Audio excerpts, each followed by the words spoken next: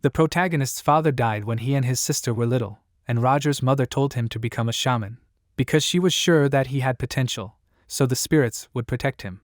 She warned him that if he did not choose this path, he would get into big trouble, and made him study the religious aspects of shamanism. These were poetry, magic, and strange things that Roger had never known before. However, at that time he already knew what he wanted from life, and all these teachings did not interest him at all, so he devoted all his time to scientific research, and after 10 years he became part of society. However, he died, having been hit by a car. It was hard to believe, but the protagonist's mother was right, because troubles overtook him. But the most amazing thing was his rebirth. He found out that life is not alone, and everything his mother said turned out to be true.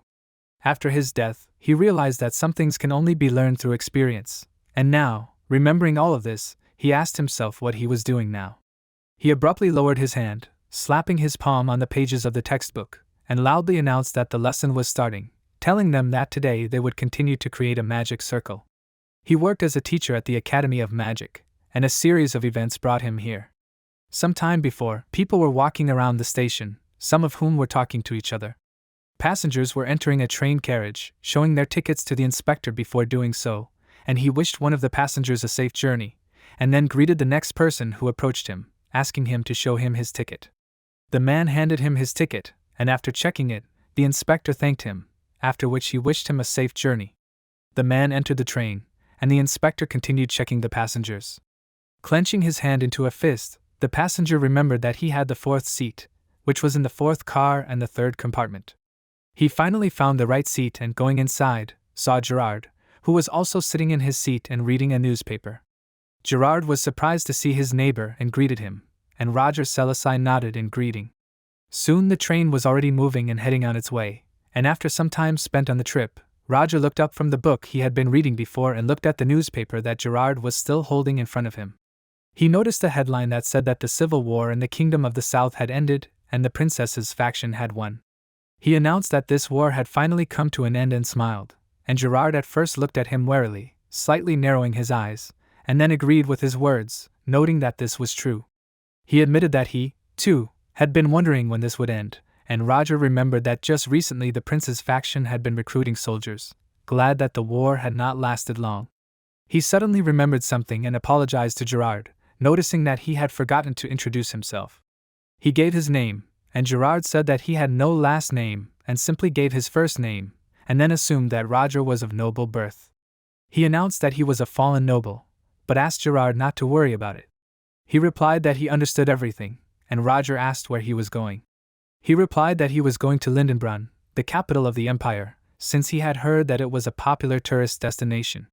Roger smiled, noting that the Exilian Empire was famous for its advanced magical engineering, so there was certainly something to see there. He himself was heading to Leathervelt to join Thean Academy. Gerard was surprised to hear his words and noticed that Roger was very young, assuming that he was an outstanding specialist. Roger awkwardly closed his eyes and grabbed his hair, saying that he was not really that way, as he was just lucky. Gerard said that many people wanted to be in Roger's place, and said that he should be proud of himself.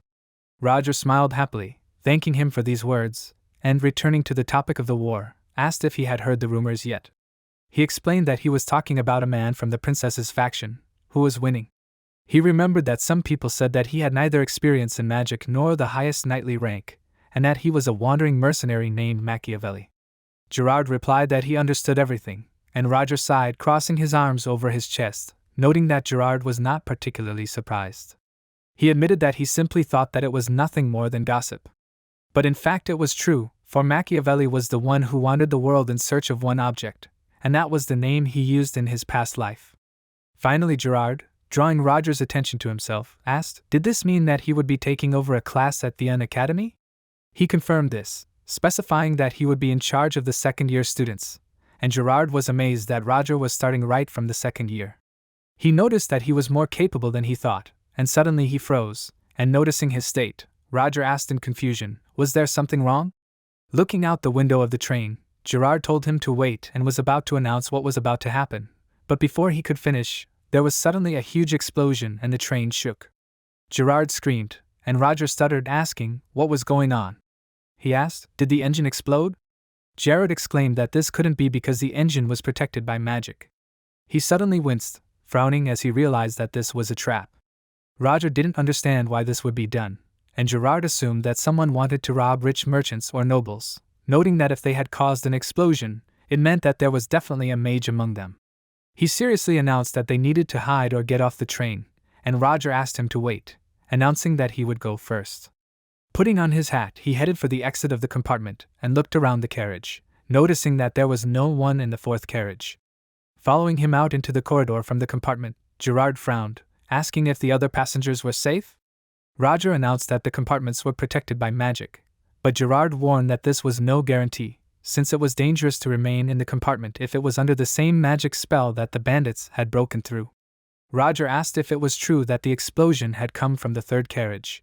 He did not understand why the robbers were not there yet, and Gerard said that if he were the robbers, he would have gone to the first carriage. Roger remembered that there were first-class passengers there, and admitted that they were lucky. Gerard suggested that he leave through the back door, since they just needed to wait for the border guards. But suddenly the bandit, using a rope, approached the window and, using the acceleration from his flight, knocked it out, breaking into the carriage. Shards of glass rained down in different directions, and screaming, Gerard and Roger jumped aside. Standing in front of Gerard and closing it with him, Roger ordered him to stand behind him. The bandit frowned as he stood up, looking at them, and Gerard assessed his condition and said that he looked like crap. Roger frowned, pressing his lips together and looking at him warily, and the bandit suddenly pulled out a dagger and ran towards them, about to attack. Roger waved his hand, forming a cloud of magical energy next to him, and directed this attack towards the man, and from the force of it, he screamed and flew to the side. They were silent for a while, and after a short pause, Gerard asked Roger if he had killed the man. He answered that he had not, explaining that he had immobilized him for a short time. Then he began to move towards the bandit, and Gerard tried to stop him, warning him that it was dangerous. But Roger said that everything was fine, explaining that he was just going to ask the man a few questions. Pointing his cane at him, he asked him to tell him why he had gotten into this carriage. The bandit made no reply but merely coughed, and then suddenly burst out laughing, and Roger declared that he had not given him permission to laugh and ordered him to answer. But the bandit was not going to listen to him, and, calling him a dirty man, shouted that he would kill them all. He suddenly opened his shirt, revealing the explosives strapped to his chest with a countdown clock on them. There was only 1 second left until the explosion, and, realizing this, Gerard called out to Roger, telling him to hide. He clenched his jaw, frowned and looked at the explosives, and the next moment there was a huge explosion and flames burst out of the carriage, sending smoke and sparks flying in all directions. As the flames gradually died down and only smoke remained in the air, Gerard screamed. He fell to the floor, covering his head with his hands, and that is why he managed to survive the explosion. As he got up, he attracted Roger's attention and asked if he was okay. Suddenly he shuddered, his eyes widening, and noticed an empty space in front of him where there was neither the bandit nor Roger, as well as a hole that had appeared in the wall of the train. He walked to the edge of the hole, looked outside and said the name Roger, then put his hand to his cheek and winced, noticing that part of his skin had peeled off. He frowned in displeasure, then sighed, remembering that this suit was custom-made. He tore off his mask, revealing his true form, and asked himself why he was always involved in accidents. There was no specific reason why he chose the name Machiavelli, because he simply took the name of a famous person from his past life. He needed to completely change his identity to avoid getting into dangerous situations while traveling the world, and the image of Machiavelli was supposed to help him do this. It had been a difficult day, and remembering how he left the battlefield, the protagonist thought that he had attracted unwanted attention, although he should have kept his identity a secret. Luckily, the princess and her soldiers were triumphant, and he managed to hide when they let their guard down and board the train to Lindebrunn. However, now he closed his eyes, asking, was this serious? He did not understand why something always happened to him. The protagonist threw the now unnecessary Gerard mask overboard the train, and then, mentally addressing Roger, told him to rest in peace, thinking about the fact that someone had set up such an ambush in broad daylight. He did not expect the bandit to detonate a bomb, because ordinary robbers would not have pulled off such a thing. He was sure that only a psychopath who intended to kill everyone could do such a thing, and assumed that these people were not targeting the passengers, but the train itself. Suddenly, a train employee ran into the carriage, attracted his attention, and asked if he was okay. Roger did not answer, and the conductor, examining the destruction in the carriage, asked what happened here. The protagonist announced that the train was under attack by armed robbers and suggested that they were heading for the first carriage, warning them not to get involved. Looking around, the man announced that he needed to evacuate the passengers through the last carriage, and was about to tell Roger what to do. But before he could finish speaking, the protagonist suddenly grabbed him by the throat, throwing him to the floor, and the man screamed, and then, stammering, turned to Roger and asked what he was doing.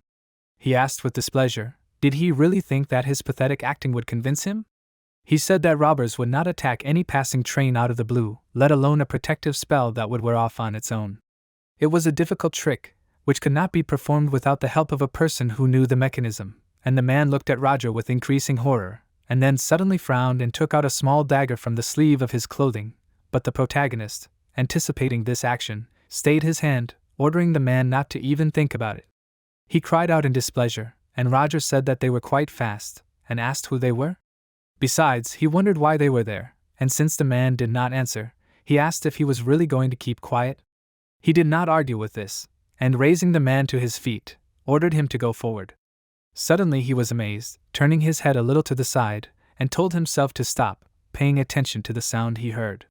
He guessed what it could be, and crying out, abruptly thrust the man in front of him, and the next moment his body was pierced through by bullets, and Roger himself squatted down in order to avoid being hit by bullets.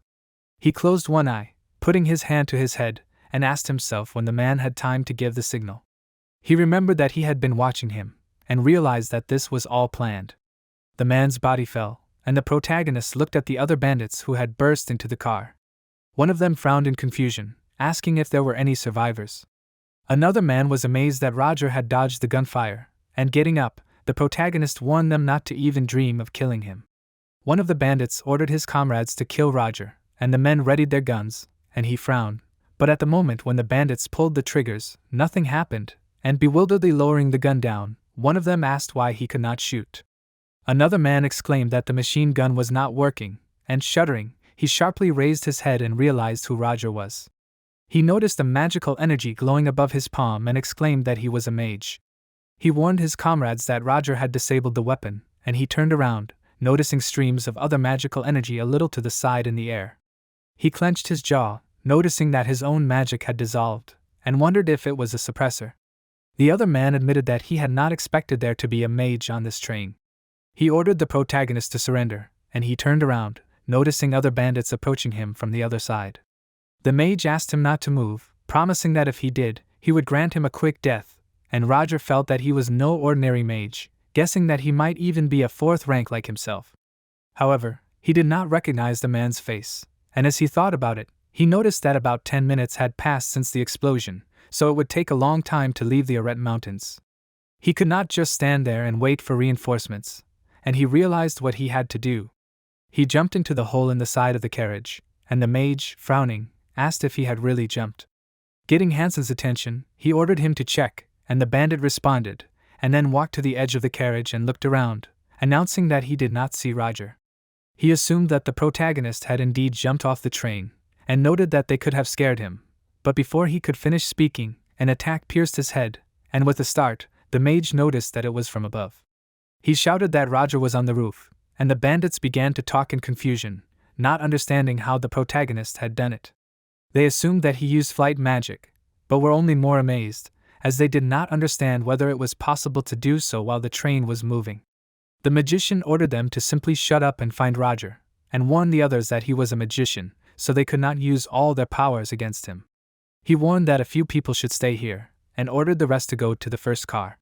The bandits obeyed without question, and several of them began to shoot their guns at the roof of the train.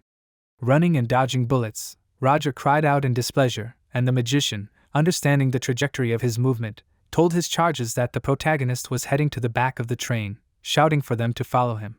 When the bandits approached the door to move to another carriage, they did not even have time to open the door, as a powerful explosion was heard, and flying to the side, they screamed, and looking at their comrades who did not survive the blast wave, the bandits who were a little behind asked, "Was this really a trap?" They did not understand how Roger did it so quickly, and the mage thought that the protagonist was different from the mages he had encountered, since the efficiency and results of his work were on a completely different level. He noticed that Roger looked more like a hunter than a magician, and even suggested that he could be a mercenary.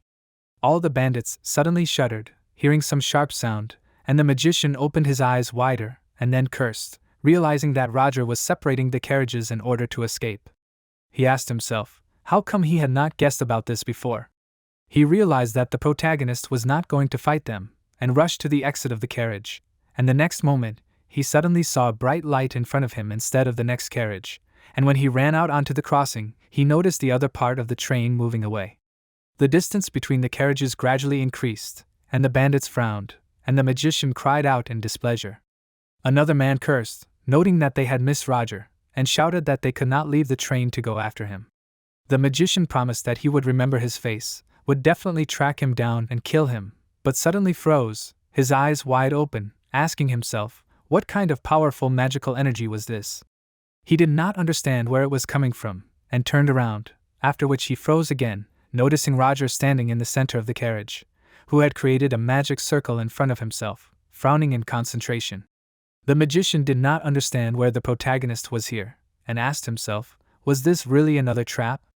Roger concentrated magical energy in front of the circle, and from this a powerful beam of magical attack was directed towards the bandits, which was so bright that it penetrated even through the walls of the train. The magician ordered his comrades to run, and he himself froze, trying to cover his face with his hand. Some time later, when the magic dissipated, the protagonist looked around, noticing the dead bandits in front of him. He thought that this was all, but suddenly noticed that the magician, despite severe damage, continued to stand, and said with surprise that he survived. The mage called him names and then asked him why he did it. He didn't understand why Roger would kill them and asked if his conscience didn't bother him at all.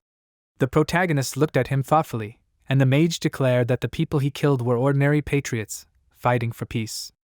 Roger noticed that the man was crazier than he expected, and the mage asked again, and the protagonist asked if they weren't the ones who tried to kill him first. He asked with displeasure if the man dared to accuse him now. He warned him to tell this to everyone who was no longer breathing and reminded him that it was he who had said that he would find him and take his life. He declared that the man was pathetic and honestly admitted that he could have let him go. But the thing was that the man now knew his face, and if he was going to get him, it would be better to settle it here and now.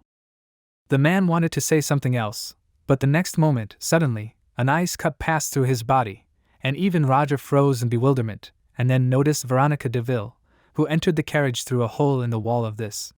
The protagonist looked at the remains of the mage's body that fell to the floor, and Veronica asked if he was okay. Roger looked at her, and she assumed that he was scared, but advised him not to worry, since the Knights of Cold Steel were already here. The other bandits began to curse, amazed that these knights were already here. They began to shoot from their weapons, shocked that the knights used flight magic in such weather.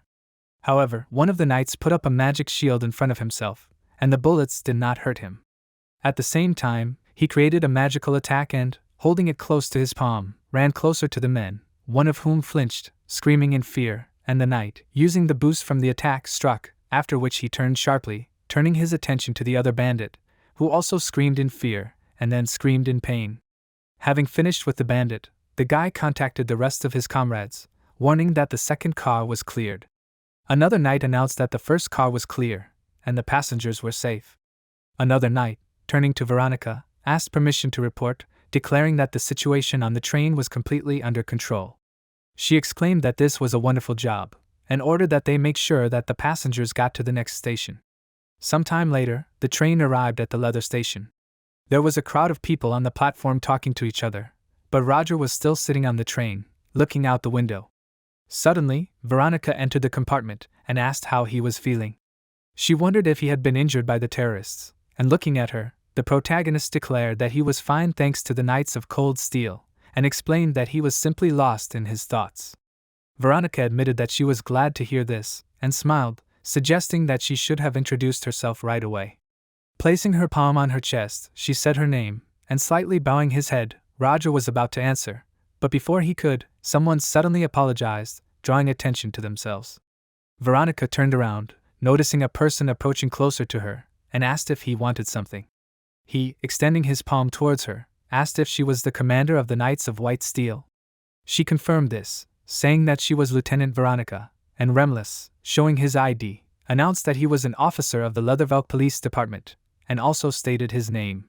He warned that he was aware of the attack on the train in the Irate Mountains, and Veronica said that they had eliminated all of the criminals.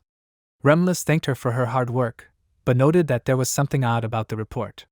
Roger winced, paying attention to their conversation, and Veronica asked, not understanding what Remlis was talking about. He put his hand on his chin thoughtfully and said that the attackers had taken over the train too quickly, but even with magic power, they could not have broken through the defenses so easily. Veronica winced, surprised, and Remlis suggested that there was someone on board the train who had helped these people. Putting her hand on her chin, Veronica thought about it and admitted that it was a reasonable idea, and Remlis added that it was only a guess, explaining that they would not detain the people, but simply establish their identities. Veronica agreed with this, noting that she understood everything, and looking at Roger, she asked if he heard. He nodded, and she warned that the main thing is to answer honestly, and in this case everything will be fine. The protagonist maintained a neutral expression on his face, but he thought that he was in big trouble. There was nothing suspicious about Gerard's personality, because he passed the ticket control as expected, and legally boarded the train, but the problem was in his face, because Gerard's mask was damaged. He certainly could not be given 45 years, and he understood that if he was under investigation, sooner or later someone would reveal his secret, and he would be hanged, and if he was lucky, he would be subjected to severe torture. There were many police officers and knights on the street, so it was impossible to escape, and he looked through the window at the street, noticing police officers. Besides, Veronica was merciless to criminals, and now she was smiling and talking to him, but he knew that as soon as they started to suspect him, she would use her magic, cutting him in two. Noticing that he was not reacting, someone drew his attention to themselves, asking if he was okay. Roger looked at Remlis, and he apologized, explaining that he needed time to get the passenger list. He noted that Roger had nothing to worry about, and asked him to simply confirm his identity. He also asked him to show the ticket, if he still had it, and the protagonist held it out, and the train employee, looking at the ticket, announced that this was seat 430. Thoughtfully repeating the seat number, Remlis looked at the documents in his hands, and read that Roger, 25 years old, and Gerard, a man of just over 40, occupied this seat. Raising his head, Remlis asked where the second passenger was. Roger replied that he had been caught in an explosion during the attack, and said that it had happened when they were passing the Irate Mountains, and he had fallen off a cliff. Remlis narrowed his eyes, thinking, and looked closely at Roger, then asked him to stay put. Veronica said that he could not be a suspect, and Remlis asked again, and she told him that when they arrived, the protagonist was fighting terrorists, and asked if a traitor would behave like that. Remlis asked if Roger had really fought robbers. He cried out in surprise and then realized what had happened, and thoughtfully holding his chin with his hand, he apologized to the protagonist, addressing him as Roger. Roger did not show his surprise outwardly, but in his mind he cried out in bewilderment, and Remlis suddenly noticed that he had been accepted to work at the Thean Academy, and asked in bewilderment. Veronica also asked if this was true. They looked at Roger, and he finally, smiling, confirmed it, and standing up, took his suitcase, after which, putting his hat on his head, said that it was so, announcing that he was the new professor. When they left the station, Remlis once again apologized to Roger for the inconvenience caused, but he said that there was no need to apologize, since he was able to get here thanks to them. Remlis said that he would take him to the academy, but the protagonist said that he was not obliged to do this, and Remlis exclaimed that the future of their empire was in Roger's hands, asking how he could not see him off. But Roger was not going to agree, as he understood that it would be better if they both left him alone. In the end, he announced that he had things to do, so he could not delay them any longer. If he insisted, Remlis was not going to argue anymore, and Roger, turning around, said that in that case he would go, and turning to Veronica, he admitted that their acquaintance was short-lived, but noted that he was glad that he met her. She exclaimed that this was mutual, and added that they might meet again. Without answering, the protagonist began to leave and thought that he could and really did it. Mentally addressing Roger, he apologized to him, and also thanked him for saving his life. He was glad that the quality of the photos left much to be desired, because it was difficult to distinguish him from the real Roger from the picture. Now that the problem was solved, he was fine, and decided that he needed to hide and create a new identity. But suddenly he froze, hearing someone call Roger's name, and turning around, he saw a man who announced that he recognized him, and added that he had seen him conversing with the knight. Bowing, Wilfred announced that he worked at the Academy, and having heard about what had happened, he had come to meet Roger. He was glad that he was unharmed, and asked him to get in, saying that he would take him to Thien.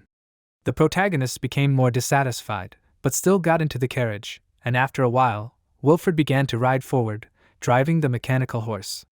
Roger leaned slightly, resting his chin on his hands, which were intertwined with each other, and thought that this was bad, since the academy ordered a person who was not an ordinary worker to meet him.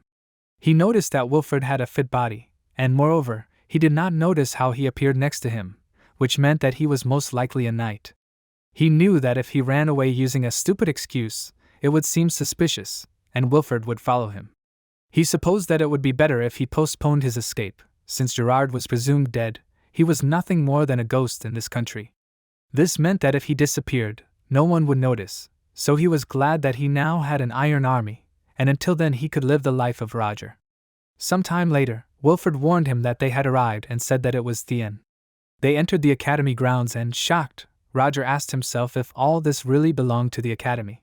The property was larger than he had imagined, and stopping the carriage, Wilfred waited for the protagonist to get out of it and said that he would take him to the rector, and also added that Roger could trust him with the luggage.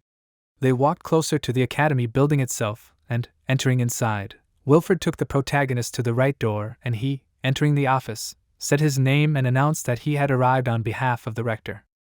Eliza Willow, sitting in front of him at the table, smiled and then said that she had been waiting for him, and saying her name, she announced that she was the rector of Thien Academy. She also asked if Roger was okay. She explained that she had heard about the terrorist attack, and he replied that everything was fine, since the knightly order had come to their aid in time. Eliza smiled happily, closing her eyes and clasping her palms together. She admitted that she was glad to hear that, since if the protagonist had suffered, it would have affected them too. He did not understand how she could speak so openly about the possible negative consequences for them, and noted that it simply did not fit into his head. However, what bothered him more was the strange feeling that arose in him as soon as he entered the room. He supposed that it could have been his imagination, and wondered with interest if Eliza had met Roger before. Looking at her smile, he wondered if she had revealed him. Eventually, Eliza began to speak again and noted that they had met in person, exclaiming that he was very tall and handsome. Roger, hearing this remark, assumed that she had not revealed him, and thanked Eliza out loud for the compliment, even if she was doing it out of politeness. She announced that she was sure that he would be popular with the students, and rising from her seat, she handed him the document, asking him to take it, and decided to repeat the information that Roger had received earlier. She explained that it stated the salary, and also that the employment contract was for 2 years, and noted that food and accommodation would be paid for by the academy. The protagonist read the written on the document, asking himself, was this really a contract?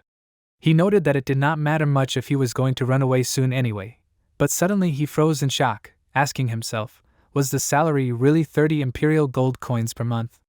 If converted into the national currency, it was 30 million dinar, and a whopping 300 million won. Watching him, Eliza asked how he was feeling about the contract. She assumed that it was a great condition, and asked if that was true. The protagonist agreed that the conditions were not bad, and thought about how to say it in his mind, and in the end thought that it was just crazy what a jackpot. However, he ordered himself to calm down, assuming that with such a salary and responsibilities, professors in Thien had a lot. He did not know if he would be able to hide his lack of knowledge of teaching at Thien Academy, where every first person was a genius. However, his job here was already a done deal, and he knew that it would be suspicious if he suddenly refused it. This meant that he had no choice but to agree, and he noted that he was good at lying, bluffing, and reading the mood of the interlocutor. Finally, he announced out loud that he was satisfied with everything and indicated that he was ready to sign the contract. He thought that he also had experience and knowledge of his present and past life, and therefore he was quite confident that he could play the role of a professor. Extending her hand towards him, Eliza said that it was wonderful and admitted that she would be glad to work with him. Shaking her hand, Roger replied that it was mutual and thought that he would only have to pretend for 2 years. In his mind, he exclaimed that he would have to survive these 2 years, and after that he would be free. Soon it was night, and sitting in the room, the protagonist thought that he had 3 weeks before the beginning of the semester. He assumed that this time should be enough to prepare. He did not think that they would give him an entire house, and sighing, he closed his eyes, asking if this really meant that this time he would be a professor at the academy? After being brought to this world 27 years ago, he was reincarnated with all his memories but lost his abilities. He couldn't rely on his parents but only on himself, and he had to endure many difficult experiences, but he never thought that he would become a professor. Technically, he had been given a fictitious job, or more accurately, he had been given it without his own desire. However, he needed a new identity, and Roger's situation played into his hands. Roger was from a fallen noble family, originally from the small kingdom of Kviaden, and he was also the only child in the family, whose parents had passed away. The style of the letters Roger found was quite formal, which meant that Roger had no relatives, and therefore no one should discover him. He was sure that there was no better disguise, and as he stood up, he decided that he needed to sort out the lectures and find information about the academy.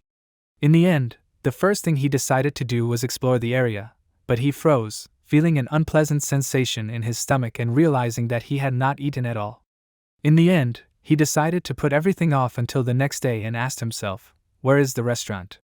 Some time later, sitting at the table, the protagonist read the documents in his hands, and taking a sip from his cup, he asked himself, "Has it really been 2 weeks already?" It was very fast, but overall he managed to collect the necessary information and prepare for the classes.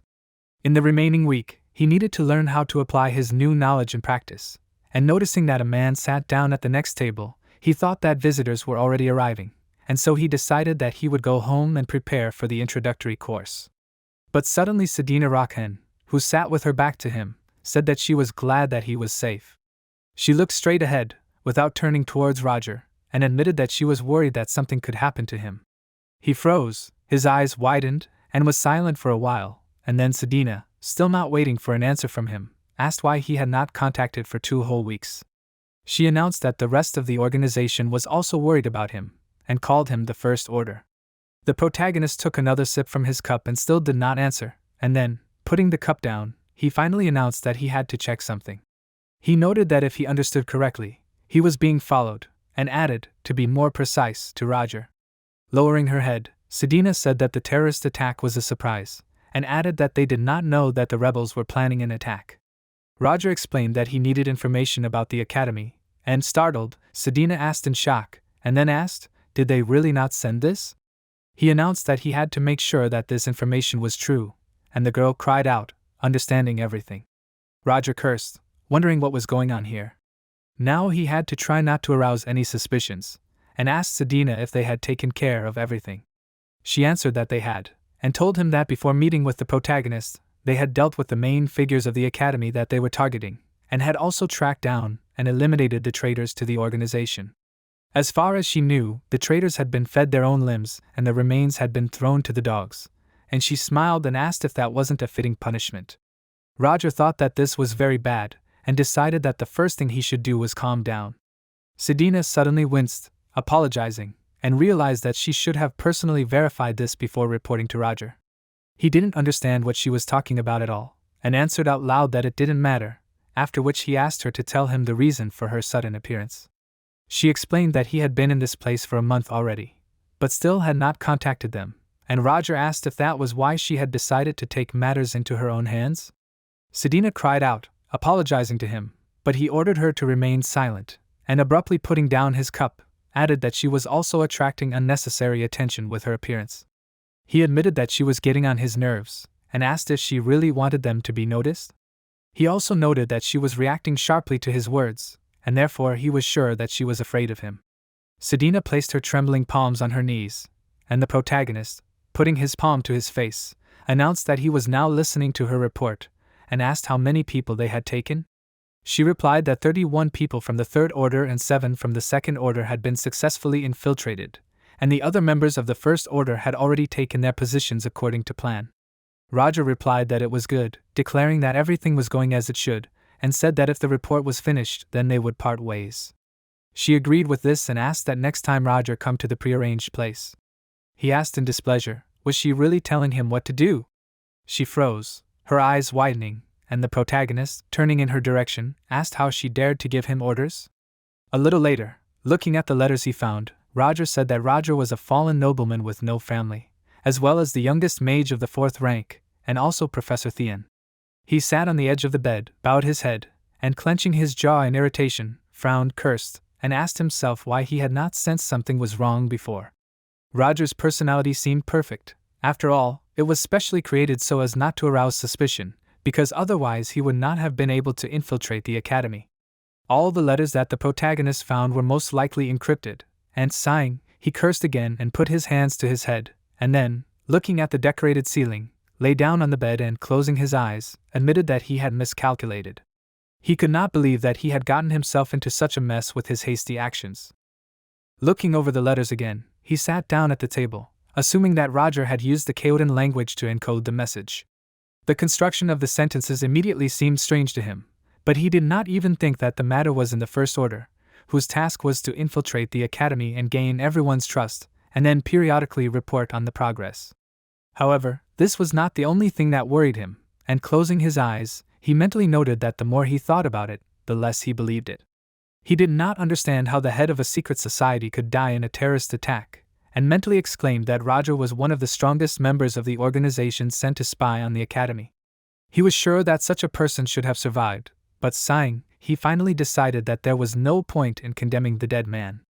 It turned out that this whole story between the Thien Academy and the secret organization was added to his secrets, and the protagonist assumed that it might even be good that the members of the organization had contacted him after all.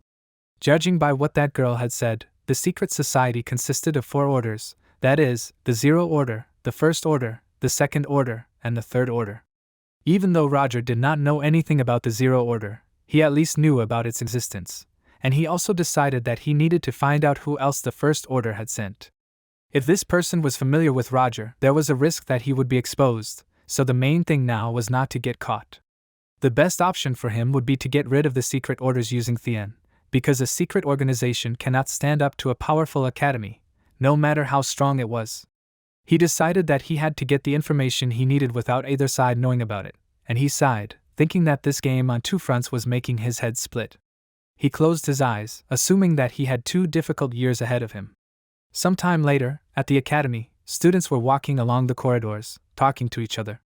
Some of them gathered in the auditorium, taking their seats, and one of the students, attracting the attention of his comrades, asked if they had heard the news yet. He announced that a new professor would be teaching the subject of spell theory and visual representation of the elements, and someone asked if this was really a new professor for the 2nd year. The person assumed that this professor knew his business, and one of the students added that the management had no other choice, since the former professor had suddenly resigned. Flora Lumos, listening to the students' conversations, suddenly turned around sharply, as one of them asked what else this professor could do when a student had embarrassed him in front of everyone by showing that she was capable of it.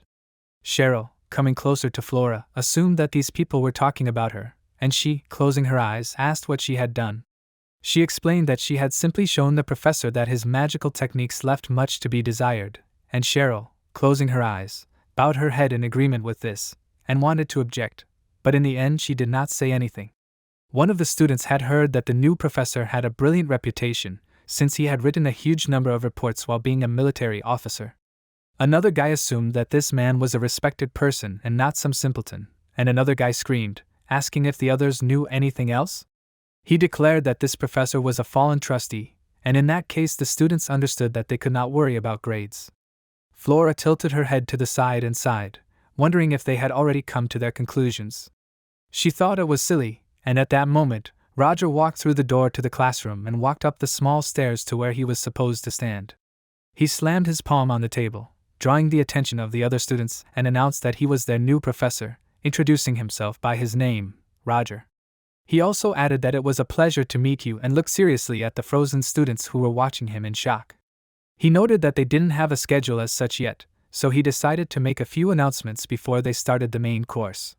He said that he would be teaching them spells, but the structure of the lessons would be unusual for them. He explained that they would be studying not only theory, but would also be developing practical skills, and added that the classes would not be held exclusively for 2nd years, and 1st years would also be able to attend. The students began to mutter at this, but Roger asked them to remain silent and held his palm out, admitting that he understood that they were not happy with this arrangement, but he asked them not to worry, warning that the workload would be the same. One of the students suddenly raised his hand, asking if they could know the reason why the protagonist decided to combine the courses. Elendo van Exilian looked at Roger carefully, waiting for him to answer, and he thought that he had seen her somewhere before, and announced out loud that he considered it his duty as a teacher to allow everyone to gain something useful from the classes, regardless of their level. In addition, he warned the students not to expect standard lessons, and Elendil admitted that she did not understand this, asking him to explain further. However, Roger said that it would be boring if he revealed all his cards so quickly, and Elendil lowered her head, and the protagonist announced that if he was of interest to them, then they would see each other at the next class. There was also something else he wanted to point out, and he warned that this would be the last one. He noted that if any of the students thought that they would be able to earn good grades without straining themselves just because he was a new professor, then he might disappoint them. He frowned seriously, looking at the frightened students, and mentally asked that they not come to his class. Although he had prepared well, he still understood that it would be easier for him to teach as few students as possible. He noted that the pride of the second years would be hurt if they allowed themselves to attend classes on an equal basis with the first years. Besides, he did not understand who would want to study with him if it was difficult, and said out loud that this was all for now, and asked if there were any questions. The students were silent, looking at him, and noticed that Roger was pressing with his energy, assuming that his work as an officer had affected him. According to rumors, he was the youngest mage of the 4th rank, and many were wondering if this was true. The students had many questions, but they could not muster the courage to ask even one, and Flora, thinking, smiled, putting her hand to her chin. Roger finally announced that if there were no questions, then he would declare the beginning of the semester open. After a while he walked out into a hallway, closing his eyes and smiling contentedly, thinking that the students had no questions at all, since he had assumed that they would at least want to clarify something or find out about him. He decided that this was better for him, although the answers he had prepared in advance were not needed. But suddenly he became much less pleased, telling himself to wait, frowned and wondered if the students had kept silent on purpose. He supposed that he should have been more friendly, and thought that he might have hurt the pride of these students.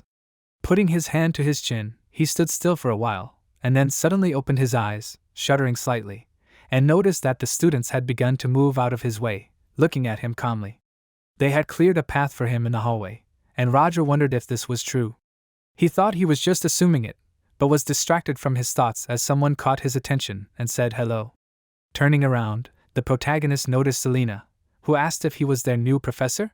She stated her name, and exclaimed that it was nice to meet him, announcing that she was also working there for the first day. Roger realized how things really were and replied that it was mutual, asking if Selena wanted to ask him something. She replied that she did want to ask him, and asked if he had eaten lunch yet. Soon, outside the academy, someone admitted that it was nice to meet him. It was Braino, and he was teaching the students how to summon golems. Matilda, who was standing next to him, also introduced herself, explaining that she was in charge of charms and hallucinations from the curse and dispelling magic section.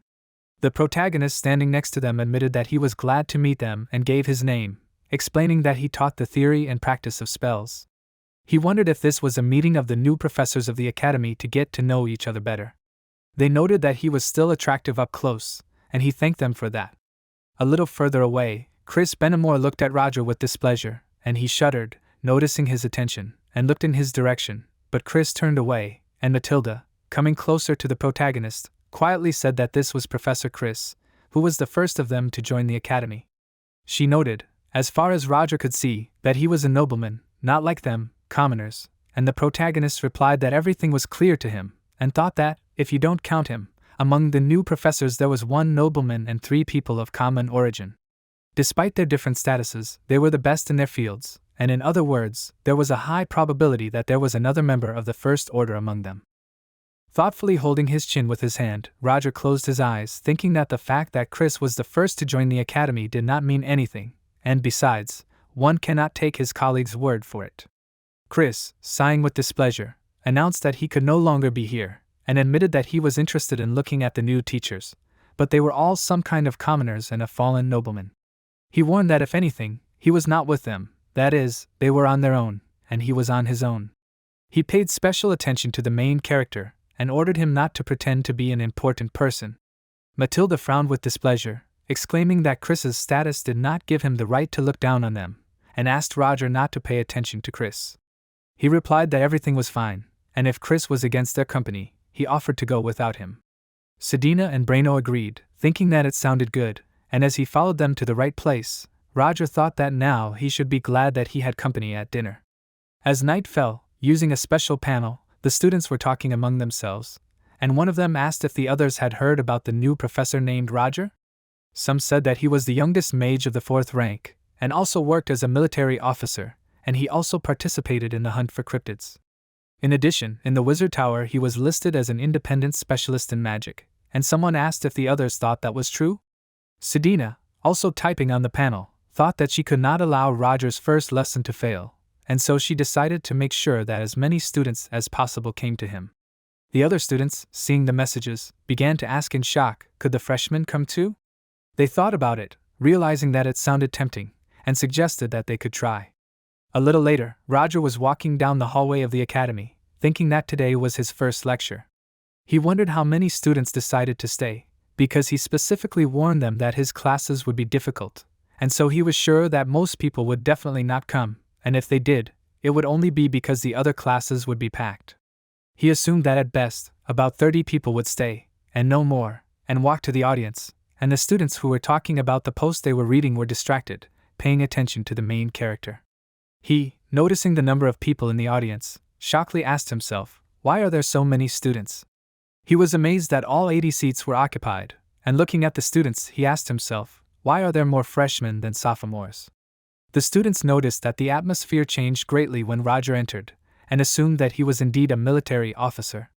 The protagonist, meanwhile, wondered if it was really scary for first years to attend classes with second years.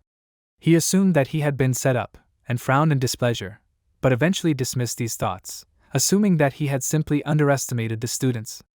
As he approached the table, he put his hand to his face, thinking that the Academy was attended by the best of the best from all over the continent, and assumed that he had awakened their competitive spirit. Finally, removing his hand from his face, he realized that he had no choice, and said that he saw new faces, so he decided that he should introduce himself. He stated his name, warning that he would teach the students everything about spells. He decided that he would give it his all, and one of the boys, raising his hand, announced that he had a question, and asked if Roger meant all 4 training profiles when he said that he would teach them everything. The protagonist looked at him with displeasure, warning that he had not yet allowed questions, but he decided that today he would be lenient. The boy lowered his hand in fear, and Roger said that from this day on, those who disrupted the course of the lesson or questioned his authority would have points deducted, but they would have the opportunity to gain it again, so he warned them not to relax. However, since the question was already asked, he decided to answer it, and confirmed that he would teach the students all training profiles. These profiles were release, elemental magic, telekinesis, and strengthening, and that was what they were called. One of the students noted that usually they taught a maximum of 2 of these, but Roger aimed for 4 at once. Flora, with her hand on her chin, suggested that the protagonist was setting the bar too high, and he decided that today he would show something that would stir up the interest of the students. Putting his wand forward, he concentrated magical energy next to it, telling that it was a 3rd-level spell called Trembling Flame. It was created based on the release using heat, ignition, compression, expansion, dispersion, and acceleration. It was a technique of synergy of 7 components, and it was 3 times faster than modern methods of performing this spell. He smiled slightly, looking at the students, and they began to talk among themselves, asking if Roger was really going to speed up the process of creating a spell. They did not know if it was possible, and noted that it was somehow unconvincing. Cheryl, looking at Flora, asked how she thought Roger was telling the truth. Flora admitted that she was not sure, because she did not think it was possible, because Roger changed the basic structure of the spell. She thought that there were scrolls to store spells, as well as memory reverberation, but both methods had their limits. She thought that if the protagonist used one of these methods, then she would be very disappointed in him. Roger, leaving the spell floating in the air next to him, assumed that the students had many questions, and decided that he would answer some of them. Alex Silent, a second year, raised his hand and asked how this technique could be 3 times faster than the techniques they knew. The protagonist explained that it reduced the time it took to cast the spell, and said that the next person could speak. Dahlia, a first year, also raised her hand and asked if this meant that Roger had changed the structure of an existing spell. He replied that it was not so, because if you rework a ready-made technique, then it will be a completely different spell. He announced that he would teach the students to speed up the spell creation processes, while keeping the technique in its original form. Another student raised his hand, attracting Roger's attention. It was Flora, who declared that it was impossible, and looking at her, the protagonist froze for a while, not answering. Flora introduced herself, again declaring that it was impossible, and while Roger was silent, looking at her seriously, the students noticed that it was Flora's turn, and warned the protagonist to be more careful.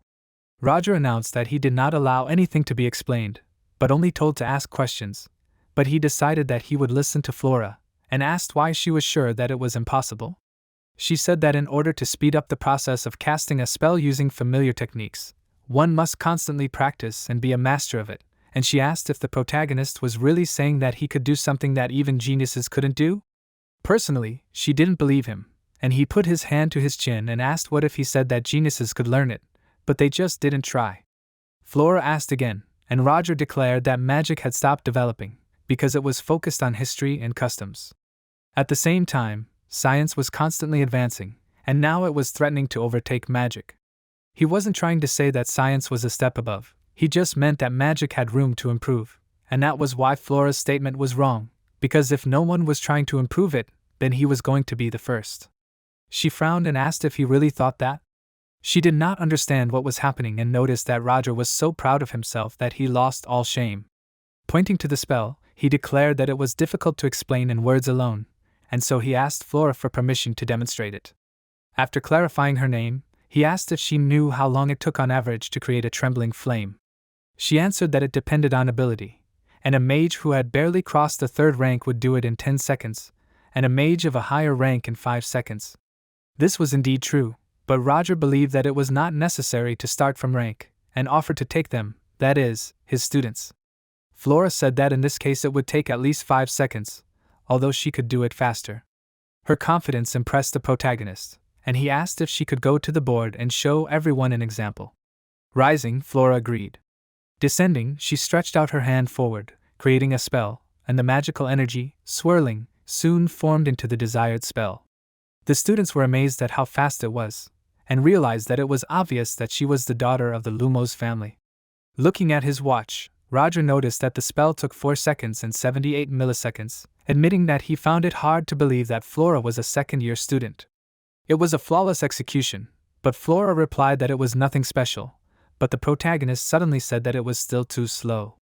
Flora asked again, and he announced that the best time for a 3rd-tier mage was 4.41 seconds, so Flora's time was a little short. She announced that she would speed up if she practiced, and Roger suddenly said that 4.41 was still not fast enough. The students were amazed, asking if he was serious. They wondered how fast the protagonist was in that case, and he stretched out his hand and told them to watch how to create a flickering flame. A beam of magical energy shot forward, and watching Roger's actions, Flora asked what he was doing. She thought it was another technique, and the next moment, the desired magic circle was already formed in front of the protagonist. Flora, as well as the other students, froze in shock, asking what was that. The spell took 1 second, but they noticed that even less time passed. Flora thought that this was not the trembling flame technique, noticing that Roger completely changed the structure of it. The protagonist asked if everyone saw it. He decided to repeat the spell for those who did not notice, and again created it, and the students froze again, watching him in shock. Roger noticed that they now changed their minds, and announced that it took him 0.24 seconds to create the trembling flame. This was much faster than the official record, and the spell may have seemed strange, because the first time he used a different technique. But the spell was still the same, and in other words, he was using one technique to create another technique.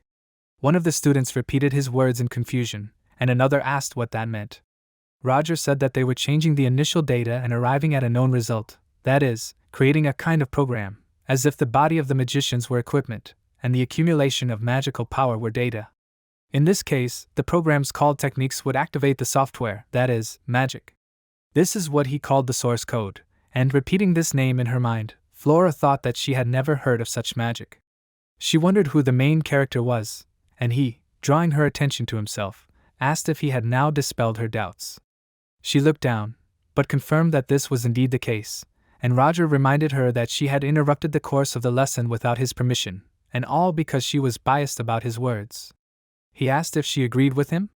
Flora lowered her head in agreement, and the protagonist warned her seriously that she had acted unreasonably rudely towards him, and so he warned her that she would have -10 points. Flora stood there without answering, and the students did not understand how this could be, shocked that Roger had penalized Flora. Cheryl looked at her excitedly, saying her name, and Flora clenched her jaw, then turned around, getting ready to go to her seat. The protagonist suddenly began to speak again and said that she showed the perfect technique for creating a trembling flame. Flora froze and he returned her 10 points and warned that he respected diligent students, praising Flora. She, clenching her hand into a fist, thanked him for the praise, and one of the students asked if the penalty points were really cancelled. Another girl admitted that she was very happy, and one of the boys sighed in displeasure. When Flora returned to her seat, Cheryl asked how she was feeling. She declared that everything was fine and thanked her for her concern. She smiled in agreement and thought that Flora had quickly dismissed the situation, but noted that it could not be otherwise. After all, it was Flora. She looked away a little, and Flora frowned in displeasure, while Roger, taking off his coat, hung it on the coat rack, warning that this was only an introduction, and now he decided to begin the lesson. He also warned that he would select students who would listen to him carefully and teach them the opening move, so he told them to work hard. Some students looked at him enthusiastically, and some looked a little more afraid, and the protagonist began his lecture. Aiden thought that he had heard the other students talking nonsense about Roger, and that he was afraid that he had come in vain. But he was wrong, and now he smiled in admiration, now understanding why Thien was the strongest academy. Some time later, the protagonist announced that their class was over, and turning to leave, he said that the students could go free, and asked them to review the material at home. As he left, Aiden exclaimed that Roger was incredible, and he could not even believe that he saw something similar to the source code. Jeevan Felios sighed dismissively, asking if such nonsense really impressed the other students. He declared that it only showed how narrow-minded they were, and said that this was why commoners did not belong here. Aiden looked at him in bewilderment, and then turned his head towards the rest of the students, who turned away, doing their own thing. Awkwardly scratching the back of his head with his palm, he asked if Jeevan was really talking to him. He apologized, and Jeevan asked irritably if he was making fun of him. Aiden exclaimed that he was absolutely not doing that, but Jeevan was already angry and asked how he dared to look down on the eldest son of Baron Felio. Aiden reminded him that he was saying that he did not want this, and someone else suddenly said the name of Baron Felio and asked if his estate was on the far border of the empire. It was Leo, who, descending from the top of the audience, looked seriously at Jeevan and Aiden. Grinning, Jeevan asked if Thien was now accepting children too. Leo, sighing, said that it was better this way than accepting the stupid sons of the baronial family. Jeevan gritted his teeth in irritation, frowning as he pulled out his wand. Then, calling Aiden and Leo names, he ordered them to listen, and asked how dare they insult a noble. He promised that they would answer for their words, but Leo did not look scared by his threat, and simply suggested that he try it. Jeevan flinched, asking in confusion, and Leo, going even lower, repeated that he told him to try it, and suggested that he see what would happen if Jeevan attacked right there. He doubted that the academy would turn a blind eye to this just because of Jeevan's status, and asked if he hadn't bothered to read the rules before joining. He warned him to look around better before raising his voice, and asked if Jeevan had noticed that they had observers. He turned around, indeed seeing students talking among themselves, watching them. He repeated Leo's words about watching his back and frowned indignantly, and when he left, Aiden sighed and thanked Leo for his help, then told him his name. Leo introduced himself in return, warning Aiden not to thank him, as he was simply pissed off by Jeevan bragging about his status. Aiden exclaimed that Leo was a very nice guy, and he asked if he heard what he said. In the end, he decided to go, and Aiden exclaimed that he would go with him. Leo, closing his eyes, noted that he did not even know where he was going, but Aiden asked if it was true that he was holding alchemy textbooks. He explained that he was also going to an alchemy class, and Leo sighed after looking at him, but eventually told him to do as he wanted. He also warned Aiden not to be so obvious, and he asked confusedly, what was he talking about? Leo explained that he was talking about Aiden being a country bumpkin and a commoner, and that he couldn't study magic properly. Aiden asked if it was really that obvious. He didn't even know that, and Leo warned him that he needed to know how things worked in Thien, especially with the second years, who had some of the most social standing. First, it was Flora, a second-year student, and Aiden asked if Leo was talking about the girl who had spoken in front of the class today. He confirmed it, noting that he had heard that Flora was no picnic, so he warned Aiden not to go near her, since the previous professor of spell theory and practice had quit because of her. Second, it was a noblewoman from the Exilian Empire, the third princess of Elendil. He added that commoners like them would get into trouble if they offended a royal, and Aiden knew who he was talking about, noting that he had seen Elendil in the lecture. Thirdly, there was another student who led the most famous company of the second year, consisting of nobles, and that was Frieden Woolberg. Noticing the name Frieden, Aiden remembered that the Woolbergs were one of the 3 most noble ducal families. Leo confirmed this, noting that to them they were just gnats, and therefore they should stay away from the Friedens, but fortunately he did not attend that class. In addition, he also remembered that Felio was one of their company, and sighing, Aiden noted that he had already managed to irritate him. However, he decided that nothing could be done about it, and asked if there was anyone else. Leo couldn't tell if he was being brave or stupid, but he eventually told them that there were a few more students that he would tell them about on the way. Happy about this, Aiden asked if Leo wanted to have lunch together. Leo asked again, why would he want to? During this time, one of the students was watching them closely. Soon, Roger walked down the hallway of the academy, thinking about what happened, and noted that the students' reactions were better than he imagined, because he didn't even expect this. The time in this world corresponded to the 19th century on Earth, and even if you take into account the presence of magical power, science here has not advanced as well as it was in the 21st century in Roger's world. That's why he created the source code by combining magic and science, and he really didn't think that it would surprise the students so much. When his teacher saw this development, he simply said that it was not bad, and noting that he was brief, the protagonist noted that this was why he expected something like this from the students. The process of creating a spell had to be fast and precise, but it was difficult and limited to the 3rd tier. He could not teach the students only the source code, and decided that he needed to prepare more spells in order to not be discovered. He walked up to the door and asked himself, was this really his office? Opening the door, he walked inside, and Eliza, who was in the office, sighed remotely, turning around in his direction. She smiled, telling him to come in, and asked how he liked the office. She assumed that it had a beautiful interior, but Roger did not answer, but simply looked at her in surprise. Some time later, Eliza told him that each professor in the academy was allocated a personal space. She added that the protagonist could use this space at his own discretion. He sat opposite her on the sofa and, realizing how things really were, asked what brought Eliza here. She asked if she couldn't be there. Closing his eyes, he explained that he was simply curious about the reason for her visit, honestly admitting that she had confused him with her appearance. Closing her eyes, Eliza smiled, explaining that she simply wanted to check on their dear professor, and also drew attention to the fact that Roger was very frank. She added that she was obliged to keep an eye on them, being the rector, and looked closely at the main character, and he, lowering his head, thought, noticing that he felt a tingling in his body when their eyes met. Crossing her arms over her chest a little displeasedly, Eliza said that Roger was very calm, and admitted that she thought he would be surprised. He apologized, but declared that his portion of surprises for today was full, but thought that stumbling upon the conduct at night would not be so unexpected, wondering what Eliza was doing in his office. She added that for the other professors her appearance was unexpected, and noted that Roger was the last one she visited. He realized that she had visited not only him, and wondered why she saved him for last. He assumed that she knew something, and thought that no matter how well the organization was hidden, suspicious details would not go unnoticed by the rector of the academy. He assumed that Eliza suspected him of something, but thought that it was unfair, because although he led a secret organization, he did not work for them.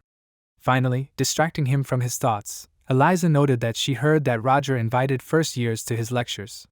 He confirmed this, explaining that he did not separate the students into classes, and Eliza warned that she was not blaming him for anything, admitting that she actually agreed with his teaching methods, as there were some really strong students among the new students. There were also students who used unique magic, and the protagonist asked if that was true.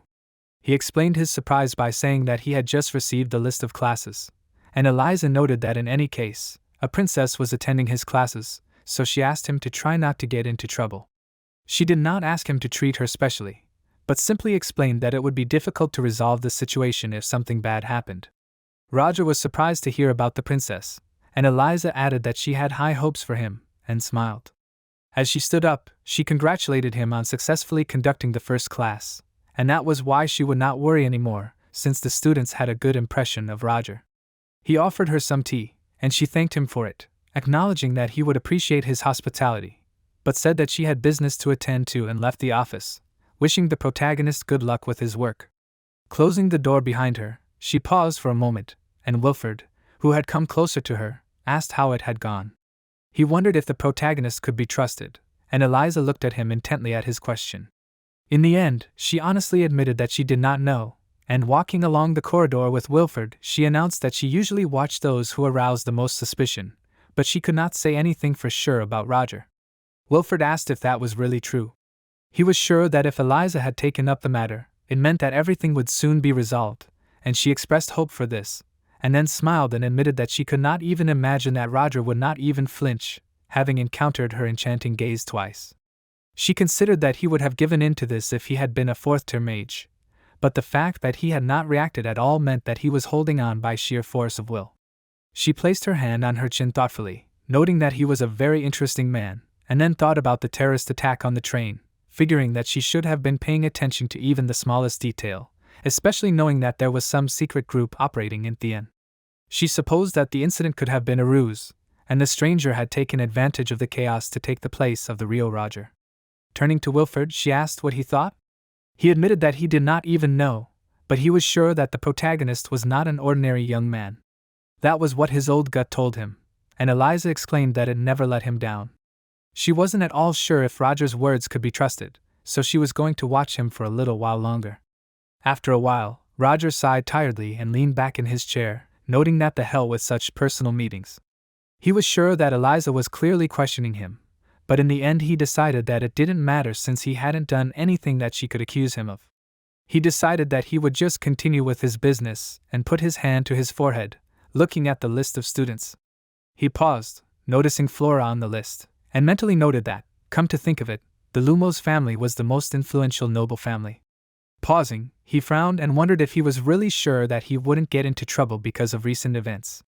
He pondered this for a while, but then suddenly remembered something and assumed that Flora must not have taken his words to heart, since he even gave her extra points as a sign of reconciliation. He also remembered that Eliza had noted that he had many wonderful students, and looking through the list of students further, he thought that if he started from a first-year student vouched for by the Magic Tower and ended with the Princess of the Exilian Empire, then this was indeed true. And suddenly he froze in surprise, paying attention to the information about Aiden, and asked himself if this was really the guy practicing unique magic that Eliza was talking about. He remembered that he had seen him somewhere before, and continuing to look through the documents, he decided that maybe he would remember this later. But in any case, he was sure that he needed to remain on guard, because judging by the burning look, Eliza still did not trust him. However, he suddenly assumed that it would be better for him to stick with the secret organization, since that girl called him the First Order. He remembered his conversation with her, thinking that she must have seen Roger's face when he got on the train, which meant that it was not a surprise to her that he had changed his appearance. He frowned, bowing his head, and remembered that the real Roger was an expert in disguise and infiltration, guessing that was what he should do now. However, interrupting his thoughts, he closed his eyes, shaking his head from side to side, and rejected these thoughts, since he knew how it would end if someone caught him. Besides, there was no guarantee that the secret organization would protect him, and so for now he had to remain a professor and do the best he could. Suddenly he shuddered, asking who was there? When he went out into the corridor, the man handed him the documents, greeting him, and announced that he came to give him this. Looking at the documents, the protagonist asked if this was really a round schedule. His interlocutor confirmed this, announcing that it was Roger's turn today, and he remembered that the contract mentioned this. Exclaiming that this was the end of his authority, the man began to leave, warning that he would go, and Roger looked after him, after which he glanced at the received letter, realizing that this was a round schedule. He assumed that there was nothing complicated about this. Some time later, in the training hall, some students were training, and some of them were talking, and suddenly someone indignantly asked again. It was Dynama, who, looking furiously at her interlocutor, ordered her to repeat herself. Renee confidently exclaimed that she had the right to stay here, since this place was intended for public use. She asked if Dynama was not satisfied with something, why didn't she leave? She asked how dare such an uncouth commoner be insolent to her? Renee countered that in Thien everyone was equal, regardless of status or background, and asked if Dynama knew that. She smirked, saying that some people said that so that Renee and her kind would not feel left out. Dynama's comrades, standing nearby, also smiled, calling the commoners very stupid. They noted that these bugs were trying to crawl higher, and laughed, and Renee realized that no matter what she said, they would not listen to her. She pressed her lips tighter, saying nothing, and Dyneema ordered that if she understood everything, she should beg her to forgive her for her behavior. Without answering, Renee turned to leave, and one of Dyneema's comrades noticed that Renee was leaving, and another student laughed and asked why she had been so stubborn. They noted that she knew how it would end, and Dyneema suddenly frowned in anger and asked herself, did Renee, whom she called a plebeian, decide to ignore her words? Taking out her magic wand, she called out to her, and then asked if she really thought of leaving. She formed a magic attack, directing it towards Renee, and her comrades, noticing this, flinched. Renee looked at the attack approaching her, but she could do nothing, and only screamed, putting her hands in front of her head. The next moment, a bright flash appeared, and Dyneema's spell dissolved, and she, looking back, asked in displeasure, who dared to interfere? The person who dispelled her spell asked, what are they doing? He noticed that they were fighting in a hall intended for training, and Dyneema focused on the person speaking, and he continued to reason, declaring that this could not even be called a fight. Renee froze, and Roger, who stopped the fight, drew attention to the fact that the school year had just begun, and they were already in trouble. In his opinion, this was disrespect for the Thien Academy, and Renee asked if this was really him. Dyneema simply flinched, frowning, and the protagonist, using magic, descended from the stairs straight through the air, noting that he wanted to limit himself to a warning, but this was a one-sided attack. Dyneema indignantly asked what the problem was. She noted that it was necessary in order to protect the honor of her family, and Roger, interrupting her words, asked again, after which he said that all Thien students are equal. No matter how noble Dyneema's bloodline, he simply could not turn a blind eye to it. She frowned even more, clenching her jaw, and turning away, Roger ordered her to follow him at once. Dyneema cried out in indignation, and then turned to him, bowing her head in irritation, and called him an insignificant fallen noble. Roger froze, and Dyneema suddenly flinched, and noticing her strange behavior, one of her comrades called out to her, but she did not respond. Renee also froze, and Roger, turning towards Dyneema, asked what she had just said. A threatening aura emanated from him, and Dyneema flinched, and Roger again asked her to repeat what she had said. Renee watched what was happening in bewilderment. Dyneema froze, trembling with horror, and could not say anything, and the main character, coming even closer to her, asked if he was really an insignificant fallen nobleman. One of the girls, having brought Celine to the training hall, showed where they were, and frowning excitedly, she stretched out her hand forward, calling out to Roger, since she noticed that he raised his hand. However, he did not hit Dyneema, who had already closed her eyes and prepared for pain, but simply put his hand on her shoulder, admitting that this was true. Celine froze, smiling in bewilderment, and Dyneema, opening her eyes wider, asked what this meant. Roger admitted that she had correctly noted that he was a fallen nobleman, but they were in Thien, and he was a professor, and it turned out that she was questioning his authority. He asked, is that not so? Dyneema lowered her head, and the protagonist said that she had just enrolled, suggesting that she would have a hard time adjusting to her new surroundings. Dyneema looked up at him in confusion, and Roger said that they would assume that she misspoke, and he decided that he would let her go this time. However, he warned that she would receive a disciplinary reprimand for her rude behavior towards her classmate. Dyneema frowned, lowering her head, and Roger turned to Renee, asking if she was hurt. She asked again in surprise, and then exclaimed that she was not hurt, and Roger was glad about this. Drawing Celine's attention to himself, he said that he was leaving them to her, and she agreed. Turning around, the protagonist left, and Renee, putting her hand to her chest, thought that Roger knew her name, and asked herself if he really remembered that she went to his classes. Such surprise was due to the fact that she was an ordinary commoner who did not stand out among the other students, and she remembered Roger saying that in Thien everyone was equal, and repeated it. She, smiling, asked herself if it turns out that the protagonist is not as bad as he seemed. Now she felt that she could trust him and follow his example. Putting her palms to her cheeks, she decided that now she would study even better. A little later, at night, Roger was sitting on a bench on the street, and bowing his head, he sighed. He frowned painfully, clenching his jaw, and took out a flask from his coat pocket, then poured a few pills into his mouth, swallowing them. After a while, he noticed that he felt better, and wondered what he would do without these pills. He did not understand why all this commotion happened now, and noticed that he almost showed his weak side.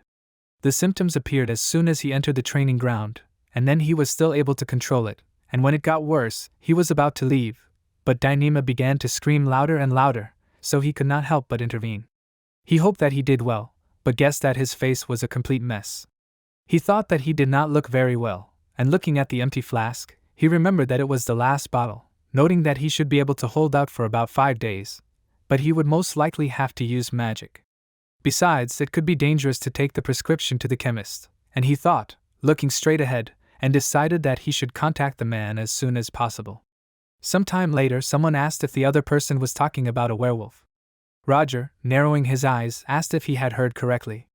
Selena exclaimed that it was, declaring that it was a werewolf, and said that the students were saying that they had seen a dark figure in the city last night, sitting on the roof of a building. In the protagonist's opinion, this sounded like an urban tale about ghosts, and Selena asked if he really thought so. She said that there were also witnesses of this monster appearing in the territory of Theon, and Roger asked if this was true. She answered that it was, and said that of course it could be something else, but it was probably a werewolf. It was not surprising to encounter such an unusual phenomenon in the magical environment of the academy, and there were even stories about the 7 ghosts of Theon. Roger asked if such a thing really existed. Selena closed her eyes, confirming this, and asked if he hadn't heard about it. He noted that she knew a lot of ghost stories, and asked if that was true. Selena froze, but continued to smile, and suddenly became embarrassed, starting to wave her hand, and she asked the protagonist not to think that she was specifically looking for information about the supernatural side of the academy, because she just wanted to pick topics for discussion that would be interesting to the students, and so she did a little research, so it could not be said that she was interested in such things. Roger thought it was a compliment, and eventually announced out loud that he understood everything, asking Selena to calm down. She continued to justify herself, saying that this was not true, and suddenly Matilda caught Roger's attention and said that she heard that he demonstrated an unusual technique in the first lesson. Selena shuddered, looking at her, and then frowned enthusiastically, putting her palms together, and Matilda noted that Roger had created something innovative, speeding up the process of creating a spell, and asked what was the name of it. Selena exclaimed that it was the source code, and for some time they continued to talk, and the teachers passing by looked intently at their group sitting at the table. Matilda confirmed that this was indeed so, and asked if it was true.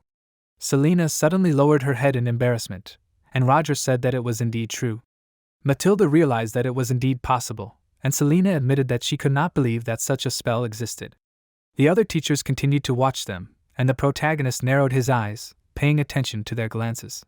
Matilda explained that the thing is that everyone wants to know the secret of Roger's magic, because rumors spread quickly. The protagonist asked if she was talking about the secret of his magic. He thought about it, starting to eat his food, and Matilda asked if he was sure that he could reveal the secret of such unique magic here. Selena agreed with this, noting that the magic tower could issue Roger a patent. But he said that he was not interested, thinking that it was really better for him not to take any patents, because if he let his guard down, he would easily get a knife in the back. But so far the magic tower had not contacted him, and the other professors were already actively burning him with their glances. He turned his attention to them, and suddenly noticed Chris among such teachers and asked himself if it was true that it was him. He thought that such a look could kill, and then bowed his head, remembering the werewolf. When night fell, he stood in the city and thought that it was already late. He supposed that he should walk around and look for the one he needed. Suddenly, a monster landed behind him, which suddenly ran towards him, swinging its paw in order to attack him. However, the protagonist easily dodged and, swinging his leg, in turn threw the monster aside, and it, hitting the ground, screamed. When the dust cleared, Roger admitted that he was wondering where Hans was going, and asked if he was really waiting to pull off such a trick.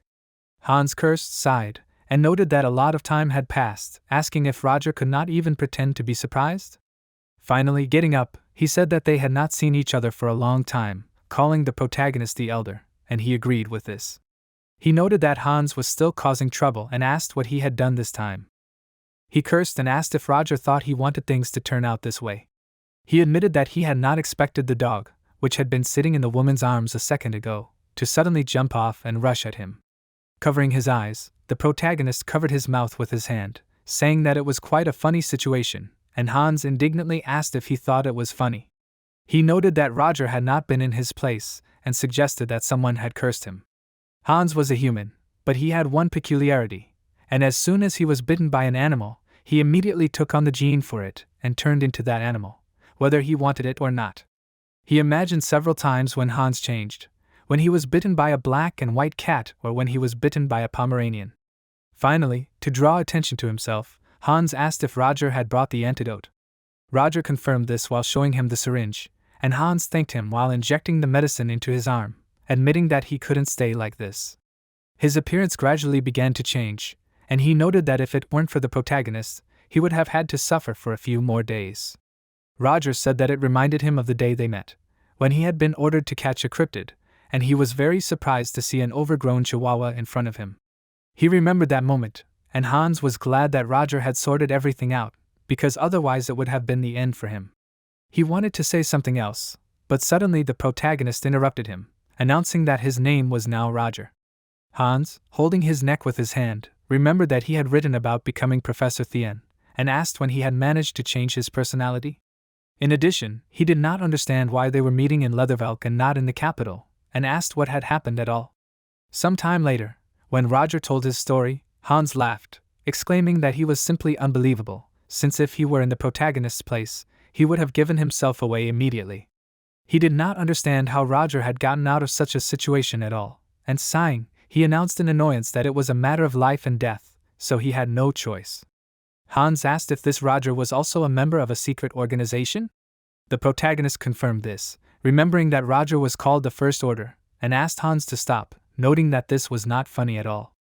Crossing his arms over his chest, Hans repeated the name First Order, and the protagonist asked if this meant anything to him.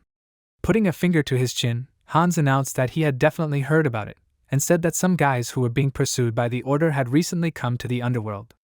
Roger was sure it was them and asked what their company was called.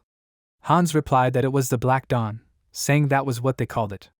He suggested that Roger might have been lucky to survive, but if he had made even one mistake, he would have given it away. Closing his eyes, the protagonist agreed with this, realizing that he needed to prepare. He suddenly asked if Hans had brought the suitcase he asked for.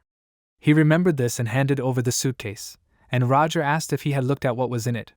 Hans replied that he was not crazy enough to rummage through Roger's things, and added that even if he wanted to, he still could not open it. The protagonist suddenly remembered something else and suggested that Sheridan was still waiting for him, asking Hans to convey his apologies. He said that no one knew that something like this would happen, so there was nothing to apologize for. Roger opened the suitcase, looking at the contents of it, and noticed that they both needed medicine so much, asking why then in the letter Hans asked him to wait 2 days. He did not understand why they did not meet immediately, and shuddering, Hans asked in bewilderment, what was he talking about? Roger did not understand in what sense he was asking him, and announced that the day before yesterday he heard a rumor about the appearance of a werewolf. Hans asked again, noting that he had arrived in Leathervelk only today, and asked why he would wait 2 whole days. For a while they both froze, and suddenly a sharp sound was heard, because of which Hans became frightened, and the main character shuddered and frowned in concentration. Hans attracted Roger's attention and asked if this was really the same one. He confirmed that it was indeed so, and looking at the dark silhouette visible in the distance on the roof, he said that it was a real werewolf. The monster growled, looking around, and Hans cursed, realizing that it really existed. He assumed that the werewolf had not noticed them, and said that they should leave this place. However, Roger refused this, since he understood that the werewolf would notice them if they moved. He assumed that it went out to hunt, and suddenly he shuddered in surprise, noticing a pendant hanging around the werewolf's neck. He asked what was there. Drawing Hans's attention to himself, he warned him that he should check it out, and asking again, Hans assumed that he wanted to come closer. Roger said that something was sparkling on the monster's neck, suggesting that someone had specially hung this thing on it.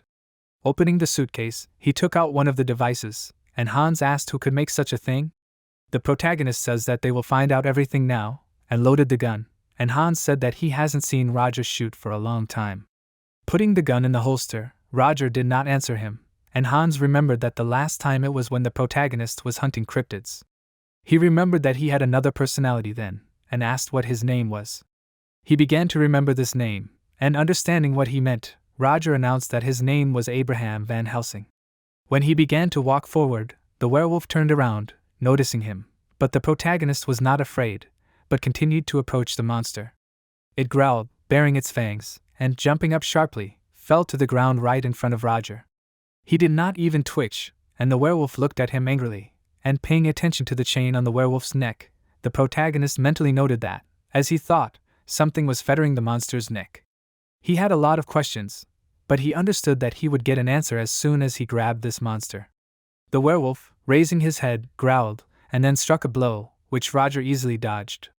When he stepped on the ground, a small circle of magical energy appeared under his foot, and the werewolf continued to attack, but the protagonist easily dodged each time, retreating back.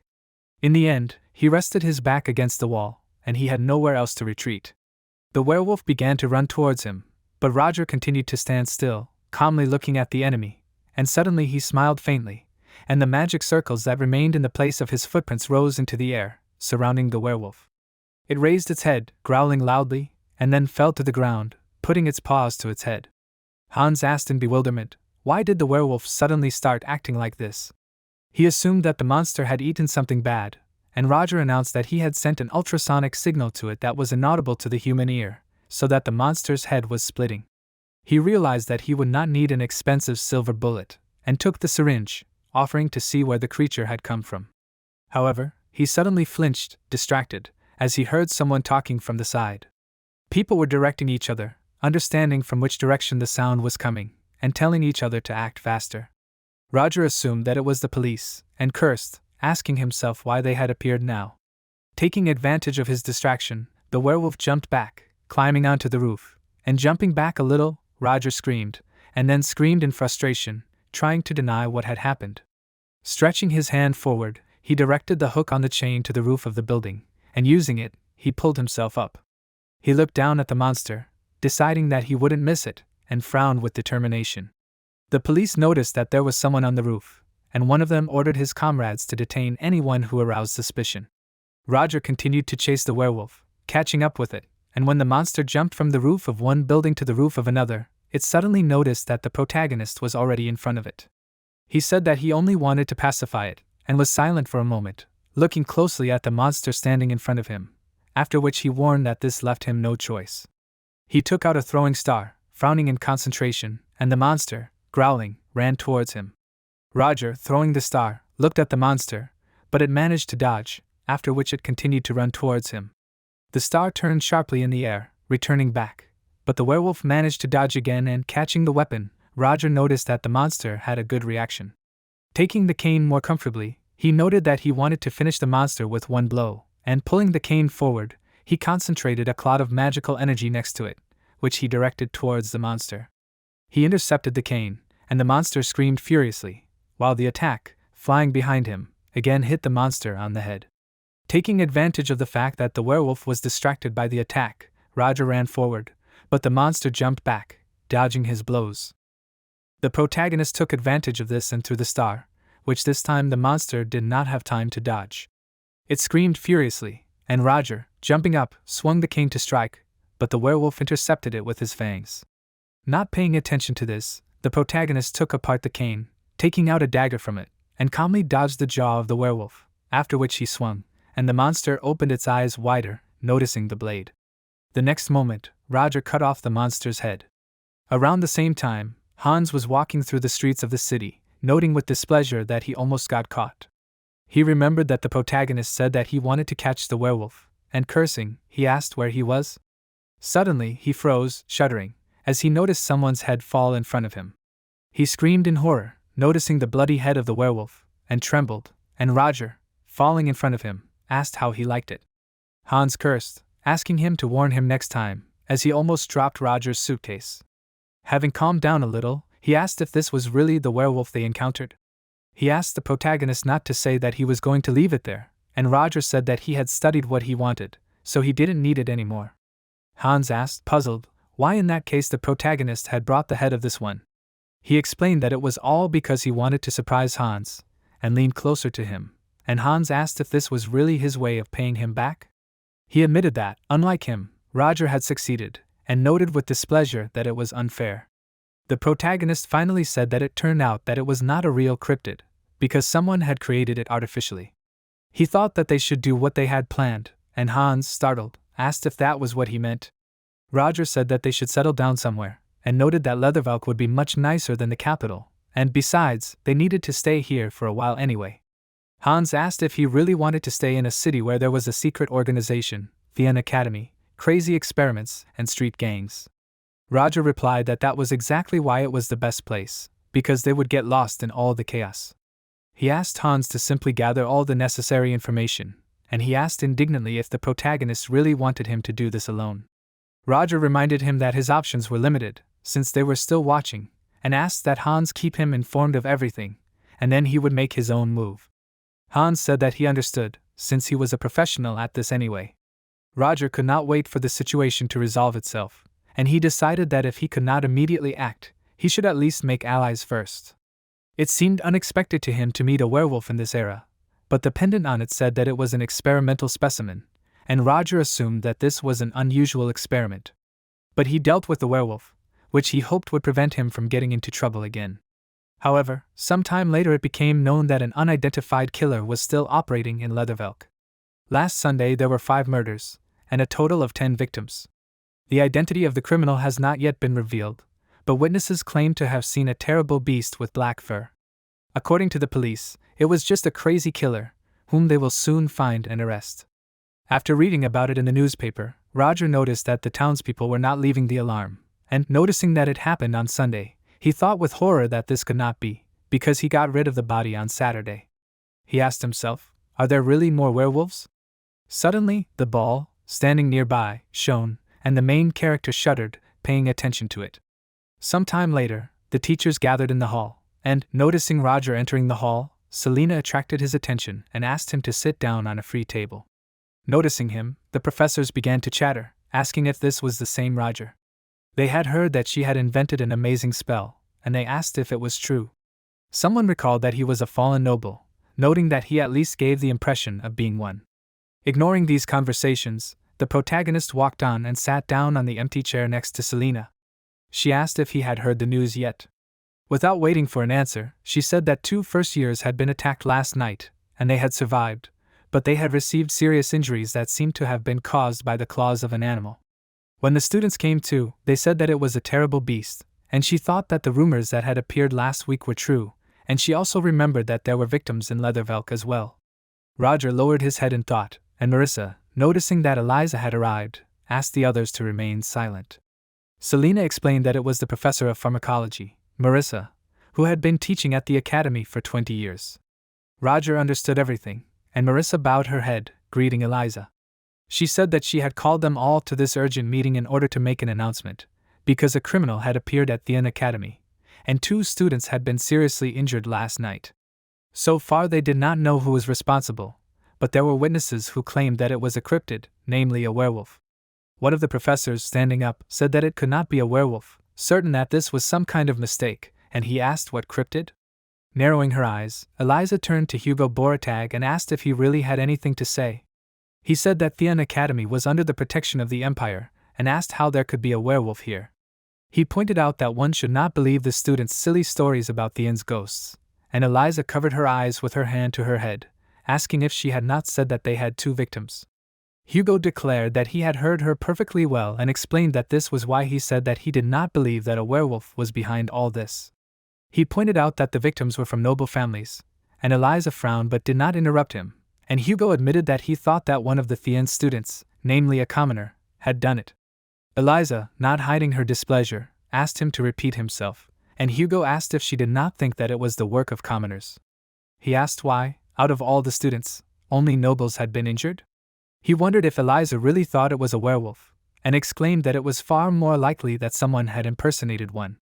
Several of the professors, including Chris, smirked, and Roger crossed his arms in thought, and mentally noted that he had thought the Black Dawn would be at a disadvantage, but he supposed he had been wrong. He noted that some were inciting the people to rebellion in a time when they needed to unite, and wondered if this was what Theon, the finest academy on the continent, was doing.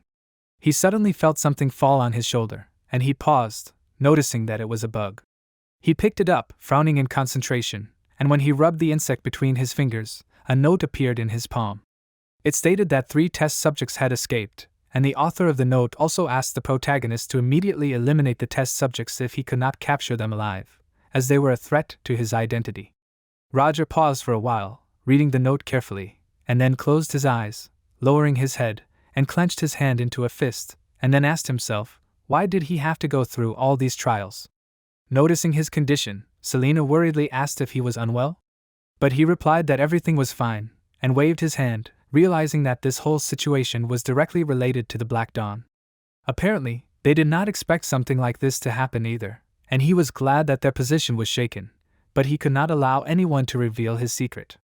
He frowned in worry, knowing that he couldn't sit back. He had to get to the test subjects before Theon, because if they caught him, it would be the end of everything.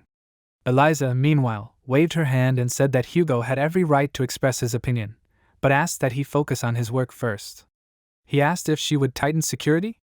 She promised that she would, and asked that the professors tell the students not to leave their rooms late at night, and that she would also allow penalty points as a punishment. That was her order, and Hugo replied that they understood, and Eliza was glad about that, suggesting that in that case, they should leave it at that, and wished everyone a good work. Some time later, Roger was walking down the street, but then suddenly stopped and asked Sedina to stop hiding and come out. She looked out from behind the tree with a start, and pressed her lips together tighter, but she left completely, and Roger turned around to look at her. Sedina lowered her head in shame, and the protagonist remembered that she was the one who called him the First Order when they first met. Now she was pretending to be a student, and he asked what was the matter? Sedina wanted to answer, but she was unable to form words into a coherent sentence, and turning away, Roger suggested finding a quieter place, telling her to follow him. Sedina agreed, and the protagonist suddenly asked if she would like coffee? She froze in amazement, asking again. Some time later, they were already sitting in a coffee shop, and Sedina lowered her head, not daring to start a conversation. Roger asked her name? She gave her name, and the protagonist assumed that she used a pseudonym to hide her identity, and asked what her real name was. She awkwardly kicked her legs, saying that was her real name, and Roger winced in surprise, wondering if that was an alias. He noticed that Sedina had something to say to him, and declared that she could begin. She turned around in fear, wondering if other people might hear, but Roger declared that he had cast a spell so that no one outside of this magic circle could hear them. Sedina exclaimed that this was expected of the First Order, but the protagonist warned her not to call him by the First Order anymore, but to address him as Professor. She asked again, noting that it would be disrespectful to him, but he said that it was an order, and asked if she understood that this should not reach other ears. She bowed her head, promising that she would obey, and Roger suggested that they now talk business, asking that Sedina explain the current situation to him. She agreed to this, after which she seriously said that the recent events involving werewolves were their daughter groups, who were experimenting on cryptids using black magic and the teachings of Shamsus. The Shamsus school was a group of scientists who were expelled from society for conducting forbidden experiments, and she did not know what their research was, but the subjects escaped. They escaped through the sewers and caused a horrible massacre in Tian, and Roger's eyes widened as he listened to her intently. Sedina suddenly cried out, apologizing, assuming she was talking too much, and lowered her head, but the protagonist declared that it was okay, asking her to continue. She agreed, understanding that the responsibility lay with the Shamsus school, but she heard that Roger had been asked to deal with this, and that was why she was here. She remembered that another order, Victor Dreadful, had allowed Roger to borrow the name, and he had said that he had done so, but he had not thought that things would turn out like this.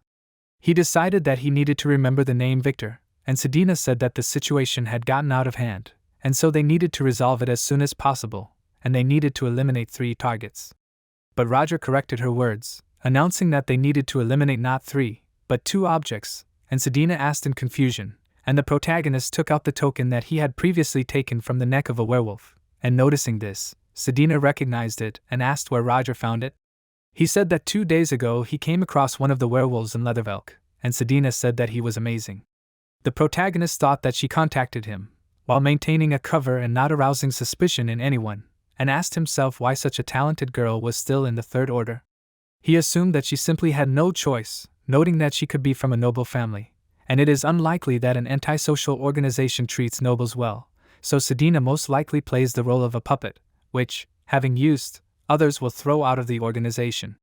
He had recently realized Theon's precarious situation, and he now knew that the balance of the Black Dawn was also broken. He assumed that Sedina could somehow help him in this situation, and reminded him that she had said that the test subjects had escaped through the sewers, deciding that they needed to search this. He assumed that Theon did not have this information, and Sedina confirmed this, but admitted that she did not know how long they would remain in the dark. Roger understood everything and, standing up, thanked Sedina for contacting him, and he added that they would see each other again if such an opportunity arose. He removed the barrier, and Sedina agreed, and the protagonist suddenly added that her ability to explain had improved significantly, admitting that he was glad to listen to her. He expressed the hope that their next meeting would be just as successful, and as he began to leave, Sedina lowered her head, bit her lip, and thanked him for this praise. She sat there for a while, and the girl standing outside the cafe suddenly noticed that she felt it, and wondered if it was magic. She saw Roger walking through the window, and asked why he used the spell. It was Flora, who cursed silently, and asked what those two people were talking about. Some time later, while sitting in a lecture, Flora rested her cheek on her hand, and thought that judging by the light of the magical field she had seen in the cafe, she could say with certainty that it was a sound-blocking spell. The magic trace was imperceptible to the receptors of ordinary people, but she did not understand why Roger did it, and asked herself, what were they talking about? Finally, the professor announced that that was all for today and warned the students that the rumors that were going around the academy were true, so she told them not to walk around campus too late, adding that they would get demerit points if they broke the rules. The students started talking among themselves, and one of them asked if the others had heard about the werewolf. His comrades replied that they had, and someone suggested setting up an ambush, asking if the others weren't interested in seeing it. One of the students asked if he hadn't heard the announcement. He reminded them that if anyone caught them, they would lose points, but his comrade countered, exclaiming that they would just try not to get caught, and they could still get a reward. They continued to talk about it, and Leo, drawing Aiden's attention, asked what he thought. He asked in confusion, what was he talking about? He assumed he was talking about the werewolf, and admitted that he thought they should stay away and not risk their points. Leo sighed, closing his eyes and admitting that he knew Aiden would say that. He asked Leo what he thought. He admitted that he agreed with him, as it was better not to take any chances and leave the matter to the professors. Suddenly, Tracy came closer to their desk, leaned slightly, and slapped her palm on the table in front of them. Aiden flinched in surprise, but soon smiled and wished her good morning. Leo simply sighed, and Tracy indignantly asked if this was what he called good morning. Leo, frowning, warned her that it was time for her to accept her loss and calm down, and Tracy exclaimed that they had a draw and ordered Leo not to interfere, as it was between her and Aiden. Turning her attention to Aiden, she pointed a finger at him and warned him that she would not hold back this time, suggesting that they fight for real again. He asked, puzzled, and then admitted that he did not think it was a good idea, and Tracy asked, displeased, why that was. Raising his palms in a conciliatory manner, Aiden explained that he had classes during the day, and that they had to stay in their rooms at night to avoid running into a werewolf. Tracy suddenly gasped and asked if he was serious. She assumed that he was scared and looking for an excuse, and froze, watching Aiden and waiting for his answer. Leo was also watching him carefully, and finally Aiden said that Tracy might think so, and Leo sighed, and Tracy suggested that in that case they try to resolve the issue another way. Aiden asked, puzzled, what that way would be. Reminding him of the werewolf, she announced that the one who grabbed it first would win, and asked how Aiden could do that. He didn't know what to say to that, and was hesitant, but Leo suddenly announced that they agreed. Aiden shuddered in amazement, calling out to him, and asked why he had agreed. Leo didn't answer him, and Tracy, agreeing, warned them not to even try to run away, and pointing her fingers in their direction at the end, she prepared to leave. Leo followed her by announcing that they would come, but warned Tracy not to cry when she lost. Aiden watched him with excitement, and then noticed that Tracy had left, asking why Leo had agreed. He was sure it was madness, and shrugging his shoulders, Leo said that Tracy would not have fallen behind, confident that the teachers would take care of the werewolf before they did anyway. But Aiden noticed that it seemed like Tracy wasn't joking, and Leo frowned and looked at him and asked if she was really that stupid to go after a werewolf alone.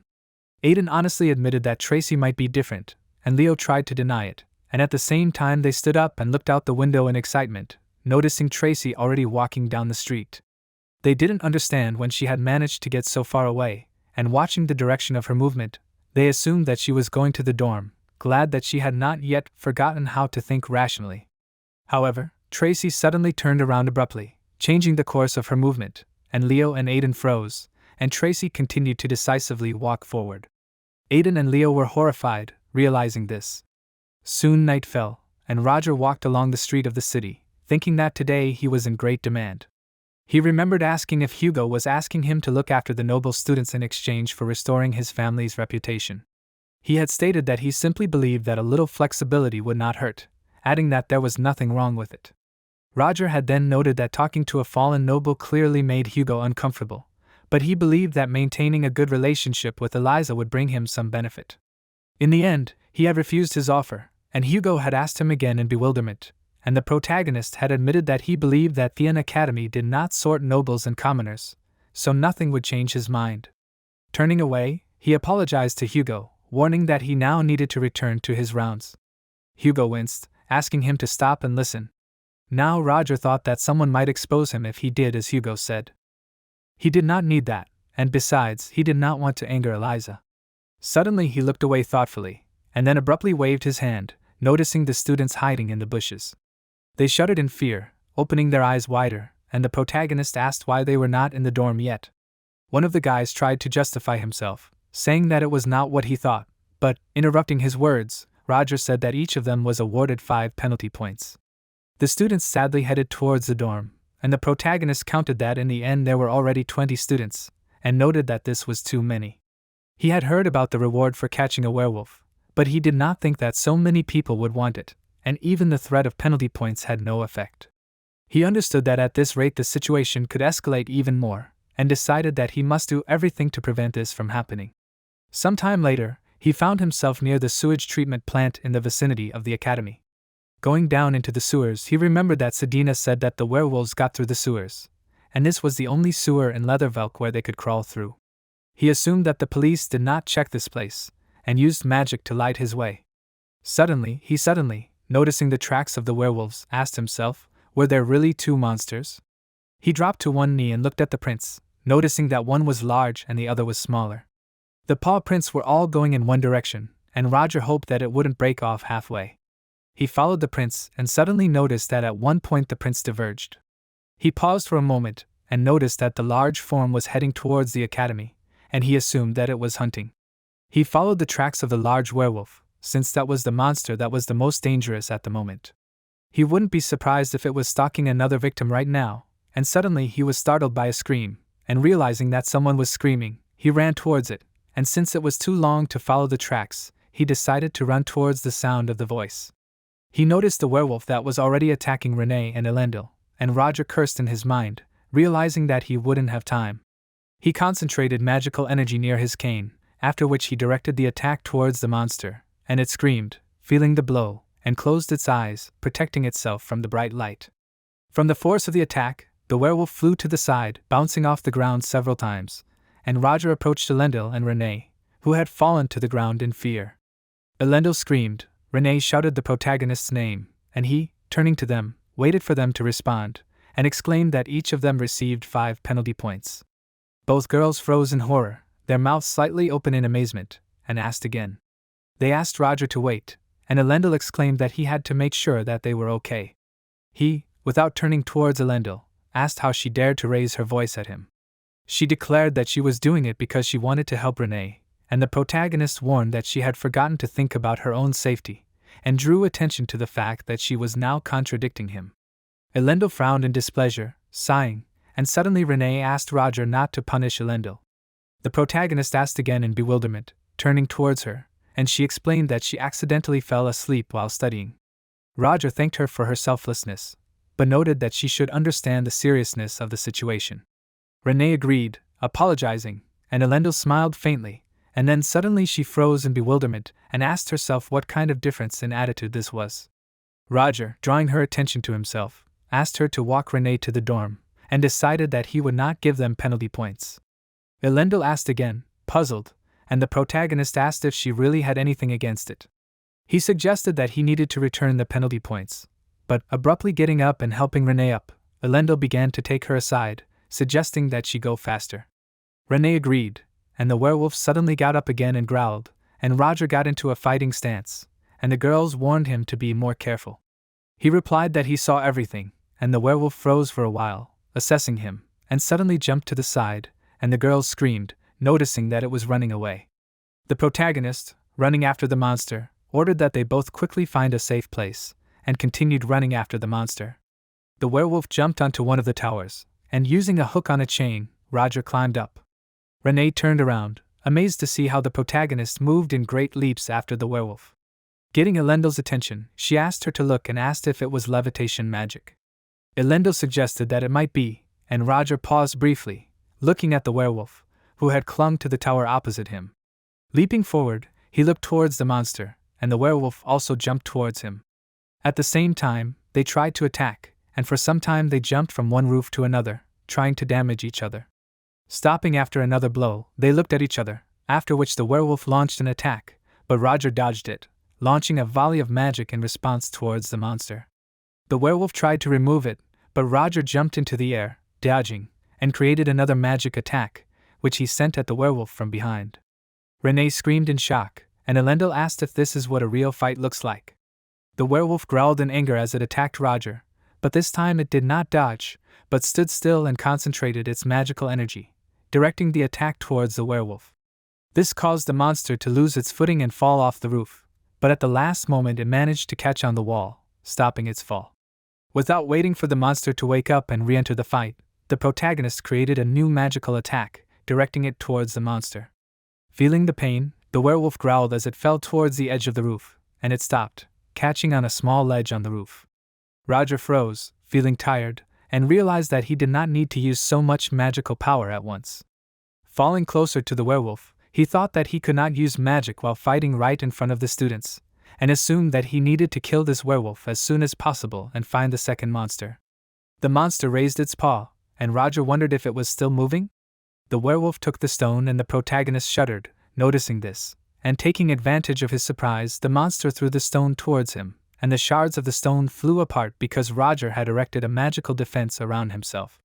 He cursed mentally, asking himself, could this werewolf really use foreign objects in a fight? The monster jumped, trying to make another attack, and this one hit hard enough that the roof was broken, and the werewolf managed to escape. The protagonist, approaching the edge of the hole that had formed, thought that this werewolf was very smart. He thought that a wolf was used as a basis for creating this, so the monster could only determine the enemy's strength, and he suggested that these monsters might not be werewolves at all. At this time, a little further away, Leo and Aiden were calling Tracy, trying to figure out where she was. In the end, Leo suggested that Aiden go back already, since they still can't find her. He assumed that Tracy had been resting in the dorm for a long time, but Aiden objected, noting that they could not know for sure, and he assumed that they had agreed to this bet in vain. Leo asked if Aiden was sure that Tracy was still looking for this werewolf. He warned that anyone could have abandoned this idea, but not Tracy, and closing his eyes, Leo sighed, agreeing, and offered to search for another 30 minutes, and was about to say what they would do if they still did not find her, but he suddenly froze, hearing some loud scream. Aiden also paid attention to this and asked if Leo heard. He realized that it was Tracy's voice, and starting to run away, Leo agreed with this, telling Aiden to follow him. They ran through the forest, hearing a scream again. There were also sounds of blows and other screams, and the next moment Aiden fell, covering his eyes, and clutching his forehead with his hand. Leo called out to him in bewilderment, and then noticed Tracy, who had also fallen, colliding with Aiden. She uttered his name in bewilderment, and then asked what they were doing here. Aiden declared that he had heard her scream, and repeating his words in confusion, she exclaimed that such a thing had happened. Suddenly, some kind of growling was heard, and telling them to stop, Leo turned, paying attention to this sound. Tracy ordered them to be quiet, and told them to follow her. The boys obeyed, and Tracy, hiding behind a bush, led them to a clearing, and they noticed the face of a monster hiding under the leaves. They asked in surprise, was it really a werewolf? Besides that, they noticed that this monster was very small, and looking at the guys, Tracy asked what they would say. She declared that she had one, but Leo objected, reminding them that she had simply found this monster, and they were arguing about who would grab it.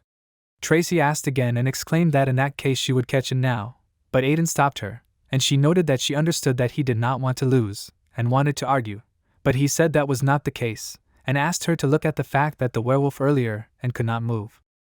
He explained that this was why the monster found a secluded place, and asked if she thought that it hid there on its own. Tracy winced, frowning, and suddenly she remembered that they had talked about 2 werewolves walking around the area. Aiden did not know this, but he understood what exactly it could be, if someone helped this little werewolf. Suddenly he winced, noticing a shiny chain on the monster's neck, and asked himself, what is it? He thought that this one had something on his neck, and together with his comrades he looked closely at the small werewolf, and at that moment another monster appeared behind them. The werewolf growled, and hearing this sound, Leo turned around sharply, and then it attracted Aiden's attention, and he also turned his head. The monster swung its paw, striking, but Leo managed to throw Aiden aside in time, taking the attack on himself. He screamed, closing his eyes, and flew to the side from the force of the blow. His comrades excitedly shouted his name, and the monster prepared for another attack. Aiden screamed, and Tracy realized that this was a real werewolf. She trembled in fear, but frowned, deciding that she needed to calm down, and thought that she could defeat this. She was sure that she had to do it for the sake of her family, and suddenly the werewolf turned towards her and struck. But Aiden jumped aside with Tracy, and she screamed, after which she gasped in surprise, noticing that Aiden was covering her with his body. Leo excitedly shouted Aiden's name, and he, looking at Tracy, asked how she felt. She asked in confusion, why did he help her? He did not understand what her question meant, and exclaimed that he could not stand by when his friend was in danger. Tracy looked at him in surprise, but was soon distracted, as the werewolf jumped closer to them. Aiden covered Tracy with his body as he rose, telling the others not to worry, as he thought the werewolf was simply protecting its cub. He asked if he was right. Tracy and Leo did not understand what he was doing, and noted that the werewolf did not understand Aiden anyway. But he looked at the monster and said that everything was fine and promised that he would not harm it. The werewolf looked at him attentively but did not attack, and eventually it turned around, and Aiden put his hands out to the sides, covering Leo and Tracy with himself. The werewolf came closer to the little monster, growling softly, and Aiden assumed that the reason for this anger was fear for the cub. Tracy asked in bewilderment, did the werewolf really understand Aiden? Leo exclaimed that it could show its true nature at any moment anyway, and although Aiden knew that it sounded wild, he asked Tracy and Leo to trust him. He walked a little closer to the werewolf, and waving his hand, he attracted this one's attention to himself, and then he asked the werewolf to listen and tried to convince it that he did not wish it harm. Taking a flask out of his jacket, he asked if it was true that the child was sick. He declared that this mixture would not cure it, but it would make it a little easier, and the werewolf approached, timidly extending his paw with a flask of medicine. However, the next moment a powerful attack pierced the werewolf's body through and through, and it screamed in fear, and a bright light began to spread from the attack. This light continued to envelop the monster's body, and then it turned into a more tangible substance, depriving the werewolf of the ability to move. Roger attracted the attention of Leo, Aiden and Tracy, and asked discontentedly what they were doing here. Tracy grabbed her hair with her hands, thinking with horror that it was the professor, and Leo tried to justify himself, but, interrupting their words, the protagonist warned that they would explain later, but for now he ordered them to return to the dormitory. Tracy and Leo nodded in agreement, but suddenly Aiden stood in front of Roger, blocking his way to the werewolf, and asked him to wait. He thought that this werewolf was raising a human language, and asked Roger to think before killing it. The protagonist asked if Aiden understood what stupidity he had just said, but he exclaimed that it was not stupidity, and wanted to guess what this werewolf was, but Roger suddenly turned his head, noticing that a small werewolf began to rise from a pile of leaves. His gaze became more severe, and noticing his expression, Aiden froze in fear, and Roger pushed him aside, and he screamed, trying to stay on his feet. He did not succeed, and falling, he turned around, asking himself what kind of look was that. The protagonist, meanwhile, directed a powerful attack towards the werewolves, burning the monsters, and Aiden watched his actions in horror. He opened his mouth in bewilderment, and Roger, without turning towards the boys, warned that tomorrow they would receive their punishment, and now he ordered them to return to their rooms. Some time later, when morning had already come, Aiden, Leo and Tracy were sitting at the table, their heads down in shame. Leo, whose hand was bandaged, grabbed his hair, calling them all fools, and realized that now they were definitely finished. He asked himself how they managed to get caught in front of Roger of all people. Tracy thought that it was a shame, since she could not do anything.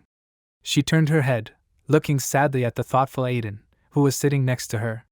Suddenly Eliza entered the room, who, attracting the attention of the students, asked if it was true that they were waiting for him. Roger followed her into the room, and Aiden, Tracy and Leo were horrified, realizing that it was Eliza.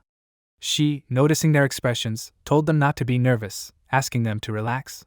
They realized that if Eliza was here, it meant that they would definitely not get by with a simple disciplinary statement. Eliza sat down at the table opposite them, and Roger stood next to her. The protagonist asked the students why he thought he had called them. Leo suggested that he had done it because they were facing a punishment worse than demerit points. Roger declared that this was exactly the case, and warned them that they should understand how arbitrary their actions had been. He knew that if something had gone wrong, more victims would have been inevitable, and Leo, Aiden, and Tracy hung their heads, but said nothing. Eliza, suddenly smiling, asked Roger to keep his chin up, because everything had worked out in the end. She warned him not to intimidate the students, and he noted that they could not let them get away with it. She asked if it was true that the situation had been resolved in their favor. She also noticed that the protagonist had described the situation to her in great detail, and drawing Aiden's attention, she said that she had heard that he had risked himself to protect Tracy. He, wincing, said that this was not so, and interrupting his words, Eliza confidently said that they were aware of how dangerous and wrong their action was, so she warned them that they would each receive 10 penalty points. However, she could not reproach them for the actions they had decided to take in such a difficult situation, and so she also gave them a reward, that is, 20 points each. Aiden, Tracy, and Leo winced in amazement, asking if this was really true. Elsa, smiling at Roger, asked if it was true that he did not object. Closing his eyes, he declared that he would not dare to contradict her, and in that case, Eliza told the students to return to their studies. They agreed, thanking her, and before leaving the room, Aiden looked at Roger and thought. Finally, when the three boys left, Eliza caught the protagonist's attention and asked if he was happy. She sighed, admitting that she did not expect him to ask her to be gentle with the students. Roger thanked her, expressing his hope that Leo, Tracy, and Aiden would not find out about his request. Eliza said that of course they would, and reminded him about the werewolves, asking if Roger was sure that he had not noticed anything strange about these monsters. He confirmed that there was nothing noticeable, and Eliza said that was good, and then she noted that she was grateful to the protagonist for his work anyway, because thanks to his dedication, no one was hurt. She asked him to continue in the same spirit. Some time later, left alone, Roger sat down on a chair, thinking, and remembered what he had just seen. He replayed in his mind the moment when the little werewolf began to rise, and closing his eyes, he thought that it was a man who had not completed his transformation. He remembered how he noticed human skin that was on the lower part of the werewolf's body, and so he came to the conclusion that these experiments were not carried out on wolves, but on people who were captured and turned into werewolves. He imagined a man chained by the neck, whose body gradually began to change shape, growing fur. He did not regret his choice when he decided to burn those monsters, because if he had not done so, he would have had trouble. In addition, he was influenced by the fact that many people suffered because of these werewolves, so he had no choice, and he directed a magical attack towards the monsters. He repeated that he had no choice, but remembered the little werewolf and froze, and then took a small sphere out of his pocket and announced that it was him. The sphere began to emit light, and Roger, turning to Hans, admitted that he had one request for him. Some time later, someone asked who would have thought that not only would they not be given penalty points, but they would also be awarded additional points. He assumed that this could be a dream, and Tracy suddenly, looking at Leo, asked how his hand was. He replied that everything was fine, explaining that he would need to wear a bandage for a few days. Aiden sat between them, his head bowed, but not taking part in the conversation, and Tracy looked at him sadly, then asked if something was bothering him. Leo also looked at him, and Aiden replied that nothing was bothering him, declaring that everything was fine. He asked if Leo and Tracy remembered the werewolf cub. He explained that it had some kind of collar, and Tracy asked in shock if that was really true. Leo warned her to keep her voice down, and Aiden, putting his hand to his chin, said that this was one of the reasons he tried to stop Roger, and he asked what if these werewolves were artificially created? Leo repeated his words thoughtfully. Then he remembered that there was a rumor going around about suspicious characters hiding in Thien. Tracy asked if it was all just a fantasy. Leo couldn't say for sure, but a werewolf in a collar was very unusual, and he asked if they thought so. Aiden agreed and wanted to say something else, but Tracy interrupted him and asked if he really wanted to say something about Roger. Aiden admitted that it was, and although he warned him that he didn't suspect him of anything, he noted that the expression on his face at that moment seemed strange to him. He was sure that Roger had clearly noticed something, and Tracy asked if he really thought he was hiding something from them. Aiden wasn't sure, but he assumed that the protagonist knew much more than they did. He thought that all of this could just be his fantasy, because Professor Thien would not do anything like that. However, he suddenly asked himself, what if it was true? He suggested that Roger might be somehow connected with these rumors, but suddenly Tracy, distracting him from his thoughts, exclaimed that this was some kind of stupidity, and rising from her seat, she warned that Leo and Aiden were thinking too much. She asked if they had forgotten what Eliza had told them. She reminded him that Roger had told her about what had happened in great detail, and asked if he would have acted like that if he had been involved in something. She decisively declared that the main character tries not to show it, but in fact, he cares very much about his students. She indignantly asked if Leo and Aiden suspected him of something. The guys looked at each other, and then Aiden admitted that he thought Tracy was right. Leo asked what was the point of digging into this. Aiden, getting up, admitted that he was hungry, and suggested going for a snack. Leo agreed that it was time for lunch, and they called Tracy and she asked, confused, and was amazed that they wanted her to go with them. She awkwardly said that friends often did that, like eat together and all that. Aiden looked at her puzzled, and then he asked if they weren't friends. Tracy only looked more confused at this, and finally she announced that in that case she would agree. Aiden said that was great, and Leo just sighed, closing his eyes. Some time down someone asked his interlocutor if he had looked at the papers he had sent me. This person confirmed it. It was Roger, who thought that he had read the total number of missing people in Leathervelk and the list of public meeting places. Hans, whom the protagonist had contacted, said that he knew a group of big people who constantly gathered near an abandoned factory, and he was sure that this was what they needed. Roger understood everything and praised Hans for his good work, and he added that he could say something more about the information that Roger asked to check. He said that recently several workers had disappeared outside the city, and the protagonist asked if there was a family of 3 among them. Hans confirmed this, saying that this was the only case of an entire family disappearing, and Roger understood everything and decided that he would check this factory. Some time later, at night, 2 men were standing in an abandoned place, guarding the entrance, and one of them admitted that he was dying of boredom, asking how much longer they would stay here. His comrade replied that they had to stay here for another 2 days, and they asked discontentedly why only those stupid people ran away. The other man was no longer interested in how the others let this happen, and his comrade explained that the child had not received enough of the drug, and they were going to increase the dose, but she began to scream and cry, disturbing everyone. But the most interesting thing was that no one was prepared to confront the angry parents of this little boy who saw this. The man asked again, remembering that the parents had already been converted at that time, and he asked if they were still worried about the child. His companion confirmed this, declaring that this was why they had made a fuss and disappeared. As far as he knew, the other people had a trusted person who could settle this situation, and his companion asked if they were really suffering so much because of some stupid little child. The other man agreed with this, about to say what he would have done if he had been there at that moment, but suddenly he fell silent, startled along with his companion, as he heard some sounds coming from the dark passage. They looked at each other warily, and then reached out for the weapons hanging on their belts, but before they could do anything, something flew through their heads and they fell down, dead. The man who had shot at them walked down the corridor, coming out of the darkness, and frowned with displeasure. It was Roger, who mentally went back some time when he asked if his interlocutor had really come. Hans was amazed to notice that he had prepared himself and was even useful, and asked if the protagonist was going to go alone. He asked if Hans really wanted to help him. Hans thought that he could knock out 1 or 2 opponents, but Roger, although he understood this, still said that he could handle it himself, and asked how many of these people were there. Hans announced that there were about 40 of them and said that they were going to leave, so he warned the protagonist not to waste time, because in 3 days there would be no point in it. Roger covered his eyes, put his hand to his head and asked, "What about the fighting power?"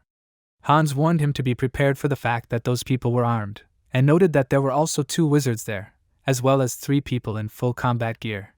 The way to get there was through the sewer passage, and Hans told Roger to be careful. He agreed, and then he wanted to say something about that family, but he fell silent, and Hans made it clear that he was listening, and the protagonist asked, "How old was the child?" Hans froze, his eyes widening when he heard this question, and now, as Roger walked further down the corridor, he remembered how Hans, after asking again, announced that the child was 7 years old, saying that he was very small. Roger lowered his head, remembering when he asked again, and then he announced that he understood everything. Passing by the dead guards, he did not even turn in their direction, and then went further down the corridor, and the next moment loud screams were heard, and someone asked who he was. Many were begging for help, but some time later a large number of bloody people lay in the corridor, but, paying no attention to them, Roger walked on. A small insect flew after him, watching carefully. At this in another room, People arranging boxes in a room full of boxes were talking to each other. Brino suddenly cried out in displeasure, noticing that they had a rat. The Baron assumed that the man was from the security department, and said that they needed to get together and fire people. However, Brino assumed that the man was not from the security department, and while a wasp landed on his finger he assumed that was a good thing as it was only more useful to them since no one would miss him if the man died, and he asked if that was true. Soon, several men, pointing their guns forward, commanded each other to start shooting, but suddenly they asked in bewilderment, "What nonsense?" Using his magic, Roger disarmed the guns, and putting away his guns, one of the men ordered the others to stop this attack, after which he cursed, realizing that it was a magician. The second man realized that bullets would not help, and ordered his comrades to arm themselves with knives. The protagonist took out his own weapon hanging from his belt, and smirking, the man called him stupid, confident that his weapon would not work. However, the next moment, a bullet pierced his head through and through, and his comrade froze, and Roger frowned. Turning around, the man also said that this could not be, and exclaimed that the protagonist was using magic bullets. Suddenly, another man ordered the others to step aside, assuming that it was his turn, and pointing his gun at Roger, he exclaimed that magic power would not protect him from this thing. Shooting a powerful beam of electricity towards the protagonist, he laughed and asked if he liked it. However, he suddenly screamed in fear, noticing that Roger had created a magic spell that absorbed the power of the current. It was elemental magic with the addition of alchemical metal, and cursing, the man realized that electrical power would not help here. Suddenly, another attack broke the glass flask hanging behind his back, where the electricity was generated, and electrical discharges, bursting out through the holes, enveloped the man who screamed in fear, who in the next moment screamed louder in pain. When the rising smoke cleared, Roger counted that a total of 20 people had already been killed. He paused thoughtfully, and then he suddenly shot behind himself without looking, and the next moment the wasp he hit fell down, and the protagonist thought that he knew that someone was watching him. He understood that those people did it through insects, and he thought that they were using it as a means of observation, asking himself if these were really those same insect brothers from another world. He felt that they were already waiting for him, but first he decided to deal with these insects, and lowering his foot to the floor, he created a magical flow, because of which several wasps hovering in the air nearby shuddered, and then died, falling to the floor. Brino thoughtfully froze and noticed that the signal coming through the insects disappeared. He thought that before this happened, he felt a vibration, and the sound waves were similar to those created by elemental wind magic. If Roger really did have this too, then Brino knew they were in trouble and thought that the small insects would not be able to handle such a powerful energy, and he assumed that the time had passed for larger insects. He warned Baron to prepare himself, and he replied that he understood everything, and Brino said that according to the supposed route of the protagonist, he should enter through this door. The other people who were in this place became wary, preparing their weapons, and Brino offered to give Roger a warm welcome. Suddenly, the men flinched, noticing that the protagonist had turned off the console, and they asked for someone to turn on the backup generator. Addressing Baron, Brino assumed that this was another prank of Roger, but he did not answer, and calling out to him, Brino turned around, but noticed that Baron's body was decapitated, and his head rolled closer to his leg. Jumping up abruptly, he cursed and asked himself when Roger had managed to get here. He noticed that not much time had passed since the power went out, and decided that he should strike before Roger did anything. An insect began to crawl out of his sleeve, however, it was suddenly cut into 2 pieces, and turning around, Brino noticed the protagonist, who immediately struck him. Dodging, Brino screamed, asking himself what kind of mage Roger was if he fought hand to hand. He clenched his jaw, realizing that the protagonist was dangerous, and decided that he should keep his distance. Roger created a magic spell, and noticing this, Brino realized that it was a flamethrower. He looked at the spell in horror, and then he turned his gaze to Roger's concentrated expression and asked himself, how did he create this so quickly? Powerful streams of flames were directed towards him, and he screamed in horror and flew to the side from the force of the blow, and the flames continued to burn on him, causing damage. The other men realized that the enemy was inside, but they could not figure out when he had managed to do this. As he died, Brino cursed and asked who the protagonist was. Without answering, he pointed his gun at him and fired, and one of the men suggested that it was impossible, because Roger had easily destroyed the brothers. The protagonist turned around, looking at the men, and they froze in fear, and he suddenly flinched, sharply leaning back, and managed to avoid the blow aimed at him. He wondered if these were really insect limbs? The huge claw that had grown in place of the hand on Baron's body returned to its place, and the body rose and, screaming, cursed. The mouth that appeared on the palm admitted that it was very painful, adding that it did not expect this, because Roger's attack was sudden. It did not even have time to appear, and the protagonist had already finished off Brino, and Roger asked if Baron could really turn into an insect? He noticed that the severed head did not cause any inconvenience to it, and this announced that its body had reached a transcendental state. Suddenly, the Baron's body began to deform, and then it exploded, and when this happened, Roger got into a fighting stance, noticing a huge monster in front of him, who admitted that it did not grieve for its dead brother, but it promised that Roger would still pay when it tore him into small pieces. The other people in the room were horrified, and one of them told his comrades to save themselves. They began to run, and the monster, running closer to Roger, threw these men in different directions, not paying attention to the fact that they could take damage. The men screamed, and the protagonist, dodging the blows of the monster, asked, did this really not care that the subordinates of this one were hurt? It ordered Roger to stand still if he wanted to save these people, and drawing his gun, the protagonist took aim and fired, but the bullets did almost no damage to the insect. In response, it launched its own attack, but Roger, screaming, managed to jump to the side. He cast a magic spell, directing a stream of fire towards the monster, but it dodged, and Roger, frowning, asked how, with such a body mass, it managed to dodge his attacks. Taking advantage of the fact that he was briefly distracted, lost in thought, the insect grabbed his claw, and the protagonist screamed, preparing another magic spell in order to escape from the clutches of the monster. A flash of fire briefly blinded everyone with its radiance, and when the flames dissipated, Roger noticed that the fire did not cause any damage to the insect. The protagonist frowned in confusion and asked how it could withstand such a powerful blow from magical power. The monster then struck again, warning that it would take at least a 4th-level spell to fry it. It laughed, continuing to strike powerfully, sending up clouds of dust. But suddenly the insect froze in confusion, screaming, and looking at the wall that had cracked from its blows, the monster asked where Roger had disappeared to. It didn't understand what was happening, but suddenly it raised its head, hearing a sound, and looked at the crossbar under the ceiling. Sharply lifting its upper body, the insect struck the beam with its claw, cutting it in two. However, this attack did not cause any damage to Roger, as he jumped from the ceiling, landing on the floor behind the monster. Turning its head in his direction, the insect was surprised, admitting that the protagonist with his quick movements reminded this winged insect. He did not answer, but thought that the gun and 3rd-level magic were powerless against this monster, and there was no hope of using a 4th-level spell either. He admitted out loud that he did not think he would have to use it, and, not understanding what his statement meant, the monster froze, and Roger warned that this left him no choice, and stretched out his palm forward, concentrating a cloud of magical energy next to it. Around the same time, Hans, shivering from the cold, said that it was very cold here, and realized that he needed to dress warmer. He hugged himself, trying to warm himself up somehow, and looking at the watch he was clutching in his palm, he thought that Roger should have finished by now, and although fighting 2 dark mages was no easy task, Hans was sure that the main character was not one to lose. Suddenly he noticed some kind of glow and, raising his head, he thoughtfully looked in the direction from which it came, and noticed that beams of bright light were bursting out from the windows of an abandoned building.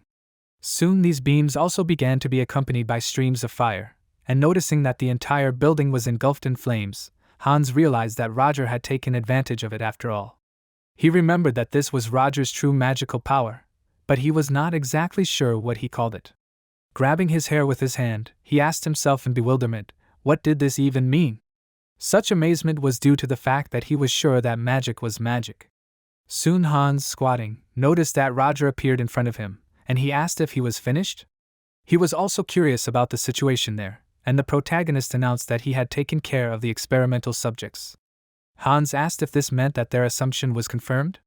He clarified that he meant that after transformation werewolves can no longer return to the human body, and Roger confirmed this, noting that he could only spare them from suffering. Taking a syringe from the suitcase that Roger brought with him, Hans asked if this was really the drug that turns people into werewolves. He was amazed at the amount of cruelty in this world, and asked who would have thought that such a large-scale experiment on people existed. Hans was sure that this would not have happened if someone had not decided to sponsor such a thing, and interrupting his words, Roger said that he could not worry about it, since he had already found out who was behind all this. Getting up, Hans asked in bewilderment if he was talking about this seriously. He was sure that this could not be, but starting to leave, he waved his hand, telling Roger to forget about it, because he, one way or another, could not stop him. The protagonist did not answer, but simply froze, watching Hans leave. Some time later in the mansion, someone threw a glass dish at the maid's head, indignantly asking if they dared to call this food. The glass broke, the maid, covering her eyes, screamed, and blood flowed from the wound that appeared on her forehead, but neither she nor the other maid standing by the wall did anything. The man continued to scream, confident that they only wanted to fill their bellies at his expense, and he declared that none of those present were capable of doing their job properly. It was Belfort Rickson, who called them all scum, not deserving a penny. He looked at them with disdain, contemptuously calling them idiots and worthless. As he left the dining room, he began to walk down the corridor. He noted that they were behaving like this, that one was a moron, that the other was such a person, and whoever he took, no one knew their duties. He thought that he had invested so much money in this business that they had never even dreamed of, and they could not even keep track of the experimental subjects. He did not even know whose hands this was, but he noted that the main thing was that everything was settled with the subjects. Frowning, he thought that soon he would receive the results of the research, and would be able to proceed to the next stage. Belfort knew that a little more and the drug with which he could restore his youth would be in his hands. In addition to giving him the appearance of his former years, it should make him stronger and more perfect, and he thought about the years he spent to achieve this goal and entered the room, but was distracted from his thoughts, as Roger, standing on the balcony, attracted his attention. Belfort froze, and then he jerked, turning around, and stuttering in amazement, he asked the protagonist who he was. Without answering, Roger approached him, knocking him to the floor, and Belfort screamed, asking what kind of nonsense was this. He tried to call for security, but the protagonist warned him that no matter how much he called for security, they would not hear, because he had set up a sound barrier around the perimeter of the room. Belfort asked again in confusion, and Roger, saying his name, announced that he would ask him only one question. He jerked him up, telling him to imagine a surviving 7-year-old child who, like his parents, had to face this monstrous reality. Speaking of this, he remembered how he concentrated the attack in order to destroy the werewolves. He also asked Belfort to imagine a child looking into the eyes of his killer with a smile before dying, and in this smile one could see gratitude. Roger remembered how he had clenched his jaw then, and now he asked Belfort what he thought it must have been like for a man to have no choice but to burn the child's family to the ground along with him.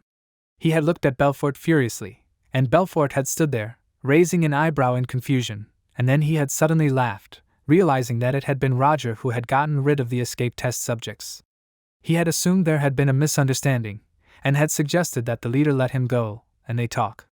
Roger, still holding him by the collar of his shirt, had ordered him to simply answer his question, and Belfort had told him, smiling, to forget that by killing them he had disrupted the course of events. He had not thought it such a big deal, and had asked what difference it made if Roger had killed a few scumbags. He had added that they had given them the opportunity to do something useful for once in their worthless lives, namely, to serve the good of mankind. He asked if their sacrifice couldn't be called noble? The protagonist, having listened to him, agreed, and then declared that he had heard more than enough. He stuffed the syringe with the drug into Belfort's neck, and he froze in shock, after which his eyes widened, screaming, and looking at him indifferently, Roger said that this was why there was not a drop of anger in him now.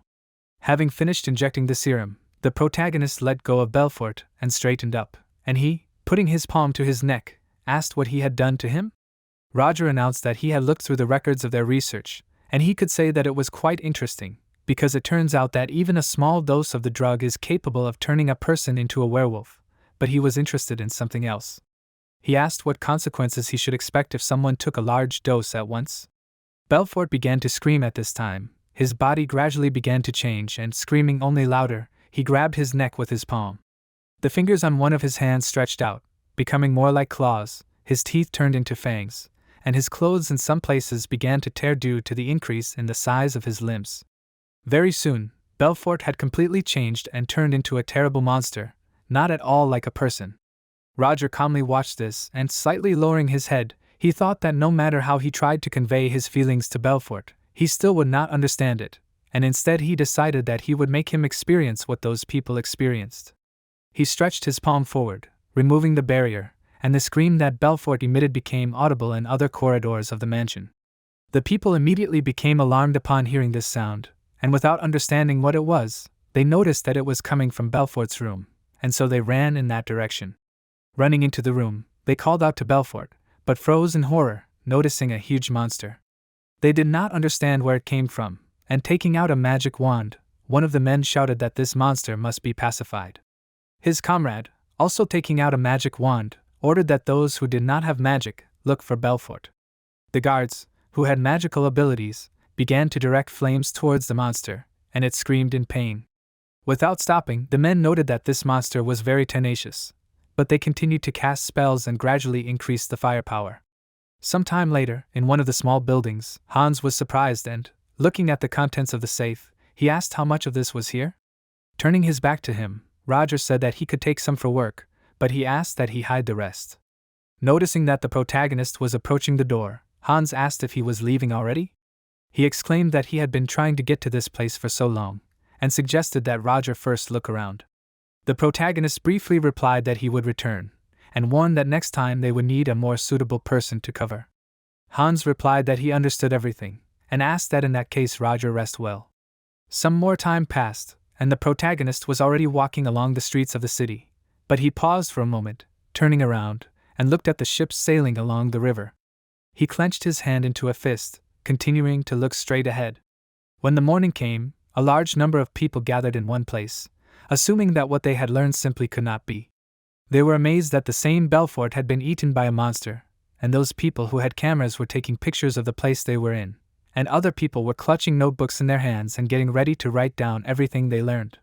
One of the men told the man standing next to him that according to the guards, when they arrived, there was no trace of Belfort left, and a monster was rampaging through the room. His interlocutor assumed that the rumors about Belfort's involvement with dark magic were true, and the man asked what happened to the monster then. The other man replied that the mages had dealt with it, adding that he had heard that it took them an hour to burn the monster. Suddenly, he winced, turning around and looked away thoughtfully, and then noticed Tarina Lionhall approaching the mansion. Almost immediately, the other men noticed her as well, and began to ask in shock if this was the National Security Agency. They also noticed that the Knights of the Nightcrawlers were with them, led by Protector Grand Master Tarina. They started snapping pictures of Tarina and asked if the situation was so serious that it required the presence of the National Security Agency.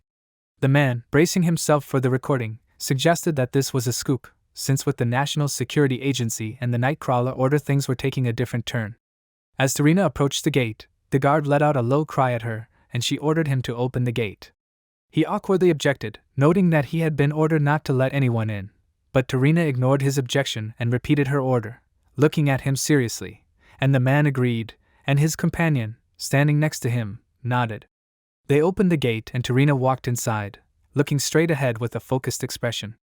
Enya Joyner and Lloyd, who had accompanied her, followed closely behind her.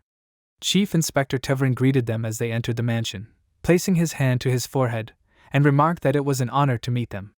Tarina thanked him for his work and warned him that the case would now fall under the jurisdiction of the National Security Agency.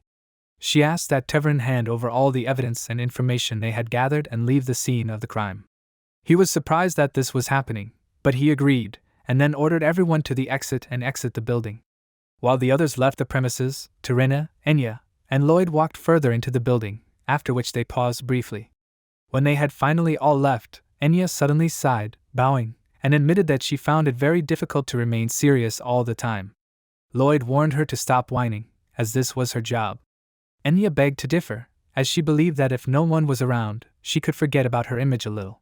Lloyd warned that they were night serpents and should always keep up appearances, but Tarina asked him to be quiet, saying that they should simply try to appear confident at all times.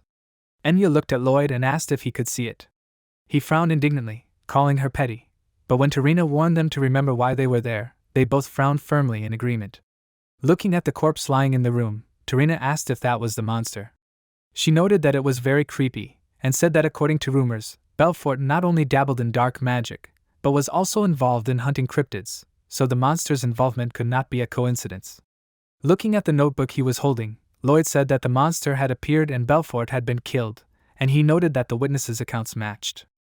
Leaning over the corpse that remained in the room, Enya thoughtfully placed her hand to her chin, noticing that the monster's body was burned down to the charred bones. This meant that it would be impossible to find any traces, and in the end they decided to inspect the room, which they did immediately. Approaching one of the walls, Tarina paused, noticing that a painting had been moved, but the wall was clean. She moved the painting further, and next to it, a secret door opened in the wall. Noticing that Tarina had bent down to better examine the space that had opened up, Lloyd asked if she had found a niche in the wall. Tarina confirmed this, but announced that it was empty inside. Based on the width and location, she could assume that there was a safe here, and Enya asked in surprise, and Lloyd remembered that Belfort was called a sinister businessman by some people, and he assumed that this was the safe he hid his dirty money in. They had assumed that a man like Belfort might have kept his secret reserve fund here, and at least until last night, the safe was still inside. Putting her hand to her chin, Tarina thought that the lack of dust indicated that, and said that they were looking at the sudden death of a multimillionaire, a monster, and a missing safe.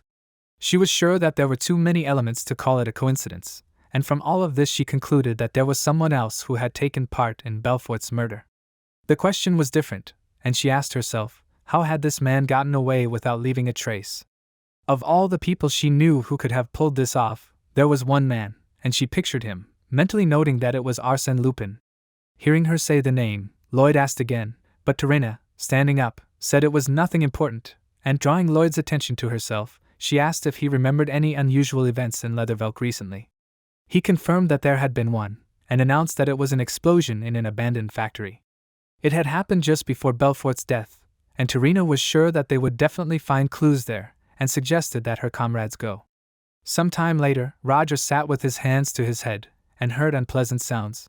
He clenched his jaw, frowning painfully, and cursed silently, thinking that these side effects would finish him off. True magical power required too much energy expenditure, and he knew that if it were not for the pills that helped save magic, he would be much worse off. Finally, he felt better and took his hand away from his head, thinking that at least he had burned all the werewolves in the lab, getting rid of the evidence, and now he could forget about this situation. However, he knew that there was someone else he needed to deal with, and he remembered Aiden. He had not retreated until the very end, blocking the protagonist's path, and he assumed that he had not been holding back his emotions well, and Aiden could have noticed something, since he was standing closest. Roger immediately set the werewolves on fire, but he knew that just a second could have been enough for Aiden to see what he should not have seen. He mentally replayed in his head the moment when he found Aiden and his comrades in the forest, and now he thought with hope that it would be good if everything worked out, because it was not a fact that Aiden would remain silent.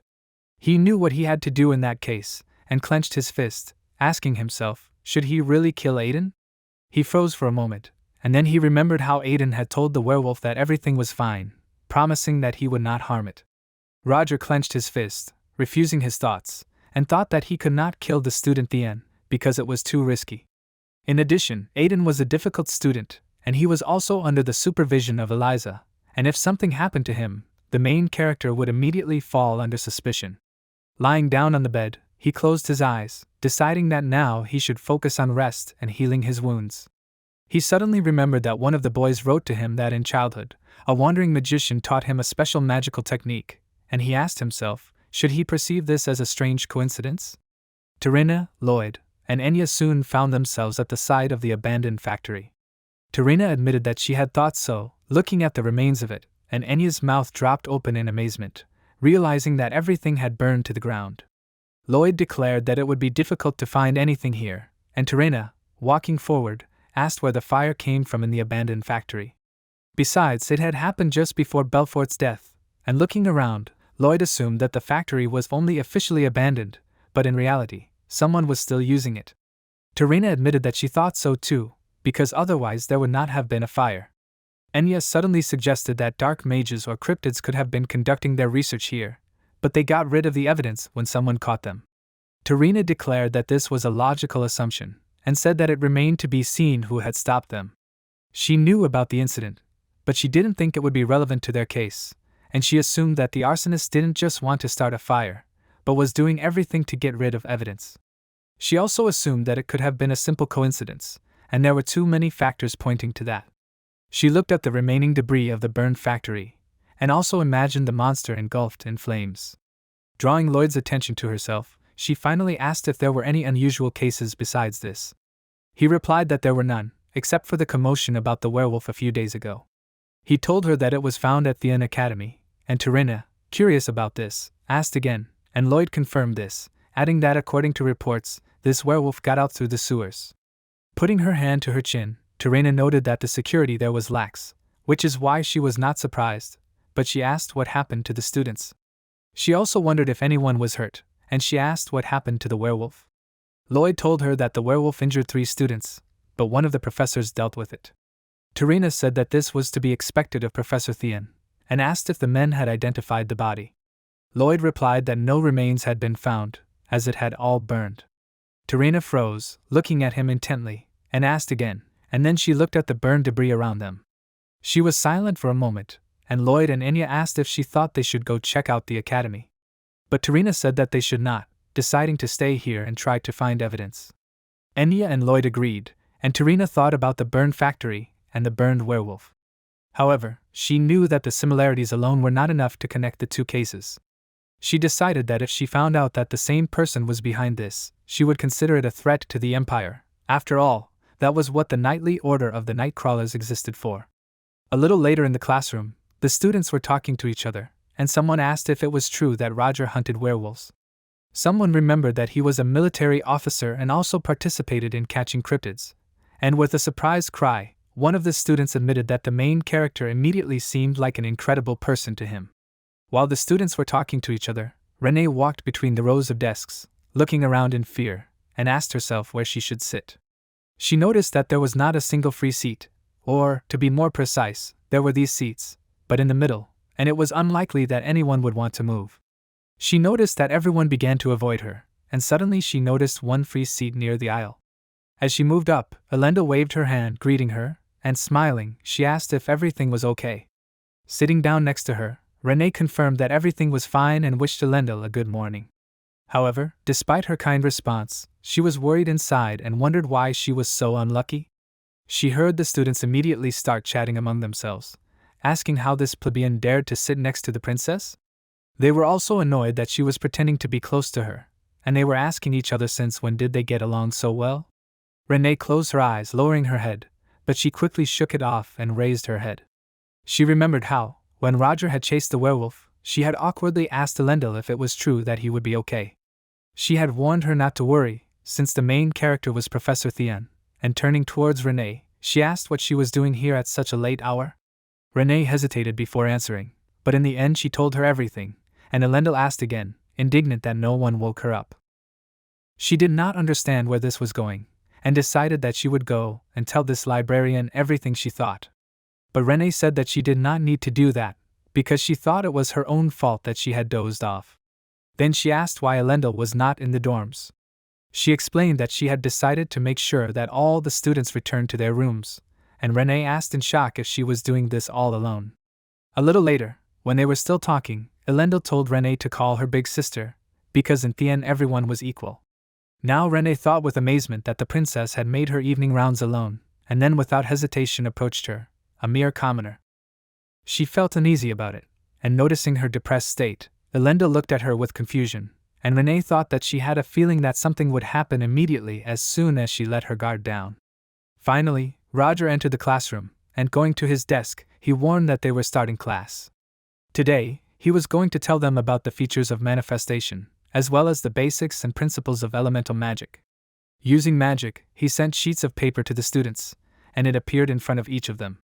They watched this in amazement, and the protagonist said that this magic is used more often than other methods of manifestation, and it is the most significant of all, and it was the basis of all basics, which most of the students were already familiar with. That is why today he was going to show a new method, and shuddering, Flora asked herself, is this really a new method? She was curious about what Roger had prepared this time, and he announced that it would help increase their elemental power from 20% to 80%. The students began to talk among themselves, and one of them asked his comrade if this was possible. Another student assumed that Roger would not lie to them, and turning to Anthony, the protagonist meanwhile asked what attributes of elemental magic he uses. He answered that he uses water and ice, as well as plants, and Roger asked him to demonstrate the element he was most confident in.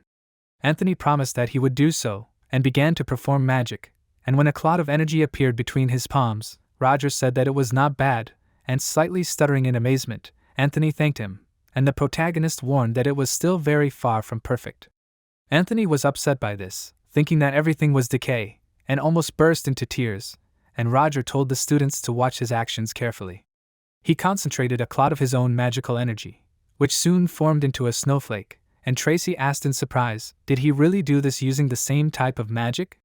Leo pointed out that this was a completely different level, and Roger, squeezing a snowflake in his fist and dissolving it, closed his eyes and announced that now that he had the students' attention, they would begin with the theory. Slightly squinting her eyes, Flora froze, watching him carefully. The protagonist explained that since the history of the attributes of elemental magic goes deep into the realm of manifestation, it was previously considered the original forms of magic. However, now it was only part of the spell process, and Roger demonstrated to the students the 4 basic elements from which everything began. Compared to the 10 elements they were using now, it looked too simple, and while dispelling the created spell, the protagonist asked who knows what caused such a strong leap in development. He promised that whoever could give the correct answer using the element of fire would get 5 points. One of the students raised their hand, suggesting that humans used fire to dispel darkness. Roger said that was incorrect and asked for the next answer. The girl sitting next to the boy said that humans used fire to burn and clear forests, but the protagonist said that was too superficial and asked if there were any other options. Another boy said that fire rescued humanity from the clutches of darkness that was feared, and Roger asked him if he thought about becoming a poet. Flora finally raised her hand, and the protagonist asked her, and she announced that fire was used as a weapon against humans to burn them. Roger said that was correct, and the students began to mutter among themselves in shock, and the protagonist said that burning, drowning, slashing with wind currents, and electrocution were used. Thus, war and killing were what helped push magic to a new level. However, in cold times, fire served as a symbol of survival rather than destruction, water became an important component of the water wheel, wind turned the blades of the mill, and electricity lit up the cities. The purpose of the elemental attributes could change depending on the actions of the person, and Roger said that it was with the mindset of fighting for a better world that the students should begin to establish elemental magic. Now he suggested that they move on to the practical part, and asked the students to create an elemental sphere. They began to do so, and turning his attention to one student, Roger asked Joseph to focus on the flow, noting that for a second year, he was too inexperienced in releasing magical power. Joseph agreed with this, and the protagonist turned his attention to Irina Carmen, asking if she really called it a plant attribute. He admitted that it was like looking at a rotting autumn leaf lying on the ground, and so he advised her to imagine a sprout that was breaking through the soil. She promised that she would do so, and Leo noticed that Roger was not even choosing his words, but suddenly he looked away in amazement, attracting the attention of Aiden, who was sitting with his hands clenched into fists and doing nothing. Leo did not understand what he was doing, but before he could finish speaking, he and Tracy flinched as they noticed that Roger had come closer. He looked seriously at Aiden and asked himself what was wrong with him. He did not understand why he was acting like this, and assumed that he decided to rebel against him after the incident with the werewolf. However, noticing Aiden's hesitant expression, he realized that this was not the case, and in that case, he guessed what it could be and asked if Aiden had not yet practiced elementary manifestation. He confirmed this and apologized to Roger, admitting that he was very embarrassed. The protagonist understood what was going on, and noted that the special student Thien did not have the basic knowledge. Closing one eye, he put his hand to his head, thinking that even if Aiden was accepted as an exception, he could not take responsibility for a person who needed to be explained everything from scratch. Closing both eyes, he thought that he did not care whether Aiden fell behind the others or not, but in the end he asked him to name the attributes that the or could use, and he asked if he knew it. Aiden exclaimed that he knew it, and announced that it was fire, water, and wind. Roger asked him to try using fire, and Aiden asked in confusion, and Roger explained that he would teach him, since he could not leave a student who needed his help. He explained that Aiden had to accumulate magical power, and asked if he knew basic manifestation. He confirmed this, and Leo and Tracy looked at him in amazement, and Roger, continuing to explain, said that now he must think about how he turns it into an attribute, that is, into fire. Aiden promised that he would try it, but soon he froze in disappointment, and the protagonist warned that thinking about the goal was not enough, since he must allow the senses to open. Closing his eyes, Aiden concentrated, and Roger advised him to remember the brightest flame he had seen in his life, as well as everything he felt then, that is, shape, sound, smell and touch. A fire appeared in Aiden's mind and he remembered 8 years ago during a snowstorm, the bitter smell of burning logs and charcoal, and the aroma of stew in the cauldron. He sat next to a small fire, adding wood, and he noticed the whining of his sisters and the grumbling of his mother, and he remembered the smile of his father when he came home. Food was scarce and the cold wind was seeping through the fabric of his worn clothes, and in that harsh winter the fire blazing in the fireplace was a comfort to Aiden. It felt warm as if it were yesterday, and suddenly he was distracted from his thoughts by Roger's words that this was how it should be. Opening his eyes, Aiden noticed the fire between his palms and he cried out in surprise, pleased that he had succeeded. She thought about the feeling that arose with the moment from the past, and the protagonist praised him, and Aiden looked at him in amazement, while Roger continued, saying that Aiden's flame warmed, not burned, and the heat of it could not harm, and therefore he assumed that he knew what Aiden was thinking. The other students watched in amazement, realizing that Roger could not only hear criticism. The protagonist added that the fire in Aiden's hands was an attribute, the image of which he imagined in his head, but it was not just an attribute, but this flame was Aiden's magical power. He asked again in bewilderment, and Roger advised him to remember this feeling. Aiden shuddered, losing concentration, and the fire between his palms dissipated, and the protagonist, returning to his place, confidently said that the students already understood that this was the very method he spoke of. He advised them to rely on their senses and their own experience, adding that basic knowledge would serve as a basis for using the attributes of elemental magic. Understanding the heat of fire and the cold of ice was not enough, and even a 3-year-old child knew that. A real magician, in Roger's opinion, had to put something unique into his spell, and the protagonist warned the students to remember a moment that was of great importance to them. He advised them to connect all 5 senses, and Anthony, following these recommendations, closed his eyes, concentrating, and when a new attribute appeared next to his palms, he cried out in amazement, realizing that it worked. The student next to him noted that the difference was indeed significant, and everyone began to try it, happily chatting among themselves. Only Flora sat boredly, resting her cheek on her hand, and sighing. She thought that she had mastered all this a long time ago. She thought that today she would learn something new, but now she assumed that she was wrong. Turning her attention to Aiden, who was sitting nearby, she asked why Roger was spending so much time on a first year. She also noticed that he even praised him for simply manifesting an attribute of elemental magic.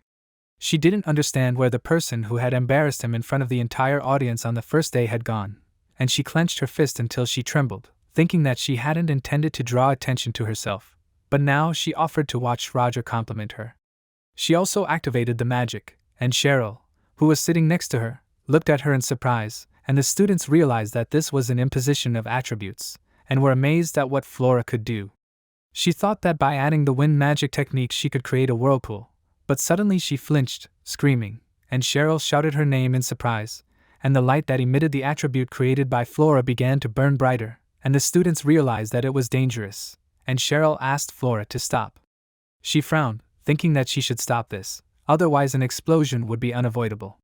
She needed to set up a barrier so that no one would get hurt, and at that time the students began to run away, telling each other to escape quickly. They shouted Flora's name, and she closed her eyes, but suddenly opened them, hearing someone tell her to concentrate. It was Roger, who, bringing his palm closer to her attribute, warned her not to give up and to control the flow of her magical power. She looked at him in shock, and the protagonist promised that he would help her, and by placing his palm on Flora, he helped her to reduce the spreading flow of magical energy, and Flora noticed that it was stabilizing. Roger warned her not to get distracted, since they were not finished yet, and she flinched, and he said that if she stopped now, her magic would just dissipate, and he asked if she was okay with that outcome. He looked at her seriously, waiting for an answer, and Flora realized that Roger was right, and decided that she had to finish the job. She lowered her head, concentrating on her magic, and Roger, continuing to hold his palm next to her hand, watched her carefully. Flora thought that the gazes directed at her were always only envy and jealousy. However, she ignored it as she continued to walk forward, but there was something she couldn't bear, and she imagined a man towering over her, thinking that it was her father's cold gaze, because he looked at her as if she didn't exist. After that, she remembered Roger giving her 10 penalty points, and thought that on that day, after the humiliation, she felt a sense of defeat for the first time, and it hurt her so much that even such unwanted memories from her childhood came back to her. Although she couldn't see the protagonist's expression, she knew that he looked at her just like her father had once. The Lumos family never forgot those who had offended them, and Flora mentally promised that one day, she would definitely fight Roger and win. At least that's what she thought, But now she was distracted from these thoughts and looked at the shining magic spell, noticing with amazement that the magical waves were stabilizing. She realized that there was still a little left, and having finished giving shape to the spell, she exclaimed that this was how it should be. She was glad that she had succeeded, and suddenly Roger leaned towards her, narrowed his eyes and looked at her seriously, declaring that she had acted very thoughtlessly. Flora, distracted from examining the finished spell, looked up, looking at the protagonist with horror. He warned that the problem was not that she tried something new and it did not work for her, because this is normal and everyone makes mistakes. However, he also noted that the problem was that Flora had put other students at risk, and she, hanging her head in shame, admitted that she was very sorry. Roger added that all this is not to mention the clumsy imposition of the two elements. Flora frowned and winced, asking again, and the protagonist explained that he was talking about mixing fire and ice. He knew that making two opposing elements complement each other was a very difficult task. Flora agreed with this, but reminded her that she had succeeded, and although she did not deny that she had gone too far in trying to add a third element, she exclaimed that regarding the ice and fire, the combination was perfect. Roger paused for a moment, silently looking at her, and then put his palm forward, and next to it, two elements appeared, which merged with each other. Flora watched this in amazement, and the protagonist warned her that she should know the difference, and said that she had managed to freeze fire, and it looked beautiful, but one picture was not enough. He asked what she intended to achieve by this. Flora lowered her head again, and Roger assumed that she wanted to brag. She closed her eyes, not answering, and Cheryl, putting her palm to her chest, excitedly said her name. Meanwhile, the protagonist sent the created cloud of energy upward, and reaching the ceiling, it exploded, and snowflakes began to fall down. Leo cried out in amazement, and Tracy asked if this was really snow. Flora realized that Roger used the ability of fire to cover large distances and the cold of ice, and combined it into one spell. Using the same elements, he processed it into something practical, and Flora herself failed completely, and she understood it. The protagonist said her name, attracting her attention to himself, and said that he did not blame her for lack of skill. Flora looked up in bewilderment, asking again, and Roger was silent for a while, and then admitted that she had a unique talent, and added that among the children her age, he had never met such a technically trained wizard. However, this was not the point now, but something more important, and Roger admitted that in his opinion, Flora was simply playing for the audience. He had no right to tell her what to do, but, putting his hand on her shoulder, he nevertheless advised her to choose another goal for her own good. Flora froze in shock, looking at the protagonist, and repeated his last words in her thoughts. Turning towards the students, Roger told them to return to their seats, and began to go down to his place. Flora noticed that there was neither reproach nor mockery in his eyes, but only sincere concern, which was not even in the look of her own father. Closing her eyes, she put her hand to her head, and Cheryl, who had already come closer by this time, was frightened, noticing this, and asked how Flora was feeling. She replied that she simply had a headache from using a lot of mana, and thought that she felt like she was about to faint. Looking at Roger's back as he left, she wondered how he was feeling. She noticed that he had used much more energy than she had, and the protagonist clenched his jaw, thinking that taking a pill before class was a good idea. He felt like his head was about to explode, but he tried not to show it and thought that Flora had not only combined the elements, but also completed the highest level spell of the three elements. He remembered how his teacher had scolded him harshly after a similar prank, and looking at Flora, Roger wondered if he had been too strict. He hoped that Flora was not hurt by his words, but even if she was, he knew that she would definitely cope with it and listen to his advice, because these were not empty words. As he paused, he mentally noted that there were no weaklings among Theon's students, and he remembered that Eliza had mentioned that there were many talented children who had entered the academy this year, and that they were the so-called golden generation. Roger suddenly became distracted, turning to the side, and drawing Renee's attention to himself, he asked if something was wrong. She lowered her head, but hesitated before answering, and the protagonist, holding his chin with his hand, realized that she was unable to manifest an elemental attribute, and noted that, to be more precise, this did not exist in principle. She confirmed this, and Roger announced that classes were over for the day, and came closer to Renee, and also asked the students to review everything they had covered today as an assignment.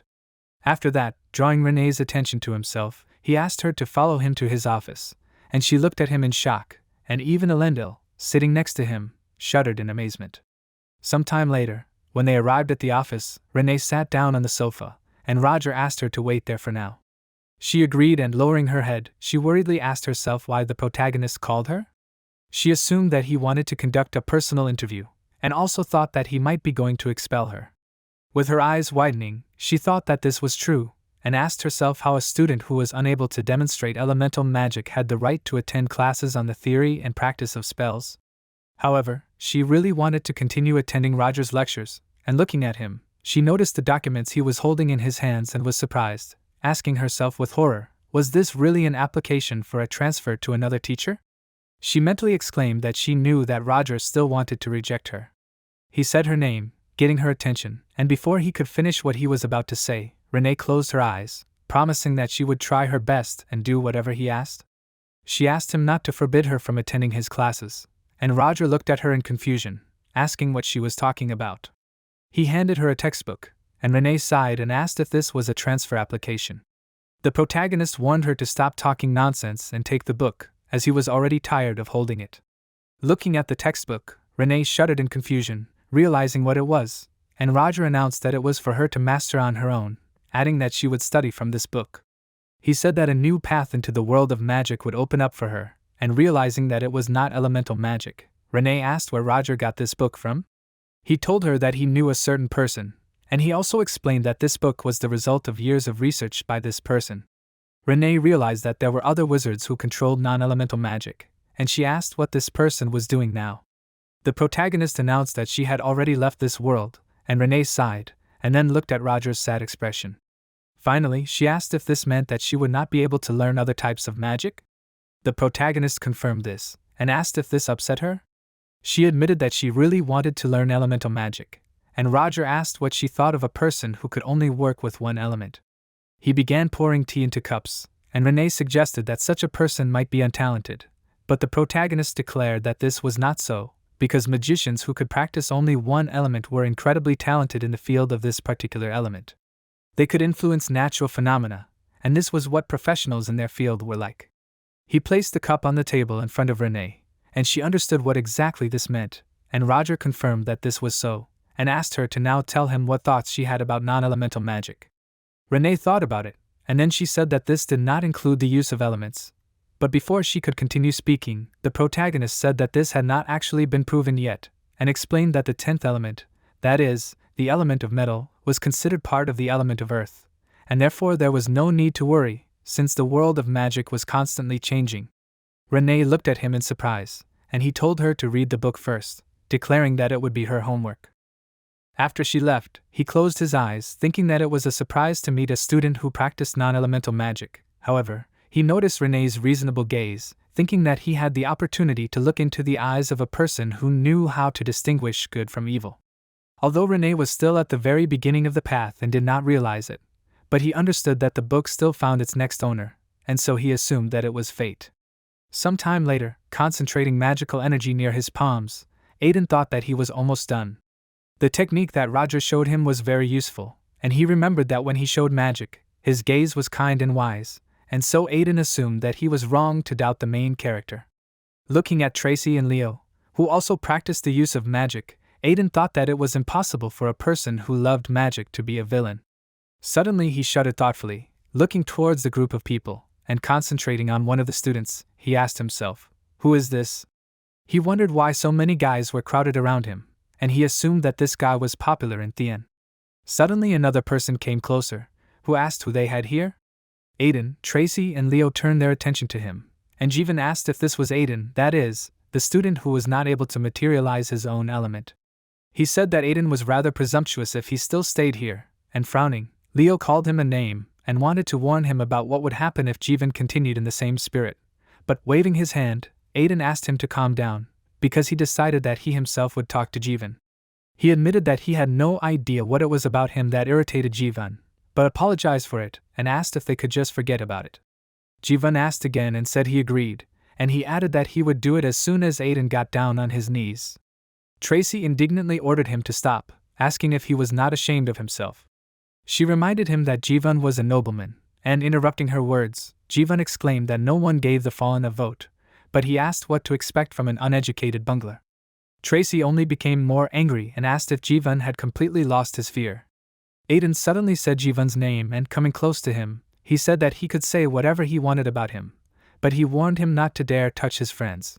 She looked at him seriously, and Jivan clenched his jaw, and then he grinned and asked what Aiden would do to him. He said if he didn't want it the easy way, they would do it differently, and threw his gauntlet at him, declaring that there would be no problem with that, and said that in that case he challenged him to a magical duel. Aiden clenched the gauntlet in his palm and said that he accepted the challenge. Tracy called out to him excitedly, and Leo asked what he was doing. Aiden, ignoring them, added that if he won, Jivan would apologize to Leo and Tracy, and grinning smugly, Jivan also suggested that they see who would win. He ordered Aiden to prepare to fall down, and suddenly Roger appeared behind him, ordering the two of them to explain to him what was going on here. Aiden excitedly said the protagonist's name, and Jivan let out a displeased cry, while Roger, although maintaining a neutral expression, was very annoyed in his mind and exclaimed that Aiden had gotten himself into trouble again. He thought that Aiden was like the protagonist of some manga, but out loud he calmly said that he was waiting for an explanation, and Jivan exclaimed that this was a fair fight, explaining that he had challenged his opponent to a duel, and he had accepted. Roger declared that a magic duel between first years could not happen, and Jivan asked if that was forbidden. The protagonist let out a displeased cry in his mind, asking himself what was wrong with this guy. Thoughtfully looking to the side, he noticed Fried and watching them, and realized that Jivan was doing everything in order to impress him. He noticed that Fried and had a very intense look and declared that he would not punish them for something that did not happen, ordering them to return to their rooms. Jivan cried out, about to object, and at that moment another person came closer, asking Roger not to be so strict. The protagonist flinched, and Chris, smiling, asked if he was not exceeding his authority. He was sure that a teacher had no right to interfere in a duel arranged on a voluntary basis, and several students supported him, noting that this was indeed the case. Roger thought that whatever Chris was trying to achieve, he succeeded, and he said that in any case he could not allow the students to harm each other, and Chris asked why they did not sit in on the duel. The protagonist, looking at Jivan and Aiden, asked if they agreed. They were both up for it, and Roger said that in that case the duel would take place, and Chris said that there was something else, and asked if he wanted to make a bet. He came closer to the protagonist, warning that they certainly did not have to do that, since he knew that it was stupid to bet on a duel, the result of which was already known. He wanted to continue talking, but, interrupting his words, Roger agreed, looking resolutely at Chris, and he admitted that he did not expect the protagonist to accept his offer so easily. He asked who Roger thought would be the winner. He himself bet on Jivan, since he thought that he was an incredibly talented magician. Jivan looked at him with delight, shouting his name, and Chris, putting his hand to his chin, asked if Roger was also going to bet on Jivan. He asked if they should then bet on how Jivan would win. But Roger said that there was no need for that as he was going to bet on Aiden, and he flinched, and Chris laughed but decided to do as Roger said even though he didn't understand his confidence in the student. The protagonist asked what they were betting on. Chris asked if they were both teaching spell practice. Then what about the records of their research? Roger asked in surprise if Chris was teaching that subject too. He froze and then frowned indignantly, mentally calling Roger a fallen nobleman. He didn't understand how he dared to embarrass him in front of the students, and he mentally ordered him not to even think that he would get away with it. Roger thought at that time that he didn't know that Chris was also teaching manifestation, but out loud he agreed and asked if Chris would agree to have a duel in 4 days. He said that it would be as Roger said, and turning around, he began to leave. When he left, Aiden apologized to the protagonist, because he knew that if it weren't for him, none of this would have happened.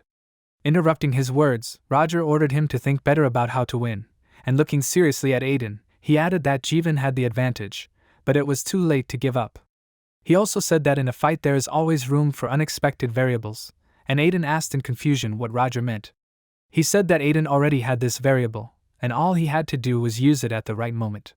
Lowering his head, he thought that this was indeed true, and mentally noted that if he did this, then victory would be in his hands. However, he suddenly remembered the girl who put her finger to her lips and smiled. Drawing Roger's attention to himself, Aiden exclaimed that he wanted to defeat Jivan using only skills, and the protagonist flinched upon hearing this, and Aiden asked him to prepare him, and Roger pressed his lips tighter, looking at him carefully. Aiden remembered the girl telling him to remember that what she had taught him should not be casually flaunted, otherwise he would get into trouble. Little Aiden looked at her carefully, And she added that, moreover, this is how she earned her living, and pointing a finger at him, she asked if it was true that he did not want her to die of hunger in the streets.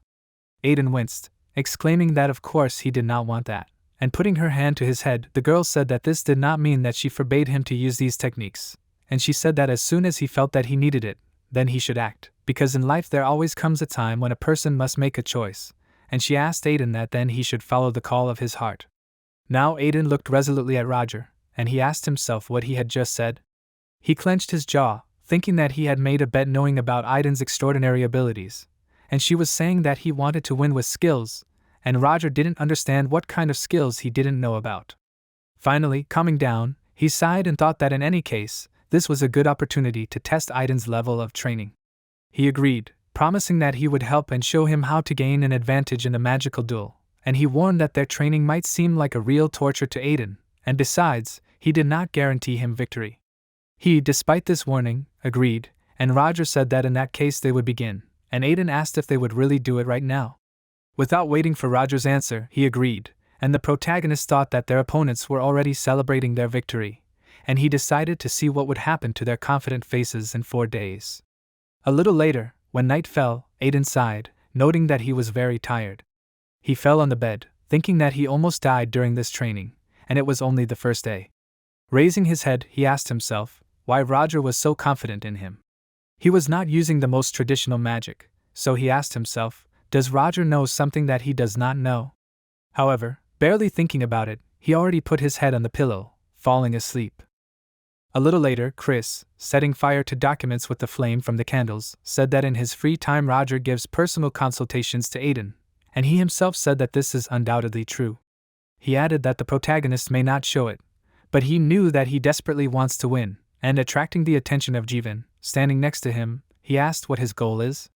Jivan announced that he wanted to defeat this insolent commoner, but Chris added that there was more to it, declaring that Jivan must show the unbridgeable gap that separated commoners and aristocrats. He opened a drawer in his desk, taking out a vial of potion, and said that he had no doubt that Jivan would win, but he decided it was better to be on the safe side. Noticing the potion, Jivan asked in shock what it was. Chris explained that it was a magical amplifier, saying that Jivan should drink it before the fight. Taking the vial, he said that if he was caught, he could be expelled from the academy, and Chris announced that it was a special invention of the Benamor family, warning Jivan not to worry, as no one would know anything. He was sure that Aiden would use all sorts of methods to defeat Jivan, and he declared that this was why they would do the same. Jivan agreed with this, putting the bottle in his pocket, and thought that it was really so, and although his honor was slightly hurt, he was not going to give in to Jivan at any cost. Chris said that he made the right choice. Soon, when the day of the magical duel came, everyone gathered on the training ground. The students sat in the stands talking, and one of them asked if it was true that the aristocrat had a better chance of winning. Such confidence was due to the fact that Jivan's level of training was higher than that of a commoner, but the girl sitting next to him objected, noting that the first-year Aiden also had something to show. In addition, she remembered that he participated in the capture of a werewolf, but in the end, Roger dealt with it, not Aiden. The students also noted that Aiden was trained by the main character, and someone suggested that Chris was on the side of the aristocrats. Another person, hearing about Chris, asked who is he? The students soon remembered that he was the professor in charge of the second opponent, and Chris frowned, clenching his jaw, displeased by these words, and thought that he heard them perfectly well. The students continued to chat, noting that Chris and Roger taught the practice of charms, so others often compared them. The students assumed that this could be unpleasant, and Chris, looking at Roger, promised that today he would knock him down a peg, and all these people would witness his defeat. Suddenly, Eliza came closer to them, who greeted Chris and smiled kindly. He was surprised to see her, and asked what brought her here. In addition, he noticed that Hugo was also there, and Eliza explained that she had heard news that something interesting was coming up, and that was why she had brought Hugo with her. Turning her attention to Roger, she noted that they had not seen each other for a long time, and asked how he was doing. Bowing to her, the protagonist thanked her for her concern, declaring that he was not complaining, and Eliza said that she heard about the bet, asking who Roger had bet on. He replied that he had bet on Aiden, and Eliza realized that Chris had bet on Jivan. She admitted that she was looking forward to the battle, and hoped that no one would get hurt. Marissa said that there was nothing to worry about, because the protective gear helped to create a barrier responsible for the safety of the wearer. Students entered the arena, and everyone noticed, realizing that they were participants. Aiden froze, looking straight ahead with concentration, and some students began to support him, shouting that he would succeed and that he could do anything. Leo said for Aiden to crush this pompous aristocrat, and Tracy ordered him to move forward. Some other students supported Jivan, shouting that they believed in him, and they also asked him to show true strength. Another man, coming closer to them, warned them that before they began, they must undergo a small test.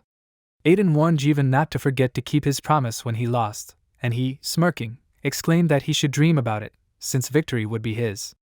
After examining Jivan, the professor turned his attention to Aiden, warning him that he would be next. He, noticing a weapon on his belt, asked what he had there? Aiden replied that it was his weapon, and showed it to the professor, and he, looking at it, said that it looked like a sword, but Aiden exclaimed that it was simply made in the shape of a sword, but in fact it was not a weapon. He asked if this was forbidden? The professor noted that it was a perfectly safe blunt blade, and so he said that everything was fine, and Aiden thanked him. The professor extended his arms out to the sides and said that the participants knew the rules and reminded them that the first one to have the magical barrier fall from their protective gear would lose. He then ordered them to get ready and then announced the start of the duel. Aiden and Jivan sent magical attacks towards each other, and Leo noticed that they were moving at the same pace and Tracy exclaimed that they were very fast. Aiden frowned, noticing that Jivan was using the element of fire, and he thought that he knew that he would start with the strongest element. Jivan thought that Aiden was doing better than he expected, and he knew that he would be at a disadvantage if his mana was not several times higher than Aiden's.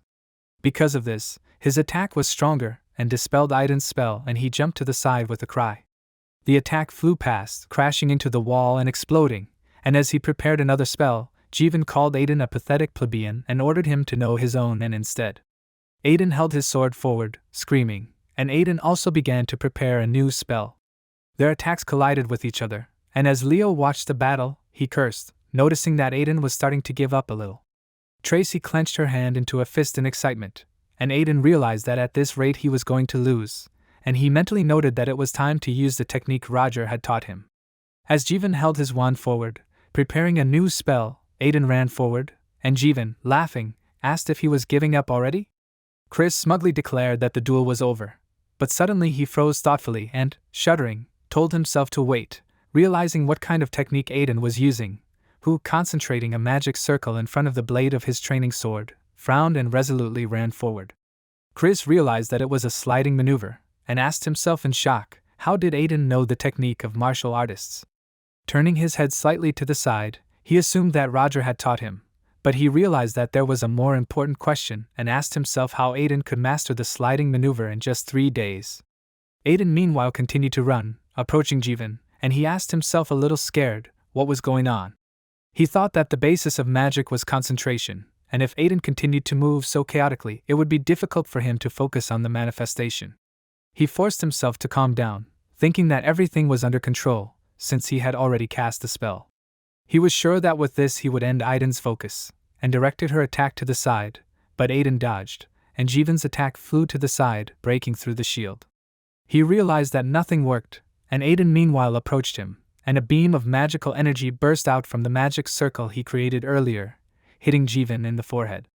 He screamed as he fell, and Aiden stood up in front of him, pointing his sword at him, declaring it was his turn. Jivan asked him to wait, but the next moment he was screaming in pain. The crowd in the stands began to cheer, and the professor announced that Aiden was the winner, raising his hand. Leo exclaimed that Aiden was tough, and Tracy remarked that the training had paid off. One of the students called Jivan a bad name, because he had tarnished the reputation of the aristocracy.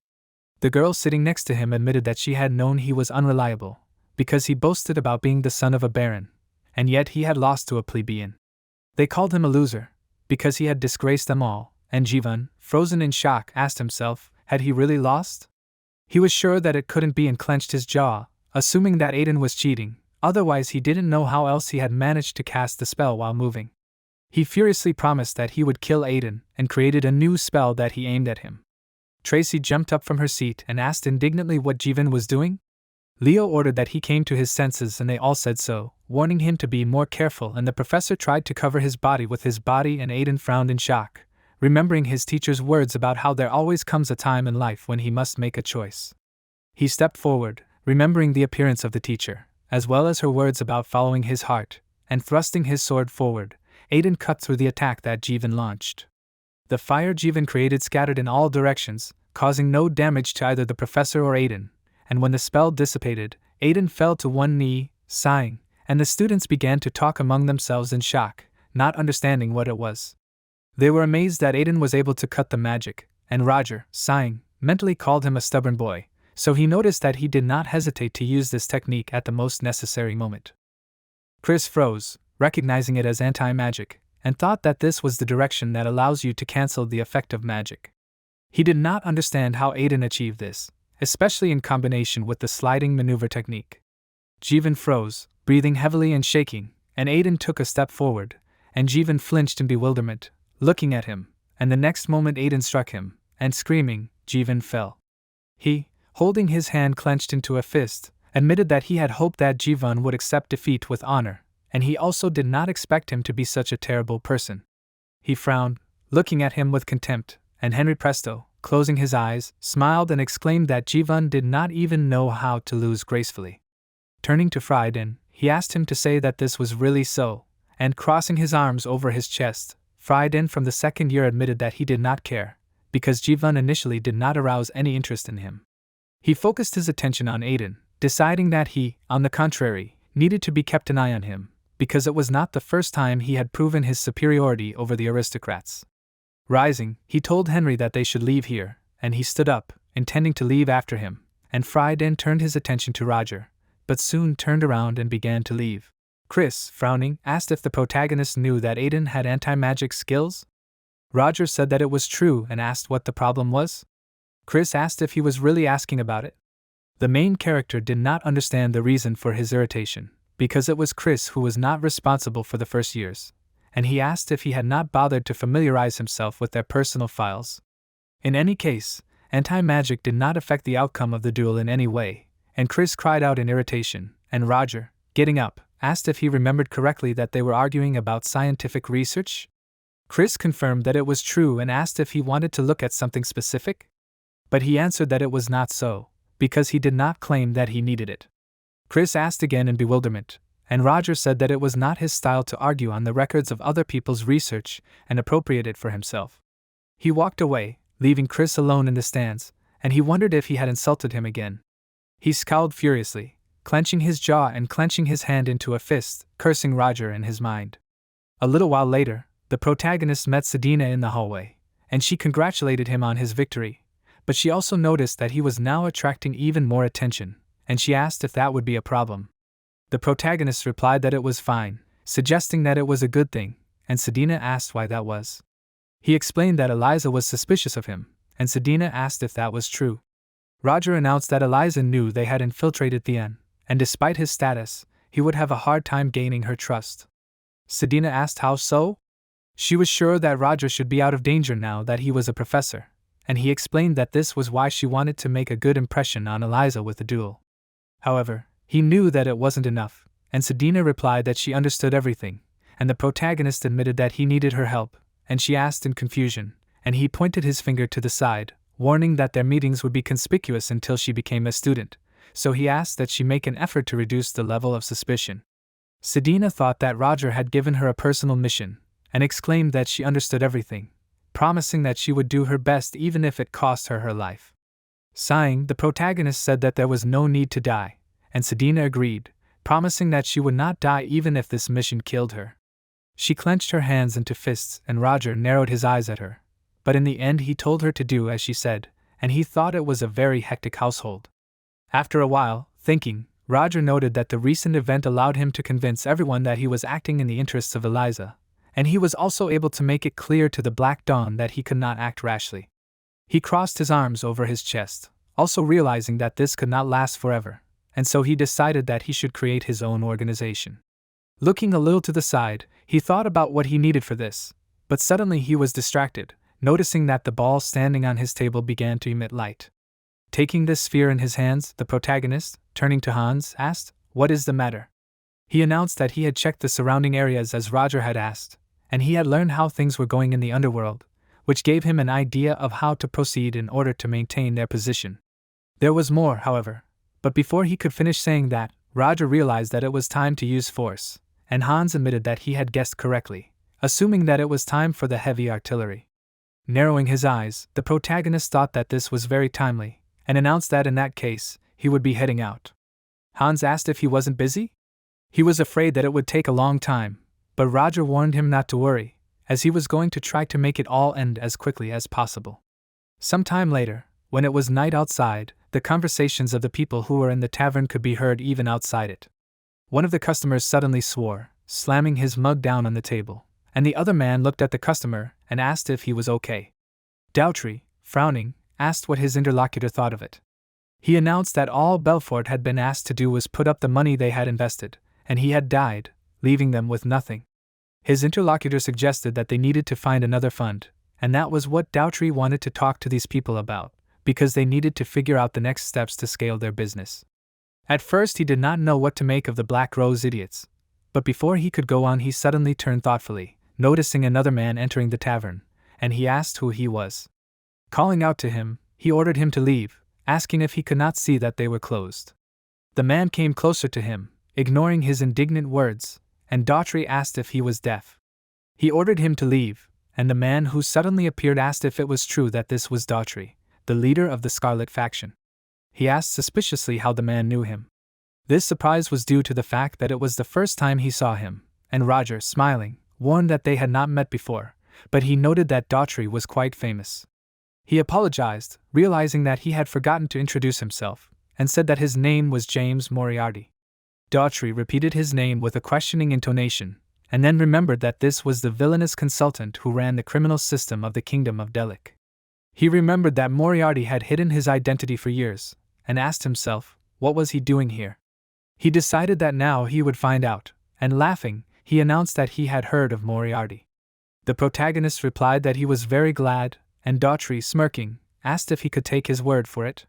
He looked at the other men in the tavern, who were starting to get up from their seats, getting ready, and Roger asked if Daughtry really thought he was an imposter. He replied that his appearance in such a place was too unexpected, and the protagonist, waving his hand, acknowledged that Daughtry's fears were justified, but he still asked them to refrain and not shoot in vain. He did not turn around, but he felt the pistols that the other customers pointed at him.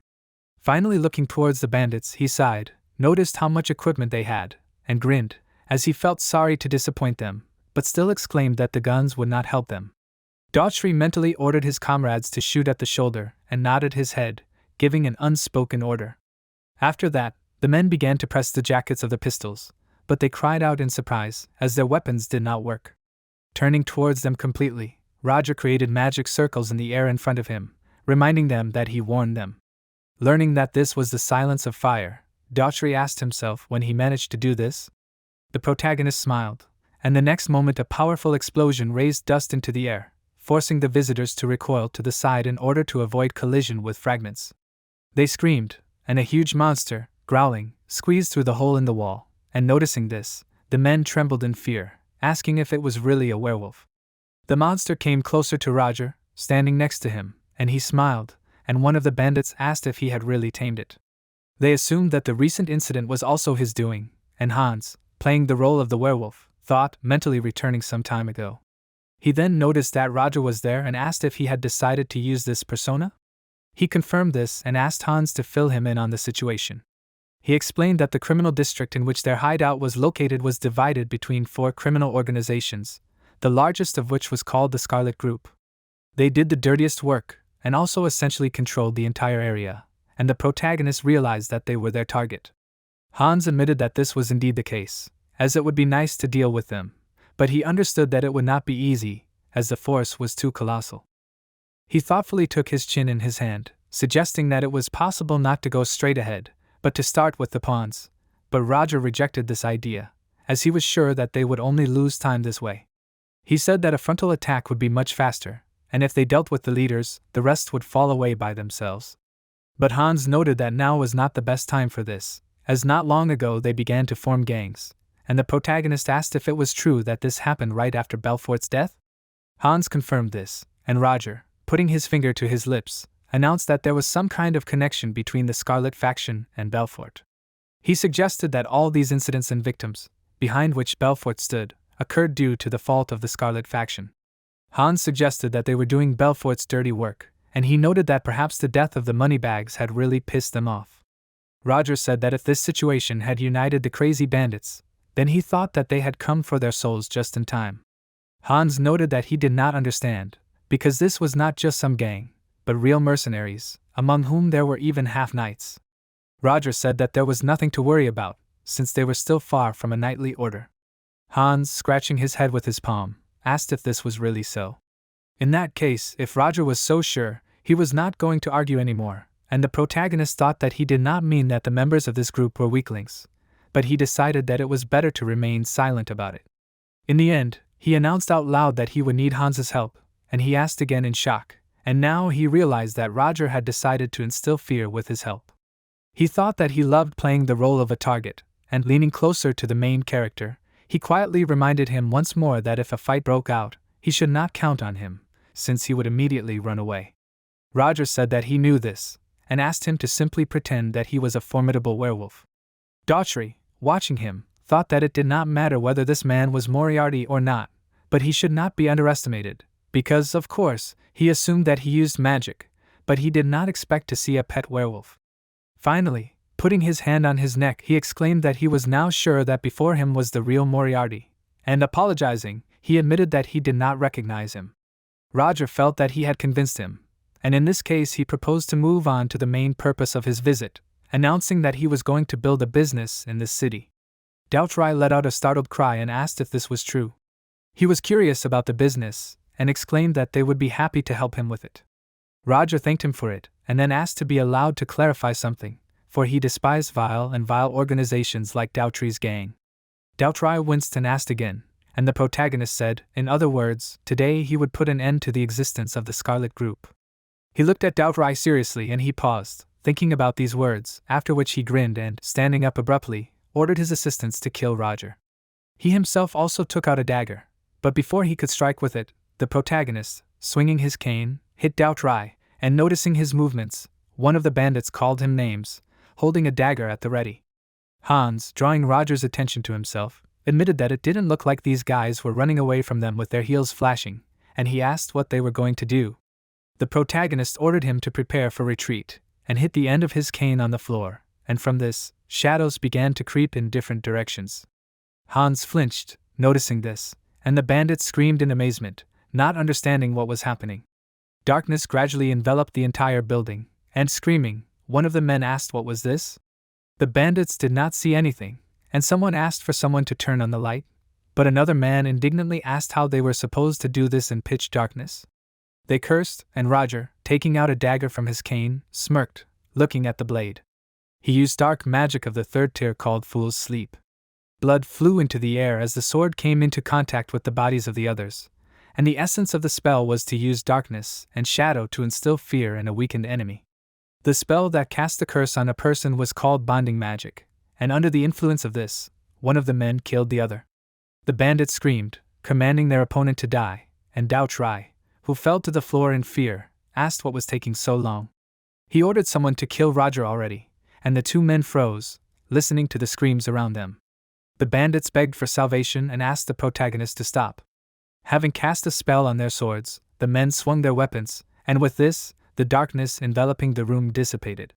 Daughtry looked at this in amazement and asked in fear, how did this happen? He noticed Roger standing surrounded by dead people, and looking at him, the protagonist smiled.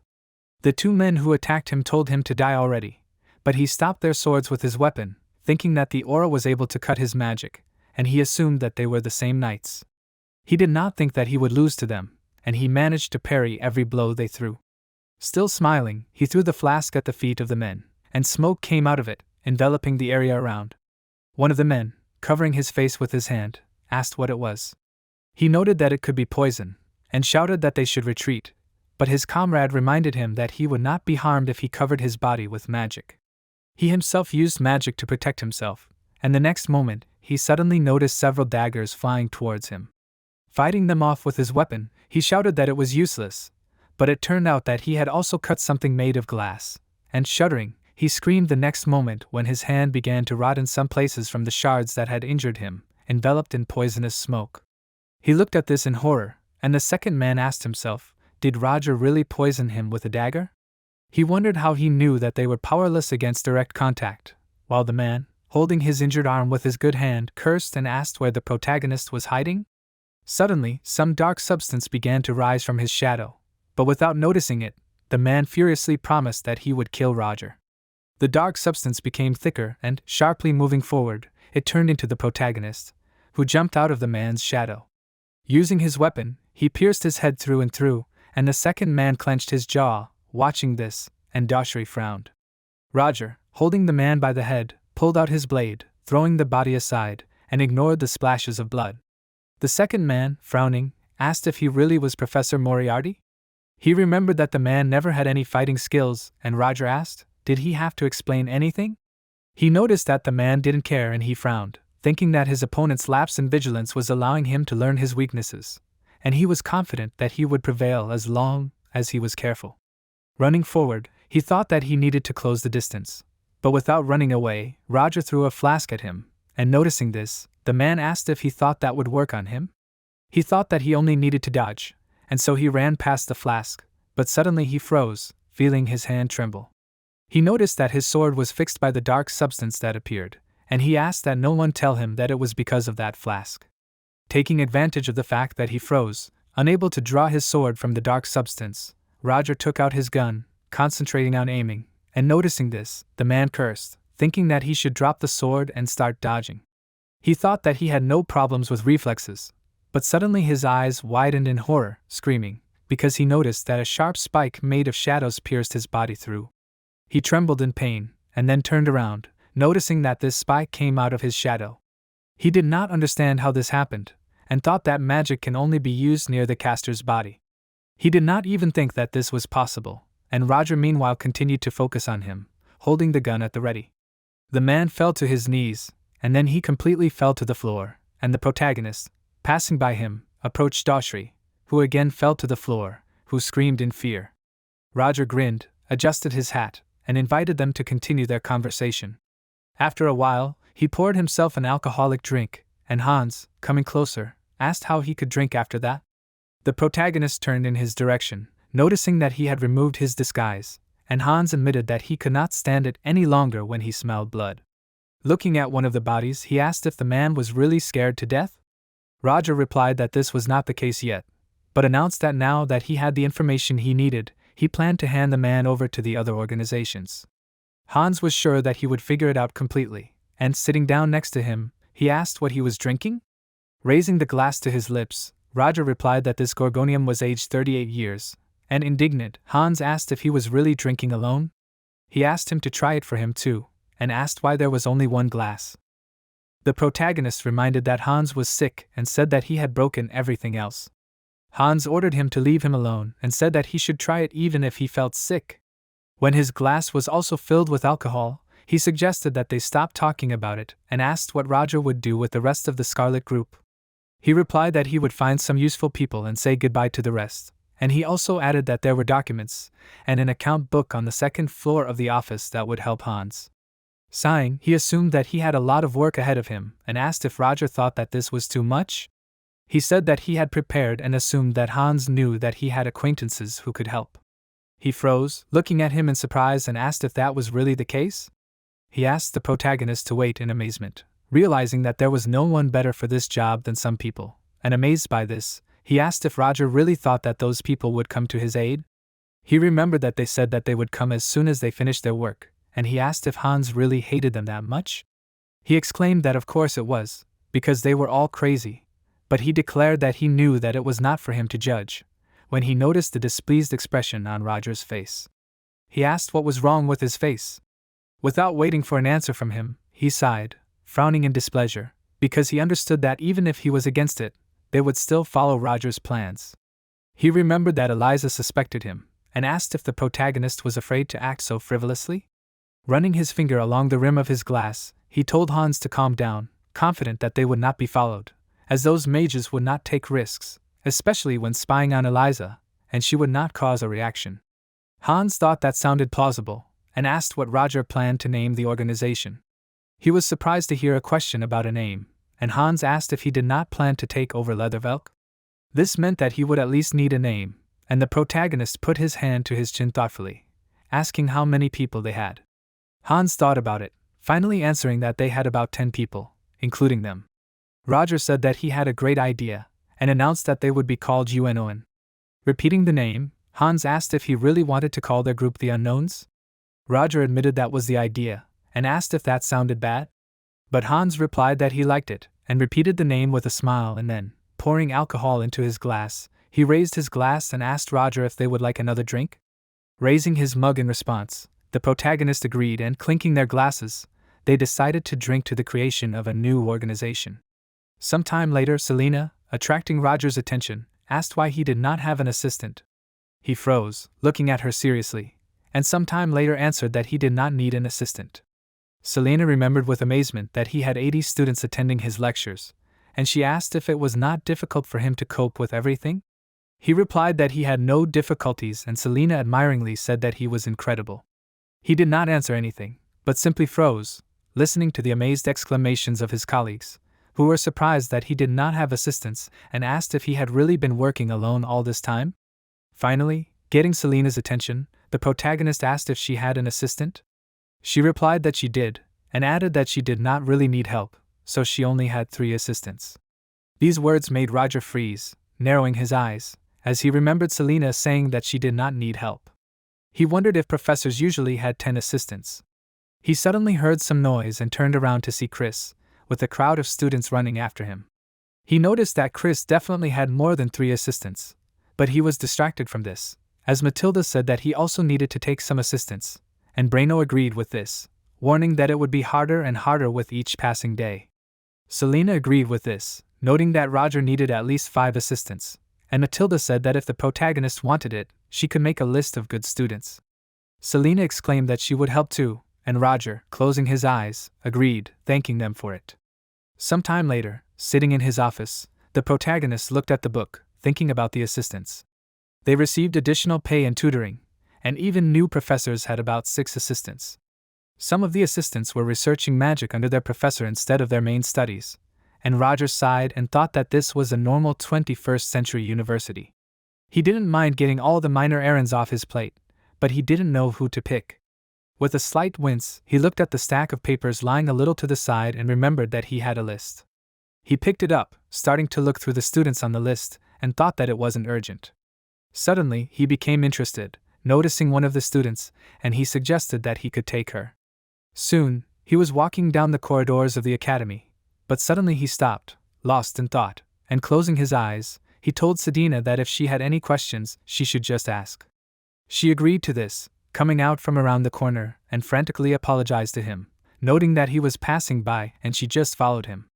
The protagonist thought that students do not just follow their professor, and he asked himself, does Sedina have nothing better to do? He sighed, and then said that everything is fine, because he once wanted to ask her something. Sedina was surprised, asking again, and Roger asked if she had classes on Tuesdays and Thursdays from 10 to 12 o'clock. She asked, isn't that the time of the protagonist's classes?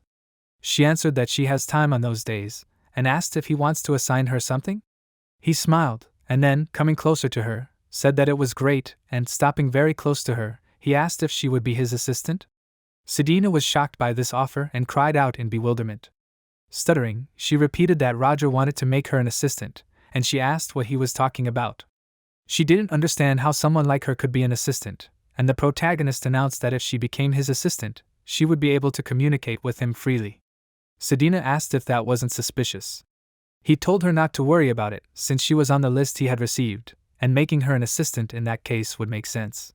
Sedina replied that she understood everything, and Roger said that if she didn't want it, then he wouldn't insist. Frowning, Sedina exclaimed that of course she wanted it, and the protagonist asked if she agreed. She began to nod, and Roger noted that it was good, asking that she bring him the assistant registration papers within 2 days. Sedina agreed, and the protagonist thought that it was great, since it was quite good for a first mate. Thoughtfully holding his chin with his hand, he also noted that now it would be easier for him to learn about the Black Dawn. In 2 days he was supposed to have a loyal assistant for small errands, and an hour later Sedina handed him the documents, looking at him intently.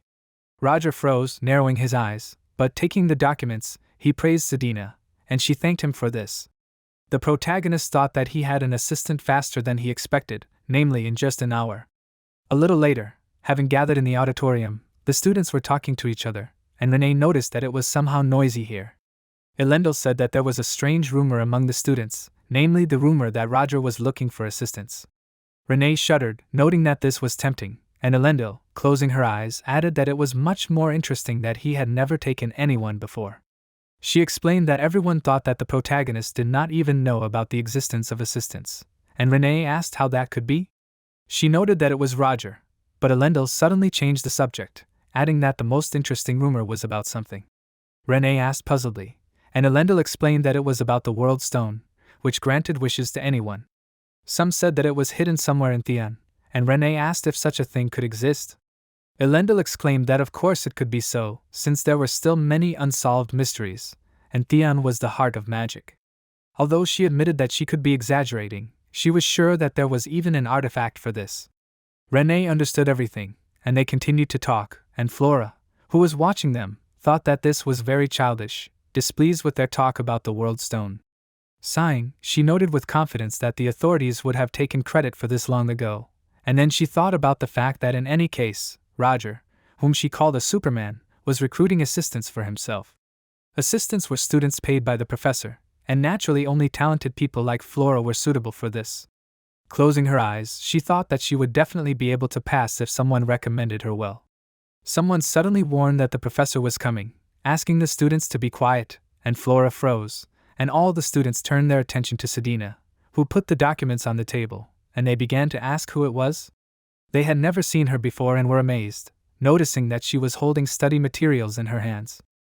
Because of this, they assumed that she was Roger's assistant, and listening to these conversations, Flora asked herself in shock, had the protagonist already chosen an assistant? As Roger walked into the classroom, he praised Sedina for her good work and allowed her to go. She bowed her head and agreed, and the students stood in shock, watching Sedina and Roger. The protagonist did not understand what was wrong with the students' faces, and he drew their attention to himself, warning them that they were starting class. After a while, he said that that was all for today, and noting that today's material would be on the exam, he asked the students not to forget to review it. Suddenly, Julia Plumhart, drawing Roger's attention, admitted that she had a question, and he asked what she was interested in. She was surprised that he remembered her name, and the protagonist remembered that she won first place in the admissions ceremony, and he also heard that she was supported by a magic tower. In the end, he asked what her question was. Julia admitted that the question was not that important, and asked how Roger chose his assistant. She smiled, looking at him, and he asked himself why she was interested. In the end, he answered that he chose his assistant himself, and Julia asked if there were any conditions.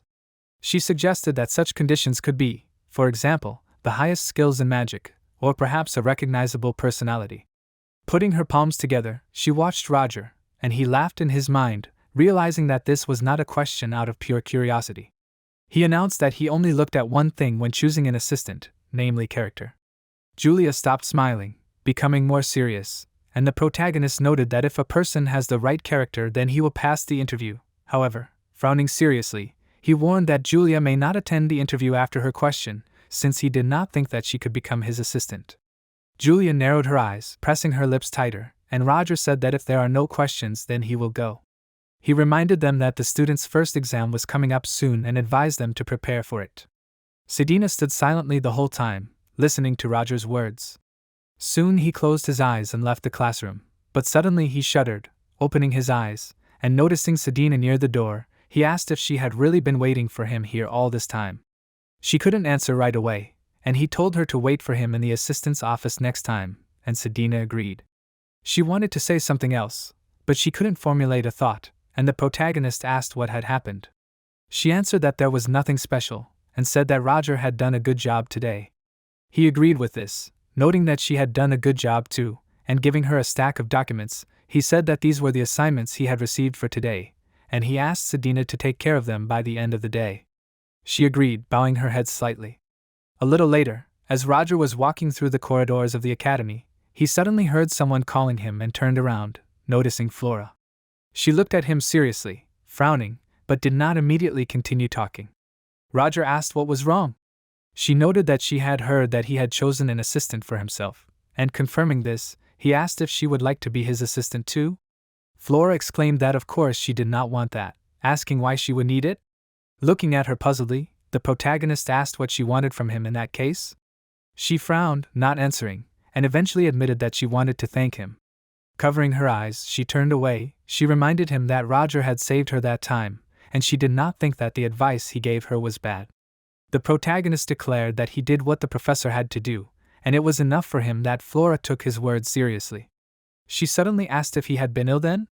She assumed he had used more magic power than she had, and Roger replied that he was perfectly fine, although in his mind he admitted that in truth he had almost died. Flora asked how many elements he could control. She noticed that in class he was sending 5 elements, and the protagonist announced that those 5 elements were the only elements he could control. In reality, he could use all 10 elements, but there was nothing to be happy about, because unlike mages who focused on one element, he was unable to use any element until he reached a certain level, and so he desperately called himself mediocre. He knew that if anyone found out about this, he would be in trouble, so he decided that he would just say 5 elements. Flora put her hand to her chin and noted that 5 elements was a lot, and Roger, turning around, announced that he would go if she had no more questions. Stretching her hand after him, Flora wanted to say something else, but clearing his throat, the protagonist interrupted her words and said that if she changed her mind, she could apply to be his assistant, since he was sure that she would definitely succeed. Flora froze, looking at him in shock, and when Roger began to walk away, she bit her lip, and then lowered her head, admitting that it irritated her. Some time later, entering Eliza's office, the protagonist asked if she called him. She greeted him and smiled, asking if he heard about the recent rumors. She meant that somewhere in Thean, the universe stone was hidden, and nodding, Roger confirmed that he had heard about it, but admitted that he thought that these were false rumors that the students had spread. Eliza said that this was not true, and the protagonist cried out in bewilderment, and she told that the universe stone, which fulfills wishes, actually exists. She created a hologram above her palm, noting that it is a mysterious object with unique powers that has existed for a long time. The protagonist guessed that it was a relic, and Eliza confirmed it, declaring that it was an ancient relic of unknown origin, and its power was hundreds of times greater than the power of artifacts created by great mages. Roger asked if such a relic was really in Thean. Eliza confirmed that they had it for a long time, but she excitedly added that it was a closely guarded secret, which meant that if there were rumors, then the information had leaked out. The protagonist realized that someone had revealed the secret, and although Eliza confirmed it, she also added that there were other options. Because the universe stone is very powerful, it requires constant maintenance for the area where it is stored, and therefore the information could have leaked during the transportation of the stone during maintenance. And if the rumor was so special, then she wanted to know if Roger could do it. He looked at her carefully, thinking that from the outside it seemed like Eliza trusted him and entrusted him with this, but she was not someone who trusted him just because he was in her faction. He thought that she was trying to find out who was behind him, and Eliza asked him to let her know if he noticed anything suspicious, and she also asked him to help them with the next relic transfer. Roger agreed and asked if any of the professors were involved in this. Eliza confirmed this, but she warned that they were assigned to different areas, so Roger would not encounter any of them. Closing his eyes, he said that he understood everything, and Eliza added that there was still time before the stone was transferred, and so she asked him to act as usual. A little later, sitting in his office, the protagonist thought about the information leaked to Thean, and he assumed that the Black Dawn began to act. However, Sedina had not contacted him, and he did not know if this was because of the First Order or if there was another reason for this. He supposed that there might be an incident soon, and noted that besides, he did not even think that he would be able to find the relic here. He took the shard from the pocket of his robe and looked at it carefully. He constantly changed identities during his travels and was a mercenary, a criminal advisor and a merchant, but he did not wander the world with so many identities for nothing, and all this was to find the missing piece of this relic. He was here because of rumors that the relic was in the Empire, but he did not think that another relic would be in Thean. Of course, this relic was different from the relic he was looking for, but he supposed that he could use the universe stone to find the relic he needed. He was distracted from his thoughts as the sphere on his desk began to emit light, and Hans announced that he had found out about the situation. He said that Roger had dealt with the Scarlet Group, but the other 3 organizations had gone quiet, but the Piranhas, who wanted to take control of society, were going crazy. That was why he needed Roger's help, and he asked if he had time. The protagonist assumed that he would be able to help in a week, and Hans asked if that was true. He assumed that something had happened, and he said that there was a relic in the inn. Resting his cheek on his palm, he noted that Roger had a lot of events, and the protagonist agreed with this. Hans asked which school could have the relic. He assumed that Elise had a secret dungeon, and closing his eyes and sighing, Roger asked him to stop talking nonsense. Hans was getting frustrated that he couldn't even understand jokes, and eventually promised that he would look for a meeting time. The protagonist agreed to this, and when he finished talking, he bowed his head, thinking that he wanted to go right away, but for now, he decided not to twitch because of Eliza's orders. After that, he thought about the universe wish-granting stone, and thought that this was a great chance. He looked closely at the relic fragment he had, noting that relics were hard to find, and even he, an avid relic seeker, had only found 3 relics so far.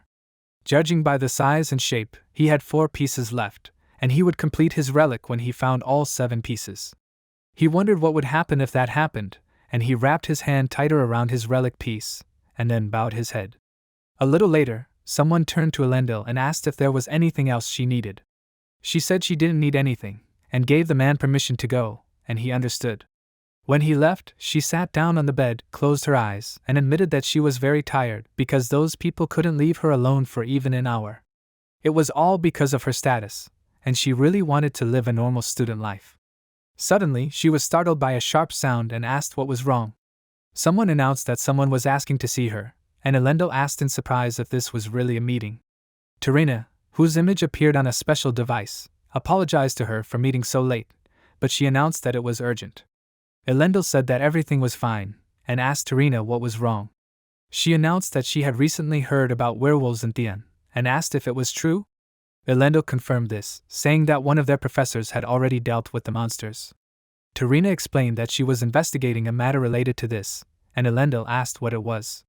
Terina apologized to her, but said that it was a secret, and she also said that she was going to meet with the professor.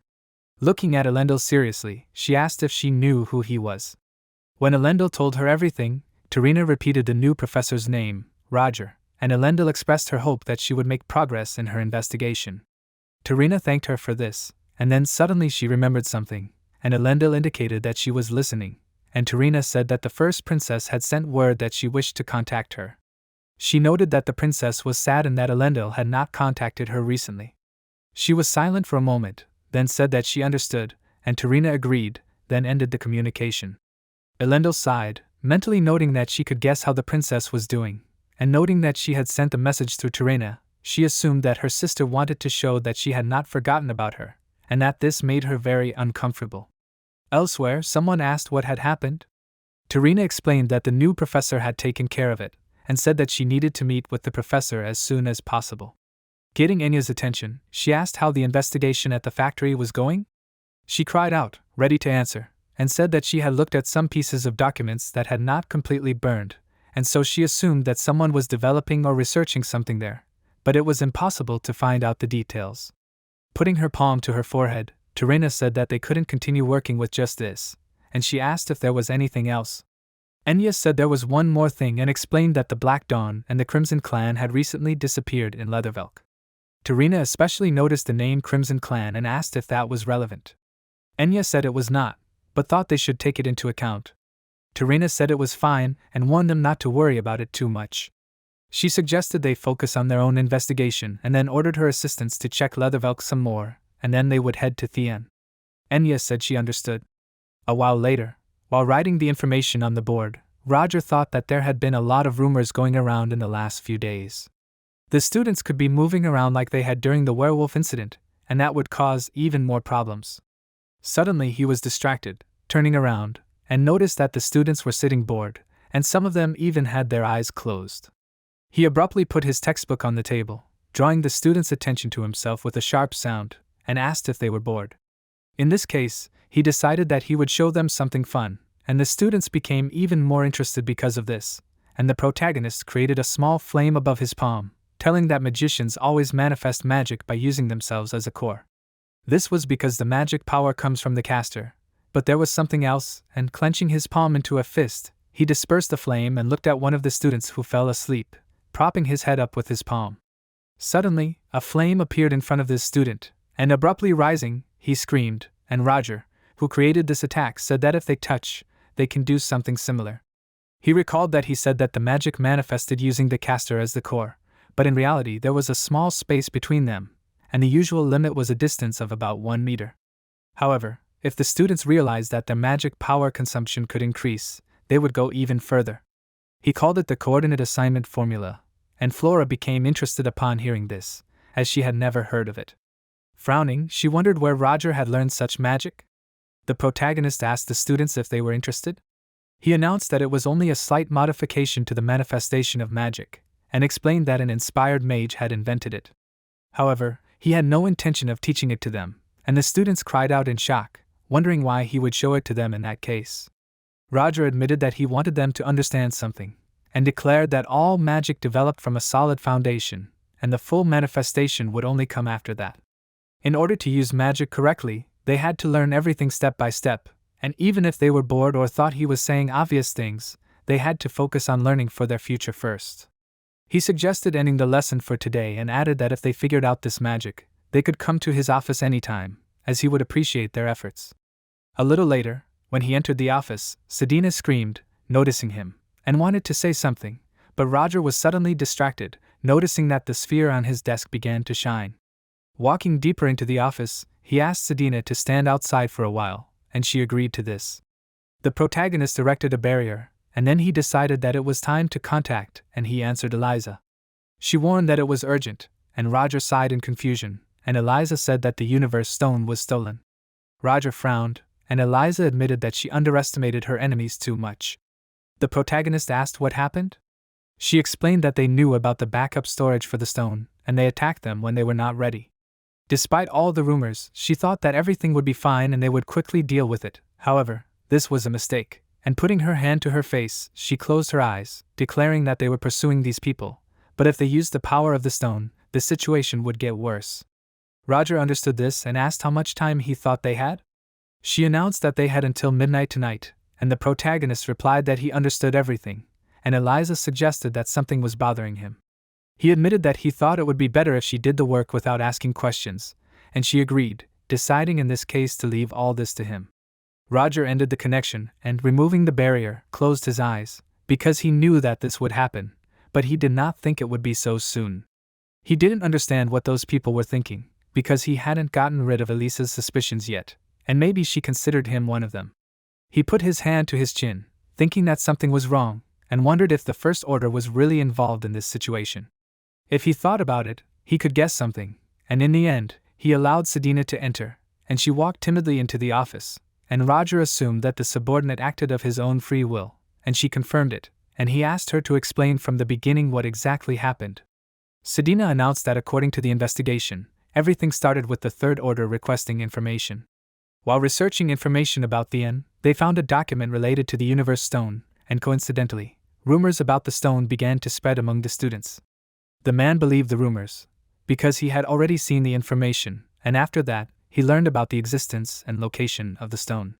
The Third Order immediately told the Second Order about this, and they decided not to tell, and they began to act on their own. This man was called Demiles, and he had connections with the government, and he was also in charge of all affairs in the Second Order. Roger, closing his eyes, noted that if it was that serious, then he would definitely let the First Order know about it, and he asked if Demiles thought that he would not find out about it. He did not understand why he was doing this, and Sedina said that this was only her opinion, but she thought that Demiles wanted to take a place in the First Order. The thing is that the Zero Order said that the 7 places of the First Order can always change, and compared to his greed, Demiles was not talented enough, so Sedina assumed that because of this he wanted to do something grandiose. Roger understood everything and asked how things were with them now. She hesitated with her answer and asked if the main character planned to act independently. He confirmed this, noting that they were already in pursuit of him, and their identities would be revealed if they interfered. Sedina announced that Demiles and his accomplices were currently on the run after stealing the stone, and she only knew that they had gone towards the quiet forest. As Roger stood up, he realized that it was time for him to start acting, and Sedina, startled, asked what she should do. The protagonist said that she did not need to do anything, and she cried out in confusion, and he announced that she had already done the job, telling him all the information, and he praised her for her good work. As he passed, he added that he could handle the rest himself, and Sedina, embarrassed, almost burst into tears and thanked Roger for this. Leaving the office, he stopped, glancing sideways at the door, and remembering that he had only thanked Sedina, he asked himself, why was she so embarrassed? He thought it was an overdevotion to the First Order, but now he assumed she had personal reasons. But as he walked further down the hallway, he thought that something else was important now. He cast the spell Aetern Nocturnus, and a dark magical energy appeared in the air around him, enveloping him from head to toe. He frowned in concentration, looking straight ahead.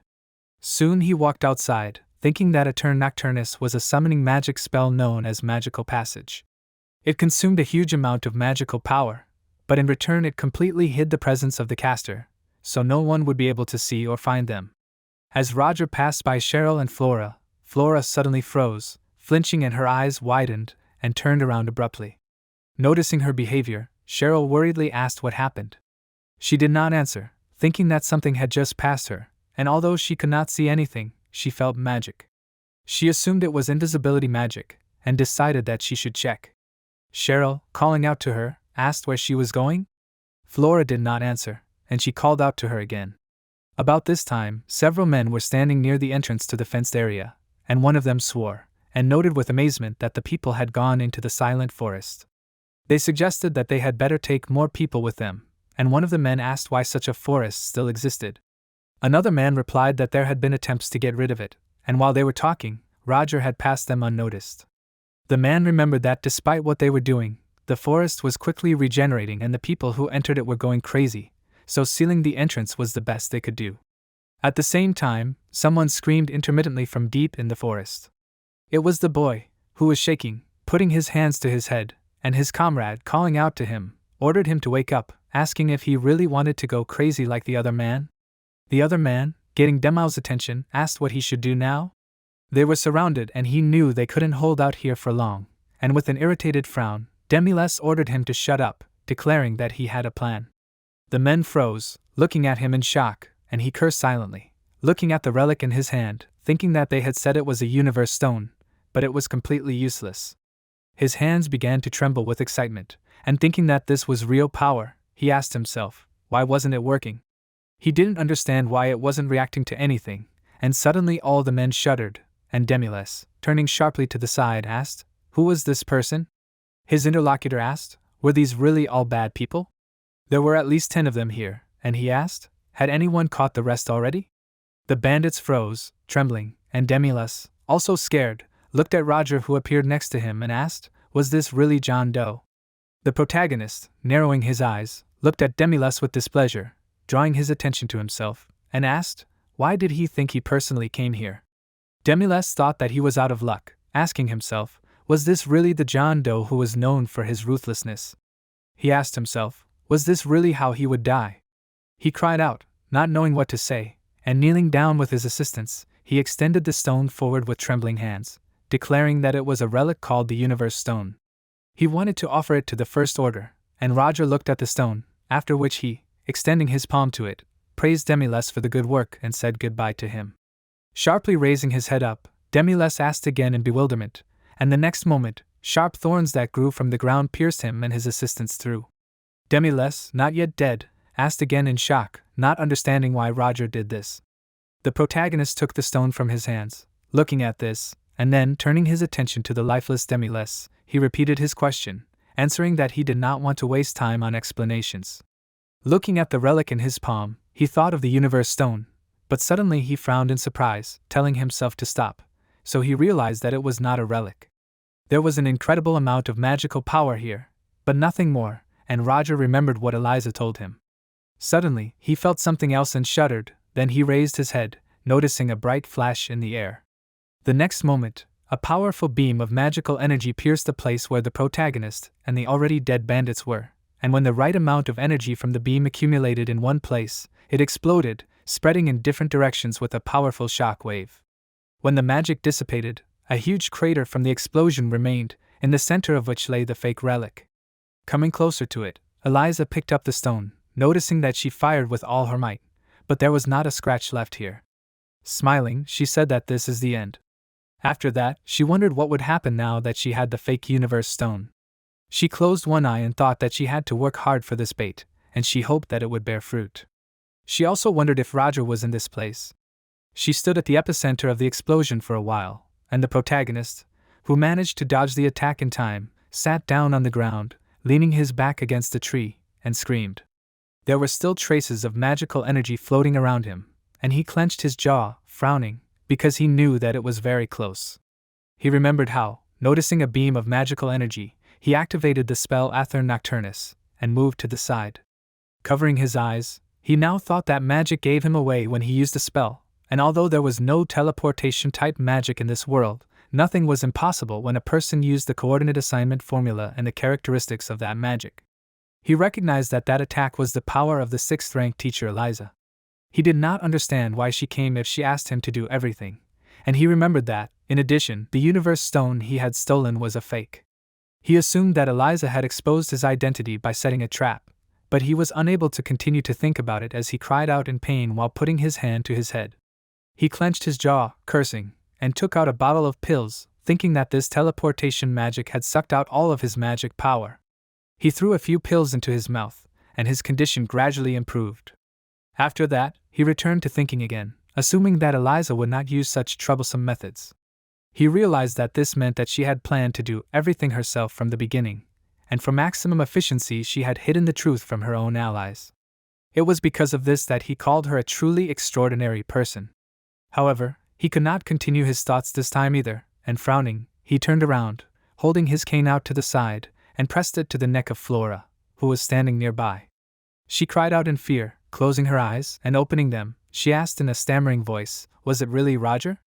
He frowned, realizing that it was her, and getting up, he asked why she was here. He was sure that she knew that this was a dangerous forest, and shuddering, Flora wanted to answer, but she could not immediately formulate her thoughts into a sentence, and without answering the question, she asked, "Why was the protagonist here?" She exclaimed that she wanted to ask it first, and asked what kind of spell was that. He declared that it was none of her business, and noting that the forest was a dangerous place for students, he ordered her to go back. Flora crossed her arms over her chest, closing her eyes, declaring that she was not that weak, and Roger assumed that she did not suspect anything. Sighing, he wondered if Flora had found a way to get past the people guarding the passage. Flora herself, also thinking, asked herself how she could explain to the protagonist that she came here because she felt something strange. She did not even know that Roger would be here, and suddenly she was distracted by someone shouting her name. Turning to the side, she screamed, noticing Cheryl, who, kneeling and trembling, asked where she had gone. She was scared and almost crying, and Roger, closing his eyes, ordered Flora to follow him, explaining that he would lead her and Cheryl to the exit. Flora frowned in displeasure but did not answer, remembering how she noticed the protagonist shaking as he poured several pills into his palm. She wondered what kind of medicine he had taken and assumed he was sick with something. As they approached the exit from the forest, they noticed Eliza standing next to him, who slightly flinched when she noticed Roger. She was also surprised to notice 2 students besides him, and he explained that they were wandering through a quiet forest. Eliza asked again, not understanding why there were students there, and Flora said that it was all because of her.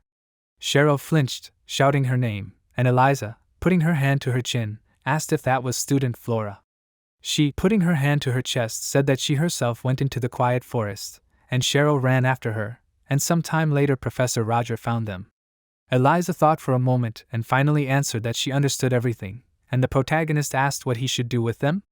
She smiled, declaring that students often make mistakes, and told Roger to just leave them. Covering her eyes, she asked what they should do now. Because of such a difficult matter, she had to go first and take care of everything, and the protagonist, bowing his head, noted that the magic was from Eliza, and if it was her then he was sure that everything worked out. He said that he would send the 2 students back, and Eliza asked him to really do it. A little later someone asked how his interlocutor was Roger. Eliza, who was walking next to Wilford, holding a stone in her hands, admitted that because of this event, she thought she could leave all suspicions behind, because she studied his reaction and did not notice anything strange. Laughing, Wilfred admitted that it was a great relief, because they would never be able to find a person like the protagonist again. However, he did not understand why they had spread the rumors, and Eliza smiled, declaring that they had to do it so that all the little rats would peck first. Wilfred understood everything, and soon they came to the doors and, passing into the hall, they looked at the real relic, lying on a special dais. The real stone was safely brought, and Eliza and Wilfred were glad that nothing happened to it, since in the past this stone destroyed an entire kingdom because it was in danger. Now that they knew that the real stone was safe, they could go, since Eliza did not want to stay here for long. When they left and some time passed, a shadow rose in the hall with the universe stone, from which Roger soon appeared. He smirked, thinking that at first he did not believe it, but it turned out to be a jackpot. He was glad that he left a mark on the fake stone, because he thought that Eliza would decide to check the real relic. The release of magical power of the real stone was much higher, and it forcefully sucked in the protagonist. However, it did not have the power to grant his true wish, and as he continued to approach the stone, he said that he knew this, as he had seen many things, and this meant that there was a limit to the power of this stone. However, as he touched it, he thought that at least it could tell him the location of the remaining relics. The streams of magical energy emanating from the stone increased, and Roger thought that more magical power was gathering, noticing that the stone was trying to invade his consciousness. However, he ordered it not to move, warning that if it tried to get through, then regardless of the protagonist's will, it would break. He emitted his own magical aura, suppressing the energy of the stone with this, and when it did, he said that it was good, and asked that the stone now show him the location of the remaining pieces. After a while, the energy that the stone was emitting faded, and Roger noted that he knew that the relic would not tell him about all the pieces. But even so, he was surprised that one of the pieces was so close. A little later, Hans sighed and asked what happened. The protagonist, who was sitting on a chair with his head on the table, announced that he had done what he had recently said, and he suggested moving their meeting to the next night. Hans noted that this was for the best, since the deadline was already tight, and he asked what was wrong with Roger's voice. He assumed that something had gone wrong, but the protagonist replied that everything had gone as planned, since they had found the location of one relic, but it was difficult for him to recover due to constant work. Hans replied that this was understandable, since so many things had happened, and holding his chin with his hand, he drew attention to the fact that they only knew the location of one relic, noting that it was not worth it. Roger said, to be precise, 2 parts, but one of them is already known, and the other is here, in Leathervelk. Hans shuddered when he heard this, and the protagonist, getting up, said seriously that according to the image that the relic showed him, he assumed that it was in the auction house. Hans remembered the auction house of Kanst, and he announced that it was the only one in the area. He heard that something big was going to happen there soon, and Roger assumed that this fragment would be an item for auction, asking Hans to look at the list of items prepared for the auction, and he asked if he could handle it. Hans answered that it was not difficult, and in the end he said that they would meet tomorrow. The protagonist agreed with this and said goodbye to him until the next meeting. A little later, when the morning had already come, he shockingly asked Flora, who was leaning against the door, what she was doing in front of his office. She shuddered in fear, and then sighed, asking if Roger was really not inside the office. He asked why she was looking for him. She did not know where to start, and asked herself if she should ask about the special magic that the protagonist used, or about the medicine. She remained silent for a while, thinking that it was very difficult to ask, and without waiting for an answer from her, Roger said that if she had nothing to say, then he would come in. Flora screamed, asking him to wait, and closing his eyes in irritation, the protagonist asked what happened. He wanted to say what would happen if it was something unimportant, but suddenly he froze, opening his eyes wide, as he noticed a drop of water in the air in front of him. Raising his head, he noticed a little distance away, hovering in the air, fire and ice crystals, and Flora asked what he thought of her coordinate assignment formula. Roger admitted that she surprised him, as he had not thought that there were students who could master the formulas.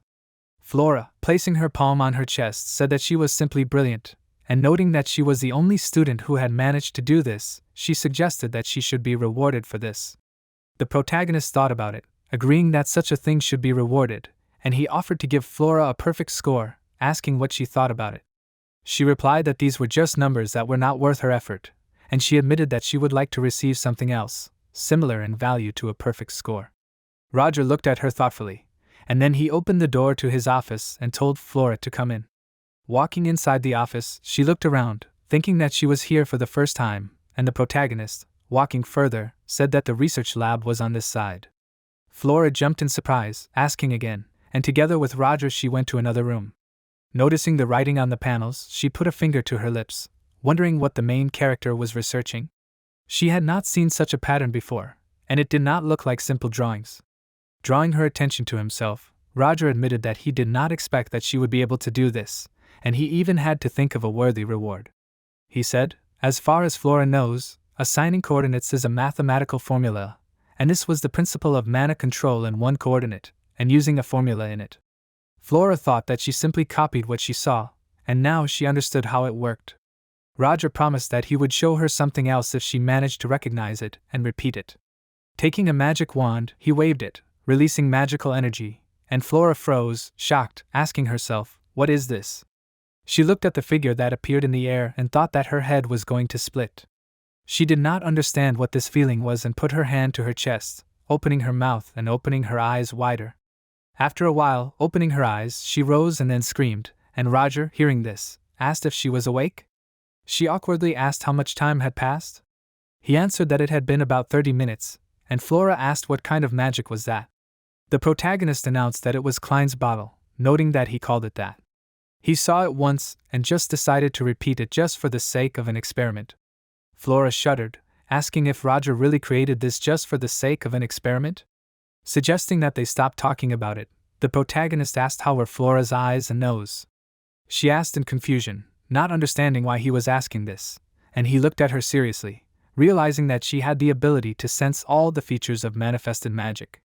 Flora flinched, her eyes widening, and Roger remembered when she saw his formula. Her pupils dilated and her fingertips trembled. She felt the formula differently, and Roger knew that normal people could not do that. He assumed that she was shocked by the magic that she had not seen before, and Flora asked if he was not interested in her feature.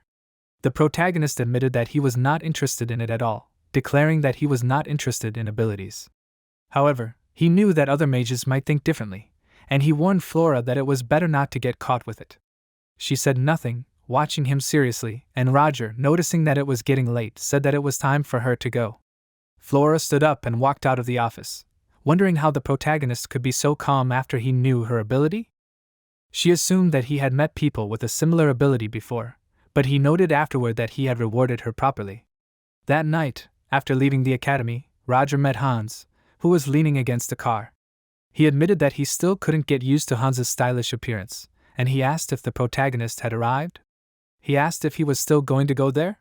Roger confirmed this, noting that he did it as usual, and turning his attention to the car, he asked where Hans got it from. He replied that he got it from the best of the best in society, and running his hand through his hair, he asked if they were going to such a place, then maybe he should do it this way. Roger admitted that it suited him, and in that case, they decided to go. Some time later they were already near a huge building, near which a large number of people were standing. Light was visible in each of the windows of the house, and the sounds of music were heard on the street. Walking through the hall of this building, the protagonist looked around, declaring that it was too bright and noisy. Hans noted that this was still a famous place, and he asked if it was worse than some dirty place. Roger asked on what floor was the meeting place. Hans answered that it was on the 4th floor, and he showed the protagonist where to go. When they approached the stairs, 2 men stopped them, telling them to wait, since they could not go to the 4th floor without permission. But Hans, handing a ticket to one of the men, said that they could do anything, and stepping back, the guards let them pass, allowing them to pass. When they went upstairs, Roger looked around, noticing that the atmosphere on the 4th floor was indeed different. Hans heard that this place was used for meetings of underground organizations, and that is how they created an unwritten rule. The protagonist asked in confusion, and Hans explained that fighting on the 4th floor was prohibited, and that was why there was no security on that floor. Roger was sure that there was a reason why those people had invited them to such a place, and he assumed that they were checking whether they would follow that rule. Finding the door, he said that they needed to go here, and as they prepared to go inside, they assumed that in that case it was time for them to enter, and looked at several people who were sitting in the room near the round table. Violetta turned to James Moriarty. She was sure that he would not lie in such a place. She thought that he had disappeared after an unsuccessful attempt to start a war in the kingdom of Delic. Violetta asked why he had come here. Was he planning to correct his mistakes? Violetta's face was covered with a veil. Roger brought a glass of wine closer to his mouth and answered with a calm voice that of course not. What kind of nonsense was this? He had not even thought about such things. Hans stood behind him expectantly. Violetta replied that she could not trust him. She asked, without touching the food, a man with no evil intentions destroys the Scarlet Group as soon as he appeared here? Roger replied that he simply wanted to get rid of the insignificant people who were constantly in front of his eyes. Karuka's pinion crossed his arms and with an unfriendly expression cut off the dialogue so that they would not switch to a personal conversation anymore. He asked what he wanted. It was not for nothing that he accepted their invitation. Roger put his hand on the table and told him that he was quick-witted. He planned to increase his strength. Karukas waved his hand and, parodying, repeated the words, his strength. He wanted to create a second Scarlet group? Dion frowned ahead, continuing to remain silent. Roger began to gesture with his hands and, exhaling irritably, answered, of course not. He caustically joked that this was why it had become so stuffy in here. Then he would clear up all the misunderstandings. Dion, looking at him from under his brows, asked what misunderstandings he was talking about. Roger did not answer his question and continued to say that before that, he wanted to talk in person. Dion looked ahead, stunned, and asked what? What was he talking about? Mastella suddenly interrupted him and said that everything was fine. She looked ahead with a friendly look and concluded about Moriarty that it turned out that he understood everything. Usually she was looked down upon because she was a child.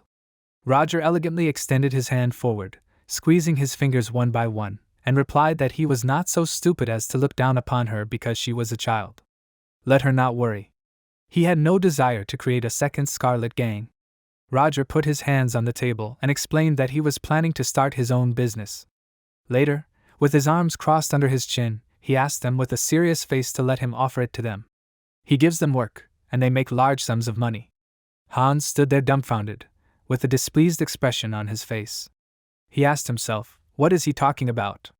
Violetta replied that it would be no different from the Scarlet Group. She asked, so he would force them to obey his orders?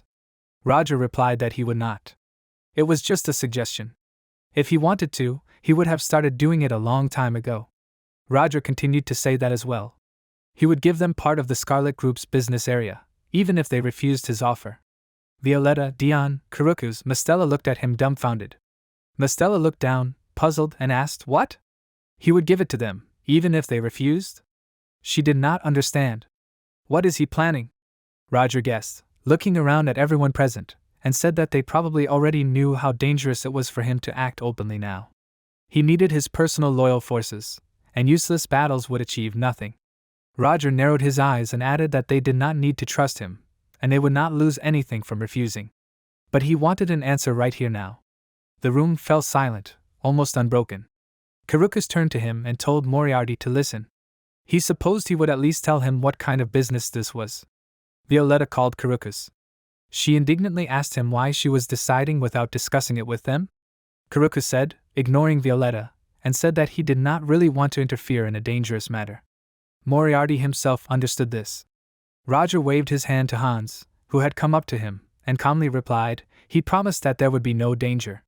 Hans handed Karukas a sheet. Roger meanwhile asked, do they know what pleasures the nobility seeks? Karukas answered stunned, choosing his words, opera and music. He asked, is that so? Let him just not say that they will do this. Roger answered no.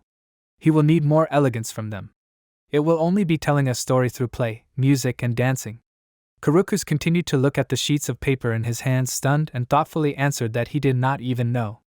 Later he exclaimed with a grin, he is sure that he sees a future in this. So let them do it then. Hans stunned, his mouth open, in a state of shock. Roger answered that then he is waiting to work with the leader of Pinion. Violetta, continuing to sit quietly on the chair, admitted that it was interesting. She asked Moriarty what he wanted to get in the end. Roger answered that he wanted changes. It was a forgotten area, despite the large industry and forges here. There was only gray skies and a gloomy future ahead. He asked, so they maintain a clear sky above people's heads? Roger wants to change this dark, gloomy alley. It will be a place where people can live and see only a bright future. Roger stretched out his hand with a sly smile and explained that he had also presented this business idea to other organizations. He asked them all to look into it before they decided anything. After a while, Hans' voice was heard in the alley between the houses, exclaiming that his ideas were incredible. He couldn't believe that he had received approval from all three organizations. Roger put his hands in his pockets and replied that he had only implemented other people's ideas. He asked them to skip this topic. Hans looked at him in surprise. Suddenly Roger turned around and asked, did she want something? Hans turned around in confusion. Roger asked, seeing Violet around the corner of the house, "Why is she unaccompanied?" Violet coldly replied that they needed to talk in private. Roger told Hans to go ahead and he would catch up with him later. Hans told him that he could take his time. After a while, Violetta thoughtfully began to talk about the business he proposed. She asked if he really thought it would go well. Roger asked her in return, did she think otherwise? Violetta explained that the current clothing market was controlled by famous and rich merchants. She admitted that she was curious. Did this really have a chance? Roger closed his eyes and explained that their target audience was not them. He began to explain that light and comfortable clothes that people could use in everyday life. If people liked this idea, then everyone would turn away from fashion. Violetta stamped her heel and objected that they still could not avoid attempts to hinder them. Roger replied that she had to overcome this. She could not hide forever. She no longer had to worry about protecting her sisters. If she accepted his offer, he would take responsibility for protecting them. And once she got her business going, Roger paused for a moment and said that she could use her magic on fashion too. Violetta asked how he knew.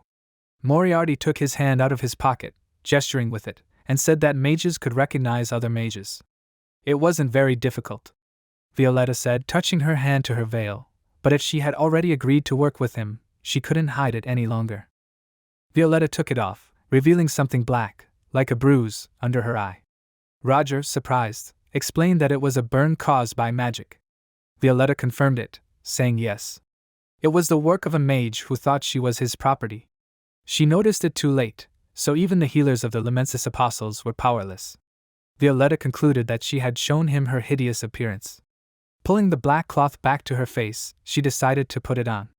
Roger abruptly grabbed her wrist with his hand and asked her to wait. He placed his hand on her face and replied that she trusted him and showed her secret. Violetta looked at him, stunned. Roger, meanwhile, decided that it would be right for him to reveal his secret too. Violetta, stunned, said what he was talking about. Roger, meanwhile, pressed the tip of his finger to her burn, causing a flash.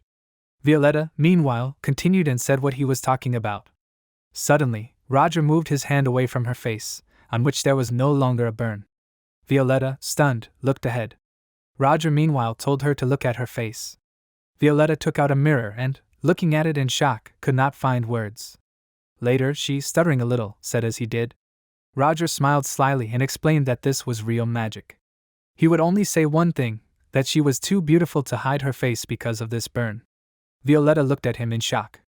She again brought the black veil closer to her face and explained with disappointment that it was dangerous to show such a thing off now. Roger again moved away from her to the same distance and calmly answered, as she decides. Violetta sadly said that now it was time for her to get to work, as he ordered. Their meeting today was significant, because then, suddenly, James Moriarty called her loudly by name. Violetta looked away in shock and asked, "What?" Roger grabbed her by the waist, pulling her aside. Suddenly, something that was flying at her crashed against the wall. Violetta screamed loudly.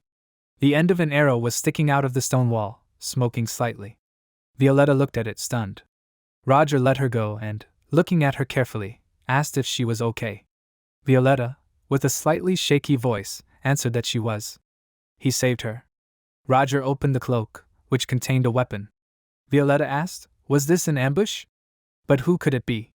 Roger took hold of the hilt with his hands and explained that of course he had his suspicions. He took out his sword and objected, but it couldn't have been a whole gang. A large group of men stood in front of them. One of them addressed him as James Moriarty. The leader of the gang asked how such an important person could wander around here without guards. There was a triumphant smile on his face, and he said that he had given him the opportunity. Roger turned away from the bandits and asked, "Are these the remnants of the Scarlet Group? Have they already forgotten how their group fell apart?" The commander replied that he remembered everything, which is why he was prepared. Roger tensed up, mentally thinking that this smell. It was dispersal. Roger turned to Violetta and told her not to use magic. It would be difficult to control. Violetta exclaimed in admiration that he even knew about this. The main group exclaimed with a guess, "What is this voice?" He was not waiting in vain. He did not think that they would capture two important people at once. Violetta tensely raised her umbrella up and admitted that it irritated her. Using someone's body was not her style. Roger turned to her and asked, "Is she going to fight?" Violetta replied that they were already caught and there was nowhere to run. Roger smiled and asked, "Can she dance?"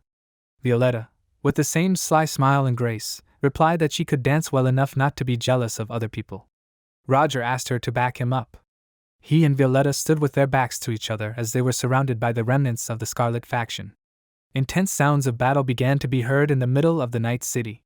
Roger skillfully fended off all the attacks of the bandits.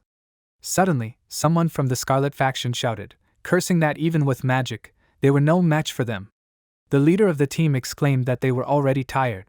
They did not have much time left. Violetta said exhaustedly that she no longer had the strength. She was no longer the same as she was in her youth.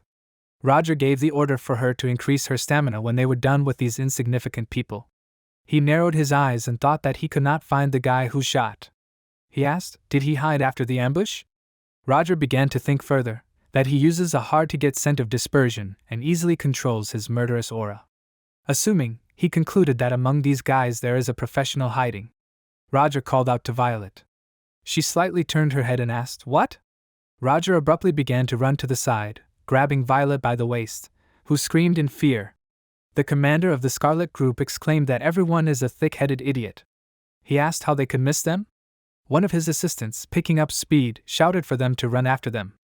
Violet in Roger's arms asked the question, "What is he doing?" Roger explained that among them there was a professional killer. If they continue, the advantage will be on their side. Violet desperately asked the question, "A killer?" Suddenly, someone ran at high speed near the men from the Scarlet Group. The killers, pointing their daggers forward, caught up with the fleeing Roger and Violet. Violetta peered ahead, noticing them. She exclaimed, "There they are." The killers continued to advance at a rapid speed. Roger asked her, "Does she know who they are?" Violetta screamed. She heard that there was a group of killers who came from the southern desert. "Are they people who kill others for money?"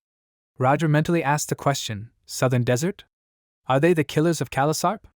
Roger suddenly stretched his hand up and screamed at Violetta to be careful and not to bite her tongue. Violetta asked in fear, "What?" A chain with a grappling hook suddenly jumped out of Roger's hand, accompanied by a loud sound. Having caught on the roof, they jumped high up. Violetta screamed loudly. Meanwhile, the killers pushed off the walls of the building, jumping after them. Roger and Violetta turned around in shock when they noticed that they were being chased. One of the assassins slashed with both hands. Violetta and Roger quickly separated, dodging the blows. Violetta opened her umbrella, which was hit by the assassin's daggers, and pushed down. Violetta clicked her tongue in annoyance, as her umbrella was completely torn. She wondered what happened to her umbrella. Roger explained to her that it was a special poison that the Calisarp idiots use. It can corrode absolutely anything. Violetta clenched her teeth in panic and asked what they should do now. Roger explained that they either have to wait until they run out of throwing knives, or they should get out of here as soon as possible. Meanwhile, the assassin jumped from side to side, hiding behind the long pillars on the roofs. Meanwhile, Violetta answered Moriarty that she liked the second option better. Roger replied that it was fine. Then she should hold on tight. Roger picked her up in his arms and jumped off the roof. Meanwhile, the killer froze in place, not expecting such a situation. Roger pushed off the roof again. A moment later, they began to fly down.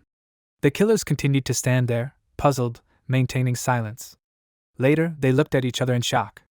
After some time, they pushed off the roofs and, jumping off this one, continued the chase.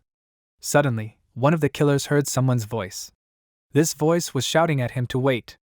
Violetta looked away in surprise and indignantly shouted a question. Did he just leave her here and go somewhere? She called him a coward.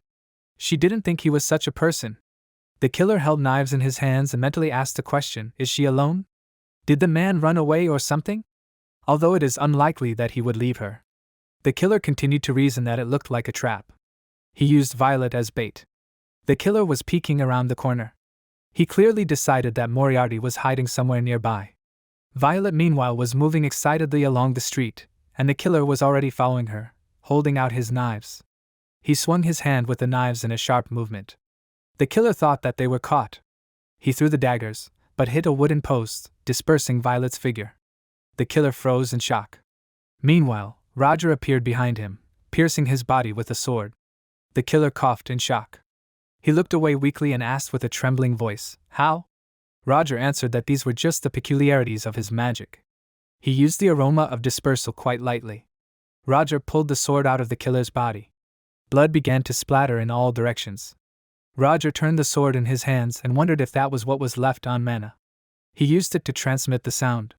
Violetta stood in front of him, leaning on the umbrella. Suddenly she screamed at him to wait. She warned him that someone was above. Roger turned his head slightly, noticing the second killer approaching him. The killer released from his hand the same chain that Roger used. The hook, attached to the chain, grabbed the blade of Roger's sword. Selichi dropped his weapon. The assassin was rapidly approaching him. He muttered murderously through his mask that he was finished. Roger stood stunned. Then, with a sharp and unhesitating movement of his hands, he pulled another sword from his back. The assassin's eyes widened in shock. He asked, "Was Moriarty hiding another weapon?" Roger thrust the blade forward, piercing the assassin. The assassin flew some distance, landing on his knee and leg. He fell dead and said weakly that he was. The assassin cursed one last time, beginning to bleed. Roger looked back at him and said that he had acted well. But at the most crucial moment, he let his guard down. Suddenly a voice was heard, that the sound came from here. Another voice, more angrily, shouted for them to catch them. They would be finished if they let them go. Violetta and Roger turned to where the sounds were coming from. Roger explained that the scent of dissipation had almost disappeared. He asked Violetta if he could leave the rest to her. Violetta placed the edge of the umbrella on her other palm and replied that it was quite easy. The old man pointed his index finger forward and shouted that he had found those idiots. Suddenly, his eyes widened in shock as a source of blue energy approached him. The old man exhaled in shock. Suddenly, their entire group was enveloped in blue flames, from which black smoke rose to a great height. Screams began to be heard in the night city. After a while, Violetta reached for the black veil lying on the asphalt. She concluded that there were no more henchmen left. She did not think that they would set up an ambush after the group disappeared. Roger thoughtfully lowered his head and coldly told her that they were forced. Violetta looked at him in surprise and asked, "What?" She pulled the veil closer to her and asked again, "But who?" Roger assumed that they were paid assassins. It certainly wasn't Belbot Rickson, because he killed him. Violetta, stunned, told him to wait. She asked, "Did he kill Belbot Rickson?" "Really?" Roger said yes. He looked down and explained that Belbot Rickson had done dirty work while he was funding Dutry. He had humiliated the honor and respect of others in his time. Roger didn't want to live under the same sky with people like that. Since they were talking about it, he would hand over Dutry's recruits to her. Roger said she could do whatever she wanted with them. But in return, she needed her to find out who was behind it. He was about to ask her to do so. Violetta, stunned, closed one eye and protested, saying that she would be busy with the business he had suggested. Roger asked her, couldn't she handle it? Violetta sighed wearily and said that he knew how to hurt her pride. She put the black veil back on her face and said okay. She would take care of it. She would do even better than he expected. Roger turned to her with a satisfied look and said that was excellent. He wished her luck. Roger and Violetta began to go their separate ways. After a short time, from behind the door of the house someone's indignant cry was heard for the assistant to come to him quickly. In response, he was asked no less indignantly, why is he her assistant? Sheridan exclaimed angrily that he was small. He should come to her silently, when he calls him. Hans replied that he understood everything. Let her just take her little rat teeth away from him. Roger meanwhile opened the door, entering the room, and looked in surprise in the direction where they were fighting. Sheridan was standing over Hans, pressing his body with her arms. She turned back with a smile. Roger said, and he was wondering why it was so noisy inside. Sheridan turned to Roger with respect. She was his fellow developer, a dwarf girl. Hans reached forward with a shaking hand and, turning to Roger, asked him to help him. Roger, without showing any emotion, caustically joked that the two of them had enough fun. He turned to Sheridan and told her to stop making fun of Hans and take a closer look at this. Sheridan jumped away from Hans lying on the floor and said with an anticipatory smile, "That's good. Let him show you what he has there." Later she exclaimed and asked a question, "Did he pull the wire when he was carrying another person?" She said it was only for one person. Sheridan added indignantly that the clamp no longer worked. Roger, rolling his eyes in displeasure, explained that he had to. Sheridan picked up the armband with the chain and, smiling, turned back, explained that it would only take 10 minutes. Let him wait here a little. Hans went upstairs and asked the question, Why did the little girl hate him so much?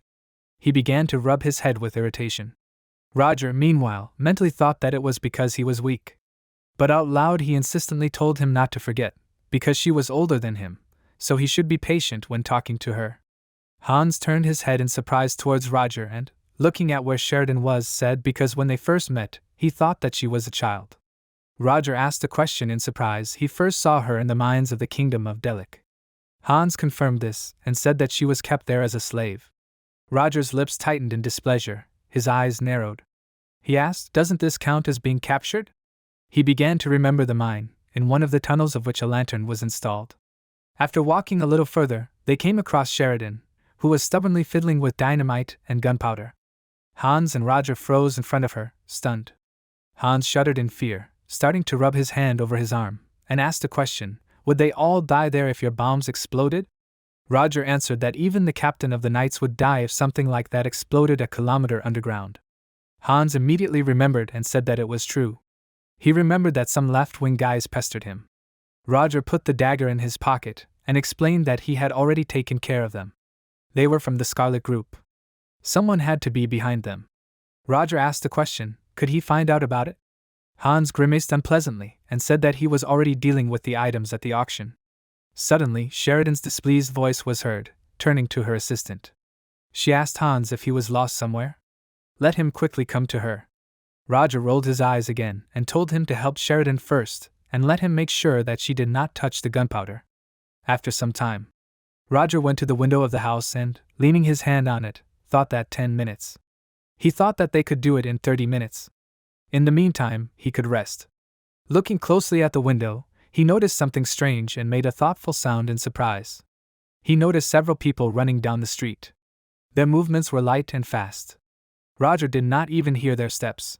He began to think further, looking at the leading figure. What were people doing here moving in sync at such a time?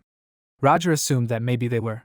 He did not finish his thought, because Terena, the head of the company, looked up with a piercing gaze. The word caught something strange. Looking out the window of the house, she did not notice anything and remained silent. Lloyd asked her a question. Something happened? She answered that nothing, and she imagined it. And Roger meanwhile hid behind the wall, thoughtfully crossing his arms. He looked at the window for a while and assumed that it seemed that Terena did not see him. At first it seemed to him that they were knights, but that silver hair. It was the patron of the order. Terena Lyahal. Roger continued to mentally ask the question, why was she in Leathervelk? He heard that she was assigned to investigate the murder of Belbot Rixon. Newspapers with solid articles about this murder appeared in his thoughts. Roger mentally asked the question, did she decide that this murder is connected with the recent incident? He glanced out the window again out of the corner of his eye and thought, it's a good thing he got rid of the evidence. He doesn't want to cross paths with that horrible man anymore. Sheridan slammed the door open and held up the bracelet with a satisfied smile, exclaiming that she fixed it. It took a little longer because she decided to tidy up the rest of the parts. Roger looked at her in surprise. He put the bracelet back on his wrist and was stunned to notice that it had become smaller and thinner. Sheridan asked him to try it. Roger abruptly thrust his hand out to the side, launching the chain straight into the wall. It pierced the wall with a loud sound, leaving cracks. Roger noticed, thinking that it had become much more powerful. Sheridan shouted contentedly that she had made it twice as powerful. Now he would be able to use it on multiple people. She exclaimed even more contentedly that she had added a new feature. Let him try making a fist and bending his wrist. Roger asked in surprise, a new feature? He made a fist and bent his wrist. The next second, a blade flew out of his hand. Roger looked at it, stunned. Sheridan explained that she did it because she remembered what he told her. She quickly added that it would go back into place if he relaxed. Roger relaxed his hand and the blade hid in the bracelet again. Roger exclaimed in surprise at the strange sound. Sheridan asked, did he see the small hole on the left side? He could now shoot needles from it to paralyze the enemy. Roger took the bracelet off his hand with a soft click and, thanking her, admitted that he liked it. Sheridan proudly noted that he had excellent taste. She exclaimed that her cowardly assistant kept saying that it was dangerous. She quickly added that as expected from a professor at the Theon Academy. Roger darkened for a moment and thought that it sounded a little strange, but he would not pay attention to it. Sheridan suddenly noticed and complimented him that he looked great in these fashionable clothes. Just one look would be enough to understand that he was a true gentleman. Roger put the bracelet in a hidden pocket on the back of his cloak. Sheridan continued, he was just like an aristocrat. Roger smiled gratefully, after a short silence. Later, he thanked her for the kind words. He immediately said that he would find a good use for it. Sheridan turned in his direction in surprise and indignantly asked, "Is he leaving already?" Roger explained that he wanted to take a walk. He immediately remembered that he wanted to ask her to do something else. Meanwhile, elsewhere, Tarina explained, standing next to the bloody bodies and weapons, that she came here because someone had caused a commotion here. But these wounds were caused by magic. She asked the question, was there some kind of fight between the factions here? Tarina looked down carefully, and said that she knew one of them. He was from the Scarlet faction. Enya asked again in surprise, what? But the Scarlet faction had already been eliminated. Tarina looked to the side and exclaimed in shock that there were 2 more bodies. She pulled out a knife that was leaking red aura from the first body she came across. It slid out of the dead assassin's body with an unpleasant sound. Tarina brought the blade of the knife closer to herself, and noticed that it had a sour smell. It was a special poison that the Calisarp assassins use. Lloyd asked in confusion, did she mean the Fatim Dynasty assassin organization? Enya asked, suggesting that maybe there was a conflict between the Calisarp and the Scarlet Group. Tarina sharply objected, answering that there was not. She roughly turned the dead Southern Desert assassin on his side and explained that they did not die from poison. Most likely, they were on the same side. She quickly added that he was killed with 1 blow. Lloyd looked at the second assassin's corpse, and said that this one too. He assumed that his heart had been stabbed from behind. Tarina thoughtfully put her finger to her lips and thought that the assassin had switched to a short-range fight. Most likely, they thought that their opponent was an ordinary mage and died because of their own mistake. The one who dealt with the assassins was a mage who knew how to handle a sword. And he was the one who finished off the Scarlet Group.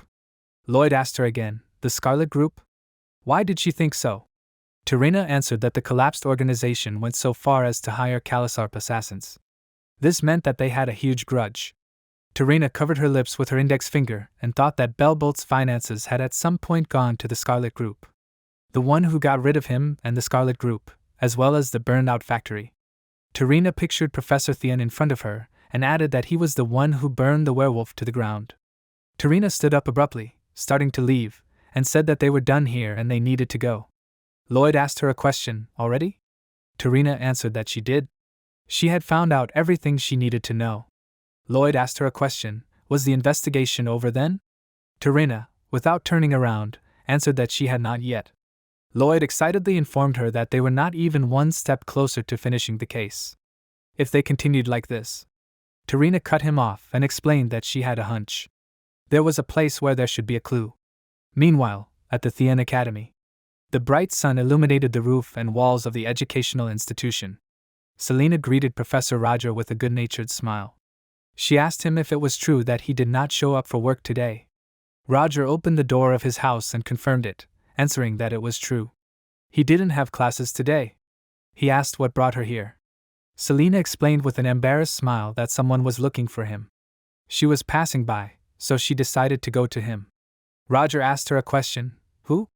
Selena answered, a knight and the State Security Service. Roger's eyes widened in shock, looking at her with concern. Later, he said that he would meet him then. Some time later, Lloyd was looking for something on the bookshelves and, hearing a sound, looked forward in surprise. Later, he regained his composure and said hello. Running his finger along the shelf, he asked, is he Roger Selassie? Roger confirmed and said that it was him. He asked a question, pointing to a chair in the middle of the office, why don't they sit down? Lloyd agreed and thanked him. Sitting on the chair and lifting up a lot of papers, he said that he would introduce himself first. His name is Lloyd. He is an employee of the State Security Service. Roger asked him if he wanted some tea. Lloyd lifted the leaf up, rustled it a bit, and declined the tea, thanking him. He explained that he didn't eat while working. Roger replied that he understood. He asked a question, so what made him come here? Lloyd asked him if he had dealt with the werewolf that had appeared on the academy grounds. Roger confirmed that he had. He asked if there had been any problems with that. Lloyd smiled broadly and replied that he hadn't. He just wanted to hear the details of what had happened. Roger shouldn't worry and should just pretend that he was talking to a friend. Roger replied coolly that it was fine. He looked down tiredly, and thought that it hadn't been Tarina Lionhall after all. And he had already prepared himself for the meeting with her. Since it hadn't been her, he wouldn't have any problems. Roger said that he would begin then. Lloyd asked him to tell him everything in detail. After a while, they shook hands. Lloyd thanked him for his time. Roger replied that he was the one who worked for the government. He was glad to help. Lloyd, opening the door, turned around and said with respect that it was an honor for him to meet him. Roger responded that it was like that for him. Later, the click of the door was heard closing. Roger looked with disdain at his hand, which Lloyd had recently shaken. He thoughtfully remained silent. Meanwhile, in the academy park, someone's voice addressed the commander. She had finally arrived. Lloyd approached Enya and Tarina and asked, had they found any leads? Tarina replied that they had not. There was nothing worthwhile. She closed her eyes and exhaled tensely and said that they had even gotten a warrant for an investigation. But there was nothing useful. Tarina asked the question, what about him? Had he followed her instructions exactly? Lloyd confirmed this and said, he did everything as she said. Tarina asked with a menacing look, so he was the one who devoted a lot of his time to training? Lloyd replied that even though he was wearing gloves, when they shook hands, it felt like it was. Lloyd imagined Roger throwing the glove on the table. He explained that it was the hand of an ordinary mage, who had never used a knife before. Tarina looked down, stunned. Enya asked worriedly, seriously? He wasn't mistaken? Lloyd exclaimed indignantly that of course not. Tarina, meanwhile, thoughtfully repeated, the hand of an ordinary mage. This was not what she expected at all. Tarina brought her palm to her face again, thoughtfully looking forward. She thought that she had finally found a clue. The whole matter was becoming a mystery again. Tarina turned around and said that without any leads, the investigation was closed. She turned to Enya and said that she would stay here and report anything suspicious. Enya asked again in surprise, what? Her? She thoughtfully suggested that maybe they could check everything in person before leaving. Tarina said with annoyance that they couldn't. That was one of the conditions. Enya asked the question, conditions? Suddenly, someone happily called out to Tarina. Eliza waved her hand in greeting and exclaimed that they hadn't seen each other for a long time. Tarina turned in her direction in surprise. Lloyd, stunned, thought about what? The rector was Eliza Willow? Enya, with the same stunned look, mentally asked the question, do they know each other? Tarina asked Eliza a question, why was she here? Eliza ran up to her and asked what she was talking about. She exclaimed that she could at least greet her friend. Tarina frowned and said that she was being too friendly now, although she hadn't let her meet Professor Roger in person before. She added that she could stop pretending. Eliza, with an embarrassed smile, told her not to bully their useful new guy anymore. She liked him a lot. She asked, but how could she leave him alone with her? Tarina asked her a question, did she consider her a person who constantly broke others? Eliza grinned and asked a question in return, was that not so? Their voices echoed among the red rose garden. Tarina suddenly turned around and warned that she was leaving. She turned to Eliza and told her that she could see her off. Eliza looked at her retreating back in confusion and asked her to at least drink some tea. She tried to call her by name, but her voice already sounded quite muffled. Meanwhile, at the academy, Roger watched them through the window. He mentally thought that the rector and the patron. He had no idea what kind of relationship there was between them. But thanks to her, he was able to avoid meeting this crazy woman. Roger began to think that Lloyd was one of those in front of whom he should not let his guard down. But his actions were good enough clues for him. Roger began to mentally list that first he checked for dust on the shelves. Lloyd himself looked clean and well-groomed. Roger thought he was a germaphobe. If someone like him offered to shake hands with his bare hand, it meant he wanted to know something. Roger remembered putting on an artificial glove that looked like his skin. He asked Sheridan to make him artificial skin just in case. And it was absolutely worth it. Roger looked down, walking away from the window, and thought that this was a good try. But unfortunately, he was much better prepared. Roger thought it was time to relax and prepare the test. A week later, Sedina lectured that the others had been acting very cautious lately. She assumed that the reason was the recent visit of Turin's patron to Theon. Roger, circling the words in the text, asked what she meant. Sedina went on to explain that people tried to avoid contact with each other as much as possible. Now the private meetings were all held outside of Theon. Roger replied that he understood everything. He asked if there was anything else unusual. Sedina hesitated and said that if we talk about it. She was silent for a while and added that 2 days ago 3 people of the Third Order were captured by the police. Roger looked up in shock and asked again, Third Order? Sedina confirmed it. She said that it was not worth his attention, so she did not tell him about it. Roger mockingly said that they were very stupid if they managed to get caught by the police. Sedina added that many were talking about the fact that the students were involved. Roger raised his hand with a quill up in shock. Sedina said that 2 guys and 1 girl from his class? He mentally imagined the students in front of his eyes and thought that it was his class. He exhaled with worry. Roger assumed that it was Aiden, Leo, and Tracy. Sedina clearly said that it was them. Roger asked how these guys managed to catch someone outside the city? Sedina assumed that they were doing tasks at that moment. Roger asked again, a task? Sedina tiredly began to explain that low-class students have a board with tasks, thanks to which they can pay for their education. These 3 students are not from the richest families. Roger thoughtfully looked to the side and thought, even if so, but for these guys to catch people of the Third Order. He continued to watch them, but this was beyond his expectations. Sedina stood quietly in front of Roger and asked a question, what should she do with people from the Order? Roger banged his index finger on the table and thoughtfully repeated the words, people from the Order. With his other hand with a pen, he pointedly answered for her to leave them. He does not need those who can be defeated by some students. Sedina trembled all over and exclaimed that exactly. She said with excitement in her voice that he was right. Roger asked her if there was anything else. Sedina replied that there was nothing else except the agreement to stay put for a while and do nothing. Roger pushed his chair away from the table with a sharp movement and asked if that was how it was. He replied that it was good. Putting on his dark cloak as he moved, he said that they should go then. Sedina exclaimed in agreement that yes. After some time, Roger's voice echoed off the ceiling of the huge auditorium as he told them that the first testing round was starting today. He was sure that they had prepared for it diligently. Starting to draw clear letters on the blackboard, Roger reminded them that, as he had said, he would be teaching them the source code formula. Specifically, those students who would take the first 5 places on the list. Of course, he would not teach them the entire formula at once. Renee looked down thoughtfully, listening to the professor's words. Roger meanwhile added that he would divide the formula into 4 stages. He would teach one for each test. If he finds out they are cheating, they will have to pay a price. Flora crossed her arms in displeasure. Roger said, now what? He raised his hand up, starting to conjure a glowing source of energy in front of him, which developed in a vortex.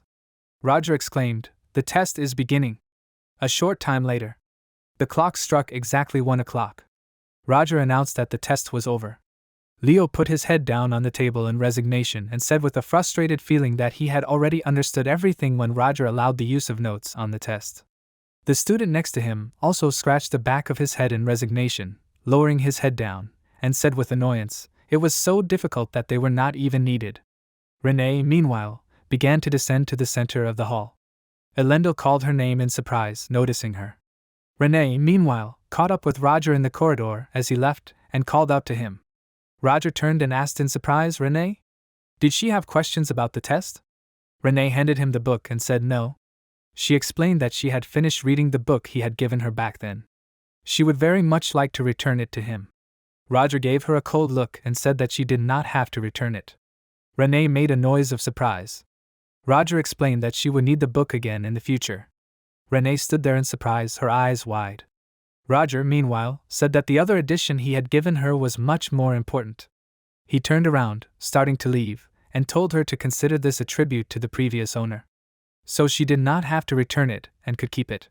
Because he believed that only in her hands would this book show its full potential. Renee watched the professor walk away, stunned and grateful. Elendil approached her from behind and asked a question, Renee? Renee was surprised to hear her name. Meanwhile, Elendil continued to take steps towards her and asked what happened. She ran away so quickly. Renee excitedly replied that nothing happened. She immediately tried to change the subject and asked with an embarrassed smile how she wrote the test. She answered that it was not that difficult, not at all how she imagined it. Elendil with a worried look turned to the side and grinned. She asked with excitement, is it true? Renee excitedly noticed the change in Elendil's mood. She suggested with motivation that she must have been very tired and could not pull herself together at all. This also happens to everyone, so she should not worry. Elendil with feigned calmness said yes. She had so many things on her mind that she could not prepare properly at all. Their voices were muffled down the corridor. Meanwhile, in the rector's office, Eliza, looking at the written papers, said that no matter how many times she looked, she never ceases to be surprised. She couldn't imagine that Professor Roger could come up with such questions. She put her hand to her face with a satisfied smile and, bringing the paper closer to her, said that for this you need to have a strong foundation and knowledge of the basics, with the right placement of tricks and test difficulty. She didn't expect much from this stern guy, but he really surprised her. The man coolly asked her how she would compare him to Professor Chris Benamore. Since they were both professors of embodiment, he was sure that the sections on the test were similar. Eliza waved her hand unpleasantly and reproachfully noted that it would be cruel to compare them. She explained that Professor Chris only puts difficult questions on the exam to show off his knowledge. She was sure that he had already looked over this test. She would like to see what expression he had on his face now. Meanwhile, Chris. He was tensely clutching the sheets of paper in his hands, and his face was all frowning. The hands holding the test were shaking violently. Later, Chris crumpled the test and threw it at the door with all his might. He cursed loudly. Chris thought desperately and angrily that he was wondering why the rector had suddenly come. He clenched his fists and, hitting the table, mentally asked the question, should he take note of the questions from Professor Rogers' exam? At that moment, Eliza was smilingly handing him the test and asked, wasn't he also responsible for the incarnation section? She brought it to him, thinking that it would help him in composing the next exam. Chris narrowed his eyes nervously, and sweat was running down his face from nerves. He was stunned by the thought of being compared to some fallen nobleman. He slammed his fist on the table with anger and rage, causing a dark aura to appear next to him. Mentally turning to Roger Selassie, he said that they would still see. This was a real disgrace. He would get revenge on him for this. Meanwhile, in the Academy Park, the bright midday sun rose up, completely illuminating the entire area. Renee walked through the park and thought that now she was prepared for the other exams. She thought that now she could have a peaceful lunch. Renee continued to think that Elendo came back immediately because she was shaken by this exam. She really hoped that she would get better. Suddenly, one student stopped in front of her, not continuing his speech about what he would do next. The student let out a questioning breath. Renee turned to him in surprise. The student asked his company, "Who do they have here? Isn't that a proud and noble simple girl?" He approached Renee, who asked him to move away. The student asked what she was saying there. He couldn't hear. Renee asked him indignantly and excitedly, is he sharing because she rejected him? He should be ashamed now that he is noble. The student frowned darkly and offendedly, rudely saying that she was a pathetic simple girl. Let her know her place. He grabbed her wrist and pulled her with all his might. He told her to follow him. Renee asked what he was doing. Let him let her go. The student threw her onto the lawn. Renee fell to the ground with a scream, turning over her lunch. She clenched her teeth in anger, turning her head. There were several abrasions on her face. The student asked her a question, did she still dare to look him in the eye? He took out a magic wand and exclaimed that this was why he needed to educate the common people. Fruden suddenly appeared behind them and asked the student what he was doing there. The whole company turned to look at him in shock. They all asked the question together, Fruden Wolberg? Fruden looked ahead with cold eyes, narrowing his eyes. Renee opened her mouth in shock and thought in her mind that it was Fruden himself. There were many rumors that he was cruel and merciless to the common people. She mentally asked the question, why did he come here? The student pointed his hand excitedly at Renee and replied that he was simply educating an impudent common girl. He was noble, after all. Fruden repeated the word educating with disdain. He asked him a dry question, did that mean he was making fun of her? The student raised his head in fear and exclaimed that it was not true. This simple girl dared to look down on him, a nobleman. Freunden calmly told him to shut up. At that very moment, the student fell to the ground, screaming loudly. Freunden looked at him gloomily, and said that he was just a useless thing that had tarnished the name of a noble man. He asked how much longer he had to tolerate such useless people who had nothing better to do. Was he angry now that he was scolding him?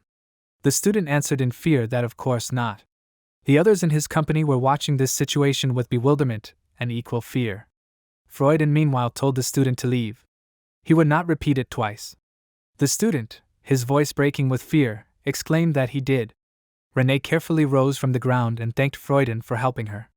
Freunden looked at her in surprise and said that she Renee breathed out in shock, still frozen on the ground. Frieden abruptly turned away and replied that nothing. He looked to the side where the food was and asked, was this her lunch? She wouldn't be able to eat it anymore, would she? Renee excitedly replied that everything was fine. She would clean it from dirt. Raiden asked, would she eat what touched the ground? If she didn't mind, he could share his. Renee asked in shock, what? After some time, Renee stood in front of a large and fluffy house in surprise. She asked, what kind of place was this? She had never noticed it before. Frieden replied that this was his personal space. Even his bodyguards didn't know about it. He sat down on a blanket spread out under a tree.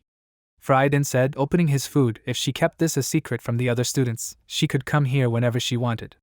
Renee clenched her fists in excitement and exclaimed, of course. She wouldn't tell anyone about this. She glanced at Frieden's food, which contained sliced pieces of lightly fried meat in greens and onions. Renee was stunned. Was this really his lunch? Frieden explained that he got carried away and made too much. Renee was even more surprised. Did he cook this himself? Frieden told her to try it already. Renee thanked him. She ate the first piece and exclaimed with admiration that it was very tasty. Frieden respectfully said that he was glad if she liked it. He advised her to eat more slowly. Renee took another piece of food, starting to chew it, and thought. Many said that he hated ordinary people, but he did not seem like such a person at all.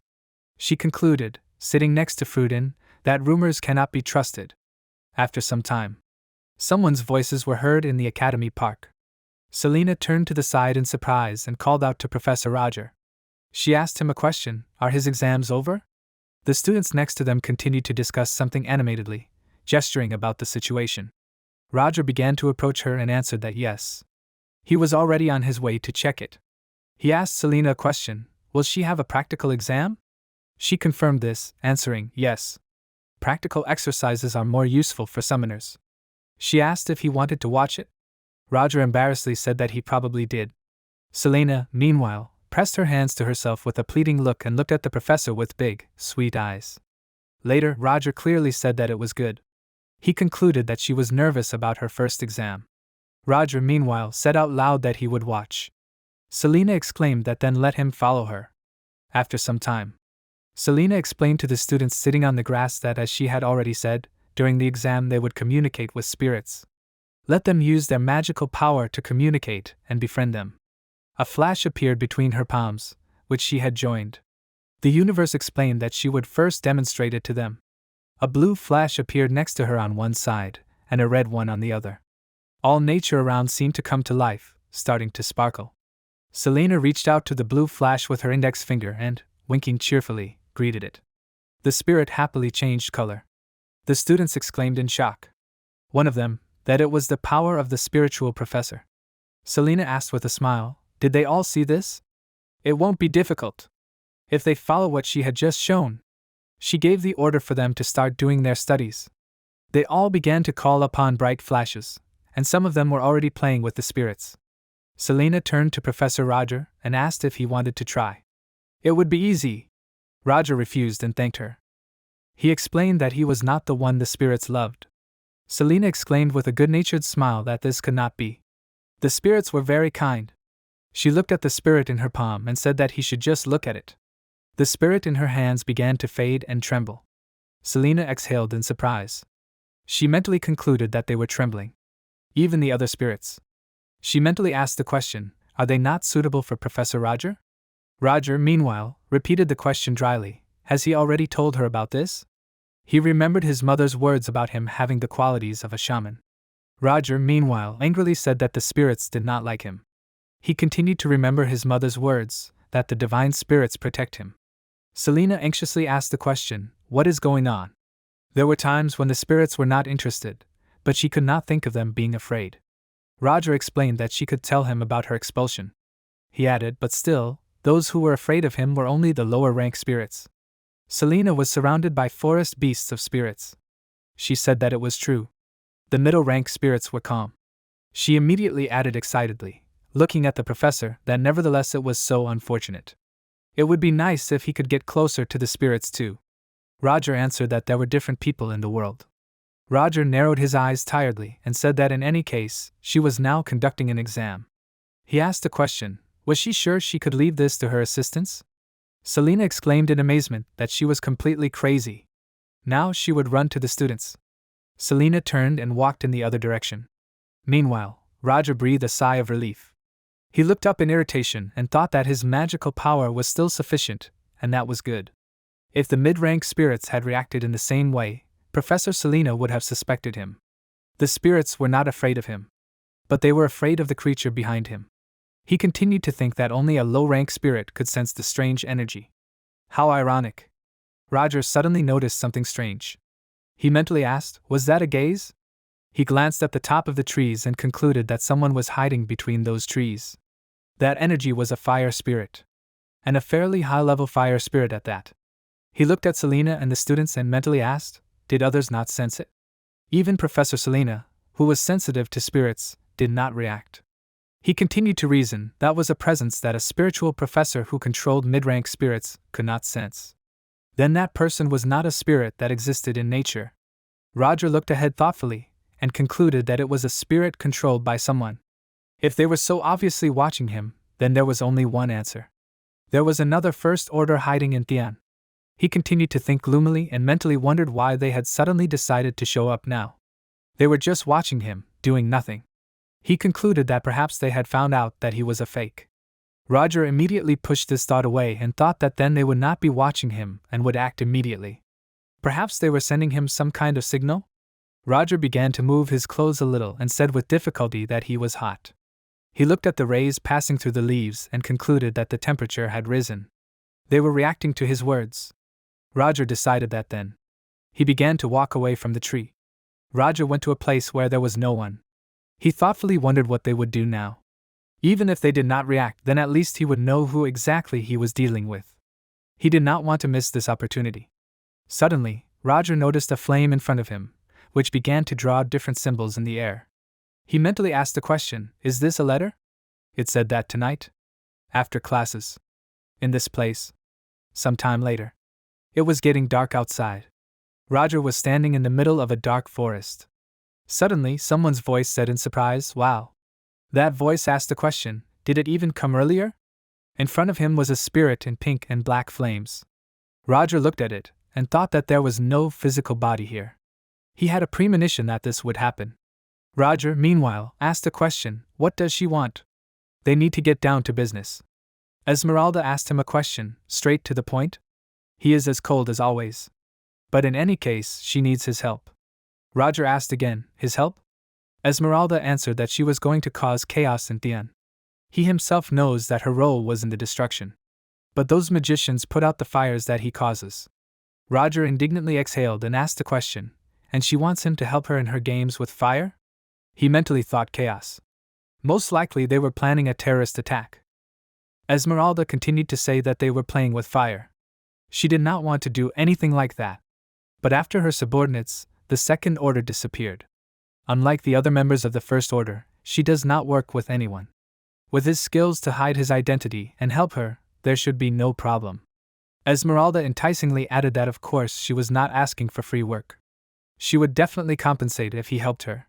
The spirit with a sly voice said that it would be some kind of mutual contract. Roger asked the question, a contract between whom? The spirit answered, of course, between John Doe and Esmeralda. Roger, stunned, repeated the name Esmeralda. He mentally concluded that this was not his real name. It must be a code name, like his. Esmeralda asked the question, did he agree to her proposal? Later Roger firmly said that he refused. He explained that in his current situation, he could not do anything. The spirit asked, what? She had told him everything. Was he sure? Just don't let him tell her he was just too lazy to do it. Roger explained that normally he would have agreed, but this was different. The rector still suspected him. He couldn't make rash decisions. Esmeralda remained thoughtfully silent. Roger turned around and said calmly, if that was all she wanted to say, then he was going. He thought he had enough information, so it was time for him to leave. Spirit called out to him, telling him to wait. She said what she had been thinking about. She had recently learned some interesting information. Esmeralda asked a question, had she heard that he had a subordinate? Spirit asked a question, someone like the great John Doe, who could do anything, had a subordinate? He asked the question, and on top of that, Was he from the second order? Spirit's strong aura spread throughout the air. She asked a question, and on top of that he was from the second order? Didn't he think there was something wrong here? Just don't let him tell her that he was planning something in secret from those people. Her aura tendrils began to wrap around Roger's shoulders. Roger was silent for a moment. Later, he said coldly that she spoke as if she knew him well.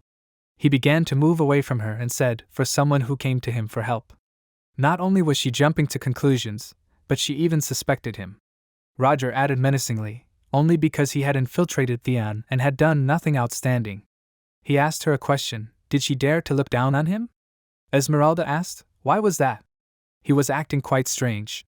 Roger said that he couldn't be the only one who didn't have an assistant when all the other professors had them. He decided that it would be better to choose someone from within the organization. He thought that there was no point in explaining this to her anymore. Esmeralda stood there thoughtfully, saying nothing. Later, her tentacles began to spread to his back. She immediately tried to justify herself, and explained that she was just joking. She asked him if he thought he was taking the joke too seriously. Roger turned to her, and coldly replied that he didn't care whether she suspected him or not. This time, he would not find fault with it. But let her not even dare to doubt his loyalty to the Zero Order. Roger approached her and angrily replied that if this happened again, one of them would have to pay for it. Esmeralda immediately removed her tentacles and replied that it was fine. Let him forgive her. Since she had nothing more to say, she left. The spirit began to dissolve in the air in front of Roger standing in front of her. Some time later in the forest, Roger tiredly pulled his hand to his forehead and thought that this could have all ended badly. He looked ahead irritably and thought further that it was good that he had studied about this John Doe's performance. If he hadn't done so, he would have died on the spot. Roger leaned against a tree and thought that he needed to think it over. The voice behind the flames was a young woman. If this was an elementalist who could control high-ranking flame spirits, the first to be suspected were the elementalist professors. Also, one should not forget about the students who could control the flame spirits. He then remembered that Leathervalk was holding an event to accept new professors. Since all of Theon's sponsors would be there, all of the professors should also be present. He frowned and thought further that if she was a professor, she would be present at this event. He decided that this would be his chance. After a short time, Roger began to approach the academy. Someone was watching him from the window. Suddenly, a light came on in it. Roger was stunned to notice it. Esmeralda, in a dark cloak, held a candle in her hands and thought that he was so focused on his work that she already thought that nothing had happened. Apparently she worried in vain. Esmeralda continued to think further that he did not feel fear in front of her flame. Perhaps it was much stronger than she expected. Esmeralda turned around, tapping her heel, and thought that all her efforts were in vain. She then remembered that the event would soon take place. Esmeralda cursed discontentedly. She brought the flame closer to her face, slightly illuminating it, and answered that it was nothing. The main role would not be hers, but someone else's. Meanwhile, the next day, Renee walked on the grass, holding her lunch in her hands.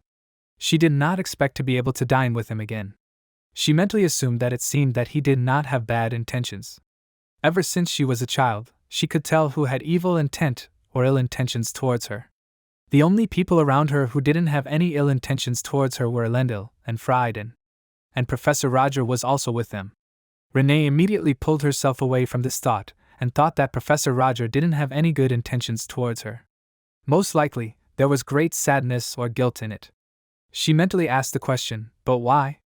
Suddenly, someone greeted her. Henry asked, was she Renee? A first-year student. Henry waved his hand in a friendly manner and introduced himself. He explained that he was a friend of Frieden's. It was nice to meet him. Henry asked her a question, hadn't she just been with Frieden? Renee stuttered as he found out. Henry explained that he had his own methods. He was also curious about what Frieden had been up to lately. Renee pressed her lips together in worry and thought that he didn't have any ill intentions towards her either. But she felt strongly enough that he was dangerous. Henry cupped his chin with his fingers and asked, had he done something wrong? He said with a smile that she shouldn't be so afraid of him. Suddenly Henry remembered something, raising his index finger up. He said that as a way to settle their relationship, she should let him help her. He had a part-time job that paid well and was fairly safe. He was sure she knew that the end students were mostly simple people who didn't have money. Renee asked worriedly why he was telling her this. They had just met. Henry thoughtfully repeated why. He thought for a moment, and later asked the question, was it because of curiosity? He was quite shocked to see Frieden spending time with a simple person like her. Renee asked the question a little irritatedly, was it so surprising? She just thought he was a good person. Henry suddenly closed his eyes, starting to tense up his whole body. Later, he burst out laughing, starting to laugh very loudly. He asked the question, a good person? Frieden? Renee asked in shock, why was he laughing at this? Henry wiped his nose and sarcastically said that of course. Frieden really was a good person. Henry said in a quiet voice that he hadn't laughed like that for a long time. He thought the same thing, even after all the time he spent with him. In any case, he was just curious to see the two of them together. She could decide if she wanted to accept the offer after she knew all the details. Renee thoughtfully fell silent, still worried. Henry asked her with a friendly smile, is she thinking about it? After a while, loud music was heard from a white building with beautiful architecture. Many people in fancy suits were standing in the hall, talking about something or dancing to the music. Someone was watching Selena, Chris, Braino and Matilda crazy in the hall. He assumed that all the main characters of the party were already here. He heard that all the new professors had good skills. Suddenly, someone made loud steps. Then, an anxious gasping sound of people was heard. A man holding a glass with a drink in his hand said that it must be about him. The woman next to him anxiously clenched her fist, putting it to her chest, and added, such rumors were circulating. Roger Selici was standing in front of them. Suddenly, one of the girls turned to Chris and respectfully addressed him by name. She said in a sweet voice that he was as irresistible as the rumors said. Chris laughed shyly and thanked her. Suddenly, someone's voice was heard asking, is she Professor Marilda? He was Congressman Charles. Roger distantly watched the general dialogues of the professors and thought that everyone was busy looking for a connection. He took the glass with the drink in his hands and thought that he would first study the situation and then go looking for Esmeralda. Deckers approached him and greeted him with respect. He asked the question, is he Professor Roger? Deckers introduced himself. Roger distantly apologized. He narrowed his eyes menacingly and said that now he was not in the mood for conversation. Deckers understandingly put his palm forward and said that he understood everything. Then he would not take up his time. Roger started to bring the glass closer to his face and thought that since he had attacked the Count, no other people would interfere with him. He would use this to find Esmeralda. Suddenly, someone apologized to him. They were not that familiar with him, so. Roger stopped the glass near his mouth in shock and thought that voice. Evan next to Selena asked her, holding out his hand, why was she trying to avoid him like that? Selena laughed excitedly and said no. It was just her.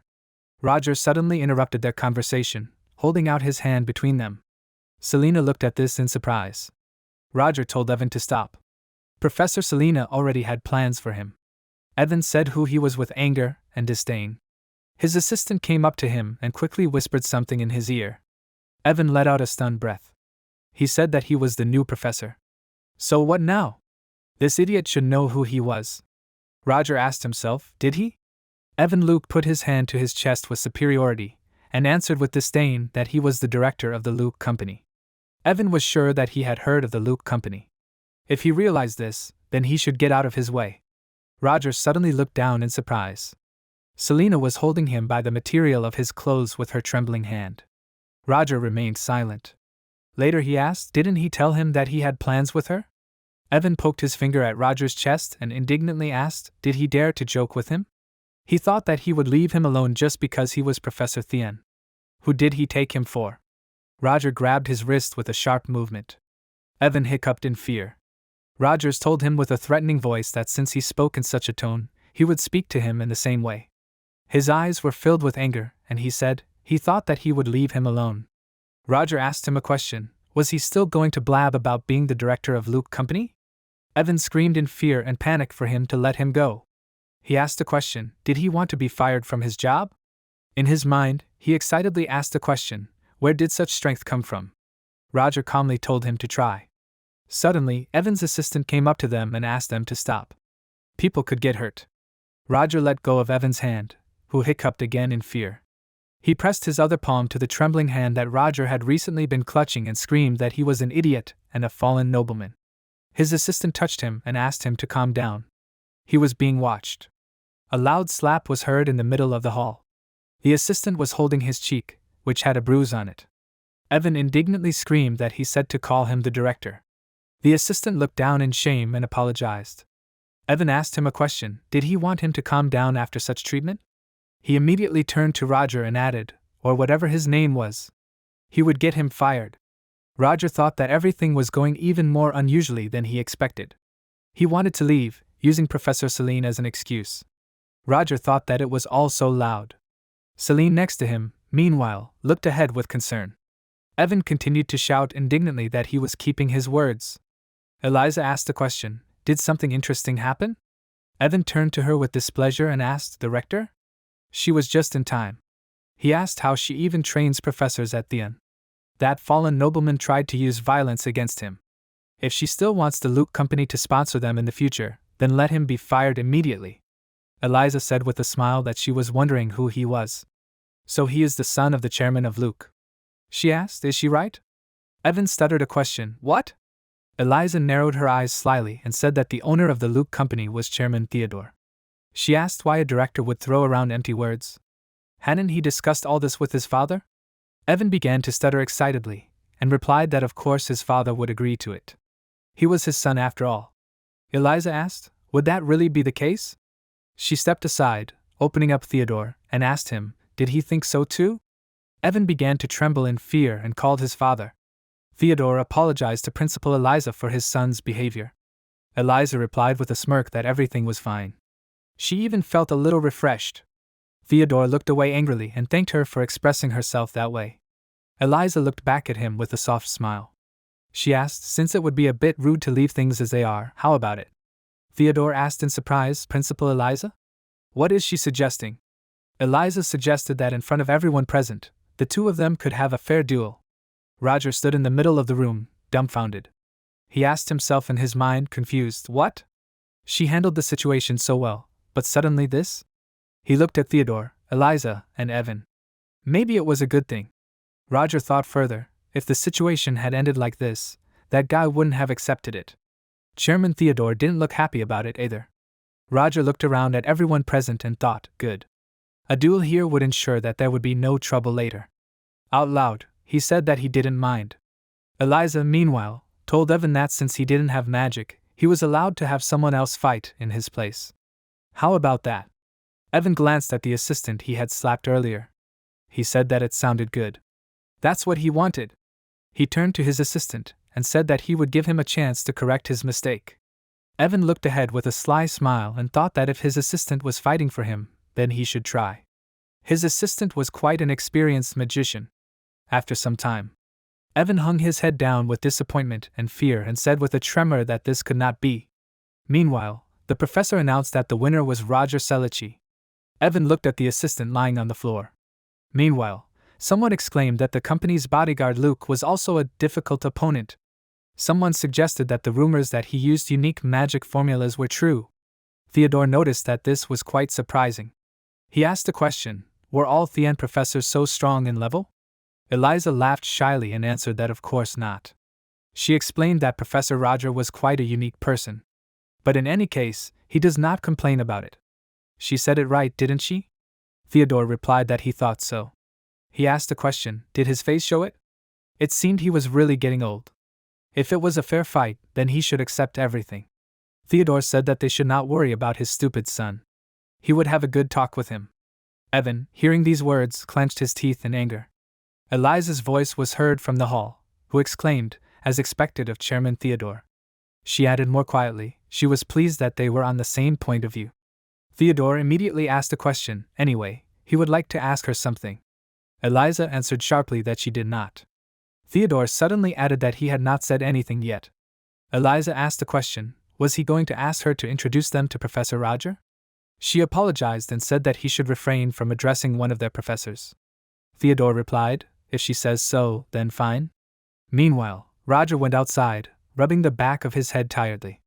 He thought that it was finally over. Now he could focus on his goal. Suddenly, Selena ran out after him and called out. Roger turned around in surprise and said that it was Professor Selena. He asked if she was okay. Selena confirmed this and explained that she had received an apology personally from the chairman of the Luke Company. She thanked him for helping her. Where was he going now? Roger thoughtfully lowered his gaze and replied that he did not know, since he had no plans. Selena replied that she was going to a meeting with the professors of animism. Would he like to go with her? Roger repeated in his mind, puzzled, turning his head to the side in surprise. Professors of animism. This was his opportunity. After a while, they found themselves in another room where 4 professors were sitting. Selena turned to Professor Soslin. Soslin enthusiastically turned to Selena. Next to her is. Another professor explained that it was Professor Roger. He had heard that he had been assigned to the second year as a new professor. Roger thought that no one had reacted much to him. Roger said with feigned shyness that someone like him did not deserve to teach the second year. Soslin said that he was so modest. Their voices continued to echo for some time. Roger cursed inwardly with irritation. He thought that this was useless. As he left the room, he continued to think that he had been watching the 3 professors closely. But none of them had shown any particular reaction. Esmeralda had been difficult and hot-tempered in the conversation recently. She was not the type to keep her composure in a situation like this. He wondered in his mind, did that mean she was not one of the professors? Since he lacked information, he had to consider all the options. The waiter handed over a tray with drinks. Roger took his glass and thought that he needed to wet his throat. Suddenly, someone called out to him in surprise, "Professor Roger?" Renee looked at him in surprise. Roger made a thoughtful sound. He asked Renee, what was she doing here? Renee answered, because. She immediately began to tell him that she had been recommended to work here part-time. If he looked closely, several of her classmates were here too. Roger knocked back the contents of his glass, looking down thoughtfully. He said that was good. She should not overwork herself and go home before it was too late. Renee thanked him. Then she would go. Selena found him again and called out loudly. She said, "There he is." Selena looked at Renee's retreating figure in surprise and asked, "Isn't that her?" Roger turned to her. He asked her, "Does she know Renee?" Selena confirmed this and explained that she had known her before. Her other assistant worked here. It was very interesting. Roger asked in surprise, was she talking about her assistant? Selena looked to the side, as if pointing with her eyes, and shouted, "That little girl over there." Roger followed her gaze. Selena explained that she was a new student, but was already well versed in animism. Her name was Joanna Lovett. Roger began to think, if he thought carefully, he would completely forget about the students. Since Esmeralda was a high-level animist, he thought that she would definitely be a professor. Joanna suddenly turned around, walking away. Roger narrowed his eyes, continuing to follow her with his gaze. He mentally asked the question, where was she going? He continued to watch her.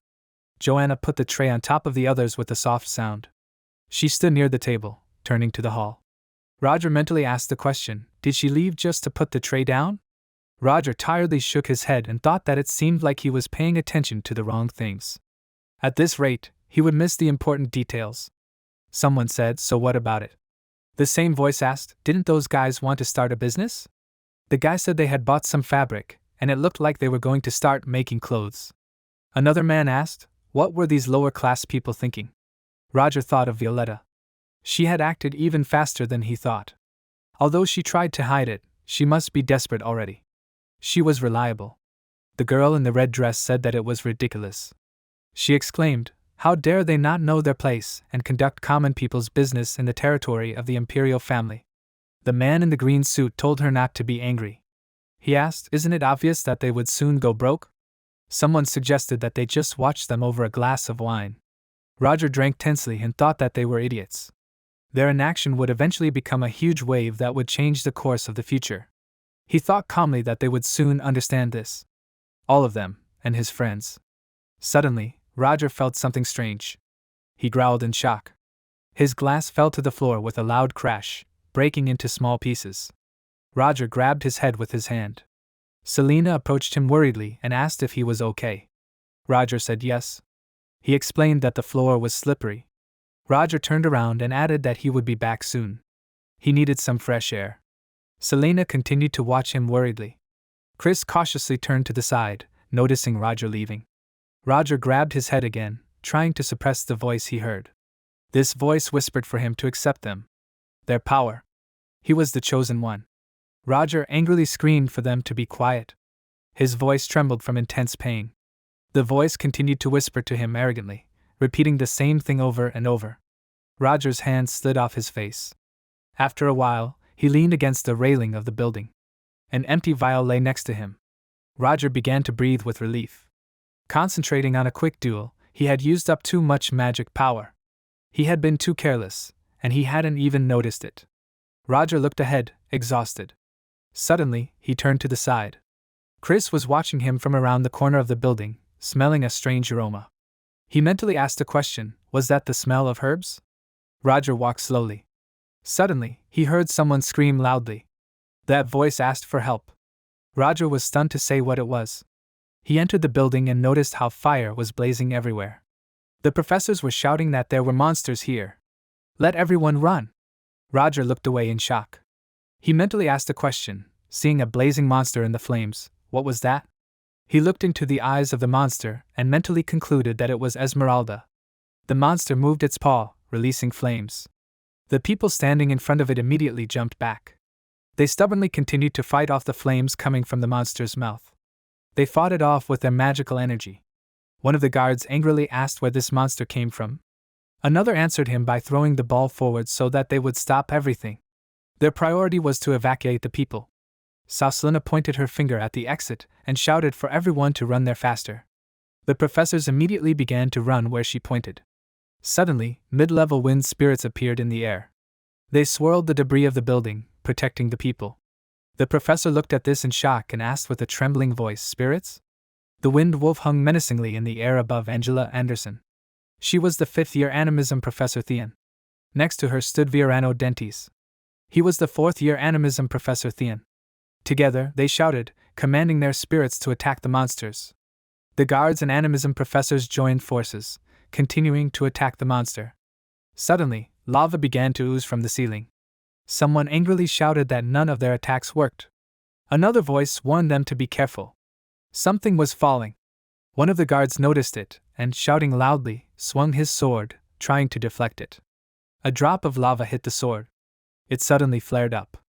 The guard immediately caught fire, and began to scream loudly in pain. And he was being engulfed in flames. Another guard, noticing this, shouted for the others not to touch the falling flames. And if the black flame touches their clothes, they must immediately take them off. Roger watched all this in panic. He thought that this was different from ordinary fire. Closer to magma. And the destructive power is also. In that case, this is not just a high-level spirit. This is the highest level spirit that has already reached the 6th rank. The people trying to hide from the monster ran around Roger and mumbled among themselves. Roger suddenly stopped in his thoughts. He mentally asked a question, but then why is the spirit in a human like this? Usually, they take the natural forms of animals or plants. He frowned with disdain and thought that something was wrong. If he thought about it, this idiot does not have a normal lower half of his body. So he was incarnated with the help of a medium. The monster was very narrow in the waist. Roger continued to think that the biggest advantage of using a medium to summon was that the identity of the summoner could be hidden. He glanced at the tray and thought that it was very suspicious. A silver tray that stood in the center of the table. Everything was exactly as he thought. Joanna Lovett was Esmeralda. It was impossible for him to follow her now. Since he had found a way to break through, he would take care. Roger did not finish his thought, noticing something terrible ahead. He saw that Renee was lying under the falling rubble of the building. Roger wondered what was there. Renee meanwhile was coughing loudly, choking on smoke and sparks of fire. She tried to get out of the rubble and asked in a hoarse voice, "What happened?" The brick wall of the building pressed her leg harder, and she screamed loudly. Renee looked ahead, noticing the monster that the professors were attacking, and mentally asked herself, "What is this?" She thought that she needed to run quickly. But her legs. Suddenly the monster noticed that she had woken up. He released flames, trying to attack her. Renee remained under the rubble, unable to move. The flames began to approach her. She closed her eyes in fear, expecting an imminent death. At the same time, Roger saved her from under the rubble, enclosing her in a safe dome of his energy. He said her name with concern, holding her in his arms. Roger asked a question, "Is she okay?" Renee stuttered in shock and asked a question, "Professor Roger?" She turned her head to the side in shock and asked the question, "What?" When they. Roger did not let her finish and explained that she had injured her leg. The wound was not very deep, so he carried some medicine.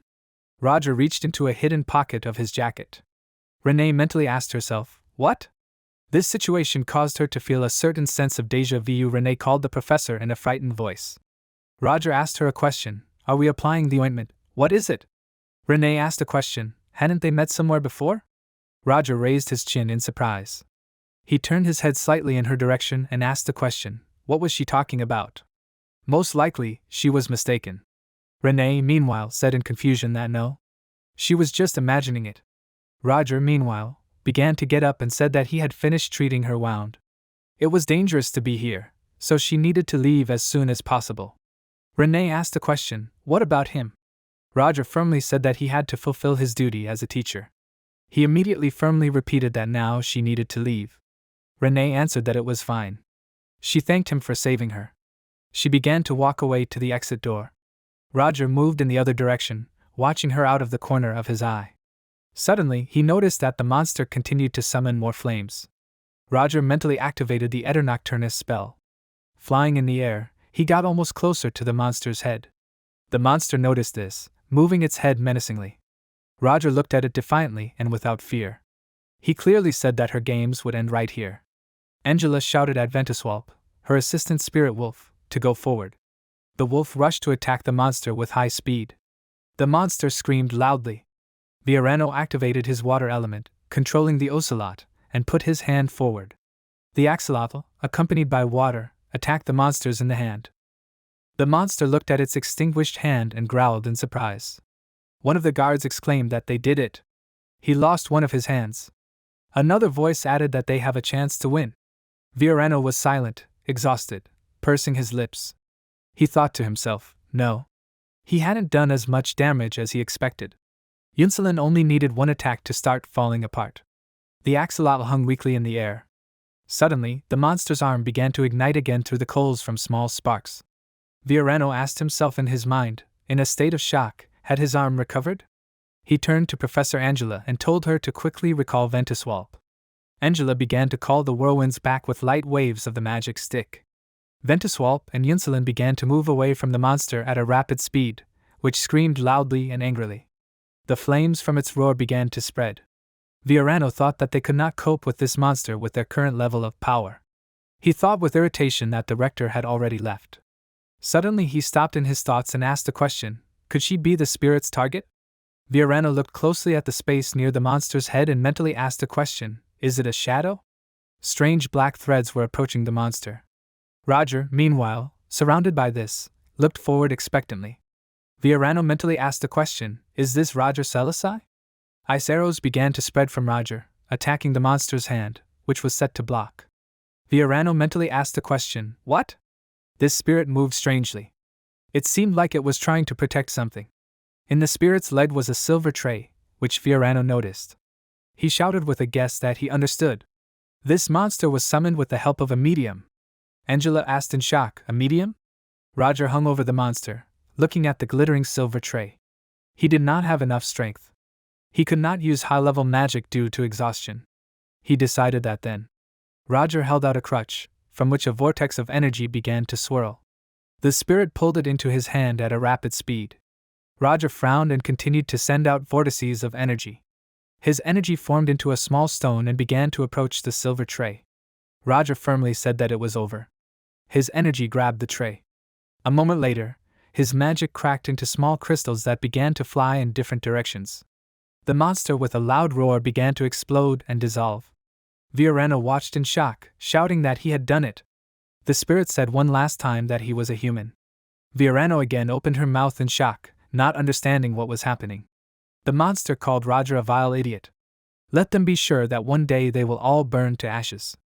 His eyes lit up with menacing fire. Roger landed on the ground and told him to try. If he could. The monster began to fade away and shouted that he would definitely see to it that they all burned. Suddenly, its body dissolved into small coals. Roger calmly continued to stand there. After a short time, Viorano asked a question. Was its lower half not formed normally? Roger confirmed this and said that after a careful examination of the blurred parts, it turned out that this creature was connected to a medium. Viorano said, stunned, that he managed to find even that. Roger calmly replied that anyone in his place would have understood this. Viorano said no. He did not notice it at all. In fact, since he is well versed in animism, he did not even think about it in this way. Contracts in animism are made to be fair to both parties. This is why force summoning, which spirits hate, is almost never used. And he has never heard of a spirit that hates people. Roger asked him a question: are spirits usually not like that creature? Viorano confirmed this. He explained that it was because the spirits were representatives of nature. For the most part, they didn't care about people. He looked away and said in a stunned voice that he couldn't imagine such a spirit existing. That was why he couldn't react quickly. However, thanks to the professor, the damage was at least minimized. Especially the magic he used at the end. Viorano asked if it was spatial movement. Roger looked at him with interest and stunned. Viorano replied that he shouldn't react so sharply to it. He had lived for quite a long time and had seen a lot. Roger told him that he was right. He had placed some magical power in certain coordinates, and then manifested it. Viorano asked if there was such a thing as coordinate placement. Roger explained that it was difficult to learn at first, but once you got used to it, it became easy. Viorano thoughtfully remained silent. He thought that even when people got used to it, they couldn't easily control it. Unless they had an innate ability for spatial perception. He immediately had another thought, but Viorano asked Roger how he felt. Roger asked in surprise what he meant. Viorano replied that when he used magic when he was not in the best condition. He asked if he experienced any strange symptoms. His voice became more threatening and he said maybe he heard some strange sounds. Roger looked at him in panic. Viorano meanwhile added that maybe he was worrying in vain. But let Roger know that sometimes there are people with more developed thinking than others. The world classifies them as geniuses, but to do so was quite wrong. If geniuses were people who, in order to reveal their talent, break some of the barriers of human capabilities. These people have no barriers at all. Roger asked the question, is it not good? Viorano replied that at first it may seem like a blessing, but it was not at all like that. People are completely unaware. That same barrier that suppresses them is actually a reliable wall that protects them from the outside. That's why he asked Professor Roger. Viorano repeated the question again. Had he ever heard strange sounds? Roger said coolly that the concept he was talking about was incredibly interesting. But to his regret, it had nothing to do with him. Viorano asked distantly, is that so? Roger confirmed it, and said that it was still very interesting. He asked if there was anything else that could be added to it. Viorano answered that, unfortunately, that was all he was told in his youth. Roger said quietly that the youth of an elf. He said out loud that for people back then it was more like a legend. Viorano laughed heartily and said that perhaps it really was so. He closed his eyes and thought that Roger was such an extraordinary person, and he had already thought about the bad. It seemed that he really imagined it. Viorano looked at Roger again and thought that an ordinary person would not have been able to cope with this in their right mind. Roger then asked if there was anything else besides this. Viorano looked at him in surprise, making a questioning sound. Roger said that he had recently spoken about voices from outside. Was there anything else besides this? Viorano thoughtfully put his hand to his face and said that as far as he knew, these were only voices. And ordinary people would not be able to perceive these voices. Roger asked him if they imagined that they were capable. Viorano raised his index finger up and thoughtfully said that then the next stage could begin. He brought his finger to his eye and explained that, for example, there would be a worsening of the symptoms. He assumed that then he would begin to see non-specific things. Well, let him not forget that this was just a big if. Roger thoughtfully lowered his eyes. Viorano continued to speak. If something followed after this, then most likely they would be able to make contact with them personally. Dark magic seemed to surround Roger's face. Viorano explained in the meantime that with the gods. After quite a long time, Roger held a newspaper in his hands. One of the articles was titled, "As a Terrorist Who Attacked a Banquet Hall." Then came the question, what is the identity of this criminal? Roger sat at the table of the cafe and thought mentally that the damage was quite significant. And most of the victims were stories of society. If this was Esmeralda's goal, then she had half succeeded. Roger thoughtfully looked down and thought that it was good for them too, since they had found out Esmeralda's identity. He asked the question, should he pass on information about her to Thien? Roger imagined Joan and thought mentally no. She had only just begun to act. If her identity was found out immediately, the Black Dawn would suspect him, because he had destroyed that spirit. Roger mentally decided that it was not the time yet. He needed to watch and wait for the right moment. Later, His gaze fell on another article with Evan. He thoughtfully said that this guy. Was he the head of the auction house Kunst? Roger thoughtfully rested his hand on his chin and thought that the increased security of the auction due to yesterday's incident was quite annoying. Suddenly, someone called out to him. Violetta put her hands on her hips and asked a question. How can he invite a lady so early now? James asked her a question. Did she come after all? Violetta was without the black veil that she wore, smiled and told them to go. She asked, didn't he say that he was interested in how the poor city has changed? After a short time, James and Violetta walked along a crowded street. The street became lively and lively conversations of people could be heard. Violetta told him to look around. This street was recently reconstructed. James was surprised that it was much cleaner than before. Violetta explained that they had used about 80% of the budget to widen the road. As he had said, the street would soon be filled with artisans. The other groups were also following his suggestions. Karukas was working on a music program that would replace the circus, and their elders were preparing the magazine he had mentioned. They were planning to collect fairy tales and stories from unknown writers. Violetta said that even though they had told the children to spread rumors, she was not sure that it would work. James told her that it was okay if they failed. Just tell them to do their best to advertise. He quickly added with a frown that any business always required initial investment. Violetta calmly closed her eyes and replied that there were not many people willing to invest in it. She pointed to the glass building and explained that these were the newly opened ateliers. They planned to start with more affordable clothes, then gradually invest in luxury brands. James looked at her smile and noticed that she looked very happy. Violetta said of course. She had always dreamed of this. James immediately said okay. They had probably already looked at everything. He suggested that she go out to meet people. Violetta asked in surprise, what people? What did he mean? James said that it would be the people she would work with. They walked down a crowded street. Alex pressed the girl against the wall and, calling her beautiful, asked if she was free tonight. How about sharing it with him? The girl awkwardly and nervously answered that she was not. James meanwhile approached them and said that here he was. Violetta was walking next to him. James touched Alex's hand and apologized to the girl. He said that he would have to steal it from her, since he had an appointment with him. The girl awkwardly answered that of course. She began to leave. Alex followed her with his gaze and said that they were supposed to meet later. James thought that he would be late if he left him alone. Alex confidently extended his hand and said what he was talking about. Who did he take him for?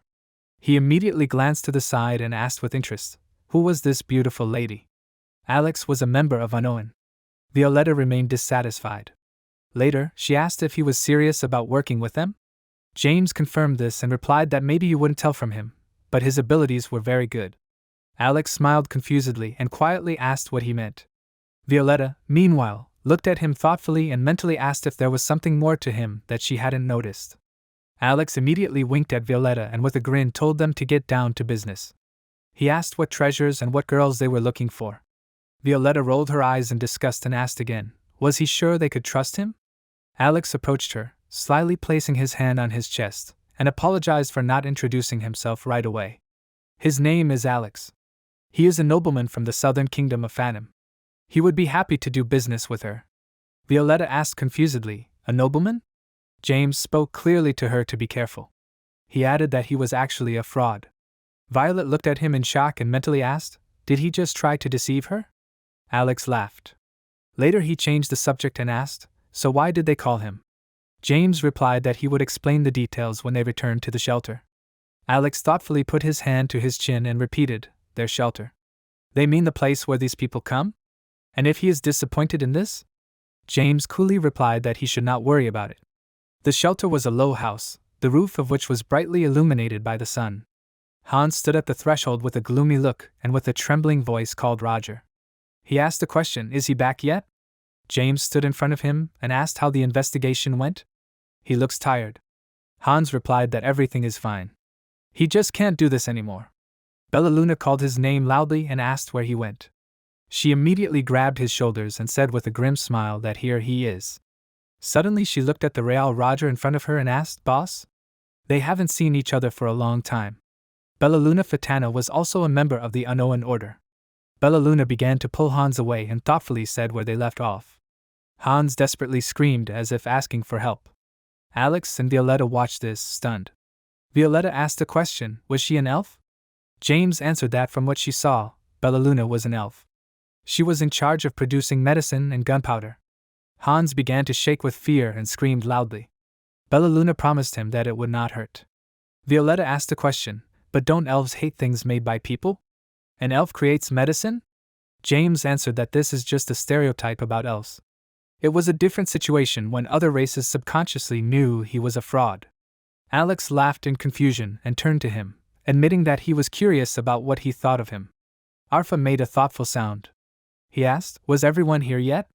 James looked at him and supposed that they both seemed to have arrived on time. He looked at both members of Unknown and said that they were Arfa and Phantos. James said that now that they were all here, they should come in and talk. After a while, they were sitting at the table.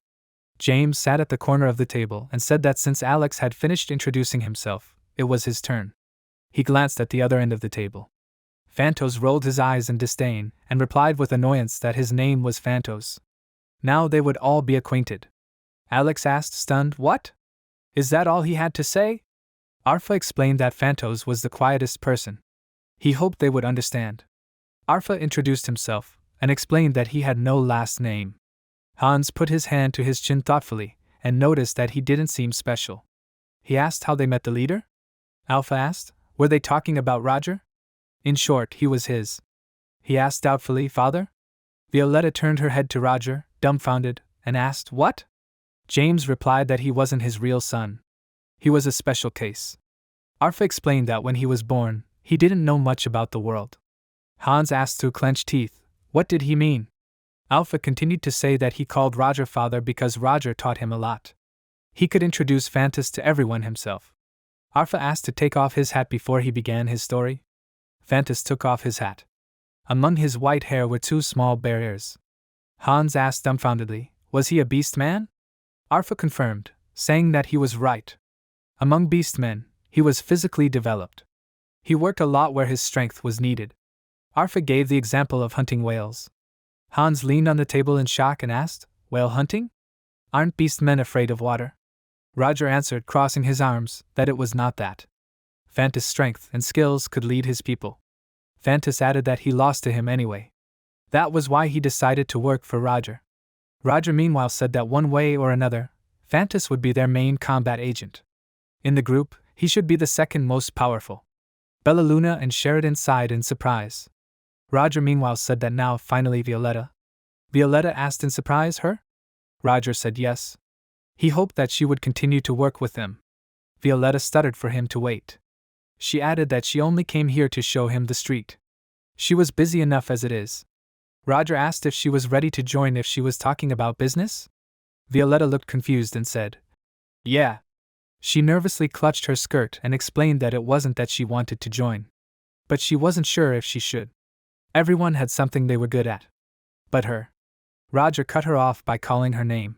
He put his hand to his forehead in irritation and said, if he thought she wasn't qualified to join them, he wouldn't have brought her here. Roger looked at her with a confident gaze and said that there was only one reason why he brought her here and introduced everyone. It was because she was more than qualified to join. Roger extended his hand to her and said that he wanted to hear her decision. Violetta looked at his hand in surprise. Roger asked her if she would work with him. Violetta closed her eyes thoughtfully. She extended her hand forward. Roger and she shook hands. Violetta smiled and said yes. Roger said great. He looked around and decided in his mind that they had all the members they needed. He looked at Hans and Alex. He had chosen the best he knew. They were even better than he had imagined. Roger looked at everyone at the table. He said that before they began, they should let him introduce their target. Roger extended his hand and with a sly smile said that they would soon be raiding the upcoming Kunst auction. Violetta asked in shock, what? The Kunst auction? Roger said yes. He explained that they had what he needed. He looked at his palm and went on to explain that when they got it, they could grab a few gifts on the way out. Alex raised his hand thoughtfully and asked him to wait. He let him clear one thing up first. As far as Alex could remember, no one had ever managed to rob the Kunst auction. There have been hundreds of attempts over the last 20 years. Also, with the recent events, security has been tightened up a lot. There were rumors of an artifact that allows them to constantly monitor the vault. Alex put his hands together, putting them under his chin, and said if he was so confident then I suppose he had a plan. Roger smiled confidently and said that of course. He told Hans to bring it. After a short while, Roger slammed his palm on the table and shouted for everyone to pay attention. In front of him was a folded piece of paper, and he said that it was a drawing of the building. He opened the drawing, which showed an auction. He explained that this was their goal. Everyone present near him looked attentively. Roger pointed his finger at one of the elements of the drawing and explained that it was here. The next day, voices were heard everywhere in the academy. Roger looked ahead in surprise, making a thoughtful sound. He mentally asked a question: Professor Selena and Joanna Lovett? Who were they talking to? Selena noticed him and called out to him in a friendly manner. Roger approached her and said that they had not seen each other for a long time. Selena replied that it had been a long time since the incident at the banquet. The man turned around with displeasure, starting to leave, and apologized. Roger looked at him and asked Selena if they had talked about something important. She replied that they had not. He was just worried about what had happened at the banquet. Roger apologized for asking so late. He asked how she was feeling. Selena replied that she was fine. She assumed that he had managed on his own. Thanks to him, all the students were safe. Selena turned to her assistant and asked if she had thanked Professor Roger. Joanna bowed respectfully. Roger looked into her glasses and mentally thought that this was Esmeralda. So, the best option for her was to pretend not to know anything. Selena, meanwhile, regretfully replied that she was so sorry. If only she could do something to help. Roger asked why she was saying that. She was evacuating people. Selena replied that it was all she could do. She nervously clasped her hands together and added that she didn't have the necessary skills. Roger closed his eyes with a guess and mentally concluded that this was what she was worried about. He turned to Selena. Roger explained that, unlike him, he couldn't smile brightly and be kind to others. Selena's mouth dropped open in surprise, making a surprised sound. Roger explained that her attitude helped calm people down during the evacuation. She did the best she could in the roles she was given. Selena said thoughtfully that she was bright and kind. She continued to look down, embarrassed, and replied that she didn't even know. Did she have the right to hear those words? Roger looked ahead, puzzled. Selena suddenly asked if classes had already started. She apologized for wasting his time. Selena waved goodbye and thanked him for listening to her worries. Next time, she would treat him to something tasty. Joanna turned around, looking at Professor Roger one last time. Roger stood there, coolly silent. Sedina looked out from behind Roger and gloomily noted that she was so pathetic. Roger remained silent, displeased. Sedina, meanwhile, said how dare she shift her worries onto the master of the First Order. Roger turned to her and said that it wouldn't hurt for her to learn to control her emotions. Sedina exclaimed excitedly and confusedly, what would she mean? Roger decided that now they would get down to business. Could she find out about one person for him? Sedina exclaimed excitedly that yes. If he assigned her this, she would even check all his family and friends. Roger said confusedly that there was no need for that. He explained that he needed her to find out about Joan Lovett. Sedina exclaimed yes. She would start right away. It was getting dark outside. The Kunst auction site. Evan looked at the watch in his hands irritably and said he heard that they were coming. He asked, but how much longer would they have to wait? The assistant turned to him and asked why he didn't wait inside. Evan shouted irritably that of course. He asked if they arrived at the same moment. Did he want to ruin everything? This was a great opportunity for the Luke Corporation to displace Loschen and expand their business. Besides, this was his only chance to regain his father's trust. Evan suddenly noticed a car stopping in front of the building. He excitedly exclaimed that they had arrived. Evan greeted them with feigned friendliness. He introduced himself as the manager of this auction site. His name was Evan Luke. Alex feigned that it was nice to meet him. Evan exclaimed that he had heard of him. He introduced him as Aar Gur Musla. Alex laughed and said that it was an honor to see someone abandoned by his family still being warmly welcomed. Evan told them to follow him. He would take care of them. Alex said that there was no need to be so formal. He touched his shoulder and explained that they were about the same age.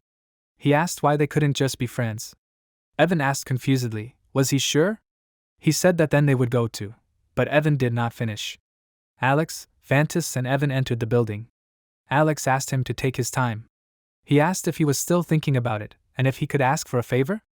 Evan asked in surprise, a favor? Alex said that he was given a valuable item on the way here, but he could not find a suitable place to store it. Evan asked in surprise, "What is it?" Alex replied that their family currently uses magical liquids to produce high-quality magical stones. Evan thought in shock, pursing his lips, that this is a business for producing magical stones. Alex meanwhile said that this is a prototype for the business. He asked in annoyance, "He can't carry this with him everywhere, can he?"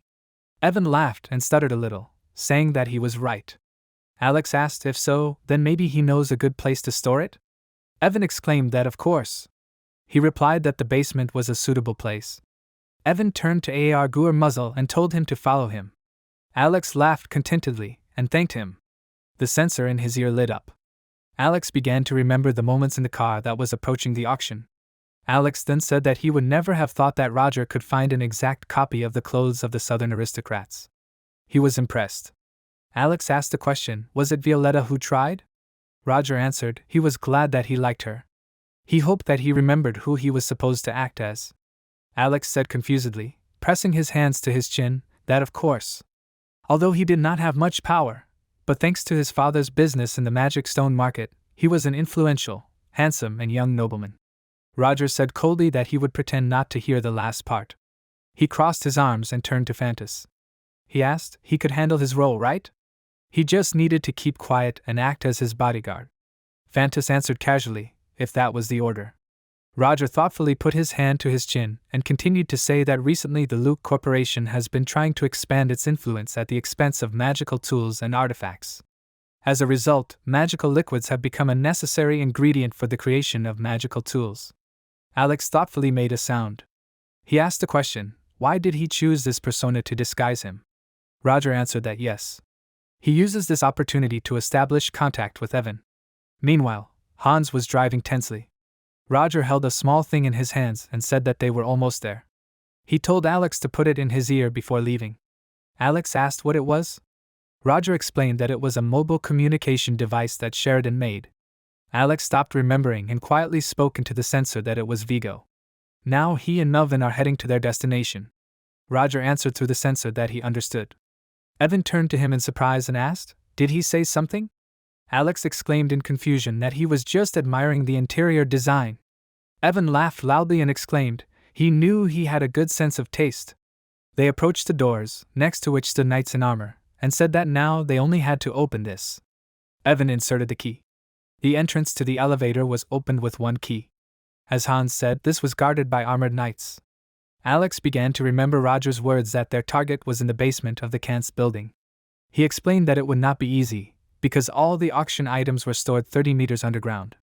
Roger continued to explain that in addition, this contained an artifact that was watching their every step. But this did not mean that it was impossible. Alex and Evan went down in the elevator. Roger meanwhile turned, telling the plan that Alex and Fantas. He needed them to inspect the interior of the vault. After a short time, Alex reported through the communication sensor that the reconnaissance was successful. He was now absolutely sure that everything would work out. Roger asked in surprise, really? For him, it was like a relief. Alex hid behind the wall of the building and asked, pressing his hand to the sensor, should they just continue with the plan? Roger told him to continue. He asked, he remembered what they talked about, right? Alex winked and smiled, asked who did he take him for? He shouldn't worry about it. Roger said okay. He trusted him. Roger himself was also hiding behind the wall. He told them to finish up and come back soon. Alex told him through the sensor that he understood. He would just say goodbye and leave. Alex looked out from behind the wall and heard a voice asking why the leader wanted him to stay here. Alex was surprised to think that this voice sounded familiar enough. Suddenly, his eyes widened in shock, panicking. Alex hid behind the wall and told Roger through the sensor that there was a problem. Roger asked what happened. Alex stuttered that she was here. Roger asked irritably, who was he talking about?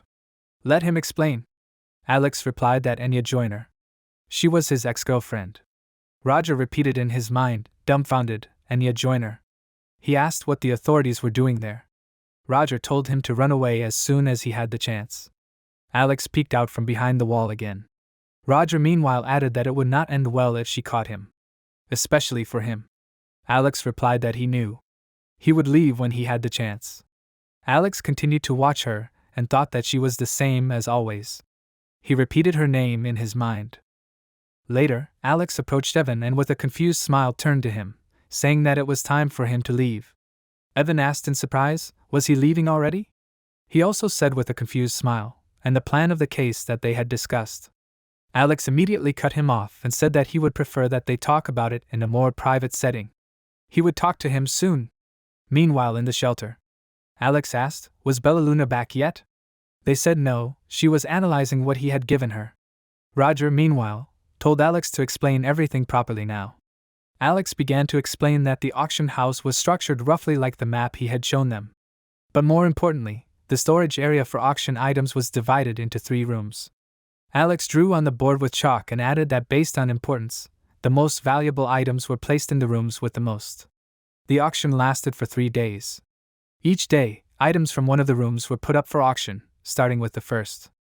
Hans began gesturing with his hand and said that they had found out that the item he needed was in the 3rd room. Sheridan smiled and concluded that this meant they should aim for the 3rd day of the auction. Roger crossed his arms thoughtfully and said no.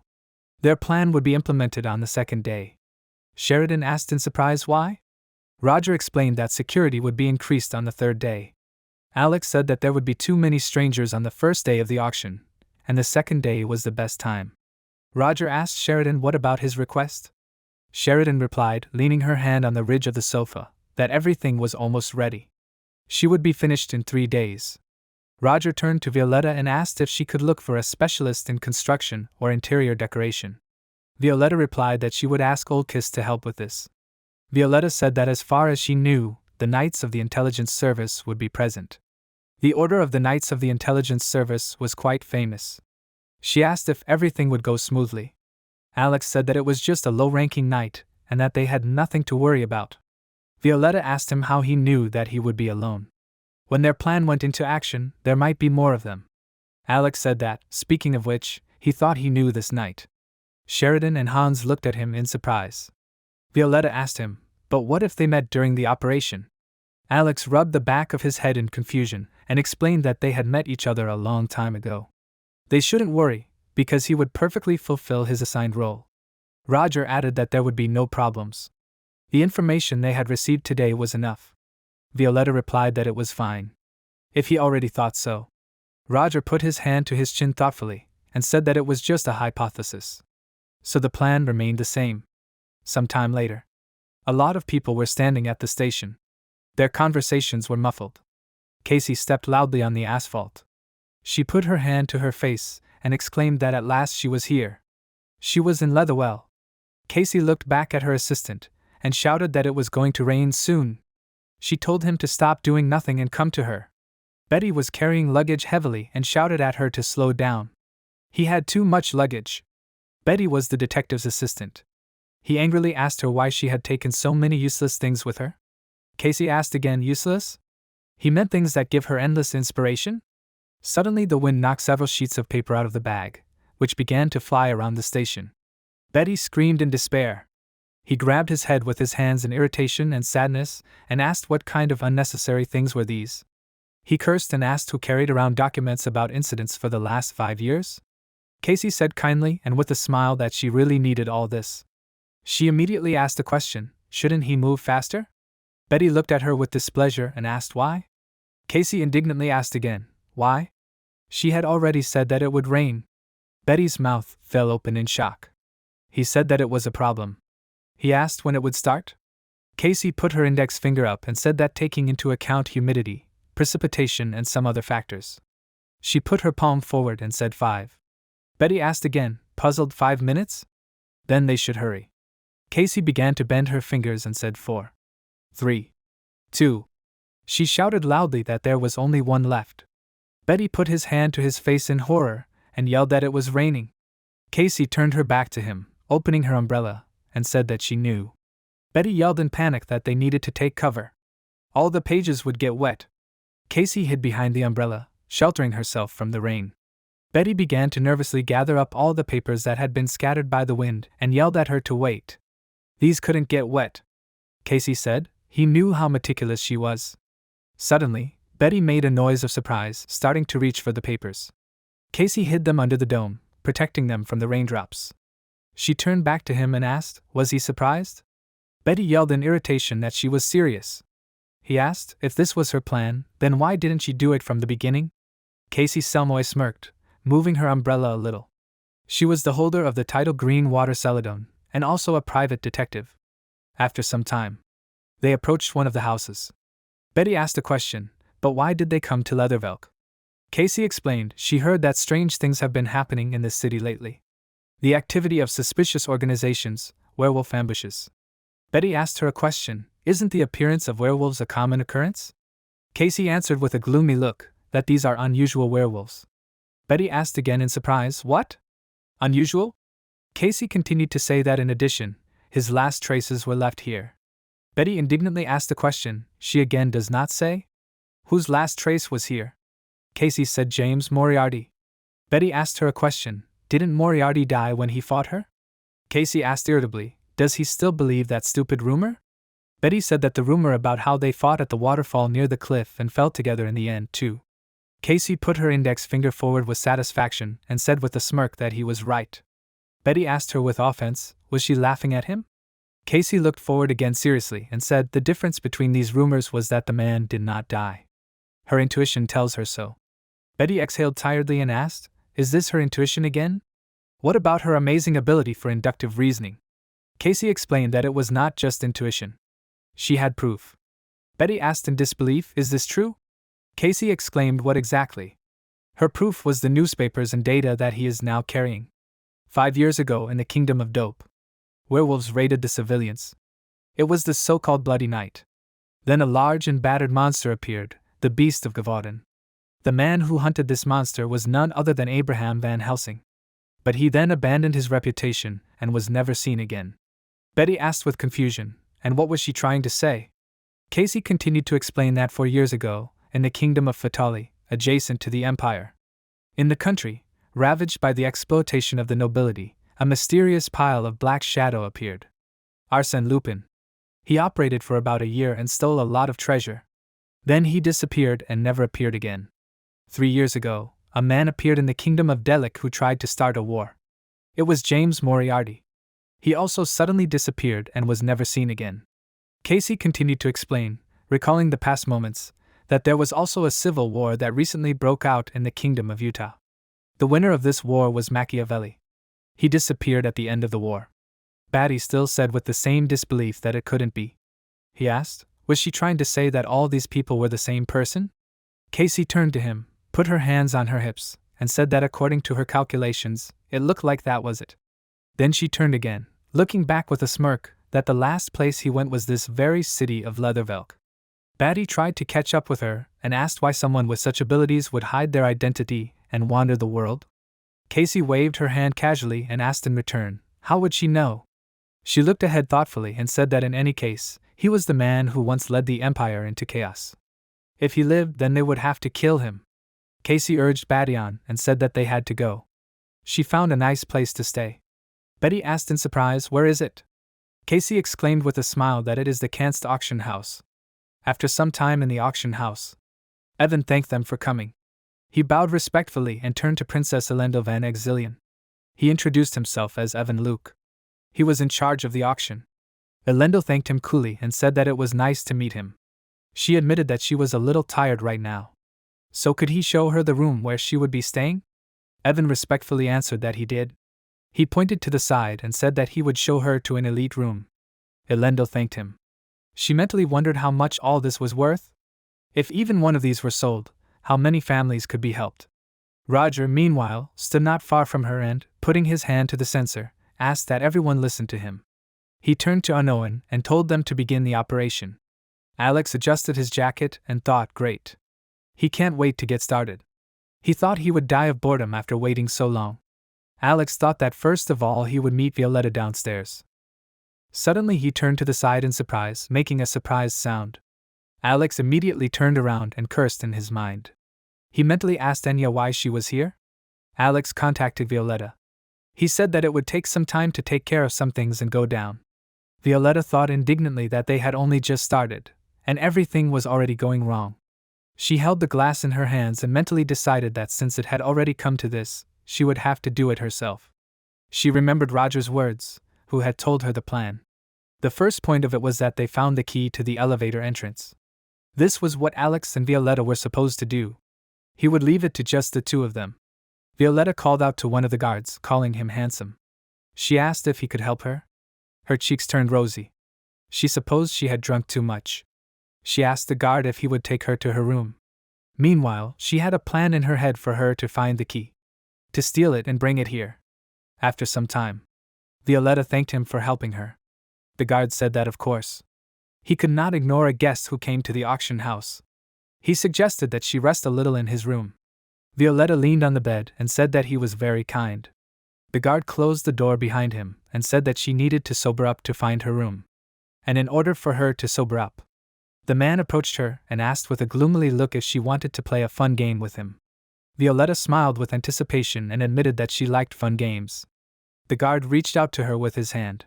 Suddenly, Violetta grabbed his hand and pulled it with all her might towards herself. The guard looked at this in panic. Violetta turned him over herself, throwing him to the other side of the room. Wringing his arm, she slammed him to the floor with all her might. Violetta looked at him with a smirk and asked, "How does he like this game?" She clenched her fist, looking at this. She did not think that she would disable him with one blow. She supposed that it was probably not in vain that she learned to strengthen her body with the help of magic. Violetta looked into the chest of keys and asked the question, "Where is their needed key?" Meanwhile, in the hall, an auction. The voices of people echoed from the walls of the hall. The auction host addressed everyone present in the hall. He thanked them for visiting their auction of the Kant's house once again. Without further ado, they need to look at the first lot of the second day. He pointed his hand at the glass square, in which there was a bright shining stone. Meanwhile, the girl pushed the cloth away from it as much as she could. The auctioneer exclaimed, "Many were saying that this jewel was cried by the mermaid herself. It was a mermaid's tear." People in the hall gasped in surprise. One of the old men said that it was beautiful. The auctioneer exclaimed that the bidding then begins at 1,000,000 dinars. Elendil watched the auction with detachment. Cries began to spread from the hall that someone would take it for 50 million. And someone could even take it for 200 million.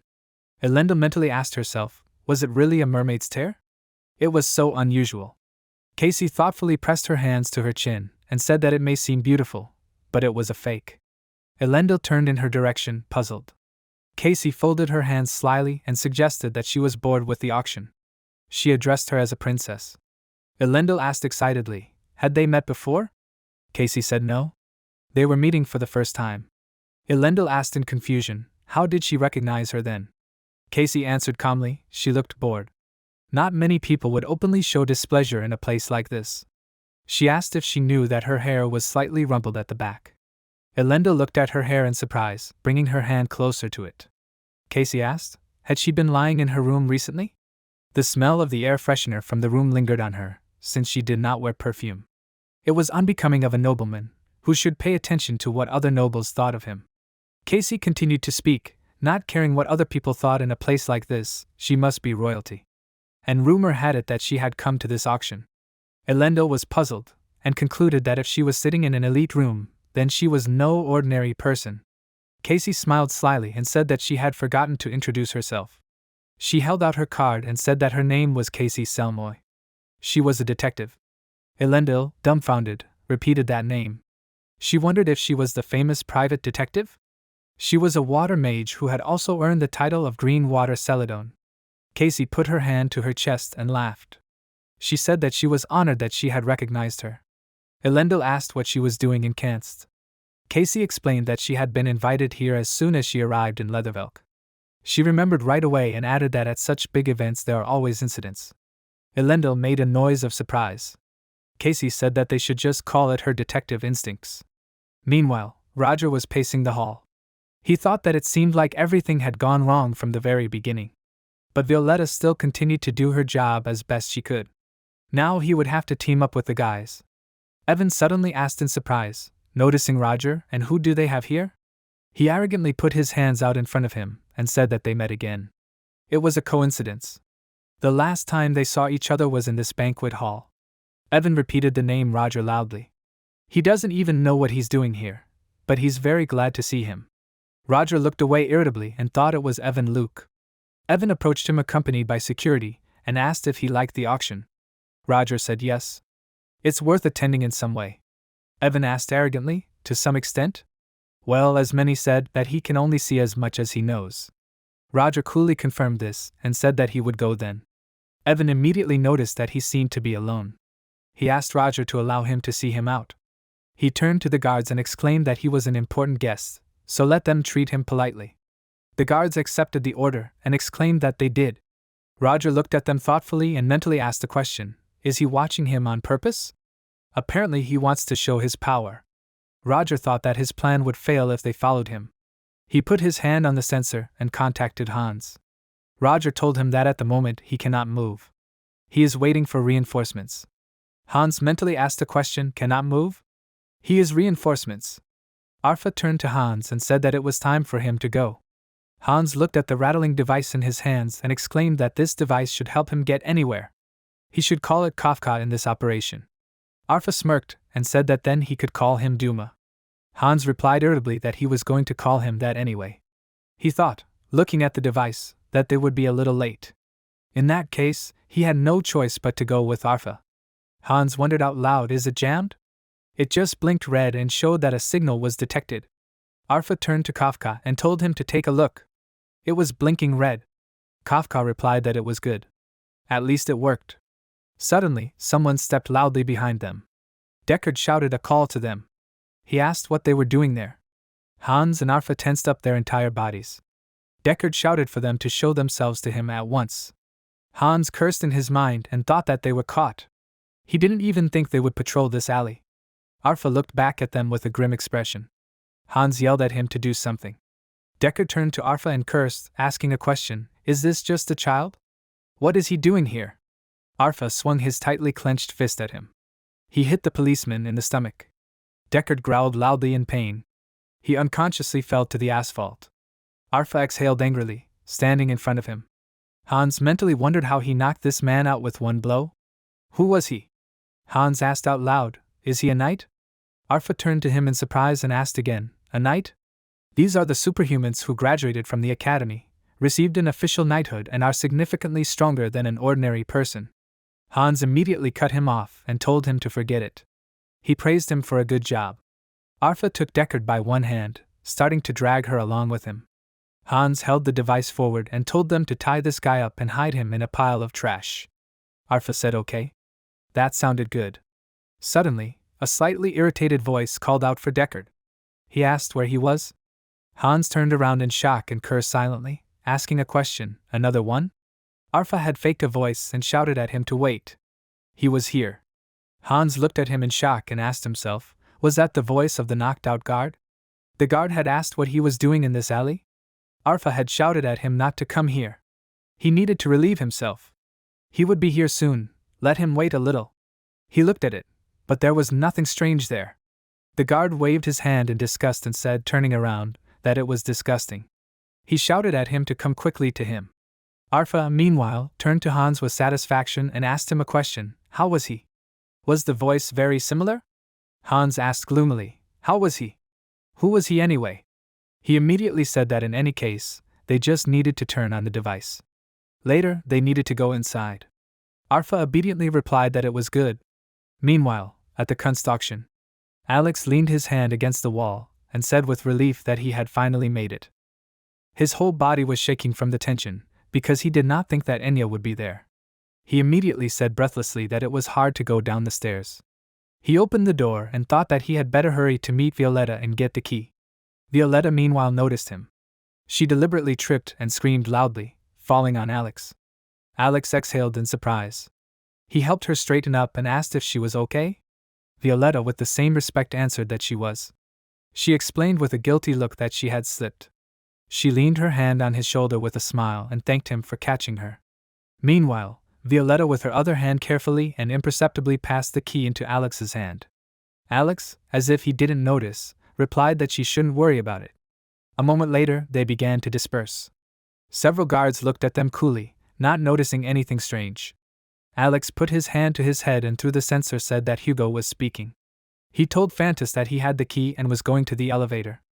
Fantas, who had taken the nickname Melvin, replied that he would wait for him by the elevator.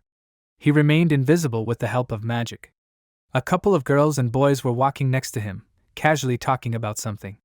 Meanwhile, Alex passed by him, still not noticing him. Phantos removed the magic from himself, and told him that he was here. Alex swore in fear and muttered that he had scared him.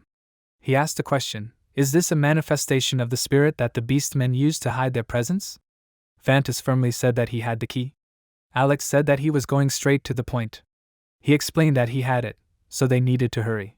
He looked out from the wall, noticing a large crowd of security, and said quietly, as expected, the number of guards increased.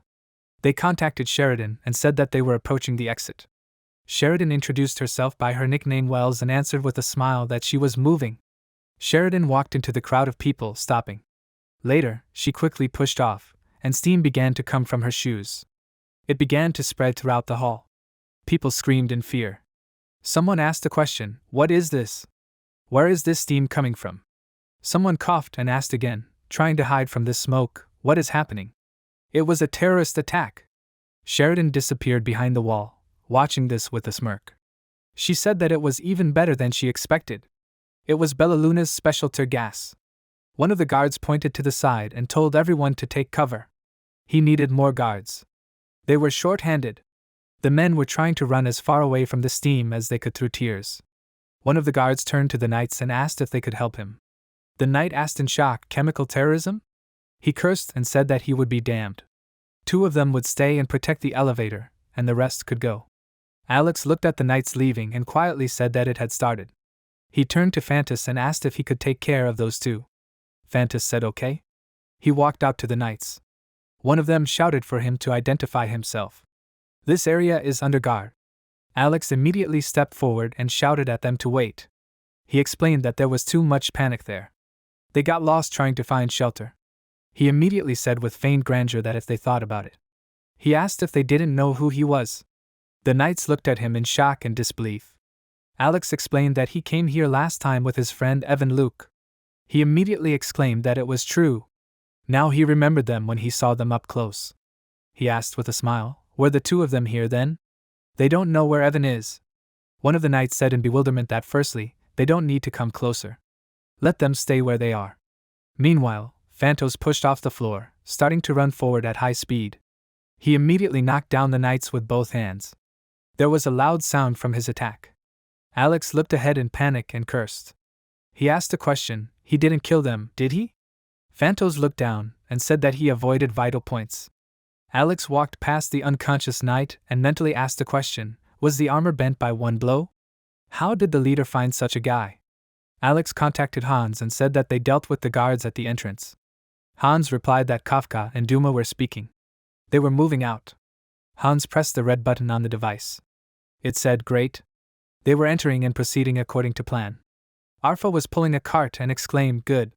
Meanwhile, in the large hall with the auction, the auctioneer enticingly put his hand forward and exclaimed, the next lot at the auction. They would start the bidding at 500,000 dinars. People began shouting that someone would take it for 5 million. And someone could take it for 10 million. Roger glanced out of the corner of his eye at the watching guards and mentally asked himself, were they still chasing him? It would be difficult for him to move freely.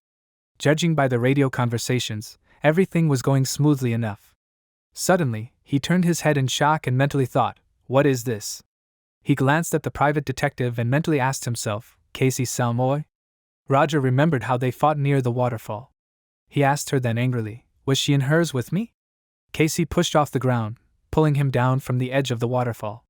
Roger screamed, they would both die if she continued. Casey screamed back at him that she didn't care. Even if she couldn't defeat him now, she would pay with her life to defeat a villain like him. Roger looked at her stunned. Casey meanwhile screamed angrily that he should get ready now. She addressed him as James Moriarty. Roger stopped remembering and abruptly turned back to the auction. He mentally asked the question, was she looking at him? He cursed in panic. Why was this woman even here? Casey meanwhile looked at him, puzzled. Roger continued to think with excitement further, that he had changed his appearance so that she would not be able to recognize him. But this madwoman was incredibly skilled, even earned the title of Green Water Celadon. If she got in the way of their operation, their entire week's plans could fall apart. Roger wondered, had she figured out the plan yet? He glanced again at Casey, who was watching the auction with a smile. She was occasionally exchanging some phrases with Elendil. Roger mentally concluded that no. If she were, she wouldn't be so calm. This crazy woman doesn't know what's going on right now. Roger kept his cool, clenching his hands. He could only hope that his subordinates had completed the task quietly and quickly. Meanwhile, in the surveillance department, on the cameras, one of the guards yawned loudly. He sleepily said that he was very bored. He asked what kind of brave idiot thought of robbing Kunst. The other guard turned in his direction and indignantly told him not to get distracted. He asked what he was worried about.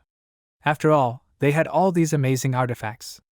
This artifact transmits a picture of what was happening. The first guard told him that it was a shame to use such an interesting artifact just for security. They continued to look at the computer monitors showing all the rooms with artifacts. Suddenly, one of the monitors started showing static. One of the guards asked in surprise, "What was that? What happened?" The first guard said that there was static in 2 rooms. He was told that "I think everything is fine." He thinks that he is already imagining things. Suddenly, the second guard made a sound in shock. He abruptly stood up from his seat and shouted for him to wait. He asked who that was. The first guard looked at him in confusion and shouted that he had scared him. Was something wrong? He was told that they had an intruder. The camera showed a thief climbing through a hole. The guard shouted a question: did he drill a hole in the wall and get inside? This place is deep underground. After some time, Evan asked in shock, "What?" He shouted angrily for them to repeat it. The guard answered they received a message that the intruder was in the second security room. Evan asked with undisguised anger, "What about the guy guarding the entrance?" The guard told him that since the intruder was able to get inside. Evan abruptly turned around, starting to walk forward, and shouted that it did not matter at all. They needed to call security immediately. Meanwhile, the lead knight turned to the others and exclaimed that this was great. It seemed like everyone had already been here. The intruder had dug a tunnel and gotten in. They would check the sewer entrances around this area. The rest would split into groups of porters and an assault team. And then they would go with him to the vault. One of the knights obediently exclaimed that this was good. Evan watched the CCTV with tension, starting to bite his fingernail. The guard announced that the others were going down on the elevator. Evan continued to bite his finger in panic and cursed silently. He asked a question: do they have any idea how much these artifacts are worth? Do they think he will just sit and watch? Evan looked at the communication device and asked in a panic, do they know what to do? The main task was to move the items to Storage 3. The assault team was to go to Storage 2 and capture the enemies. One of the knights held the device that communicated with Evan and said okay. He commanded the porter team to start moving the items to Storage 3. The assault team should follow him to Storage 2. He informed Evan that the assault team was calling the base. They were opening the doors to Storage 2. The guard on the CCTV answered that the base was on the line. He explained that the enemies were still in the storage. Evan yelled at them to get inside. He told them to do it as quickly as possible. The knights ran inside and pointed their spears forward threateningly. They yelled for no one to move. Suddenly, they stumbled upon an empty storage room, stunned. They said in confusion that no one was there. Evan shouted into the comm device in shock, was there no one there? He started swearing and asked what they were talking about. He was told that there was no sign of forced entry and all the items were intact. Evan asked in irritation as he watched his vault continue to be looted, so what did they think he was looking at? He said in confusion that they definitely didn't mistake this for another room. Suddenly the CCTV changed to show the guards looking around the empty vault in confusion. Evan asked in shock, did the screen change? The guard asked in worry, was this fake? The knights asked through the device what they should do. Should they return it to the third vault? Evan said no. They needed to move it somewhere else. The knights obediently replied yes. They would pass it on to the guards in the porter group who were now in the elevator. Evan rubbed the back of his head in confusion and cursed. He said if it was a fake screen. He wondered if that meant someone had played fake footage in real time? The guard next to him pressed his hand to his chin in confusion. He mentally wondered, had someone replaced the frame that the artifact was playing with their own? But for what purpose?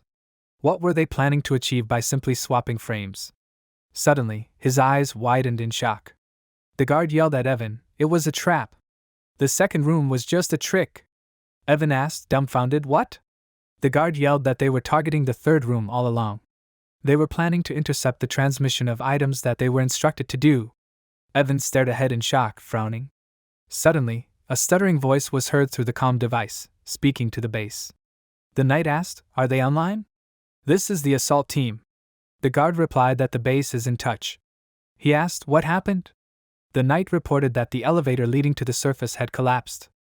Evan, stunned, asked the question, "What?" The knights shouted that they would not leave here without the elevator. They shouted for help. The guard turned to Evan and shouted that they had no internal forces that could help them. Maybe he should ask the police for help? Evan angrily shouted no. The reputation of the auction would fall if this situation became known. The guard asked the question, "What should they do then?" Evan, gloomily and with panic from hopelessness, shouted that he did not know. Suddenly, a guard next to him shouted that they would go there and try to stop them. He commanded them to gather all the guards. Evan began to shake with panic all over and continued to bite his nail. Meanwhile, the guard was answered by others that the order was accepted. Assistant Evan reached for the door and asked in shock, "What?" Why the door did not. Sheridan meanwhile with a grin walked away from the door, which the guards were breaking down on the other side. An indignant voice was heard that the door did not open. Another voice cursed and asked a question, what was going on? Sheridan thought that everyone was locked. She passed next to the running knight, and thought that the leader came up with such an amazing plan. She did not know what to do when she first heard about the storage artifact. She began to remember how Roger asked her a question, can she do anything? He wants to replace the footage from the storage, which will be shown through the artifact. He needs a device to hack the transmission. Sheridan with a satisfied smile contacted Roger, and said that Wells is in touch. She replied that the mission was a success. Arfa, Hans, Fantas and Alex meanwhile were dragging away boxes with the stolen artifacts. 30 minutes earlier. Arfa asked, "How is it?" In the carriage sat two guys crying from fear. Hans exhaled wearily and said that everything seemed to fit. He asked, "But why is it so tightly pressed to the stomach?" They put on the knight's armor. Arfa meanwhile pulled on the knight's helmet. Alex said that Fantas had badly dented the armor when he hit it. They tried to repair it, but they couldn't fix it completely. Hans looked at Fantas' clenched fist and excitedly replied that it was very convenient. Hans said that they would be ready. They would see each other a little later. Alex smiled contentedly and said in response that they would see each other downstairs. He and Fantas stood up to walk through the dark hall. He exhaled in relief and said it was good that they hadn't encountered the security group. Fantas told him to wait. He needed to check the location of the guards. Green-blue energy began to spread from him. Alex thought good. He mentally asked the question, can he use the manifestation of the spirit in this way? Fantos slightly opened his eyes and said that there were 8 guards in total. All of them were scattered in different rooms. Luckily for them, there were 2 guards nearby who had gotten separated from the rest. He can't believe that they were just walking around the storage room. But thanks to this, they easily took care of them. Fantos and Alex were dressed in knight armor a moment later. Fantos made a dissatisfied sound. Alex asked him to be patient. Not everyone was as huge as him. He used the device to interfere with the video surveillance, and told him to get ready. It was about to start.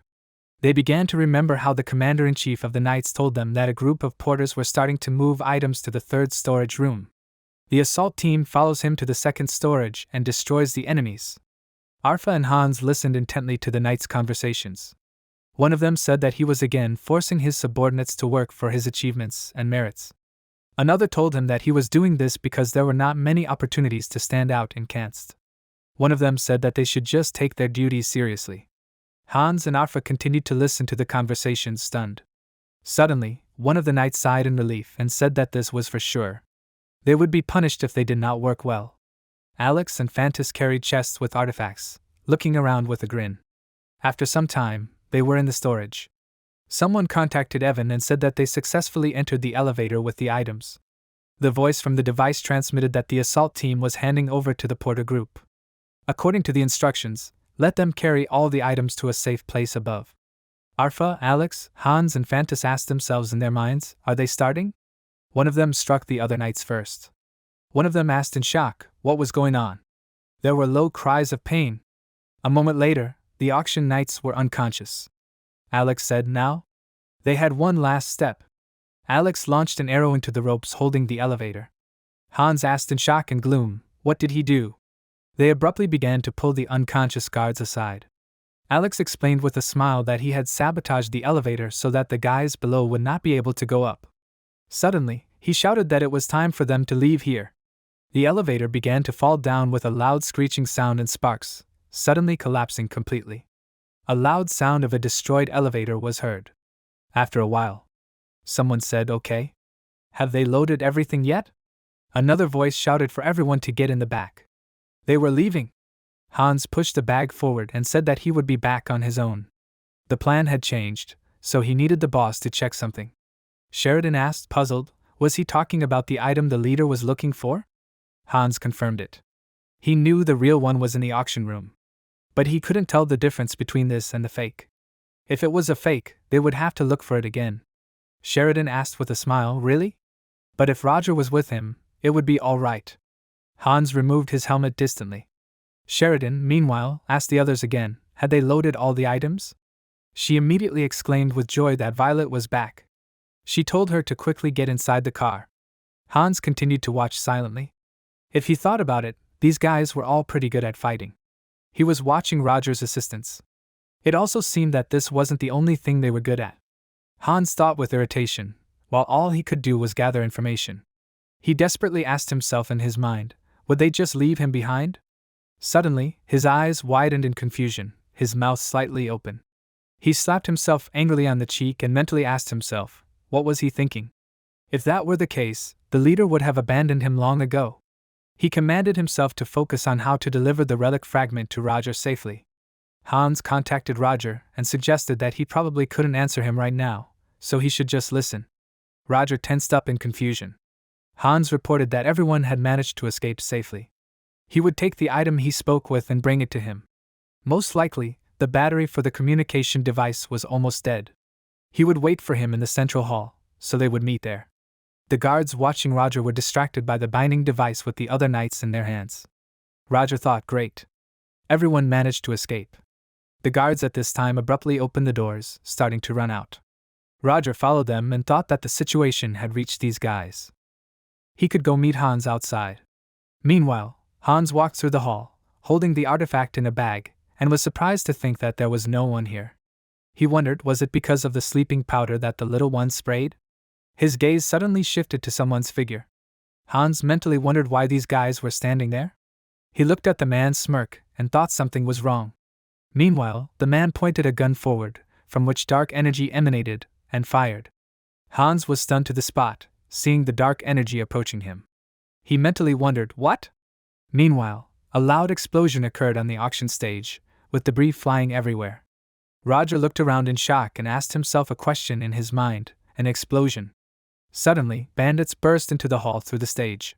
One of them shouted for everyone to lie down. He shouted threateningly, standing next to the accompanying assistants, that anyone who moved would die. The auctioneer stuttered, asking who they were. Didn't they know what kind of place this was? The bandit threateningly muttered that he had told them not to move. He shot the auctioneer in the head, who coughed in pain for the last time. The woman screamed in panic. She immediately added for everyone to run. The man next to her called for security. He asked where the security was. He immediately added for the woman to get out of the way. His safety must be a priority. The bandit's assistants put their magic sticks forward. The bandit himself shouted for them to just kill them all. They would also take their valuables from the corpses. Roger asked himself in his mind, robbers? How did they get into the auction hall? He cursed with a guess and thought it was because of them. A man's voice was heard from behind him, shouting that they were greedy nobles. Roger turned to the side in shock. The man revealed his torso from under his jacket, to which dynamite was tied, and shouted for them to die. Roger gritted his teeth in shock and thought that this was a vest with dynamite used by the Liberation Army. He was definitely not mistaken. This is the same method as the Liberation Army. It was not only robbers. The Liberation Army was also targeting this place. Roger suddenly thrust his crutch forward, from which his energy began to emanate. It immediately pierced the body of the man with the dynamite. Having moved the man further away from himself, Roger fell to the floor from the strong blast wave. He hit his shoulder hard and let out a loud roar. Smoke and dust rose in the air. Roger began to rise and thought that he might have died. Besides, the whole building should be under the fiery silence. He mentally asked himself how the bomb exploded. Perhaps it was custom-made gunpowder? But he got rid of that when he played the role of Moriarty, so how did it happen then? Suddenly, Someone behind him screamed loudly and fearfully. Roger carefully turned his head back to where the frightened girl was standing. His gaze fell on the body of a lying guard, whose veins were bulging and red. Thick foam was flowing from his mouth. One of the people shouted in confusion and panic that it was a curse. It was black magic. Roger clenched his teeth in panic and mentally asked a question: robbers, a liberation army, and now black magic? He cursed again and asked, "Is Hans safe?" Meanwhile, Enelden was running down the hall. She thought she had barely escaped. She wondered in her mind, were the robbers encamped? What was going on? Was Casey okay? Suddenly, someone shouted threateningly that they had found the princess. Enelden turned around in shock, noticing the black mages. One of them shouted for them to run after her. They would show the power of the Liberation Army to the royal family. Elendil put her palm forward in fear. She knew she should not have come to this place. She should have been in Theon. The fighters from the Liberation Army continued to run towards her and shouted for her to die. Suddenly, someone smirked and said that their voices were too loud. The soldiers looked up in surprise and asked in confusion, "What was that?" Bubbles floated near them. A moment later the soldiers were in it, and were stunned. Were those bubbles? One of them cursed and shouted that he couldn't get out. They had only one choice. One of the soldiers opened his cloak, revealing a vest with dynamite, and shouted that it wasn't working. Another soldier told him that it couldn't be. Special gunpowder could bypass the fire silence. Casey meanwhile shouted with a smirk at them to surrender. She was surrounded by water and covered Elendil with her body. Casey said that no matter how special it was, gunpowder was still gunpowder. That's right? All she had to do was wet it. Batty was holding 2 soldiers of the Liberation Army and shouted to the private detective that he was all clear. Casey happily told him that it was a good job. She had just finished too. Suddenly someone landed next to them and asked in a frightened voice, "Was the princess okay?" Enya held her sword out in front of her. Casey guessed that she was with Turin back then. Enya was flattered that she remembered. She introduced herself by name, and said that she was from the Order of the Night Serpent. Casey began clapping her hands and replied that it seemed clear. She suggested that they join forces and get out of this place as soon as possible. Enya glanced at the soldiers from the Liberation Army and asked a question: where did these guys come from? How did they get past the camp's security? Casey answered her by admitting that she did not see a single guard nearby. She thoughtfully put her hand to her chin and said that for some reason all the guards left. Then all sorts of organizations decided to take advantage of the opportunity while this was happening. She concluded that it was not safe here, so they better discuss all this when they got out of here. Suddenly, Casey noticed something strange in her peripheral vision. They all said, stunned, "No?" The building. There was undisguised horror on their faces. Some time ago, Hans asked Roger why he accepted him into the team. Roger turned his head in confusion and asked, "What kind of question was that?" Hans said with shame, "He himself knows that he is a coward. He always leaves all the battles to Roger, although he has a power that others do not have." Roger, without hiding, answered that he accepted him because he is a coward. Hans asked the question in surprise, "And what kind of answer was that?" The unconscious members of the Scarlet Group were lying next to them. Roger continued to say that he knew very well about his power, how dangerous it was, and the responsibility it brings with it. Isn't he afraid of hurting someone with his power? Hans looked at him stunned, his mouth open. Later, he pressed his lips together and remained silent. Hans said quietly after a moment that he was an orphan. Roger looked at him again, puzzled. Hans meanwhile continued to say that this is why he spent his youth in an orphanage. He had never gotten along with others. But then there was this girl he used to hang out with. She was like a sister to him. She was such a bright and sweet child, and he was nothing compared to her.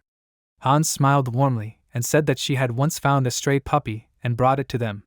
It was so cute. He remembered petting it. But then he had bitten it lightly.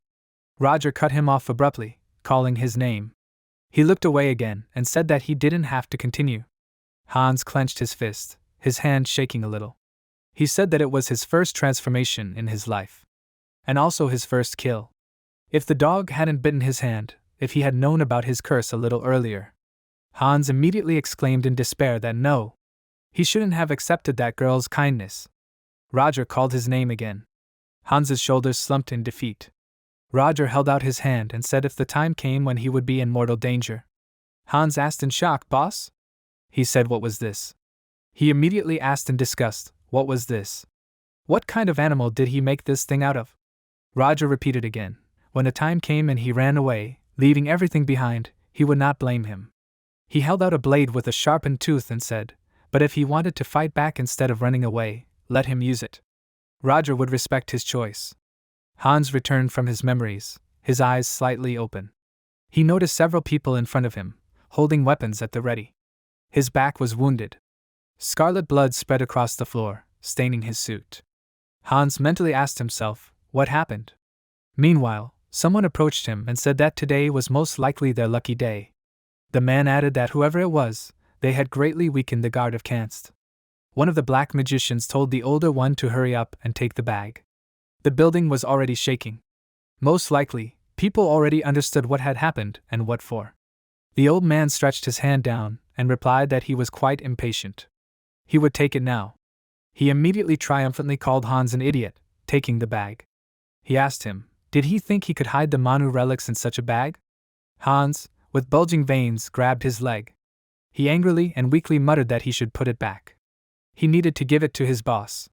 The old man asked with a smirk, was he still alive? He supposed that it seemed like a curse. The old man hit Hans in the stomach with all his might, and exclaimed that everything worked as he had planned. Hans began to cough from the pain. The old man froze next to him and said that he could not even move, but he was already telling him to give it to him. Hans pressed his hand to his chest in pain. His whole body was shaking from weakness. He continued to cough loudly, pressing his hand to his chest. The old man exhaled maliciously and asked a question, had he been holding on all this time by sheer willpower? This was amazing. But he didn't have long to live. The old man turned around abruptly and said mercifully that he would leave him to die. Let him try to survive this, if he could. Hans, meanwhile, reached his hand to his open mouth. Later, his hand reached after the old man and he thought, no. His body was so heavy. Hans's whole hand was shaking from weakness. He thought angrily that it wasn't for them.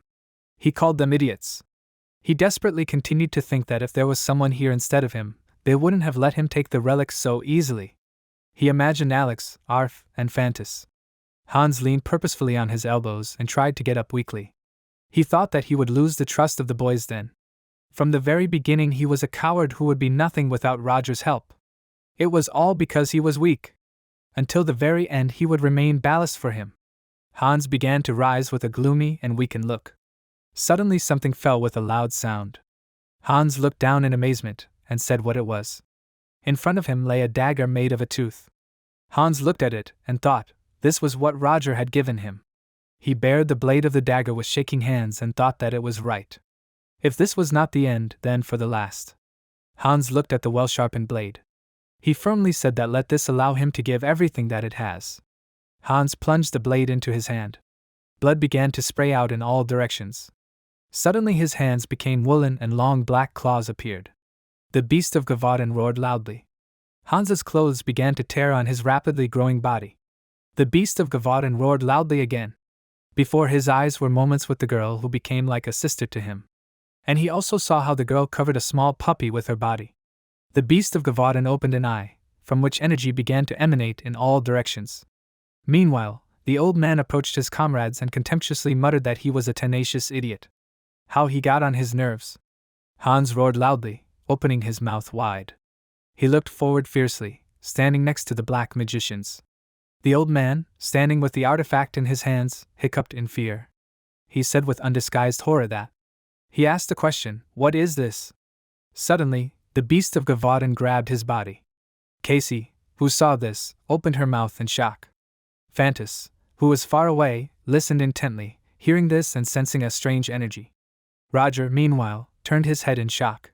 He called out Hans's name questioningly. Meanwhile, the cart with the boys. Alex asked a question in the rushing cart, where is he looking? Fantas answered him coldly, that he is looking where they left from. Alex asked again, the auction house of Kunst? What was wrong with this place? Fantas admitted that he sensed the presence of a strong predator. He added that it was dangerous. Its smell and presence. This creature was unusual. Fantas clenched his teeth angrily, and thought that he had only met a beast of this level a couple of times. He immediately thought no. It might even be stronger than any beast he had encountered. Alex, stunned, listened to his speech. He thought that if he was in the auction house now, then it must be. He began to remember. Alex told Roger that he had a question. Last time he said that Fantas was the second strongest among them. Is that true? Then who was first? Roger himself? Roger was doing something at his desk and said no. He did not include himself when he made this assessment. Alex asked with a smirk, did this mean that he was in first place? Roger looked down carefully and coldly answered that Alex was in third. Despite the fact that he studied well at the Night Academy, he had not yet reached this significant level. Alex asked him a question, but who was in first place then? Roger remained thoughtfully silent. He firmly answered that it was Hans. A scream was heard from the Kunst auction house, asking what was going on. Evan said in despair that his goods? His auction house. He grabbed his head, kneeling, and screamed that he was finished. Now he was definitely finished. The assistant turned to him and said with relief that at least he managed to escape safely. The evacuation of their guests is also carried out accordingly, so Evan did not let him finish and shouted at him to wait. He asked in panic, where is the princess? The assistant jerked his whole body in confusion and said that they have not found her yet. Evan asked irritably, what if something happened to her? He angrily shouted at him to quickly find her. Suddenly, the building collapsed again with a loud sound. Evan aggressively asked the question, what? He cursed and asked again, what happened this time? Many wolf heads with a loud howl made their way through the building. The hand of the beast of Gavaden broke through the wall. Hans leaned on his hand, getting out of the building.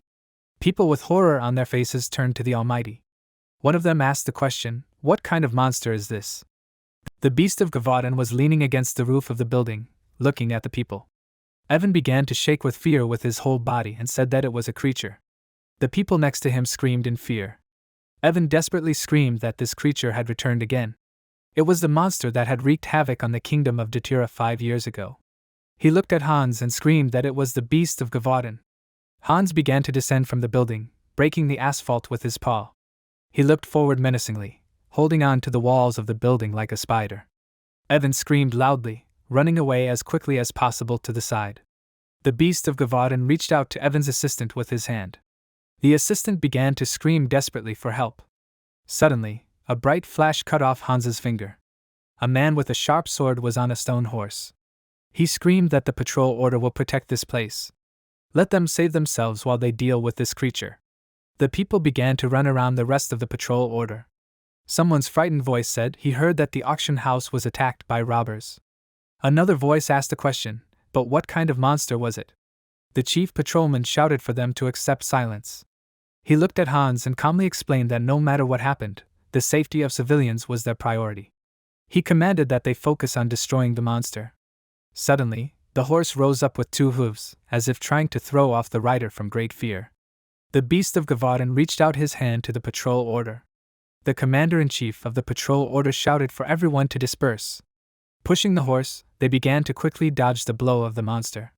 The chief patrolman put the blade of his sword forward, from which a fiery seal appeared, and cursed loudly.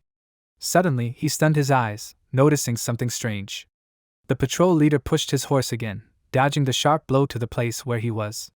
He growled loudly.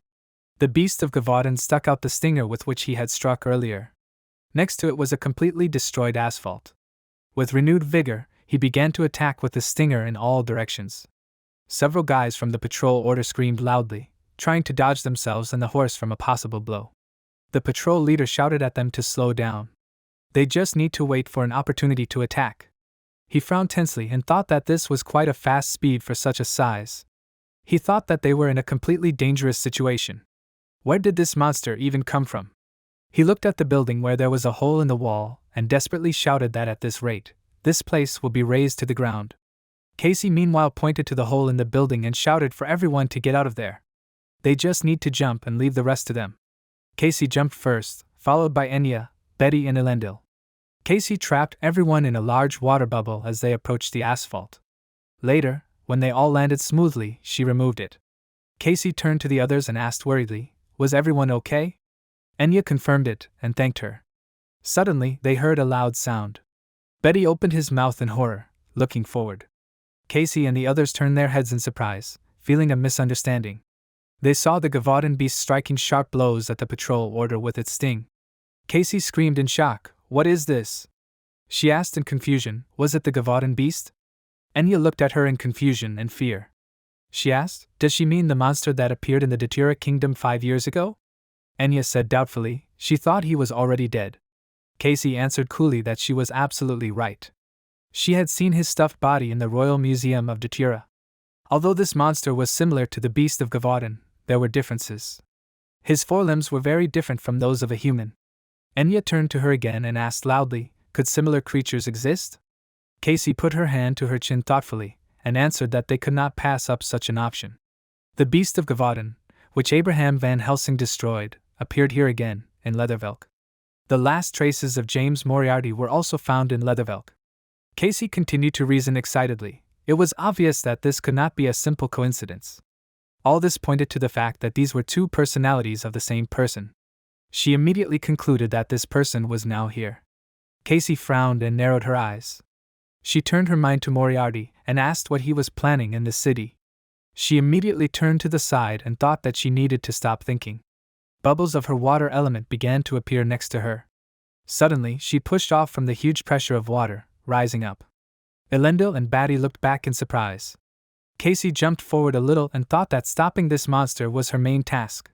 She directed huge streams of water at the Gavadan beast. It began to entangle its body, head and paws. The guy from the patrol order noticed that someone stopped the monster's movement. He asked a question, is it an ally? He immediately commanded that whoever it was, this was their chance. They needed to attack. The water continued to hamper the monster's movement, tightening its paws as much as possible. The patrol order began to attack the beast's arm. Suddenly, the streams of water began to dissipate little by little. The beast of Gavadan strained its arm with all its might, not allowing itself to be restrained any longer. Casey looked ahead tensely, crossing its shaking arms, and shouted that this was powerful. The beast of Gavadan flashed an eye, looking to the side. It opened its mouth wide, starting to roar loudly. Hans looked to the side where Casey was. The water that had been wrapped around his body suddenly broke next to his hands. Casey asked in fear, is the magic not working? She looked at her palm and clenched her teeth tensely. She thought that she could not gather mana. She asked, is its hull preventing her from using mana? If she let something like this stop her, then she did not deserve to be called green water. Casey raised her umbrella, from which large streams of water began to flow in different directions. Gradually, the water began to transform into warriors with wings and swords. The patrol order exclaimed in surprise that these knights were summoned by a water mage. Another guy added that this was great. They now had a chance to win. The water knights began to approach the waving Gavadan beast. Meanwhile, the patrol order shouted for everyone to rush to the attack. Hans opened his mouth wide again, starting to roar loudly. Meanwhile, in the destroyed auction house, Roger firmly stepped on the floor. He purposefully walked forward, going around the corpses of people. He looked down, noticing a severed human arm, and thought that there was an ominous mana here. Was it a black mage? Suddenly, he realized that there was an animal bite. Roger approached the destroyed wall of the publication and mentally addressed Hans. He asked him a question, did he use it after all? He glanced at Hans fighting from below, who was being attacked by the soldiers of the patrol order. Roger concluded that this was a difficult decision for him. He cast a spell called Eternus Nocturnus. Roger was surrounded by dark shadow energy, and he said that he couldn't leave him here. He would come back when he was well prepared. Roger looked down with narrowed eyes and encouraged Hans to hold on. Hans, meanwhile, growled loudly again, glaring angrily at the water knights and the patrol order. The severed heads of the wolves that were on the back of the beast of Gavadan fell to the asphalt. Someone from the patrol order shouted, "Great! Their attacks are working. Let them not stop." The eyes on the skulls of the beast of Gavadan glowed bright red. Casey, holding the umbrella in front of her, mentally asked, were the eyes and the skulls on his shoulders glowing? She realized that he was going to block the magic again. She had to prepare for this.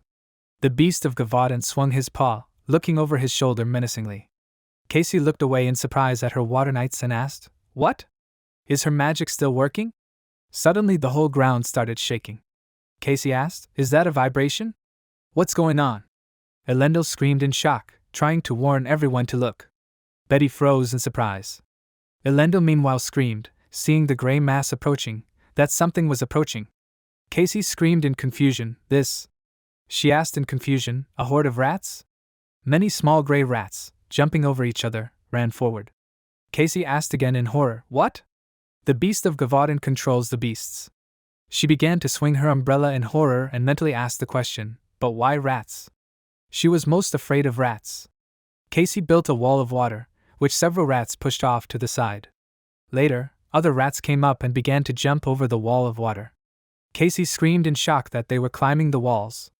She hiccuped in fear as she watched the small rats approach her. Suddenly, someone called her name loudly. Batty ran forward, swatting the rats away.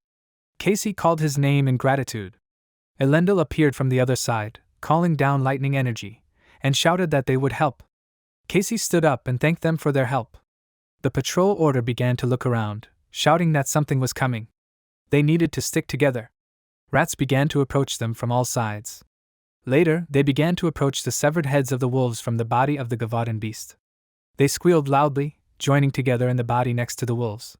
The commander of the patrol order shouted for them to be careful. This monster controlled the beasts. Suddenly, several rats attacked one of the patrol order boys.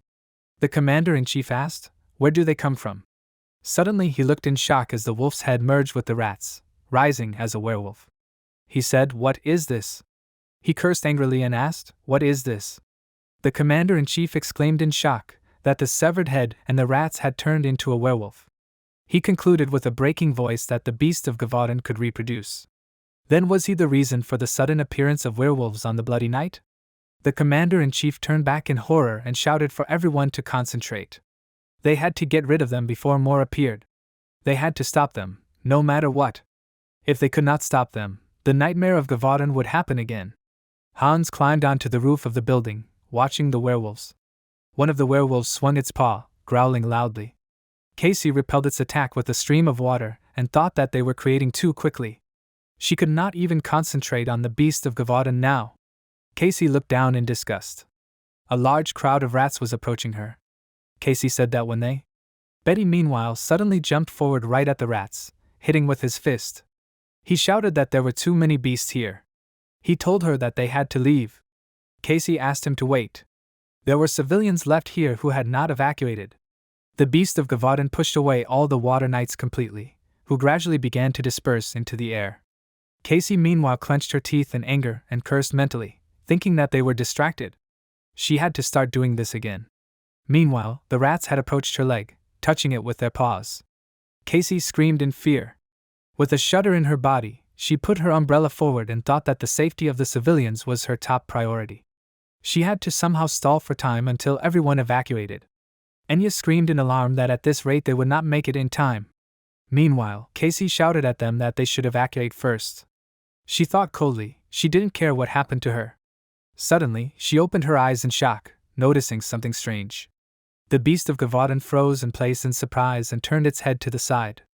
The soldier from the patrol order looked at the werewolf in confusion and asked, "Did he stop moving?" He was told that the others had stopped too. What were they looking at? Hans was looking at the roof of the building, from which the dark energy of the shadows emanated.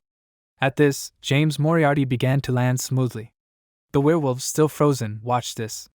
Casey, puzzled, shouted a question among the rats, "Is this?" James Moriarty, holding his hat with his hands so that it would not fall, was lowering himself down.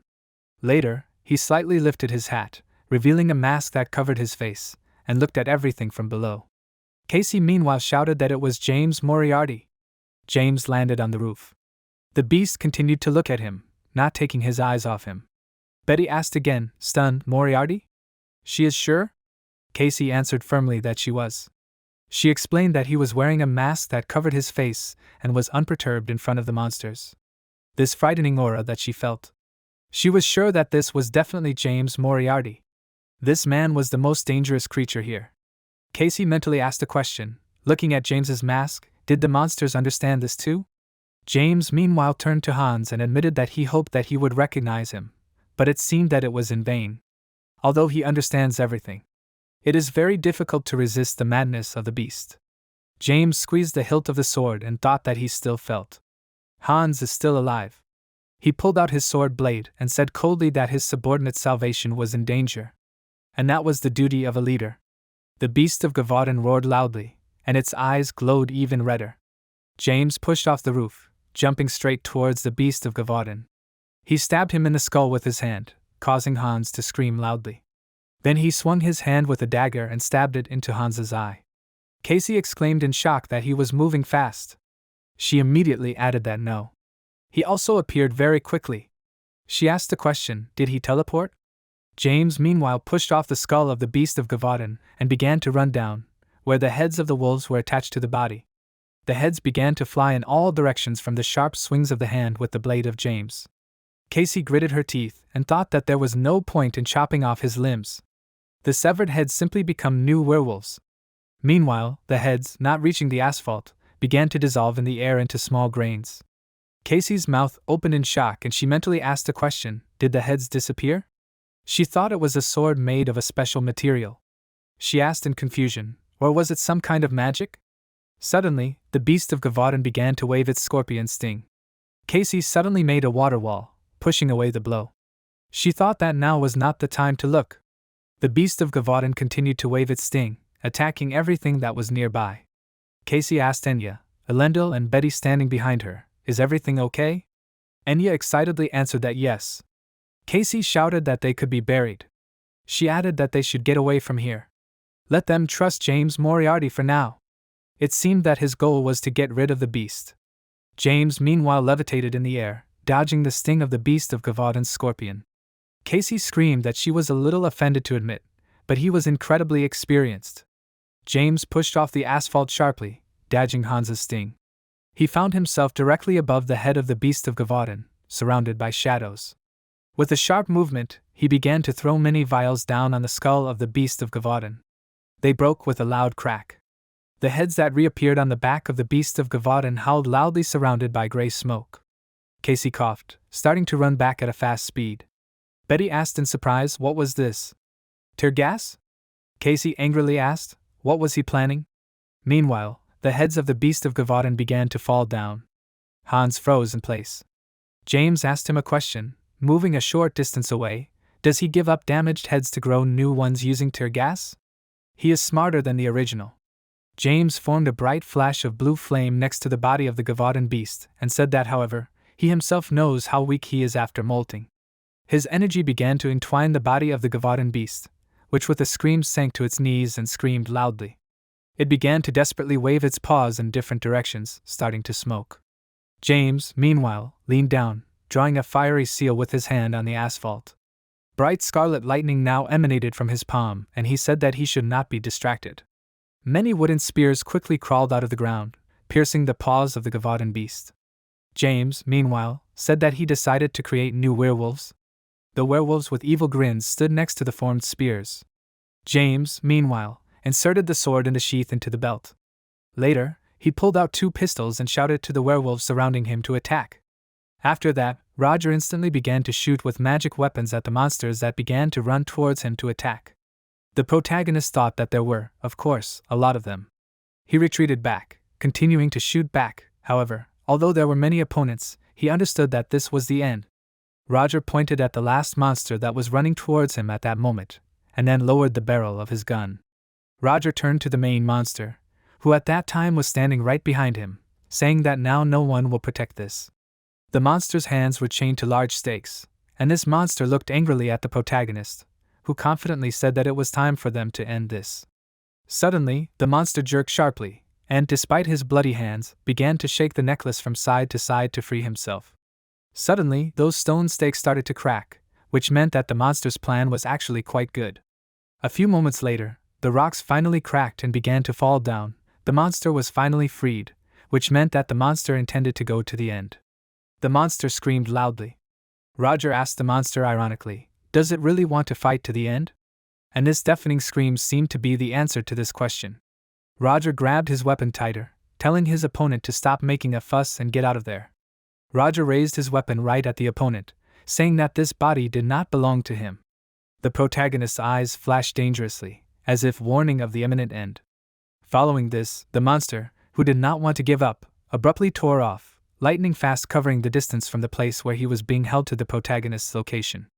Roger remained calm at this time, pointing the barrel of his revolver straight at the monster. And as soon as the monster got closer, Roger, with his mouth wide open, was ready to shoot. But he was outpaced. One of his team members quickly reacted to the ground with his unusual weapon. A huge syringe was attached to the weapon, with which the monster was injected.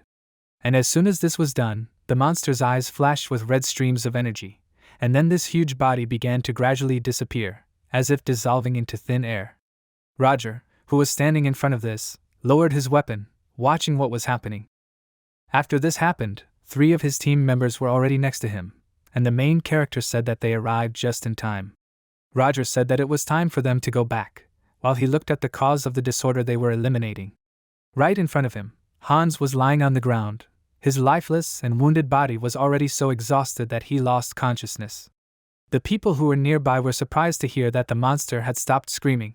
They wondered, did the monster die? Someone cursed and said that he could not see anything because of the dust. One of them suggested checking if this was true. However, the second one, looking around, said that there were still civilians there, so they first needed to ensure their safety, and then check. Having accepted the order, they both began to carry it out, while Roger and his team began to talk before heading back. One of them turned to the protagonist, asking if Hans would definitely be okay. After all, they had stuck a huge harpoon into his neck. Roger replied that everything would be fine. After all, Hans had an amazing ability to regenerate after transformation. After that, the protagonist said that they had saved Hans, so now they should leave there until the knights arrived. He threw a special pill into his mouth, while Fantas threw Hans over his shoulder to carry him away from there. Suddenly, a scream was heard, calling for them all to stop. Roger turned around, while someone asked him if they had met before. It was Casey's voice, ironically saying that it had been a long time since they had seen each other. Casey addressed the protagonist by one of his old aliases, calling him James Moriarty. She stood confidently in front of him, clutching the probe in her hand, while her team members huddled behind her. Roger, remembering the one in front of him, greeted Casey, saying that they really hadn't seen each other in a long time. He asked her, had she really been looking for him all this time? There wasn't that much distance between them, but neither of them dared to overcome it. Casey answered his question in the affirmative. She said that she knew that Roger hadn't died back then, the last time they had met. Her team members, who were standing behind, became worried, asking each other, could it really be Moriarty? The protagonist said in a calm voice that it seemed that Casey didn't value her life at all, which she had barely managed to save. He told her that she should have pretended not to recognize him, and that it would have been better for them. At this point, the member and his teams began to turn around to leave the place, and Casey continued to ask Roger, did he really think she would give up that easily? Casey furrowed her brows, saying that it seemed like James Moriarty had underestimated her. Then she suddenly called out another of his aliases, saying that perhaps Abraham Van Helsing had underestimated her. The protagonist winced at the mention of another of his aliases from the past, and then Casey, moving closer to him, began to list his other names, Arsène Lupin, Machiavelli. Casey asked in an even voice, were those all his identities? She wondered, was that the name he lived by in this city? Casey said that now that she realized that he was constantly changing identities, there was no point in running away, because she would chase him to the ends of the earth. Roger thoughtfully put his hand to his chin and was silent for a moment, and then said that she was right, because he really did underestimate her. The protagonist delved into his thoughts, reasoning that he knew Casey was blunt and decisive, but he never thought that she had investigated his past. Roger knew that if he ran away now, she would still continue to chase him, and he would not be able to hide if his identity was revealed. The protagonist thought about how it would not be easy, but it seemed like he would have to kill her after all. Suddenly, Casey turned to him with a question. She asked, was all the trouble that had been caused in the Exilian Empire his doing? And then asked, should she tell him that it was the doing of his organization? Then the protagonist's eyes suddenly widened as Casey's edge shouted that James Moriarty was from the Black Dawn organization. These words immediately reflected in the protagonist's thoughts. Why was she talking about the Black Dawn? What was she talking about? Then Casey continued her confident speech, putting her hands in her pants pocket, which must have hit the nail on the head, saying ironically so that the others would look at his reaction. At this moment, a thought flashed through his mind. Maybe he should use this. Then Roger, squeezing the brim of his hat, lowered it, laughing, and then said that this was to be expected from Casey's old enemy. He spread his hand to the side, saying that she understood even this. After that, the protagonist straightened up, smiling, saying that he would not stop her if she wanted to grab him, but then suddenly asked, is that okay? He pointed his finger behind him at the half-destroyed houses, saying that there must be terrorists and civilians who had not yet escaped from the auction house. Casey shuddered, sensing something was wrong. She asked, was he really threatening her with the lives of civilians now? Then Roger calmly replied that it all depended on her. He said that he was not going to give up so easily, and even if she caught him, the lives of the people inside were not guaranteed. A mysterious smile stretched across his face, not a good sign, while Casey, realizing what he said, tensed up, calling him a coward. Having judged the situation correctly, the protagonist thought that he had changed his mind about doing so, because Casey was annoying, but definitely skilled. So he was going to use her as a hunting dog to tear apart the Black Dawn for him. After that, Roger, addressing his subordinates by code names, said that they were leaving. Dark energy began to envelop them, and they were about to disappear from sight. Casey shouted loudly, holding her umbrella forward, does he really think she'll let him go? After releasing several magical attacks, she couldn't do anything, because the protagonist easily reflected them, as if he was swatting away an annoying insect. Then she changed the coordination of the movements of the magical flows again, sending particles like spears towards all the members of his party. Roger responded to this by saying that she really had gotten better. However, using his power, the protagonist easily created a shield that reflected the attacks, and he replied in a monotone voice that it was still not enough to stop him. Right above them at that moment, the figure of Casey's team member Betty appeared. She shouted loudly that she would help her. With a loud cry, she brought one hand back, preparing to strike, but she chose the wrong opponent, and the person she unleashed all her power on blocked her attack with his hand. Betty wondered in surprise, did he really block her fist with his bare hand? She was seriously shocked by what just happened, when suddenly her attack was answered by an attack from the enemy, and she was easily thrown back with just one blow. Seeing this, Casey worriedly shouted her name, and Betty told her that she was fine, and that it was just a scratch. After her, another girl rushed into battle, who began to swing her sword with fast and precise movements, trying to attack the enemy, but she got Hugo, Alex, as an opponent, and this was the wrong decision. He easily blocked her blows, while Enya wondered in her mind, who is this person? From his movements, she realized that his defense was no worse than a well-trained elite knight. Then she decided to use an unexpected move, mentally asking her opponent, how could he do this? A dagger flew out of her sleeve, and when she stopped from it flew straight towards her opponent, but Alex easily blocked the dagger, as if he did not notice anything. Seeing this, Enya shuddered, asking herself in her mind, did he really block her stinging sword? She frowned, thinking that it was as if he predicted it. Enya asked her opponent, who is he? But there was no response. Suddenly, the protagonist began to be enveloped in streams of some green energy, and Enya, seeing this, closed her eyes, cursing loudly, asking what is happening? After that, Violetta appeared in the air above the protagonist's team in a mask, who said that a squad of patrol knights was already approaching.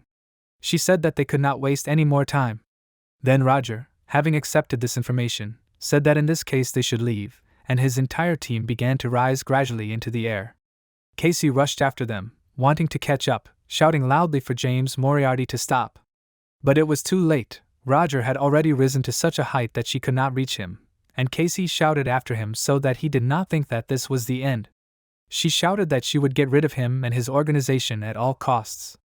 Roger said goodbye, saying that he would look forward to it with impatience from now on. He smiled, stretching his hand forward, as if saying goodbye, and then told her that they would definitely see each other again. In the ensuing silence, the question that Casey asked was heard. Why did he do it? The man told her coldly that it was unexpected, and then said that he thought she would understand. He asked her, did she really think that living among ordinary people would make her the same as them? Casey pursed her lips, as if there was a lump in her throat that she could not swallow, listening to this man. Meanwhile, the man continued asking her, did they fit into the low standards of these people? He said that their world was boring and dull, and the people in it were terribly ignorant. His hand dropped, and the white glove remained untouched. The man stood among many bloody bodies, saying that in such a world he even felt stifled, because he was going crazy with disappointment. The dark hall was filled with the death of random people.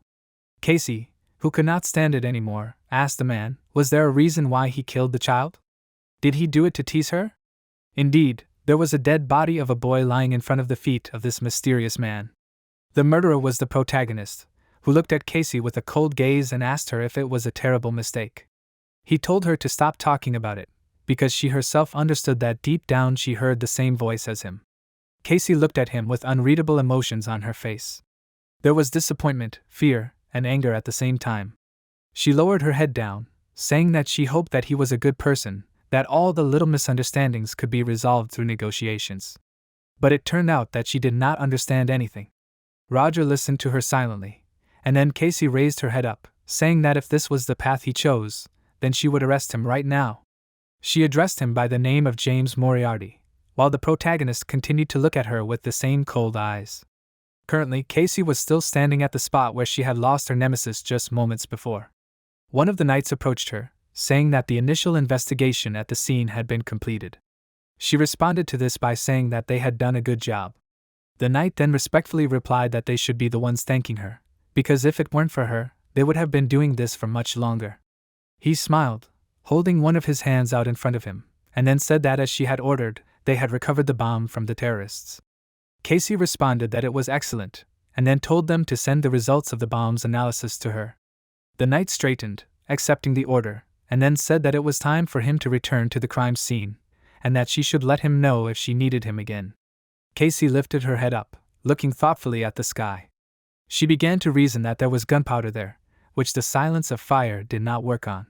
She wondered who was supplying the Liberation Army with such a dangerous thing.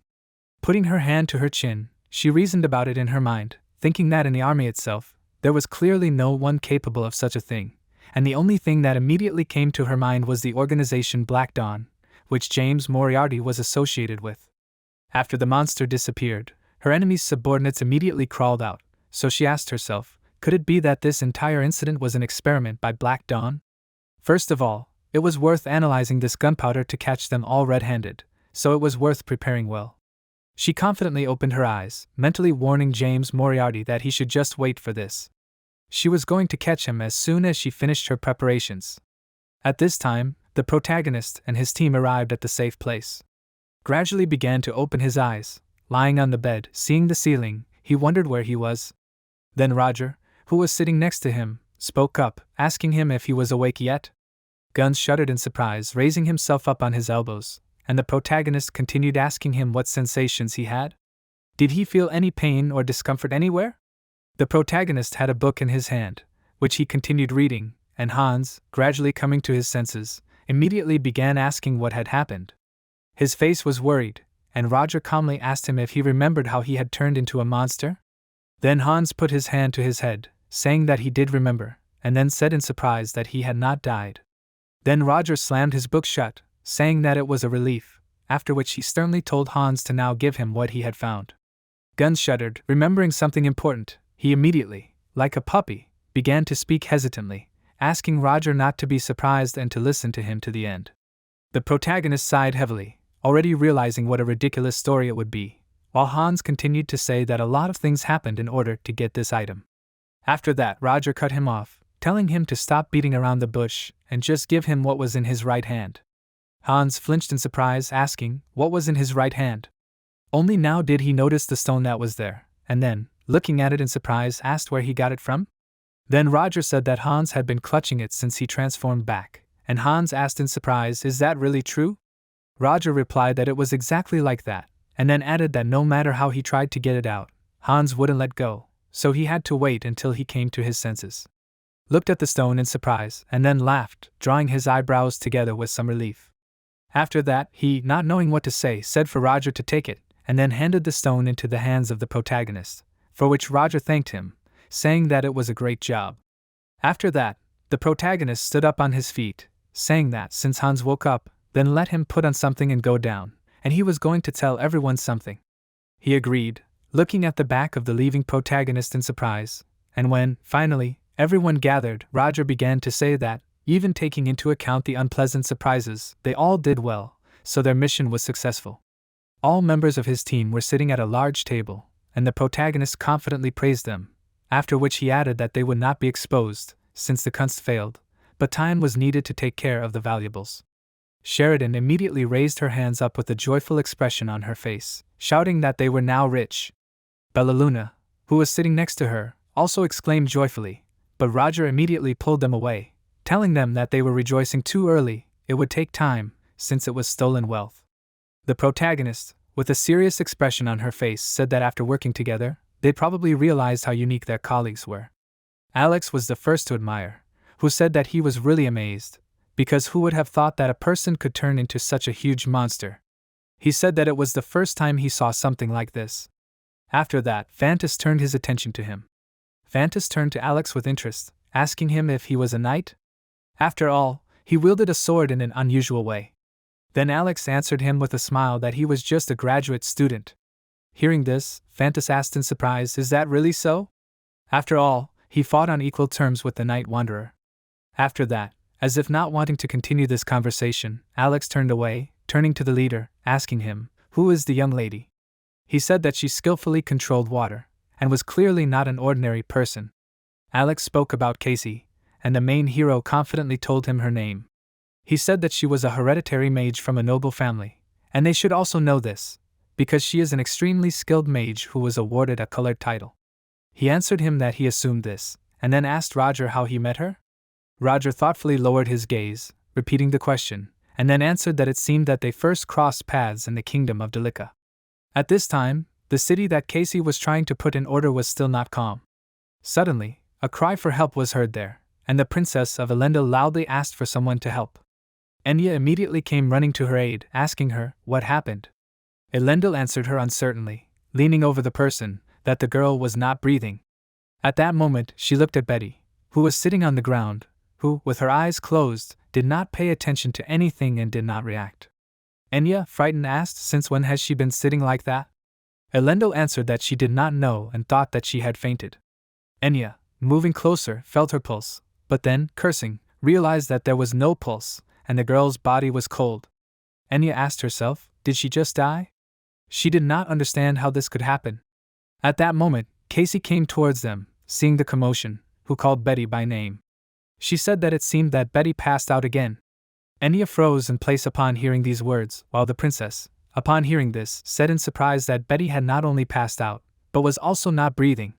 Then Casey responded with complete calm that everything was fine. She came closer, leaning closer to the unconscious Betty, telling the surprised girls to see for themselves. Suddenly Casey began to take off Betty's shirt, holding the fabric so that no one could see her body. The girls, upon seeing this, were horrified, and then the Elendil screamed loudly, asking why she was undressing her. Then Enya, realizing what was happening, asked her to wait, asking Casey, was there really a hole in Betty's back? At this point, Casey had already turned Betty's back to her, in order to do what was needed to awaken their crew member. Casey smiled and told them all to watch closely. Then Enya asked her if it meant that Miss Betty was not human? Casey started rummaging through her pocket, while answering that it was, because Betty was an autonomously controlled robot, an automaton. The princess said in confusion that she looked exactly like a human, and at that moment Casey, taking out the key, answered her that it was. Besides, Betty perfectly fits into society, using emotions. Enya said that she had never heard of such humanoid robots. She said that usually such inventions rumors spread at the speed of light. Casey replied that it was not surprising that no one knew about it, because Betty was a secret experiment of the Delica kingdom many years ago. At that moment, she was already inserting the key into the right place, and then turning it to start Betty, saying that she was a secret soldier. The next moment, Betty opened her eyes, regaining consciousness. Seeing this, Casey asked her if she was awake. But Betty was not at all impressed by what was happening. Looking down, she saw that she was dressed like that now, so she screamed loudly, asking Casey why she was in such a state now. Casey tried to explain to her that she had passed out, and she decided not to waste time, and Betty, indignantly, screamed that it was very wild. After that, Casey interrupted her, saying that it was time for them to leave, so she should pack her things. She asked her not to forget the case materials as well, and Betty, having tidied herself up, angrily moved in the right direction, still literally steaming with anger. After this story, Casey calmly got to her feet, asking the girls if they should continue. Then Casey explained that she first met Betty in the kingdom of Delica. Casey calmly said that she was just hunting Moriarty there at the time. Enya asked in surprise if she knew about Moriarty from the very beginning. Then Casey explained to her that it was not so. She knew that he was a genius mathematician, and that he was competent, so they discussed these topics several times. Casey plunged into memories and grimaced with displeasure, saying that even then he began to irritate her terribly. She said that his voice from the very first meeting drove her to white heat, as well as the fact that he pretended to be the smartest. Listening to this speech full of hatred, the girls looked at each other in embarrassment. And Casey continued to say that, however, as soon as she found out that he was an evil genius, she began to pursue him. In fact, for this occupation, she met Betty. According to Casey, she confronted him that day at a secret automotive factory, where the floor collapsed due to an explosion. Casey said that Moriarty had disappeared into the ruins that day, and she had chased him but lost him. And just as she was thinking about getting out, she came across Betty in a hidden room. According to Casey, she froze in surprise in front of the capsule in which Betty was lying. Casey said that it was the first time she saw the successful result of an illegal secret project, codenamed Beta. At that moment, a similar discussion was taking place in the protagonist's team, and one of his subordinates asked if this meant that the harp was also an automaton. Roger replied that it was indeed so, but suggested that they discuss it with him themselves later. Everyone was understanding while the harp listened attentively to what was happening, and someone even said that he always assumed that unusual individuals like him existed.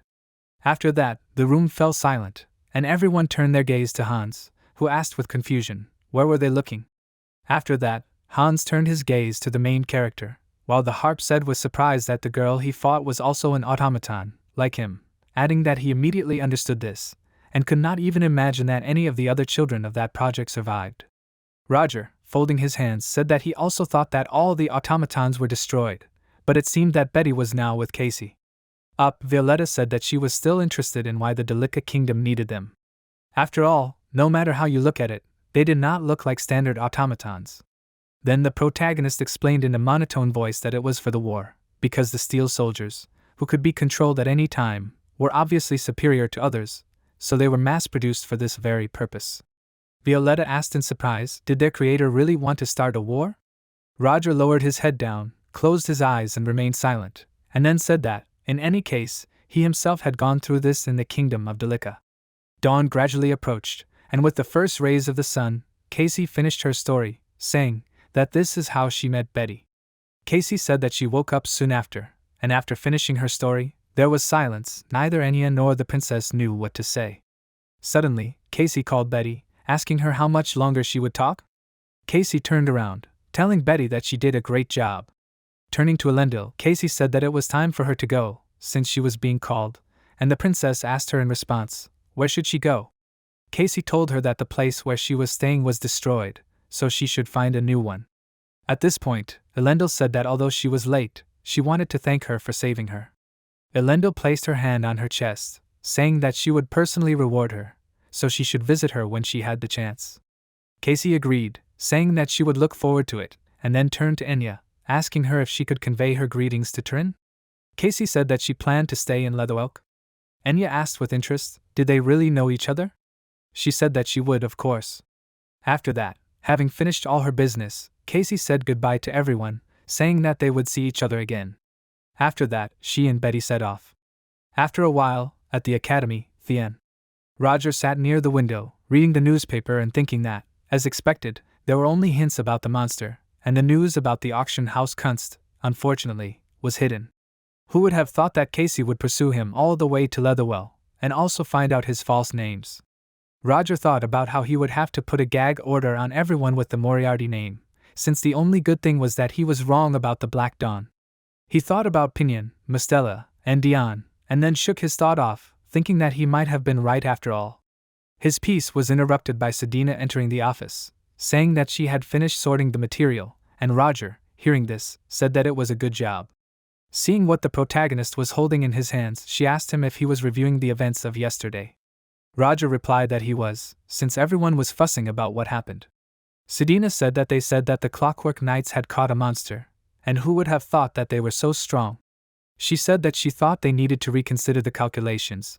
The protagonist looked away, saying that it was indeed so. He thought that it was unexpected, because James Moriarty was not related to the Knights.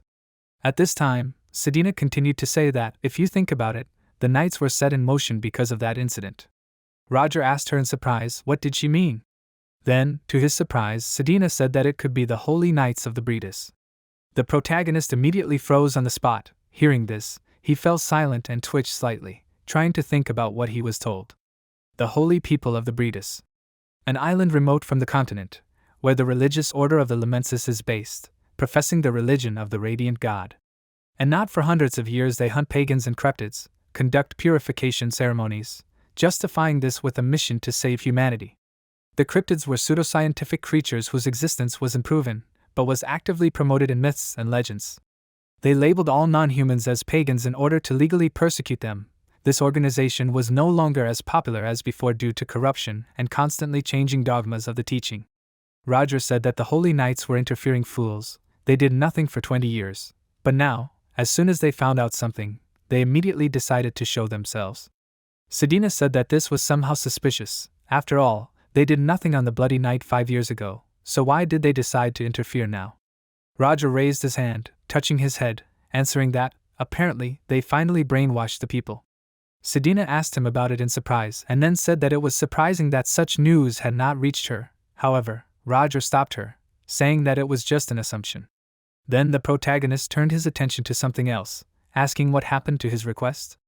Then Sedina froze in place, remembering this, saying that Joanna Lavitt was a student who was considered to be the Second Order, and Lavitt was not her real last name. Roger asked with interest, is she really considered to be the Second Order? The protagonist thought about what was clear to him. Now he knew how she hid her identity.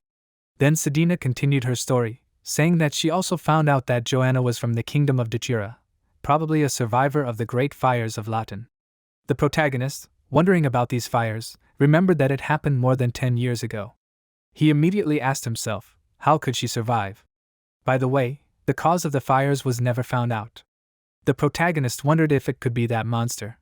He remembered the shape of the monster, and then came back to reality, asking how many survivors were registered. Sedina answered that, including the Second Order, Joan, 3. Sedina said that one of them was an art servant, Pierrot, and they did not know anything about the third. The protagonist said that it was clear to him, and then praised her, then said that class would start soon, they should prepare. Sedina agreed with her professor, and they postponed further conversation. After a while, Roger appeared in the classroom, telling the students that before they began, he would announce the results of the exams. Roger said that they would see the full table, arranged in descending rank, on the bulletin board after class. The students listened attentively to him as Roger continued his speech, saying that he would now announce the top 5 results of the first exam. He had a sheet of names in his hands that he was going to announce. He even said that he thought everyone knew who won first place. Roger said that Flora Lumos won first place with a 100% score. Flora sighed without much interest upon hearing this, and then Roger suddenly continued to say that Julia Plumhart got the same points, sharing first place with her.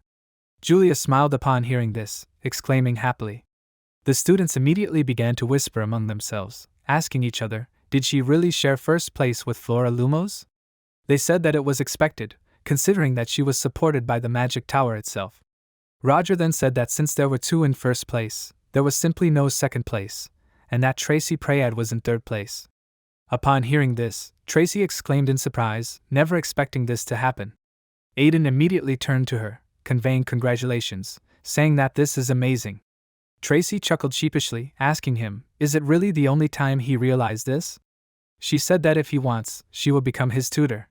At this time, Leo, who was sitting next to Aiden, sighed, listening to her words. Hearing Tracy's proposal, Aiden turned around, saying that she should not do this. After all, he does not dare to interrupt her path of knowledge. As soon as Leo heard his words, he immediately began to laugh, thereby angering Tracy. Roger at this time continued the lists of the best students, saying that Renee was in 4th place. She was surprised to hear this, and the main character announced that Leo was in 5th place. Leo accepted this with dignity, and the students, who heard the end of the list, indignantly began to say that this simply cannot be. Everyone started looking at each other, saying that there were 3 fallen nobles and commoners in the top. After finishing the announcement, the protagonist said that that was all, and the top 5 students could come after class and collect their elements. Standing at the podium, the protagonist continued his speech, asking everyone to take out their printouts that he handed out in the last lesson. Roger said that today they would be learning about magic circles based on the release of mana. As soon as everyone took out their materials, they immediately began to look at them, and Anthony thought that today's lesson was quite unusual. Roger began to draw on the board, saying that magic circles were more stable than spells, and they were also ideal for use in conjunction with talismans and artifacts. He also noted that this is why they are still relevant to this day. In addition, most magic circles are in the shape of a circle even in their day. This is a consequence of tradition and the belief that the caster is better protected from the influence of external forces. The protagonist drew a straight line, that they would consider some unconventional circles. In what Roger drew on the board, Flora cursed mentally, asking herself, "What is this?" To this, the students began to whisper, asking each other, "What is this?" They did not understand. Could it be something like a magic circle? On the board was drawn a square filled with different runes, like a table. Everyone began to look at each other, not understanding what was happening, and then all eyes turned to Flora, their excellent student, and they expected that she would at least say something. However, Flora was silent, and then with incomprehension and anger she thought, "Why are they all looking at her?" She did not understand. Could it be because of what happened in the first semester that they made her the leader of the student resistance? She sighed heavily, thinking that she herself was wondering what all this meant. After all, it was unlikely that the professor decided to make up fables. Then she looked at the chart again, thinking that if he did decide to do something like that, she would be very disappointed in him. However, Roger did not try to do this, and he only continued to calmly explain. They say that he sees that they do not really believe that this is really a magic circle. Then he told them to look more closely. He touched one of the symbols on the chart, and then the circle activated, starting to work, igniting with a scarlet flame. Roger demonstrated to them that this is really a working diagram, and the students began to look with interest, vying with each other to say that it really works. They did not understand. How did he do this? The main character said that he can understand their bewilderment, and then looked at the magic circle, saying that in the magic circle, which is not a circle at all, it is content not just to be mana, because rounded shapes easier pass mana, while the corners are cliffs from which mana breaks off and dissipates. Then he turned his cold gaze on the students, saying that as they could see, the circle was working perfectly. He asked them why they thought that was happening. Among all the students, only Flora and Renee raised their hands, and Flora, seeing this, immediately turned her attention to her. However, she was distracted from this look by Roger's voice, who, turning to her, told her to answer, because she was the first to raise her hand. Flora said that perhaps this is due to the symbols of those inside the squares, because they attract mana, helping to maintain the flow. Roger answered her that everything is correct, saying that with the flow accumulator even square information will work flawlessly. He used a universal magic square, in which a certain order of symbols is observed, which allows you to read the same phrase in both directions, in other words, a palindrome. After this, one of the students raised his hand, who hesitantly said that he had a question. He said that perhaps this may sound wild, but he asked, "Are there any advantages to a square magic circle over a standard one?" The main character confidently answered that there are, saying that this type of circle was easier to draw. The students froze in confusion. Was the answer really that simple? Then Roger began to explain that the round shape only works if it is drawn carefully, and that is why there are certification courses that teach how to draw magic circles correctly. On the other hand, a square, which has 4 connected points, equidistant from each other. The protagonist said that the square was much easier to draw than the circle, and then demonstrated this by drawing it on a square board. After that, he turned to Sedina, asking her to hand out more printouts. Then Roger continued to say that they could see that the square was a simple example, because magic circles can be many different shapes. Roger said that if they learned this, they would be able to create their own magical information, and this would be their second exam task. He held his hand out in front of him, saying this to his students with seriousness, ending his speech by saying that he would be looking forward to their ideas. After class, in the teacher's room, a conversation began between the protagonist and one of the students. Roger surprisingly told Leo that he was coming after Renee, and then asked him to hold out his hand. After that, a blue light lit up in Leo's hand and Roger explained to him that it was one of the 4 calculation elements of the source code, which he called the base. Roger said that the element itself was not very useful, while Leo looked at the flow in his hand with interest. Leo asked if it turned out that he had to take the remaining places of the top 5 before the end of the semester.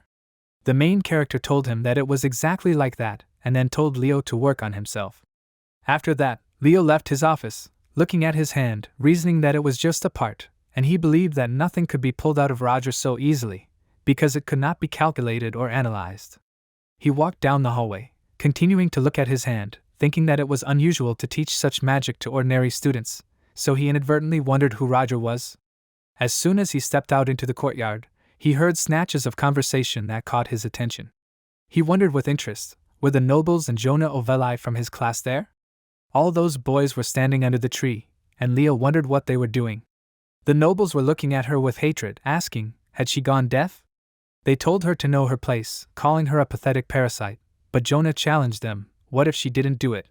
Her gaze took on a dangerous tint, and she continued asking, what would he do if she refused?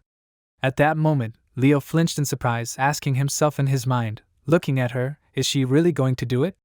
At that moment, the leader of the nobles who surrounded the girl cursed loudly at her, calling her a little savage. He asked her, can't she get it, what's going on? He had already raised his wand when Leo suddenly intervened in their conflict, coming closer. He clearly told them to stop doing this, and then asked, is it really that a bunch of nobles gathered to pressure one beast man? He approached them, putting his hands in the pockets of his shorts. Hearing his voice, the same guy shuddered, turning around with caution. Leo reminded them, asking, didn't the professor give them a warning already? He also reminded them that Javon Pelliot had recently left for school. Leo said that, besides, he was now on his way to Professor Roger, but if they all didn't care, then they could continue. The noble, that arguing with this guy was dangerous, told the others that they should leave. Passing by Leo, the guy angrily squeezed out through his teeth that Leo had no reason to boast about his intelligence at all, because he should not forget that he was still a commoner, and his intelligence would not change anything at all. He watched him leave with a calm expression, then replied with a smile that in that case, the boy should try to change his mind himself. The aristocrat gritted his teeth, his brows furrowed in displeasure, and then quickly left, hiding inside the school. Leo asked ironically, wasn't his ego too inflated for someone who only acted in a group? After that, Jonah addressed him. She put one of her hands in her pocket, asking Leo why did he help her. Leo spread his hand to the side, saying that she was wrong about that. He said that she would have killed those guys, if she wanted to. Her angry image was still vivid in his memory, and the perfect understanding of what could have happened next. Jonah tried to calmly answer that she would simply teach them a lesson, and Leo, waving it off, asked, was she really going to do it with such a thirst for blood? He said ironically that she should do so if she wanted to. He continued to say that she should be glad that those fools did not feel this threat, and then Iona suddenly interrupted him, asking, isn't he afraid of her? Her voice was even and too calm for such a question. Leo exhaled, putting both his hands in his pockets, and then asked, should he be afraid? He said that only fools like those nobles should do that, asking what should he be afraid of. He said that since she entered the academy, knowing how ordinary people treat beast men, it means she is interested in expanding her horizons and getting to know people. She looked at her interlocutor in surprise, clearly not expecting what he said. She asked in surprise, how could he know this? Then Leo closed his eyes, answering that he just heard about the leader of the beast men who is kind to other people's lives. Suddenly, Jonah spoke in her native language, then added that Leo was a good man. Leo was surprised but tried to repeat the phrase he did not understand, asking what it meant. Then Jonah answered that it was a saying of her people, and in the language of people they would be small, but brave warriors. Her face was calm when she said this, but Leo was clearly unhappy with her words, so he angrily asked what she said. He indignantly said that he was warning her not to think of calling him small. She looked at him in surprise, saying that she did not understand at all why he was so tense about this. She asked him, isn't spirit more important than height? Jonah reminded him that he showed it in this difficult situation. Leo was silent for a moment, listening to what she was saying, and then turned away, sighing heavily, telling her to just call him. Jonah asked in surprise, what did it mean? Leo told her that it was his name, then also saying that she could add the word warrior as well. He didn't mind at all. At that moment, his conversation with her was interrupted by a loud shout. It was Aiden, who called Leo by name, waving his arms high. Leo turned around, seeing his friend, and Aiden explained to him that he had accompanied Tracy while she went to get her element, saying also that he had heard that Leo had already received it. Right behind Aiden stood Tracy, with her arms folded across her chest. Aiden noticed Ion, said that it seemed like they had a conversation, and then tried to remember what her name was, but Ion herself reminded him of her name. After that, Aiden smiled happily, saying that he was very glad to meet you. Aiden said that they were just about to get something to eat, asking Ion and Leo if they would like to join in. Tracy exclaimed indignantly, reminding that they were not with the rest of their friends at all. However, Iona had already agreed, so Leo and Tracy had to just accept it. At this time, Renee was walking through the halls of the school. She looked at her hand, thinking that she was even disappointed that everything was done so easily. She imagined some more complicated procedure. Sighing heavily, she closed her eyes, thinking later that she did not even have a chance to ask the teacher the questions that bothered her.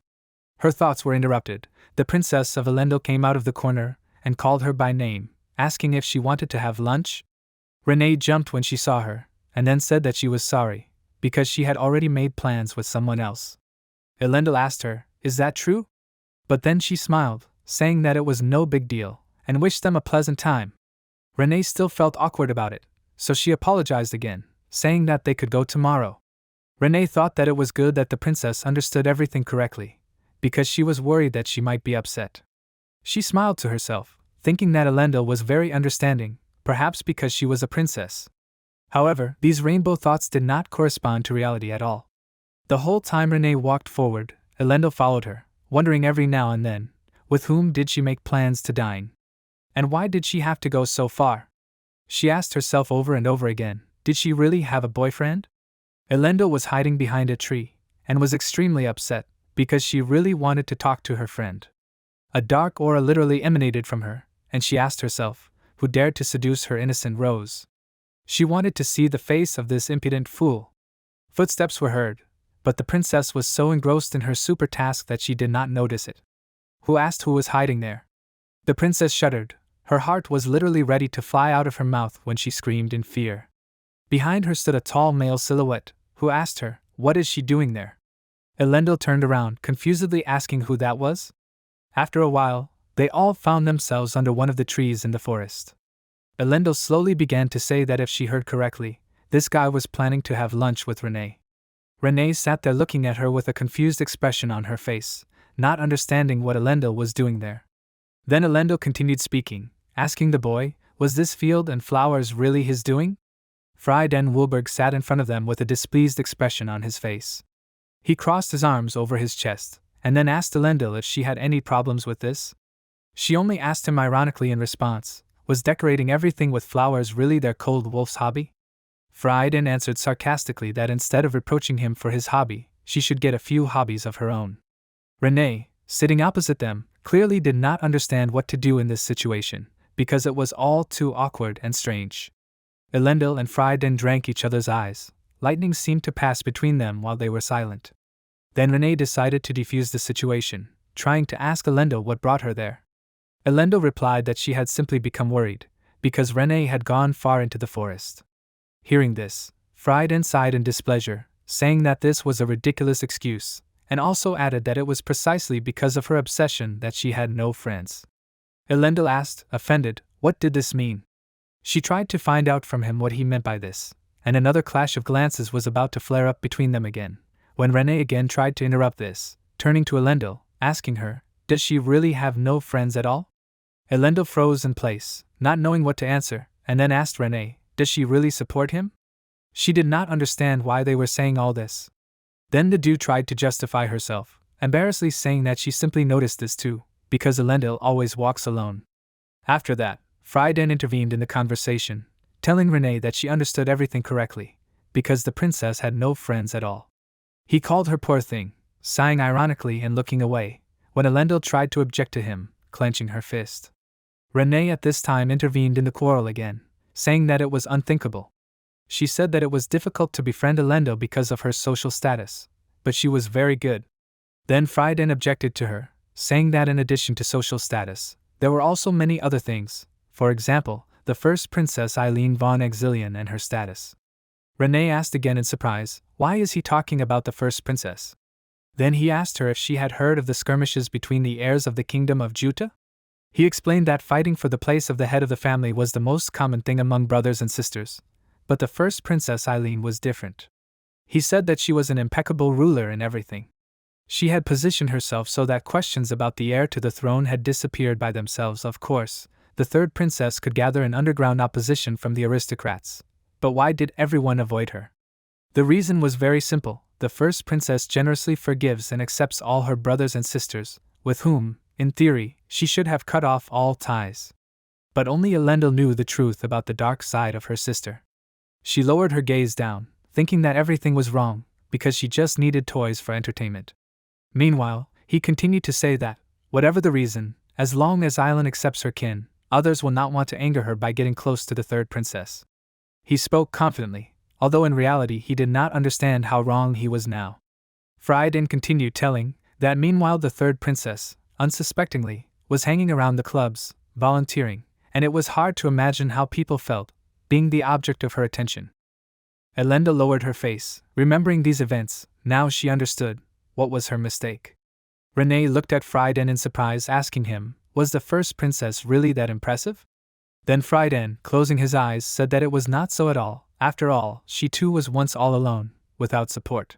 She had many enemies who sought to eliminate her, but then they all disappeared without a trace. Renee asked him, what do you mean disappeared? Frieden answered her that he did not know the details, but after that a rumor spread among the aristocrats. Elenda lowered her gaze. She knew very well what was being discussed. It was a rumor that one had to be wary of the shadow of the first princess. She hung over the palace like a threat, while everyone considered her a virtue. After a while, when they had all clarified the incomprehensible points, the dinner came to an end. Elenda thanked her for the food, saying that the Woolberg family really did cook well. Frieden did not respond to this remark, although he was clearly displeased.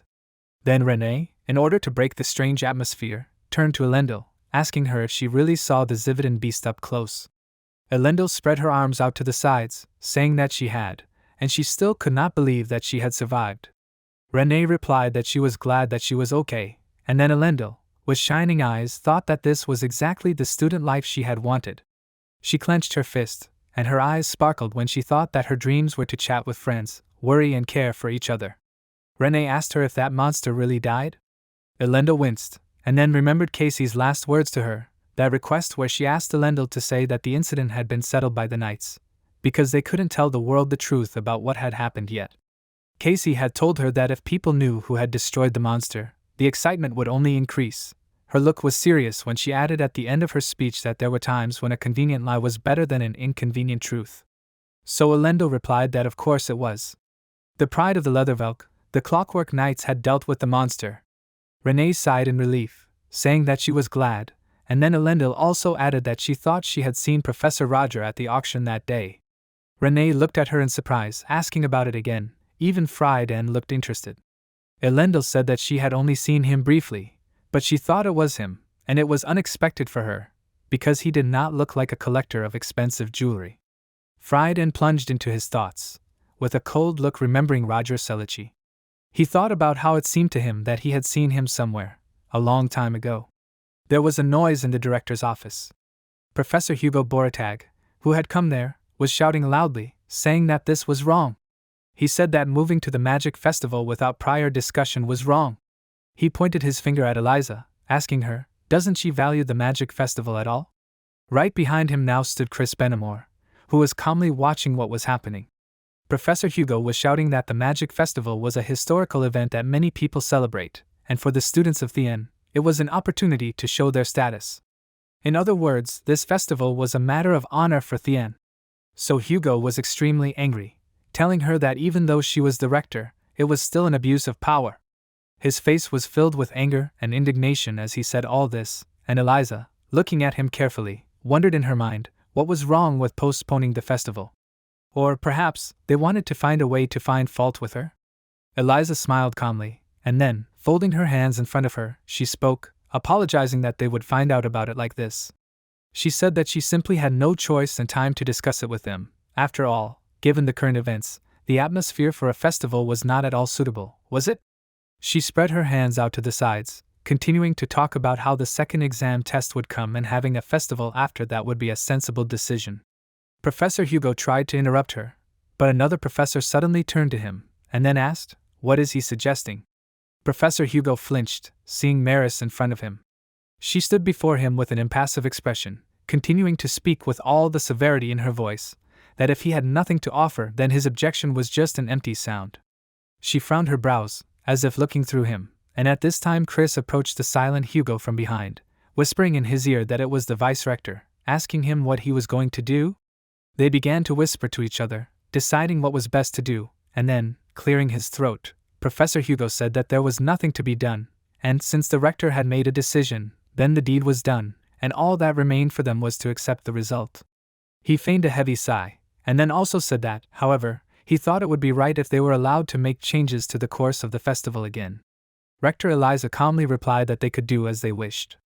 After that, Professor Hugo looked up at her, saying that since she was changing the plan at her discretion, it would be fair for them to add something of their own, and then asked, "How about something new, the opening ceremony of the magic festival?" At this time, Roger was sitting in his office, sorting through the papers. After reading what was written there, he asked himself, so, postponing the opening ceremony of the magic festival? He thought that it was not a bad idea, considering the recent turmoil and the mood of the people. Roger realized one thing from the incident in the banquet hall: Esmeralda would definitely attack a gathering of people like the festival. This woman had planned something, so they had reasons. Roger thought that he should try to find a way to make her reveal herself, and after that, Theon will take care of her. He put his finger to his head, trying to remember, but his gaze immediately turned cold when he noticed something strange, because for some reason the great fires of Lawton came up in his memory. It was not only Esmeralda who survived these fires, but also 2 other people, and this is a very interesting fact. Roger thought that he needed to visit Lawton as soon as possible. He sat alone in the office for some time, when suddenly there was a knock on his door, and he immediately gave permission to enter. After that, Flora entered the door. Roger asked her if she had come for her element. He told her that she was late, although he had told her to come at the first opportunity. Flora went inside, calmly answering that she was busy, asked him if he would refuse to give it to her just because she was a little late. Roger told her that, of course, this was not the case, and then told her to come over. Having called her full last name and first name, he told her to accept his congratulations for first place. He transferred energy into her hand, while Flora, with notes of displeasure in her voice, said that she shared first place, so the victory is not so nice anymore. Roger said that she must have already known that it was just one of 4 fragments separated by magic. Flora continued to look at her hand silently, examining this energy. Then she spoke up, wanting to ask a question about the magic she saw in his personal lab last time. Roger immediately raised his eyes to her, asking her if she was talking about Klein's disease. Then Flora answered that it was not so, she was talking about the cube drawn on the board, and Roger said with a grin that she seemed to have peeked after all. Flora tried to explain, saying that this cube was conspicuous, asking how could it not be noticed? Roger relentlessly calmly answered her that then she could at least pretend that she did not see, asking her, where were her manners? Flora, not wanting to argue with him anymore, sighed heavily, asking what is this? Then the protagonist pressed his hand to his chin, saying that he would tell him. He gave it a short and laconic definition, saying that it was a tesseract. He said that was what it was called. Flora repeated the name of the object, and Roger said that it was also called a supercube. Flora asked what kind of magic it was. Then Roger thoughtfully answered her that it was difficult to say right away. Research had shown that mana was capable of overcoming space and time, creating a 4th dimension. The protagonist said that he had found this out himself, but he could not tell the students about it yet. Roger said that it was spatial magic for reconnaissance of the territory. Then Flora answered, sighing heavily and turning away, that if he did not want to tell, then there was no need, because she had already gotten what she wanted, so she was leaving. Finally, she recovered again, turning to the protagonist and asking him how his body was. Roger asked her with confusion, what did she mean? Flora looked at him silently, and then turned away, heading towards the door, saying that it was a stupid question, so he should pretend he didn't hear. Roger looked after her in surprise, watching her close the door, and her question remained unanswered. Meanwhile, in the kingdom of Derman, the station of the village of Lawton. The train arrived at the station, stopping at the station, and Hans and Roger went outside. Guns complained that this trip was terribly tiring, and Roger was quite calm, and only said that he hadn't been there for a long time. Confusedly asked him why he had to drag him along. Then the main character tried to remind him that Hans was responsible for their information gathering, but Hans indignantly asked him, and what kind of information gathering can we talk about, which burned to the ground several years ago? When Roger explained to him that there were still survivors living in this place. They were walking in that direction, getting closer and closer to the village they needed. Hans said indignantly that Roger should have gone, and found them himself to ask. At that moment, Roger admitted that he was simply bored doing it alone, and Hans, shuddering and realizing the whole essence of the situation, only asked him if he was serious. In the meantime, they had already reached that very village, and the main character told him to stop grumbling, because they should hurry up before it got dark. Deciding not to argue anymore, he agreed with him, and they began to go down to the village. Then he decided to ask him a question: why didn't this survivor get away from there? Because wherever they looked, there were growing grasses, ruins of buildings. Then Roger stopped and said that this was not so at all, telling Hans to look in the other direction. He turned around, and his gaze caught on the one who was one of the few who lived in those parts. The protagonist said that they seemed to have found the man. This very survivor was sitting at an easel on one of the rocks and painting a landscape. His hands were slightly stained with paint, as were the sleeves of his clothes. They approached him, and the protagonist said that they had arrived at the right address. An artist, you need to work with your creation. Surprised, is he really painting blind? Indeed, a black ribbon was tied over the artist's eyes, and turning to them, the artist said that he seemed to have guests. Roger apologized for disturbing him, and the artist said that there was nothing terrible in it, and he was just finishing up. The protagonist looked at his painting, asking, why did he need a bandage? The artist replied that he did not see anything, but he felt. After that, he began to put his paints in place, rolling up his plein air. Roger, after appreciating his work, said that the painting contained magic. He said that he did not think that a magician would choose to live in such a place. The artist replied that he was not proud of being a magician, and to tell the truth, he was not that good at magic, and he had been painting for a long time, so it was his natural skill. The artist asked what kind of presentable man forgot in this wilderness? Roger asked him if he knew who he was. Then the artist answered that this was not so, but due to the lack of sight, he had a very developed sense, and the aura that he felt from the main character was very powerful, so nature told him. Nature whispered that a hero had appeared, who had saved the earth from a terrible event a long time ago. Roger squeezed his fist, saying that it seemed that the artist had a connection with the spirits, so he said that it was possible to speak without hiding anything. Roger directly told him that it would be about the Latin fires. The main character said that he would like the artist to tell him about the people who survived those terrible times. The sunset painted his hair and face with soft colors, and although Roger did not know it at all, now he looked more picturesque than any landscapes. As they walked back to the ruined village, the artist said that he did not even introduce himself, and then said that his name was Pierrot.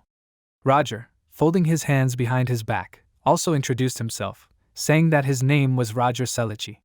Pierrot said that, despite the fact that this place has turned into lifeless ruins, it was once a beautiful, prosperous village.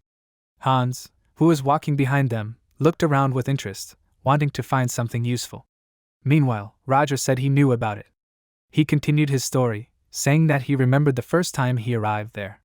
According to him, he was quite talented in magic, so his mentor of noble blood brought him along, but painting attracted him more than magic, so his mentor often scolded him for this. There were even times when he broke his brush, not understanding what was so good about painting. At first, Pierrot tolerated it, but eventually he could not stand his pressure. In the end, he ran away and chose the path of an artist. And after wandering around the area, he decided to settle in Latin. They stopped for a moment, while Pierrot continued telling his story. He said that getting used to the unfamiliar environment was not easy, and without her help, he would not have been able to do it. Roger immediately asked who he was talking about. Then Pierrot again pulled out a brush from his special suitcase, saying that now he will show everything. After that, he straightened up, literally starting to draw in the air, leaving beautiful streaks hanging right in front of them. A couple more strokes, and they seemed to be in another world, drawn, but just as beautiful. The same field stretched around, but now all these houses that were destroyed were safe and sound, untouched by the fire. Hans, looking around, loudly asked in bewilderment, what was happening? Could the world really have become drawn? Roger, also surprised, answered that this was artistic magic, which involves drawing for work. Pointing in the right direction, Pierrot asked them to follow him, saying that the center of the village was right there. He pointed his hand in the right direction, and they moved there. Now there were many people in the village who walked in different directions, as if they were real, as if this village was still really alive. The artist Pierrot said that there were always many tourists in Latin, a windswept village, and Latin was like that. As soon as Pierrot stopped, the protagonist's gaze was drawn to a silhouette that was right in front of them. Pierrot said that she was the pride of this village. In front of them was a girl who was holding a basket and seemed to be heading to the market to buy things. Then Pierrot said that he could not see her face, and he was afraid that he would not be able to convey her beauty with his skills. He said that she was always kind and cheerful, always communicating with others with a smile on her face, and she also had an innate affinity with spirits. They also loved her.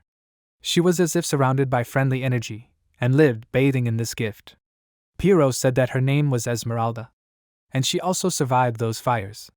Pierrot said that it was she who helped him get used to Lawton, and thanks to her, the village always had a friendly, warm atmosphere, and it was peaceful there. His shoulders noticeably slumped when he spoke about this, because that world was destroyed with the arrival of one family of aristocrats. A beautiful sunset appeared before them, where a guy of obviously noble blood stood in front of Esmeralda on one knee. He told her with a smile on his face that he loved her at first sight, asking her if she would go with him. Per said that this is exactly what the guy Esmeralda said, and the innocent girl did not even doubt his words. It was an honor for her to accept the proposal of an aristocrat. She smiled tenderly, and Roger, who was watching this, said that, of course, there was no love there. Pierrot confirmed this, saying that this guy craved her strength, which came from high with spirits. Then Pierrot added that Esmeralda had a kind, innocent nature, and because of this she was doomed to fall for obvious tricks. He said that, of course, the villagers did not remain indifferent when they learned of the offer, and none of them wished her an unhappy life in the cold world of aristocrats, but no one was in a hurry to interfere. Roger objected, saying that her partner was a nobleman, and if we are talking about the citizens of those times, then everything was obvious. When you go against the will of the aristocrats, most likely you will be imprisoned for treason. Roger asked, did they continue to just watch what was happening? Pierrot answered that eventually, someone intervened. One man plucked up courage, and then everyone else spoke out against the wedding, but then the terrible tragedy began. In front of them, the night was painted in bright colors, in the darkness of which torches shone. The villagers tried to reason with the girl, shouting at her not to believe this guy, that he was deceiving people, making his cunning speeches. But the warriors of the aristocrat blocked their way with swords, loudly cursing at the villagers, asking them who allowed them to open their mouths, asking if they knew who he was. The villagers did not calm down, shouting that even aristocrats have no right to drag away a young girl. They shouted for him to leave Esmeralda alone and also to leave their village. Esmeralda froze in bewilderment. She did not know what to do, while her fiancé answered them with a grin that all this was even funny. He clenched his teeth, calling them all pathetic mortals, asking them, did they really dare to contradict him? He shouted at his soldiers to kill them all. A terrible tragedy happened before Esmeralda's face. She, as if the culprit of all this, froze, looking at how drops of blood flashed everywhere, flying from cuts. Everything mixed up before her eyes, her fiancé's people, the screaming villagers, the smell of burnt wood, the sight of blood and fire that engulfed all the houses. The order to set the fire was given, and none of the aristocrats' men hesitated to carry out the order. The village was engulfed in flames, and everything inside was forever buried in ashes. Roger and Hans were shocked by what Pierrot showed them. The fire in his paintings was so real that it actually burned. Roger, seeing this, said that this simply could not be. Then Pierrot, turning to them, said that everything was true. The fire was not caused by a natural phenomenon at all. This is the bitter truth about the great Lawton fires. The entire beautiful village, this warm corner, was burned in the blink of an eye, just because of the whim and greed of one of the aristocrats, who wanted to take possession of something that did not belong to him. Esmeralda was tearing herself apart and screaming, begging him to stop all this. She begged, kneeling, saying that this should not be done. And she was shaking. She saw all this, saw how her loved ones were dying, and in a half-whisper she repeated that the villagers were not guilty of anything. She said that now she agreed to everything, she only asked them to stop. But it was too late. Her fiancé told her about it carelessly, calling her stupid. His gaze, full of hatred and anger, was directed at her, and he ordered her to look at it carefully. He said that this is exactly what happens when commoners go against the will of aristocrats. As soon as Esmeralda turned her head to the side, she was horrified. Dozens and hundreds of bloody bodies lay right in front of her, the blood from which spread along the ground and baked from the heat of the flames that engulfed everything around. Trees, courtyards, houses, bridges, all of this was burning, carried away somewhere far away into history, as if nothing had ever been there, as if the ruins had always been there. Esmeralda froze in place, her mouth slightly open in a silent scream, unable to squeeze out a single sound. She silently repeated that this simply could not be. Then her head dropped down, and she leaned her hands on the ground, unable to bear what her heart was now feeling. Her fiancé chuckled, asking her, Had she really despaired? He let slip ironically that it was even better this way. Then he turned to his men, shouting that his head hurt from the stench of burning commoners. He ordered them to bring Esmeralda to him, as soon as they were finished there. Esmeralda continued to sit like that, asking herself, why did all this happen? Only yesterday this place was full of smiles. She did not understand how in just one day all this could turn to ashes. A glittering tear slid down her cheek, and she, illuminated by this flame, did not know how to live with it anymore. There was only one question in her head: why was all this happening? A tear fell to the ground, and touching the surface, it seemed to catch fire, splashing like hot iron. The soldiers were ordered to take the girl, and they were already approaching her to do so, when suddenly tongues of flame began to appear around her, shimmering like lava. The soldiers, seeing this, began to ask each other what was this. They realized that these were spirits, and one of them said that these creatures were low-ranking. This was very annoying. They fought off these creatures without effort, when suddenly one of the soldiers was seized by flames, and he screamed loudly in pain, feeling that he was burning alive. Panic immediately arose among them. They asked each other what was happening. They did not understand what to do. Meanwhile, Esmeralda began to rise to her feet, and the flames that had destroyed everything that was dear to her now became her strength. Raising her tear-stained face to them, she told them all to say hell in a cold voice full of primal hatred. The little spirits, as if hearing her desperate wish, headed towards the soldiers, while Esmeralda screamed that she hated them all. As soon as the little creatures touched the soldiers, they all immediately caught fire, literally being engulfed in flames alive. Esmeralda said in a cold voice that she would burn everything they had. A huge spiritual beast began to gather above her head, increasingly taking on a bizarre complex appearance, as if reflecting the hatred boiling inside her, which was hidden behind all this cold outside. She squeezed her hands, saying that now it was up to him, Quasimodo. The monster opened its fiery mouth wide, looking at the enemy, while its mistress, who had imbued it with power, screamed for the monster to burn them all to ashes. She raised her hands, continuing to cry hot tears, a crazy smile on her face, screaming that she hated everyone. Perero said that she burned all the soldiers who were there and left the village. They were already beyond the range of his magic, and were simply sitting on the logs in front of the fire. Pierrot said that it was on that day that he went blind. He touched his bandage with his fingers, telling about it, and Roger said that Pierrot was well preserved for someone who lost his sight in a fire. Pierrot answered him that, to be honest, he would have died if not for the help of one child. The main character asked him, "What child are we talking about?" Pierrot again plunged into his terrible memories, when he was standing on all fours by the river, and next to him was a girl. He, who had lost his sight then, thanked her, saying that she saved his life. The girl told him not to thank her, because she only did what she had to. She said that she could only save him, and the others could not be helped. Pierrot shuddered, saying that this simply could not be. The girl turned to him and asked, "He was a newly arrived artist, wasn't he?" She said she remembered him because he was wandering around aimlessly. Pierrot nodded, saying that was true, and she remembered correctly. The girl said he had serious burns and it seemed he would go blind, and then asked if that wasn't a great loss for artists.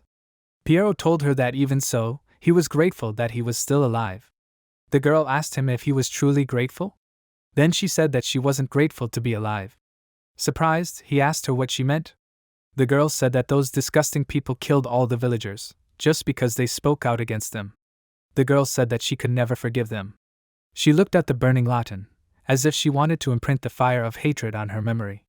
Pierrot said that with these words the girl left. He was curious to know her name, but he did not dare to ask her about it.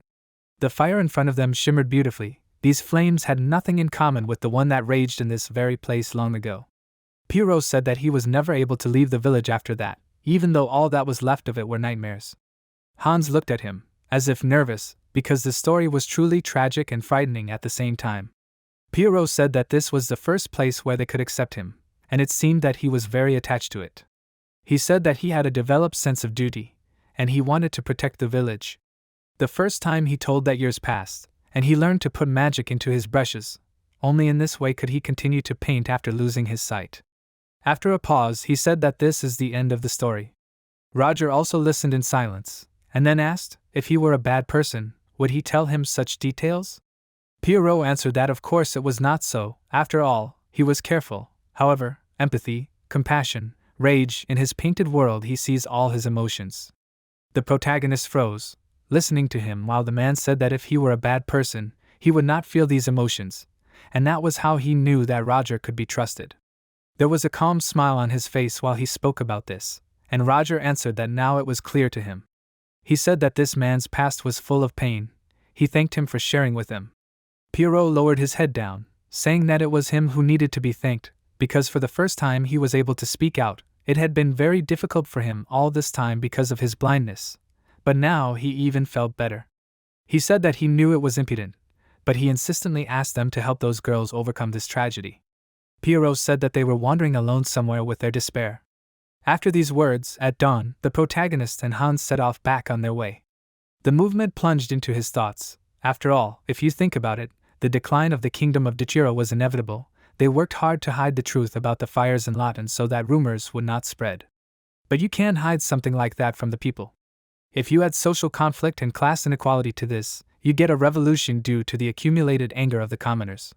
Roger understood that, even despite the failure of power, there were still many reasons why the kingdom fell after the Bloody Night. He thought that he could understand why most of the nobles fled abroad. His thoughts were interrupted by Hans, who, turning to him, said that in the end they had not found out anything significant, and then asked, "Does it mean that they had come in vain?" Roger answered him that this was not entirely true, because they had found out the truth about the fires. Then the main character, turning to Hans, gave him the task of finding out what kind of nobleman it was. Hans, listing that it must have been a nobleman from Dachira, blonde, a little over 20 years old, said that it was not much. Roger told him to look among the Dachira aristocrats who had fled to the Exilian Empire. Roger understood that this nobleman could be closer than they thought. He turned around, looking at Hans in the rays of the dawn sun. Now they had more leads. After several days of preparation and waiting, the day of the second examination test came to the Theon Academy. The protagonist, standing in the classroom, said that they would soon begin the second stage, so he asked the students to come forward as soon as they heard their number. And so the exam began. Roger sat on a chair next to Tosca, asking one of the students, did he really think that the square shape of the magic circle was the only possible option? He said that the student did not even bother to change the symbols inside. The student in front of him was burning with shame, not knowing what to answer her. And Roger just continued to say that she decided to take the path of least resistance, not even trying to challenge herself. He asked her for whom he was even talking in the audience about the formulas of magic circles. He told her to thank him for being willing to give this work a D-. All these words seemed to be dug into the skin of the student while he said all this. Tracy, watching the progress of the exam, said that the atmosphere is heating up. Leo also followed the student returning to her seat, involuntarily shuddering and saying that this was no longer a test, but a bloody massacre in order of Q. In the next one, Roger called number 13. Hearing this, Aiden said that this was his number, and then stood up from his seat. Leo said with displeasure that he should not sit around, but go answer. Roger, looking at his answer on a sheet of parchment, said that this was a rather bold combination of classic circles and symbols. He also noted that Aiden preferred stability, the which she will not go anywhere from such a circle, unlike the forms that he himself showed. Roger said that your formulas were rather primitive, and Aiden supplemented the classics and provided for a mana leak, so Roger said that this was a good job, looking at the drawing with interest. However, he then said that, nevertheless, Aiden decided to neglect the variety of forms that he talked about, using circles. Aiden winced when he heard the teacher's words, not knowing what to answer him, and Roger immediately announced the verdict, saying that considering this shortcoming, he would give him a B+. The nobles sitting in their seats immediately winced. One of them even had his hand shaking with rage, because another commoner got a higher grade. The main character, looking at the lists, asked, Flora is next, isn't it? Flora immediately came up to him, showing Roger her work. He thoughtfully chuckled, looking at several hexagons that were connected to each other like a honeycomb. Flora smiled, looking at him, as if she was proud of what she had done. Roger, putting his hand to his chin, thought that the turtleshell-type hexagons looked interesting. He also said that he did not notice any errors in the calculations. After looking over the work, he immediately announced that Flora Lumos got an A+. In the stands, the students immediately began to cheer, and Flora seemed to be surrounded by shining stars of her own short-lived glory. Roger said that she had technically executed a rather difficult form. After that, he called the next student, assessing him, then the next. The exam went smoothly, the students received deserved marks, until they got to the last person on the list, Roger, folding his arms over his chest, said that the last on the list was Renee. She was standing in front of him unsure, and he told her to show the circle she had invented. Renee closed her eyes, turning to the professor, and then said loudly that she would not have a picture of the magic circle. Her statement immediately caused a stir among the students. They did not understand what she meant. Did she really just say that she would not have a circle? They asked each other, maybe she decided to forget about Professor Roger's assignment. Even Flora was surprised. She folded her arms across her chest, looking at it with interest. Professors, Roger looked at her, slightly frowning. Having studied the face of his student, he asked her what she wanted to say by this. Couldn't she really invent a working magic circle?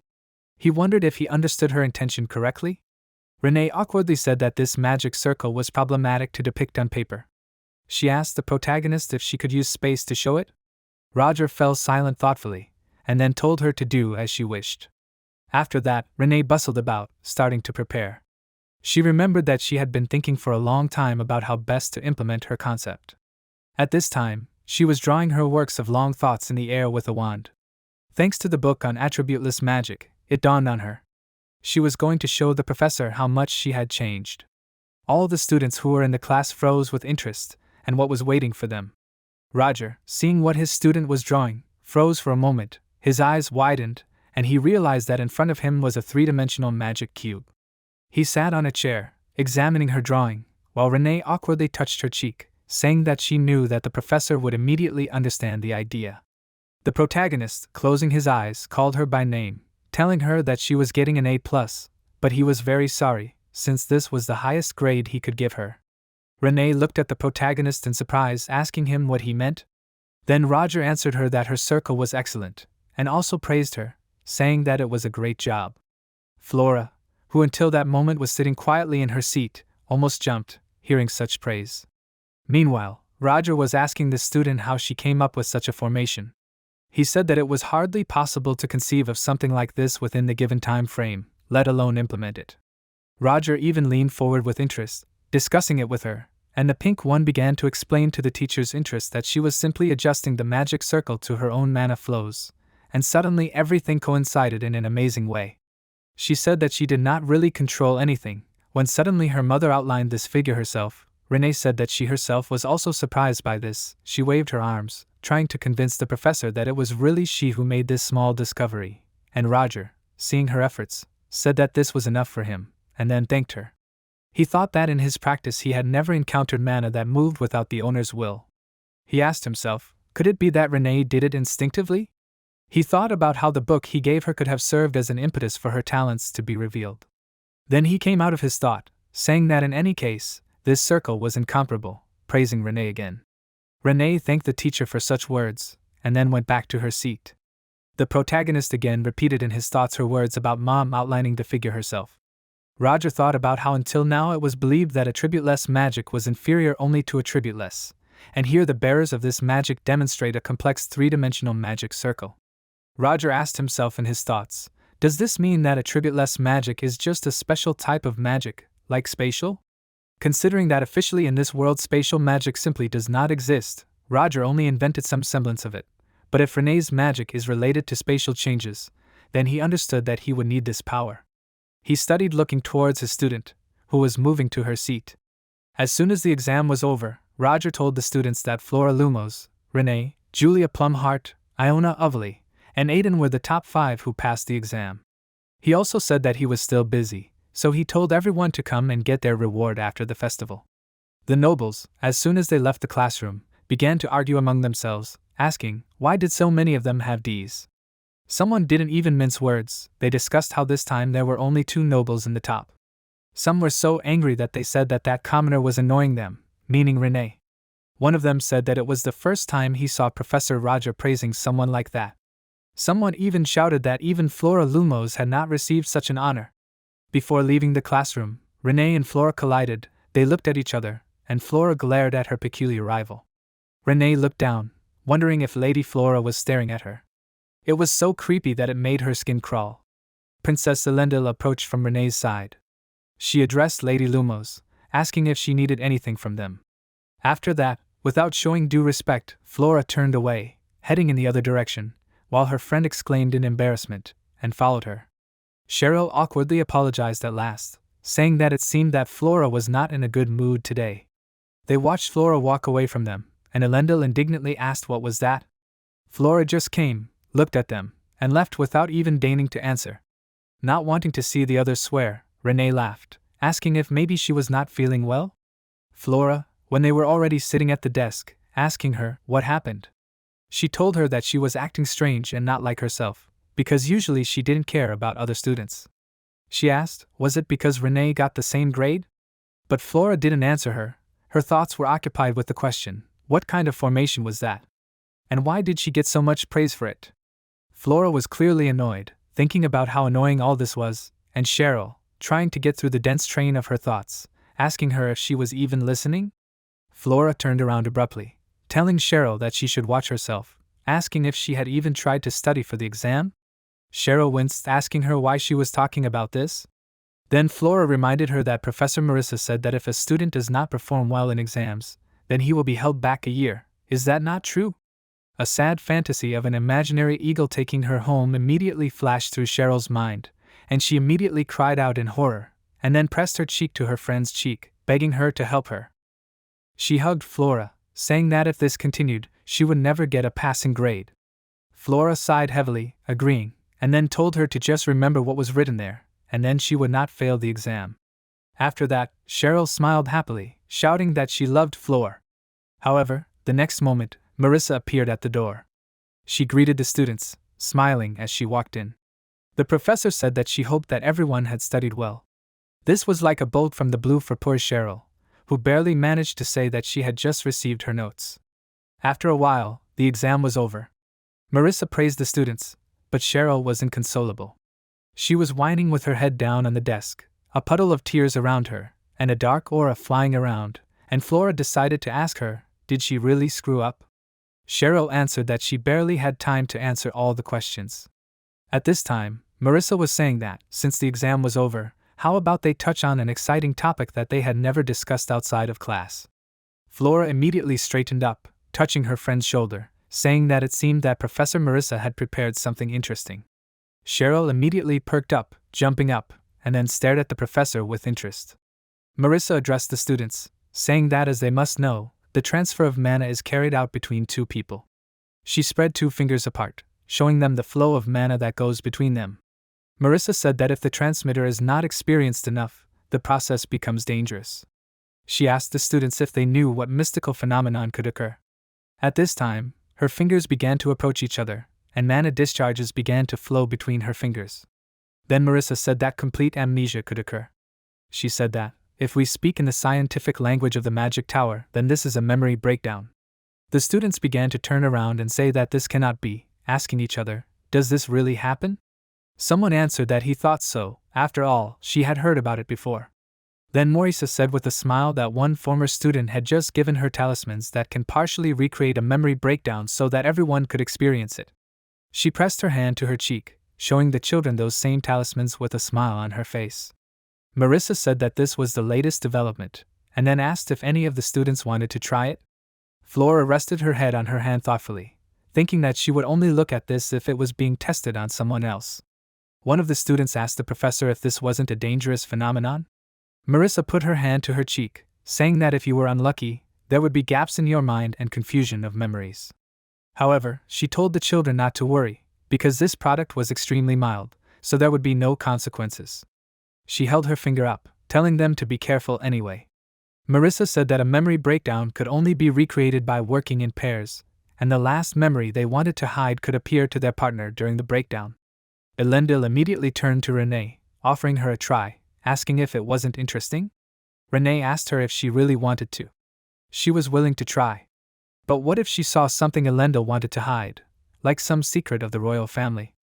Elendil immediately told her not to worry about it, because nothing like that would happen, it was just nonsense. Elendil said slightly offended that everything she wanted to hide was already blabbed by that fool Frieden. She looked down, remembering all the comments of that guy, and then Renee awkwardly said that in that case they could try. Elendil happily said that in that case she would go and get them one talisman.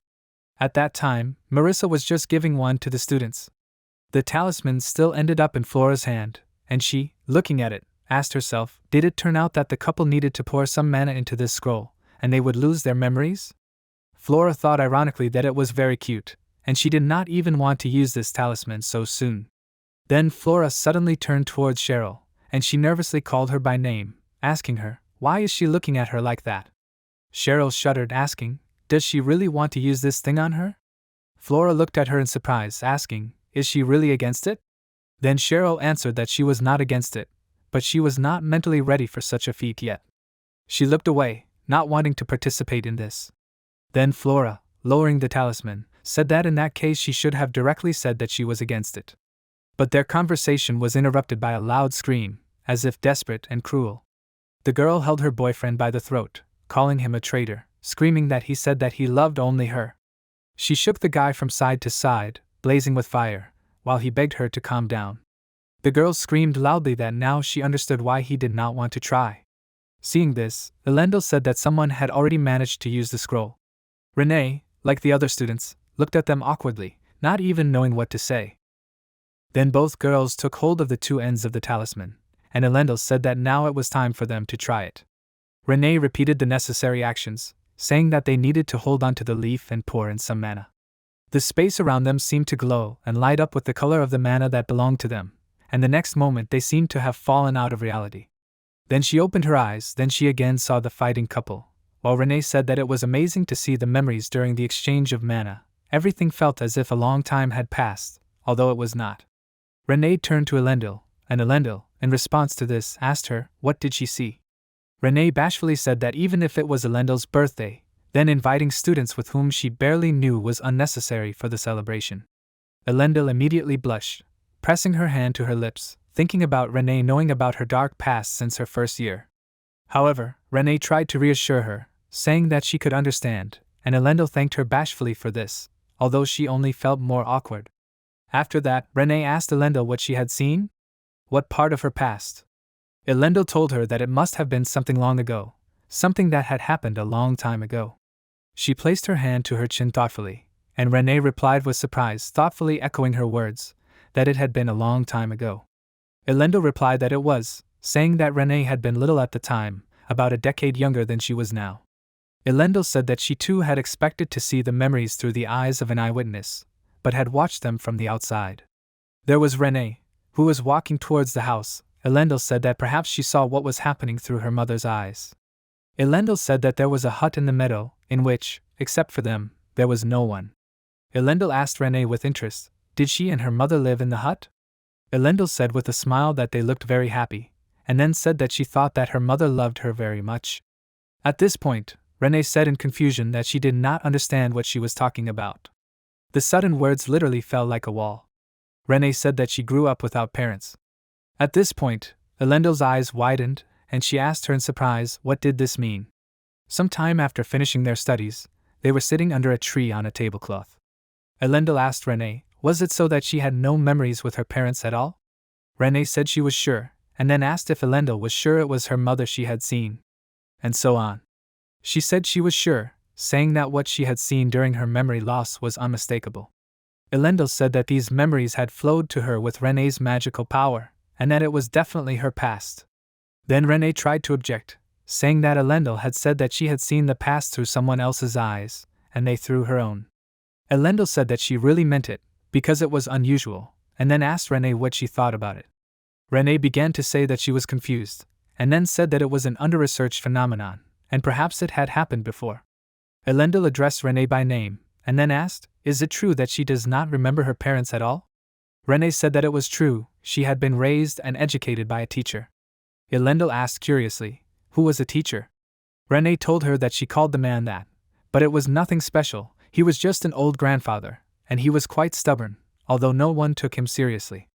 Then Elendil continued to reason that Renee did not remember her parents, but she remembered her teacher, and then asked what she remembered about the past.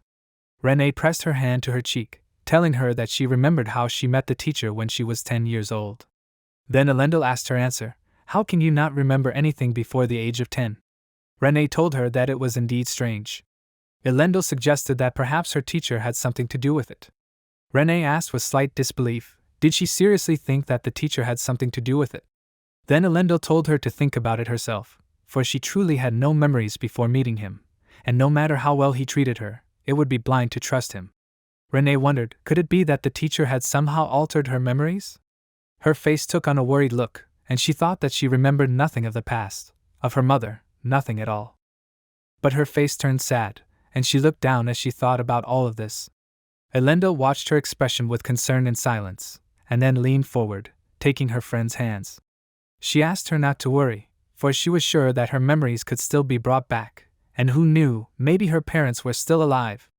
Renee jerked in disbelief, asking if this was true. Then Elendil answered that of course it was. She was going to help her get her memories back. Elendil thought with concern that if it were possible, she would very much like to help Renee get her memories back. After all, Renee was her first real friend in Theon. She was the person she treasured very much, the person she was ready to smile at.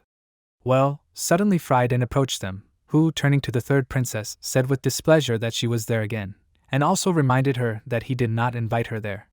Elendil turned her gaze to him, coming closer to them asked Renee, what happened? He already wanted to ask her why she looked like that, and Renee was already in a hurry to answer, when suddenly Elendil stopped him with her hand, telling him that it was only between them, so he should not interfere. At that moment, Henry approached them, who, putting his hands on the back of his head, asked if they were already there, the third princess and the younger Renee. He asked them that they were a funny couple. Frieden turned around, hearing Henry's voice, and Elendil with displeasure asked the guy who approached, what did he need? Then Henry laughed, telling them to stop frowning, asking if they thought he was the villain who was spreading rumors about the princess's lonely birthday. He was literally teasing her, so Princess Elendil couldn't stand it any longer, and shouted loudly at him to shut up. Then Elendil turned her gaze to Renee, calling her by name, asking her if she knew this fool. She asked her, was he mocking her too? Then Henry feigned sadness, telling the princess that such speeches in his presence were too much to say, for it hurt his heart. Renee immediately answered that it was true, for it was because of Lord Henry that she took that part-time job. Elendil hugged her friend, looking suspiciously at the guy, and he said cheerfully, asking them to wait, that nothing had happened. Then Renee said indignantly that she almost died because of the sudden attack, and then Elendil could not be stopped. She screamed loudly, asking what do you mean nothing happened? She screamed that she knew he could not be trusted. Henry flinched when he heard these words, he screamed that it was unfair. Frieden tried to calm them down, telling them to stop, reminding them that they knew that Henry did not mean any harm, at least he hoped so. He pointed a finger at Henry behind his back when Henry indignantly asked why he hoped. Was he against him too? Then Henry said that he was very happy anyway, and as an apology he could offer a better part-time job. Renee was immediately interested and asked him what kind of part-time job it was.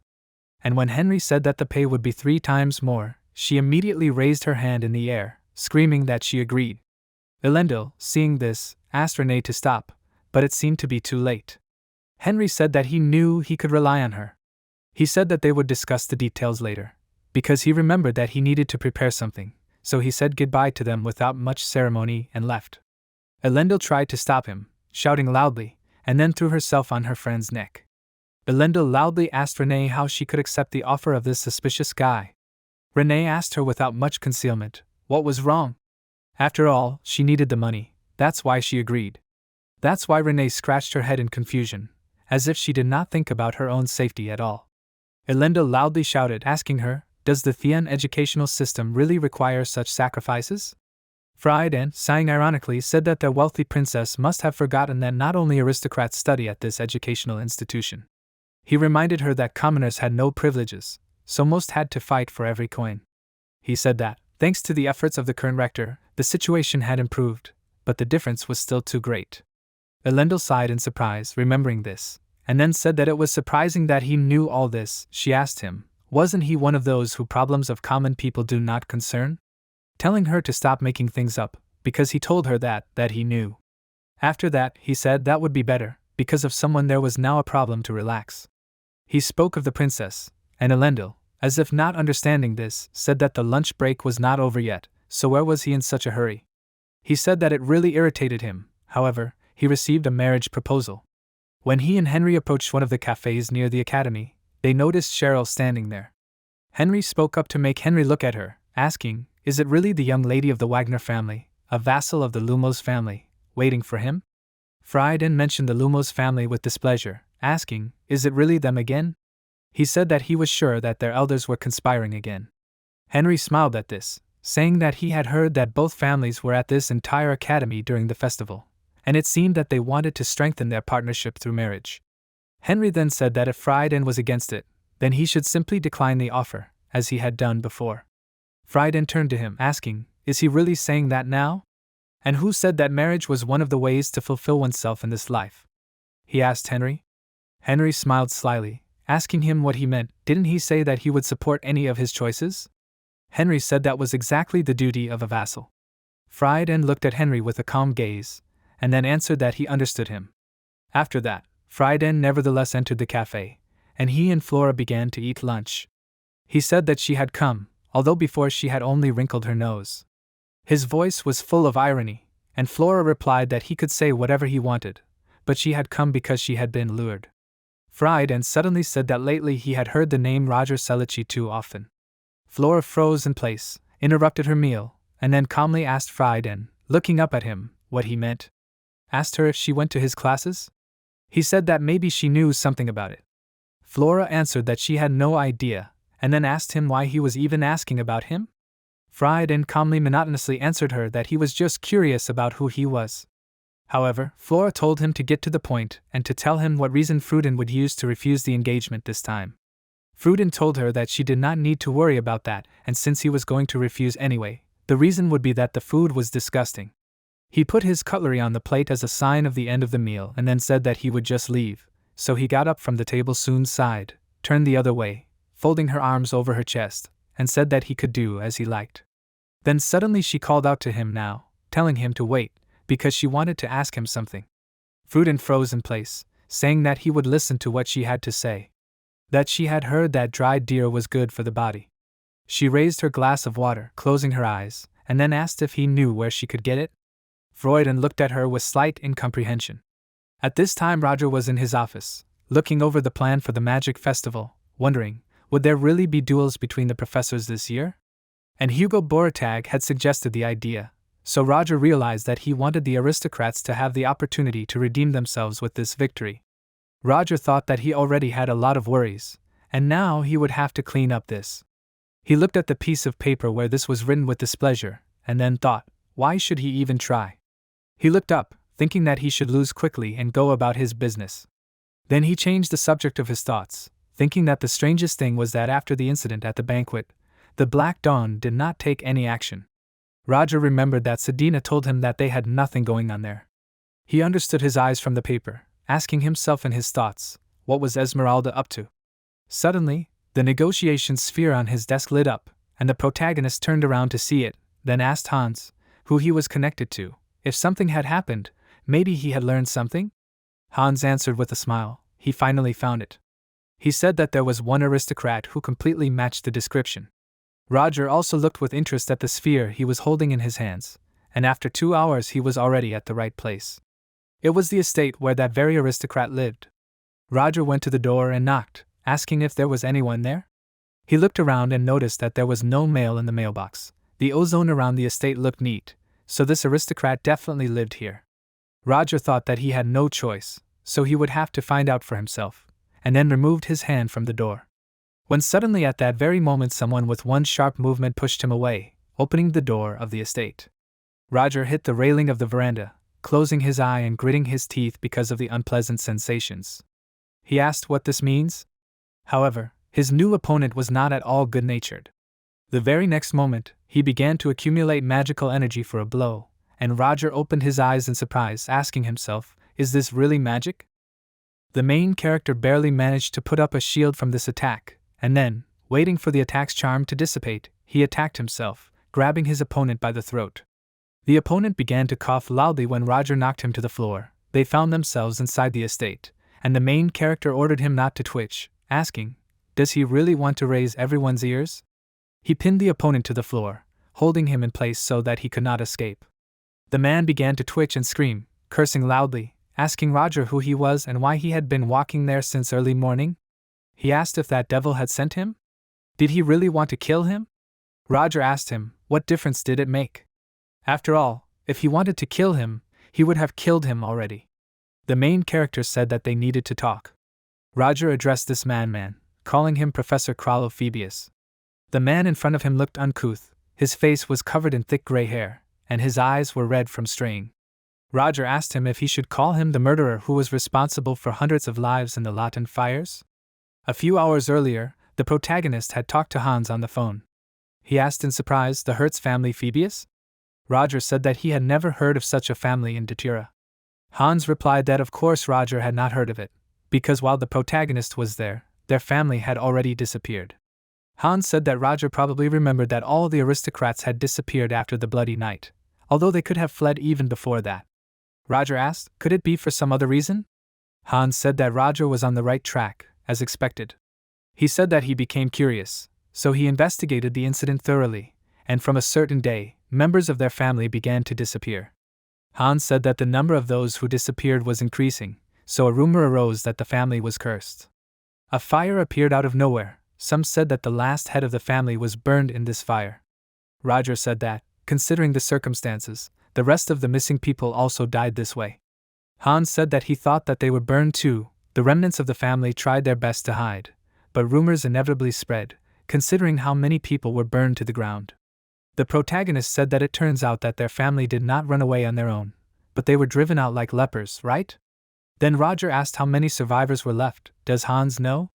On the other end of the line, Hans's voice was heard. She replied that there was only one such person. Roger asked himself in his mind in surprise, is there really only one? Did Esmeralda not calm down even after they were banished? Then Roger wondered, who was this lucky man? Hans answered that it was Phoebus. He put his finger to his chin when Roger asked him where this man lives now. He said that she wanted to meet him before it was too late. Hans asked him in surprise, does he really not know? Roger asked, so where does this man live in the end? Then, to his surprise, Hans said that this man lives in Thien. The protagonist sat opposite Phoebus. He put one thing on the table in front of him, saying that he was sure Phoebus knew what it was. Phoebus exclaimed in surprise. He clearly recognized what this thing was. It was a token that the secret military squad uses. Thoughts immediately began to flash through his head. Why was he asking him about this? Did he really want to help him? Phoebus thought that Roger's face was familiar to him, and he asked himself in his mind, is this the same person who defeated that monster at the banquet? Roger continued to look at him with a stern expression, saying that it would be great if this guy told him everything honestly. The protagonist thought that he finally found use for his operative badge. He never thought that he would ever need it. Roger thought that Phoebus would not recognize this badge, but to his surprise he did, so the protagonist wondered if he could be from a family of magicians, even though he was exiled? The protagonist was not sure if this badge was really still in their days, but he was glad that it would help him talk to his peculiar captive. He put the badge back into his jacket, and then said that he was currently investigating something and just happened to be on the trail of an extremely dangerous person. Phoebus suddenly shuddered and exclaimed that it was indeed so. He began to talk about how she was the devil incarnate, a flaming devil, thirsting for his death. Phoebus remembered that he thought that he would be safe then. He grabbed his head with his hands shaking convulsively when he spoke about it. Phoebus began to scream about how wrong he was. He understood perfectly well that he would definitely be fried, like everyone else. Phoebus remembered the appearance of that very monster, and trembled with fear. Roger thought with understanding that it turned out that Esmeralda was killing because of this man. Roger asked himself, looking at this man, maybe she was slowly and painfully mocking him? Then the main character asked the man how much he knew about this very devil? Name, appearance, anything will do. Phoebus raised his head and said that he definitely could not remember the name. Roger immediately asked him what it meant. He cursed him in his mind, asking himself, should he leave him to die? Then Phoebe began to shout that he still remembered something. He said that it was a pretty girl in her early 20s, and she had black hair. Roger immediately remembered Esmeralda, then that she, of course, looked like an adult, but she looked more like a student. However, magicians and knights can often look younger than their age, so anything is possible. Roger asked Phoebe, was there something else? Phoebe began to frantically remember at least something, sorting through the memories in his head, and then, stumbling, said something else. He said that she wrote him a letter and handed the main character an envelope. Roger asked himself in surprise in his thoughts, did Esmeralda really send the letter personally? On the last day of the festival, but the letter was not signed.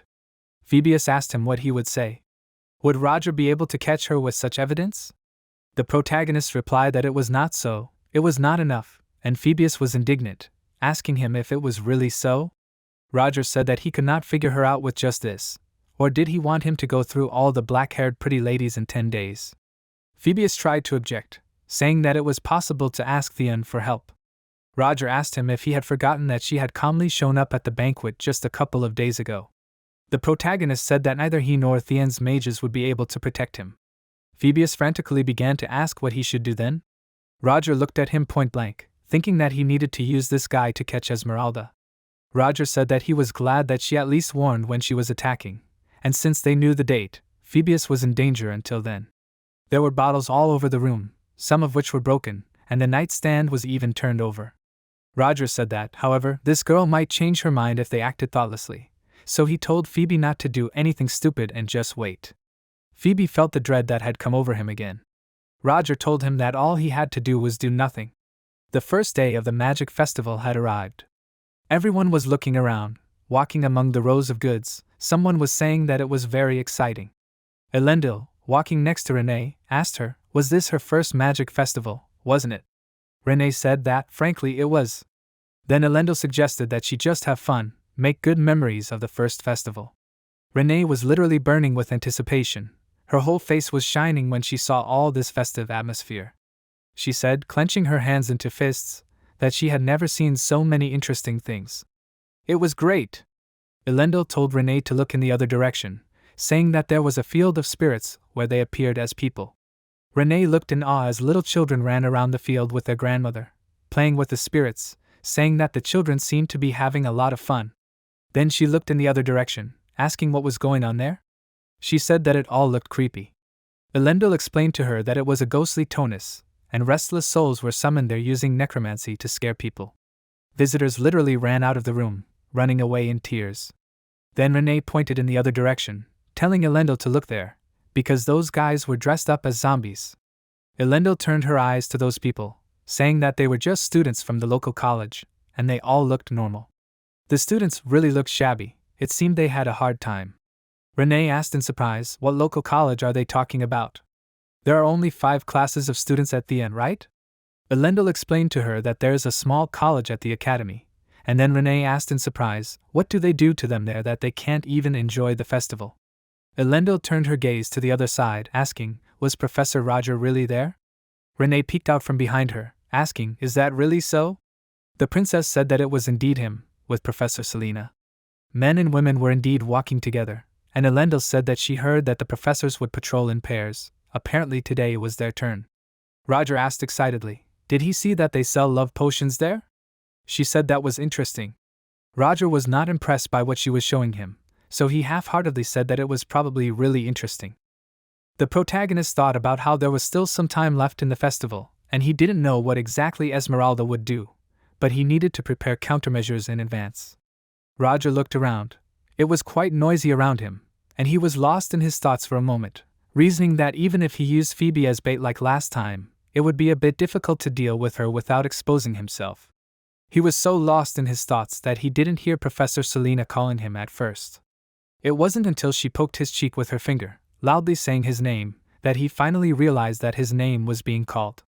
Selena asked him what he was thinking about so much that he didn't even respond to his name. Roger apologized, saying that he had been thinking a lot lately. Selena asked what kind of thoughts she was talking about. She said that she would listen to him if he didn't mind.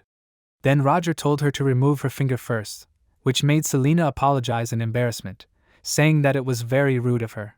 Selena asked him if he was worried about the professorial duels tomorrow. The protagonist decided to lie that he was really a little worried, but a thought flashed through his head that he had completely forgotten about it. Selena, however, sympathetically said that she could understand his anxiety, considering what kind of guests would be present. Then Roger asked her if she wasn't going to participate. Selena replied that she was happy to participate, but her senior colleagues dissuaded her. She sighed heavily, and the protagonist thought that the battle really didn't correspond to her image, or they were dangerous in themselves, and if other people dissuade you, that already means something. Roger thought with despair, why then does no one dissuade him? Does no one really think about him at all? It even slightly hurt his pride. Selena turned to Roger's face, asking him if everything would be okay. And Roger said that it wouldn't happen because, after all, it was just a show, and safety would be taken care of.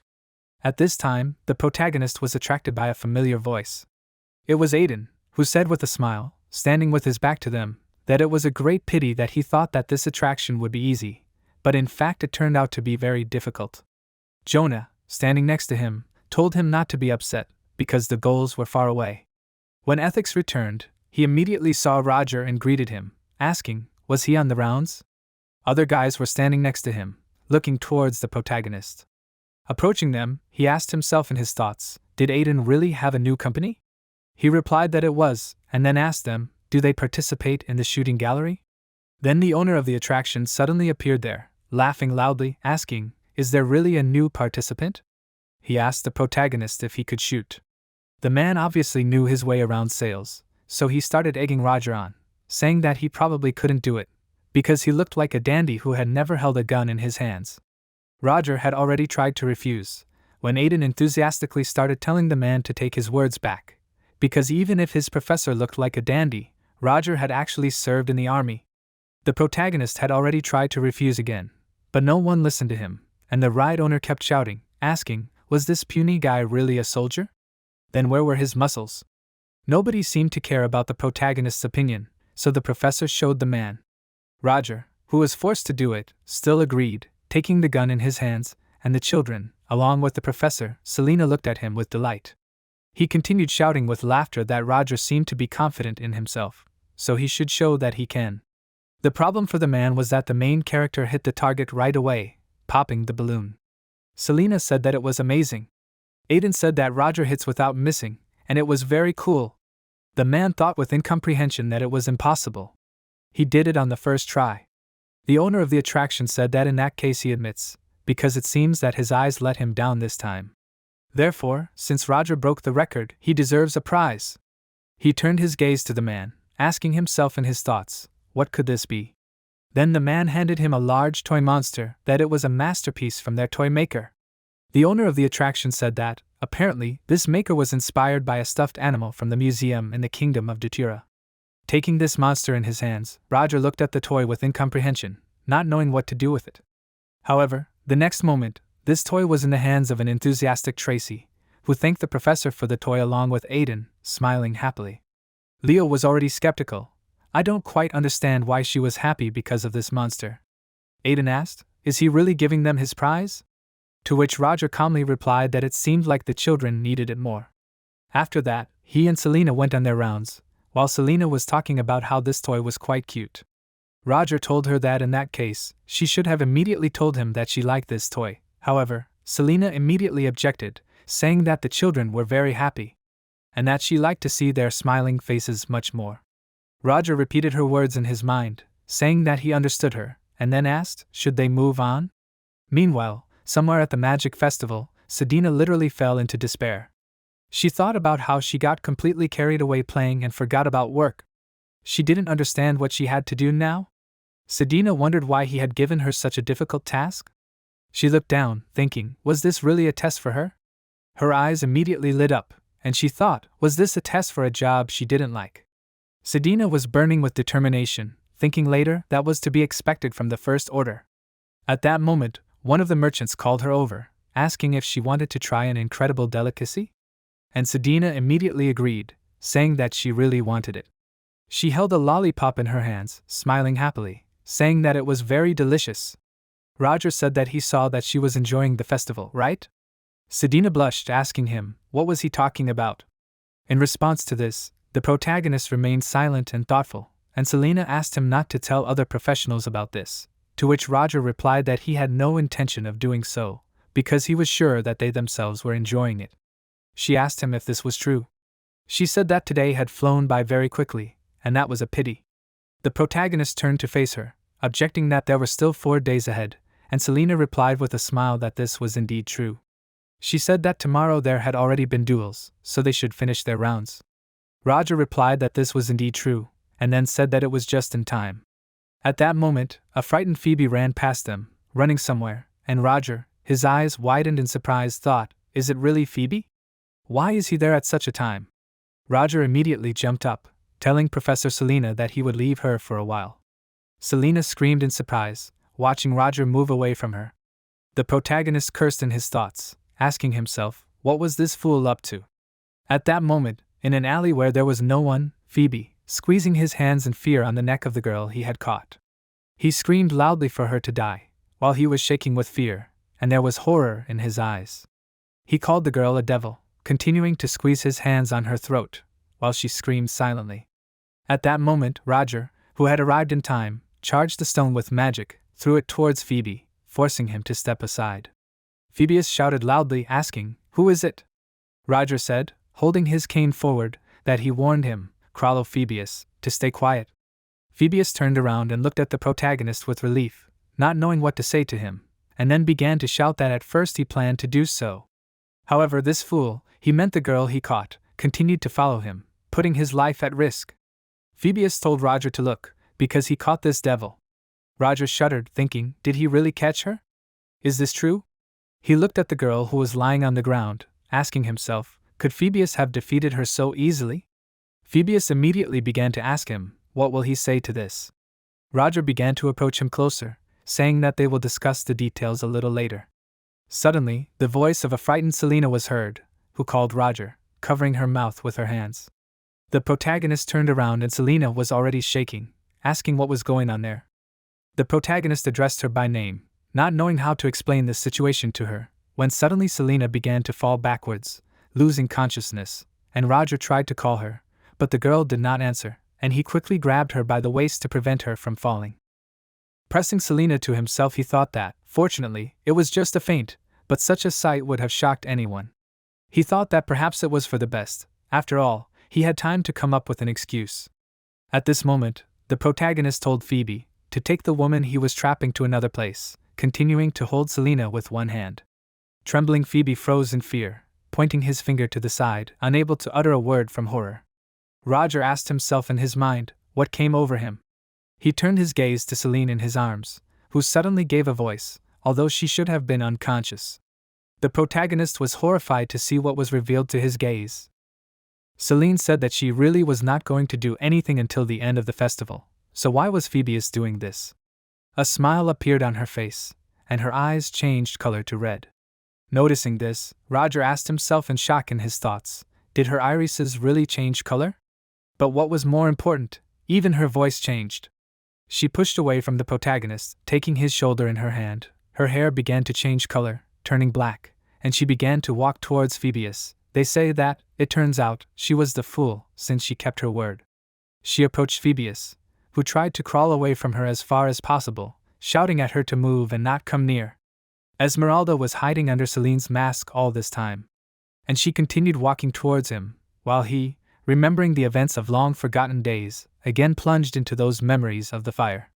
One of the First Order, Esmeralda, greeted Phoebe, smiling at him. She came up to him, putting her hand to his cheek, asking, did he really see her and immediately faint? She said that it was very boring.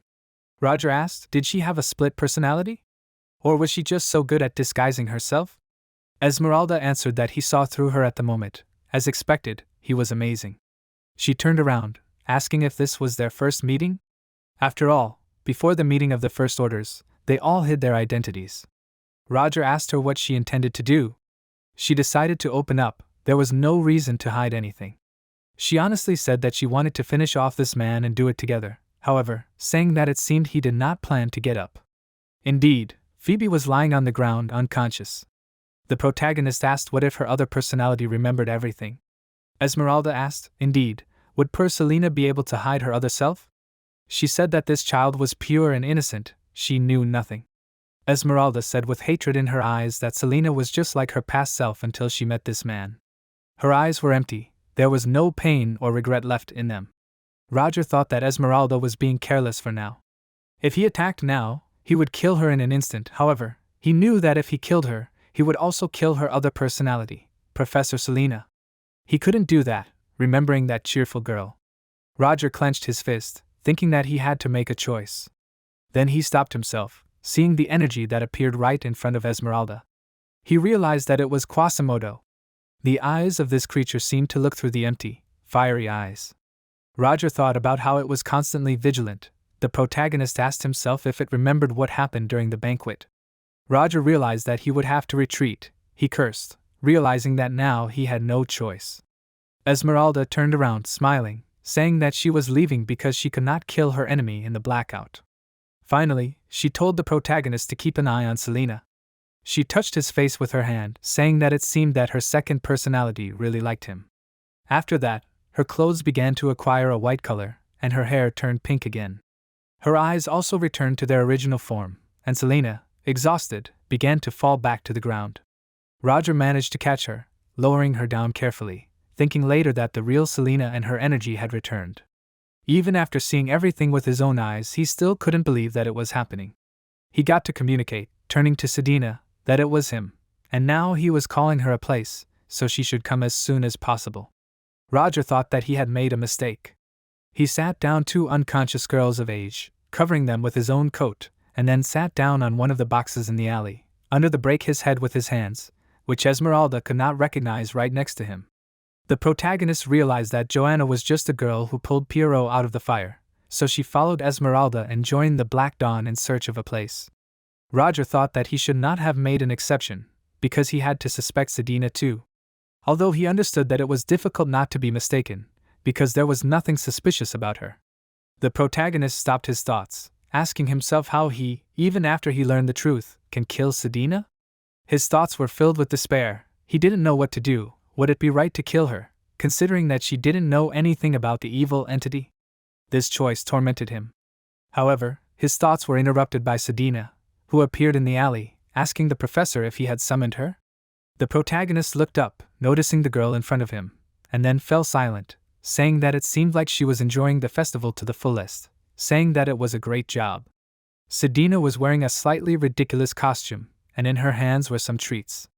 She apologized, feeling guilty about what she did at the festival, but Roger told her that it was nothing serious, so he asked her to take care of the two girls. After a while, Selena came to her senses.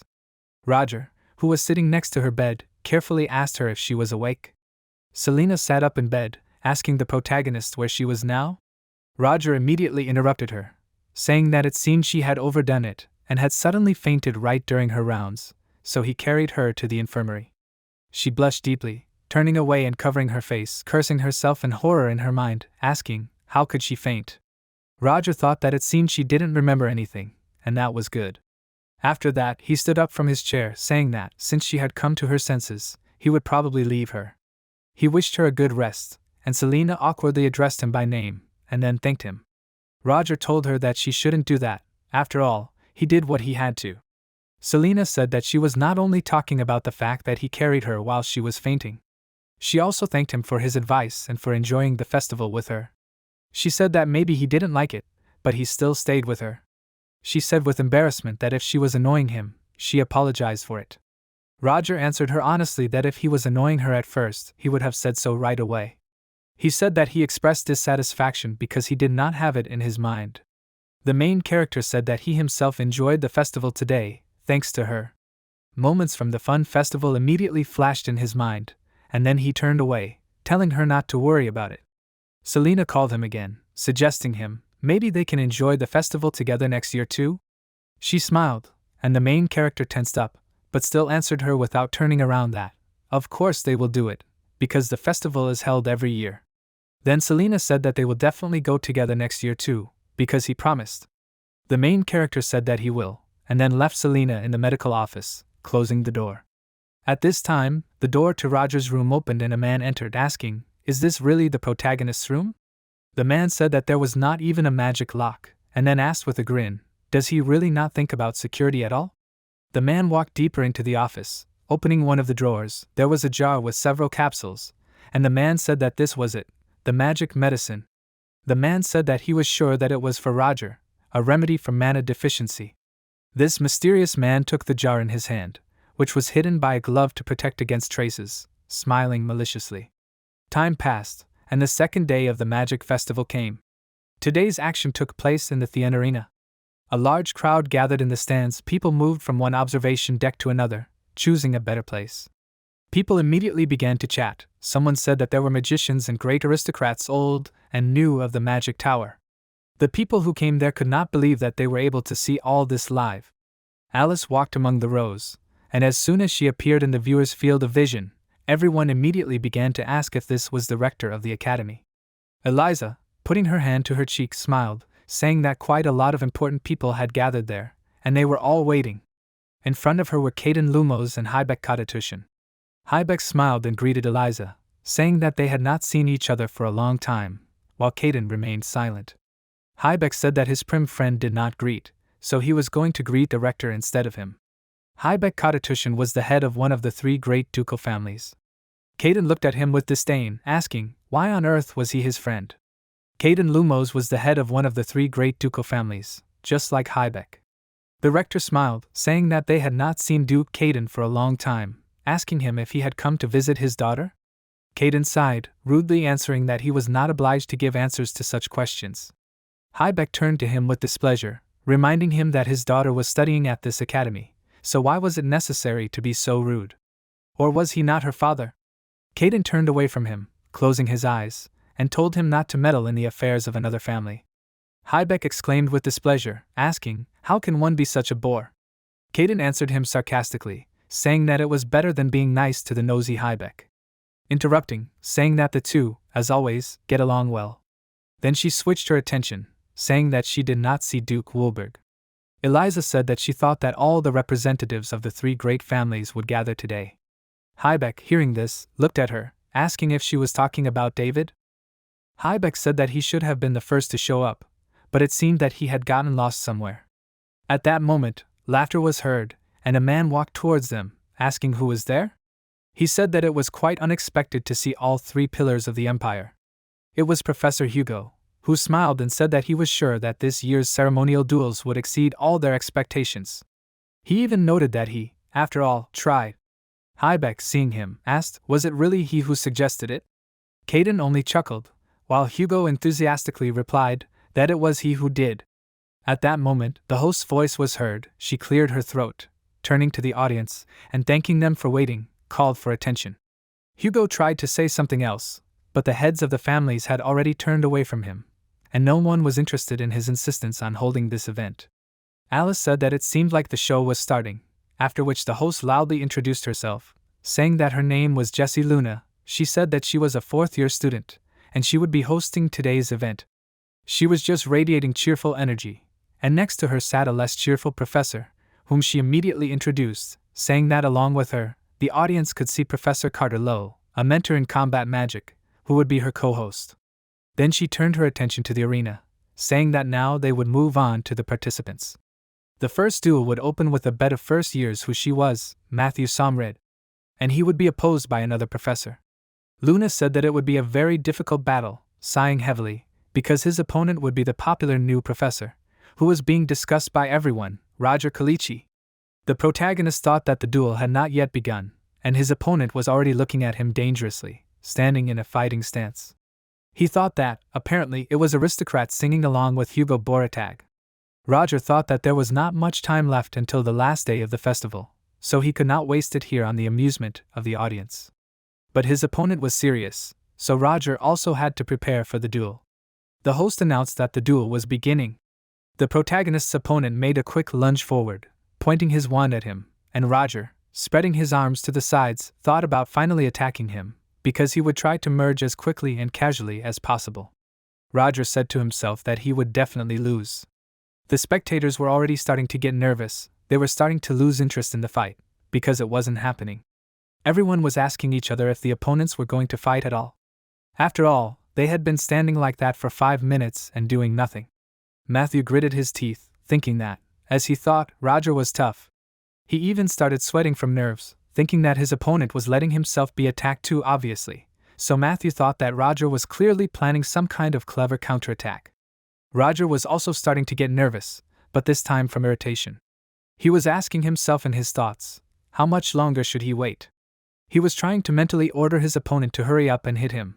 After all, he was standing right in front of him, open from all sides. The protagonist frowned, loudly clicking his tongue. The next moment, Matthew finally gathered his strength and directed an icy blow straight towards the protagonist. He did it with the thought that he wasn't going to wait for the time to run out, so he was going to show what he could do.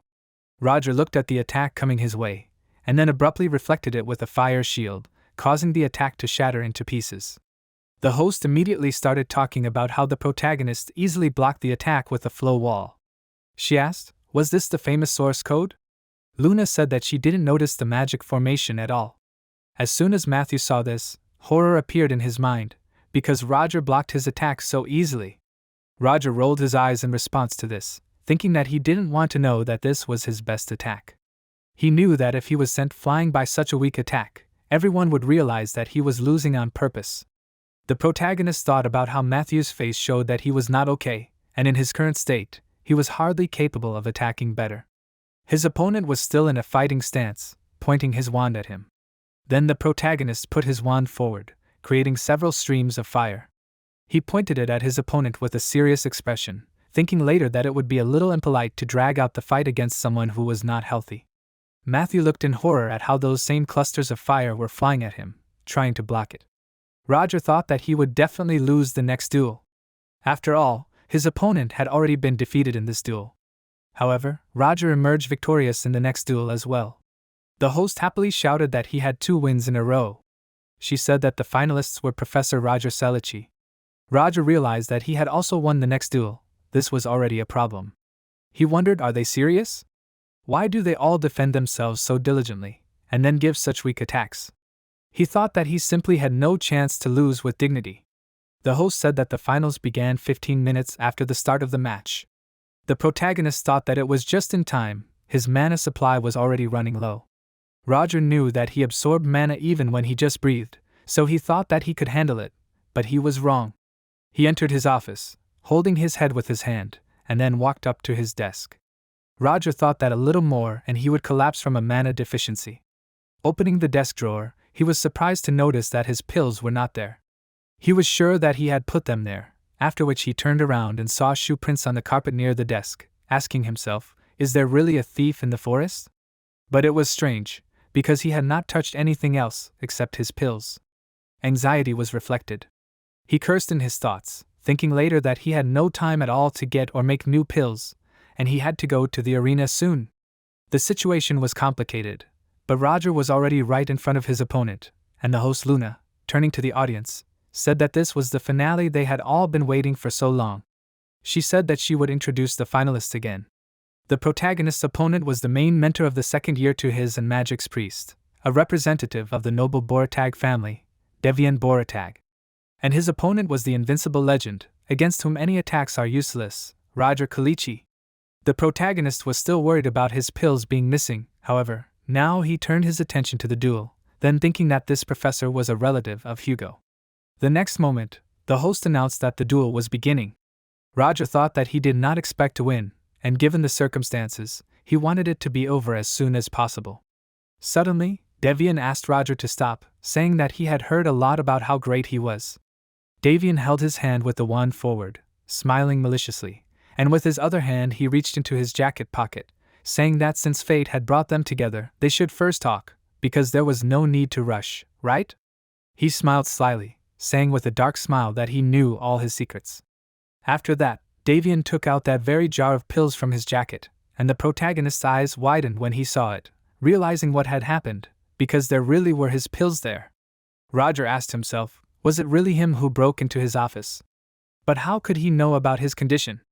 Roger thought, did he really see him taking pills? Although the protagonist understood that, given that all his opponents were aristocrats, someone had clearly set all this up. Hugo, who was the main engine of this vicious mechanism, was already smiling impatiently in the stands.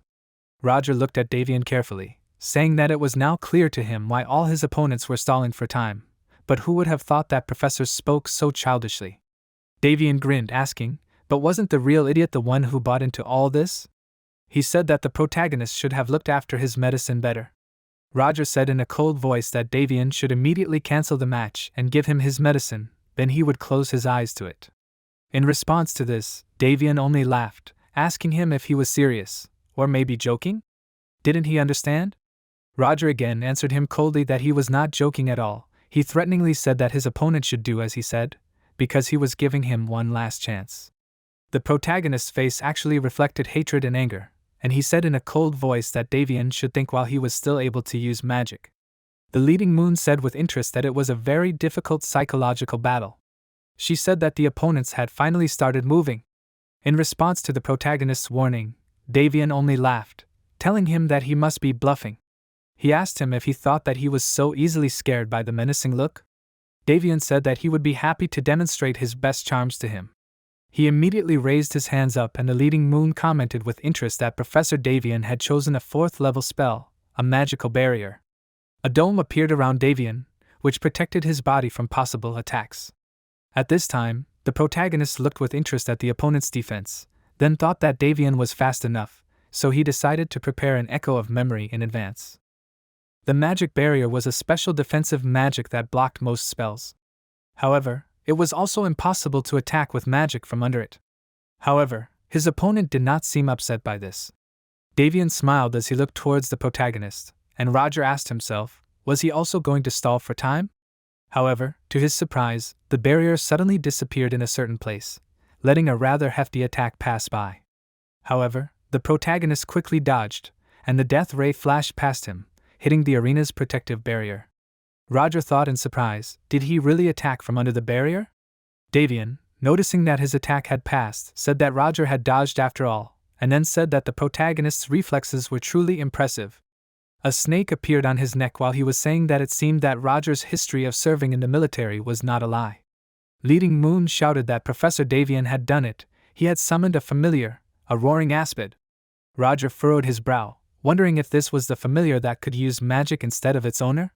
At that moment, the snake familiar sitting on Davian's neck moved forward, and the snake's head began to glow. The snake began to use attacks, but Roger quickly put up shields, preventing them from getting close to him. The protagonist thought that summoning a familiar back would require too much mana. He cursed, deciding that he should use homing magic then.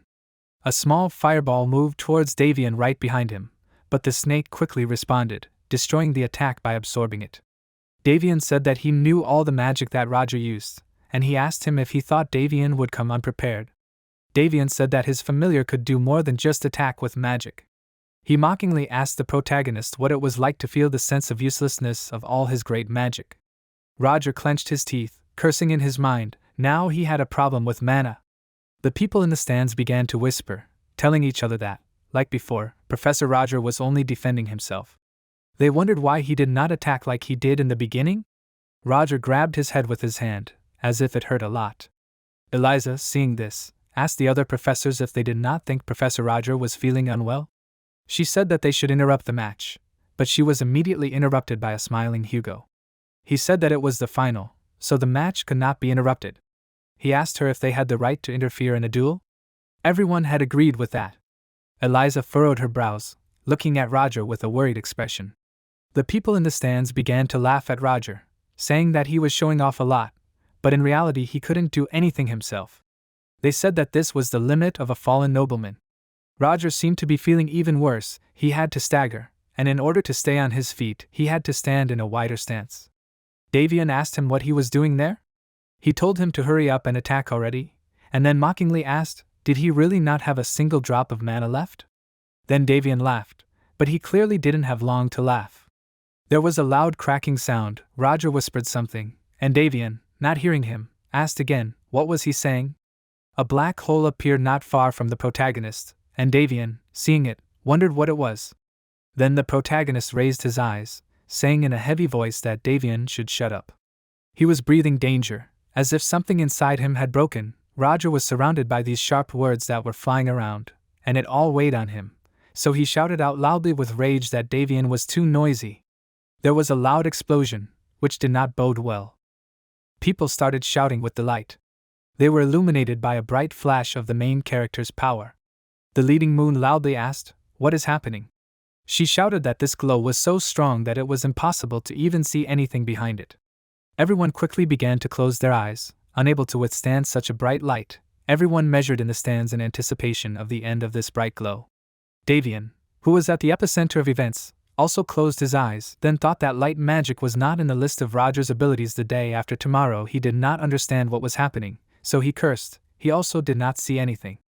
However, As soon as the light magic around him dissipated, he was able to notice a huge black hole that shone right in the air, appearing out of nowhere. Davian trembled with fear, melting, dissolving, feeling the pressure after the appearance of a stronger opponent. Davian, feeling this power, tensed up a lot. He wondered, what could it be?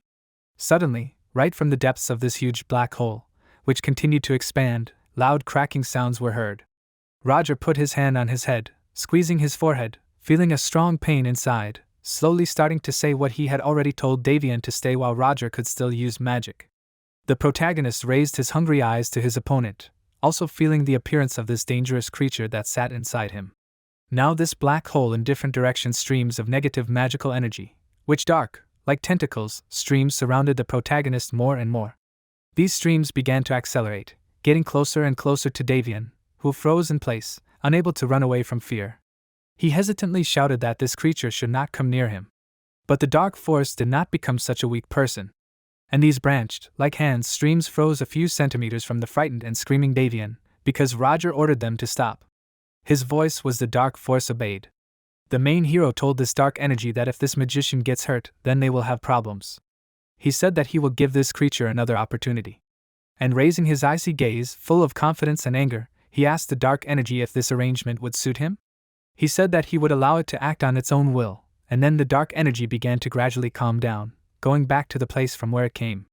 After a few more moments, the darkness dissipated with everything, as the protective flash of light also began to fade, allowing the people in the stands and the hosts of the event to see what was hidden behind it. One of the people said that she sees something. At that moment, the leading moon looked closely, and then excitedly called everyone to look, as the moon of light suddenly dissipated and, it seemed, they had a winner. Roger Kalichi was still standing on his feet. Roger really towered over Professor Davian, who was lying on the ground, and in his hand was clutched the very same jar with the pills he needed. The smoke around them gradually dissipated, and the enthusiastic crowd rejoiced, seeing their hero. The leading moon loudly shouted that Professor Roger was the winner. And she asked us with interest, what in the name of all that is holy happened at that moment behind that light that appeared. She said that Professor Davian Boratag, this is clearly not well. Indeed, Davian was lying on the earth, his mouth wide open, from which people were flowing, and his eyes were watering. His whole face as a whole was very pale. The protagonist hurried to put his bottle of pills in his pocket, and the next moment, the excited Professor Hugo loudly shouted to call a doctor immediately. General unrest began in the stands, and soon the professor and the magic doctors descended onto the battle arena, beginning to anxiously examine Davian's body, who was still unconscious. At this time, the protagonist, holding his mouth with his hand, gradually moved away from the scene, wanting to leave the battlefield as quickly as possible to hide from human eyes. After a while, all the panic moved inside the Academy's medical center, where Professor Hugo Boratag was making a loud noise in one of the wards. He loudly asked, never ceasing to panic, asking what was going on. He tried to find out from the doctors, why was Davian still in such a state? Hugo, pointing at his relative with his hand, continued to ask about it. He was clearly furious, his face showing fear and anger, while Davian was still in this state.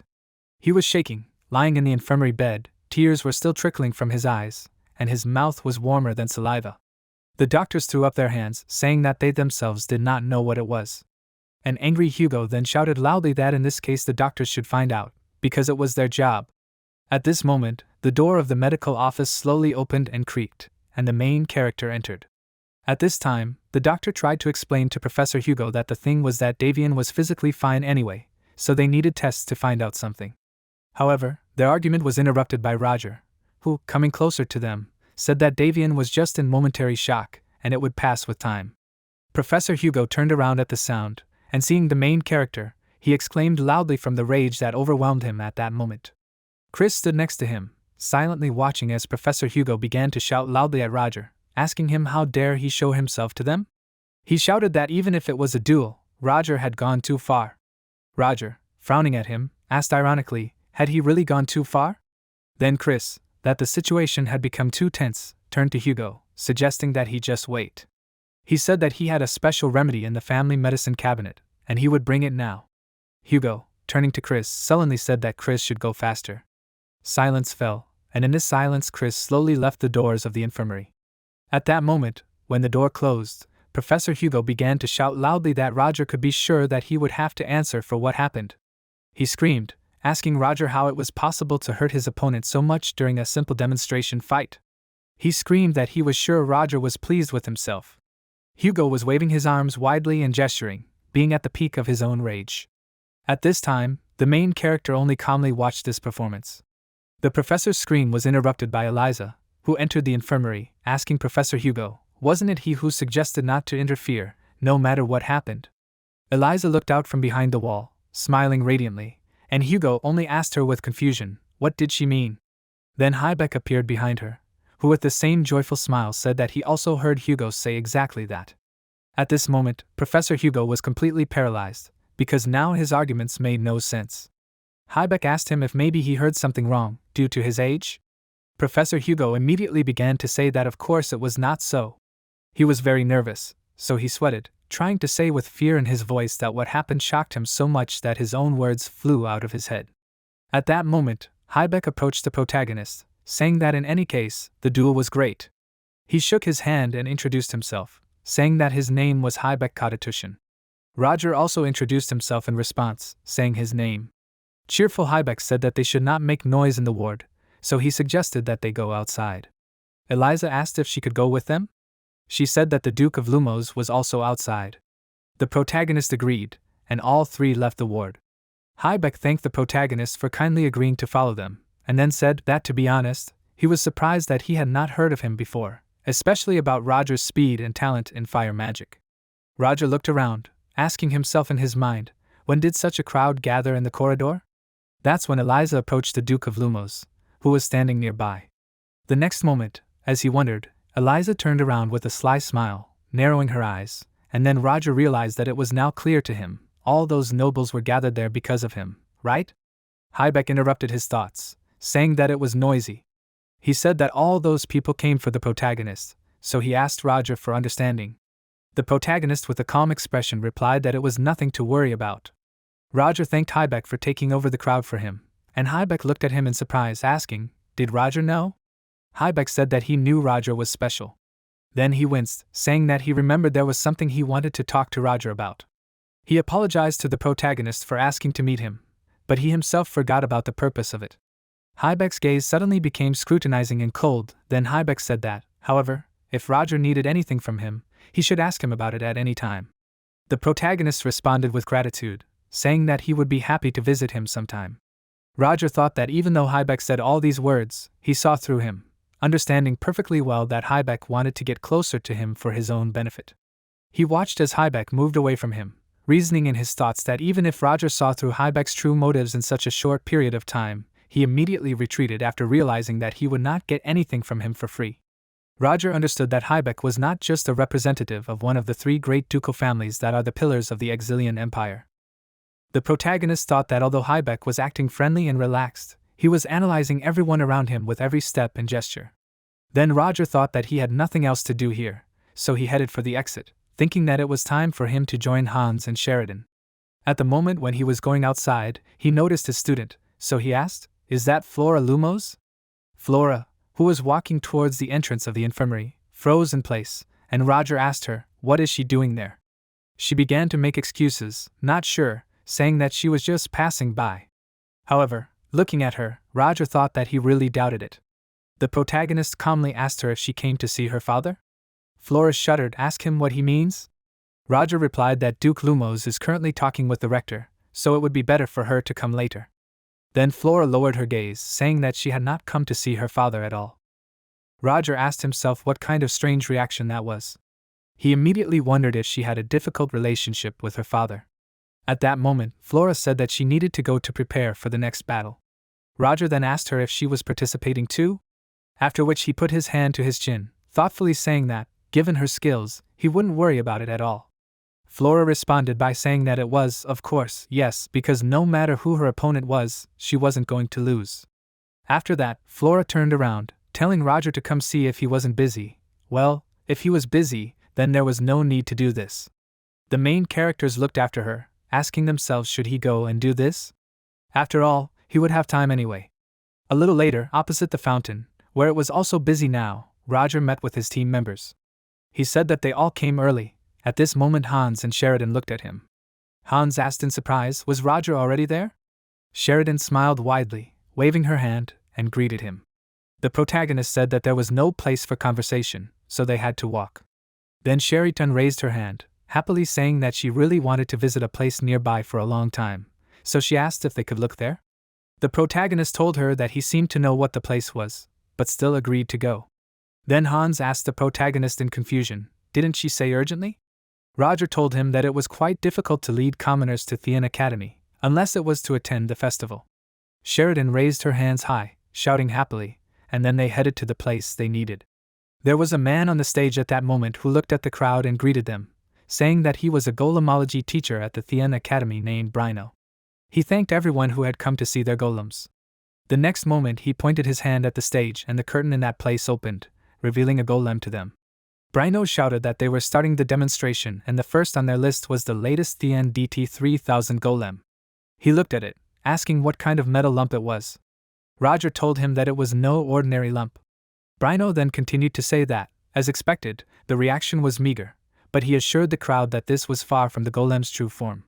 He touched the magic stone, saying that once the mana stone was installed as power, the golem's form would change. At that moment, the golem had arms and legs, and this robot came to life. Sheridan looked at this and said that although the golem was clumsy, it was able to spin and move heavy objects. She asked if the golem was used for mining? After all, this golem could roll, so there shouldn't be any problems with transportation. The crowd began to clap, and the professor said that he was now satisfied with their reaction, but that wasn't all. Brino said that the golem could also change shape, standing on a steed. Hans looked at this with delight, while Roger thought that it was just like the Transformer from the movie of the same name. Roger inadvertently wondered if this golem could turn into a car. Sheridan smiled happily, turning to the protagonist, asking him if she could watch a little more. The protagonist answered her in agreement, however, he reminded her not to get too carried away. Having agreed, the girl ran to look at the others she liked. Hans, putting his hands on his hips, sighed heavily, asking, "Did she really come to have fun?" Roger told him to stop nagging, because sometimes it was necessary to organize her unloading. Then Roger added uncertainly, saying, "Otherwise, who knows how she will do it herself." Imagining this, Hans winced, agreeing with the protagonist. At that moment, Roger heard a familiar voice and turned around. After which he sharply frowned, seeing who this voice belonged to. Could it really be Casey Selma? Indeed, Casey was right in front of him, who, holding some paper in her hands, was asking passers-by where the arena for magical duels was. The protagonist turned away, trying to calm himself in his thoughts that she did not recognize him. Roger thought that at such moments it was best to cover his face with light magic. He did as he planned, and then answered Casey that the arena was on the other side. Roger knew that humans were bad at recognizing people who had changed even a little, but he was still worried if it would work on her. Trying not to turn around and show her his face, the protagonist pointed his finger in the right direction, and Casey also turned there, thanking Roger for her help.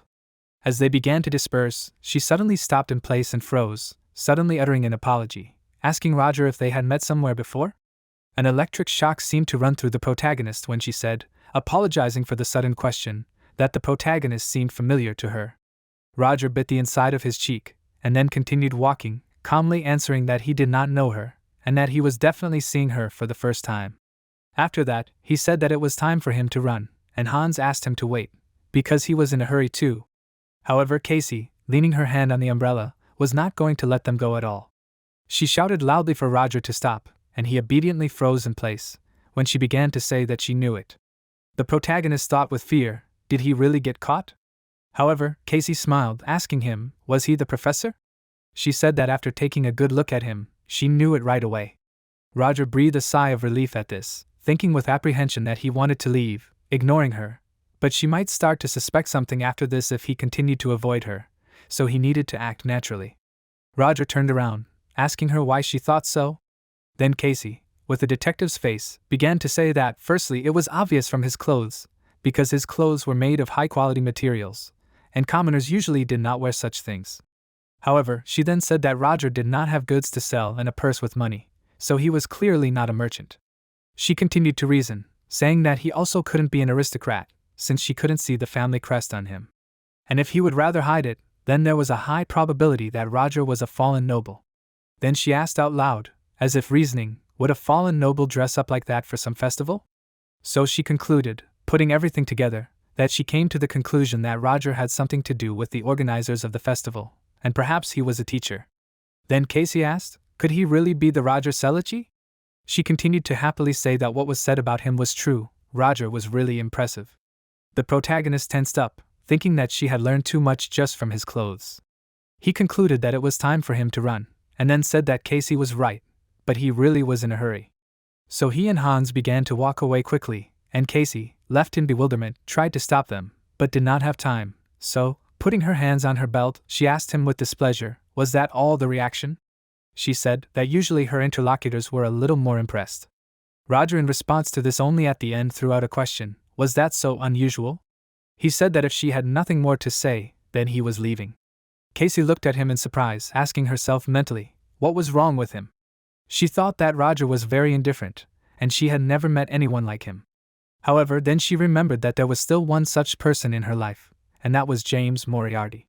Memories flashed through her mind and she silently tensed up, watching her husband Roger leave. At that moment, Betty called her, waving her arms, asking what Casey was doing. She said that the battles were about to begin. Turning around, Casey said that she had wasted a lot of time. After that, Casey snapped her fingers, activating water magic. After a while, a water bubble appeared in front of the protagonist, shouting loudly, apologized to him, saying that, just in case, if he needed her, then he should just contact her. The protagonist looked at this water bubble in surprise, while Casey continued to say that she was a little offended when she was left without attention. Hans said that it seemed that the protagonist was exposed. He asked, was that a business card? In the hands of the protagonist was a small card with Casey's data, and he said that it was another annoying thing. Roger said that it would be much worse if Casey recognized him, so he wondered maybe she just wanted to be friends. He was annoyed that he still got her attention. Roger thought that he felt weak, so he knew that Casey would find out if he threw that out. After that, the protagonist turned to Hans, telling him that it would be a good idea to lie low, so he told him to get rid of the clothes he was wearing later. Hans asked indignantly, was it all because Casey glanced at him? He really liked those clothes, so he didn't want to throw them out.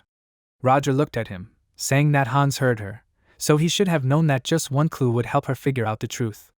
His look was serious enough for Hans to understand everything. Roger said that they shouldn't underestimate Casey. At that moment, Casey was walking to the arena to watch the fights. Hans looked at Sheridan, saying that this child was still chatting there, and then added that she had even dragged the students of the academy into this conversation. He and Roger were sitting at one of the tables of the festival, watching this, and Hans asked the protagonist, maybe they should go and get her themselves? However, Roger told him to leave her, asking when she would be able to freely discuss her interests with others. Hans said that looking at him now, he was starting to think that his sudden becoming a professor was just a calling. Hans said that Roger was smiling as if he was happy for his protégé, and indeed, for the first time in a long time, a casual smile appeared on the protagonist's face, sincere and true. Hans hesitated, fingering his fingers, and then said that, to be honest, he would be uncomfortable in such a place, so, unexpectedly for himself, he envied Roger, because this well-appointed academy would never suit him. Suddenly, the protagonist interrupted his public self-digging, addressing Hans by name. He recalled all those moments from the festival, saying that he understood that compared to them, the students of the academy looked like wonderful flowers growing in a magical garden, but their troubles were not the fault of these children at all, so why don't they continue to smile carefree?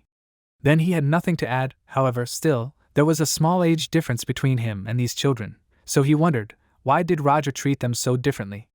Roger asked Hans in surprise, remind him, how old will he be this year?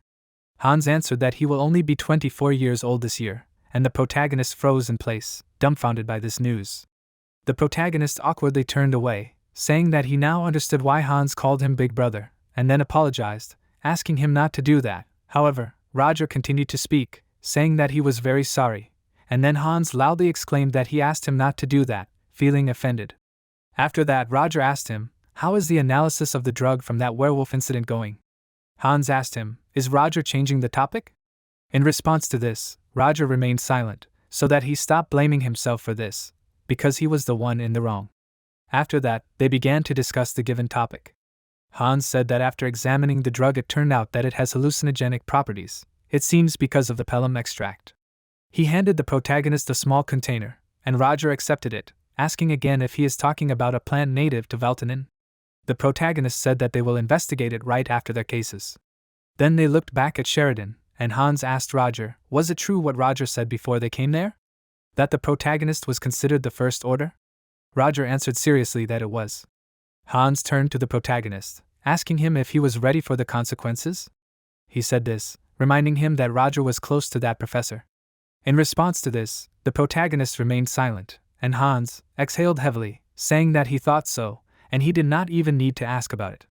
Hans folded his motherland chest, saying that even if everything happens according to the worst scenario, the protagonist should not feel guilty. After all, he had already experienced something like this.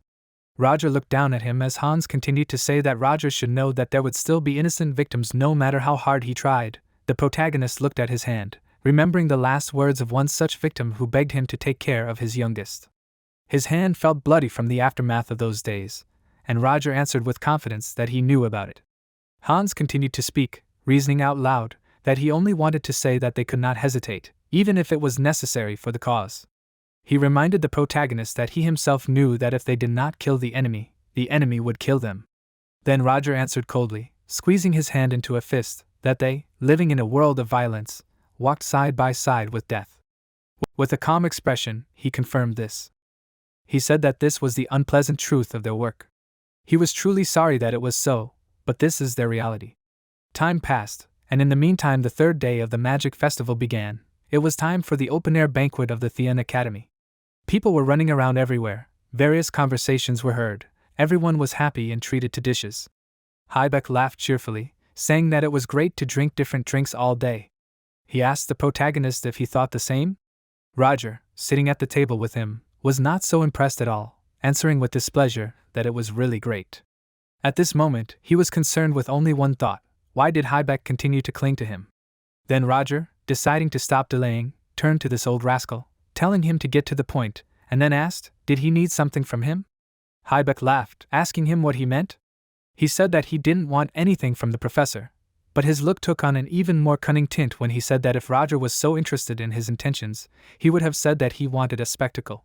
Roger replied that the Duke seemed to think he was an interesting person, and Heibeck, laughing, told him to just call him by his name.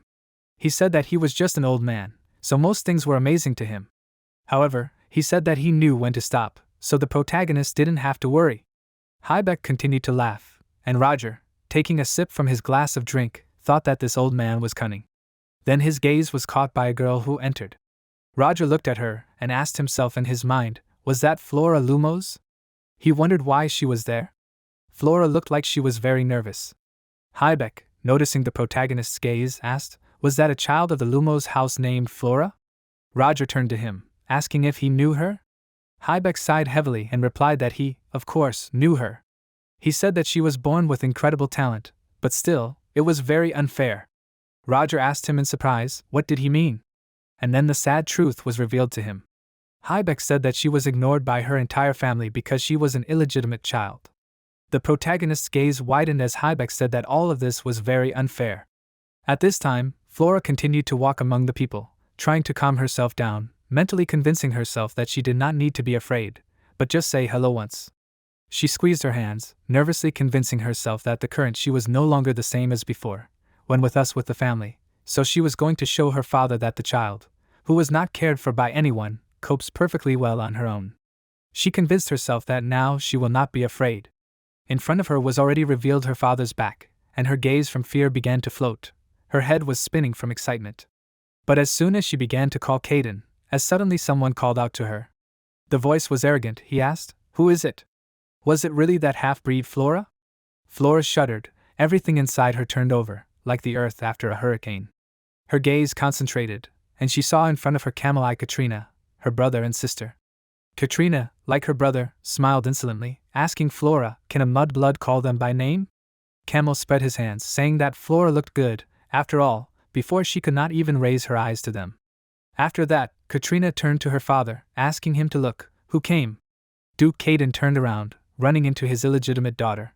He asked her in a rough voice, what did she need?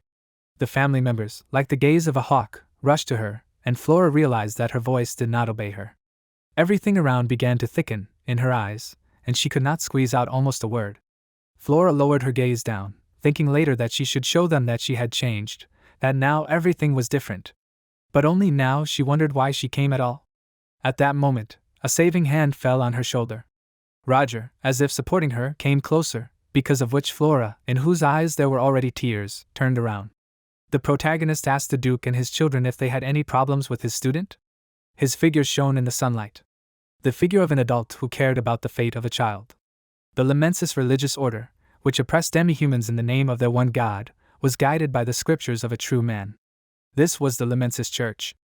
However, the members of this church did not just shy away from non-humans. Pure-blooded humans were considered the highest class, and demi-humans and their descendants were the lowest. The church simply divided everything in two, not allowing other opinions. Heibeck sighed heavily, saying that it was hard to grow up in a Lamensis family that oppressed Flora all her life. Heibeck said that if she was born into a different family, then everything could have been different. Roger remained silent, but in his mind he wondered, is this really why Flora is so obsessed with her grades? He realized that she seemed to think that she would be accepted by the family if she became a better student. However, the protagonist, being an adult, understood perfectly well that even if she did become one, where was the guarantee that her wish would come true? He looked at the back of the frozen Flora, who stood handing over her father as if she had been brought to execution, as if there was no one close to her in front of her. At that moment, the protagonist jumped up, unable to bear what was happening. Heibeck looked at him in surprise, asking, "Where is the professor going?" However, the protagonist's hands had already clenched into a tight fist as he walked in the right direction, arguing that if he interfered, nothing good would happen, and her life circumstances would not change in any way. He understood perfectly well that he needed to just leave everything as it was, pretend to be blind and deaf, but still he could not do it. It turned out that there was more humanity in him than in the girl's own father. He clenched his teeth, and then, breaking through all his internal barriers, grabbed his student's shoulder as well, stepping forward as if to cover her with his back. He asked, were there any problems with his student? Flora looked at him in surprise, not understanding what was going on. Roger knew that he couldn't sit and do nothing after learning about her problem, right? Whispers began to form around them. The people who were walking around said with a smirk that the professor had intervened after all. They were all watching this situation, but none of them really cared about Flora, who was about to be disgraced by her own family. They were talking about how Roger was a responsible teacher after all, despite his appearance. Heibeck, who was also watching this with amusement, asked out loud, "Is Roger really going to go against the head of the Lumos family?" He held his glass in his hands, resting his head on his hand, saying out loud that this professor was really interesting. Flora looked at Roger, calling him with an uncertain voice. The head of the Lumos family, Duke Caden, coldly replied that it was a family matter, so he very much asked the professor not to interfere in this. However, Roger was adamant. He replied with anger in his eyes that this looked too serious for a family matter, so as a professor of the academy, he could not stand aside. A silence arose between them, which was broken only by the whispers of the people standing around. Time seemed to stand still, and the main characters appeared on the stage. Katrina leaned over, deciding to break the silence, asking, "Was that Professor Roger Selici?" She said with a smile that his demonstration fight yesterday was great. She asked, "Was he really their Flora's teacher?" Which she said that she was surprised that her sister was considered an outstanding student. Katrina said that Flora was just a pathetic half-breed of the Lumos family. These words hit Flora's pride again. She bit her lower lip, and tears began to appear in her eyes again. She thought with horror that now everyone would find out about this. Roger, stepping forward, tried to interrupt this impudent beast. However, Katrina, as if nothing had happened, continued speaking, remembering that she did not introduce herself, and then formally said her name, saying that she was preparing to enter Theon Academy next year. She said that her abilities were rated very high, and then showed several ice crystals floating in her hand, asking Roger, what would he say about this? What did he think of her abilities as a professor of Theon Academy? The protagonist's gaze darkened, and he replied that as a professor, he believed that she lacked the speed of manifesting her charms, and she did not reach the standard, so he deducted 10 points from her. Katrina, who heard this for the first time in her life, froze, asking what this meant. Then Roger continued to bombard her, clearly stating the shortcomings, mercilessly continuing to deduct points. The protagonist said that the formation was also weak, so he deducts another 10 points. For not taking magic seriously, he also deducts 10 points, and Katrina tried to stop him, asking what he was talking about, but Roger was adamant. He said in a cold voice that she simply created 4 icicles, and if it was combat magic, then where was the lethality in it? Katrina tried to say something with a confused and frightened look, but Roger stopped her again, saying that it seemed like she did not put in an ounce of effort to at least understand what she was using magic for. He asked if she was ordered to do this. And was she really proud of it? Flora turned her gaze to the protagonist as he spoke rudely to her sister, who had insulted her just moments ago. Roger could humiliate with just one look, and his cold tone only added spice to his statements. He asked her, does she really have the audacity to be surprised that Flora is an outstanding student with her own level of skills at Katrina? Flora's gaze swam, she pressed her lips together, ready to burst into tears from gratitude and the feeling of pride that she felt at that moment. Roger, like a parent, stood up for her in this difficult moment. The aristocrats who heard this argument rebelled at one point, starting to loudly ask the protagonist what he was allowing himself. They shouted that his claims were ridiculous. Asking Roger, does he think he has the right to vote, being a simple teacher of the inn? Immediately, louder cries of discontent were heard. Someone shouted that this was too much for the fallen nobleman. However, Heibeck, who had arrived just in time, raised his hand, calmly asking everyone to calm down. He said that a conflict of interest was inevitable, but there was no need to be so upset about it. He also addressed Professor Roger, telling him that he had gone too far. Roger only calmly closed his eyes, saying that he would take this into account. Duke Caden, who had been listening to all this, only now deigned to speak up, watching the humiliation of both his children. He asked if Roger's name was Kalichi. He calmly said that his daughter had acted rashly, since she still didn't understand much. There was no in his voice, which was also felt in his gaze. He asked to forgive his daughter, reminding Roger that he was still an adult, and the main character, not yielding to him in the battle of glances, replied that he, of course, would do so, since the blame for the child's actions lies not only with the child himself. After that, he said in a monotone that it was getting boring there, and then turned around, starting to leave. His children, trying to stop their father, ran after him, and as soon as this crazy family left, Roger turned to Flora, asking her if she was okay. However, Flora was silent, still unable to raise her eyes. She did not understand. Should she thank him now? Squeezing her hands, she asked herself, what did she have to thank him for? After all, if she said thank you now, then she could get into even more trouble. Reading all this on her face, Roger passed by her, telling Flora that it was time for her to go. After all, it seemed that her friends were already waiting.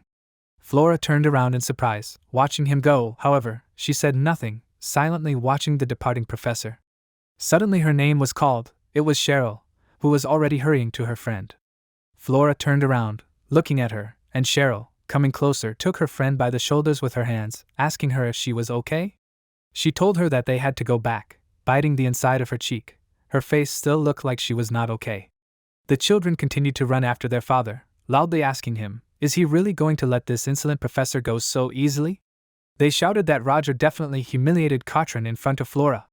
Camel shouted that they should at least file a complaint against him, and he also asked their father to call Flora to him to scold him. But the Duke asked him in a cold voice, what was the use of all this? He answered that all they would achieve with their complaints was a short moment of satisfaction. Caden began to say that the Katatushan, the sly one, would clearly speak out in defense of Roger, and the rector Thien saw everything, but did nothing. So his children asked in response, is their father going to pretend like nothing happened? Caden frowned, threateningly saying that he would back off, but only for now. He said that the Lumos family does not forgive insults. At this time, Heibeck and Roger walked together, while Heibeck told the protagonist that he did not look like he cared about the students. Roger answered him calmly, what he did, or what he should have. He said that he did not know that Duke Caden was a follower of the Lumensis faith. Heibeck answered him with a sigh that Duke Caden was not just a believer, his faith limited him with obsession. Heibeck then asked if Roger knew that an unwanted child born to a family of believers is branded. Heibeck said that this child would not escape this fate. However, to everyone's relief, there is no brand on her. Roger turned to face Heibeck, asking him, was Duke Caden putting his last paternal mercy into this? However, Heibeck said that it was not like that at all. All of this was only due to the desperate protection of the mother of this child. Heibeck said, looking at the sky, that unfortunately, Flora's mother had already left this world. Roger said that he had never heard of this before, and Heibeck, closing his eyes, said that it was just that illegitimate children were not discussed with outsiders, and the family usually did everything possible for this. Then Roger asked him, how did Heibeck know about this in that case? Heibeck chuckled, answering that he had an equal status with this family, so he should know at least one of its weaknesses. Heibeck said that he could not be sure that Caden was not targeting him. Roger replied that in that case it was clear to him. He thought about it, thinking in his mind that they were hiding information about Flora not for her own sake. The Duke wanted to protect her out of personal interests. So Roger asked himself, was this her father's plan? However, he immediately interrupted himself, thinking that it was not. He frowned, because such a person can't even be called a father. Heibeck watched the protagonist's expression with a smile, saying that Roger would not be a talkative person, so it was okay to tell him about it. He smiled and said that it was time for him to leave now, because he needed to greet the others. Roger watched Heibeck leave, thinking that he would go and take a little walk around the area. At that moment, some strange bug began to fly around one after another, and Roger, seeing it, wondered if this was Sarah's paper charm? Indeed, the bug looked like parchment folded into a complex figure, so the protagonist, quickly catching it in his hand, clenched his fist, and then opened his palm, reading the information that was written there. The inscription stated that, in addition to Joanna's second order, another order had shown suspicious activity. Roger asked himself in his mind, had Joanna Lovett made a move? Roger thought that he was sure that the letter said that she would make a move on the last day of the festival. And, remembering Esmeralda's words when her identity was revealed, he thought that the letter was telling the truth. In that case, in his opinion, the probability that Joanna was now acting for personal gain was quite high. Roger clenched his hand into a fist, continuing on his way, thinking then that he should have kept a close eye on the situation. Some time later, the fourth day of the magic festival arrived, now taking place in the practical pharmaceutical lab. Roger walked inside, thinking that he could use anything he wanted as a representative of the teaching staff. He put his hand to his chin, thinking later that if Bellaluna only saw this, she would go crazy with envy. Roger thought that he just needed to indicate in the journal what he uses, and he can take whatever he wants. He regretted that he did not come there earlier. Suddenly a voice from the side addressed him. It was Chris, who said that he did not expect to see him there. Roger, who was carrying a tray with the ingredients he needed, turned his gaze to Chris, who was also doing the experiment at the moment. Chris asked him what he needed there. Roger calmly answered that he came to make medicine, asked in surprise, does the main character also know how to make medicine? Chris pointed his finger in the right direction, sighing heavily, telling the main character that he first needs to undergo instruction from the lab assistant, and that this very lab assistant was just somewhere in the beginner's area. Roger calmly inquired, does Chris also know how to make medicine? After these words, Chris suddenly flared up, loudly shouting that he actually specializes in formation. He shouted loudly, asking the protagonist if he even knew about the enormous contribution to medicine made by the Benamor family. Chris loudly slammed his fist on the table. However, the protagonist answered him without hesitation that he was completely unaware of that very great contribution, which angered Chris even more. Chris even blushed with rage, thinking later that Roger was deliberately mocking him. And the protagonist at this time only calmly and methodically pushed back his chair, preparing for experiments. Then Chris wondered, does Roger really understand the formation? What is he going to use in this case? After examining what Roger brought to the lab, Chris suddenly opened his eyes wide, loudly asking, is he really going to kill someone since he took these ingredients? Roger only turned to him, calmly looking at him, because he knew perfectly well what this was really needed for. Chris began to shout that the leaves of Patricia, the buds of the chrysalis, all this was deadly poisonous. He jumped up from his seat where he was working before, asking the protagonist, does he really want to kill someone? That even if you mix these powerful ingredients and neutralize the poison, you will get a drug with a lot of side effects. He turned to face him, saying with a calm voice that Chris seemed to understand this well. So he asked Chris a very logical question, why then does he teach the embodiment of char instead of formation? Chris turned away with displeasure, clicking his tongue. He told the protagonist that it was not his business at all. Roger told him that he did not insist on the light at all, telling him that he knew what he was doing, so he asked him ironically not to worry. Chris exclaimed in surprise, what did he mean?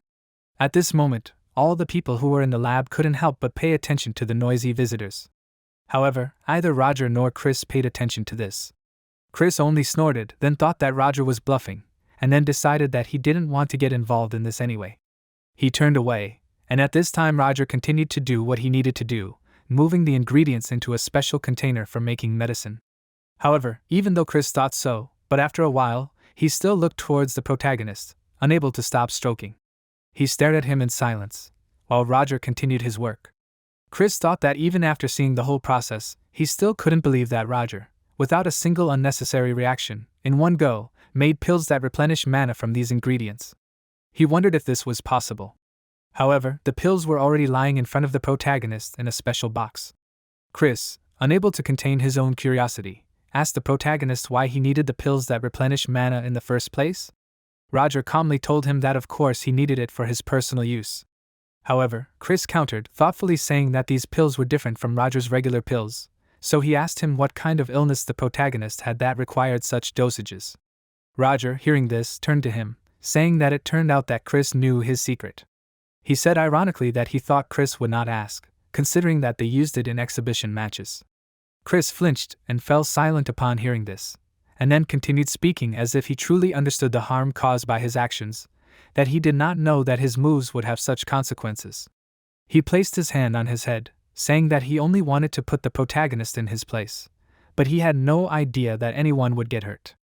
After all, in that match, one of the professors, whom Roger defeated, did get hurt. But Chris then pulled himself back, saying that, in fact, these were all just pathetic excuses. Chris said with a clear look that he had committed a pathetic act unworthy of a true noble. So he earnestly directly asked the protagonist for forgiveness. He then continued to say that, in any case, what Roger had made had a negative effect on everything except mana replenishment. He said that it couldn't even be called medicine. In response to this, Roger looked at him silently, and then Chris continued to say, standing up from his seat, that the protagonist's mana conduction system could suffer because of these pills, otherwise, everything would be destroyed. Chris handed him a small bottle of some medicine, placing it on the table in front of the protagonist, telling him to use it together with his remedy, explaining that it was their family's special mana-regulating medicine. Roger, looking at this, asked with a calm face, "Is Chris really giving it to him so easily?" Then Chris pointed at himself and said that he was not guided by personal motives when it came to the patient. After all, he was a representative of the Bellamore family.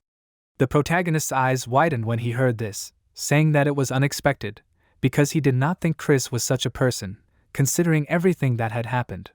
Chris asked with anger in his voice, "Is Roger really asking for trouble?" However, the protagonist then turned his gaze to the drug, saying that since Chris was giving it to him, he would not refuse. Roger began to do something on the table again, and Chris, looking at it with interest, asked, "Is this really the powder of a magical plant that absorbs poison?" Chris asked Roger what he was going to do with it. The protagonist replied that throwing it away would be too wasteful, and then poured the powder into the jar he was holding, saying that, honestly, the threat was quite real. Roger walked back, talking to Hans through the stone. He asked him how Kralophidius was doing. Hans replied that he was sitting quietly in his room, to which Roger replied that Hans should continue to watch him. The protagonist walked on, thinking in his head that he had prepared something just in case, so he only had to take care of Joanna catching. He had a small capsule in his hands, and he thought that if Joanna was acting on her own, then those two fools had split up. It seemed that something had happened between Esmeralda and her obedient girl. Roger thought that he would take care of Esmeralda, but he needed someone to take care of Joanna. He walked measuredly through the grass, thinking that Sarah was following his orders, but only as long as they clearly corresponded to the plans of the Black Dawn. He thought that Joanna was a student, so it was possible to try to involve several people in this matter. 30 minutes later, the student dormitory of Thien was already quite quiet. The lights were on in the windows, and someone was walking along the empty corridor. Suddenly, the silhouette stopped, noticing a note that was lying under the door. It was Aiden, who, according to the days in the note, asked out loud with interest, "What is it?" Roger was standing outside at this time, thinking later that it was great that the message was delivered. He did not want to drag the students into this, but this was the only way he could keep an eye on Joanna so that she would not suspect anything. He looked at the windows of the academy with concern, thinking that Aiden would take the contents of the note seriously and get down to business, because even if he had to fight with his level of skills, Aiden would not lose. But the main character understood that Aiden could act rashly alone, so he needed insurance. Therefore, not only he received the notes, but also Tracy and Jonah. The protagonist, perfectly understanding Aiden's thinking, concluded that he would not take unnecessary risks with friends, and no matter what he did, whether he asked for help from other professors or took care of Joan himself, he would be satisfied with it anyway. Roger turned around, heading in the other direction. He thought that now he had only one thing left to do. Putting his hand to his ear, he turned to Hans, that he needed to check out one more place. Now all the preparations were complete. The note that Leo received said that suspicious individuals had appeared in Thien, plotting evil. There was an instruction that it was necessary to find Joan Lever on the last day of the festival and take care of her. Leo, reading this note, was sitting on his bed. He did not understand what all this meant. And he was even sure that someone was playing a joke on him. However, he understood perfectly well that this information was quite accurate for a simple joke. He remembered how Sam had come to the conclusion that there were suspicious people in Thien. But in that case, he wondered who had sent him this?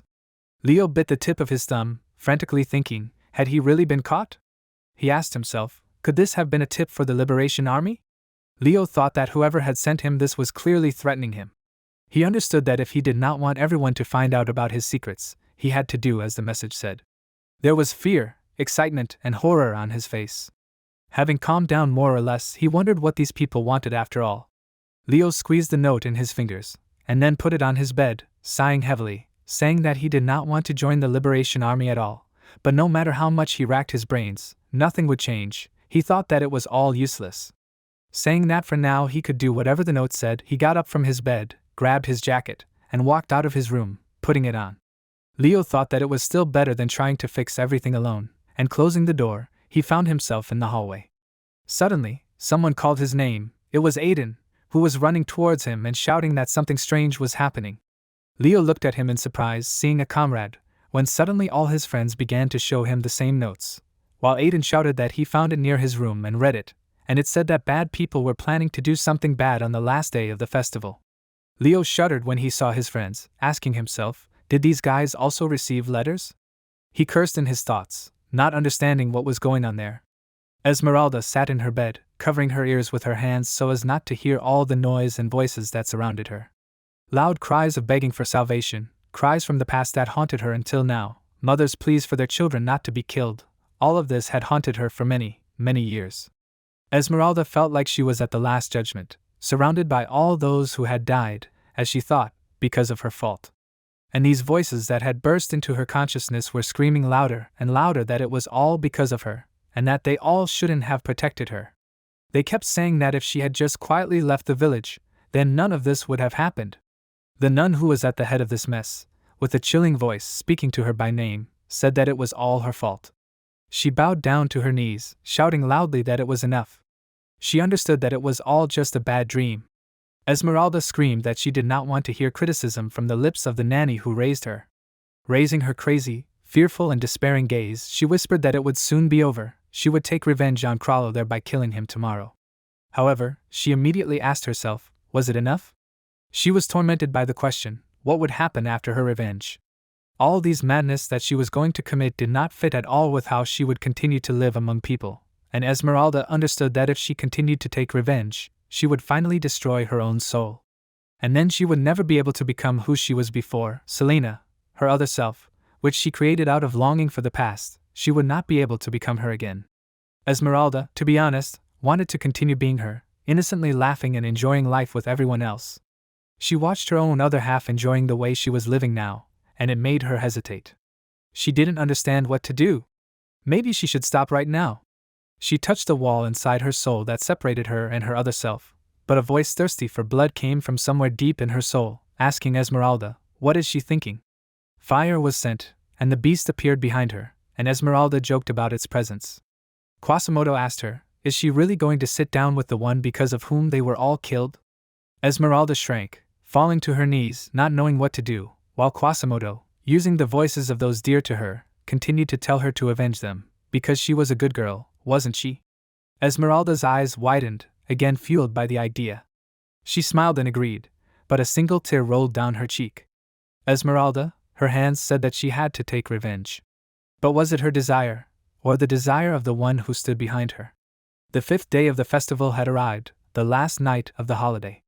There were as many people that day, as on all the others. Everyone walked with happy faces, looking at the decorations hung by the magicians. And between the crowds of cheerful people walked Selena. The lineage passed through all this fun, leaving it behind, and her look gradually changed, which meant the substitution of the side of the soul. Now it was Esmeralda. Having transformed completely, she walked to the house where Phoebus lived. At that moment, Phoebus was sitting in the dark in his room, frantically saying that this day had come, so he asked himself with fear, where had the main character disappeared to? It seemed that his fear was felt even through the walls of this large house, and his horror only intensified when he heard even, confident, quiet steps in the hallway. The sound of women's heels, which were gradually approaching, frightened him even more. Phoebus shrank in horror on his bed and his whole body was shaking, and it turned out that he did not even hear this terrifying sound, which marked the appearance of an uninvited guest. Phoebus, holding his head in his hands, said that the protagonist did not even leave him any contacts. He said with horror that perhaps he was simply deceived. The steps stopped right in front of the door where he was supposed to hide. Esmeralda froze for a moment, and then the door began to slowly open, gradually creaking, illuminating Phoebus's face. His eyes, reddened from sleepless nights, full of madness, rushed to the exit of the room, and he gritted his teeth, looking at the guest who appeared. Esmeralda entered with a sly smile, asking in a voice full of hatred, "Is there anyone home?" She exclaimed loudly, clearly pronouncing the name of Mr. Crollo Phoebus. After Esmeralda burst into the room where Crollo lived, but did not find anyone, only from the wide open window streams of wind blew, fluttering the curtains. Esmeralda looked at this questioningly, after which she thought that she definitely felt someone's presence. Not long before, a flock of mice burst into Crollo's room. Crollo looked at these in surprise and asked himself, could it really be mice and these were able to open the doors? At the same time, Crollo was running after the mice with a worried expression, realizing that it was that person who sent the mice, and if he followed the mice, he would be safe. The mice were running down the street while Crollo, who was running after them, was arguing that he knew that that person would not abandon him. Esmeralda was looking at the open window with a smile on her face and was thinking that he usually did not leave the room, after which she asked if he had really decided to run away. A crazy smile appeared on her face. She thought that this is how he should behave, because it is much more fun when he tries to resist. She suggested that he run to the very end. At that moment, Roger was on the spire of a high tower. He stood calmly with his hands folded behind his back. Hans addressed him through a means of communication and informed him that she was approaching. Hans himself was sitting in the bushes with binoculars at that moment, and through a means of communication he was talking about the fact that the mice he sent were able to pull out Crollo. Then Hans noticed that his ability always helps him out in such situations. The main character, continuing to stand on the spire, said that it was great, after which he informed him that they were starting and asked him to get ready. Aiden and his friends were in the forest. Tracy, turning to him, shouted that going there was a crazy act. Then Tracy expressively suggested at least warning the professors. Not receiving any reaction from Aiden, Tracy turned to Leo and asked him to tell him, after which she asked him if he was always proactive, then why was he silent today? Leo answered her negatively, noting that he thought Aiden was right. He suggested that Tracy think for themselves about what they would say when they were asked where they got this information from. Tracy hesitantly suggested that notes with information had been thrown under their door. In response, Leo asked her if she really thought the teachers would believe them. Then he noted that they didn't even know who the sender of these notes was, and even if they were believed, it was too late to turn back. Tracy didn't know what to say to that and just fell silent with a displeased expression on her face. Leo understood that whoever sent him the note wanted him to settle everything on his own, and even the fact that they had involved his friends was an attempt to keep him under control in case he went against their will. Leo thought in surprise at how subtly everything was thought out, and he just needed to do everything as quietly as possible. Suddenly the guys heard a voice from the forest that asked if everyone was ready. With a tense expression on his face, Aiden asked his friends to bend down, after which they sat down hiding behind the bushes. The voice of one of the mysterious people in the dark forest asked, "But is it really possible to act on your own?" After that, the mysterious person suggested that if they personally wanted to kill someone, he asked if it wouldn't be better to coordinate this with their superiors. Joanna replied that in fact, the Fusanthian was in the interests of the First Order. Then she said that now is the best time since everyone is busy with the festival, after which she called on the mysterious people not to be afraid because it is all for the benefit of the Black Dawn. Aiden stared in front of him and began to say, "Round glasses and black hair," after which he concluded that this was probably Joanna. Tracy asked him again in bewilderment, after which she asked if the notes were lying. After that, a loud voice ordered to move out. At this time, Crollo ran into the storage room breathing heavily. While he was trying to regain his breath, knocked out from running, Esmeralda appeared behind him, who with a smile on her face asked him if he was really out of breath. Crollo looked in front of him in horror with wide open eyes, after which he turned to her in fear. Esmeralda, holding her hand out in front of her, asked him what happened and why did he stop. Then she shouted that he ran so well. With a wicked smile on her face, Esmeralda noticed that all of his closest relatives had already been burned to the ground and only he was left, and he had to learn to run if he wanted to survive. Suddenly, Crollo cursed in irritation and loudly asked, "Why is this all happening to him?" He sharply asked Esmeralda to stop, then asked, "Isn't this enough for her?" Esmeralda's face changed. She asked him again in surprise. Then the enraged Krallo began to yell, asking her, how low should he stoop for her to calm down? Actively moving his arms with a tense body, Krallo shouted that the Phoebus family no longer exists. Then he offered to look at him and asked her, isn't this enough for her? In a state of rage, Krallo asked Esmeralda, so what if he killed those villagers? He started shouting that he just taught them a lesson as an aristocrat for daring to go against him, and if those dirty commoners hadn't interfered in their affairs then nothing would have happened. Pointing his finger at the confused Esmeralda, Krallo started shouting that it was all because of her, and if it weren't for her then everything wouldn't have ended so badly. Esmeralda quietly said, because of her. Then she asked him again, so because of her? Her face became incredibly tense. With her eyes and mouth wide open she loudly addressed Krallo by name, and then furiously asked him how dare he say such a thing? In response to this, Krallo shouted that he dares to do this because that's how it is. Esmeralda saw an angry Krallo who points his finger at her, shouting that it is her fault. Behind Krallo, Esmeralda saw many dark shadows that symbolized the dead people. These people were screaming that they lived quietly and peacefully. But then because of her they were all killed. These dark shadows began to surround Esmeralda, saying that if it were not for her, and if she were not there, but because of her, they died. Frightened Esmeralda began to shake with fear, breathing heavily into her lungs and denying it, screaming loudly. Krallo irritably asked her again, what do you mean no? Then he asked her who in her opinion burned everyone along with the village? And then the embittered Krallo asked her if she thought that anyone blamed him when it was she who brought the situation to a critical point. Esmeralda grabbed her face with her shaking hands and looked in front of her in incredible tension, while Krallo continued to scream that here she was the only one who did not have the right to vote. Esmeralda screamed madly, denying everything said. Powerful fire energy began to be released from her body and envelop her from all sides. A huge stream of bright flame rose a huge distance upward. The protagonist looked at it in surprise and asked himself, what is this pillar of flame in the warehouse? At that moment, Hans turned to Roger and told him that something was wrong. The protagonist asked him again in surprise, after which Hans, moving away from the fire with one mouse on his shoulder, shouted that at first he successfully led Krallo straight to the witch. But they began to argue and suddenly the witch exploded in flames and now the entire warehouse is burning. Running away, Hans shouted that thanks to the fire extinguishing equipment, the fire has not spread yet, but he is afraid that it is only a matter of time. Then Hans expressively said that his mice were incinerated and he can no longer control the situation, after which Hans noted that he had better run there. The protagonist answered him saying that he understood it and that he would be there soon. After that, Sheridan contacted Roger through the means of communication and asked him what was going on. The protagonist, moving quickly through the forest, addressed her by name and asked her what was going on with the festival. Then he asked her if she had found anything strange. Sheridan asked him again, strange? Then she said that she didn't seem to have seen anything, but judging by his reaction, he needed help. The protagonist answered her affirmatively to this and then asked her if she could distract the crowd's attention. Sheridan grinned and said that there was no problem with that, after which she shouted with an excited smile on her face that she only needed to be given a reason. She pressed the button shortly after which many fireworks began to explode high above the festival.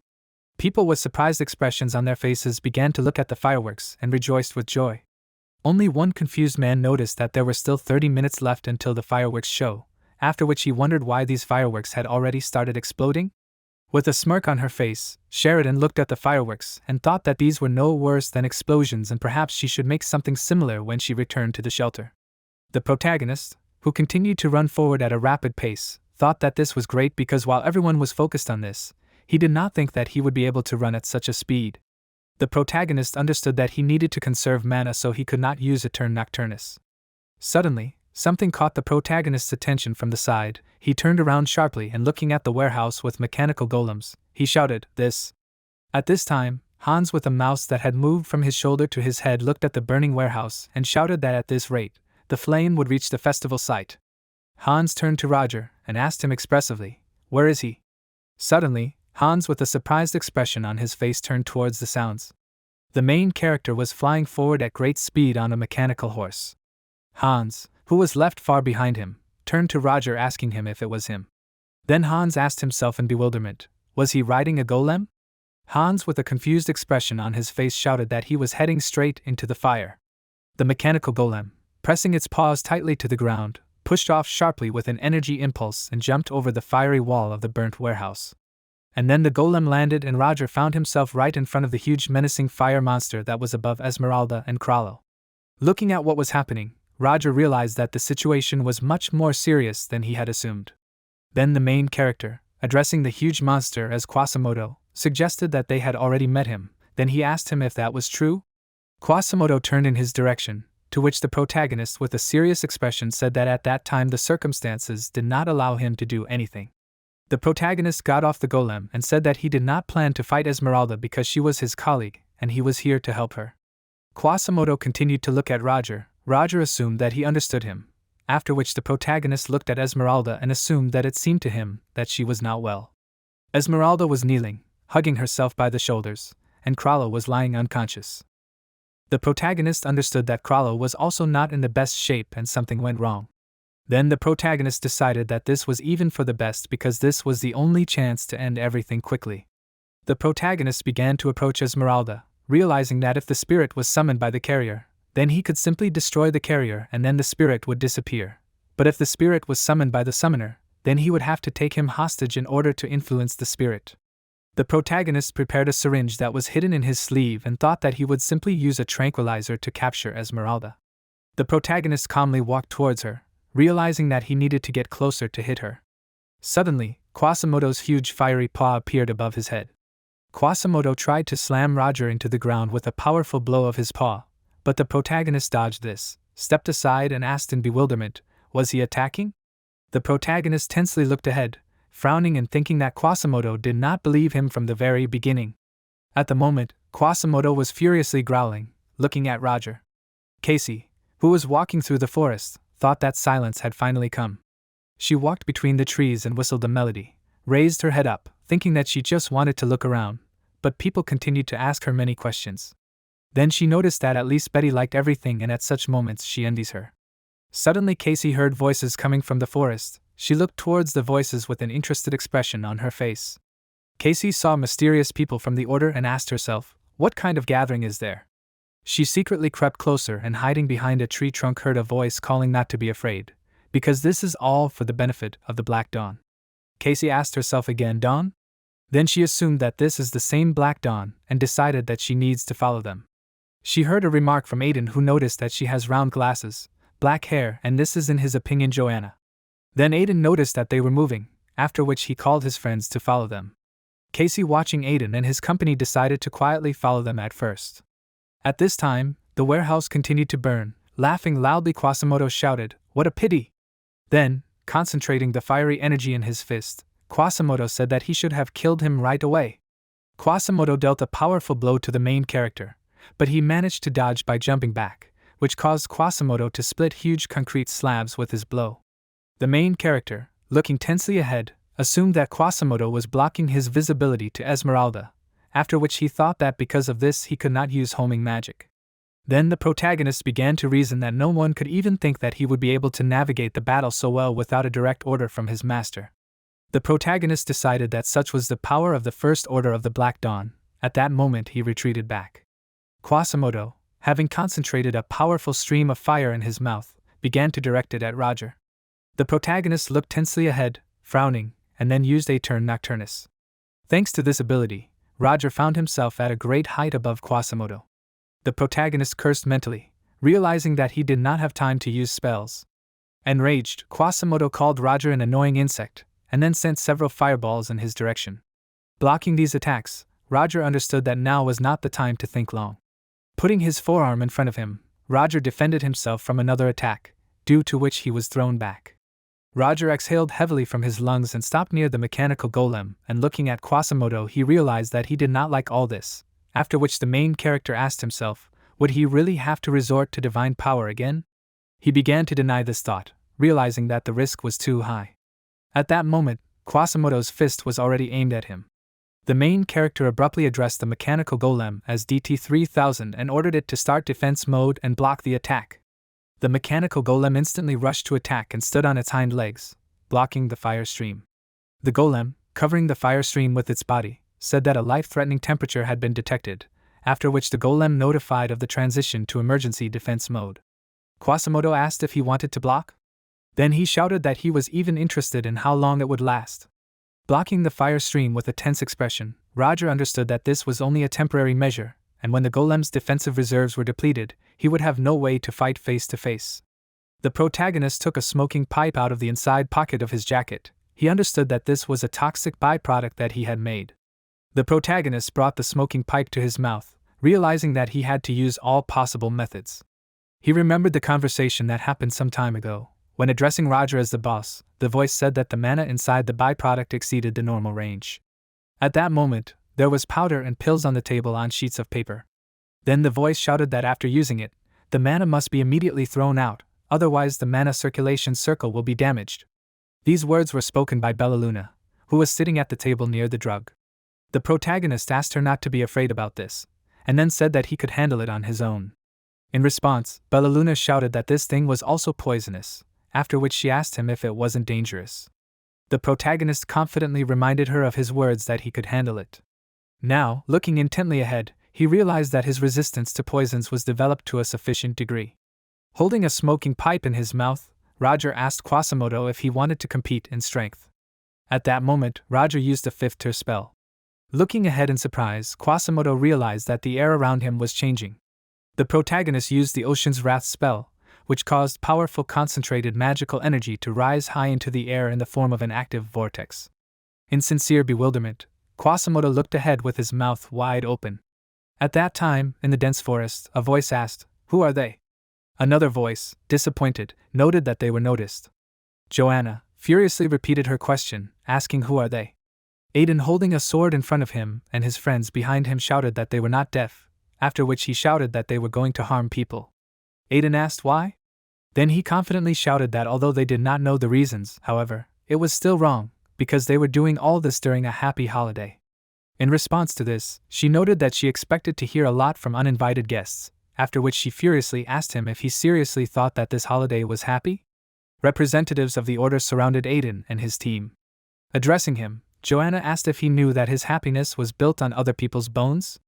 Aiden began to loudly deny her words, after which Joanna angrily ordered him to close his mouth and not dare to open it even if he knew nothing.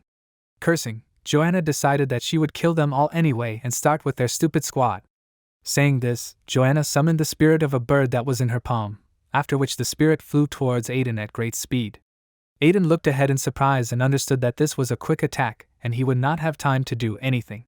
They started screaming in fear, but suddenly a magical barrier formed around them. It was Casey who protected the guys from this attack by holding an umbrella in front of her.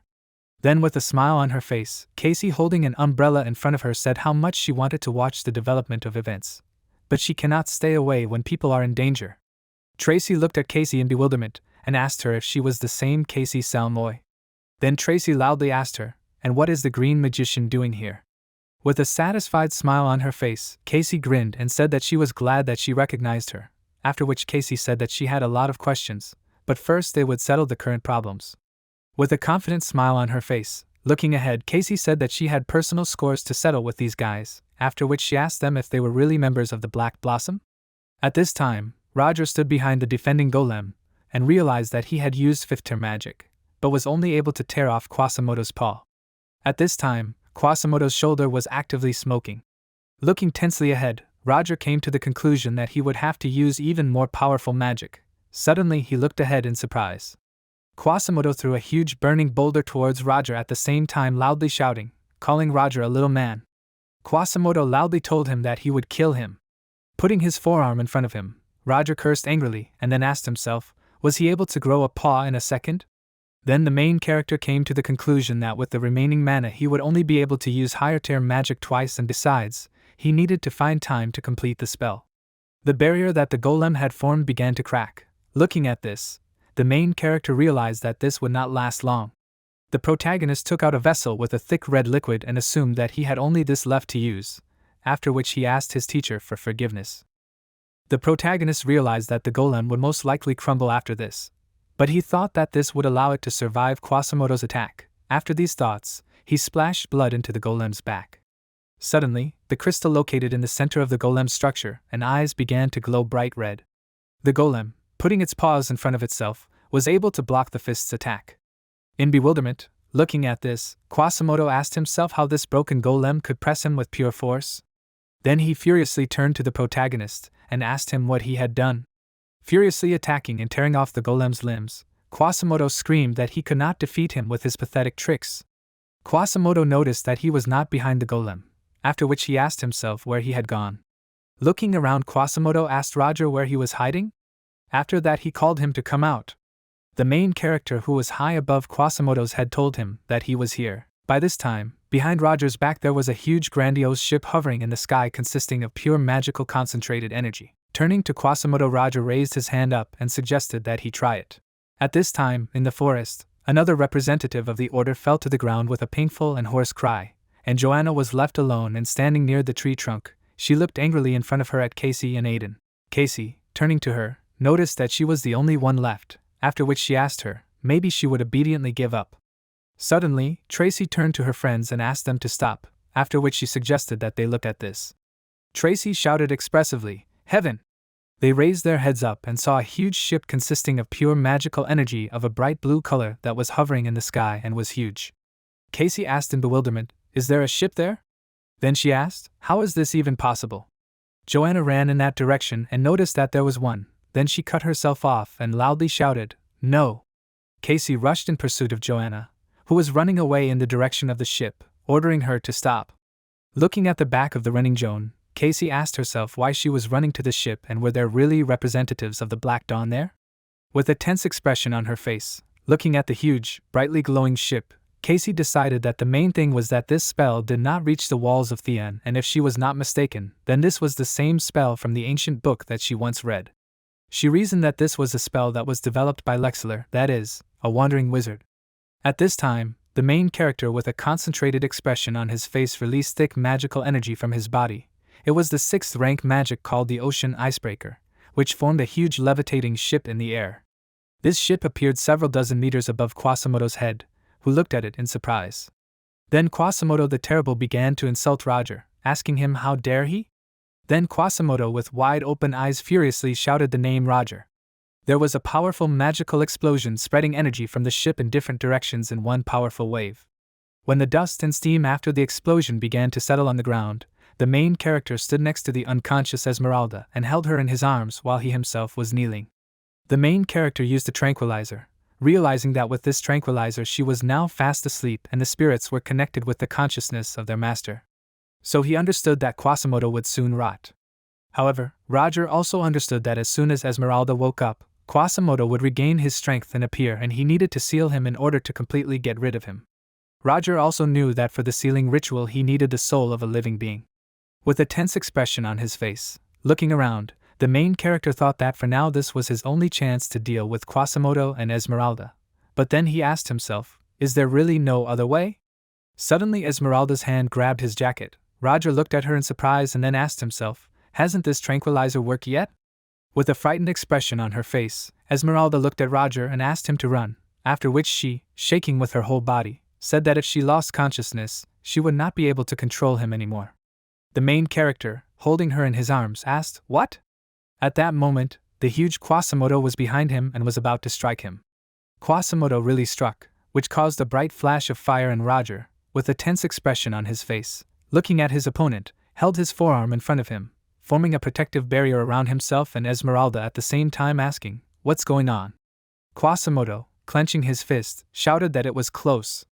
The main character, looking at Esmeralda lying unconscious, asked himself, Quasimodo was hit by 6th level magic, but he had already managed to recover? Then the protagonist began to reason in confusion about what this means, that the summoner has lost control and the monster is now independent. Suddenly Roger looked ahead in surprise and saw that there was a red thread in front of him. Soon after, the protagonist came to the conclusion that this thread connects Esmeralda and Quasimodo.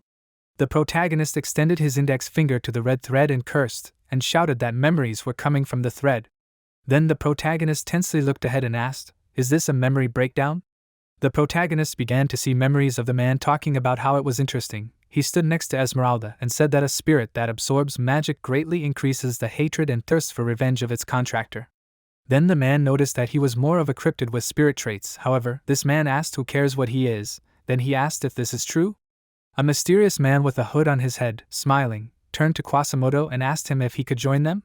And then the mysterious man asked what he would say to that. The mysterious man noted that in return he would help him get what he wanted. When Roger returned from those memories, he said that now it was clear to him why he was able to move without the summoner's command. Looking at Quasimodo, the main character said that Esmeralda was essentially only the master of magical power and reason to which he had sucked like a leech, and in fact it was he who controlled her. Quasimodo looked at Roger with a wide smile on his face, who said that ultimately she was only a slave puppet. After that, the main character addressed Quasimodo as a representative of the First Order and asked him if that was true.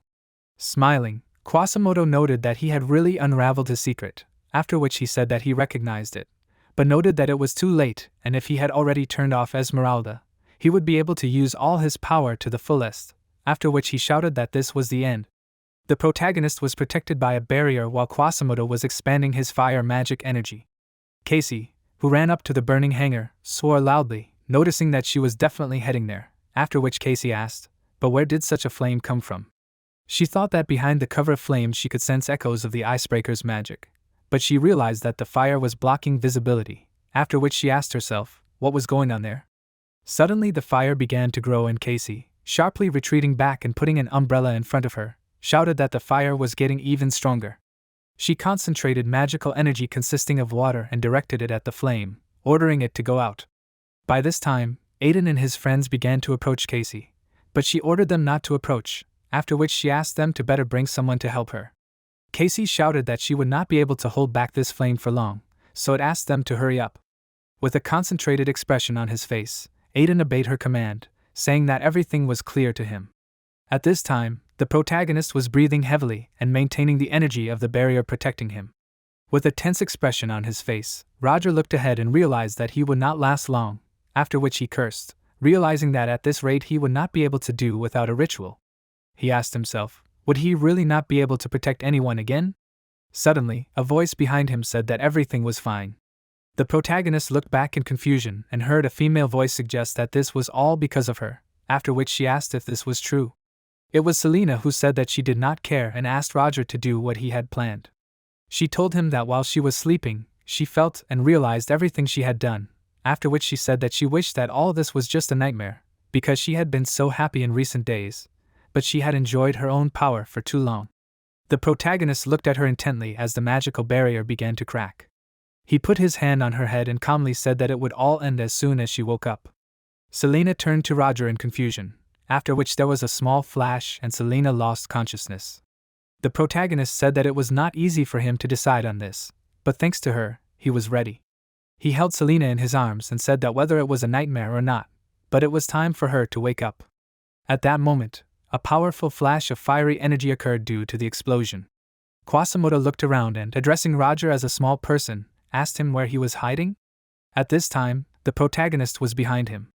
Suddenly, with a surprised expression on his face, looking in front of him, he noticed that all these several medium-sized spirits appeared in front of Roger. Looking at these, the protagonist asked if these appeared because the mistress was in danger. Then the main character noticed that these came in time because he needed help to protect her, after which he asked the spirits to distract Quasimodo for a while. The spirits rushed into battle heading for Quasimodo. Looking at the spirits, Quasimodo laughed and asked what kind of small creatures these were. Then Quasimodo suggested that it seemed to him that he did not even have a normal plan. The spirits began to attack him from different sides, after which Quasimodo asked not to waste his time and go out because it was time to end this. However, Quasimodo did not have time to finish speaking because, looking ahead in surprise, he noticed a tall, brightly glowing magic tree that had grown behind Roger. This tree was the 9th node, that is, the true justification, which is a balanced but powerful foundation. This is the root of all things, the ascending element. Quasimodo began to scream in horror that he needed to run. After that, he shouted at Roger warning him not to dare to stand in his way, after which he called Roger a worthless person. After these words, Roger began to use the 9th Sephiroth, the Tree of Life, called Yesod. A powerful stream of bright magical energy was directed towards Quasimodo. The blinding light spread over a huge distance from the epicenter of this energy.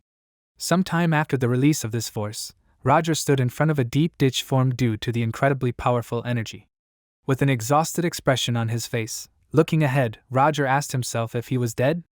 The protagonist staggered and thought that using such powerful magic was very exhausting, and he needed to be more careful because otherwise he would not be able to hold back the divine power. Suddenly, someone addressed Roger from behind, calling him first Roger and then John Doe.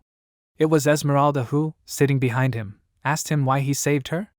Turning around at her, Roger realized that Esmeralda had returned, after which he, without looking at her, replied that he had not saved her and that he simply did not like the way Quasimodo looked down on him. Esmeralda grinned, noticing that he was bad at lying. Then she remarked that it was surprising that the mighty John Doe himself would save someone like her. At that moment, a huge fiery paw appeared above her head, grabbed her, and began to lift her up. Roger began to scream and tensely turned to the fiery streams spreading behind him, and loudly asked, "Esmeralda?" Quasimodo began to grow out of the ground, and loudly addressed Roger as a little man. The main character irritably asked how he could rise after such a spell. Then the main character asked where the limit of his vitality was. Quasimodo screamed that he would drag her with him to the grave, after which he, turning to Esmeralda, began to squeeze her shaking body with his paw, ordering her to give him more strength. Esmeralda's power began to transfer to Quasimodo while she was screaming painfully and hoarsely. The protagonist, who was watching this, realized that he was drawing mana out of her through their connection. Then the protagonist pointed his hand towards Quasimodo, and releasing a projectile of magical energy, ordered him to quickly let go. A small volley of magical energy hit Quasimodo's head. Quasimodo turned to Roger and grinned and asked what kind of weak attack this was. Quasimodo assumed that he could no longer use powerful spells. Then Quasimodo, raising his other hand up and spreading his fingers with claws, asked Roger why he wouldn't die in that case. Looking at the impending attack, Roger cursed, realizing that there must be something he could still do. Suddenly, the protagonist turned around with a tense expression, realizing that the voice of these wheezing was familiar to him. When Roger turned back, he realized that it was Phoebus. Crollo was lying on the ground with his head down, looking at him. The protagonist thought that he had been here all this time. Roger had an idea that he could seal Quasimodo with Crollo's help. The next moment, the protagonist dodged a powerful attack coming from Quasimodo. After the attack, Quasimodo shouted that he would not miss this time. He was going to grab Roger with his palm, but the protagonist looked ahead tensely and suddenly Quasimodo's hand was severed from the rest of his arm by a powerful blow, causing Quasimodo to scream in pain. This attack was inflicted by Joanna, who was not far from him and was sending a flying spirit towards him, shouting that he should immediately return it to her. Quasimodo looked at her in surprise and asked, "Is it really Joanna?" The protagonist, who was watching Quasimodo's actions, assumed that he could not regenerate his hand, after which the protagonist thought that it seemed that he also had little strength left, and this was his chance. Quasimodo asked Joan why she was interfering. After that, he shouted that he was carrying out her revenge. And then Quasimodo asked her if she really wanted to stop their savior. Joan sharply ordered him to shut up, in response to which Quasimodo shouted that she could not save anyone, because she could not even save her family. A sudden voice confidently and negatively answered him. This man said that to say that Joan could not save anyone and to claim that he himself was their savior was fundamentally wrong. It was Pierrot who, clutching a suitcase and a brush in his hand, greeted Roger and Joan and suggested that in his opinion he had come just in time. Soon after, Pierrot, turning to Joan, said that he finally learned the name of his savior. Joanna looked at him in confusion and asked with confusion, "How is he?" Pierrot answered her that after talking about old events with Roger, he decided to meet the past face to face, and he was already beginning to think that he had lost his way, but thanks to the spirit, he did not get lost. At that moment, Quasimodo concentrated a thick, brightly glowing fiery magical energy in his massive paw and, loudly shouting that he was talking too much and annoying Quasimodo, directed this magical energy in his direction. Joanna looked at this with a tense expression, frowning her eyebrows, and then ordered that he dare not do this.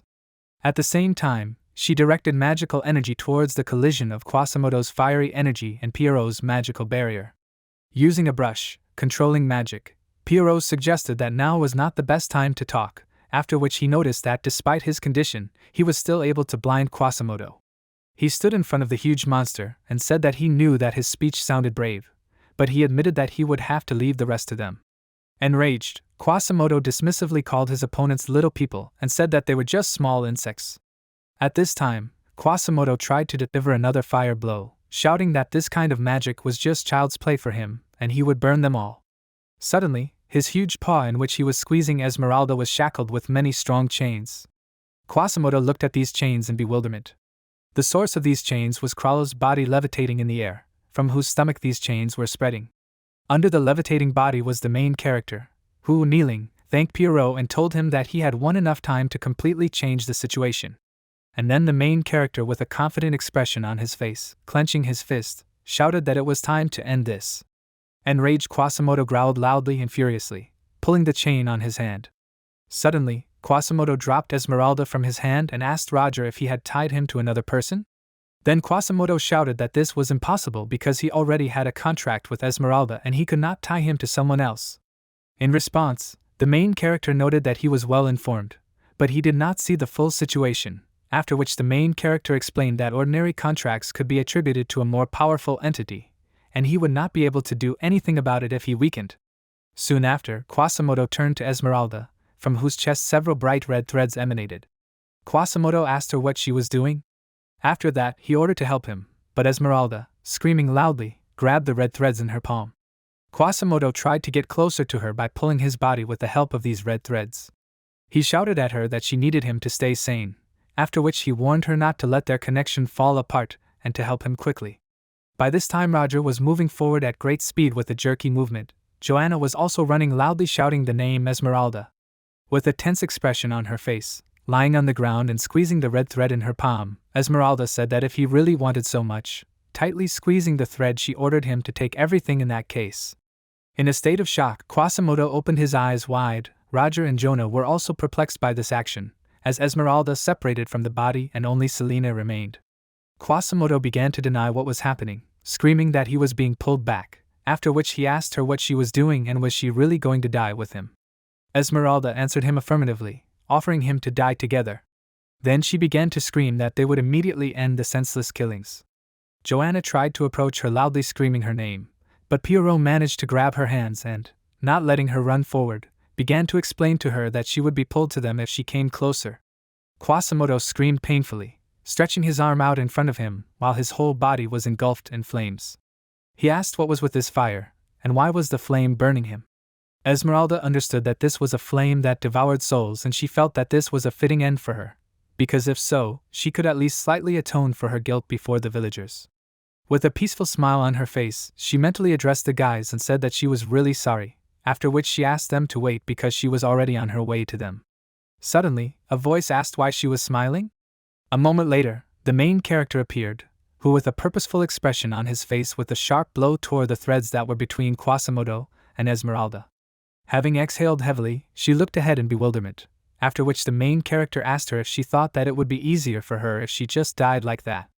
Then he ordered her to stop deceiving herself. At that moment, Quasimodo screamed loudly while being wrapped in magical chains, and a powerful and bright glow emanated from the center of his chest. Joanna looked at it in confusion and asked, "What is it?" Pierrot explained to her that this energy is the souls of the dead villagers. Quasimodo continued to deny what was happening and stretched out his hand in front of him, screaming about his power, after which he painfully said that he wanted to burn this world. The air scattered ashes throughout the space. Esmeralda, in the form of a half-spirit, pressing her hand to her chest, asked, "Is Quasimodo's energy running out?" Then Esmeralda noticed that the souls of the villagers were finally freed. The main character turned to her and noticed that her body was becoming different due to the fact that she was turning into a spirit. Esmeralda began to look at her body and confirmed this, after which she noted that she had been connected to Quasimodo for a long time and there was nothing terrible about it. Esmeralda said that she knew from the very beginning that this would happen. Suddenly a female voice addressed Esmeralda, because of which she turned around in bewilderment, and Roger with an interested expression on his face looked in the direction from which this voice came. It was an adult woman in a nun's robe in the guise of a spirit. As soon as Esmeralda saw her, she called her sister, after which she began to run up to her sobbing, repeating many times that she was very sorry. Covering her face with her palms, Esmeralda said that she was weak and stupid and because of her everyone died, to which her sister answered that this was not so and everything was fine, after which she explained that it was not her fault. They hugged, after which the adult woman suggested that it was incredibly hard for her all this time, after which she asked her if this was true. With tears in her eyes, Esmeralda could not answer her, after which the elderly woman, continuing to hug her, said that she regretted that she could not support her, after which she suggested that Esmeralda leave together. Esmeralda continued to cry and hugging the elderly woman, agreed to her proposal, soon after which two bright magical substances that glowed brightly began to rise high into the air. The protagonist, who was watching this, asked himself if the half-destroyed spirits had returned to normal. He reasoned that salvation is the end for the soul that was forced to wander aimlessly on the earth for a long time. He looked at the bright source of light high in the air and thought that this moment was still far away, but one day he realized that his journey would also end. Some time after these events, the voice noticed that everyone had dispersed. Joanna asked him if this meant that everything was over. The voice that came from behind her answered her negatively, which is why Joanna looked ahead in surprise. It was Roger who, looking straight ahead, ordered her to leave Thien immediately. Joanna asked him in surprise why. The protagonist, walking away from her, explained that she had died here today for the Black Dawn, after which he called her the Second Order and asked her to leave and never come back. After that, the protagonist turned to Pierrot and asked him if he could take Joan out unnoticed with his magic. Pierrot answered him affirmatively, after which he asked him to rely on him. The protagonist said that he would do so. The protagonist walked away and the confused Joanna, looking at his back, asked, "But why?" Pierrot put his hand on her back and suggested that it seemed to him that Roger still had business, after which he suggested that she just go back. Joanna looked at Pierrot in surprise and asked him where they would return to. Pierrot answered her question with a question and asked her, "What do you mean?" Then he explained to her that they would return to their village. The protagonist approached Selena, who was lying unconscious on the ground, and looking at her face, he came to the conclusion that she was still breathing, after which he began to reason that he assumed that this was possible, but did not really hope for it.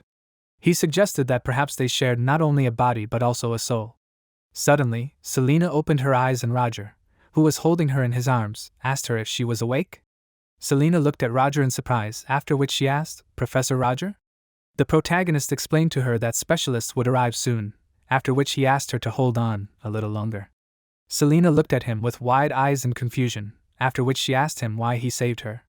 After that, Selena noticed that she had done terrible things even if it was her alter ego. With a serious expression, Roger noticed that it turned out that she remembered everything. After that, the protagonist asked her, "Then what about that promise to her?" Selena asked him again in surprise, after which he reminded her that next year they promised each other that they would enjoy the festival again.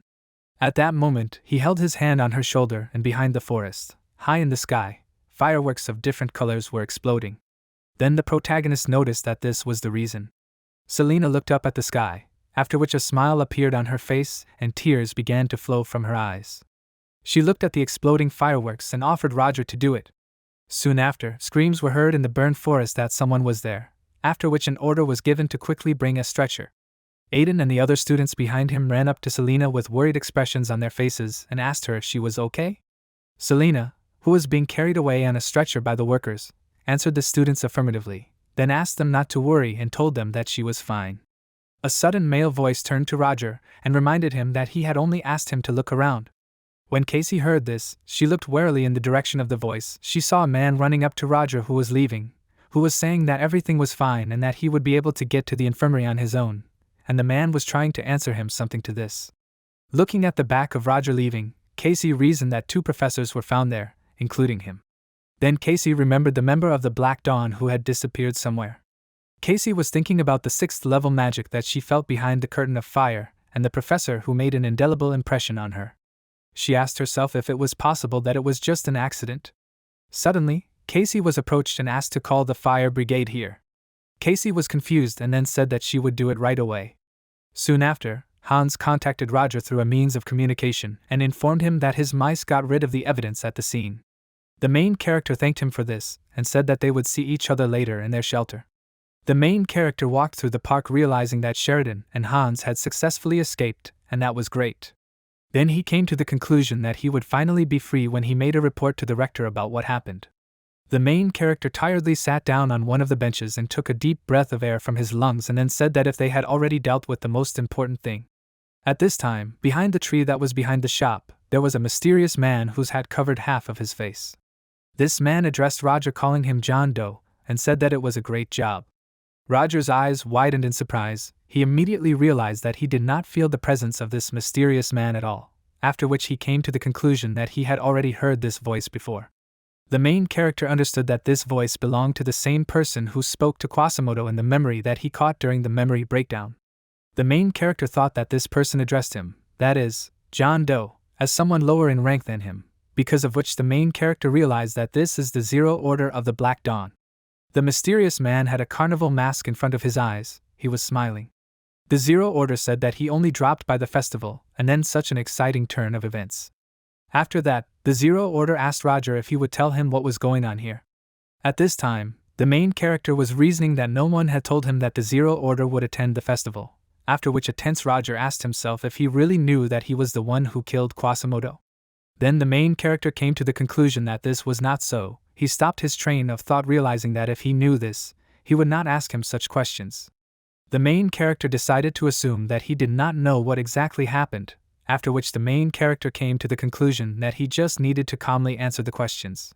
Staring intently ahead, Roger apologized to the Zero Order and asked for its understanding, explaining that the meeting was unexpected for him and for a moment this fact deprived him of the power of speech. The Zero Order agreed with this, noting that he had not warned him about this in advance, but then the Zero Order asked him not to worry about it. Having calmed down, Roger began to talk about the fact that, for a start, the First Order, that is, Esmeralda, or rather Quasimodo, was dead. The Zero Order asked him in surprise if he understood this. Then the Zero Order noticed with a smile on his face that he was still a different species from them, so he needed a master. Then the Zero Order asked him how he died. The main character understood that he couldn't tell the truth, but based on the truth, one could build a correct lie. After that, the main character said that as a result, Quasimodo was sealed by Phoebus. The Zero Order coughed into his fist and asked in surprise, sealed? However, the Zero Order quickly managed to pull himself together and noticed that he was a spirit and sealing techniques were working on him. However, then the Zero Order noticed that something didn't add up. He asked Roger, did Esmeralda just stand there and watch when her spirit was attacked? Then the Zero Order said that Phoebus himself. After that he asked him, did he really have such skills? After that, the Zero Order suggested that maybe someone helped him after all? The protagonist frowned, realizing that he knew that the Zero Order would not believe it so easily, after which the protagonist said that the exact circumstances of the case were unknown to him, because as a professor he patrolled the outskirts of Thien and there he ran into Krallo, who seemed to be running away from something. The protagonist suggested that it seemed to him that those who were pursuing him were Esmeralda and Quasimodo, that is, the First Order.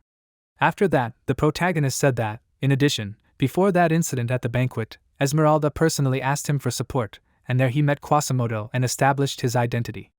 With a thoughtful expression on his face, putting his hand to his chin, the Zero Order chuckled, saying that it was clear to him, after which he noted that in that case he also knew about Esmeralda's plan of revenge. Then he began to ask him if the plan of revenge was supposed to be carried out today, and what happened next? The protagonist said that he assumed that the Black Dawn would be discovered due to Esmeralda's possession, so he followed them to prevent the worst from happening, and then Phoebus, cornered by Krallo, took extreme measures. In the story that Roger told Krallo, Phoebus screamed that he was not going to die here alone. The protagonist continued to say that by using his soul as payment, Krallo performed the sealing ritual, and he himself could not foresee this, so Quasimodo was unable to fulfill his revenge and was sucked into the seal along with Esmeralda because their souls were connected. Then the protagonist finished his story by saying that this is how the First Order met its end. After that, the protagonist noted that if he had interrupted the ritual, he would have been immediately exposed, and that is why he did not stop Krallo. The protagonist admitted that he could not do anything and asked for forgiveness for this. The Zero Order crossed his arms over his chest and then assumed that the cornered mouse bit the cat. Then he asked Roger how he escaped from the scene? The protagonist said that after everything that happened, he approached Esmeralda and she turned out to be alive, but woke up as Selena, and thanks to this, he was able to pretend to be a rescuer who pulled a colleague out of the fire. The Zero Order asked in surprise, does this mean that her soul split and separated? And then the Zero Order said that this was unexpected and he asked Roger if she remembered anything about her alter ego. The protagonist, looking back tensely with his peripheral vision, said that he asked, but in his opinion, she had no idea how she ended up in that place, after which the protagonist noted that if he wished, he would immediately get rid of her. He did not have time to finish speaking because the Zero Order interrupted him, saying that this was not necessary. He explained that nothing could be proven even if she remembered something. So he asked Roger not to do anything, explaining that they did not need unnecessary worries because they had already used his power enough. Roger exhaled heavily from his lungs thinking about the relief he had just felt. The Zero Order said that in any case, the First Order position was open again, so he said that he would soon hold a meeting of the top. The main character asked himself, a meeting of the top? He realized that this meant that very soon he would see all the First Orders, but he did not even know where they usually met. At this time, the Zero Order noticed that they had not met for a long time, after which he asked Roger, did he still have that thing that he had given him last time? With a tense expression on his face, Roger looked back with his peripheral vision, realizing that, judging by the context, it was something important for the meeting and probably some kind of key.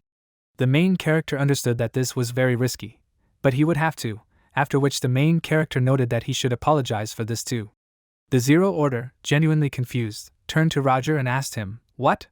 The main character asked him, he remembers that the train he took to get to Theon was attacked by terrorists, right?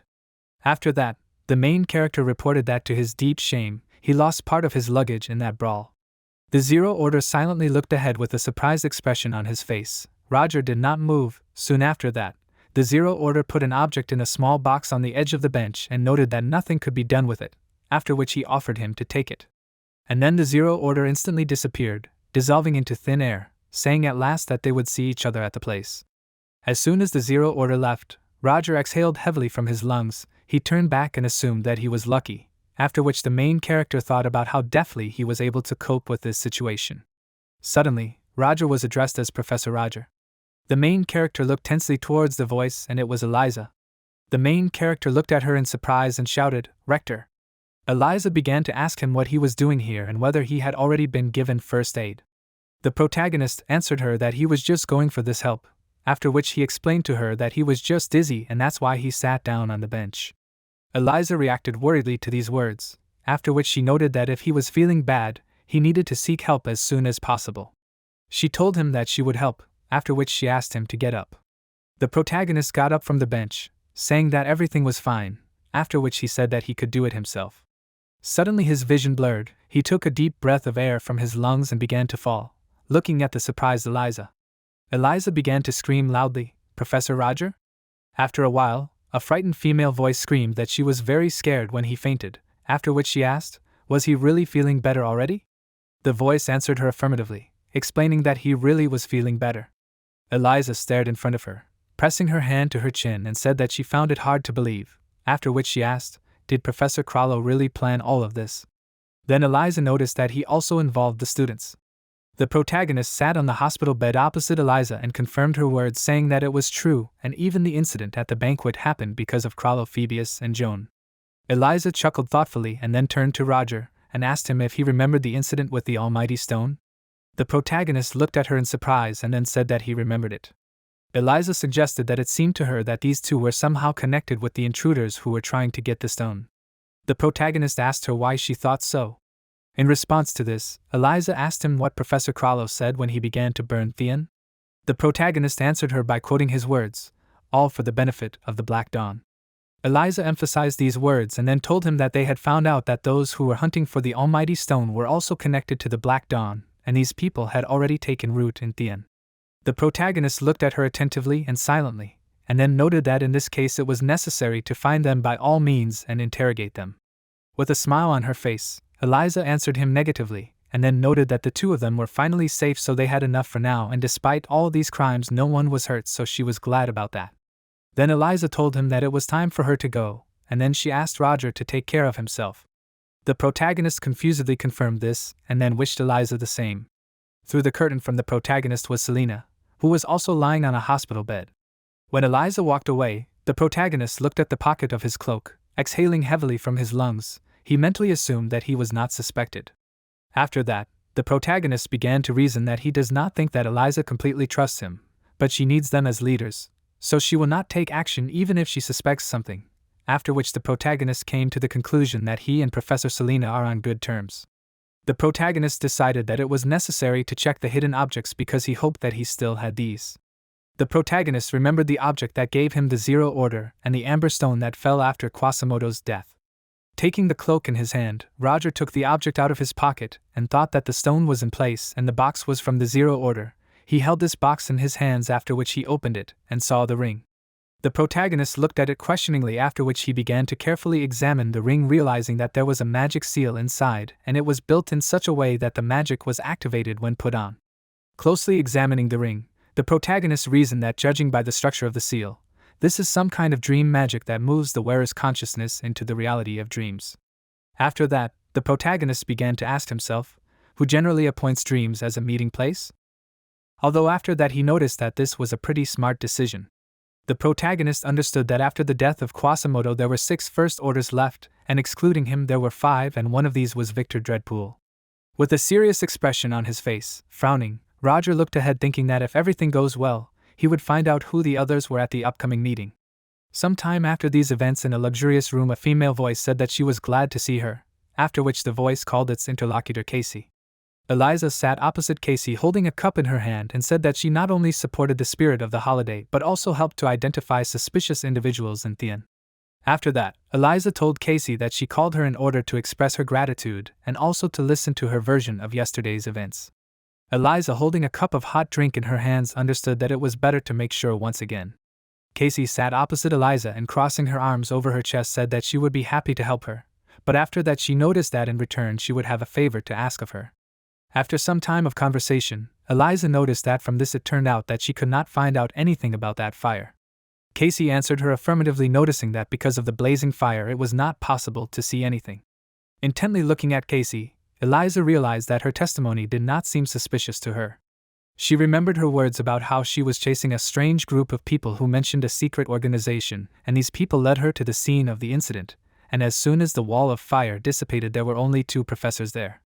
Then she remembered how Casey told her that the girl who led her to these people turned out to be one of Professor Roger's students. Eliza looked closely at her interlocutor, realizing that she did not see any inconsistencies with Professor Roger's testimony, and on the contrary his condition speaks for itself. Nevertheless she feels that she is missing something. Casey began to talk about the one whom Professor Roger mentioned, after which she asked Eliza, "Who is he?" Eliza looked at her questioningly, after which she said that he is a retired Professor Theon, after which she asked her, "What's wrong with that?" Discontentedly exhaling air from her lungs, Casey confirmed her assumptions that she would not say anything just like that, after which Casey decided that she herself doubted his suspiciousness. And then she answered Eliza that there was nothing wrong with that, and she was just a little interested in him. Eliza grinned, noting that he was really an interesting person, after which Eliza put the cup on the table and said that it remained to trust the testimony of Professor Roger, since he was the only witness of those events. Casey suggested that this was indeed the only way out. Then Eliza, with a smile on her face, thanked Casey for her cooperation and asked her what her request was. With a serious expression on her face, looking ahead, Casey said that she would like to personally interrogate the people who had contact with the secret organization and provoked intrigue in Theon, because she herself was hunting for them. At this time, voices were heard in the room where the patients were. The main character pulled back the curtain and looking ahead noticed that these were the guys, after which he said that they were great because they came to visit their loved ones. However, then the main character, turning to the students, asked them to try not to disturb others because they also need to rest. One of the students who was standing near the confused Selena apologized to him, and then told him that they were leaving. Selena looked at Roger with an embarrassed expression on her face, after which the main character told her that she should be firmer and not necessarily listen to each of her students. Embarrassed, Selena apologized to him, and then suggested that she seemed to her to be causing him nothing but trouble. Then she noted that he was here because of her, to which the main character replied that it was his personal choice, after which he asked her not to worry about it. Suddenly the door to the room opened. It was Flora and Cheryl. Flora said that she heard that he was hurt. At that moment she turned to Roger. Then she wanted to ask him if he hurt anywhere. However, she did not have time to finish because a sharp scream interrupted her. It was Aiden who loudly addressed Roger and asked him, "So he is here?" Leo, who was following Aiden, sharply asked him not to shout here, after which he explained to him that it was not allowed here. Aiden apologized for this behavior and confusion. At that moment Flora looked angrily at Aiden, asking herself, "Who is this?" Renee, looking ahead in surprise, noticed that the other guys were already here. They greeted Renee and asked her if she had also come to visit someone. Renee answered affirmatively, after which she asked how she felt. At that moment, Elenda was near Renee, who was looking around with a serious expression on her face. Selena answered Renee that she was fine, after which Selena was surprised by how many of them there were, after which she asked the students to come closer to her. The main character, with a displeased expression on his face, noted how noisy it was in the room. Then the main character thought that it was even for the best, because it seemed that he had been an understanding professor for a reason all this time. At that moment many students were looking at Roger. Suddenly the protagonist frowned and looked ahead with a serious expression. Flora asked with displeasure, "Frieden Valberg?" Frieden was at the entrance to the room and looked ahead with a serious expression. Leo frowned and looked at Frieden and asked, "What is he doing here?" Elenda whispered to Renee and suggested that she look at the fact that Frieden really came alone. Renee noted that, however, he said that he wanted to go with them. Frieden approached Roger and said they have not seen each other for a long time. The protagonist looked at him intently in response. Because of the unexpected question, the confused Renee and Elendil looked at him with bewilderment. Soon after, when the students left the room, Elendil said that she was very glad that he was okay. Renee happily confirmed this remark, after which she asked, "Where did Frieden go?"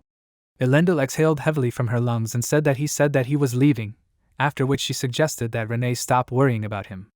They remembered the events that happened not so long ago in the room where the main character was on a hospital bed. Then Frieden told him that they had not seen each other for a long time, because of which the main character asked him again, "Hadn't seen each other for a long time?" The main character said that he did not understand what he was talking about, after which the main character assumed that this was their first conversation with him. Frieden answered and said that it was clear to him, after which he assumed that he thought he was wrong. Now Elendil, with a displeased expression on her face, crossing her arms over her chest, loudly asked what he was even thinking about.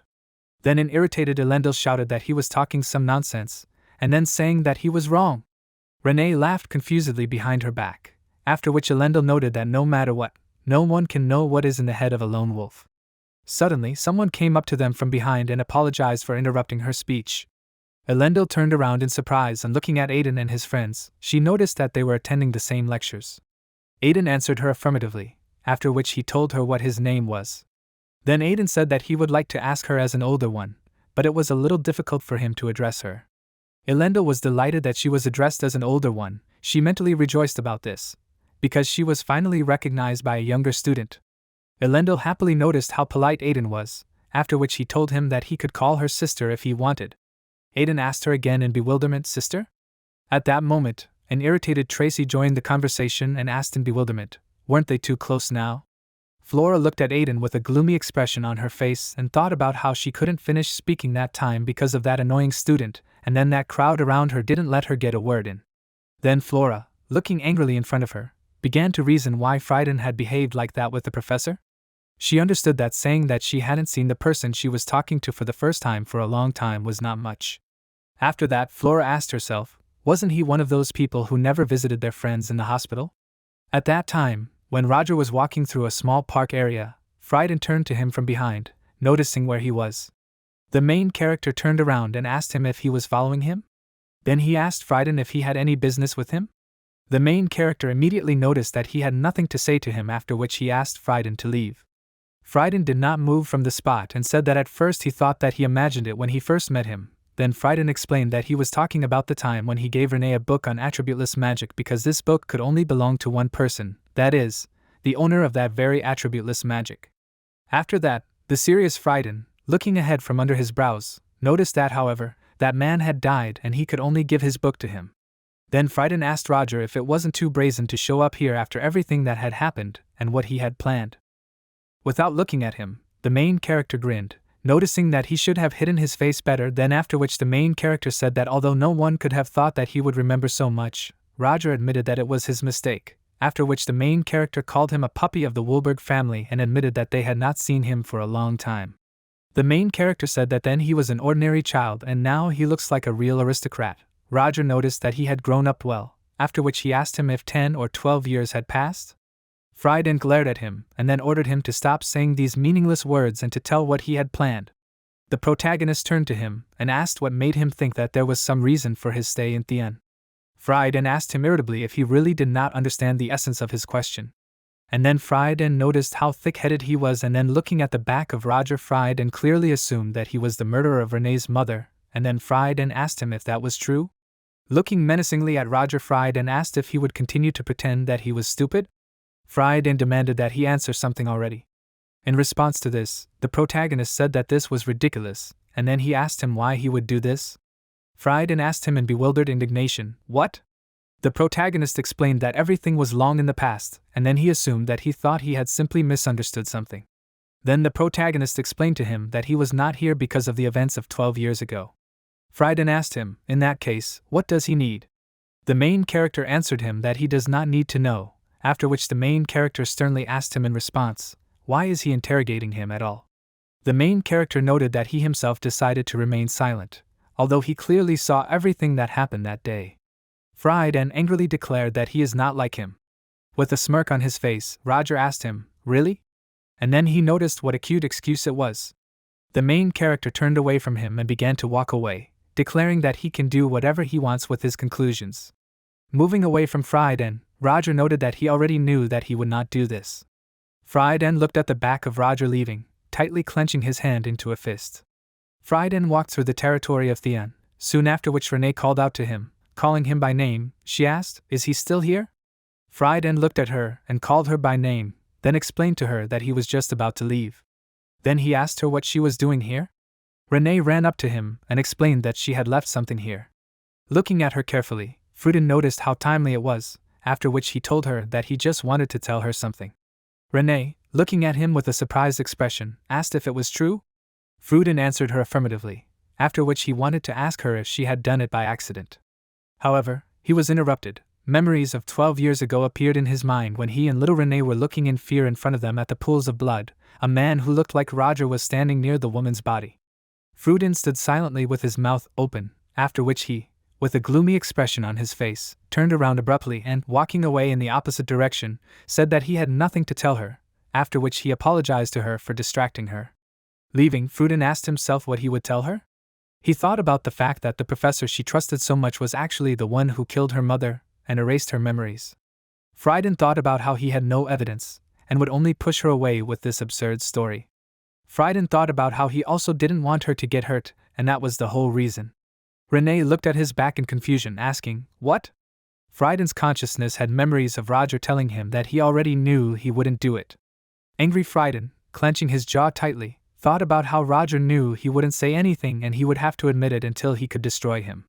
Then Frieden confidently looked ahead and mentally advised Roger not to relax because Wolberga's wolves had never missed a chance to corner their prey.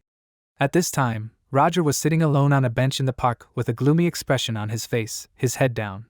The main character pressed his palm to his face and said that this fool. Soon after these events, the protagonist contacted Hans through a means of communication, telling him that it was him. Hans, in response, asked him what was wrong with his voice. The protagonist replied that there was nothing wrong with that, and that they would not talk about that now. After that, the protagonist, holding an object to his ear, asked him if he had found out what he had asked him about. In response, Hans told him that they were trying to make the fire look like a result of a malfunction of the fireworks. The protagonist said that he knew that Principal Eliza would try to hide everything, after which the protagonist said that he had heard that they had caught several members of the Black Dawn in the square. And then the protagonist asked him if he knew anything about it. Hans, who was sitting near several rats, answered him affirmatively, after which he suggested that it seemed to him that they were still being held in Thien. Then Hans said that in his opinion, they were being interrogated by that lady with blue hair. Roger asked her if he was Casey Selma.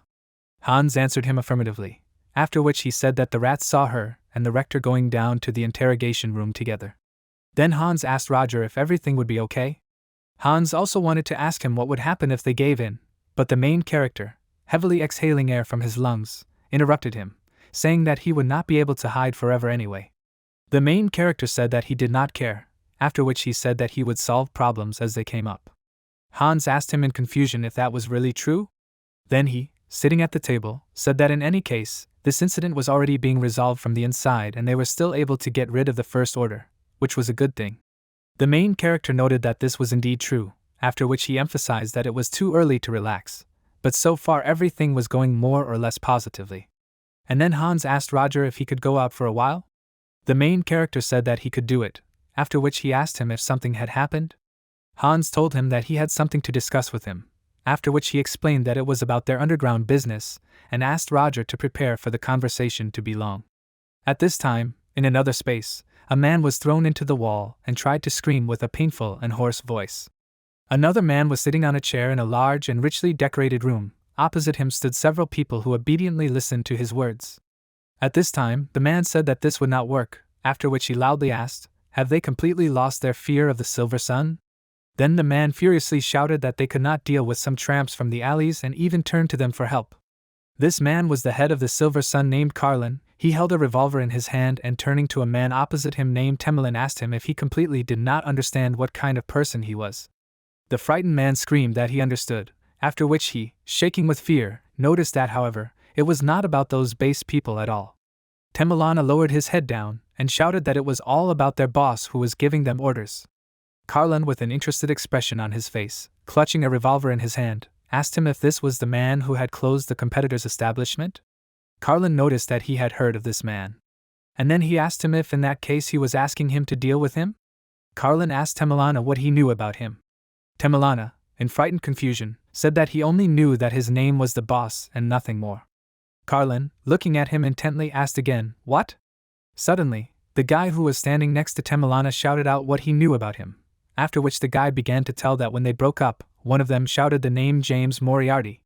Carlin instantly fired his revolver straight into Temelana's head, causing him to fly off to the side. At the same time, Carlin called this guy good. Carlin rose from his chair and congratulated the young man, informing him that he would now be replacing Temelin.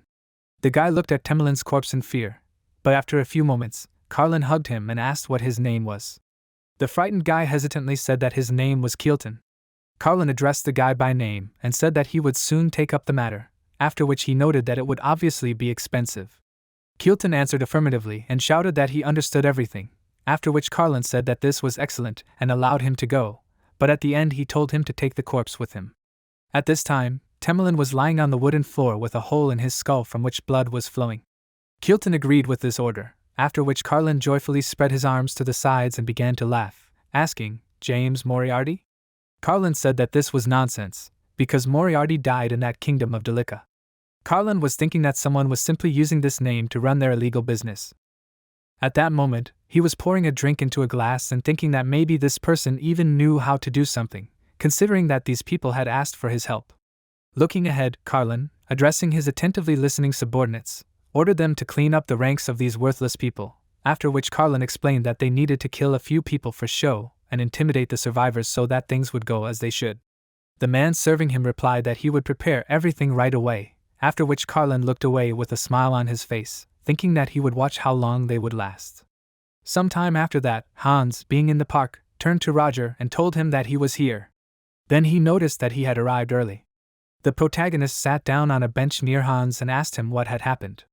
Then the protagonist suggested that there were some problems with the business. Hans answered him negatively and explained that so far everything was going smoothly, but then he noticed that some competitors had been doing dubious things lately. The main character looked at him carefully and asked him to tell him more. Hans hesitantly began to say that usually when a business is growing, the closest competitors begin to undermine or write a complaint. Without listening to the end, Roger assumed that the competitors had suddenly gone quiet. Hans shouted out in surprise, calling Roger a genius, after which Roger confirmed his guess and began to shout that the competitors had constantly interfered with them and had suddenly stopped taking any action, after which Hans shouted out that something was clearly wrong in this situation. The main character assumed that the competitors were apparently plotting something, after which he asked Hans if he had any information. Hans answered him that he did not have much, but he had a hypothesis. The main character asked him again, "A hypothesis?" In response to this, Hans asked him if he had ever heard of the Silver Sun. Hans told him that it was short for SS and that at first they had formed an underground gang to simply conduct illegal business, but soon they had grown and organized a criminal corporation. After that, Hans told him that they were making money by interfering in the affairs of merchants and were also actively expanding the trade in stolen goods and that they did not disdain dirty work being bandits. Hans emphasized that his rats had noticed a small group of their competitors entering the headquarters of the Silver Sun. The protagonist told him that it was clear to him, after which he noted that it was too suspicious to leave it unattended. Then the protagonist said that he would be extremely careful. Hans said that he would continue to observe, but suddenly he turned his attention to Roger's actively moving leg. Hans abruptly turned to Roger and asked him if he was sure that he was okay. The protagonist asked him in response, "What was wrong?" Hans shouted that his leg was shaking non-stop and he had not had such a habit before, after which Hans noticed that it seemed to him that cold sweat was also running down his body. At that moment, Roger with a gloomy expression on his face tensely looked ahead without answering. After a while, Roger said that to be honest, since yesterday evening he was very busy and even forgot about one very important thing. After that, the main character said that there was a chance that his mistress found out where he was. At that time, in a majestic Gothic palace overgrown with vegetation, a young girl was lying in a coffin who began to rise to her feet. The girl said that it was definitely the smell of her blood. She mentioned her student who, running away, took her blood with him and now also took advantage of it. The girl asked, "And why did he do that?" She noted out loud that she taught him well and probably he was pressed hard if he was not afraid that she would figure out his location. The girl noted that this was interesting and finally there was a reason to go outside. The girl stood on the balcony looking at the full moon, wishing that her student would entertain her properly. Hans asked the protagonist if he was being too dramatic. Hans then said that one might think that his teacher was the god of death. In response to this, the protagonist said that this was almost certainly true and that this was her craft. With a smile on his face, Hans noted that he was making good jokes. With a serious expression, Roger asked him again, was he joking? The protagonist then asked him who he thought taught him all his magic tricks. Hans answered him that he always thought that he was some kind of self-taught genius. The protagonist said in surprise, didn't he say that he had reworked other people's projects into his own techniques? However, the protagonist then admitted that what he had created did not look simple in the eyes of others. Hans, watching Roger, mentally sarcastically agreed with him. The protagonist continued to tell that he did not make it public because most of what he invented did not suit his teacher. In response to this, Hans shouted out that, however, most people can only dream of his magic. After that, Hans asked him if his teacher was really such a great person. With a serious expression on his face, Roger replied that she was a real monster, after which the protagonist said that he had been on the verge of death many times because of her. After these words, Hans thought about how strange it was to call his teacher a monster, after which Hans suggested that maybe he just wanted to whine. Thoughtfully looking ahead, Hans suggested that maybe he should play along, after which Hans shouted out that bringing a student to the brink was too much and that his teacher must be just an insignificant person. The protagonist sternly answered him that she was still his teacher, after which he asked him not to talk about her like that. Hans confusedly apologized and this was his next social failure. A couple of days after these events, Roger was walking along the royal street, thinking that he had not been here since he took up Esmeralda's case. He looked at the townspeople, then turned his attention to the men in peculiar outfits. Looking at these people, the main character asked himself, does he still have a little time before meeting Hans? The main character paid attention to the symbol that was on the backs of these men. Realizing what kind of symbol it was, Roger mentally exclaimed, the priests of Bredis?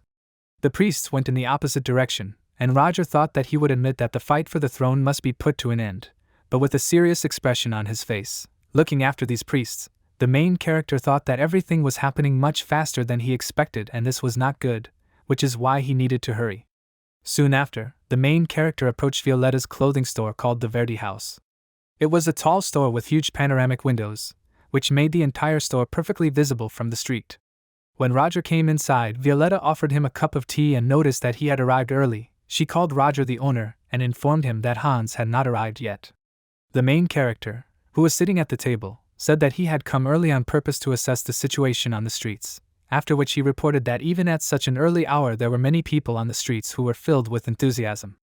In response, Violetta said that all this was thanks to him, after which she called him the owner again. Then Violetta said that one way or another she was surprised when he contacted her, and said that he would visit them soon, after which she asked Roger if there was any business for her.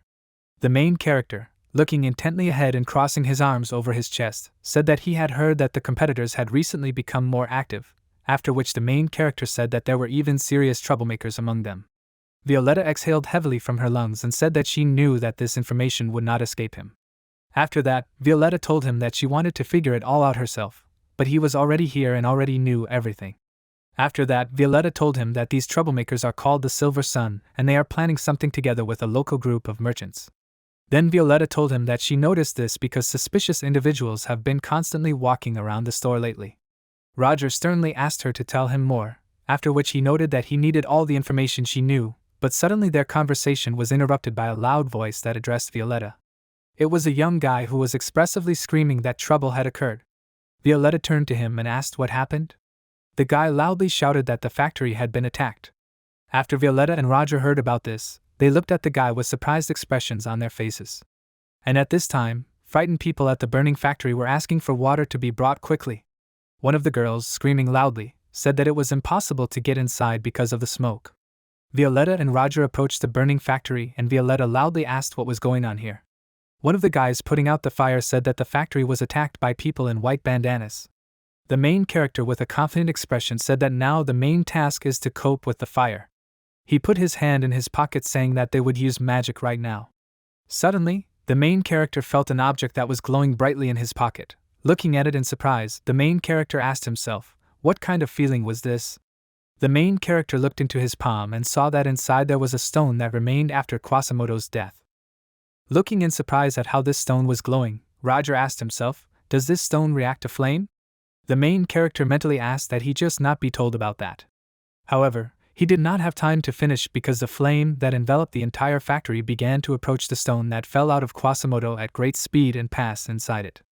People watched in bewilderment as the flames concentrated in this stone. Some time later, when the fire completely let go of the factory, Violetta asked in surprise, does this stone absorb fire? The main character also looked in surprise at the brightly glowing stone in his hand.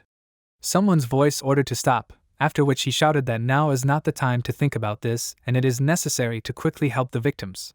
People began to obey the order, after which one elderly man asked if everyone heard the order. Then he ordered to act. While Roger watched as people who inhaled carbon monoxide were evacuated, someone's voice said that they could not find Dion and Mostel anywhere. The voice asked, perhaps they found a detour and escaped from the fire?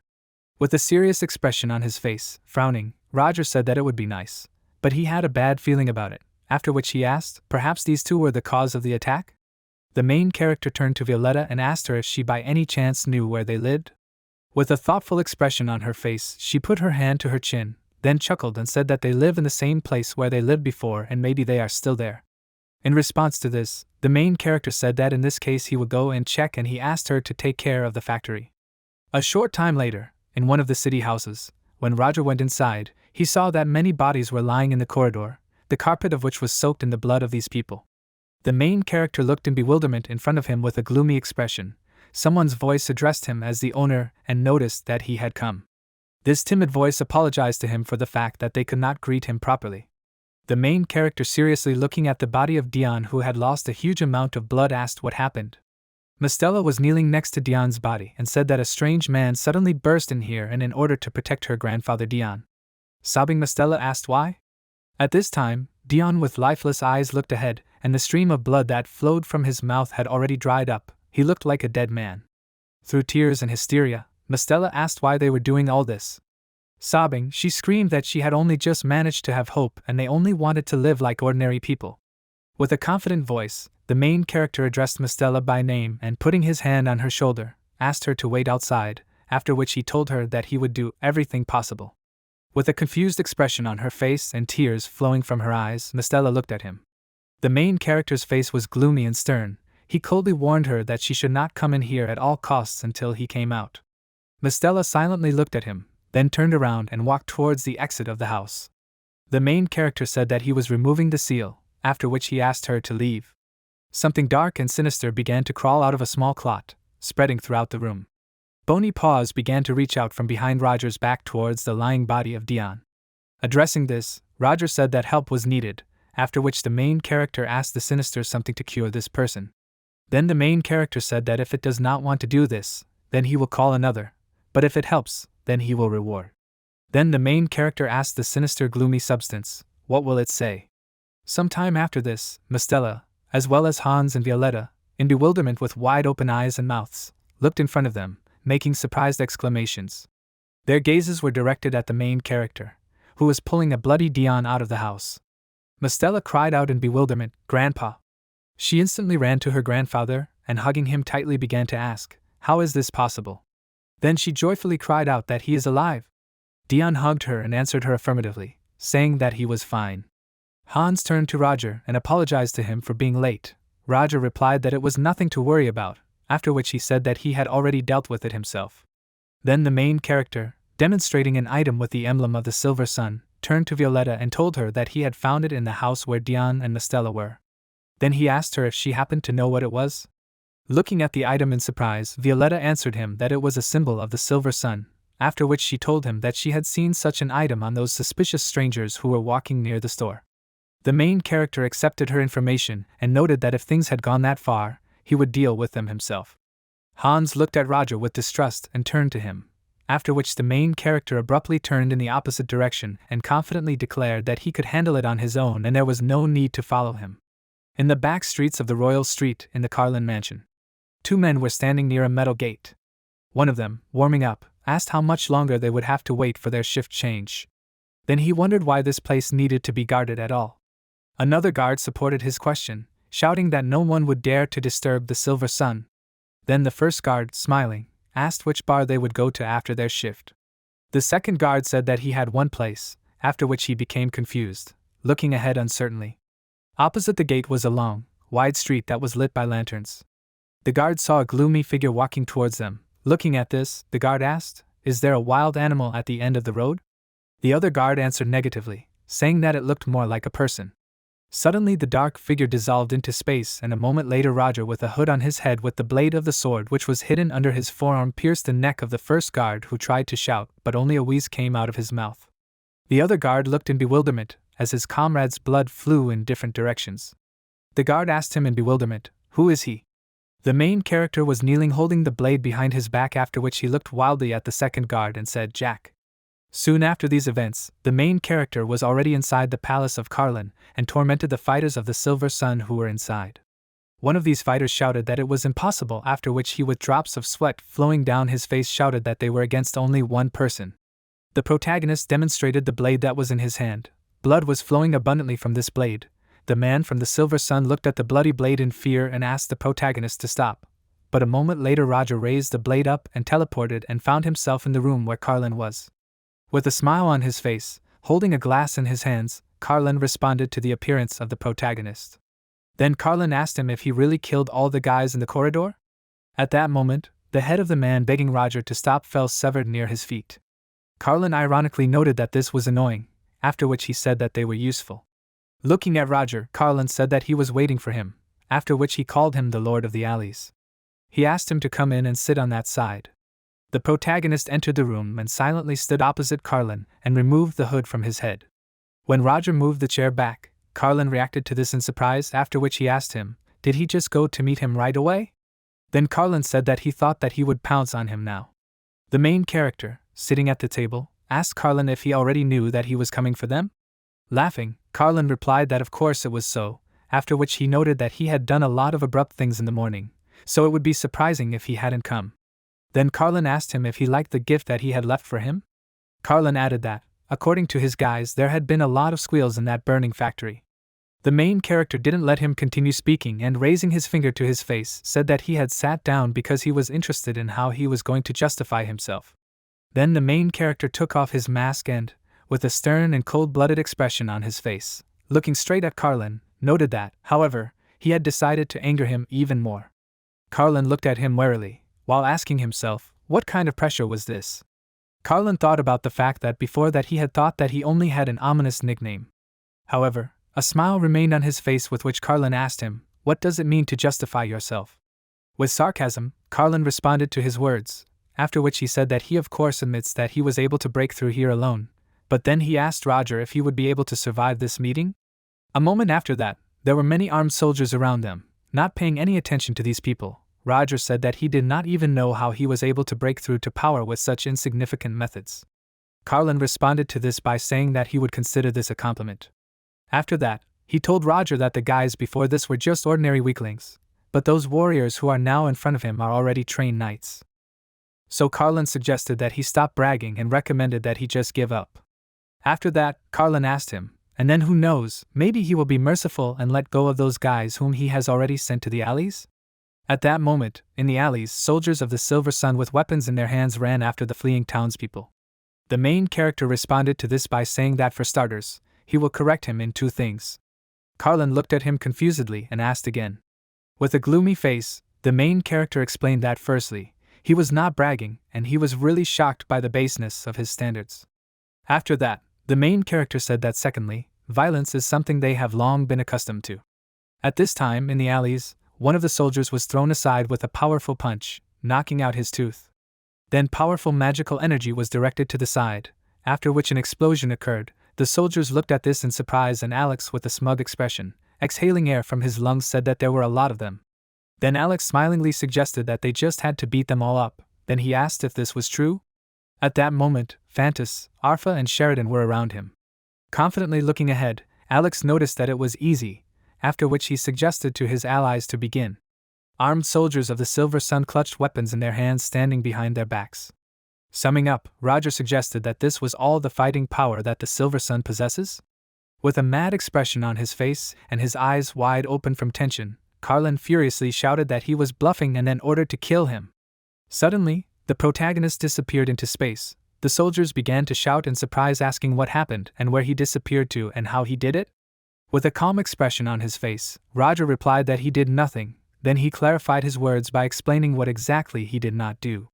At this time, a dark, gloomy, mysterious and ominous substance was spreading from the ceiling of the room they were in, many black tentacles reaching down.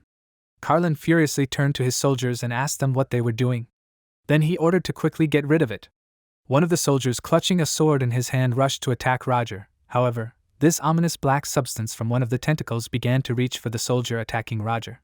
The man cried out in surprise with a mad expression on his face. At that moment, the ominous dark substance began to suck in his skin and bones through his deformed skull. Carlin and his soldiers looked at this in disbelief, disgust and fear. One of the soldiers asked, "What the hell is this?" Carlin looked ahead, confused, and cursed, asking, "What the hell is going on?" In response, the protagonist asked, "Didn't he just tell him?" The protagonist then explained that he did nothing. While a huge number of tentacles were approaching the Silver Sun soldiers at high speed, Roger turned to Carlin and asked him if he believed in God. The protagonist then explained to him that the creature that these black tentacles belonged to was one of the gods, or more precisely, a goddess who lost her name after she was betrayed many years ago. Carlin looked ahead in horror, his eyes wide open, his hands on his knees. The protagonist continued to tell how, having been condemned as an evil god, she lost what she symbolized. One of the soldiers screamed in horror and tried to reach Carlin with his shaking hand, but the goddess's ominous dark substance was pulling him in the opposite direction. The protagonist said that this is why people no longer remember her, but she still loves people and loves them very much. Sweat was pouring down Carlin's face, his body was tense as much as possible, and his gaze was lost and directed at one point. The protagonist clearly said that she loved people so much that she formed her own body out of them. At that moment, Roger stared at Carlin while the goddess's two bony hands were on his shoulders, and the protagonist gently held a bony hand in one of his palms. Addressing Carlin, who was shaking in horror, Roger said that he understood that her appearance could be a little shocking, but she was able to heal any wound if the person was still alive. Then the protagonist noted that this was certainly not for free, and that morning he had to resort to the help of this goddess to heal a dying man. Suddenly the protagonist began to look at Carlin with eyes full of anger. He explained to him that since they were the cause of this man's critical condition, he offered them to the goddess as a sacrifice. Carlin, in a state of hysteria, began to look around. His whole body was shaking. He loudly asked, "What other god?" Then he began to scream that this could not be, after which he asked Roger to take her away from him right now. Carlin hesitantly asked him if he knew who he was. Flicking the goddess's bony fingers with his own, Roger asked him not to worry, after which he informed him that she valued people extremely much, so she would not kill him. In complete horror, Carlin looked ahead with a tense look. He rushed to Roger and began to deny what was happening, asking for everything possible to happen, just not this. He began to beg Roger that it would be better if she killed him right away. However, he did not have time to run to him because the goddess with her tenacious tentacles began to pull him towards herself. Carlin stretched his palm towards the main character and continued to beg him to kill him. Soon after, the main character looked at his reflection in a heterogeneous liquid substance that was in front of him. At this time, in the alleys, many soldiers lay unconscious on the ground. Alex shouted that this can hardly be called a warm-up. Hans said that this is an excellent job and he does not see anyone else. Then Alex said that he was very surprised when Violetta herself called them. Alex asked if she knew that an attempt was being prepared on her. Violetta answered him that these guys are just too predictable. At this time she stood among the rest of the team and holding an umbrella in her hands said that in any case, they made a mess. After that, Alex confirmed this, noting that there was no time for encirclement. Sheridan thoughtfully looked ahead and said that those houses were going to be torn down anyway, after which she asked if they should finish tearing these down. Alex laughed in confusion looking at her, after which Hans asked her loudly in bewilderment, what was that obnoxious little girl saying? Sheridan irritably asked him again, a little girl? After which she furiously asked Hans if this was the one who was sitting in the rear because he was very afraid. Then Sheridan furiously asked him, and how dare he call her a child when she was older than him? Hans answered her through the communication device that he simply had a different purpose, and he should not fight like them. At that moment, Roger left the mansion and approached the rest of the squad and asked them if they had managed it here. Alex greeted Roger with a smile, calling him the leader and made an observation that he was also fine, although he went there alone. Then Roger turned to Violetta and asked her how Dion was. Violetta replied that he was fine, and it seemed to her that he had become even healthier than before. Roger lowered his head and noted that this was great and that since everyone was here, he was reporting that the Silver Sun was finished. Violetta asked him again in sincere bewilderment, and then asked if he wanted to say now that in such a short period of time. The main character did not let her finish and succinctly expressed himself, and said that he had killed everyone. After that, he explained to her that for now there was no one else to bother them. So he asked her to deal with all the matters related to them on her own. Violetta asked him in response to rely on her. Suddenly, a scream was heard from the side ordering them to let her go right away. Violetta and Roger turned around in surprise in the direction of the scream. These were ordinary city dwellers who had armed themselves with sticks for battle, and now they were just looking ahead in surprise. The guy who was standing in front asked in confusion, "What?" Then he, clutching a wooden stump in his hand, said that they came to help and the fight was already over. Violetta exhaled heavily from her lungs and said that she had asked them not to interfere. The main character asked her not to swear, after which he noted that it probably took them a lot of courage to come. Violetta looked at the main character with a smile on her face and called him master, noticing that although he looked indifferent, he did care. She asked him for permission to tell him one thing as a representative of abandoned people, after which Violetta expressed gratitude for everything he had done. The main character turned away and said that this was nonsense. The next day, on the outskirts of the Royal Street, a luxury car was driving between the trees. Inside this car a voice said that in just one day, all members of the Silver Sun including Carlin suddenly went missing. Tarina, tapping her fingers on the side of the car, noticed that it seemed to her that something serious had happened while she was away. After that, Tarina turned to Enya and asked her to tell her everything she managed to find out. With a serious expression, Enya said that according to the morning report, it is most likely that one of the regions is involved in the case, and this is the slums of Leathervelka. At this time, a luxury car drove up to the high metal gates behind which was the mansion of the Silver Sun gang. When Tarina and Enya were inside the mansion, they walked along the main staircase and were surrounded by their soldiers on both sides. Tarina said that the scene of the crime was very clean. Enya added that there were no traces or blood, as if nothing had happened. Then Enya, with a surprised chuckle, addressed Tarina as a captain and asked her what was this. Enya asked about the artifact above which there was a brightly glowing magic stone.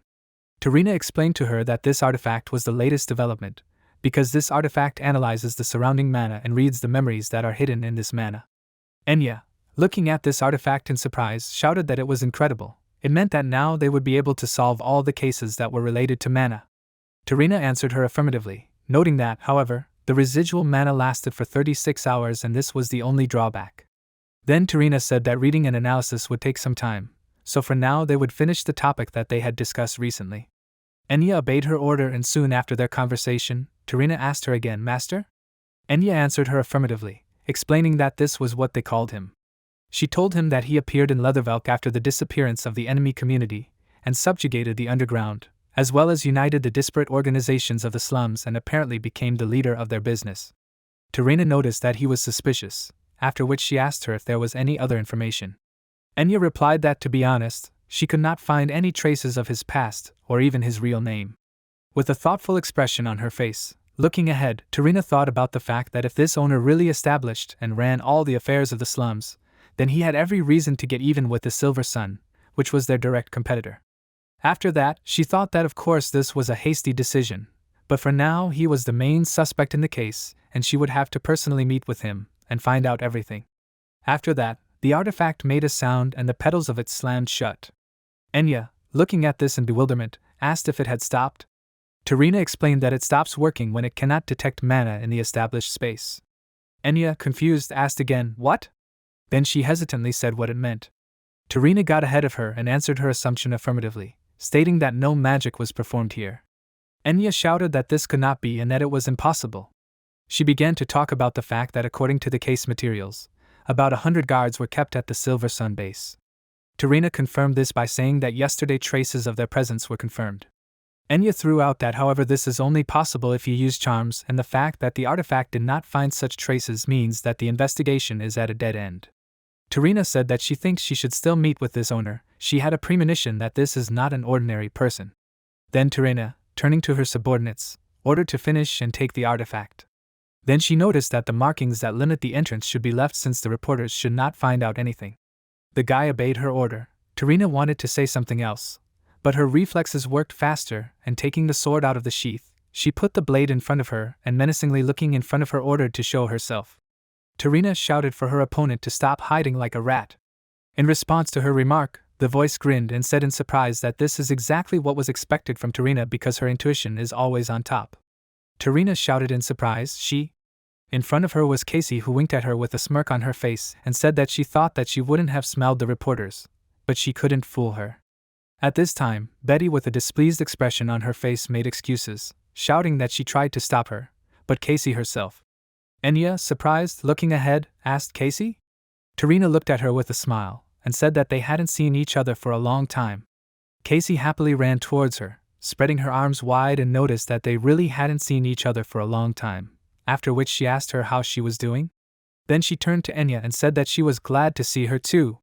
Casey noticed that they hadn't seen each other since that incident at the Kanst auction house. Enya confirmed this and also said that she was glad to see her. Tarina, looking at Casey with a stern expression, confirmed this, noting that everyone was happy to see each other, but then she said that in fact this was a crime scene where outsiders were not allowed to enter. Casey laughed in response, saying that she is not an ordinary rogue because she is a national hero detective. Tarina exhaled heavily from her lungs and said that she does this all the time, after which Tarina asked her to learn to get official permission to enter. Then Tarina asked her if this is not a problem for her, so why is she always hiding her presence? Casey shouted that it is too long and tedious. Then she, with a smirk on her face, said that this case is so exciting that she could not sit still. Then Casey suggested that it seems to her that they have not managed to make progress in this case. Then she asked if she could help them? Tarina, with a serious expression on her face, replied that she would refrain from this help, after which she explained that it is not that she does not trust her, she just has no right to resort to the help of outsiders in an official investigation. Casey said that she was very sorry. Then she began to look behind Tarin's back at the artifact and admitted that, to be honest, she wanted to ask her for a favor if she could help her. Then Casey explained that it was nothing special, she just wanted to borrow that lovely thing. Tarina, once again exhaling heavily from her lungs, noted that she knew that it was the artifact that caught her attention. Then Tarina agreed with her, saying that she should probably give in. Tarina's soldiers looked at her in bewilderment, after which one of the guys called her captain and noted that, however, giving the artifact to a stranger. Tarina interrupted the objection, saying that there was nothing wrong with it, and she would take full responsibility for this decision. The guy wanted to say something else, but Tarina got ahead of him, saying that they themselves saw everything and it was not difficult for her to hide from them, so stealing this artifact would be even easier. So they'd better just agree. Casey laughed happily, thanking Tarina, and shouted that she swears that she will be careful. At that moment, Betty, shaking with rage, grabbed her by the shoulder and menacingly asked her how much more trouble she was going to cause. While Tarina's disgruntled soldier was handing over the artifact to Betty, Tarina asked Casey where she was going to use it. Casey told her that for now it was a secret, and she would tell her right after she found out something. Tarina grinned and agreed with her, noting that there was no point in asking further questions. Casey happily thanked her for this, then explained that she was very busy, so she was heading out immediately. Then she waved her hand at Tarina and told her that they would see each other again. Betty, in turn, only nodded her head reservedly. Enya commented on what was happening, noticing that she left as quickly as she appeared. Tarina said with a serious expression that they were heading to the slums. The voice of one of her subordinates accepted this order and said that he would prepare everything right away. Several rats were watching this whole conversation. The rats passed the information on to Hans, and Hans reported this to Roger, to which he said that this was a great job. Then the protagonist told him that he was a little worried, but it was still good that he left him to monitor the situation. With a tense expression on his face, pressing himself against the tree trunk, Hans asked him if everything was okay. Then Hans said that he thought they were going to the slums and maybe they should ask the other guys to stand up for them. The protagonist, looking at the carnival mask and the mask copying a face with burnt spots in the eye area, answered him negatively, saying that Tarina was not so easy to deceive, so he would personally meet her. At this time, Roger was sitting at the table and looking at the locker, saying that it was inevitable. So he prepared in advance, after which he asked Hans to tell Violet to prepare everything. Some time after these events, Tarina and Enya were walking along a busy city street where there were many merchants. Tarina looked around and said that this place had changed a lot, and she would believe it if she was told that this was some other place. Looking at the townspeople, Tarina realized that everyone was casting unkind glances at them. She understood that the inhabitants of the outskirts did not like knights, but at the same time she felt like this was a completely different story. Suddenly, Violetta came out to meet them and said that they were glad to see them. After that, Violetta called them creeping in the night. She introduced herself by giving her name, and said that she was their guide today. Then Violetta bowed and told them that the owner ordered her to accompany them. Enya looked ahead in surprise and asked, did they know that they would come? And then Enya asked if it was worth going somewhere after her? Tarina said that everything was fine and if they wanted to, they would have attacked long ago. Then Tarina turned to Violetta and asked her to lead them. Soon after, they came to a large building that was a fake unowned shelter for uninvited guests. Tarina sat on a chair with her arms crossed over her chest, sternly looking ahead. Enya was behind her, and the voice that addressed her said that it was a great honor to greet the noble knights sneaking in the night. The main character noted that perhaps this sounds pretentious, but he introduced himself by saying that in front of them was actually the owner. The main character with two masks on his face, that is, with a mask that changed his face and a carnival mask, explained to Tarina, telling her that he wears a mask because his face is covered in burns, after which he asked for understanding. Tarina noted that it was unlikely that the owner was his real name, after which she asked him what his name was. The protagonist reacted to this question with surprise, noting that it seemed to him that they suspected him of something, after which he noted that this was completely normal. The protagonist introduced himself by saying that his real name was Oliver and that he was born and raised in these slums and that in the name of business prosperity he was hiding information about this because not all people like this origin. Tarina asked him, that is, he was hiding his identity only because of this? The protagonist answered her with a question, asking her if she thought that he was lying to her. Tarina put her hand in front of her and frowned, saying that someone born in the slums could not suddenly appear and turn the whole business upside down, after which she said that something did not add up here. Then Tarina said that a suspicious person who became the head of all slum affairs for personal gain after getting rid of the enemy community sounds much more reasonable. The protagonist cried out in surprise, what horrors she was talking about. Then he said that he also hid from these people and started doing business only after these people disappeared somewhere. Tarina looked at him intently and thought about how much she felt like he was reading a legend he had prepared in advance from a piece of paper. After that, Tarina said that she had a lot of questions, but she would get straight to the point. Then she said that last night the Silver Sun disappeared somewhere, and she also knew that his people had some kind of conflict with them. After that, Tarina asked him what he would say about this. The main character answered her that it was not really a conflict and that the people from the Silver Sun were just bothering everyone, after which he asked her why she suspected him in particular. Tarina explained that this was happening because he had the most serious conflict. The main character objected, but this was because she had simply convinced herself of this, and he was sure that she knew perfectly well how many enemies they had. Then the protagonist reminded her that many people from the Silver Sun had criminal pasts, after which he asked her if it wasn't great that they suddenly disappeared somewhere. Staring intently ahead, the protagonist sternly asked why in that case the noble knights sneaking in the night suddenly latched onto an innocent person in order to defend the rights of the guilty. Tarina exhaled heavily from her lungs and told him that she could understand why he thought so, but she asked him not to throw stupid accusations. Tarina angrily looked ahead with her brows furrowed and threateningly said that if they really suspected him, her sword would have tasted his blood long ago. Tarina sent a powerful suppressive energy in his direction, but the protagonist continued to calmly stare ahead with his arms crossed over his chest. A smile appeared on his face, and he calmly thanked her for taking the time to talk to him, after which he said that he would remember it. Enya watched the events with a surprised expression on her face, asking herself if the commander's bloodlust didn't frighten him at all. Tarina, looking intently ahead, reasoned that she knew that this guy was not simple. It seemed to her that the reason for the unkind looks of the townspeople was real concern for their master, and this was obvious given the fact that he was their hero, while everyone else just neglected them. Tarina understood that if they started a battle here, there would be casualties on the part of the civilian population, and it was better to avoid this. After these thoughts, Tarina said that it was time for them to return. Tarina rose from her chair and thanked for her cooperation, after which she turned to Enya and ordered her to go. Enya immediately obeyed this order. The main character remained sitting in place, and with a sly smile on his face, crossing his fingers between himself, said that he would not see them off if they did not object to this. In response to this, Tarina said that she herself wanted to ask him about this. When they were about to leave the room where they were talking with Roger, a guy began to enter the room, heavily exhaling air from his lungs, exclaiming about how tired he was, after which he asked, "Is everyone here yet?" The guy shouted that he had just come from reconnaissance. Then he asked if it was too much to send him so far and for so long. It was Alex who, entering the room, met the gaze of Enya, who was a meter away from him. They simultaneously entered a state of stupor and looked into each other's eyes in bewilderment. After a short pause, Enya asked in confusion, Alex? Alex, with a drop of sweat running down his face, looking at her in surprise, asked, Enya? The main character watched what was happening with a tense expression, pressing his hand to his face and mentally exclaimed, just not this. The main character thought that no one could know that he would return so quickly. Enya shouted after Alex, asking him to stop running away, after which she offered to talk to him.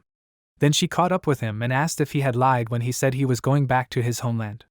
Alex, without looking at her, said that she didn't need to know about it. After that, he said that there was nothing between them. Enya froze in place, after which Alex asked her if she should go do her own thing already.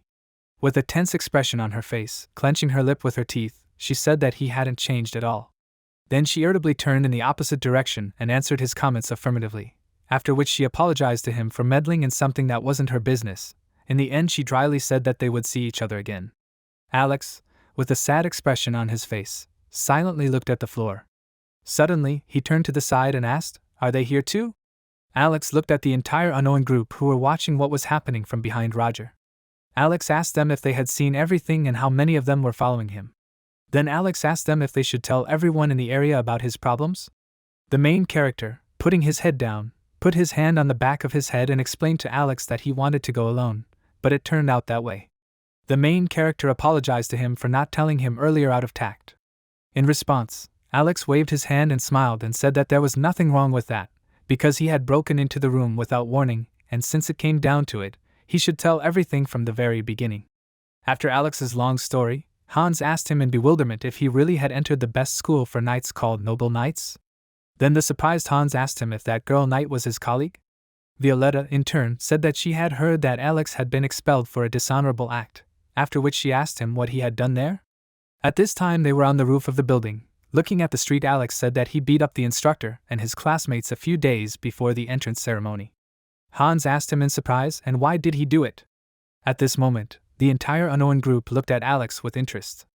With a grin, holding his palm out in front of him, Alex answered that he did it because they were pestering him because they could not accept the fact that some commoner was better than aristocrats. Then Alex said that no matter what he did, they did not give him a break and he would not have stood their company for another 3 years. Violetta thoughtfully looked ahead and agreed that it was a long time, after which Hans asked him if this meant that he could not stand it, and exploded. Fantas in turn noted that, however, judging by the reaction of that girl, the matter was not at all that he was expelled, after which he asked him if he had offended her somehow. Alex put his hand on his face and exhaled heavily, laughing nervously, noting that no one could have thought that it would be Fantas who would ask the right question, after which Alex, clearly feeling discomfort, admitted that he was right and that he and this girl named Enya were a couple. Alex began his story about how this, of course, did not happen from the very beginning, because initially they competed for the place of the best student and they often fought against each other in training fights, and at one point he realized that he did not so much want to defeat her as to protect her from injury, and she felt the same. Alex said that this was an unforgettable period that united their destinies, but unlike him, she was an aristocrat, and the closer they became, the more serious the persecution from others was. At that moment Alex looked at the sky telling his story. Hans, looking at him in bewilderment, asked if Enya really did not know anything about this. Alex answered him by saying that he tried to keep it a secret in order to protect her. Then he added that he also partially agreed with what those worthless classmates told him. Alex said that even if he became a knight with the best grades, but still being a commoner, he would only be a hindrance to Enya, so he pretended to cheat on her with another girl and broke up with her. After that, Alex told how he thought he could handle it, but after the breakup, he only felt worse because he saw how those who bullied him were now happy about their breakup and he felt like a fool for putting up with them all this time. Hans said, "No way." Alex turned to the others and with a smirk on his face noticed that he really overestimated himself, after which he noted that he was too ambitious for a commoner. At this time, Terina and Enya were walking down the alley. After hearing the story, Terina said that it was clear to her and she was sorry, after which she noted that this guy is so talented, but wastes his efforts on the slums. Enya stepped forward saying that there was nothing to worry about. Memories from their common past appeared in her mind, after which she confidently said that they had nothing else in common anyway. After that clash between Alex and his classmates, it was raining and the man said that he had seen everything, after which he turned to Alex and told him that he could have easily defeated those guys, but instead he had obediently taken their blows. After that, the man asked Alex if he really liked getting hit. Alex, who was sitting in a puddle in dirty clothes, said that it was none of his business, after which he asked the man to disappear from his sight. The man asked him if perhaps he liked living like that. Alex looked at the man from under his brows. This man was Roger, who was holding an umbrella over his head. The main character asked him if perhaps he would join him and stop getting hit. The main character told him that he would do everything in his power to ensure that he got what he wanted, and in return Roger asked him to stop doing what hurt him. They were talking in one of the dark alleys. Looking down at Alex, Roger asked him if it didn't bother him. At the moment, Alex said with a smile on his face that after those events, the leader picked him up like a lost street dog, and he thinks that if this meeting hadn't happened, he would have simply died. Then Alex said that the leader is the only light in this dark kingdom. After these words, Roger coughed embarrassedly and noticed that he was exaggerating. Violetta looked at him with a smirk on her face and, addressing Roger as the owner, asked him if he was embarrassed. Alex also looked at him smiling and noticed that he was seeing this for the first time. Bellaluna raised her hand to her mouth and said that if you think about it, they don't really know anything about the boss. After these words, the gazes of all the unknown members turned to Roger, who turned away from them to avoid these glances. Sheridan happily shouted that this was indeed the case, after which she asked him if he could tell them something.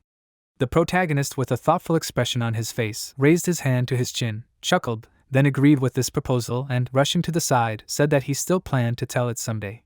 Sheridan looked at him in surprise, then asked if he really would tell something.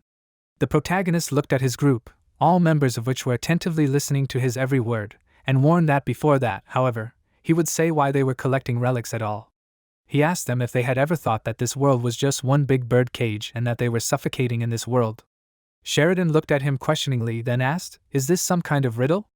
The protagonist answered her negatively, then demonstrating the relic in his palm, explained that the meaning is the most direct, and this is that they are collecting relics in order to destroy their shackles. Alex, with a thoughtful expression on his face, suggested that in this case these relics are some kind of tools for destroying the world. Smiling, Roger explained to him that it was definitely not for this, after which he asked him not to worry. The protagonist said that the person who created the relics clearly did not want this because the reason why they keep changing names like Lupin or Van Helsing. The protagonist asked, "Is it all because of the relics?" Then he noticed that this was clearly not all, after which he turned to the group and asked permission to reintroduce himself, and told them that his real name was this.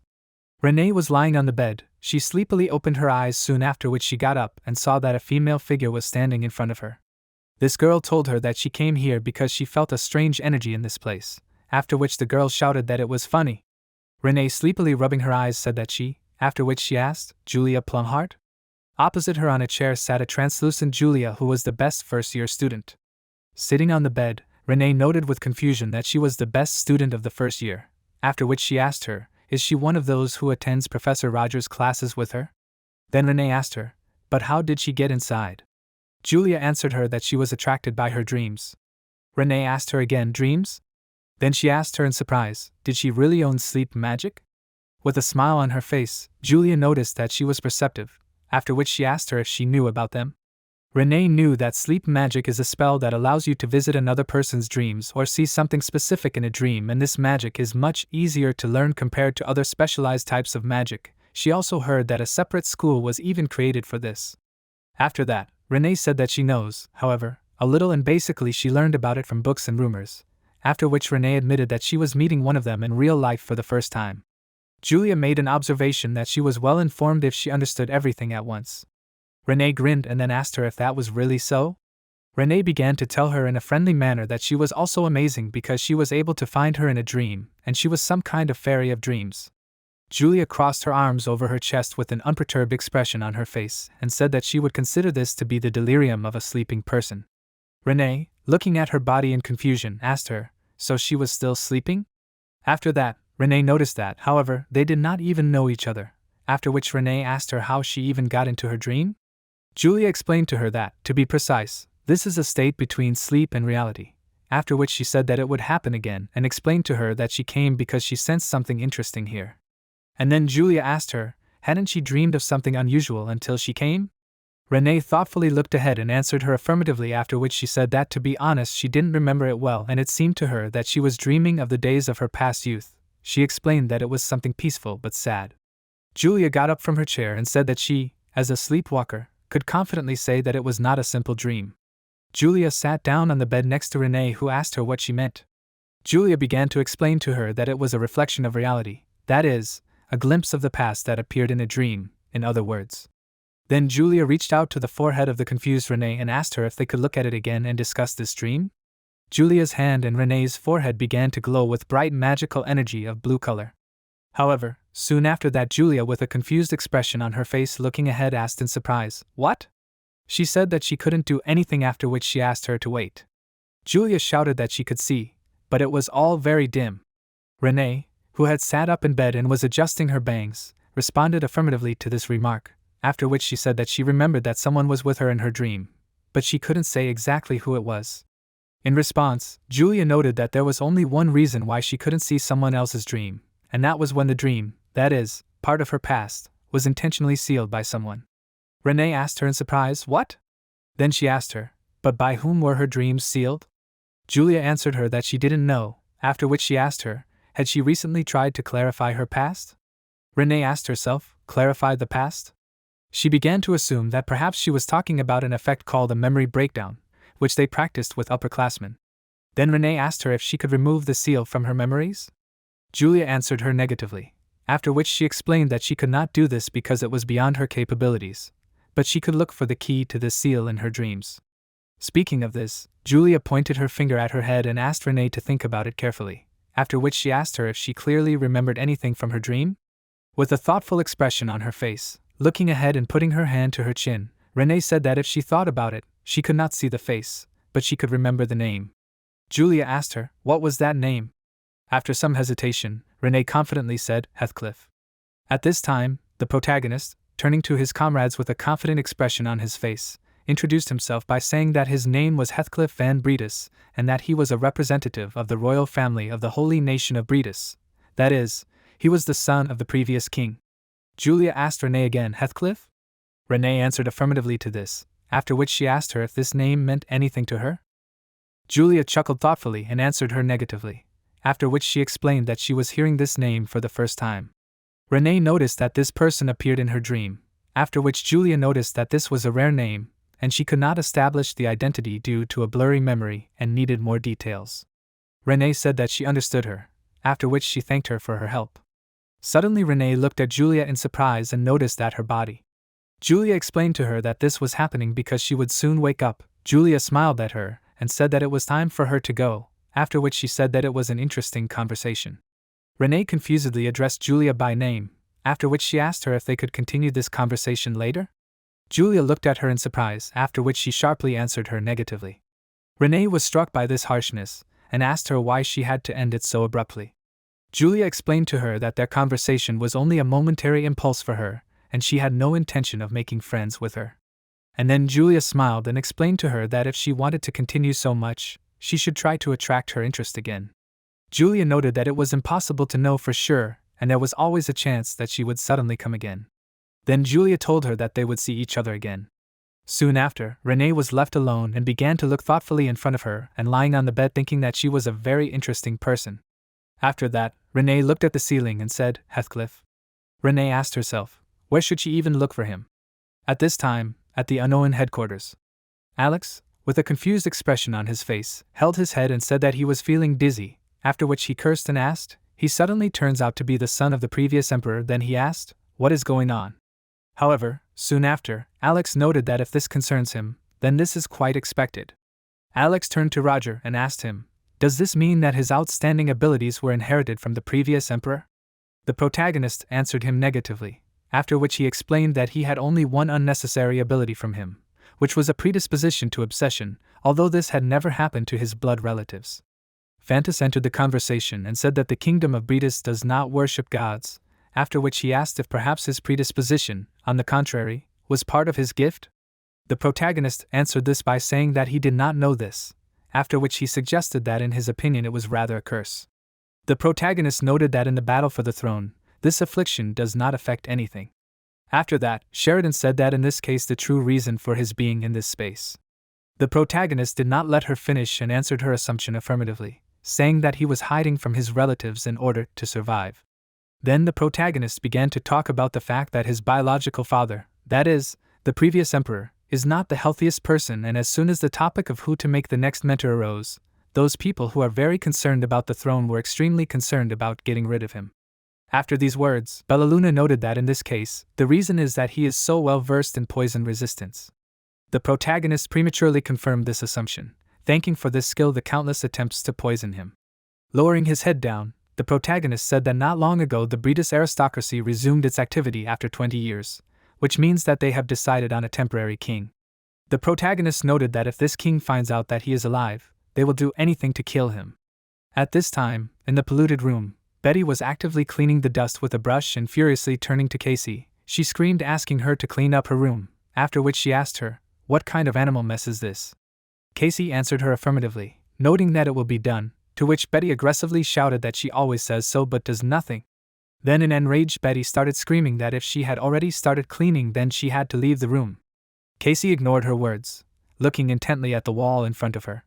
While Betty was screaming that she should thank her because no one needed such a partner for free and the whole reason that she was staying with her was because she was simply perfect.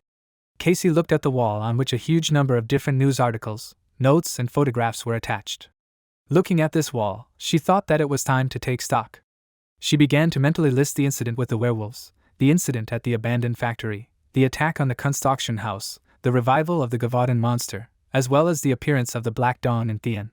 Looking intently in front of her, Casey thought that along with the missing people of the Silver Sun and Leatherwell, too many strange things were happening.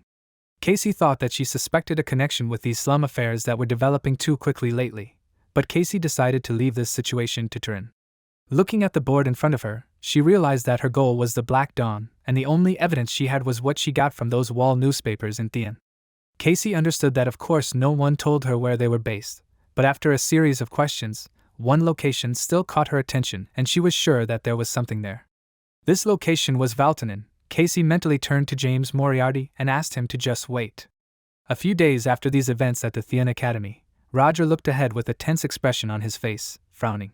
Opposite him stood Sedina and a huge stack consisting of sheets of paper. Looking at Sedina, Roger said that it seemed to him that he asked to omit unnecessary details, to which Sedina confidently confirmed this, after which she shouted out that she had done so. Then she handed him a luxurious envelope and said that she also had one unusual letter, after which she noticed that it looked important. The main character opened the envelope. Inside it was a sheet of paper. When Roger studied it, he said that this was an invitation to a mystical night.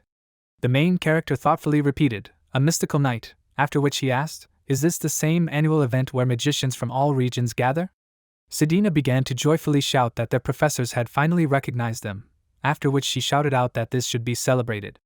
In response to this, the main character said that he was not particularly interested in this, after which he noticed that in fact this attracted his attention much more than some trifle. The main character held a letter in his hand and said that the Association of the Old and New Magic Tower, as well as free scientists, Roger said in surprise that they all invite him to their place. The main character understood that the current magic community is conditionally divided into 3 large groups. The first such large group is the community of the Old Magic School, where various elderly sages adhere to the tradition that magic is for the chosen ones.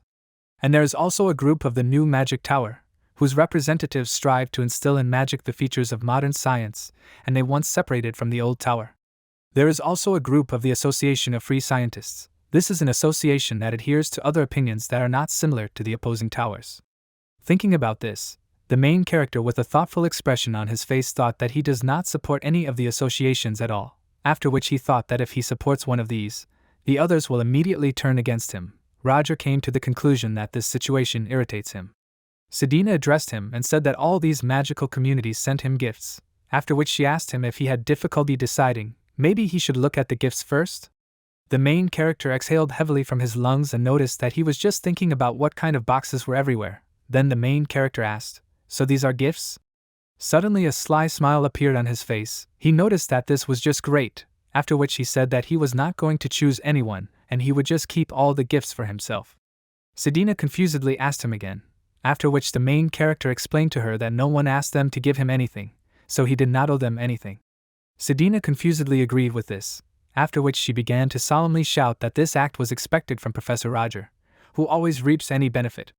The main character silently looked at her, after which he noticed that this was not entirely true. Sedina confusedly apologized to him. The protagonist looked at her attentively, realizing that he had already gotten used to her reaction and, moreover, Her loyalty to him was definitely deep. But after that, the protagonist asked himself, however, to whom was this loyalty addressed, to the real him or to the First Order? The protagonist looked intently at Sedina, realizing that he did not know at all what motivated her. Suddenly, there was a knock at the door and Roger asked this person to come in. Viorano entered the door, who apologized to Roger for interrupting him. Looking at Viorano, the protagonist asked, "Professor Viorano?"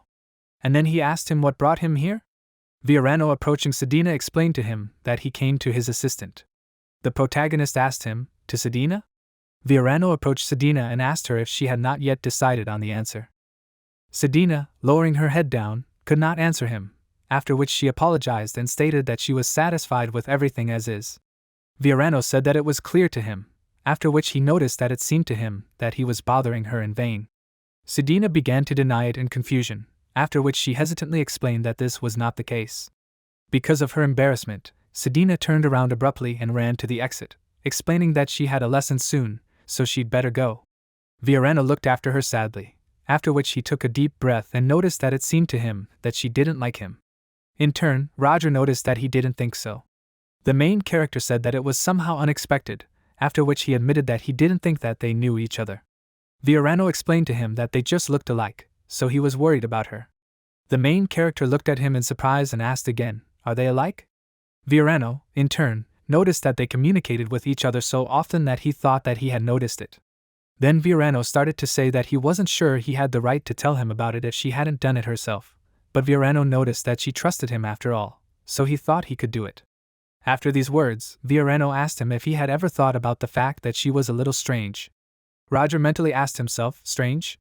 He thought about what it was. Viorano interrupted him, noticing that it was the wrong question, after which he suggested saying it straight out. And then Viorano asked him if he had seen what her ears were like before. The protagonist looked straight ahead in bewilderment with his eyes wide open and his mouth slightly open. In a state of shock, he said that it couldn't be. Viorano confirmed his surprise with a calm expression. The protagonist realized that she had some elven blood in her, which meant that she was a half-elf.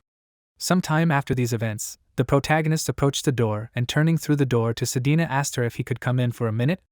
In response, Sedina asked him to wait a second, after which she opened the door for him and said that he could come in. Sedina was in a room whose walls were made of glass and inside it were many different plants. Looking around, the protagonist noticed that she was taking care of flowers, after which he asked her if this was her hobby. Sedina answered him affirmatively, after which she explained that she had been doing this since an early age.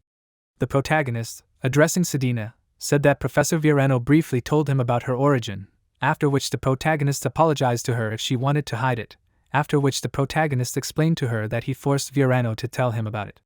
Sedina's face darkened and she answered confusedly that there was nothing wrong with that. The protagonist said that if she wanted to return to the elven community, as Viorano suggested, she would be able to get rid of the family that neglected her and live happily. After that, the protagonist said that he would accept any of her decisions and even settle all the issues with the organization, so he asked her not to worry about it. Sedina answered him by saying that first of all, she should apologize for hiding it from him despite the kindness shown to her. After that, Sedina raised her eyes and noticed that it was he, that is, Professor Roger, who recognized her, and for this reason she would like to stay with him. The main character closed his eyes and said that it was clear to him, and if she wanted it that way, then okay. But then he approached her and admitted that he himself had been hiding something from her. Sedina asked him in surprise, "What?" Looking intently into her eyes, Roger said that, to be honest, he was not the First Order at all. Some time before these events, when Roger was talking to Professor Viorano, the main character thought that Sedina was a half-elf, and to be honest, he did not expect this at all. The main character began to reflect on the fact that Sedina's last name is Rose-Hen, that is, her father is an aristocrat, and from this it follows that her mother is an elf. The main character knew that during the interracial wars, there were rumors that the Rose-Hen family captured elves as slaves.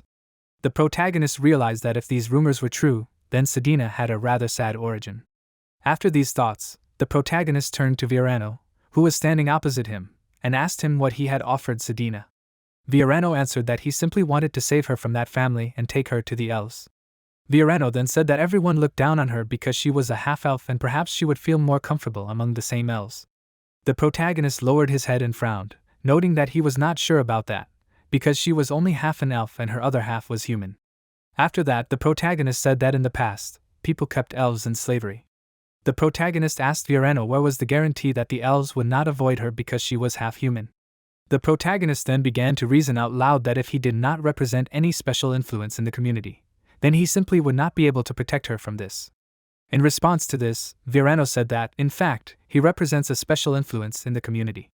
The main character said that he thought so, but this prepared remark did not coincide with reality, which is why the main character was confused and, stopping his train of thought, asked himself in bewilderment, "Is this serious?" Shocked, Roger asked himself, "Is Virano really an elder of the community?" The main character asked himself in surprise, "Do elders exist?" Virano, pointing his palm to his chest, said that he is one of the 7 roots of the world tree, that is, the head of the Dentes family. After that, Virano said that since ancient times, their purpose was to protect the borders of the elven forests, and in addition to protection from the outside world, his family patronizes those who live far from them, that is, children like Sedina. Virano confidently stated that he can guarantee her peace and safety, after which he asked Roger to help convince her. The main character apologized to him, after which he noted that he did not think he could do it. Surprised, Virano asked him why? Then he asked him loudly, doesn't he want her to finally start living happily? In response to this, the main character asked him to calm down, after which he explained that this does not mean that he does not understand his good intentions. Putting his open palm in front of him, Roger said that he simply does not have the right to influence her personal choice, and if he tries to incline her to something, then this will no longer be considered a choice. Virano looked at him sadly and silently, then asked him, "Is that so?" He said that he understands him, then asked Roger that he at least listen to his request. Virano told Roger that when he first proposed this to her, Sedina told him that she needed to ask Professor Roger. Then Virano made a proposal that it seemed to him that she trusted him extremely and, in other words, he was the only person to whom she could tell about what was on her mind.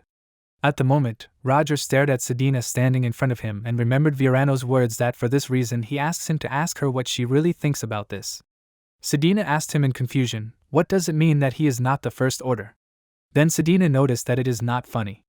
The protagonist with a calm expression said that he understands that it is hard to believe, but then he admitted that he really is not the First Order. The protagonist began to tell her that John Doe, that is, the real First Order and the one with whom they were supposed to cooperate, initially died during the terrorist attack on that train, and he is only using his identity, so all this time she was not following the First Order, that is, John Doe. Sedina's eyes widened, she was in a completely shocked state. Suddenly her lips pressed together, and from tension and anger she asked him if this means that he deceived her? The protagonist wanted to put his hand on her shoulder to calm her down while explaining that he didn't do it on purpose, but Sedina instantly pushed his hand back with a sharp movement, sharply ordering him not to touch her. Then Sedina abruptly turned around and ran in the opposite direction. The protagonist, looking at her back, thought that he knew this and she reacted exactly as he expected. Sedina ran to the door, but did not open the door. Standing near the exit with her back to Roger, she asked him why. And then she asked why he deceived her for so long and for whom she tried all this time.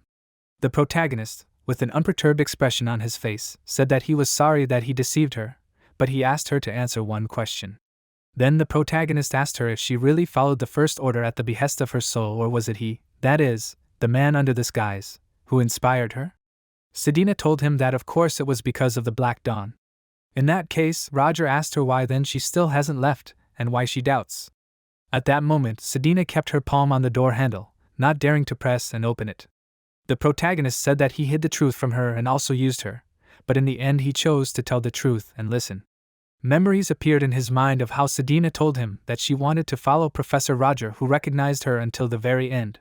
The protagonist said that now it was her turn to choose, after which he explained to her that if she chose the Black Dawn, then she just needed to leave this room. He explained to her that he knew what he was getting into from the very moment he decided to open up to her, and he would respect any decision she made. He walked towards Sedina telling her that she had helped him so much and that she had worked so hard to develop her abilities. The protagonist put his hand on her shoulder and said that it was a great job and she had done a great job. Sedina looked ahead with wide eyes. Memories appeared in her mind when she was in a dark room surrounded by many mysterious people and heard questions. Is she following the Black Dawn because she wants revenge because of her family? Then one of these mysterious people standing with their backs to her suggested that the Roshen family is a famous family, after which he asked, "What is the problem?" Another voice warned his comrade to be careful because she could be a spy. These people spoke unflatteringly about her, calling her a representative of the nobility. Sedina thought that they may not say this because she already knows all this, and the reason why the Black Dawn accepted her is so that the Black Dawn could use the name Rose Hen. Sedina thought that she decided to get close to the First Order of her own free will because she was always sent to the rear, and in fact she did not feel much fear of the Dawn. But this person was different. Roger saw her as she is and listened to what she says. She remembered how he praised her, saying that it was a good job. This memory of when she was praised for the first time in her life remained in her memory forever. Remembering all these events and thinking about her path, Sedina began to breathe heavily and tears began to flow from her eyes. She began to cry, pressing her hands to her eyes, and Roger held his supporting palm on her shoulder. Some time after these events, he asked her if she had calmed down yet. She answered him affirmatively and then asked him, "But who is he in that case?" The main character said that he would say, however, a little later. Sedina and Roger were sitting on the sofas opposite each other, and there was a table between them. Sedina kept her hands on her knees and said that in that case she would introduce herself one more time, after which Sedina said that her real name was Sedina Flaunt. The main character asked her again, "Flaunt?" Then he asked her if that was her mother's last name. Sedina answered him affirmatively, explaining that it was her mother's last name. The protagonist said that he understood her, after which Sedina expressively noted that what was much more important was what she should do now. The protagonist asked her not to think about it, and just continue to act as before, as if they were still in the Black Dawn. Then the protagonist confidently looked at her intently and noted that from now on he needed the most detailed information about them, after which the protagonist stretched out his palm in her direction and admitted that he was thinking about eradicating the Black Dawn. Sedina asked him again in bewilderment, after which the protagonist, getting up from the couch, noted that since they had decided to exchange something secret, he thought that she should know about it. The protagonist, with a smile on his face, asked her to get up, after which he told her that he wanted to introduce someone to her. At this time, Professor Viorano walked down the corridor thinking about what the protagonist told him to talk to her, but he was not sure that it would help achieve the desired result. After that, he thought that he still could not leave everything as it was, because he finally found a relative of the Flanty right here in Tian. Viorano understood that the daughter of the Flanty family suddenly went missing during the interracial wars. He knew that she was captured and kidnapped by the Roshen family, as a result of which Sedina was born. For this act, Viorano angrily called them insignificant and disgusting people, after which he, with a thoughtful expression on his face, looking ahead, decided that even if Sedina stopped treating him with distrust, he would already be happy about it. However, he understood that this was almost impossible considering the persecution she was subjected to by her family, and it was better for him to leave this to Professor Roger. Walking down the corridor, he suggested that perhaps he should give him a special elven herbal tea as a gift. Some time after these events, in the building where the headquarters of the unknown group was located, Roger introduced Sedina, saying that this is Sedina Roshen, who is a new member of their society. With a shy expression on her face, lowering her head down, Sedina hesitantly asked to be taken care of. The voice asked if this child is a new member? Bella Luna approached her and with a smile on her face looking at her said that she had seen her somewhere before. The main character explained that she is a half-elf and perhaps she just feels a family connection because this is a special gift of elves. Sedina at this time stood embarrassedly silently watching what was happening. The main character told those present that Sedina is an excellent sorceress and incredible in the field of information extraction since she had been providing him with valuable information about the Black Dawn all this time. Hans nervously watched what was happening, realizing that if this continues to happen, he will be pushed into the background. Sheridan, with a friendly smile on her face, said that she was glad to meet them, after which she hoped that they would get along. Hans turned to Roger and asked him if this meant that he came to the shelter only to introduce them to this child. The protagonist explained to him that he came for this, and also to ask him about the progression of the mission that he entrusted him with. In response, Hans noted that since he personally came, he assumed that it was about the relic. Hans noted that if so, he had something to show him. The protagonist said that this was good, after which he asked him to tell her about it. Hans nervously pointed his finger at the frightened Sedina and asked Roger if he could talk about this in front of her. The protagonist, with a calm expression on his face, told him that of course he could do it since she was now on their side. Sedina, with a surprised expression on her face, looked at Roger, who said this, after which a thoughtful Hans agreed with this. And then Hans asked him how many fragments they still need to find. He answered him that considering the one that was in the auction house there were 3 more. Then he said that one of these could be right in the capital, that is, in Lindenbrunn. The protagonist confirmed this and said that he was just heading there, but due to a sudden terrorist attack on the train, he ended up here with all the other conditions, after which the protagonist asked him if he wanted to tell him that he had found out the location of the fragments of the capital. Hans answered him affirmatively, After which he explained that using the method of elimination, he narrowed the search circle to one place, after which he said that this was the fortress of Debak of the Exilian Empire. However, then he noticed that he was unable to study this place in the capital. The protagonist thoughtfully said fortress, then he noticed that it sounded difficult and said that they would try to find a way to bypass the guards and get inside. Hans asked him if an ordinary teaching assistant could handle such a task. The protagonist answered him that with Sedina's help they would definitely succeed, and that since they had such a reliable assistant in Tian, their actions would soon be much more successful, after which the protagonist suggested starting to prepare. At this time, Sedina, frowning, looked shyly at the floor. Hans asked Roger again, what was he preparing for? The protagonist, with a confident expression on his face, adjusting the collar on his neck, explained that they were going to put an end to the Black Dawn. A few days after these events, on the territory of Valtanen in Zone B13. The protagonist, looking ahead, thought that this was an abandoned factory that was an ideal shelter for various disadvantaged representatives of society. He understood that in any case he knew this place well, but it would be difficult for him to understand in which building the Black Dawn was based. Suddenly, the protagonist looked to the side in surprise and asked himself, was that smell? Sniffing, he realized that it smelled of chemicals, after which he asked himself, was it really a laboratory with an exit to the local sewers? The protagonist was looking at the stairs that led down, but suddenly someone turned to him from behind and asked him what he was doing here. Roger opened his eyes wide in surprise, and behind him stood Casey, who pointed her umbrella at him and addressed him as Professor Roger. The protagonist looked back and asked himself, is this Casey Salmoy? Without turning around to look at Casey, Roger asked her what she was doing here. Casey continued to point her umbrella at him, and asked him to answer her question first. The protagonist said that he was investigating the recent arson case at the festival, after which he added that he had information that led him to this place. With a smirk on her face, Casey let out a surprised cry and then asked him what kind of coincidence this was. She explained that she had the same reasons. Then Casey said that she came here because she felt a familiar manna while walking around. The protagonist looked at the pocket in his coat, at which time Casey asked him if she thought he still had her card. With a tense expression, the protagonist cursed silently, asking himself who would have thought that a simple card in his pocket would have such consequences. Then Casey asked him if he could stop pretending already. She stated that she was sure that he would definitely come here.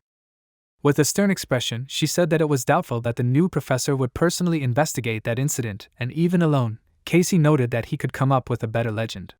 Then she asked him if he really thought she was stupid. After that, she ordered him to turn around slowly. The protagonist realized that there was no point in hiding anymore. He turned to her and looked into her eyes. Casey's hand began to shake. She laughed nervously, shouting that she knew it. Then she noted that he could deceive anyone but not her. Pointing the umbrella towards Roger Casey, she loudly shouted, calling him James Moriarty. A cloud of concentrated magical energy flew out of the tip of the umbrella. Looking at the magic projectile, Roger thought that she immediately attacked him. Putting 2 fingers in front of him, Roger was able to parry this blow by redirecting the magic projectile to the side. Then, pressing the soles of his boots tightly to the floor, he began to approach Casey with a sharp jerking movement at great speed.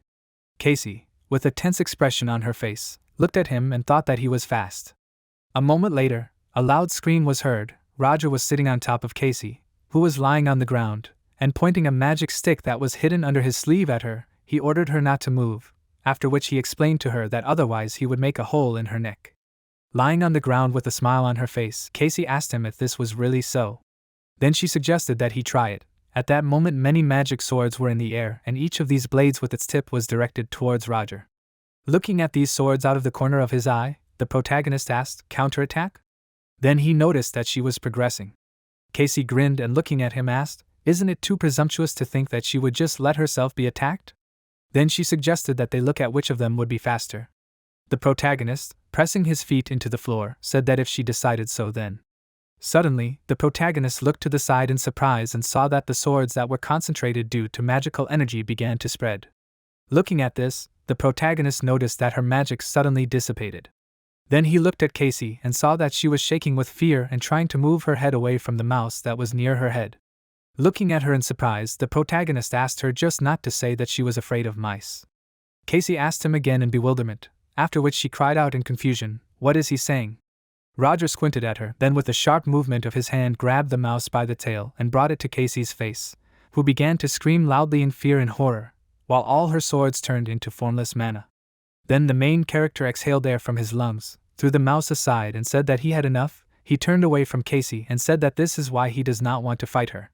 Irritably looking at his back, Casey asked him what he said. Then she began to menacingly ask him if he looked down on her. She threateningly shouted that if he left her alive, she would tell the police everything. Without looking at her, the main character answered her negatively, after which he noted that if she wanted this, she would have told everything to law enforcement agencies a long time ago. He clarified that pride does not allow her to do this, after which he asked her if this is not the reason why she hunted him alone for these 3 years. Casey looked at him with irritation and anger, after which the main character turned to her and explained that he did not have time to participate in her detective games. He told her that he was going to attack their shelter, so he asked her to stop bothering him. Casey asked him again in surprise, after which she asked what he was talking about. She hesitantly asked him if he was not one of them. Leaving her, Roger said that she was as talkative as always, after which he recommended that she go home to her mousetraps and sleep it off. And then the main character went to the ledge and jumped into deep space. Casey ran up to him and called out to him, asking if he had blocked the entrance with magic. Furious, Casey screamed that this did not change anything. Then, with an irritated expression on her face, she put her hand in her pocket and said that if he was doing this, then she would act in her own way. After that, Casey said that thanks to his carelessness, she had collected enough mana. She took out a piece of paper from her pocket that had concentrated magical energy. Holding this paper in her hands, Casey shouted that she would use a memory breakdown to break into his past. 30 minutes after these events, inside the research lab, several bodies of employees were scattered around the room. A bleeding hole formed in the chest of a giant man, through which one could easily see what was behind him. The man with a hole in his chest cursed, and then said that his name was Murloc and he was a night killer. The protagonist stood in front of him, and then brought his hand to his nose and said that the smell of chemicals was killing his receptors. The protagonist turned his attention to many chemical flasks and asked himself, is this the same drug from the Pelham? However, then the protagonist interrupted himself, realizing that the research notes were much more important, after which he asked himself, where are these? Soon the protagonist turned his attention to a huge metal safe and suggested that perhaps these records were inside it, and he needed to take a look at it. Suddenly someone turned to him from behind. A man let out a surprised cry and asked what kind of mess was here? It was an elderly man who said with a crazy expression on his face that he personally came to see how things were here, but to his surprise, an uninvited guest was waiting for him here. Looking at this old man, the protagonist thought that he. Sometime before these events, Sedina asked Roger, suggesting that it seemed he was heading to Valtonen. The protagonist answered her affirmatively, after which he explained that he wanted to sort out something important. Sedina told him that she needed to tell him something important before he left. The protagonist asked her what it was. Sedina said that according to her information, there is a first order in Valtonen that is responsible for this area. The protagonist looked at her with a surprised expression on his face, after which Sedina continued to tell him that unlike others, he never hid his identity, and that he was an older man who dressed like a scientist, and that he was the first order named Victor Dreadpool. At this time, the protagonist, with a sharp movement of his hand, held a gun in front of him and fired a bullet that contained magical energy. While firing this shot, Roger thought that he would better get rid of it before he did anything. The bullet collided with the fire barrier and exploded, emitting thick magical energy. Looking at this, the protagonist asked himself in surprise, what? Then he assumed that it was a golden wall that instantly appeared right out of the ground. After this golden barrier dissipated, Victor began to laugh loudly, surprised to see how nervous the guest was. Then Victor asked, is he really a hired killer? With a crazy smile on his face, looking at Roger, Victor asked him not to be nervous. But he will do everything right. While the golden substance was levitating in the air, Victor shouted that it was a liquid golem, which was his brainchild. Victor explained that it was created using all types of magic, as well as alchemy and metallurgy. With a wide smile on his face, laughing loudly, Victor turned to the liquid golem and ordered to beat Roger. From the golden liquid substance, clots of golden matter began to fly off in different directions. The main character, who was watching this, asked himself, is this a golem? The main character was surprised to think that this golem did not fit into any framework. The main character abruptly retreated back, realizing that if the golem was now focused on him, then no one was protecting the owner, and this was his chance. And while the liquid golden substance was flying off in different directions, visibility was reduced, but when the steam developed, Victor looked ahead in surprise and then shouted that he did not have time to dodge. Victor asked in surprise, where did he go? At that moment, Roger, with a swift jerking motion, squeezing the blade in his hand, was actively approaching Victor's head from above. The protagonist understood that if no one protected the owner, then he would soon come to an end. When Roger was a meter from Victor's neck and was preparing to tear it apart with his blade, suddenly a huge metal knight appeared in front of him and blocked Roger's blade strike with a huge steel sword. The protagonist, perplexed, with his eyes wide open, asked himself, or would he fail? The protagonist asked himself in surprise, was this some kind of spatial technique? The knight turned to Victor, calling him Dr. Dreadpool, and asked him, what was he distracted by again? Then the knight asked him, can the First Order afford to miss such attacks? This formidable knight with brightly glowing red eyes was the First Order named Ver. Then Ver, looking furiously at Roger, shouted that there would be nothing left of him now. With a sharp movement of his hand using the sword, Ver threw Roger back. With a wide smile on his face, Victor addressed Verum and shouted that he had saved him, after which Victor thanked Verum for this, calling him Baron. In response to this, Verum sharply ordered him to shut up, after which he shouted that he was annoying him. Verum then asked him why he always had to clean up after him. Stopping after the push, the main character thought that this was a pretty skilled opponent, after which he assumed that he was also a First Order. The main character understood that he did not expect to meet two at once. With a surprised expression on his face, looking ahead, Victor asked, however, how did he dodge? Victor then assumed that physical damage did not pass through him. However, soon after, Victor interrupted his thought, noting that he did not think so. Soon after, Victor shouted in surprise that he just did not tell him that it was a spatial jump. In sincere bewilderment, with wide open eyes looking ahead, the main character asked himself, was he able to find out so much just by looking at him? With a crazy smile on his face, Victor shouted loudly and excitedly asked him how he did it. Then Victor hysterically asked him to tell him this. The protagonist looked tensely in front of him, after which a powerful blast wave was directed towards him. Soon after that a powerful fiery explosion was heard. Victor loudly turned to Verum and asked him why he was attacking. Victor noted with disappointment that he did not even let him answer. Looking at the torn stone wall behind him, Roger realized that this blow almost sawed off his head. After this, Verum turned to Victor and asked him why he thought that this man was going to answer him. Verum reminded him that this man is an outsider, after which he asked him not to forget about it, and noted that sometimes he gets too carried away. When Verum spoke about this, he looked at the huge brightly glowing steel sword that he held in his hand. Snapping his fingers, Victor noted that nothing could be done about it. With this snap of his fingers, he called two allies, saying that, however, he would like to take him alive if possible. Victor spread his arms wide and shouted that he felt how rare he was. At that moment, there were two anthropomorphic creatures in front of him with huge sharp blades embedded in their forearms. Addressing these creatures, Victor ordered them to catch him and drag him to his feet.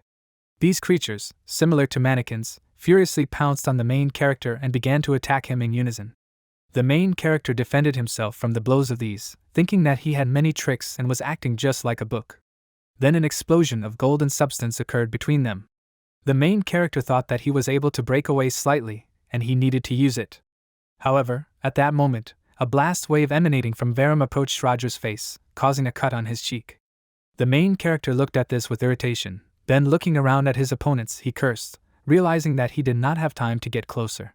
Concentrating magical energy in his palm, he understood that he would have to retreat. In a frenzy of excitement, Victor looked ahead and asked what skill he would use this time. Verum looked ahead tensely, addressing Victor as a doctor, and noticed that something was wrong, after which he asked him to focus on defense. Putting his open palm in front of him, in which Roger concentrated the sphere of magical energy, he used the 8th Sapphira.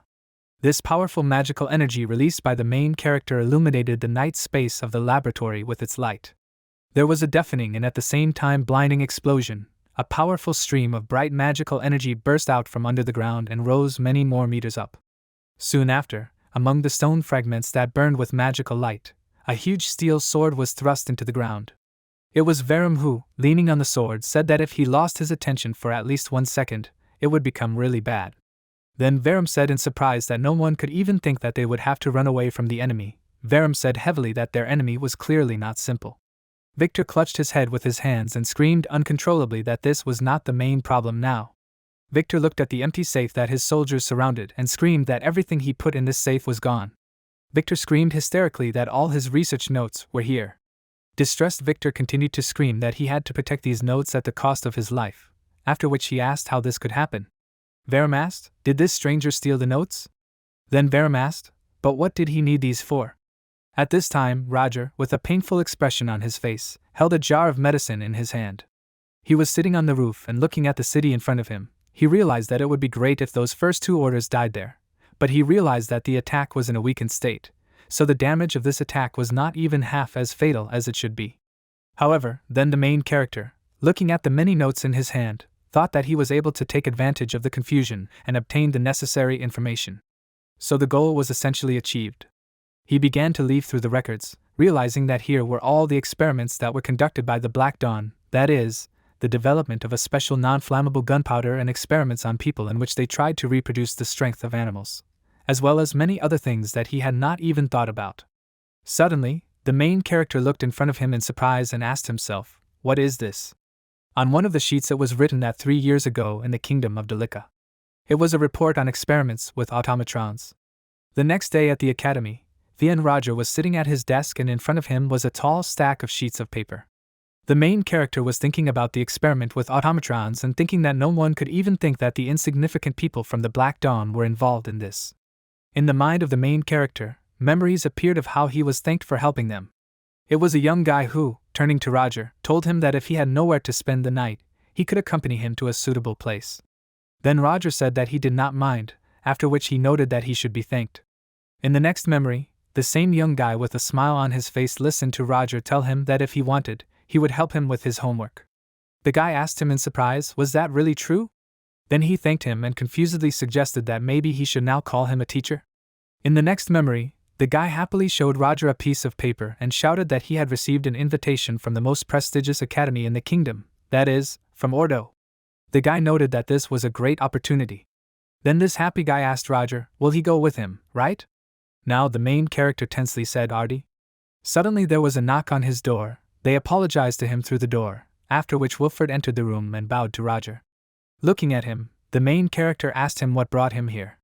Bowing, Wilfred explained that there was nothing special about it, and the rector just wanted to see him. The protagonist asked again, the rector? Then he said that he would leave immediately. Soon after, the protagonist asked Eliza again, that is, she wants to recommend him for the position of head of the dean's office at the academy? They sat opposite each other on luxurious sofas, with a low tea table between them. Eliza answered his question affirmatively, after which she explained that this position had been vacant for a long time. The protagonist noted that if he understood correctly then this was a very influential position, after which he asked her why she was offering it to someone like him. Bringing a cup of tea to her face, Eliza noted that, however, he had done so much for Theon, after which she said that she only wanted to reward him for his services. Then Eliza added that of course she also took into account the skills he had demonstrated over all this time. The protagonist stared at her and said nothing in response, arguing that he could not even imagine what she was thinking. He looked at her cunning face and thought that she clearly did not fully trust him, but at the same time offered him such a post. The protagonist then asked himself, was this such a handout, or did she want to keep him in the closest possible field of vision? The protagonist closed his eyes thinking that, whatever the case, this position would allow him to understand what was happening in Theon much faster. He thanked Eliza for the offer, after which he noted that, however, he did not think that he would be able to get this position just thanks to her recommendation. Eliza confirmed this remark and said that, to be honest, recommending him is all she can and he will have to prove his professionalism. However, then Eliza noted that she will give him time to prepare, and if he starts now, then in 6 months. The main character abruptly interrupted her, saying that a week will be enough for him. Eliza looked at him doubtfully, and then asked again. With a confident smile on his face, bringing a cup of tea to his face, Roger answered that at the moment he is researching something extremely important, and he will soon finish and show her right away. Then the main character said that he will visit her again after he finishes today's lesson. Sometime after these events, Roger announced that that's enough for today, after which he asked the students to prepare essays on this topic and hand them in a week.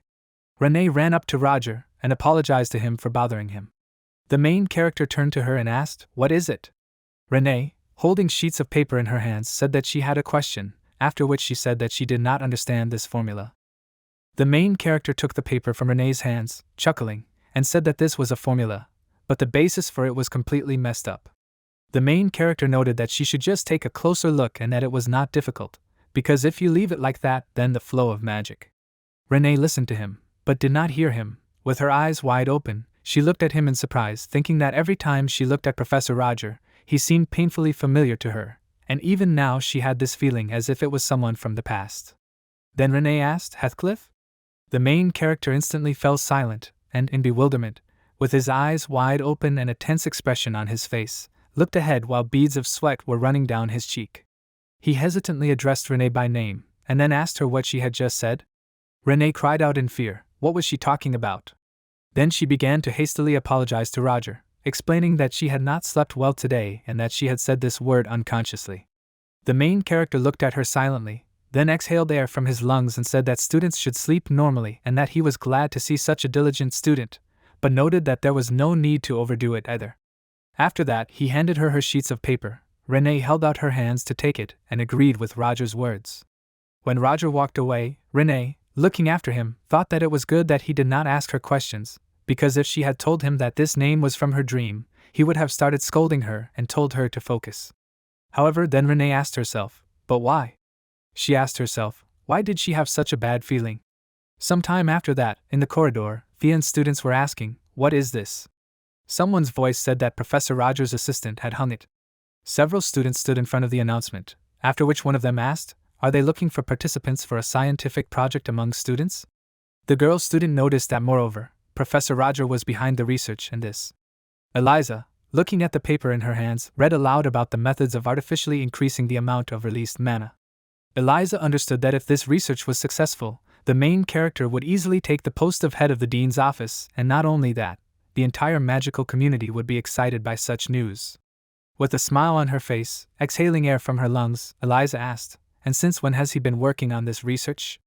Then Eliza asked again, who is he? The main character stood in his office looking out the window and mentally asked himself, who would have thought that he would hear this name from Renee? Remembering this situation, he thought that judging by her behavior, she did not really remember everything that happened, but she should still be careful. The main character looked out the window with a serious expression on his face, realizing that she should not remember everything. At that moment, Sedina appeared in the room and told him that she had hung an announcement. The protagonist thanked her and then noticed in surprise that she did it very quickly.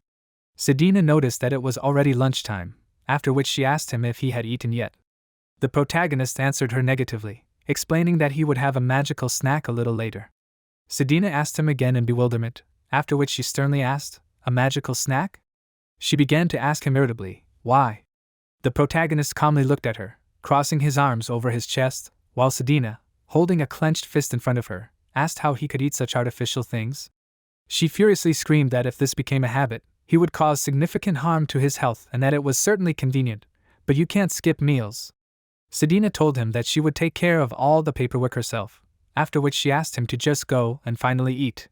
Soon after, the protagonist was sitting at a table in the cafeteria with several other teachers. Selena happily noted that they hadn't gathered like this for a long time. Then Selena looked at the men sitting opposite her, worriedly paid attention to their faces and asked, did something happen to the two of them?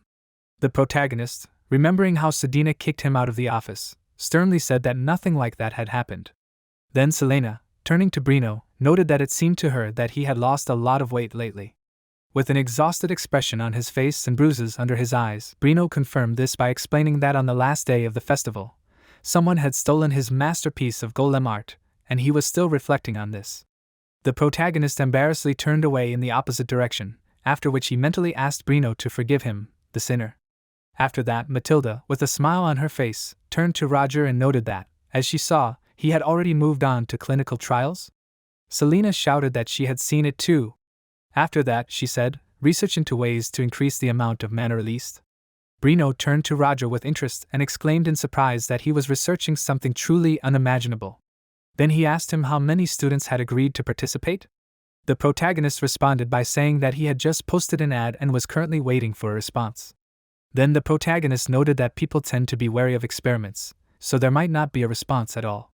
Selena asked him not to worry, after which she assured him that since he had taken on this matter, she was sure that everyone would be only too happy to participate in it.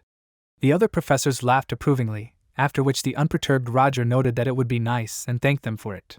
3 days after these events, on the last day of recruiting subjects for clinical trials, the protagonist, looking ahead, asked 6 in total? Then he said that to be honest, he wanted more, but this was enough, after which he suggested starting. He stood in front of the table where 6 students were sitting, namely Julia, Flora, Aiden, Elendil, Renee, and Frieden. In front of each of them were documents and fountain pens. Roger asked them to sign the non-disclosure papers that were in front of them, after which he said that he would begin the explanation after they did so. With a smile on her face, Renee turned to Elendil and shouted that she did not know that they were also participating. Elendil answered her in a friendly manner that it would be more fun together. Frieden looked menacingly at Roger, who responded with his own piercing gaze. At this time in Roger's mind there was a remark that if he even tried to harm Renee, he would not leave it like that. Looking at Frieden, Roger thought that he probably thinks something like this. Julia silently looked away. She looked at Sedina and thought that she was her childhood friend to whom she first opened her heart. But one day she began to distance herself and a distance formed between them. Julia thought that she sees the state of other people's dreams through color rendition. The emotions of most people do not change as easily as the colors of their dreams. She remembered that when they met again in Thien, her dreams became worse and the bright colors from the past disappeared and she was mired in black. However, now looking at Sedina, Julia understood that today, although not as bright as before, the color that envelopes her is so pure that it cannot go unnoticed. Julia knew that dreams reflect their desires and ideals and essentially reflect the essence of a person. Therefore, she understood that only strong emotions can affect the current state of a person. Julia looked carefully to the side and thought that judging by what she knows, the only person with whom Sedina has become close lately is Professor Roger. But he is one of those who does not dream, that is, he is sleepless. Looking at the main character, Julia asked herself how he could have influenced Sedina so much. Holding a piece of paper in her hands, Julia decided that she needed to take this chance to observe him and Sedina too. At that moment, Sedina silently took the piece of paper from Julia, who was thinking that she would like to restore their relationship. After Sedina handed over the sheets, Roger, looking at these, said that there were no problems with the signatures, after which he summed up by saying that they all already knew the topic of their research. Aiden loudly exclaimed affirmatively, after which he began to shout that these were ways to increase the amount of released mana. The main character calmly replied that this was true, after which he noted that there was no need to shout. With an unperturbed expression, Flora said that, however, such studies already exist, although the practical benefit from them is minimal. Flora assumed that he was researching something innovative if he collected signatures, then she asked him if she understood correctly. The main character answered her affirmatively, and then said that the results will speak for themselves. The main character demonstratively took the vessel with liquid in his hand and said that first they measured the starting indicators of their mana. After that, he said that then they will begin to take this drug once a week starting tomorrow. Someone's frightened voice asked if this is really a drug. The main character noted that he calls it that, but in fact, the liquid in this glass vessel is the essence of a huge number of different medicinal herbs. Flora asked him again, and then noted that it looks pretty disgusting. Then Renee turned to Roger and asked him if this means that when they drink it, it will immediately increase the amount of mana emitted? The protagonist answered her negatively, after which he noted that at first they, on the contrary, would experience difficulties releasing mana and they would not be able to use more than 3% of their magical potential. Elendil looked at him in surprise and shouted that this could not be. The protagonist continued to say that in this state they would begin to train, and this would be a base for the type of spell control and materialization of these. Then the protagonist harshly announced that training would begin tomorrow, after which he asked the testers to make sure that they could devote themselves to this training. The next day in Professor Roger's office, he stood alone looking out the window and realized that it was already dark. He thought about how time flies so quickly and that he had barely managed to do a few tasks.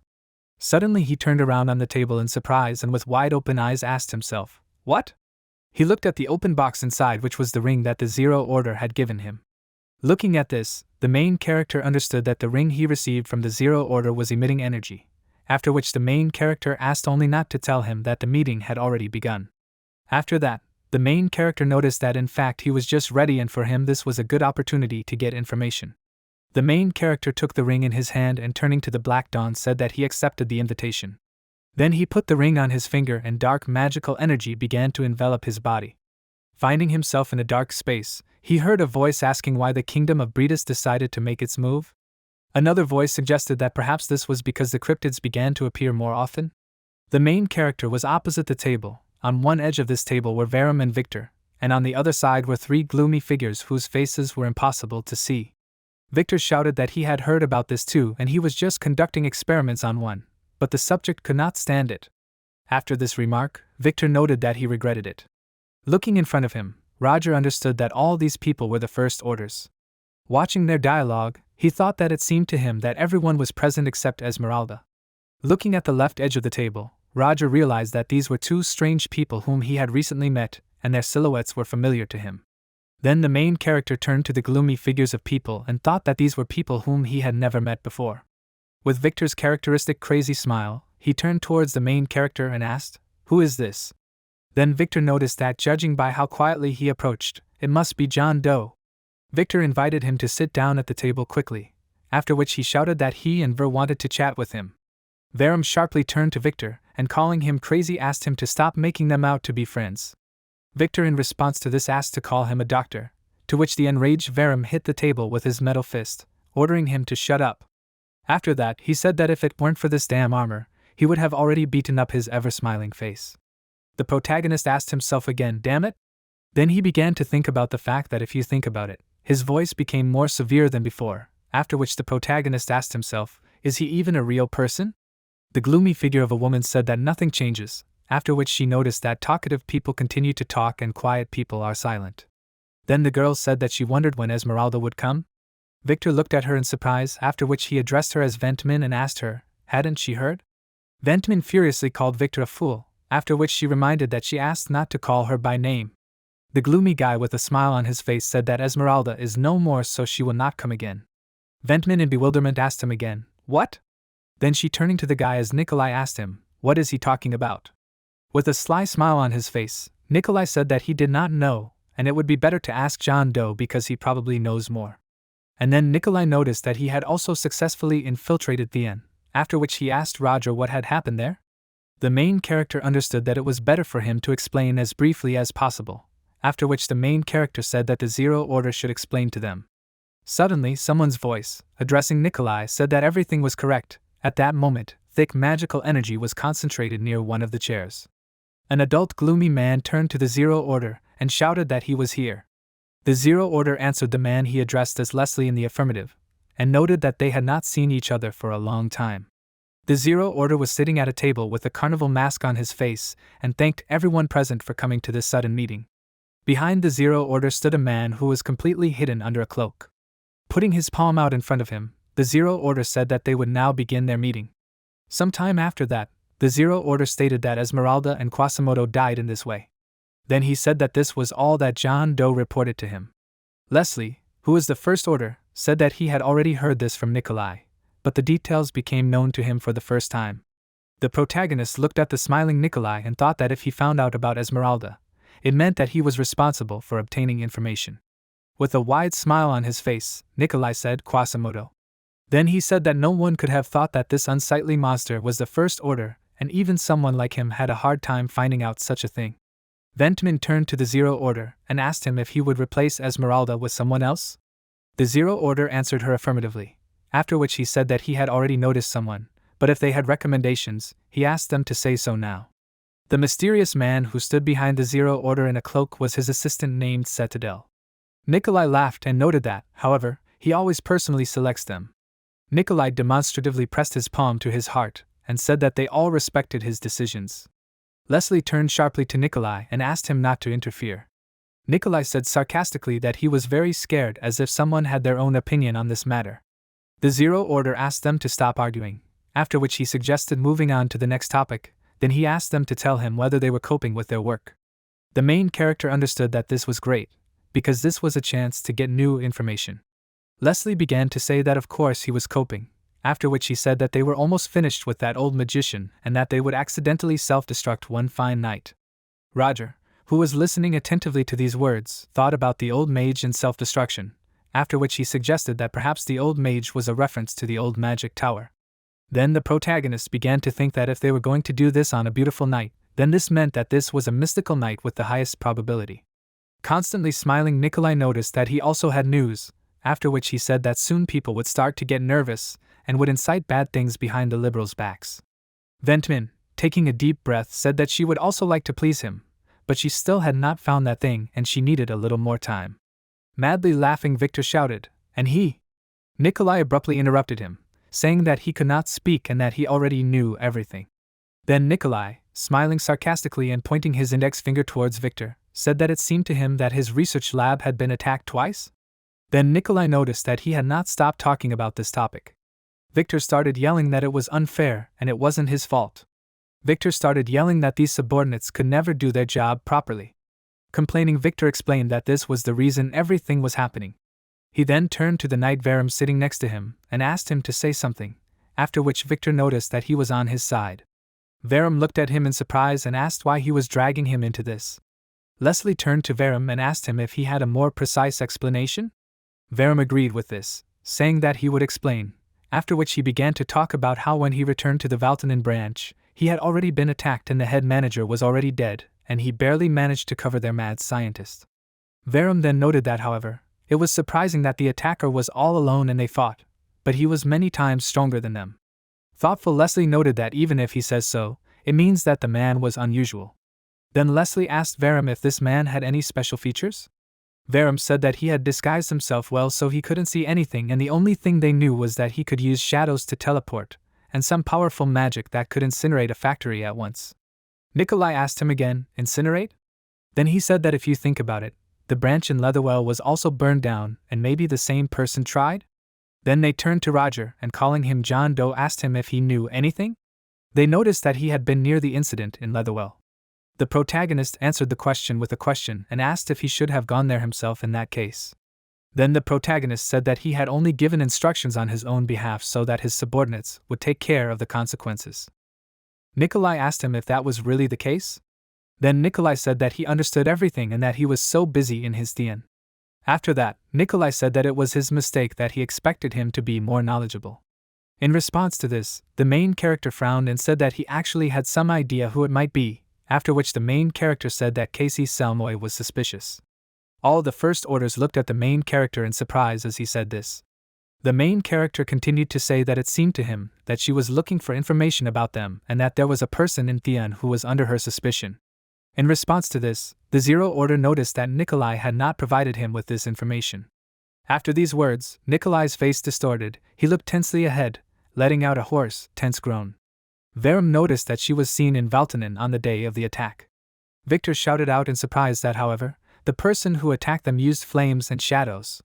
Then Victor, spreading his hands in opposite directions, said that Casey was a water mage as far as he knew. In response to this, the main character replied that it was impossible to rule out the possibility that she was working with someone in pairs. After that, Ventman said that she was not a simple person but a magician with a colored title, so she could not be discounted. Leslie asked, how could they get rid of her? Nikolai shouted that they would simply kill her. Then he explained that everything was as usual and everyone who crossed the path of the Black Dawn would die. Irritated, Nikolai pointed his finger at Roger and addressed him as John Doe and asked him not to do anything because he was their honorable professor, so he should not interfere and they would end the problem in Theon themselves.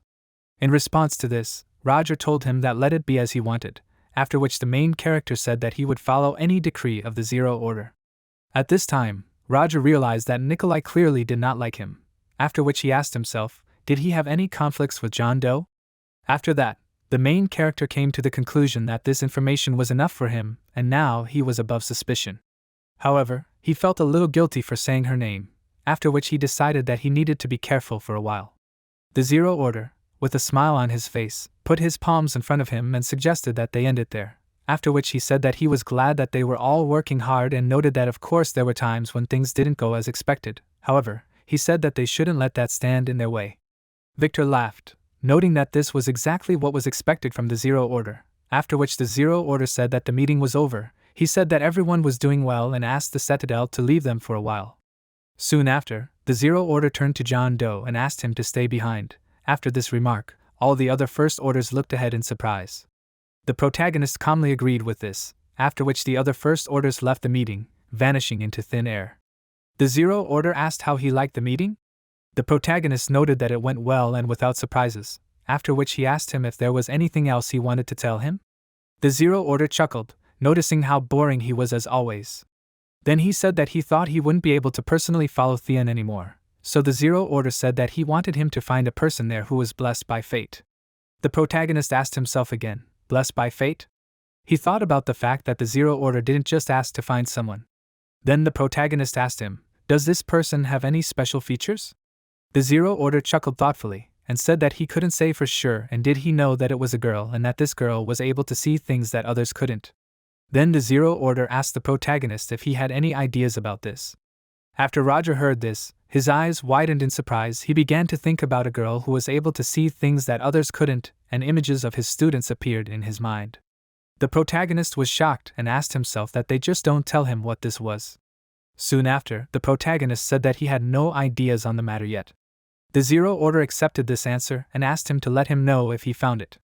Then the Zero Order noticed that he had already delayed him, after which he told him that he could go. The protagonist said that he understood him, after which he said that in that case he would go. Immediately after that, the protagonist disappeared into space. When none of the First Order representatives were in the room, the Zero Order turned to his assistant, who obediently appeared behind him. Looking ahead, the Zero Order said that he wanted to send him to one place. Citadel agreed with this and asked, "Where?"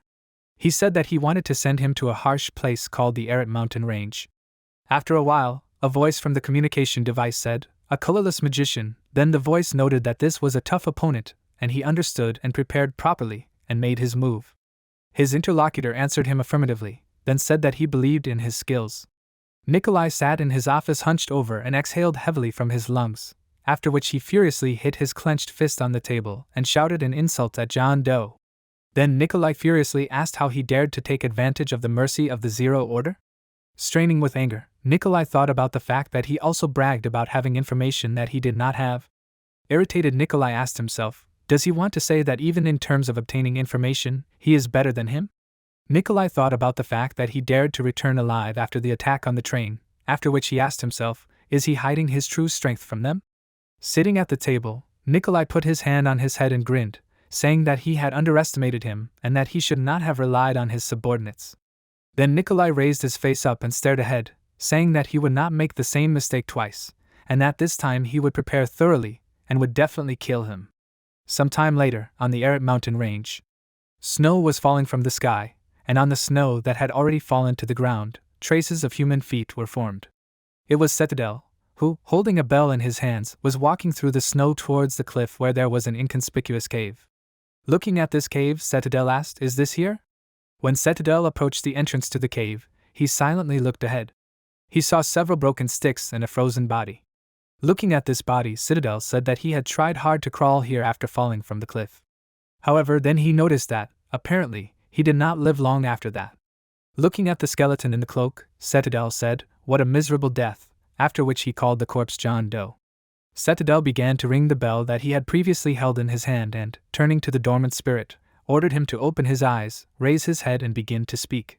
The skeleton of the dead man began to move, after which a dark spirit began to emanate from the skull. The dark spirit rose above the skeleton and Citadel, addressing the spirit as John Doe, asked him if he recognized him. The spirit called Citadel by name, and added that he was an assistant of the Zero Order. Then the spirit began to ask where they were, and what happened to his body. Then the spirit asked him what he did with them. Citadel suggested that he get straight to the point, after which he informed the spirit of John Doe that he was dead. The spirit of John Doe, perplexed, asked him what? Then he asked in confusion, "Is he dead?" Citadel suggested that he didn't seem to remember anything. Then he suggested that it was because he had just come back to life. John Doe's spirit looked thoughtfully and silently at his skeleton while Citadel continued to talk about how they needed to go back to the past. Then he asked John Doe what his task was. He asked him to try to remember. John Doe's spirit answered affirmatively, then said that he remembered. He began to talk about how he had to infiltrate the academy, and he had to introduce himself as Roger Selassie. Citadel told him that this was good, and that he remembered everything correctly. John Doe's spirit continued to talk about how after boarding the train, he remembered talking to another passenger, but then an attack happened. He explained that it was a terrorist attack on the train and one of the passengers was arrested, but when they tried to interrogate him, he self-destructed. Spirit John continued to tell how he weakened the pain shock with the help of magic and hid in the nearest cave, but he had terrible injuries from the explosion, and he could not last long without food. Citadel stopped his story noticing that something did not add up. Then he asked him, did he start a conversation with a passenger on the train? Citadel noticed that this did not look like an ordinary John Doe. Frowning his absent eyebrows, Spirit John Doe said that this was an unusual passenger. Citadel asked him what he meant. Spirit John explained that this was the one who shook the entire continent by changing his masks, and even after conducting an investigation, he was able to identify only 3 of his personalities, namely the mysterious thief Arsène Lupin, the famous detective Eugene Francois Vidic and Machiavelli. Spirit John told Citadel that he was also undercover that day. But after he mentioned one of his personalities, he noticed a weak reaction, albeit briefly. Citadel asked the spirit again, Machiavelli? He then assumed that this was the one thanks to whom the kingdom of Utah won the war? Citadel said that if you believe his words then he is definitely an unusual person, but then he asked him, just what difference does that make? Citadel said that he still has no reason to talk to someone like him. Spirit John began to answer confusedly, trying to justify himself, but Citadel abruptly interrupted him. After that, he explained to him that it was he who summoned him, so he warned him not to dare to evade the answer. Looking intently at the spirit, Citadel ordered him to speak. The spirit silently looked at him in response, and then confusedly said that he was his fan and did it out of respect. Citadel exhaled air from his lungs and asked him again, is this his reason? Citadel then said that he thought he had misjudged him. Spirit John Doe asked him to stop talking about it. After this, the spirit asked him what happened to the mission now that he was dead. Citadel answered that the situation had been resolved by his colleagues, after which he asked him not to worry about it. At this time, Citadel reasoned that if the person John Doe was talking about was the current Roger, then everything would fall into place. He understood that this careful choice of words was true. Soon after, the spirit asked him if he had answered all the questions. Citadel answered him affirmatively, after which he began to use the bell. Knocking on the bell, Citadel said that it was a good job. After the bell rang, magical chains began to appear around the Spirit John. The Spirit John turned to Citadel in confusion and asked him what he was doing.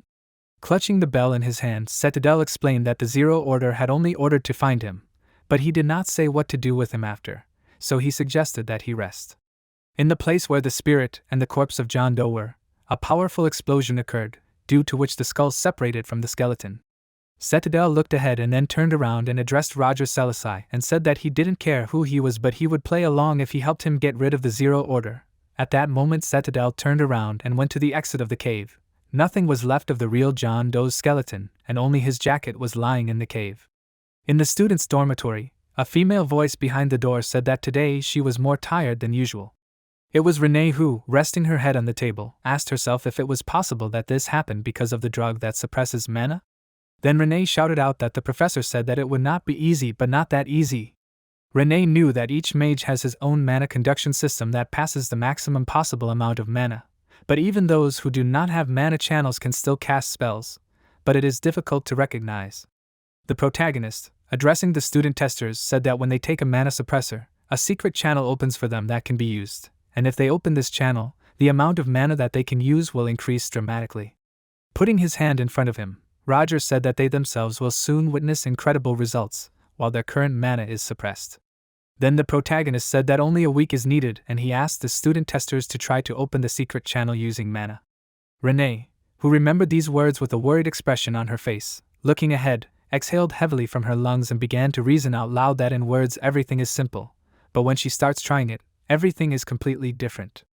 Then Renee stopped her train of thought and noticed that 3 of them had already succeeded and perhaps she was the only one lagging behind.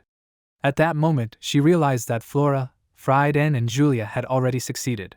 Frowning and looking ahead, Renee decided that she still had time, and she just needed to try harder. A few days later Roger suggested looking at the result. He looked at the sheet of paper in front of him and addressed those present saying that the average amount of emitted mana that they showed a week ago was 12%. And today it is almost 36%, that is, they increased the flow of mana 3 times.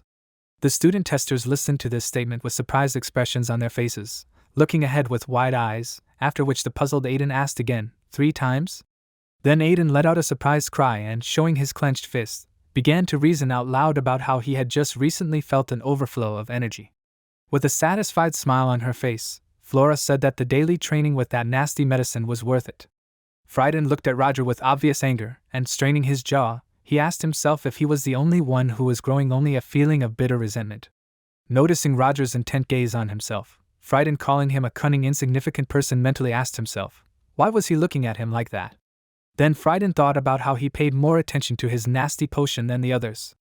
The protagonist exhaled the air from his lungs and thought that it was good that everything ended well. He understood that the students who treated his instructions with due zeal made a huge contribution to the research. Concentrating, Roger thought that all that remained was to speak normally about this at the conference. A couple of days later, in the mystical hall where a huge number of spectators had gathered in the stands who were actively talking to each other, there was a speaker in the center of the sight. Casey, with an irritated expression on her face, exhaled heavily and thought that she didn't even want to come here. But as soon as she heard that Moriarty would present his own research, she simply couldn't pass by. Looking intently ahead, Casey realized that watching Moriarty personally destroy one of the branches of the Black Dawn, she was convinced that he was not in league with them, after which she asked herself, who is he really? Casey knew that she could figure it out with the help of that piece of paper with his mana and mana storm, but if the truth was not what she believed all this time. Her thoughts were interrupted by the words of the host who informed the audience that the next speaker was about to speak. Casey abruptly turned her gaze to the speaker's platform, realizing that it was him. Someone's voice loudly shouted out that the main speaker for today was finally speaking. Another voice noted that he knew how to make an impression. The protagonist who stood in the center of the speaker's platform greeted and introduced himself, and then stated that he was from Thean Academy. After that, the protagonist asked permission to provide the audience with his research. Towards the end of his speech, Roger stated that thus the results of the 3 experimental students clearly indicate a 3-fold increase in the outgoing mana flow, and the results of additional tests that were also successful indicate that the effect is not temporary. The protagonist pointed his palm at the potion and said that the key to this research was the presented mana suppressor. An adult man with a beard stood up and raised his hand up, then asked Roger to stop and told him that he had a question. Then this man said that he saw this mana suppressor for the first time. He asked Roger, did he really develop it himself? The main character lowered his head down and put his hands behind his back and said that he created the drug, but not the recipe for this drug, after which the main character explained that the recipe was taken from an ancient manuscript that he had a chance to restore. The main character put his hand on the glowing panel and told the audience that now they would see on the screen the very text he was talking about. Symbols appeared on the huge screen. Someone's voice asked, "What language is this?" Then the speaker noticed that it looked familiar to him. Leaning on the pulpit, Roger said that the language used here is Larsal and he was able to translate this text, thereby restoring the ancient recipe. One of the aristocratic-looking men abruptly rose from his seat and loudly asked again, "Is this Larsal?" After that, the man shouted out that, however, no one can decipher this language. The man, turning to Roger, sharply asked him how he dared to lie in the holy mystical hall. The main character answered this man that he was not lying, after which, confidently looking ahead, Roger said that he had deciphered this text a long time ago. Memories from his past appeared in his mind when, standing in front of the fireplace, Roger turned to his master and said that he had a question. Young Roger held a piece of paper in his hand and said that he wanted to read this language, but without her help he was afraid that he would not be able to do it. His master took a piece of paper in her hand and explained to him that it was Larsal and he would not be able to master it. The main character asked her, "But why?" The master, holding a piece of paper in her hands and looking at it, said that this was a lost language about which almost nothing was known and he would never read it without her help. After that, the main character asked her then maybe she would teach him? The master asked him again, But then she asked him why she needed this boring routine? Then she advised him to forget about this idea. But the main character, looking at how she returned the sheet to him, asked himself, did she really feel sorry? He took the sheet in his hand and, heavily inhaling air from his lungs, said that he understood her and would try to do it himself. After this statement, the master laughed and recommended that he try. When Roger was already leaving, his master noted that as his teacher she would take pity and reveal something to him. Then she demonstrated 3 extended fingers and said that this language is composed of 3 others, after which she advised him to remember this.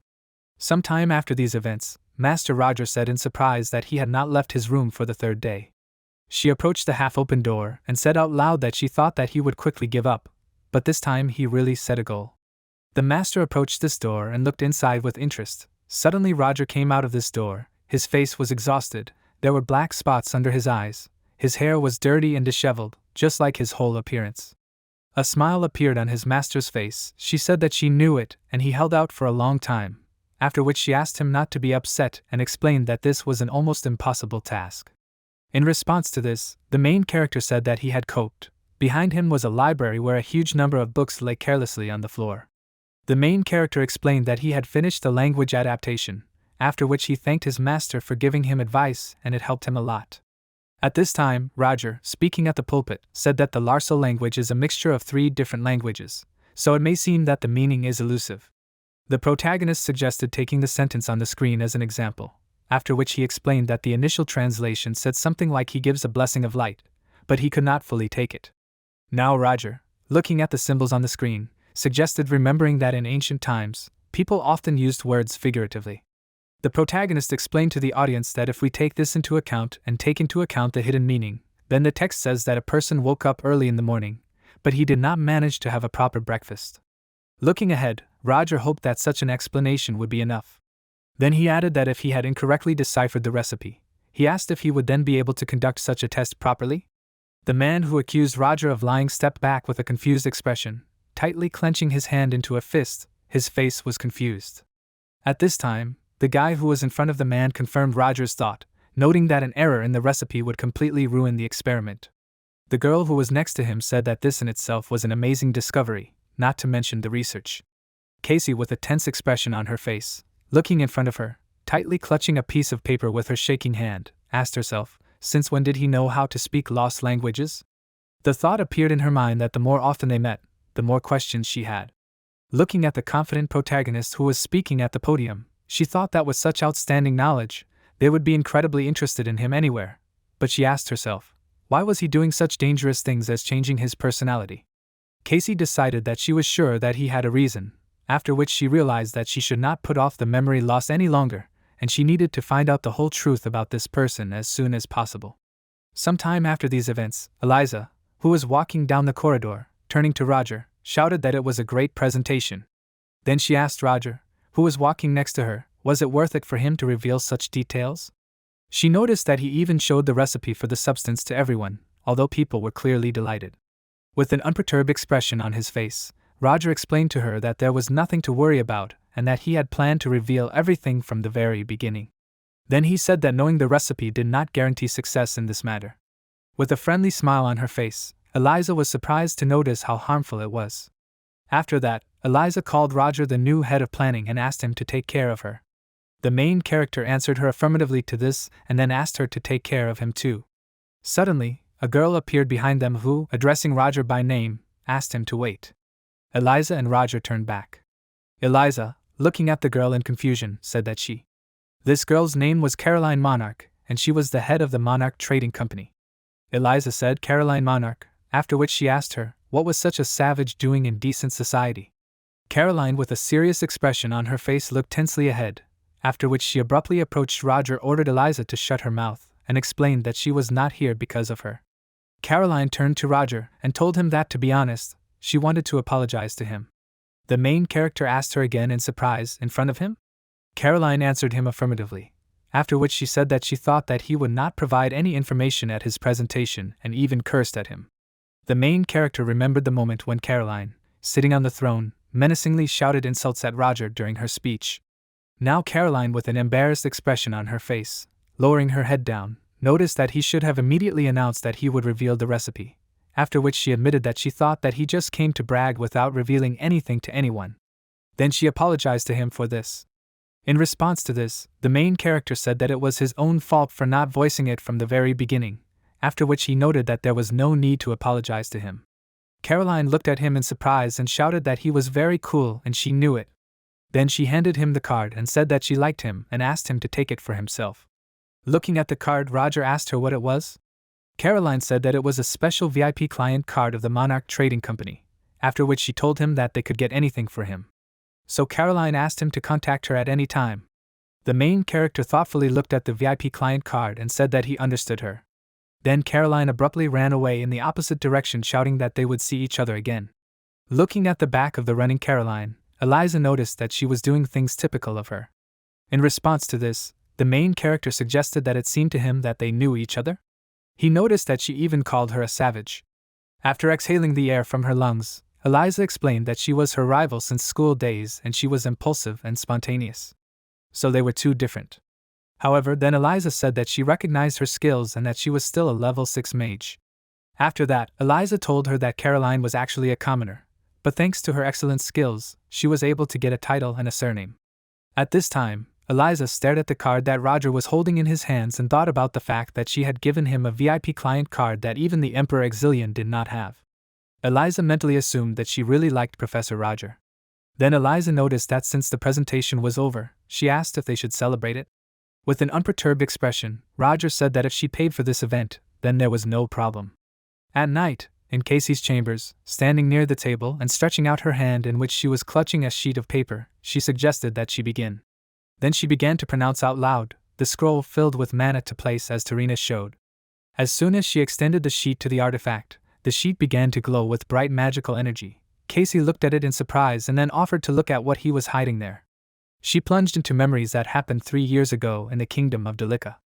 Casey was on a busy street and looking around in confusion asked herself, is this the kingdom of Delica? Then she confusedly asked herself, shouldn't she look at the world through the eyes of the owner of the memory? She assumed that this was such an effect of the artifact. Then she began to look around the busy street and wonder where he was. She understood that this was his memory, and he should be nearby. Suddenly she heard a scream from behind and turned in that direction. A loud voice shouted that the thief was finally caught. A large man grabbed a small guy with a book in his hands. The man was shaking the child angrily, asking to let him go, because he didn't owe him anything. Then the young man shouted that it was his own fault that he didn't want to sell it to him, because he had paid as much as was needed. The townspeople gathered around this incident. The store owner who was holding the child by the collar shouted that his money was stolen, after which he asked him why he should sell something for dishonest money. At this time, Roger approached the crowd.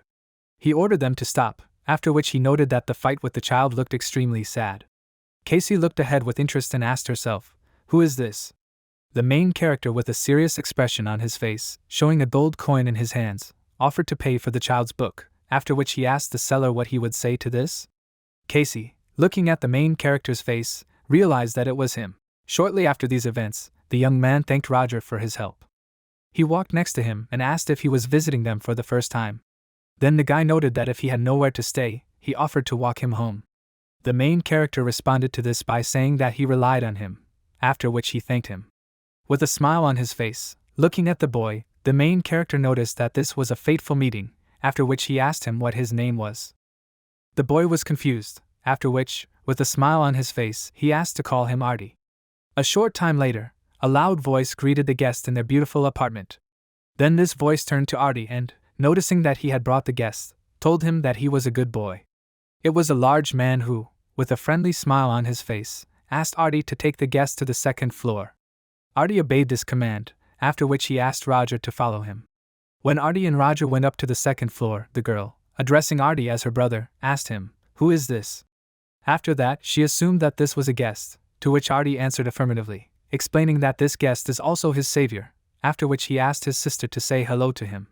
When addressing his sister, Artie called her Sally. Sally bowed awkwardly, greeting Roger. The protagonist greeted her back and said that he was glad to meet her. Then Artie showed the room by opening the door and told Roger that this was his room. The protagonist noted that it looked simple and inexpensive. After that, Artie reached out to Roger's bag and offered to help him with his luggage. Roger thanked him for his help and gave him his bag. Soon after, Artie took a book out of the open briefcase and, making a surprised exclamation, asked, is this a book with scientific articles from the Academy? Then Artie noticed that they said that there was also an edition with the tasks of the Ordo Academicians themselves. Artie looked at the book in his hands with admiration, saying that it seemed to him that they were ready to accept those who would deal with these tasks, and whoever it was, he already envied them. The protagonist approached Artie from behind and asked him if he knew about this too. Then the protagonist assumed that, judging by what he had seen today, he was a science fan. With a shy expression on his face, putting his hand on the back of his head, Artie laughed and answered affirmatively, after which he told him that he dreamed of becoming an outstanding scientist. Crossing his arms over his chest, Roger told him that if he did not mind, he was ready to help him improve his knowledge while he lived here. Artie asked him again in surprise, after which he asked him if he was serious now. Artie's face expressed happiness. With wide open eyes and flushed cheeks, he asked the protagonist again, in that case, he will teach him? Then Artie began to expressively thank him for this and asked him if he could call him a teacher. With a smile on his face, the protagonist said that he could call him whatever he wanted, after which he asked him if they would start. Casey, who had been watching the events of the past all this time, frowned her eyebrows in irritation and asked herself, who is this young annoying guy? She asked herself again, is it really the same person? However, she felt that an incredibly pure emotional aura was emanating from him. Then, trying to punch Roger on the back, Casey asked herself, but why was she reacting so strangely to this? Her fist passed through the protagonist, she came to the conclusion that what irritated her the most was that it was because of him. Then she turned her attention to the happy boy. Looking at him, she thought that in any case, this boy, she had a feeling that she knew him. 2 weeks after these events, Artie burst into Roger's room and loudly called him teacher. The protagonist turned around and asked, "What is it?" Showing a letter in his hands, Artie, with a happy expression on his face, informed Roger that an invitation had arrived from the most prestigious academy in the kingdom, that is, from the University of Ordo. Artie shouted that this was a great opportunity. Calmly looking at him, the protagonist asked, "Is it because of those tasks in the appendix of the book that he helped him answer?" Artie answered him affirmatively, after which he assumed that his answers were liked by the academics from Ordo. Then Artie asked Roger, "Will he accept this invitation?" Artie noticed that the head was personally inviting him. The main character, with a thoughtful expression on his face, put his hand to his chin, began to look ahead and chuckled and said that he had no reason to refuse. Then he put his hand on a piece of paper and noted that, in addition, the research process had slowed down a little and he would go. The next day, Artie looked ahead with admiration, pressing his hands to his chest and addressing Roger as a teacher, shouting about how cool he was. Casey stood next to Artie and, looking ahead, thought about what this appearance was. The main character, with a monocle on his face, adjusting the top hat on his head with a smile on his face, told Artie that it was time for him to go. Looking at him, Casey realized that this was James Moriarty. At noon that same day at Ordo University, Roger, who was standing near the blackboard pointing at the inscription with chalk, said that the explanation was over. The man approached Roger and, shaking his hand, shouted that it was amazing and it was an incredibly informative presentation. Then the man introduced himself, saying that he was Gord Himbell and he was the head of this institution. Shaking his hand, Roger replied that his name was James Moriarty. Gord, impressed, shouted that such a talented person as he deserved a corresponding reward. Then Gord told him that if he wanted something besides the prize money, he asked him to just say so. The main character looked at him with a thoughtful expression and repeated something else. Then the main character asked him if it was possible to get a teaching position at their university. After the people in the audience heard this, they began to actively whisper. Gord thoughtfully repeated, "To become a professor at Ordo University." Gord put his palm in front of him and said that now even he would have a hard time giving him a permanent job, after which he asked Roger if he would be okay with a part-time job. The protagonist replied that he would be okay with this offer. He understood that even a half-time professor would have free access to the university's central library, and he would look for the necessary materials for his research there while he was here. They shook hands again and Gord said that this was great, and he hoped that they would work, after which he called Roger Professor Moriarty. The protagonist answered him affirmatively to this, after which he said that he also hoped for this. Casey, who was watching this, asked herself, is this how the story of James Moriarty began? She thought that later he would become a notorious criminal consultant who directly influences the criminal world. She sat on one of the desks and thought that she had only seen this, and that now the story was just beginning. Looking at the face of the protagonist, she understood that now the part that no one yet knows was beginning. Some time after these events, with a bored expression on her face, heavily exhaling air from her lungs, Casey thought that what she so eagerly wanted to see was the boring everyday life of the professor he had become here. Casey realized that she couldn't even fast forward through these memories and that she would go crazy. She was sitting on Roger's desk, who was carefully reading a book. Looking at him with irritation, Casey asked him if he would continue to sit in one place and read books. Then Casey indignantly shouted that it was incredibly boring and tried to hit him on the head with her palm. With a complaint, turning to Roger, Casey shouted, asking him why he was sitting here if he was a completely different person by nature. Suddenly there was a knock on the door. Casey and Roger simultaneously raised their heads in surprise, after which the main character allowed them to enter inside. A joyful Casey entered the room and apologized to him with a smile on her face, after which she assumed that this was Professor Moriarty's office. Then she asked if she had come to the right place. Casey from the present time looked at Casey from the past in bewilderment, and realized that it was she. The main character, addressing Casey who entered the office, said that she had come correctly, after which he asked her who she was. He doubted that she was his student if he remembered everything correctly. Casey from the past indignantly asked him what. Then she asked him if he really did not know who she was. With a smug expression on her face, Casey from the past said that it was interesting and she was sure that rumors about her had reached him. Then Casey from the past introduced herself by giving her name, and said that she was a brilliant detective who had successfully solved several intricate cases. The protagonist looked at her with a calm and thoughtful expression, after which he confirmed her words and said that he had seen that name in the newspapers. He then asked her, however, what did such an esteemed detective want here? The Casey from the past, approaching Roger, said that the new Professor Ordo was also quite famous. The protagonist thanked her for this compliment, but noted that the rumors about him were exaggerated. The Casey from the past brought her face closer to Roger's and with a sly smile on her face said that she just wanted to see for herself how incredible he was. And then she noted that he should be proud of the fact that he was able to attract her attention.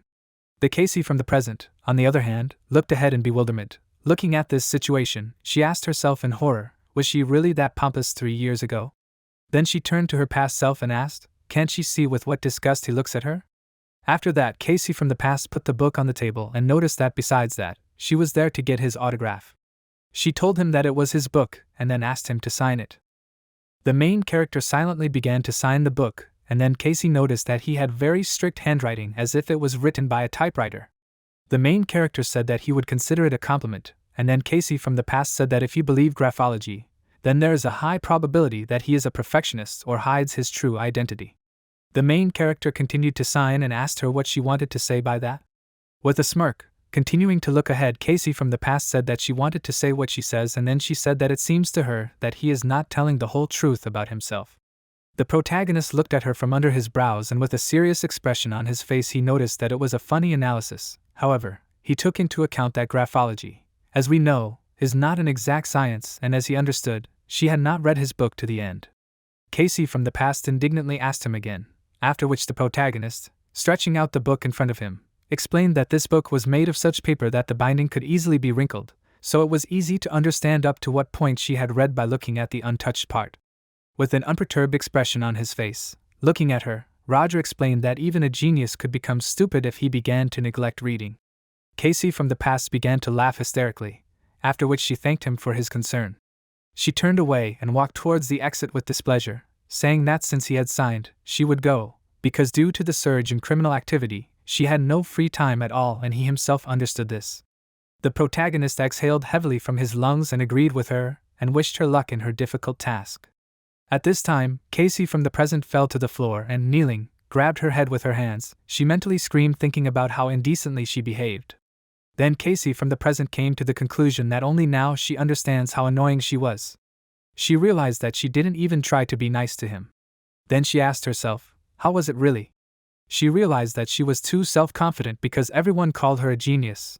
But it didn't last long, and even though she was idolized, she was still lonely, so she became interested in him because she wanted to understand if he was like her or not. Now Casey was sitting on the floor near the table and looked sideways at Roger. Looking at him now, she realized that he was a good person, but she asked herself, why did he become a villain then? She decided to see what would happen next. The main character was engaged in the activities of the professor and also taught Artie, and a week later, when Roger was staring in front of him, Casey, watching this, asked herself, what is he trying so hard to find?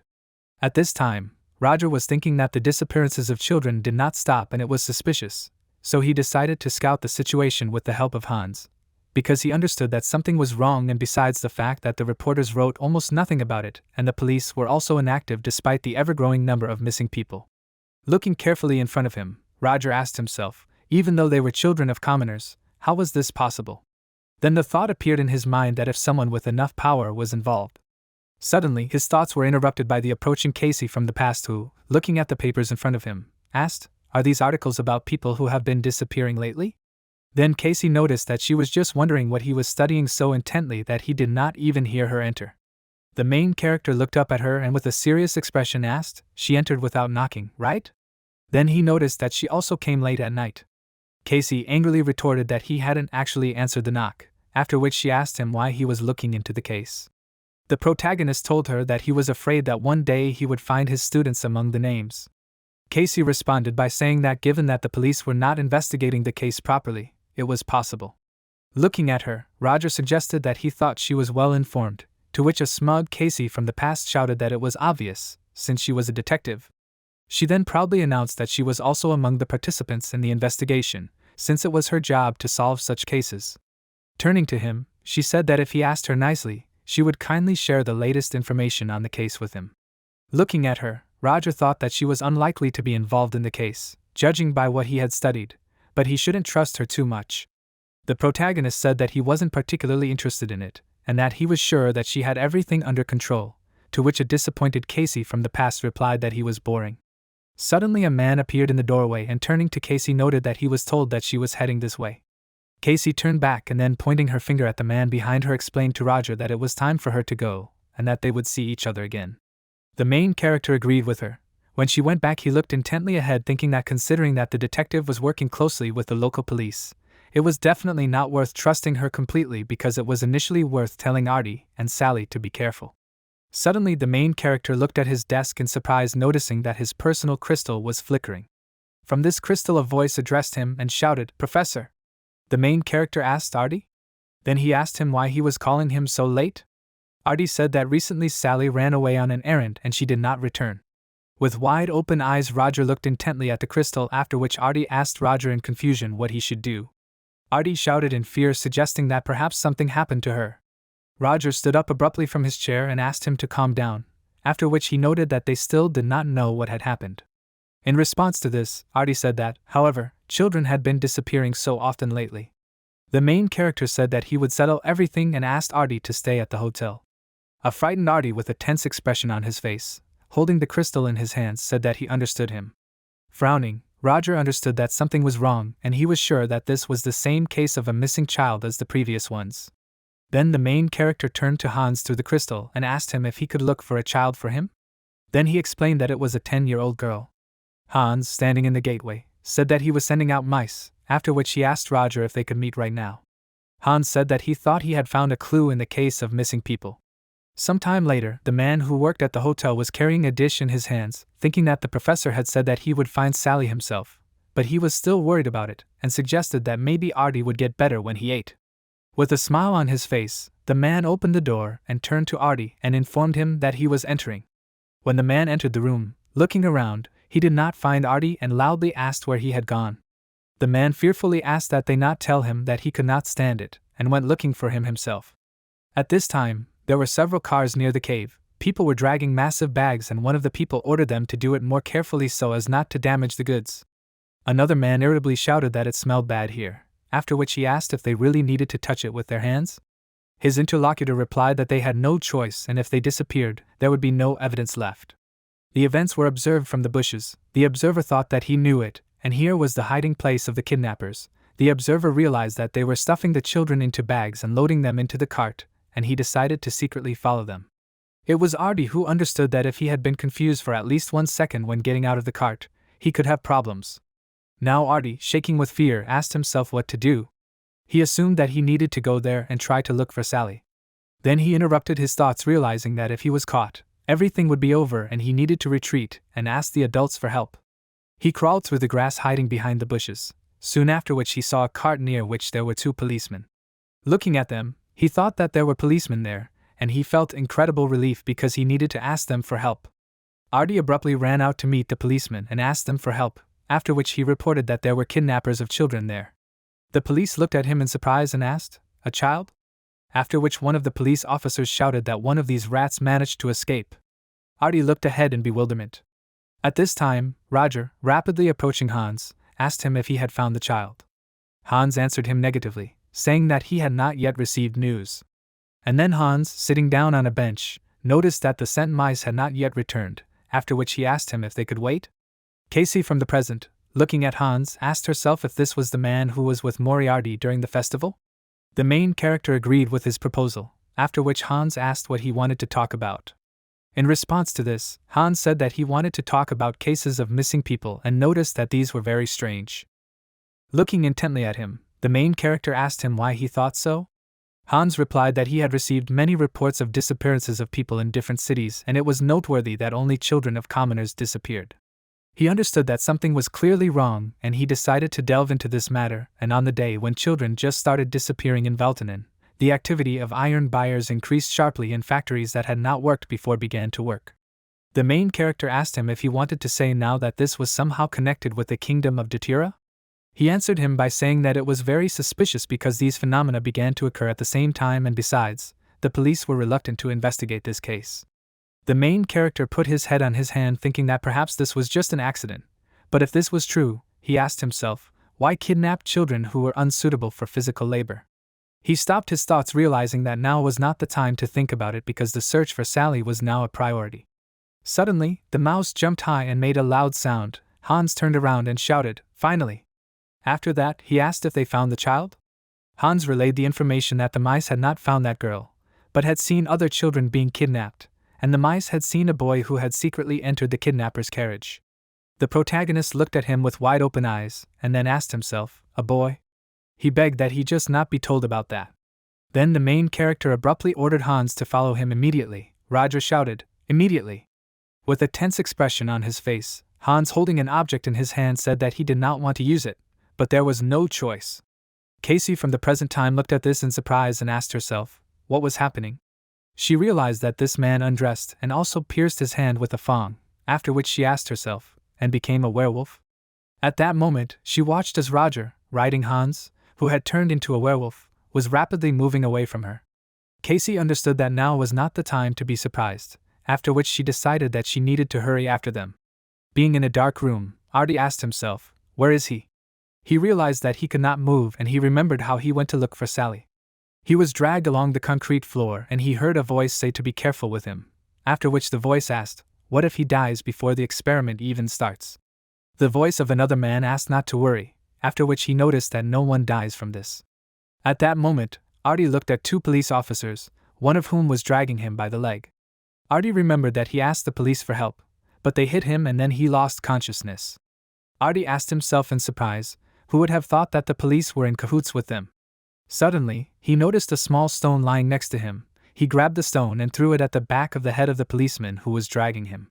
The policeman cried out in pain, after which he turned to Artie, who was shouting angrily, calling them kidnappers and ordering them to immediately return his sister to him. With an enraged expression on his face, the policeman looked at him and, taking out his baton, began to insult him, asking if he really didn't know his place.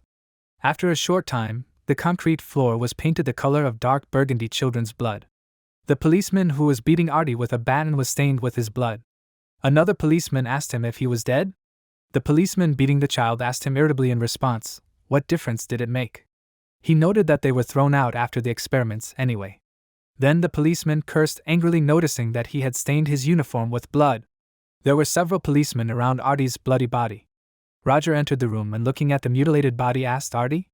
The policeman suddenly turned in his direction, after which they asked in surprise, "Is this Professor Moriarty?" The main character, not paying attention to these policemen, approached Artie, pushing them out of his way. One of the policemen asked how he found them. The main character picked up the body of the beaten and bloody Artie, and addressing him by name asked him to open his eyes. Artie was badly beaten, his face and body were covered in black and purple bruises and contusions, and blood was flowing from his mouth, beads of sweat were profusely flowing down his body. With a painful voice, Artie opened his eyes and smiling looked at Roger and noticed that he had come, after which he said that he was sorry. The main character asked him not to talk, to which Artie replied with a shaking voice that he had not listened to him, and that he was a bad boy. The main character, opening his mouth wide, sharply shouted out, reminding him that he had said not to talk. Archie continued to talk and, addressing Roger as Professor Moriarty, quietly asked him to take care of his sister, after which Artie's bloody childish hand fell lifelessly onto the concrete floor. Artie was dead. The main character continued to kneel motionless with Artie's corpse in his arms. At this time, the police were asking him behind his back what they should do. One of them noted that if they killed the professor, it would no longer be possible to hush this matter up. Another policeman suggested that perhaps he could be bribed. The third policeman, clutching a baton in his hand, jumped up above Roger's back and asked the previous policeman, "What is he talking about?" Then the attacking policeman shouted that he had found them and that he must be disposed of, after which the policeman ordered Roger to die. Suddenly, a dark, solid, ominous magical substance appeared right in front of the man's face, who suddenly began to scream in fear. The dark substance pierced his body in many places at great speed and lifted him several meters into the air. The protagonist, with a gloomy expression on his face, continued to stare in front of him without moving, while the dark ominous substance thickened above the frightened policeman. The policeman looked around and asked, "What is this?" With a wild wolfish look, the protagonist turned around and shouted, "These worthless ones!" A moment later, many bodies of policemen were impaled on long ominous pikes and hung on the same ones. Casey looked at the bloody scene in disbelief with her eyes wide open and her mouth slightly open. She asked herself what was going on. She saw Roger standing in the same place surrounded by a dark sinister substance, and there were many bloody bodies around him. Casey from the past asked, "Moriarty?" Casey from the present turned to her in surprise, then Casey from the past frowned and asked Moriarty what he was doing here. She then asked him where all the bodies came from. Then Casey from the past suggested that it was not what she thought, then she asked him if that was true. She said that she was sure that she just misunderstood everything, then she asked him if that was true. Without looking at her, Roger knew that it was Casey's Selma. Casey reasoned that thanks to her connections, she easily met with high-ranking police officers, but she had doubts about their involvement. The protagonist was asking her in his mind at that moment if she wanted to believe him even in such a situation. He noticed that he was sorry, and if he told the truth he could easily clear up all the misunderstandings, but it was too late, but he could still cooperate with her and solve this matter. But standing next to Artie's corpse, Roger asked himself if this was really the best choice he had. He thought that no matter how much he wanted justice, because those behind this had money and power, and they would close this case. He looked at the child's corpse, realizing that they had killed an innocent child and would not be held accountable for it. The protagonist clenched his fist tightly. There was blood on his gloves. He decided that he would make them go through the same thing. Casey abruptly ordered him to answer him right away, after which she wanted to address him by name, but he calmly answered her. How unexpected. The protagonist calmly suggested that he thought she would understand. Then he asked her if she really thought that living among ordinary people she would remain the same as them. At this time, the present Casey and the past Casey looked at him in surprise. The protagonist asked her if they fit into their standards. At this moment, with a painful expression on her face, the present Casey grabbed her heart with her hand, realizing that she felt the same as him. She fell to her knees, realizing that she could not breathe in her chest. The protagonist continued to talk about how their world was incredibly boring and the people in it were so ignorant that it was becoming stuffy for him. Casey shook tightly, holding her heart, and tensely looked ahead while Roger talked about how he was going crazy with frustration. The past Casey asked him if this was the reason why he killed the child. She then assumed that he did it to tease her. With a tense expression on her face, she looked at Roger, who answered her question with a question, asking her if this was some kind of terrible mistake in her opinion. Then he explained that deep down she heard the same voice as him. Casey confidently turned to Roger and said that she hoped that he was a good person. She lowered her head down and said that everything could be resolved by negotiations, that it was all just a misunderstanding, but it turned out that she did not understand anything. Taking out a magic stick from her inner pocket, Casey looked at Roger from under her brows and said that if this is the path he chose, then she will arrest him right now. With a wild look looking at her, Roger suggested that she do so. At that moment, Roger mentally turned to Artie and asked him to just wait. Casey, concentrating magical energy and directing it at Roger, shouted, "James Moriarty." The main character understood that no matter what the cost, he will put an end to everyone involved in this matter, even if it means his own demise. The protagonist dodged the magical projectile flying at him while simultaneously concentrating his own fire attack, after which he directed it towards Casey, and their magical powers collided, creating an explosion. With a tense expression on her face, looking ahead, Casey understood that she couldn't let her guard down, because with this she would hardly be able to defeat him. Suddenly, her magic stick was knocked out of her hands. However, using water magic, she was able to grab the stick flying away from her and pulling it towards herself. Tensely looking ahead, she shouted, "No!" Casey provoked many magical substances that she sent towards Roger, but he, having put up a wall of fire in front of him, defended himself from these. Turning his gaze to the side, Roger asked himself how she managed to control the water in the air if she had lost her magic stick. Then he assumed that such was the overwhelming power of the element of a single attribute mage.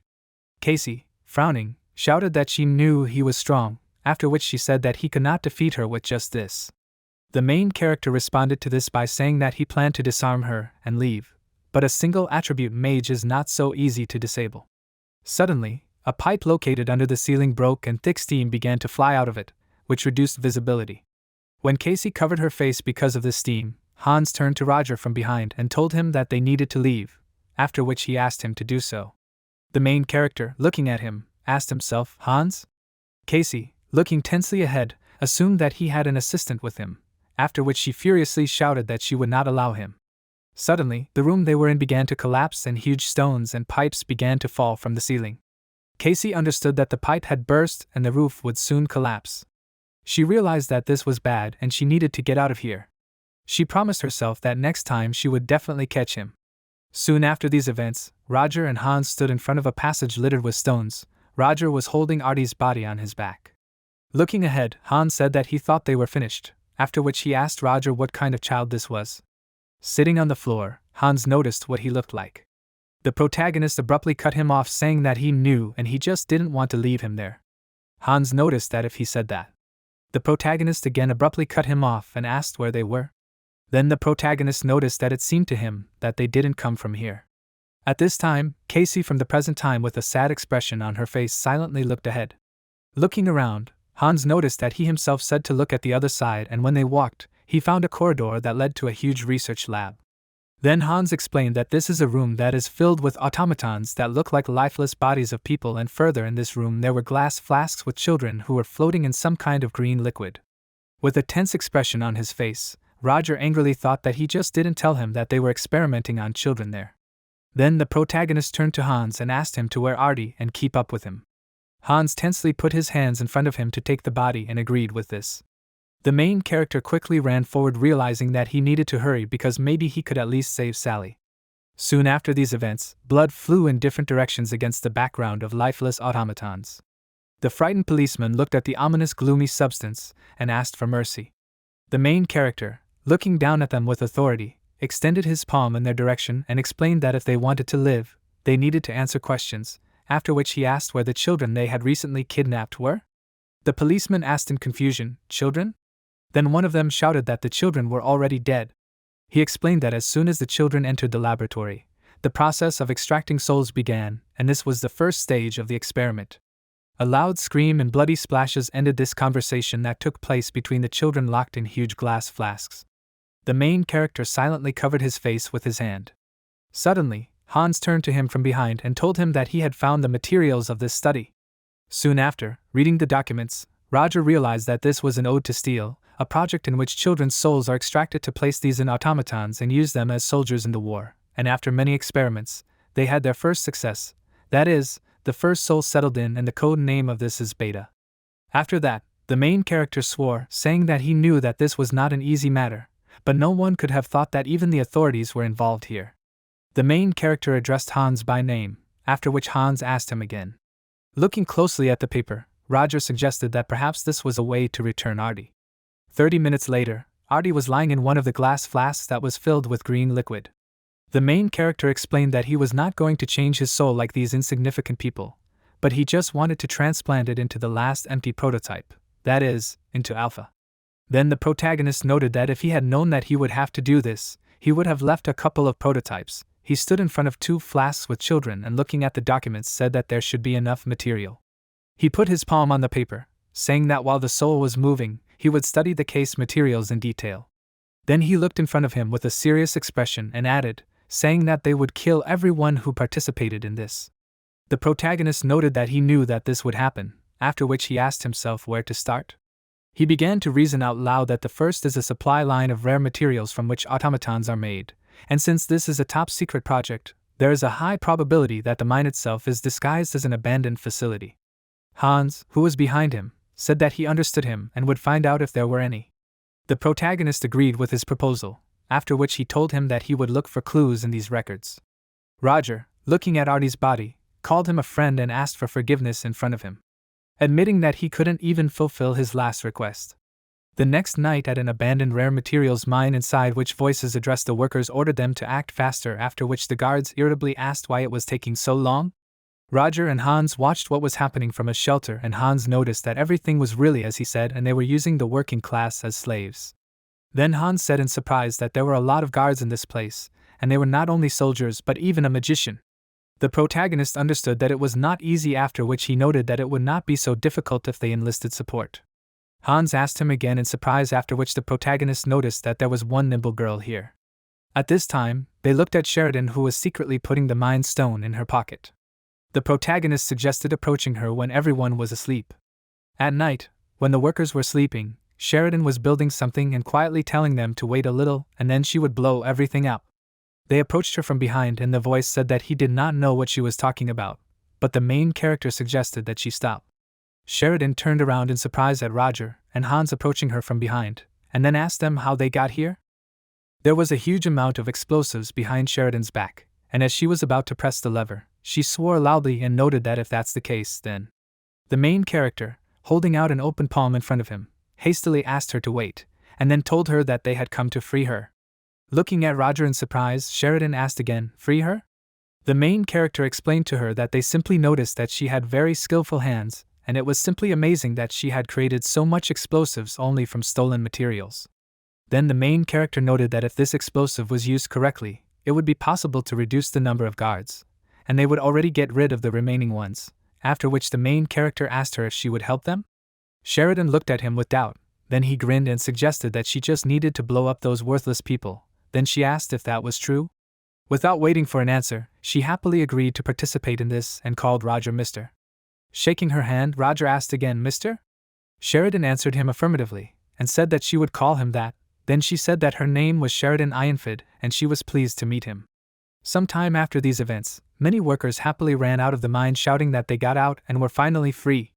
Satisfied, Sheridan grinned and asked Hans how they liked her bombs. Then she suggested that it was really cool. Hans looked at her doubtfully and confirmed this, then noted that these were so good that she almost collapsed the mine. The protagonist, turning to Hans, asked him to escort people to a safe place, after which Hans asked him what about him. The protagonist answered him saying that he was going to finish what was needed for this city. At midnight, in the room of the head of the University of Ordo, with a thoughtful expression on his face, Gord sat on a chair and read a newspaper. The newspaper wrote about the true face of James Moriarty, that is, a dirty criminal. Looking at this, Gord said, "Professor Moriarty." He put the newspaper on the table and said that he was very sorry because he was a truly gifted person, and in just one night he became a terrible criminal. Lowering his head down, Gord noticed that the university would soon be noisy and it was time for him to go home because it was late. Gord put out the candle in the flask, after which a voice coming from behind him apologized to him for the late visit. It was Roger who, with a mask on his face, addressed Gord by name.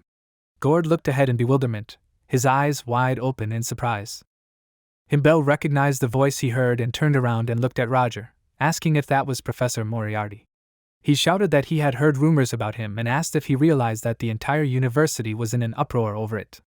The protagonist replied that he understood everything, and he said that thanks to Himbell he had successfully completed his research, and he was very sorry that he had disgraced the name of such a glorious educational institution. He added that he would like to offer Himbell an opportunity, and he shuddered, rose from his chair and asked what Roger was talking about when he spoke of an opportunity.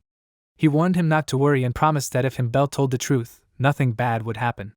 He looked at him with horror, and the protagonist, leaning as close as possible to him, asked if he was involved in the scientific project of the Ode to Steel. Himbell shouted that he did not understand what Roger was talking about, and the next moment he pulled out a dagger and swung it, hitting Himbell in the stomach with the blade, and he screamed in pain. Blood sprayed into the air, and the protagonist, still not leaving Himbell, said that of course he understood everything perfectly well, and he could not escape retribution. If Himbell found it so difficult to answer this question, then he decided to ask another question and asked him to tell about everyone involved in this matter. Himbell's face was streaming with sweat, he was shaking with pain, but he still shouted that he did not know this, adding that he simply could not say it. In that case, Roger was forced to force him to tell, and at that very moment Casey, cursing, ran down the corridor and, abruptly throwing open the door, thrust forward her palm with a magic wand, frowned and ordered the protagonist to move away from the head of the university. She addressed him as Moriarty, and turning his attention to her, Roger said her name and asked if she knew that he would come here. Himbell, stammering with fear, asked for someone to help him quickly, and the protagonist, holding a dagger to his throat, said that there were plenty of opportunities.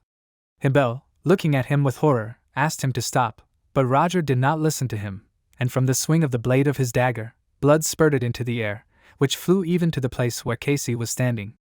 By this time, several more guards had run up to the room, and Casey called out furiously to Roger, sending waves of magic towards him, concentrating it into a blow so strong that the wall was breached. As the magic dissipated, Casey walked past the debris on the floor left by the table to the hole in the wall and cursed, realizing that she had missed again. Suddenly, she heard Roger's voice, admitting that she had good instincts, but he noted that it was often too late. Startled, Casey turned around and furiously asked where he was hiding. The protagonist, standing on the roof of a building in the distance, and using magic to talk to Casey, challenged her to guess, since she was a detective, but he advised her not to pursue him anymore. She was not going to agree with that, and noted that he already knew that she would not give up so easily. He agreed to this, suggesting that in that case she should try her best to catch him. He hinted that his next target was in the main capital, D'Artangs, and he also added that Casey could believe it if she wanted, or she could not. She finally agreed, shouting that she accepted his challenge and warned him to just wait. The next morning in the abandoned D'Artagn's factory, Hans, reading an article in the newspaper, cried out in amazement, noting that first there was the murder of the head of the university, and then a press conference about the non-human slaves, and he exclaimed that Roger made a glorious run that night. But putting the newspaper aside, he more excitedly asked what would happen if those people were caught again. The protagonist suggested that he not worry, because now the people knew everything, so they could no longer act as those people wanted. But suddenly they were distracted, turning to the side, as someone, laughing, asked Roger to look at this. It was Sheridan, who, showing the device she had created, exclaimed that it was a rope launcher, as he had ordered. This meant that the protagonist no longer needed to carry a rope with a hook with him, as long as he had this, and taking the device and examining it, he exclaimed that it was incredible, since Sheridan had done it in only a few hours. She admitted that she was motivated by the reward, however, since she was very tired, she decided to go and rest. Hans, frowning, noted that no one knew that she would follow them, but Roger, sighing, closed his eyes, reminding her that she herself wanted it so. Then, changing the subject, Hans asked if they were now heading to D'Artagn's. He wondered what their purpose was there, and the protagonist explained that he had suspected something while reading the materials of the Ode of Steel. An army of automatons was certainly a dangerous thing, but the machines themselves could do little, and even if they created as many automatons as possible, they would not be able to defeat even half the mages in the world.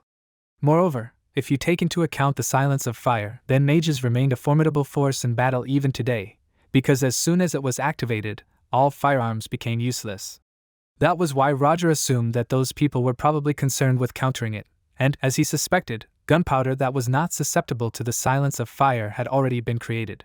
Hans shuddered, realizing that it would be effective against mages, and Roger confirmed this, noting that given the number of factories working in this place, there was a high probability that all this was produced there. He was sure that the head of Himbel knew the answers, but he did not utter a word, and this meant that he would have to find a factory producing this gunpowder himself. Hans realized the reality of the situation and noted that it would take a long time to examine everything. Sheridan shuddered when she heard their conversation, and then, smiling enthusiastically, asked if there really was such a special gunpowder. Hans shuddered, crying out in fear, and noted that she had suddenly crawled out again as soon as she heard about gunpowder. He advised her to go about her business, and Sheridan suddenly said that she was good at smelling gunpowder, and so she suggested that she could help. Roger and Hans shuddered at the same time, looking at her in surprise. Later that evening, in the D'Artagn's factory sector, Sheridan pointed to a warehouse, announcing that it smelled of white gunpowder, which was not often used in industry. Hans understood everything, but noted that this was clearly not a military factory, so he said it was strange that soldiers were guarding it.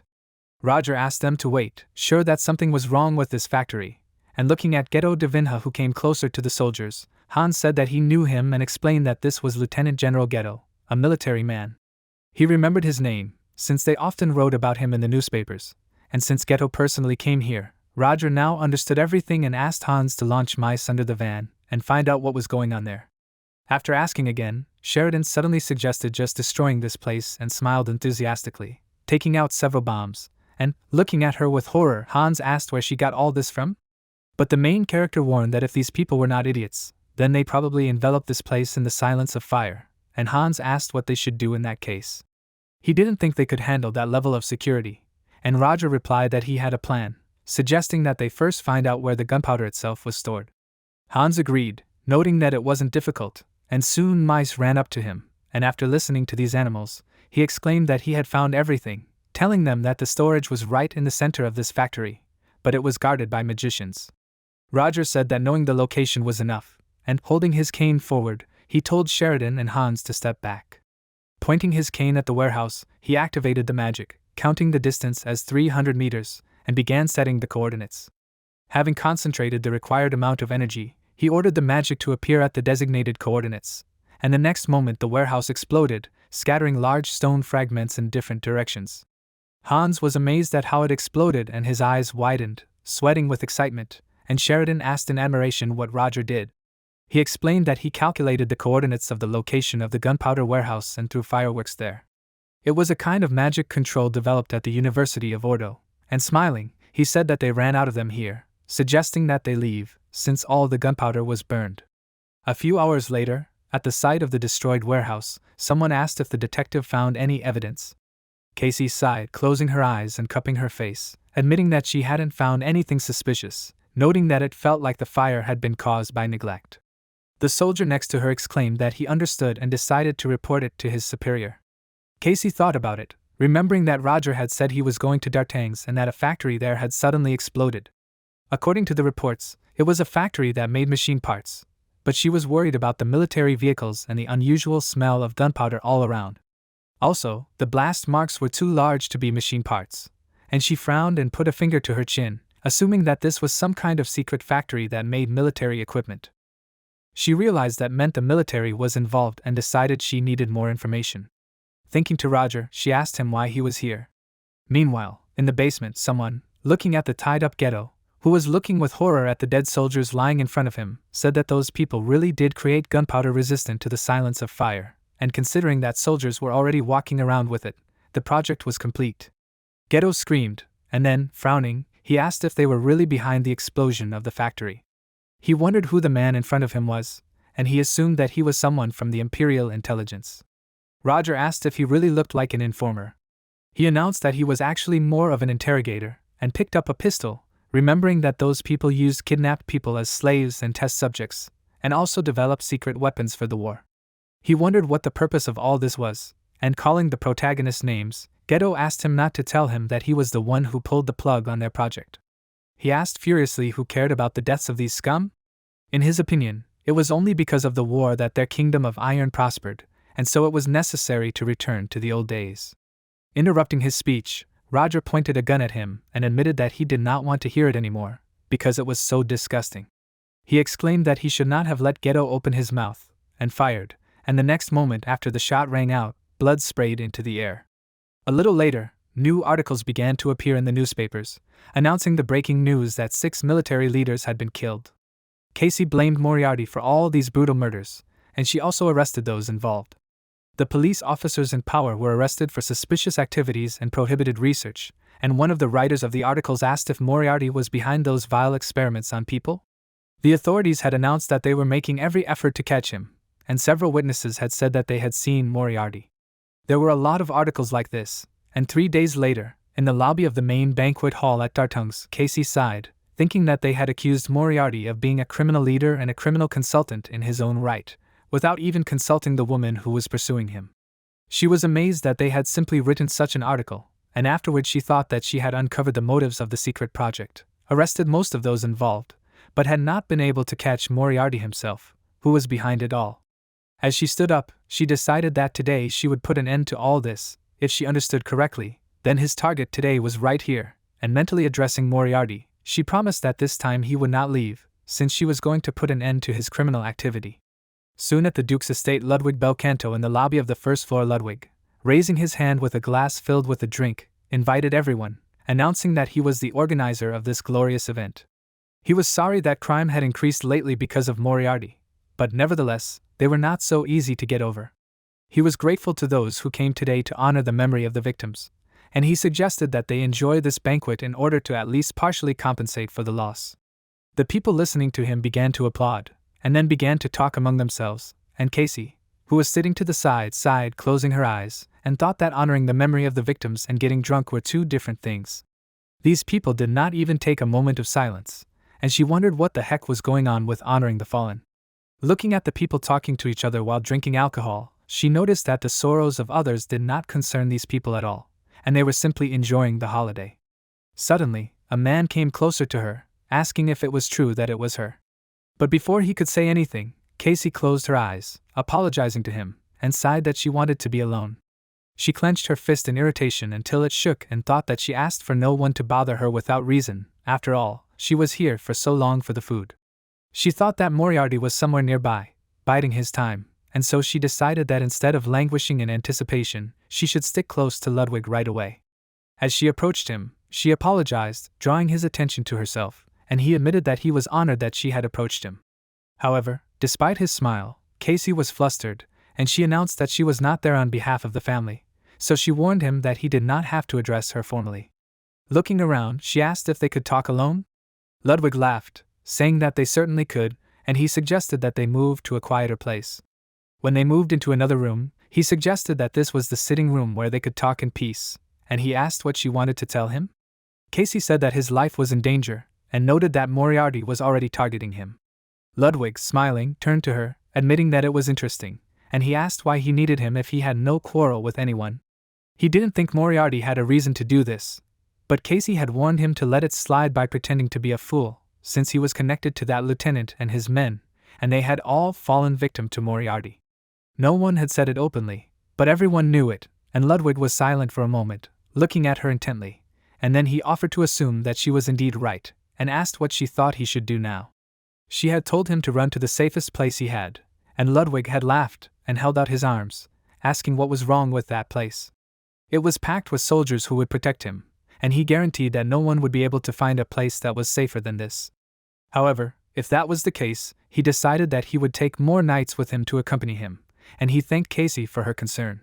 She replied that she understood everything, and Ludwig, returning to the other room, closed his eyes, noting that Casey was very noisy. He noticed that Moriarty was killing everyone involved in the project, and it was natural that he knew about it. In fact, he was just waiting for him, because if everything was done correctly, then one magician would not be a problem for them. Someone suddenly asked if he was so sure of this. Roger was not far from Ludwig, and taking off his mask, he offered to check it out. The men suddenly turned to his side, and one of them called Roger a name, asking when he had even managed to get here.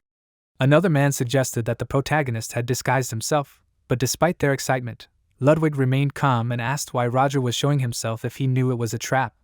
Without waiting for an answer from him, he asked how he liked it. He snapped his fingers and asked if he was ready to fully enjoy the reception he had prepared for him.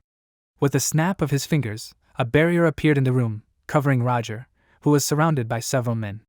Ludwig offered him to look at it, declaring that it was a special magical barrier, capable of blocking magic up to the 6th grade. While the protagonist was inside, he was just game for his guards, and concentrating magical energy near him. Roger noticed that Ludwig was a little different from the fools he had met so far. The thing was that they were all smug turkeys who had let their guard down, but he warned Ludwig to know that if this was all he had prepared, then he was disappointed. Sometime later, Casey, walking through the corridors, said that after all, her usual clothes were much more comfortable. If only the hem of her skirt hung a little less, it would be easier, but she quickly distracted herself from these thoughts and, putting her hand to her head, thought that Ludwig had simply waved her off. She was sure he was hiding something, and if he wasn't going to cooperate, she would have to act on her own. If her suspicions were correct, then Moriarty would soon attack Ludwig. Around this time, the bloodied men were lying on the floor, and Ludwig, screaming, fell down, asking what the hell was this. Everyone he had hired died very quickly, and Roger, sending clots of dark energy forward, said that these were the demons of Goetia. Such was his real power, which none of them suspected, and he brought the shadow creatures he had created closer to the barrier.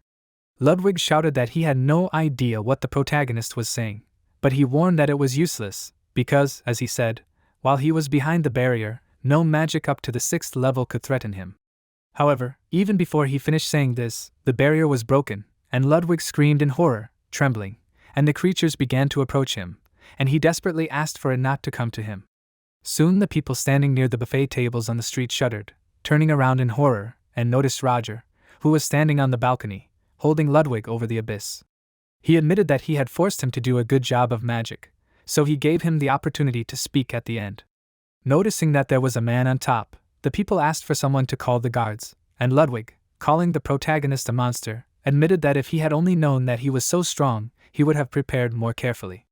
However, he exclaimed that not everything would always be as he wanted, and although he could destroy everything, he was missing something.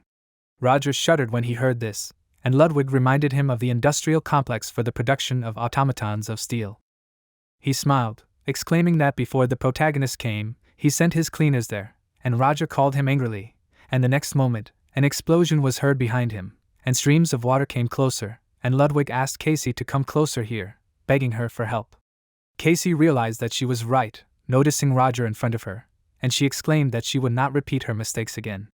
The manor was surrounded by a dome of water from a nearby lake, and she warned that the protagonist would not be able to escape from her anymore. He thought it was incredible, but it was becoming really dangerous. He did not think that he would encounter Casey at the very moment when he had spent most of his mana and concentration. He knew that once he killed Ludwig, those water tentacles would come crashing down on him, and if he used him as a hostage to escape, he would succeed, but then he would lose the opportunity to kill him. He realized what would happen if he didn't hurry, and he imagined Artie's face, cursing, and finally he released his grip on Ludwig, letting him go. He cried out as he began to fall, and Casey called out to him, redirecting her water streams down to catch him and break his fall. He screamed, and when he hit the ground, he knelt down, shaking in terror. Casey, moving closer to him, asked worriedly if he was okay. Ludwig stuttered as he asked her not to worry about him, and Casey, distracted by his words, looked away, frowning furiously and clenching her jaw, and cursed, realizing that the protagonist had slipped away while she was redirecting the flow of water. She remembered how it happened, and Ludwig asked her to retreat behind Roger and stop him before he reached a certain place. Casey, startled, looked at him suspiciously and assumed that he had an idea where the protagonist was going. She asked if he would tell her the details. Hearing her question, Ludwig turned around, looking at her a little scared. 2 hours later in the Ode of Steel, in the main lobby of the industrial complex, men in trench coats walked down the hallway, and one of them asked if someone was there. He found this boring, and suddenly one of the men, raising his palm, ordered them all to wait, and holding out the blade of his dagger, he noticed the tripwires, declaring that it was a very simple trap. He noticed that if they touched it, the ceiling would fall on them, and he noticed that these people had worked hard to gain time. He suggested that they move at a fast pace, but warned them that they must be more careful with the traps. His comrades agreed to this, and a little while later, inside the laboratory, the mice told Hans what was happening, and he asked if these people were really approaching through their traps. Sheridan, closing her eyes, asked what she had told him. She reminded him that they should have hidden the tripwires better, and Hans exclaimed that he had not had time for that, since they only had to check on the child, as Roger had ordered, and he asked how he knew that strangers would be here. Sheridan wondered what they should do now, and Hans asked what she was talking about. He smirked, taking a fang out of his pocket, and said that if a man can't run, he should attack. He stuffed the fang into his hand, thinking that they would do this until Roger came to the rescue. The protagonist, at this time, moving through the forest at great speed, mentally addressed Hans, asking him to do everything in his power until he arrived. A little later, some of the vessels in the laboratory were cracked, and one of the men in cloaks, who was the only one left alive, said that all his subordinates were dead, so he warned Hans and Sheridan not to hope for a quick death. Hans screamed, and Sheridan, looking at him worriedly, asked what they should do. They had no more explosives and Hans told her to run, promising that he would join her as soon as he bought them some time. Calling them chatterboxes, the man ran to the side, warning that they were finished, and he readied his sword to strike. However, before he got close to Hans and Sheridan, a cloud of magical energy appeared above him, and the next moment Roger moved to this place thanks to his magic and pierced the man with his own sword. He screamed in pain, and Sheridan, smiling happily, exclaimed that the protagonist had arrived just in time. Hans also screamed, attracting Roger's attention, and he praised them for holding up well, and then he asked Hans what was going on with the experiment. He announced that the soul transfer was successful, but it needed a little more time to synchronize. Suddenly, they heard a loud sound, and Hans, startled, asked what it was. Sheridan noticed something shaking right above them, and, looking around, Roger warned that they needed to leave. Hans asked how he was. He reminded them that the synchronization was not yet finished, but the protagonist seriously told them not to worry, promising that he could handle it. Hans agreed, asking him to take care of himself, and he, putting Sheridan on his back, began to run away, and she, turning to Roger, told him to definitely come back. The protagonist thought that he knew that Casey would follow him, and he wondered if she really decided to break through from above. Casey really used her magic to get inside the lab, and she frowned in concentration, pressing her lips together. Finally, she managed to break through the ceiling, and with waves of water she penetrated inside. Roger said that this was barbaric, and he asked, "Isn't it customary to knock first?" He was annoyed that Casey was always getting in his way, and he asked her if she really wanted to catch him that badly. She confirmed this by exclaiming that a detective's job was to catch criminals, and she asked if it was true that Roger didn't think she would leave him alone. Looking around, she was surprised that there was such a laboratory under the place of their first battle, and she also noticed that it was very dark. The protagonist did not answer her, and she noticed that this time he was not running away, but was deliberately waiting for her here, and so she asked suspiciously what he was planning. He did not understand what she was talking about, and asked if it hadn't occurred to her that he might want to surrender. Casey suggested that this was some kind of joke, and Roger, closing his eyes, said that it was not so, noting that it just happened to be by the way. He suddenly asked if she was tired of chasing him, or if Casey was the one chasing him. She frowned, asking again, and he asked if she realized that she couldn't catch him. He didn't understand why she was dreaming about the impossible, so he told her to just accept it. Casey reminded her that he had given her the tip about where to look for him, and asked why he had changed his mind so abruptly. After all, she was also curious about why he hadn't escaped yet, and she assumed that he was being held here by something he had to protect. Roger was surprised that she had noticed this, and thought that Hans and Sheridan had already left, and he himself had no idea when Artie's synchronization would be complete. He realized that he would have to fight, although he was far from in the best shape right now, since he had spent most of his resources just getting here. At the same time, Casey thought that she had not slept for several nights, but had been chasing Roger, and also most of her mana had been spent on raising a ton of water at the banquet. However, at the same time, they thought that their opponent was also weakened, so there was a good chance of winning. Casey was the first to send out a magical attack, and the protagonist dodged it, and then he created a magic circle, freezing several streams of water. He used the third stage magic Ice Queen's breath, and Casey, thinking that ice was also water, noted that it was very difficult to control water when she saw ice. However, it did not matter, because there was a lot of water under her control, and Roger was not able to freeze all of it. The protagonist thought that he could continue to freeze the water, but Casey, the magician who created this water, did not care, so it was useless. This meant that there was no choice but to hit Casey directly. He used the fifth stage magic lightning ballista and sent a powerful beam of magical energy towards Casey, but she, frowning, shouted that it would not work, and created a knight made of water. The knight took the lightning strike on himself, and the flashes of electricity, spreading in different directions, damaged the walls of the lab, causing cracks to appear on them, and some pipes began to collapse. One of the damaged parts exploded, and Roger flinched, looking at it in fear. He realized that the lab could be damaged, and in that case, Artie would be in danger. He ran towards the explosion, and Casey asked if he was running away again.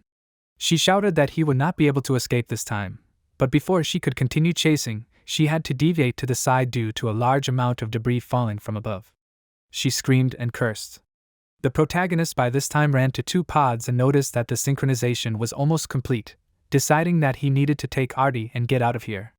He used his magic, touching one of the pods, frowned in concentration, narrowing his eyes, and apologized to Artie. One of the capsules remained in place, and Roger himself with the capsule disappeared. When the flames died down a little, Casey went deeper into the lab and cursed, not understanding where the main character went. She noticed that he was struggling very desperately, and that was why she was sure that he was definitely hiding something here. It seemed to her that everything was very bad, so she needed to get out of here before everything collapsed. Suddenly, she noticed a cavity between the walls and, going there, asked herself, was there really something so important here that it needed to be hidden in the wall? She froze in shock, asking herself, who is this? For some time, she stood frozen, looking at the body lying inside the remaining capsule. Having moved into the forest, Roger knelt down, screaming in pain, and asked himself, did he really overdo it? However, this was no time to squirm, so he took out the medicine bottle with a trembling hand. When he felt better, he stood up, calling out to Artie, and putting his palm on the capsule. He thought that time was running out while Casey was chasing him. He needed to check if the synchronization was successful, but first he needed to escape to another place. He used his magic to move the capsule, and promised Artie that he would be back soon, after which he ran in the other direction. 15 minutes later, he was standing on a cliff near a waterfall, and catching up with him, Casey said that he had nowhere else to run. Roger, without turning around, asked if it was true that this was a beautiful waterfall. It was one of the most striking sounds in nature, and he asked if Casey knew the name of this waterfall. She didn't understand what he was getting at, and since hardly anyone had ever come here, she was sure that this waterfall had no name. In that case, it was the Nameless Falls, and the protagonist suggested calling it Reichenbach. Turning towards Casey, he smirked, warning that it would end here. Some time passed, and the attacks that Casey and Roger had used during the battle left dents in the ground. Casey paused for a moment, breathing heavily, but she kept her wand-holding hand extended and pointed at the protagonist. He, pointing his cane at her in turn, asked where her attacks were. He suddenly sighed, assuming that this could be it, and noted that Casey probably didn't have any mana left. She was shaking from the effort, and frowned, asking if Roger really had any left. He admitted that he didn't have much mana left, but Casey was still in more danger than him, and he asked if it was true that this was her first time experiencing a mana deficit. She shuddered and lowered her head, but continued to stubbornly clench her jaw, and the protagonist, noticing her state, warned that in this state, she was no match for him. He was confident that victory was his, so he looked at Casey seriously, and she, abruptly raising her head, asked him not to make fun of her. She thought that he didn't even know what she had gone through to corner him, and therefore she was not going to give in so easily. She concentrated as she shouted his name, and Roger shuddered in shock, his eyes widening when he noticed that she had managed to create an attack and direct it towards him.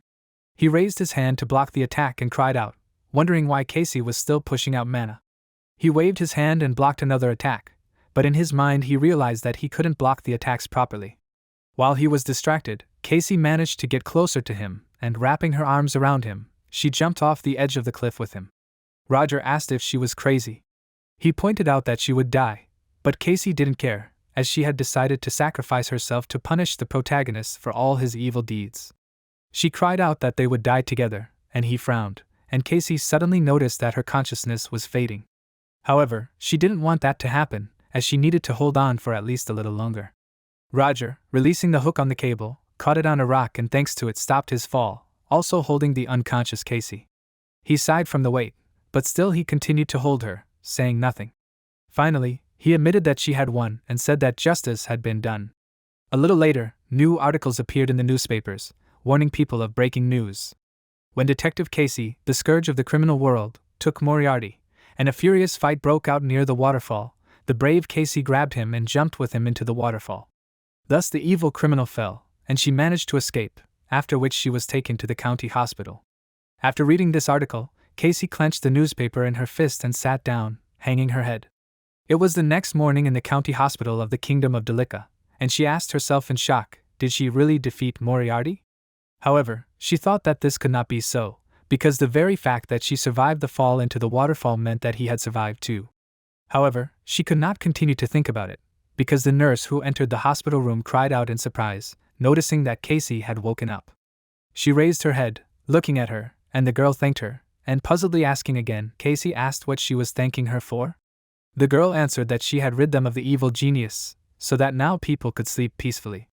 Casey wanted to refuse this, but suddenly she was distracted by a sound outside the windows. Turning towards the window, she asked in confusion what the sound was. The nurse, laughing, said that they were people who had read the article, and she explained that they had come to visit their heroine, after which she laughed. Casey sat up in bed and the girl tried to stop her, reminding her that she still needed to rest.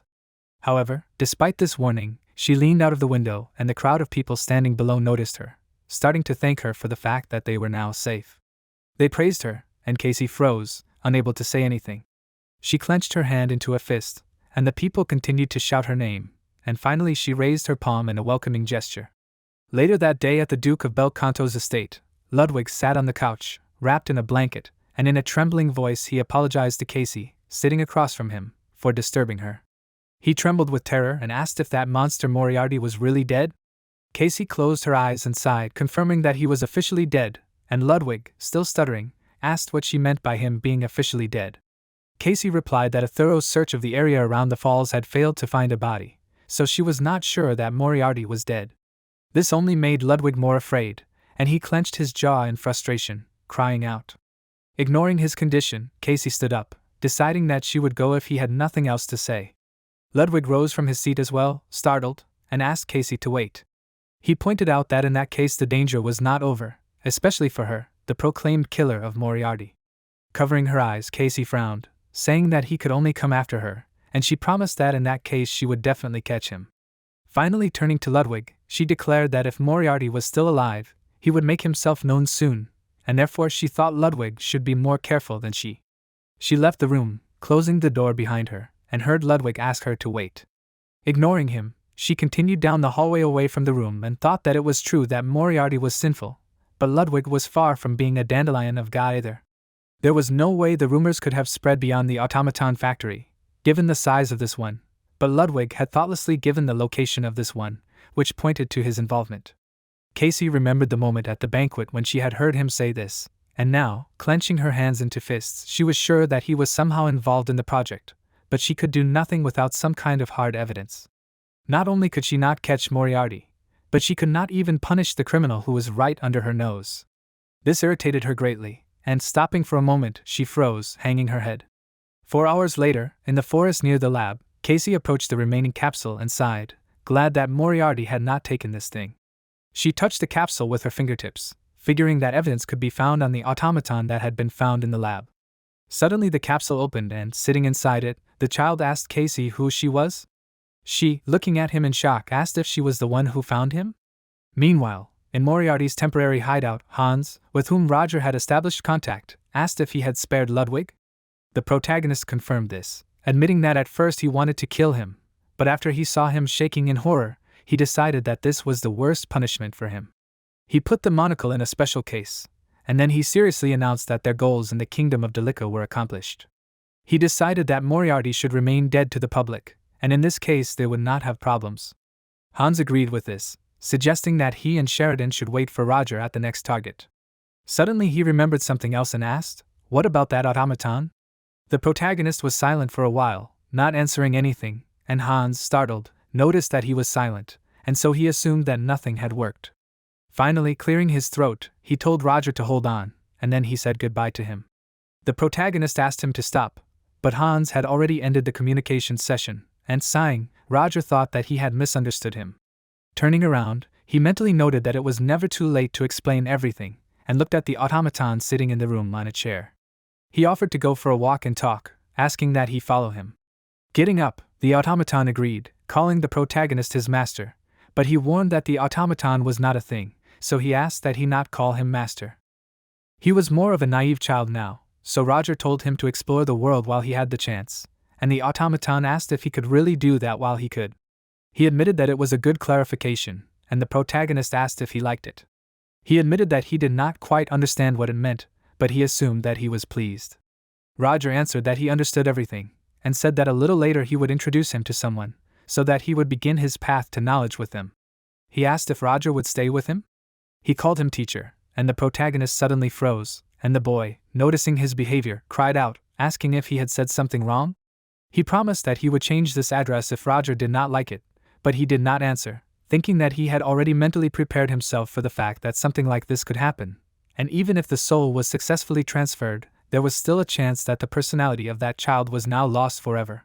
He remembered how he, running up to the house, stood in front of the awakened automaton, who, looking at him, asked who he was.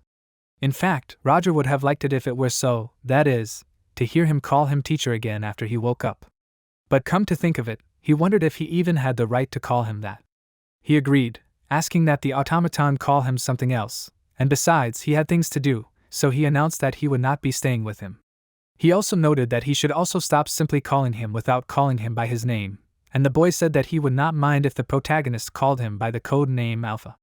He also suggested that he wanted to give him another name, and Roger thought that he had the soul of that child, so he suggested that he should not just let his name disappear, so, squatting down in front of the boy, he said that from now on his name was Arfa. After repeating this, Arfa said that he was familiar with the name, and he admitted that he liked it.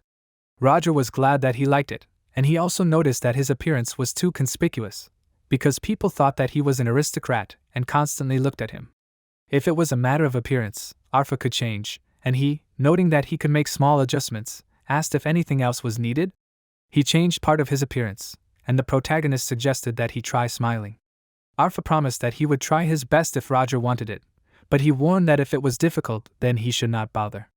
But Arfa replied that it seemed not difficult, and agreeing with this, the protagonist opened the door, stopping at the threshold, and invited Arfa to go, and he, instantly agreeing, ran closer to him.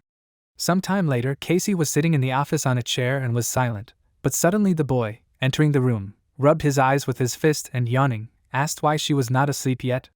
He noticed that she would be sleepy all day tomorrow if she stayed up late, but suddenly he was distracted by this, and asked her what was wrong. He noticed that she was crying, but Casey did not answer. She sat with her head down, tears streaming down her cheeks. The boy ran closer to her, asking if she was hurt. He suggested that she had been hurt during the siege, but Casey continued to sit straight, not paying attention to him, and she thought that she was very pathetic. She did not know whether she deserved to be called a brilliant detective or a hero who saved the people despite being deceived. She clenched her hands in her lap into fists, and clenched her jaw, thinking that the man had saved the country while everyone laughed at him, and she did not even know about it because of her stupidity. Not only had she not saved anyone, but she had also hindered him. But suddenly she was distracted from her thoughts, for she felt the boy, coming closer to her, begin to stroke her hair. She raised her head, puzzled, asking what he was doing. He thought about it, and then admitted that he did not know, and asked himself why he was doing it. He answered that he simply thought it would calm Casey down, and although it might seem strange, he said that it was all from the heart. Besides, he liked to see Casey happy and joyful, and he asked her not to forget that on the first day of their meeting she had saved his life. Casey, who still had tears in her eyes, looked at him, and then thought that after all there was someone she had saved, and thinking about this, she lowered her head for a moment, and then looked at the boy again and thanked him, noting that she felt better. He laughed and asked if she saw it. In his opinion, it was better that way. A few days later, at the inn, someone, calling Roger's attention to himself, asked if he was crazy. It was Hugo, who noticed that less than a week had passed since the protagonist's appointment, and he indignantly asked how he dared to conduct an audit. Several other teachers were also standing in the office, looking seriously at Roger, and he, remaining calm, asked Hugo to address him as the director of planning, and he explained that he was only speeding up a process that had been delayed due to the official's long absence from the post. After the audit, serious questions arose not only about the internal audit assessment, but also about the budget figures, and he selected the people who had the most problems and added them to the list.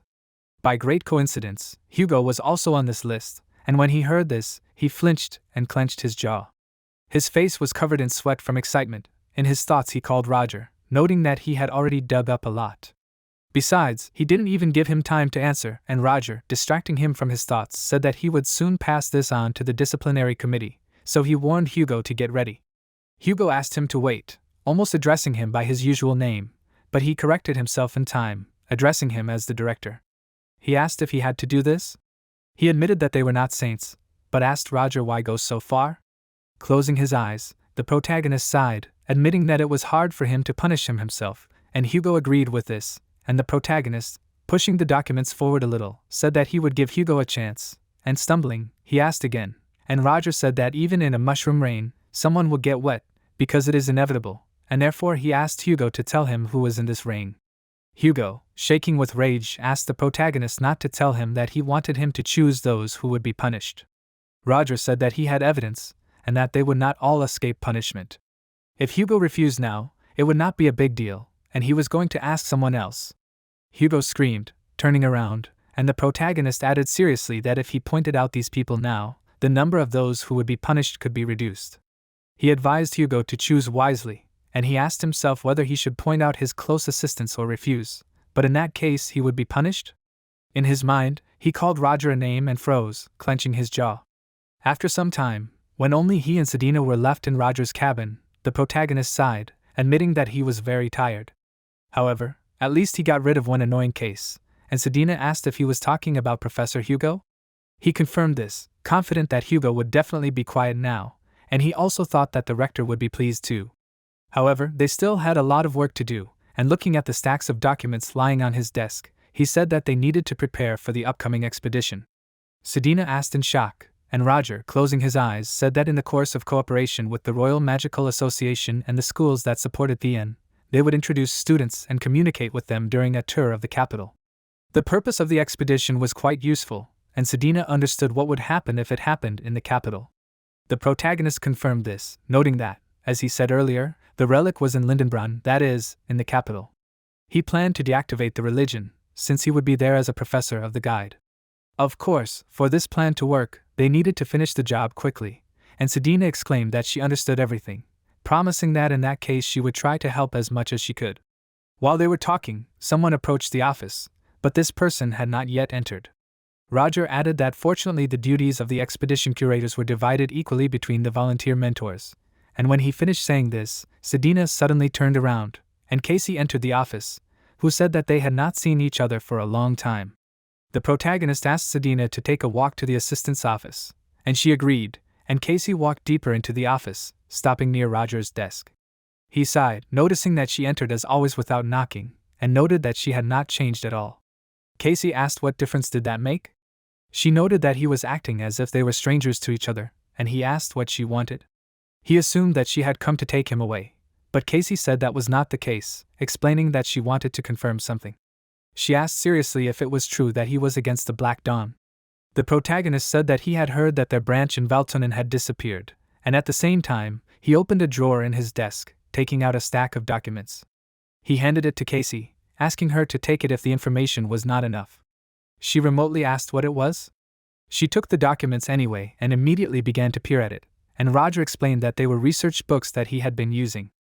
He assumed that it would help her in her investigation, and she thanked him for it, and the protagonist frowned in confusion, watching her, since this was not how she usually reacted. He knew something had happened since their last meeting, and finally Casey had told him not to think she owed him anything, since she was simply sure the Black Dawn boys were too dangerous. Roger wondered if he had imagined it. Finally, he asked if that was all. Casey thought about it, noting that she couldn't tell him she knew the truth, but she couldn't leave without a promise either. With a cry, she noted that on the way here she had heard that they were planning an expedition, and she had announced that she wanted to volunteer as a mentor. She said all this with a confident frown, and Roger asked what she was planning. However, without even waiting for an answer, he admitted that he didn't care about her grand plans, since he was refusing.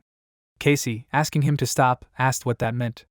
The protagonist replied that all applications had already been processed, and that the acceptance of new applications was closed, and moreover, the final lists of volunteers had already been compiled, so all that was left was to sign this. He took a pen, but when he began to sign the documents, the end of the pen simply scratched the paper, tearing it, and Casey said that she accidentally evaporated the ink, and the paper also tore. Roger indignantly noted that it was very late to use her magic for something like this, and he asked if she was really going to behave like that. In the end, he sighed and promised that he would try to add her, but he asked her not to bother him. Waving the hand in which she held the documents, Casey agreed, exclaiming that they would see each other again, and before she left, the protagonist asked her to wait, as he had something else to tell her. He warned that the Black Dawn was already aware and had begun its hunt for her, so he asked her to be careful. Casey paused, but said that Roger was underestimating her, and she asked if he thought she would just stand there and wait for them to come. However, she thanked him for the warning and soon left, and the protagonist noticed that she had not changed at all. A few weeks later, a small group of students were walking down the hallway, and crossing her arms over her chest, Tracy exclaimed that the expedition was coming soon, noting that she had heard that the third test would be held during the expedition. Aiden announced that it was his first time in the capital, and admitted that he was very curious. Leo suddenly shuddered, looking at his pocket, and closing his eyes, he apologized to his friends, noting that he had become ill, and so he decided to go rest. They shuddered in confusion, and Tracy asked what was wrong with him. She noticed that Leo himself suggested going to the library, and agreeing with this, Aiden asked if Leo had caught a cold. He decided that he would help him, and he told the others to go. Leo, with his head bowed, walked along the corridor, and when he came to the room, someone who contacted him asked if there was anyone near him. Leo answered that there was no one near him, since he was in his room, and therefore he told the interlocutor to speak. His interlocutor agreed, deciding to get straight to the point, and announced that he had received information that the students of Theon were leaving for the capital. This was the most opportune time for a revolution, and Leo, hearing this, shuddered, and his interlocutor ordered him to find out where the students were going to be taken. Leo frowned and asked again, asking that the man not tell him that he was also going to spy on the students. His interlocutor answered that all this was being done in order to avoid oppression of the nobility, and to create a just world. He suggested that Leo simply accept it, and he exclaimed that there were many commoners among the students of Theon, and asked if the man did not care at all that even they would have to be sacrificed. He answered that they were not happy with such sacrifices either, but he warned that it would help them build a good future for the Liberation Army. He also told Leo not to forget who was helping his family, and he, imagining the two girls, cursed mentally clenching his jaw, but out loud he agreed, and Aiden, who was standing near his door and had already raised his hand to knock, opened his eyes wide in horror. He did not understand what the sound was, because it was too hard to hear to understand what the conversation was about. He lowered his hand, thinking about the fact that he clearly heard two words, which were revolution and liberation. He asked that no one tell him that the Liberation Army, known for its terrorist attacks, was there. This meant that Leo was part of the Liberation Army, and Aiden, lost in thought, crumpled the piece of paper he had in his hand. He, realizing what he had done, jerked away, and Leo, hearing a sound from outside, flinched, and then ran to the door, revealing it. He looked around warily, asking himself, was there really no one here? He was sure that he had definitely heard something, but in the end he re-entered the room, closing the door behind him, and he decided that he was too tense. Aiden, who had managed to hide in time, sighed, thinking that he should not draw conclusions without proof. He clenched his fist until it trembled and asked himself, how could he even suspect his friend, based only on this? Sometime later, in the lecture hall, the teacher announced that magic was divided into ranks. The higher the rank, the more complex the technique and the more mana was required. Furthermore, there were certain names associated with the 5th rank and above, and the man suggested that they speculate on why 5th rank mages were called Amanuki. Renee listened attentively, looking at him intently, and one of the boys suddenly raised his hand, suggesting that 5th rank mages were named after the mage who was the first to achieve that rank. Unfortunately, that answer was only partially correct, and the teacher explained that it was not that that person was the first, but that Amanuki was the first to restore the 5th rank, having carefully analyzed it and established the classification. He then asked if anyone knew who the 7th rank was named after? Renee raised her hand, suggesting that it was probably Impera, but that was the name of the one who first achieved that rank, which contradicted what the teacher had said earlier. He exclaimed that it was correct, and praised Renee for pointing that out. He explained that it was because no one had ever managed to restore the 7th rank, and there were very few people with this rank, since it was much more difficult to achieve. One of the students raised his hand, suggesting that in that case, the 8th rank was also named after the first mage to achieve this level. The teacher thoughtfully said that this was most likely the case, and the student asked in confusion, in what sense did he mean by that? He replied that there was no information yet on what exactly the mage with this name did, since the name was not given based on educational data, but rather passed down by word of mouth, like a legend, and so the name of the 8th rank was grander. However, until now, no mage had reached this level, and there was a theory that grandeur, translated from an ancient language, meant impossible. If a mage who reached the 8th rank appeared, it was likely that his name would become the new name for this rank. At this time, Roger was sitting in his office and, sighing, he announced that the urgent work was finally finished. Sedina exclaimed that he had worked hard, and Roger, leaning back in his chair and taking off his glasses, admitted that he had already forgotten that they were leaving on an expedition very soon. In the remaining time, they needed to develop a plan to capture the relic, and he thought that Theon's students rarely leave the academy, so he was sure that the Black Dawn would not sit idly by. Drawing Sedina's attention, the protagonist asked if there was any information on the Black Dawn. She cried out, thinking, and although she knew that it was hard to believe, however, lately the members of the Black Dawn have not shown any activity. Roger asked if this was true. It was strange, because it seemed to him that they would use this opportunity to do something suspicious. Sedina remembered that her superiors had told them to be attentive and wait, and Roger asked if they should just wait. Even though he was from the First Order, he had not received any orders, and he wondered if the members of Black Dawn were really going to do nothing. He also assumed that there might be more, and so he decided that he better check and confirm this information, because although Sedina knew about some of the moves of Black Dawn, she certainly did not know everything. She, sadly hanging her head, confirmed that this was indeed the case, and Roger asked why she was not getting all the information.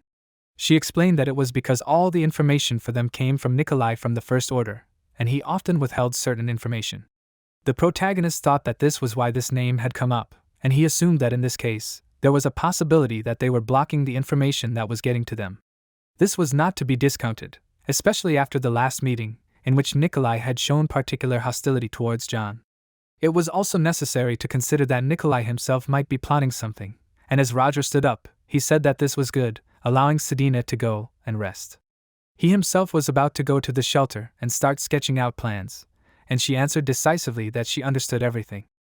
An hour later, in the Uenoin shelter, Hans, with a cry of surprise, turned around and noticed Roger next to him, reminding him that he had asked to warn him if he was going to come. The protagonist asked if he was busy? He assumed that he had to come later, but Hans replied that it was no big deal, since he was almost finished. Roger looked at the raven sitting in the cage and asked if Hans cared about it. He asked if he was talking about this little friend. He announced that his powers had increased significantly, and before he could only control rats, but recently he realized that he could control ravens as well.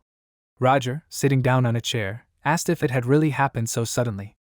But crows were smart birds after all, although Roger and Hans did not understand how it had happened so suddenly. The protagonist suddenly said that he guessed why Hans's abilities had increased, and he wanted to continue his statement, but, interrupting his words, Hans asked if that was really so.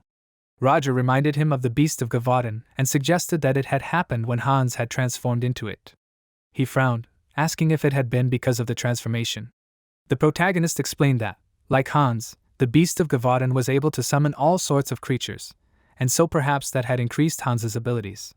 However, in that case, what was happening was not such good news, because if the monster's power began to prevail over Hans's, there was a risk that it would engulf him. Hans trembled, screaming, and imagined the monster opening its mouth and ready to devour him. Roger told him not to worry, since his physique was quite unique, and this outcome was just his guess.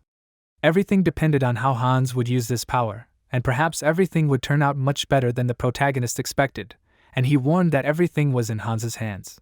He looked thoughtfully at his palms, and Roger warned him that he did not need to worry, so he asked him to try his best. Hans asked, perplexed, what did he mean?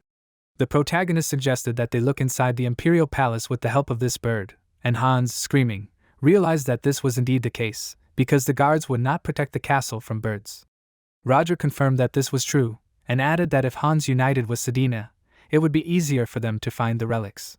Hans asked, should he really unite with this wretch? However, he was not going to argue for long and agreed, and then he asked what they would do when they found out where the relics were. He suggested that they would steal it, and Roger thoughtfully put his hand to his chin, realizing that stealing these relics would be difficult. Considering that it was on the territory of the Imperial Palace, he was sure that all sorts of magical protections were installed there, so it was better to immediately think of some other way to take it. He, bowing his head, suddenly admitted that he was very tired after work, so he did not want to think at all now. Laughing, Hans realized that this meant that Roger was not such a workaholic, and he suggested that they go shopping to change the environment. The protagonist admitted that it sounded good, and 30 minutes later they were near Verdi's house. Looking around, they admitted that they thought that only aristocrats came here, but there were completely different customers here. Moreover, famous fashion designers often came here, whose names were passed from mouth to mouth. Hans exclaimed that he would quickly run to Violetta, as he needed to discuss something with her. Roger, remaining outside, agreed with this and promised that he would wait for Hans here. When he left, the protagonist suggested that since he was here, he could choose an outfit for himself, but he was distracted from his thoughts, as he heard someone call out to him. He, slightly startled, turned around and noticed Selina coming closer to him, and asked what brought her here. She smiled, noting that this house was talked about a lot, so she decided to look in. She assumed that Roger had come here too, and suddenly she remembered something, noting that she had just wanted to show him something, and fate had brought them together here. However, it was too crowded, and Selina asked if the protagonist would go with her. He was surprised that she wanted to show him something, and thought about it, but decided to agree, as long as it was for a short time. A little later, they went to a more deserted alley and, showing a clot of dark energy located between her palms, Selina explained that this was the spirit with whom she had made a new contract. Roger noted that it was the spirit of darkness, and Selina confirmed this, explaining that this was why she had initially wanted to show it to the protagonist. The spirit suddenly twitched, and then jumped aside Roger, but he stopped it with his palm. Selina screamed in horror, apologized to the protagonist, and told the spirit that it was impossible to pounce on people. Roger said that it was nothing to worry about, noting that he was fine, and he noticed that the spirit was not afraid of him, but immediately attacked. He asked what Selina had called her new spirit. She asked if he was talking about this little one. Finally, she, smiling and closing her eyes, exclaimed that it was Esmeralda. The protagonist also smiled, repeating this name, and he said that it was good. But suddenly he shuddered, suddenly becoming more serious, and in the next encounter, Esmeralda disappeared from Selina's hands. She cried out in excitement, not understanding why Esmeralda had changed so much. Roger seriously warned Selina not to say a word from now on. She asked in bewilderment, what did he mean? However, before she could finish speaking, she felt some kind of overwhelming energy and, turning around, her eyes widened in surprise, and Grander, coming out of the shadows, said that they had not seen each other for a long time, addressing the main character as her student, since she was his master. Roger frowned, looking at her, and thought that he could not move. He remembered how he, lying at the bottom of the well and looking at the sky, thought that he was strong if he survived after falling from such a height. However, he understood that if no one saved him, he would simply die here. He resigned himself to the fact that he would definitely die here, and simply lay down, spreading his arms and legs, assuming that this was the last attempt of those that had happened in the last 7 years. Until now, he had somehow managed to survive, but he assumed that everything was coming to an end. Suddenly, someone approached the edge of the well and, hearing the sound of footsteps, little Roger shuddered, noticing Grander standing on the edge of the well, who admitted that she did not expect to see someone here. Now, stretching his hand to the side in order to cover Selena, the protagonist agreed that they had not seen each other for a long time. Thinking, Grander asked how long it was? Without waiting for an answer to the question, she noticed that Roger had not changed much since she fell asleep, and watching them, Selena noticed that Grander was the master for the protagonist, and was surprised by this. Roger meanwhile considered that more than 7 years had passed, and closing her eyes, Grander sighed, realizing that 7 years had passed since she fell asleep. However, something else interested her most of all, and she noticed that during this time Roger used her blood. He pressed his lips together tighter, and Grander noticed that not only had he taken her blood while she was sleeping, but he had used it as he pleased. She noticed that she had a brave student, and the protagonist asked if she was angry. Grander sighed, closed her eyes, and asked why she would be angry. Roger's desires were quite natural, since her blood was considered the most valuable magical resource. She did not understand why she would be angry with her own student, but she was more interested in why he used it. Roger frowned, looking at her seriously, but did not answer, and Selena noticed that he was somehow tense, and was surprised since this was the first time she saw him like this. Grander, suddenly appearing next to her, turned to the protagonist and asked what was wrong. Hearing her voice, Selena turned around and asked when she managed to get close. Grander, looking at her, said that it looked simply amazing up close, because it was a very natural separation of soul and body, and it could safely be called the pinnacle of skill. Selena looked at her in bewilderment, not understanding what she was saying. Grander realized that she did not even know about it, and admitted that she had not seen anything so intriguing for a long time, so she, being a kind soul, decided to explain everything.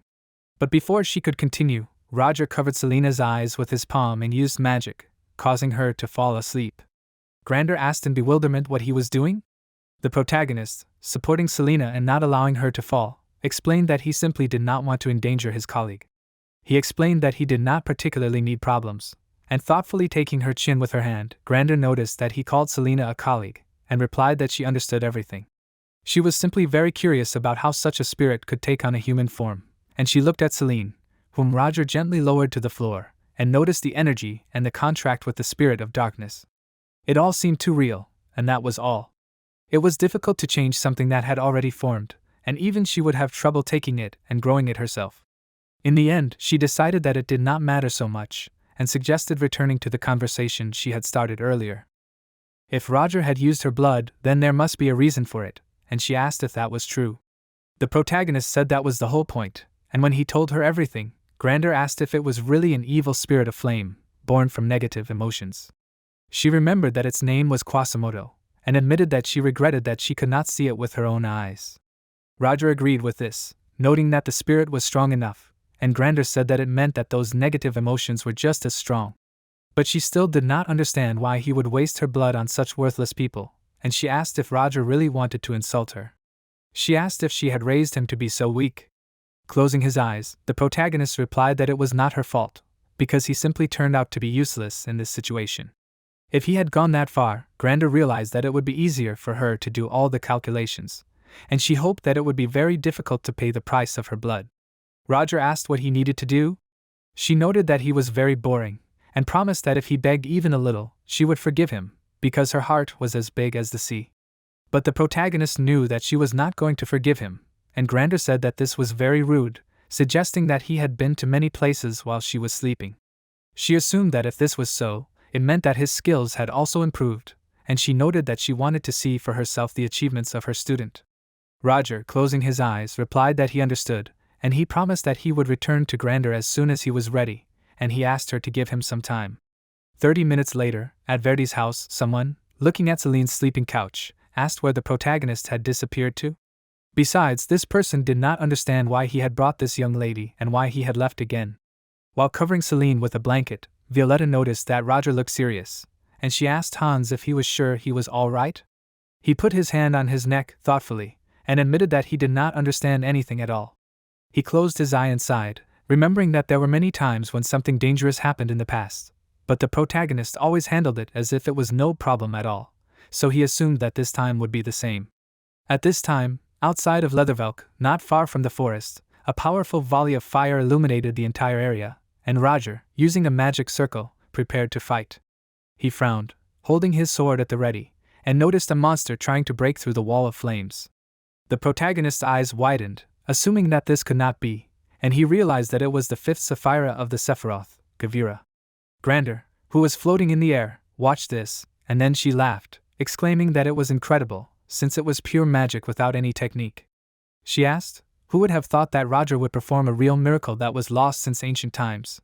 She praised him, asking him to show her more, and taking out his pills, the protagonist threw the medicine into his mouth, thinking that when fighting Grander, he was sure that she would pierce it through, but to have it confirmed so directly still shocked him. He sent magic towards Grander, but she erected a magic shield in defense, and asked if this was the magic that Roger had shown her the outlines of. It was fast, but completely useless, as it could not even hurt. She thought that the protagonist should know about it, but she had a feeling that this spell was just an attempt to distract her, while Roger's real target was hidden somewhere else. Suddenly, she screamed, covering her eyes to protect herself from a bright flash of light.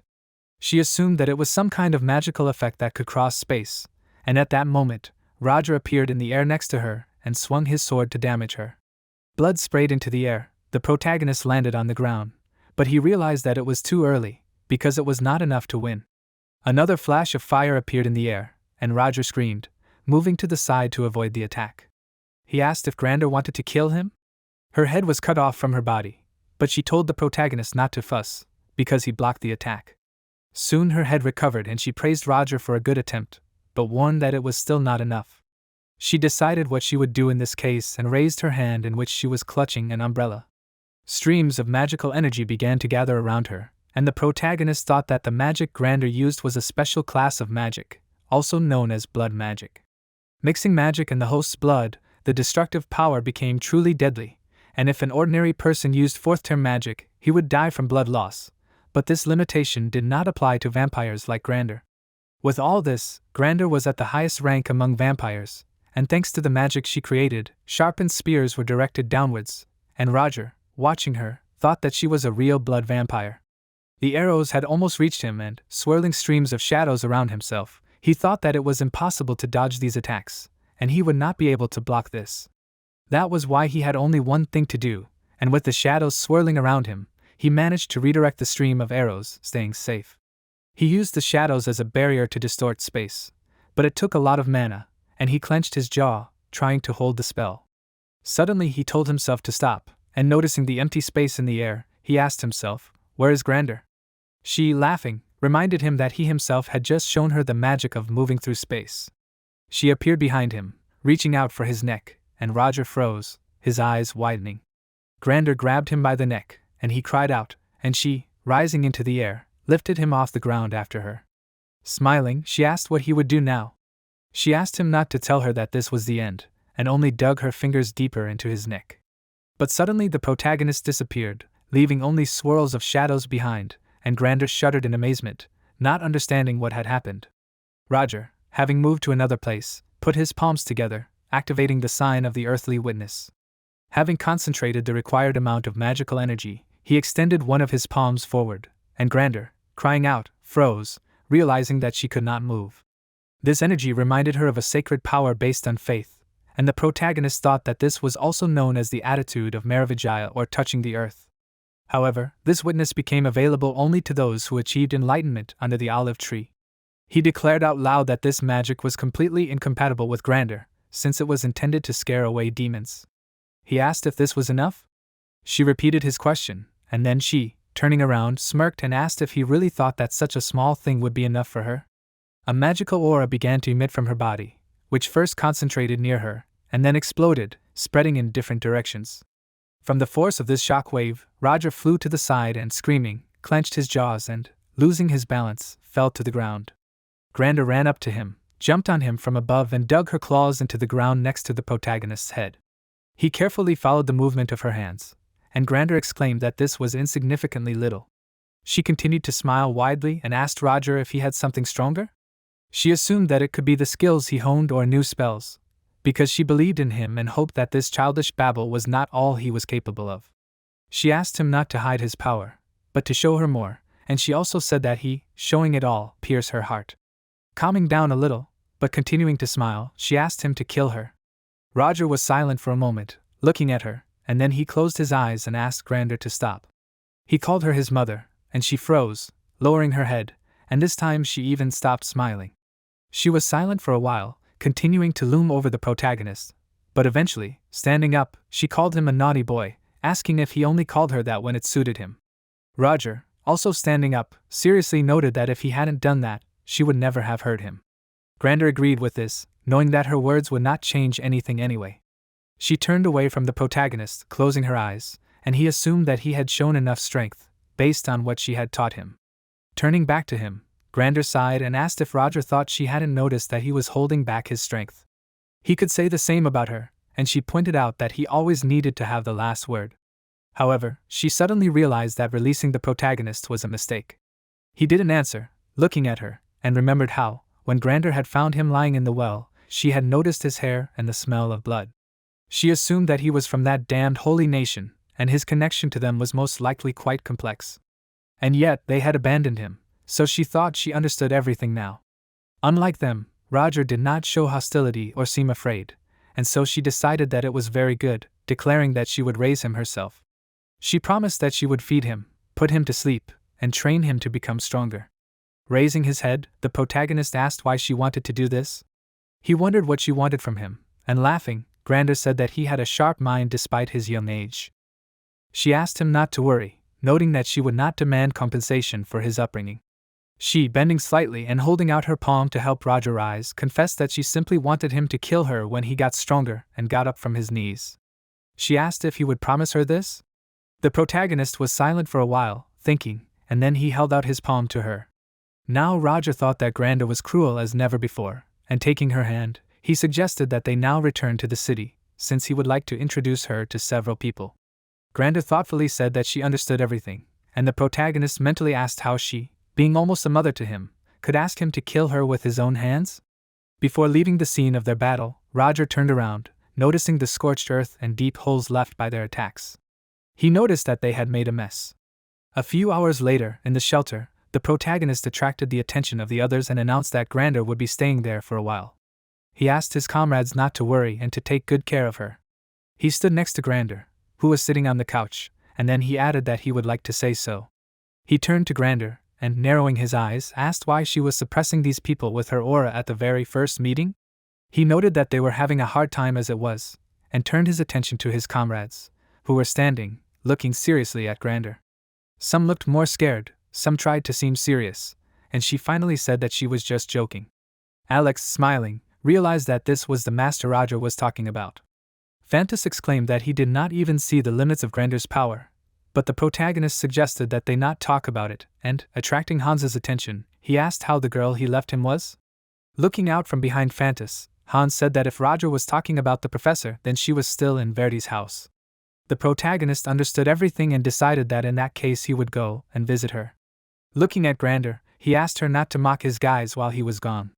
She shuddered slightly when she heard him address her and called him harmful, asking why he was leaving her at all.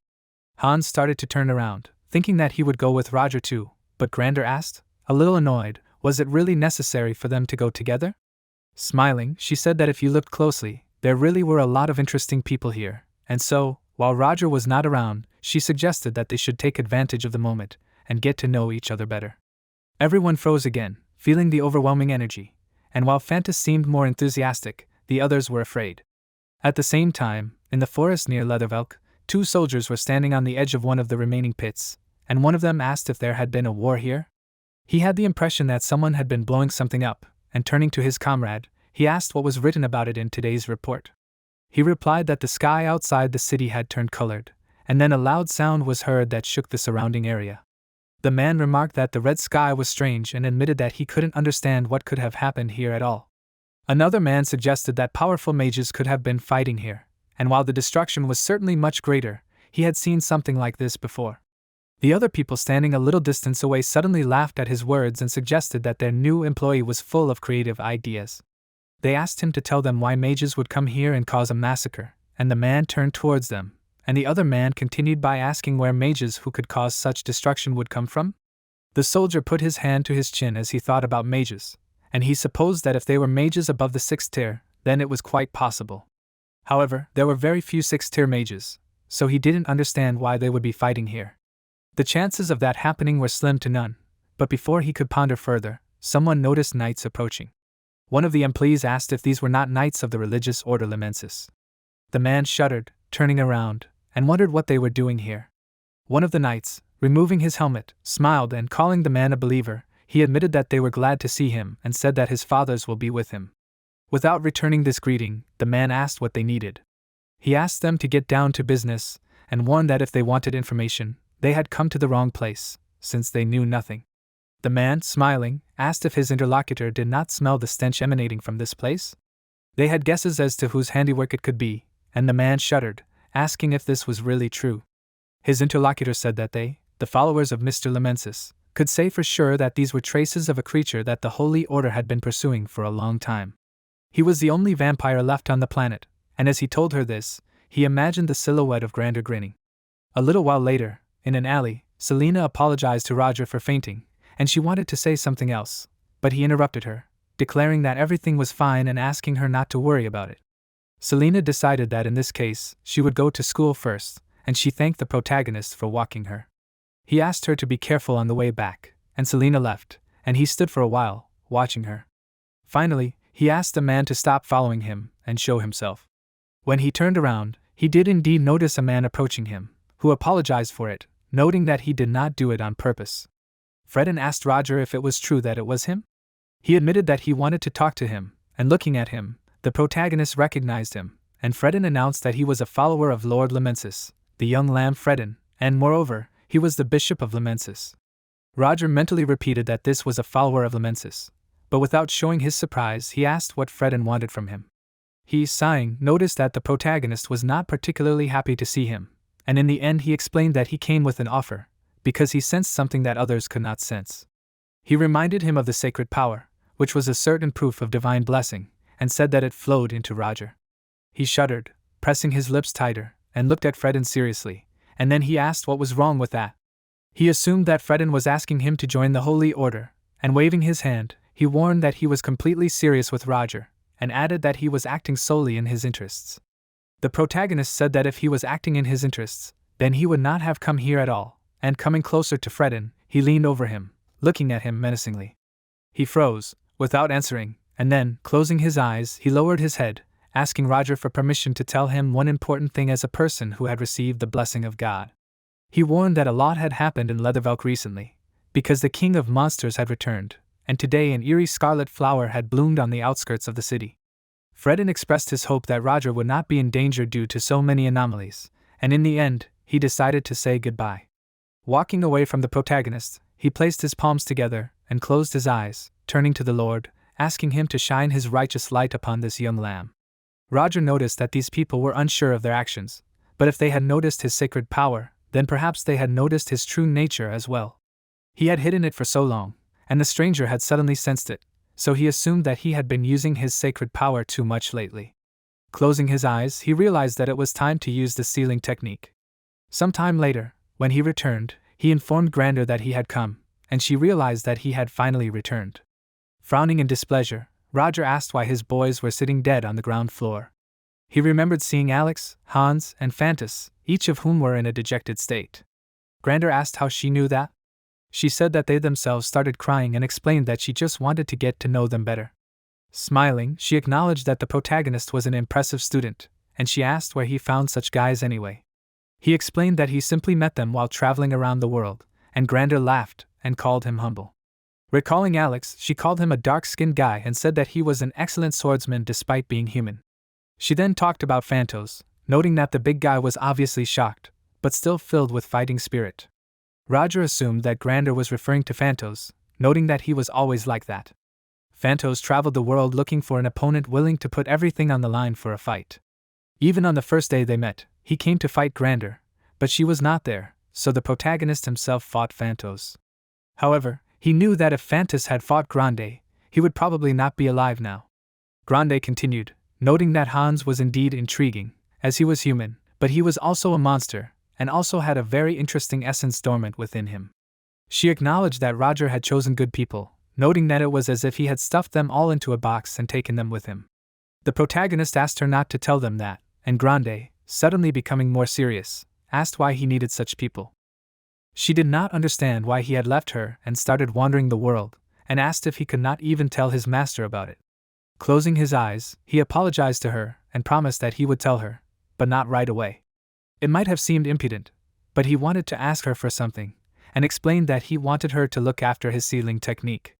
Grander asked again, startled, and Roger said that the Bishop of Lamensis had approached him, feeling the energy pouring out of him. He knew that if he left things to chance, the Holy Order of Lamensis would reveal his identity. He walked a little to the side, and Grander turned her head, following his actions. She asked, was it really so weak that others had begun to notice it? Approaching the table, the protagonist began to search for something on it, and said, given what they knew about the fight that had happened between them today, they would probably notice Grander's presence as well. Sighing indignantly, she asked, did these idiots really think that she was hiding from them out of fear? But she quickly got distracted from her indignation and asked if she just needed to improve the sealing technique. Roger confirmed this, and finding the right book on the table, he handed it to Grander, admitting that he had several ideas. Opening the book, she read the contents carefully and said that she could do it.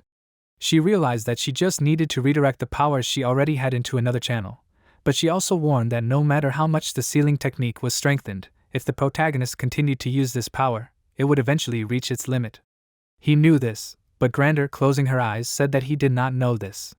Handing him the book, she warned that he would not be the only one who would suffer if he reached the limit, so she asked him not to forget the promise he made to her in the well. Accepting the book, Roger agreed, admitting that it was forever imprinted in his heart. Grander noted that he was not lacking in eloquence, but she understood that he did not fight her today in order to kill her. The protagonist thought, as Grander said, this was only a temporary measure, because the sacred power would weaken if he continued to use it. However, considering the enemies he would have to face, he could not completely ignore the usefulness of this power. After all, sooner or later the holy nation would find him, and even here he would have to hurry things along. But the goal was clear to him, and he noted that he had to protect the fragments of the relic on the day of the expedition. A week later, a train arrived at Lindenbrunn station, and Roger, getting off at the platform with the students, said that their mentors were somewhere in the central square. He warned them not to lag behind and not to wander into unfamiliar places during the excursion. As they walked further, the students looked around in admiration, exclaiming, and they delightedly noted that this was the capital of Lindenbrunn. The protagonist, leading the students to the right place, thought that he had not been here for a long time, and remembered that 7 years had passed. Now this city was more developed than it was back then, and looking around, he thought deeply that he was originally supposed to come here under the identity of Gerard, but he ended up coming here as a professor, and he had no idea what would happen next. When they approached the fountain in the center of the square, the students admired the size of this fountain, and someone paid special attention to the front of this one, asking the others to take a look as well. In addition, they noticed the expedition's mentors, among whom were Caroline and Viren, who were hired magicians, Roina Pavlini, who was a member of the Scientific Association, and Casey, who was a magician of the Green Water Celadon. The students heard that some cool guys were coming, but they noted that this was even better. Suddenly, Roger heard someone calling out to him, and turning around, he noticed Veronica, remembering that the last time they saw each other was during the incident on the train. She laughed, realizing that he remembered it, and the protagonist asked what brought her here. She explained that today there was an expedition for Thean's students in the capital, and so the imperial family sent a group of knights here. Roger was surprised to hear about a whole group of knights, and asked if this would weaken the defense of the northern mountain. Veronica exclaimed that there was nothing to worry about, because since the civil war in the Yuta kingdom had ended, they had combined their efforts, so now the border guards were improved, and there should be fewer incidents. In addition, there were not only their group of knights here, and she, turning around, noticed that these people had just arrived. Roger froze, pressing his lips tighter, and noticed Terina standing a little to the side. Veronica, looking at her, admitted that she was sure that the protagonist also knew them, and said that they were the Order of the Night Snakes. Stepping aside a bit, she exclaimed that it was time for her to go, and admitted that she was glad to meet. Roger said that it was mutual, and when Veronica left, he froze, asking himself why they would abandon the border guards and let everyone wander around the capital, even if the war in Utah was over. On top of that, they also invited the Night Snakes here, and he seriously asked himself what was going on in the capital at all. Veronica meanwhile approached Terena, starting to talk to her. Roger decided that he needed to tell Sedina about this, and since there were many eyes here, he decided to use a whistle that only half-elves could hear. Hearing the signal he sent, Sedina shuddered slightly, and the protagonist warned her that the Order of Cold Steel and the Night Snakes were now in the capital, asking her to pass on this information to Hans as well.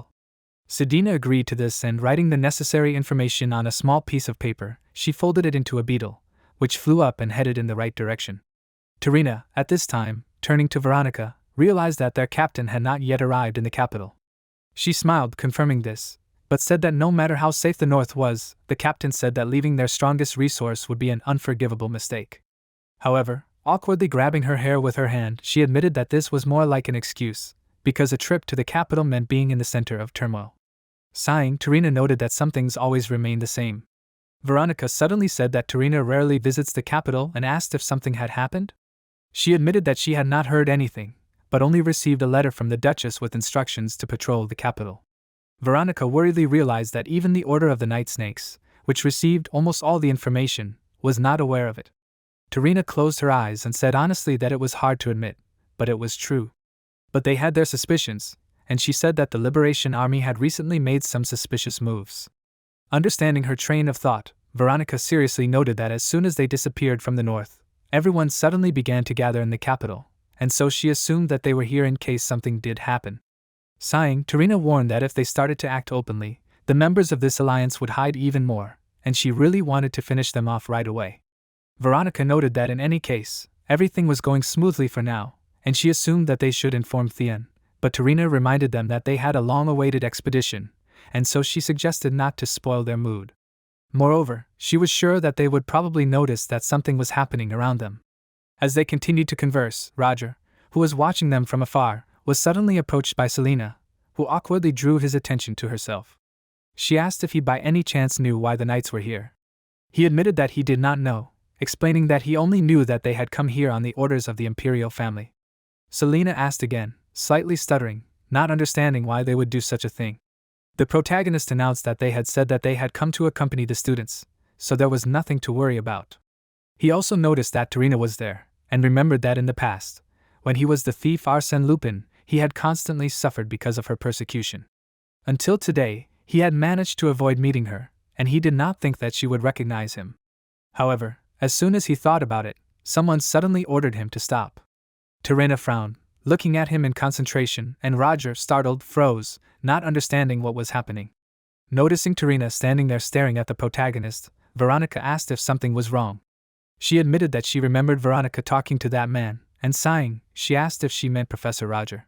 She explained that they had met during the terrorist attack on the train, and realizing that it was Roger, Tarina remembered that one of her subordinates had worked with him before, but today was the first time she had seen him. But she had a feeling that she had seen him somewhere before. In the end, she closed her eyes, and Veronica assumed that the protagonist would be wary of them, especially since it was rare for two knightly orders to be in the capital at the same time. Tarina did not answer her, thinking that it was quite possible, but she decided that she would need to take a closer look at Roger when the investigation into the incident was completed. Turning around, she said that they needed to return to the post, and she decided that she would go first. Veronica agreed to this, asking that she immediately inform her if she noticed anything suspicious. Continuing to watch Tarina, the protagonist asked himself, why did she turn in their direction so abruptly? However, if she left, then he assumed that it meant that she did not understand who he was. In the end, he decided that there were more important things to do, and so he thought that he would continue to follow the plan. At this time, in Lindenbrunn, in a temporary shelter, Hans, who received the note, shuddered and, clenching his jaw, asked, "Is this some kind of joke?" He noticed that the two best orders were in the capital, and asked what was going on. He bowed his head and thought that he had known it all along, and said that it would be nice if everything went smoothly for once. But again everything was going wrong. He didn't even have enough anger for all these events, but suddenly he was distracted, turning around and looking at Grander lying behind him on the sofa, who, noticing his attention, asked if she was really bothering him. Hans, asking again, announced that he was simply curious why she had come here. Grander repeated her question, asking if she was really bothering him. Hans answered that she was not, and asked her not to misunderstand him, since it did not bother him. In fact, he had received a letter, and he assumed that something was wrong in the capital. He asked if she had any ideas about what it could be. Grander, laughing, noted that this was Hans's task, and if he was Roger's subordinate, that meant he was definitely capable of something. Hans admitted that he thought Grander could help a little for her student's sake, but she, directing her overwhelming aura at him, asked if he thought she followed her student because she was worried about him. Hans replied that this was not the case at all, and asked how he had even dared to suggest such a thing. Grander calmed down, and he, bowing his head, asked God to help him, and mentally exclaimed that Grander was very difficult, calling her a real energy vampire. He did not understand why she had come here at all, and he could no longer stand her. But in the end he resigned himself to it, realizing that he would have to find out everything himself. Grander suddenly advised him to check the underground water channels, and turning sharply in her direction, Hans asked what she said. She did not answer, and he, mentally cursing, asked if she really had to mumble. He asked himself if it was really that difficult for her to repeat. He also assumed that she had simply said it and forgotten, but he had nothing to lose anyway, so he suggested that he could send a few rats there.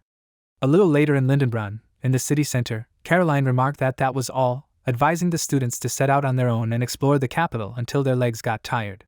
Tracy, standing a little to the side, said that the rumors were true, because Caroline really was very energetic. Aiden noticed that she was also a graduate of the Chancellor's University, and he admitted that it made an interesting impression. He suddenly remembered Leo and, turning to the side, looked at him, noticing that he was even on the expedition alone. He did not understand what was happening to him lately, and thought, looking at the way Tracy also looked at Leo. He assumed that it had something to do with that conversation, and remembered how he stood near the door to Leo's room. Whatever it was, he hoped he was wrong, and Tracy finally closed her eyes, crossed her arms, and said that if they got involved in Leo's business, he would get even angrier. Whatever was going on, she suggested that they just mentally support him and hope that everything would be okay. She pointed out that she usually raged when it came to Leo, but now he assumed that he was still important to her. He asked if that was true. Tracy frowned indignantly, asking again, and exclaimed that she was just annoyed by his strange behavior. But she quickly became distracted, noticing a juicy kebabs off to the side, and suggested that they go buy some. Aiden didn't know if they really needed to do that, but he figured nothing had happened yet, so he suggested that they just have faith in Leo. As he approached the people who were queuing up to buy kebabs, Aiden let out a surprised cry, noticing that there were a lot of people there. Suddenly, someone waved their hand and asked to sell 2 kebabs, and Roger was surprised and thought that it was a very loud voice. He also noticed that it seemed to be the voice of the master, and with a surprised cry, he noticed that it was indeed her. Hearing it, Mandelina, Aiden's master, turned around and asked if it was really him. Aiden's comrades, standing behind him, asked again in bewilderment, shocked that it was his master. Aiden did not answer, and at that time, Leo, who was standing a little to the side, became interested, noticing Mandelina next to Aiden, and asked himself, who is she? He saw her for the first time, and asked himself, did she and Aiden really know each other? In the end, he did not think about it for long, and he, glad that they were finally distracted, decided that it was time for him to take advantage of this opportunity. He turned around and headed towards a dark alley, and when he stopped, his interlocutor announced that he was late. He offered to get down to business right away, noting that everything would happen according to plan. Carl, frowning, asked which way Theon's students were heading. Leo frowned and did not answer right away. At this time, Aiden's friends guessed that Mandelina taught him anti-magic, and she, awkwardly closing her eyes, grabbed her hair with her hand and smiled. Aiden confirmed this, telling her that he gave her bread when he found her on the street. Dying of hunger, she taught him anti-magic. Tracy noted that she taught him a special class of magic in exchange for a piece of bread, and she could not even believe it, asking how this was possible. She assumed it was fate, but suddenly she screamed and asked if physique and ability didn't play a role in learning a special class of magic. She asked what Mandelina would do if Aiden didn't have abilities. She laughed and declared that she would just say that life is pain and eat the bread. Aiden laughed too, happy that he did have abilities, and watching them, Tracy noticed that Mandelina didn't even try to hide her thoughts, just like her student. Mandelina, meanwhile, closed her eyes, put her hand on Aiden's shoulder and asked who would have thought that this scoundrel had potential comparable to hers. This was also fate to some extent, and suddenly she screamed, remembering something, and noting that she had completely forgotten, she warned that it was time for her to go. Aiden asked if she was leaving already. Confirming this, Mandelina winked at him, explaining that she had an important task, so it was time to get back to work. Aiden was amazed that she had a job, and admitted that it was a great relief. He even cried with joy, noting that he was already worried that she would die of hunger somewhere. Mandelina asked with displeasure, "Is it right to talk to your master like that?" Coming closer to Aiden, she exclaimed that she wanted to give him one piece of advice before she left, and she advised him to try not to leave his mentor. He asked in confusion, "Why is that so?" Laughing, Mandelina noted that no one ever knows what can happen, and announced that she was leaving. Moving a little to the side, she looked around and asked herself, is it true that she is not visible from here?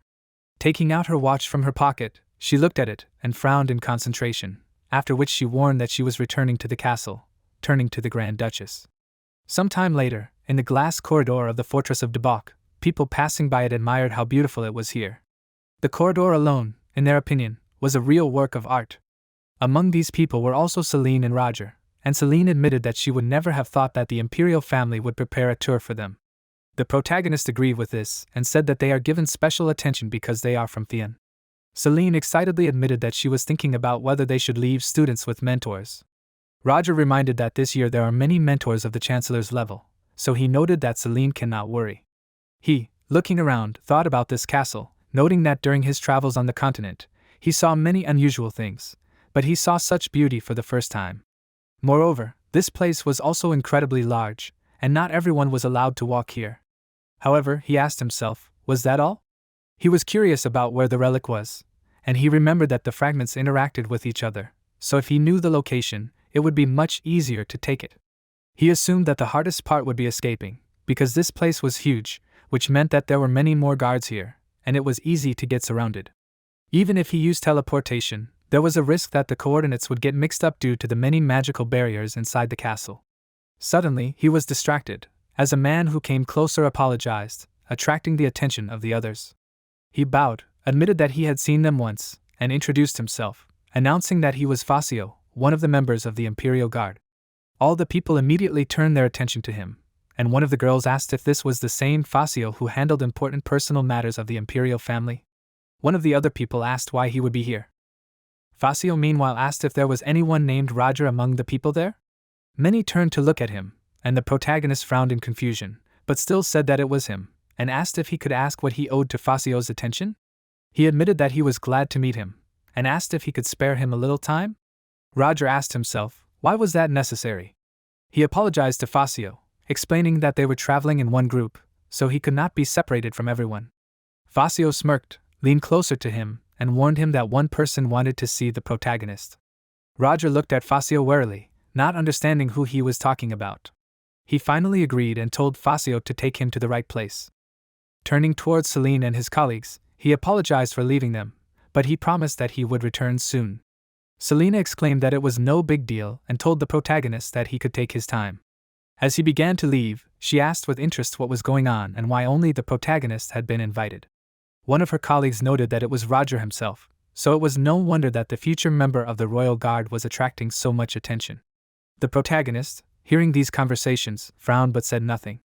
At this time, Tracy, turning to Aiden, noted that he had a strange master. He smiled, saying that he was glad to know that she was doing well. Tracy suddenly began to look around and, changing the subject, she asked where Leo had gone. She noticed that she did not see him anywhere, and she excitedly reminded him that free time was almost over. Aiden shuddered and exclaimed that he would find Leo, confident that he could not have gone far. Tracy asked him worriedly if he was sure about that. She reminded him that it was Leo and suggested that he would probably be back soon. But Aiden said that Leo was unfamiliar with the area and so he decided to look for him instead. Tracy agreed, noting that they would wait for them there, and Aiden, moving away, looked around, put his hand to his head and thoughtfully noted that Tracy was right, because Leo seemed to have disappeared into thin air. He wondered how far he had gone, and suddenly, looking at the dark alley, he focused on it, noting that it was the perfect place for a secret meeting. The conversation had been bothering him, and he hoped that he had simply misunderstood everything. At this point, Carl, who Leo had met, hurried him and asked why he was silent.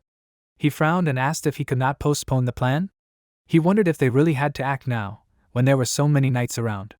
Carl replied that they were sure that they were lying low and didn't even suspect that they could make a move.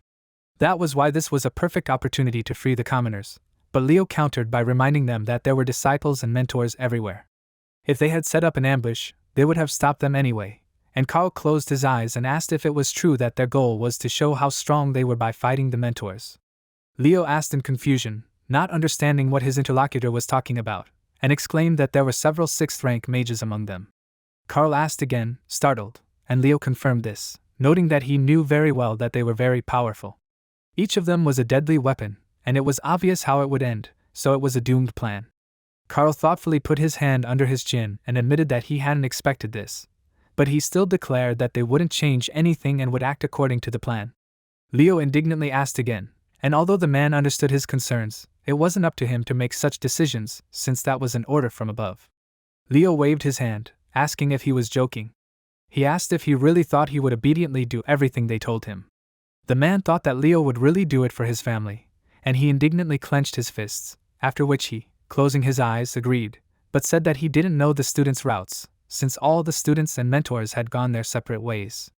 Carl was silent for a while, and then he suddenly put his hand on Leo's shoulder, which made him flinch, warily looking at the hand on his shoulder.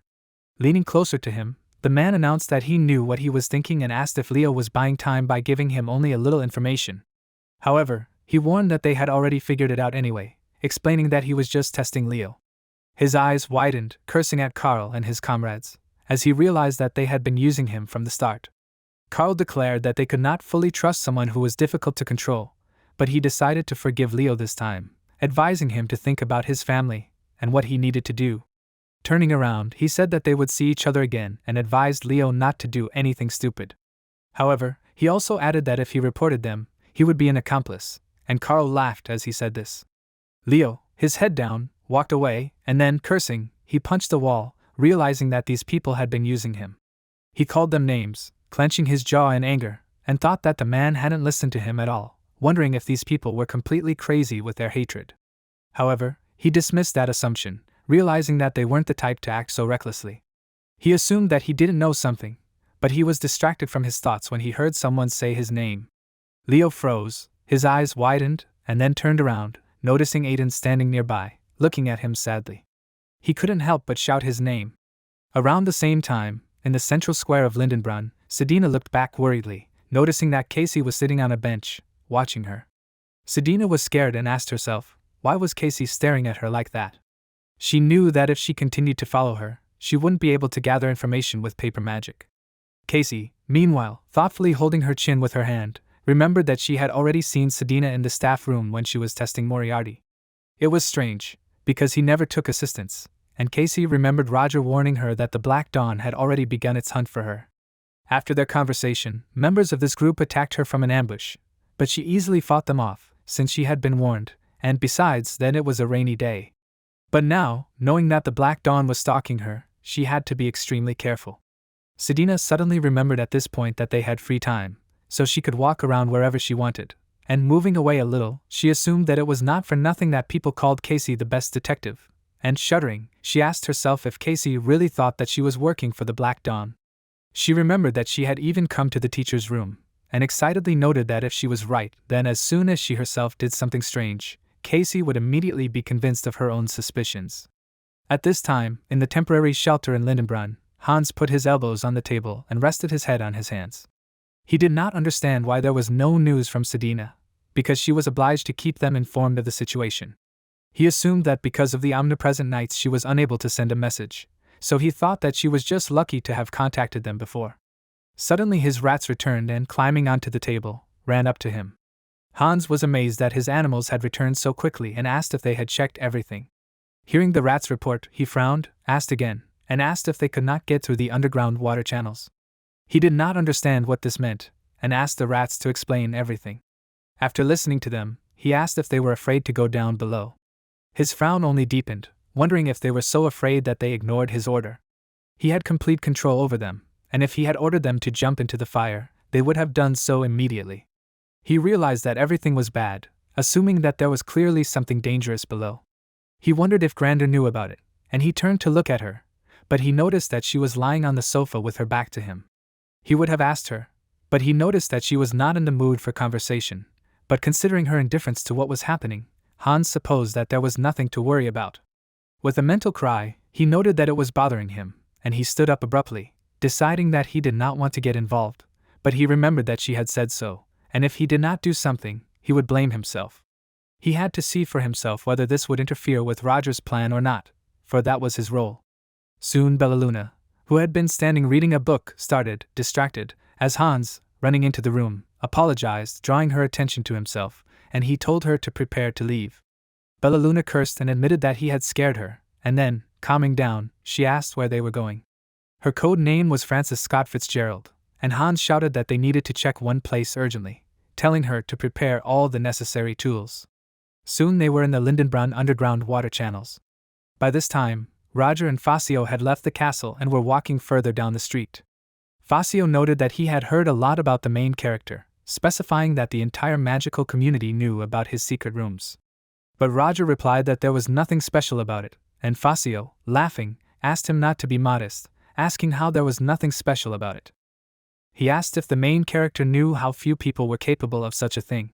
He admitted that he did not care what others thought, because for him it was a common practice.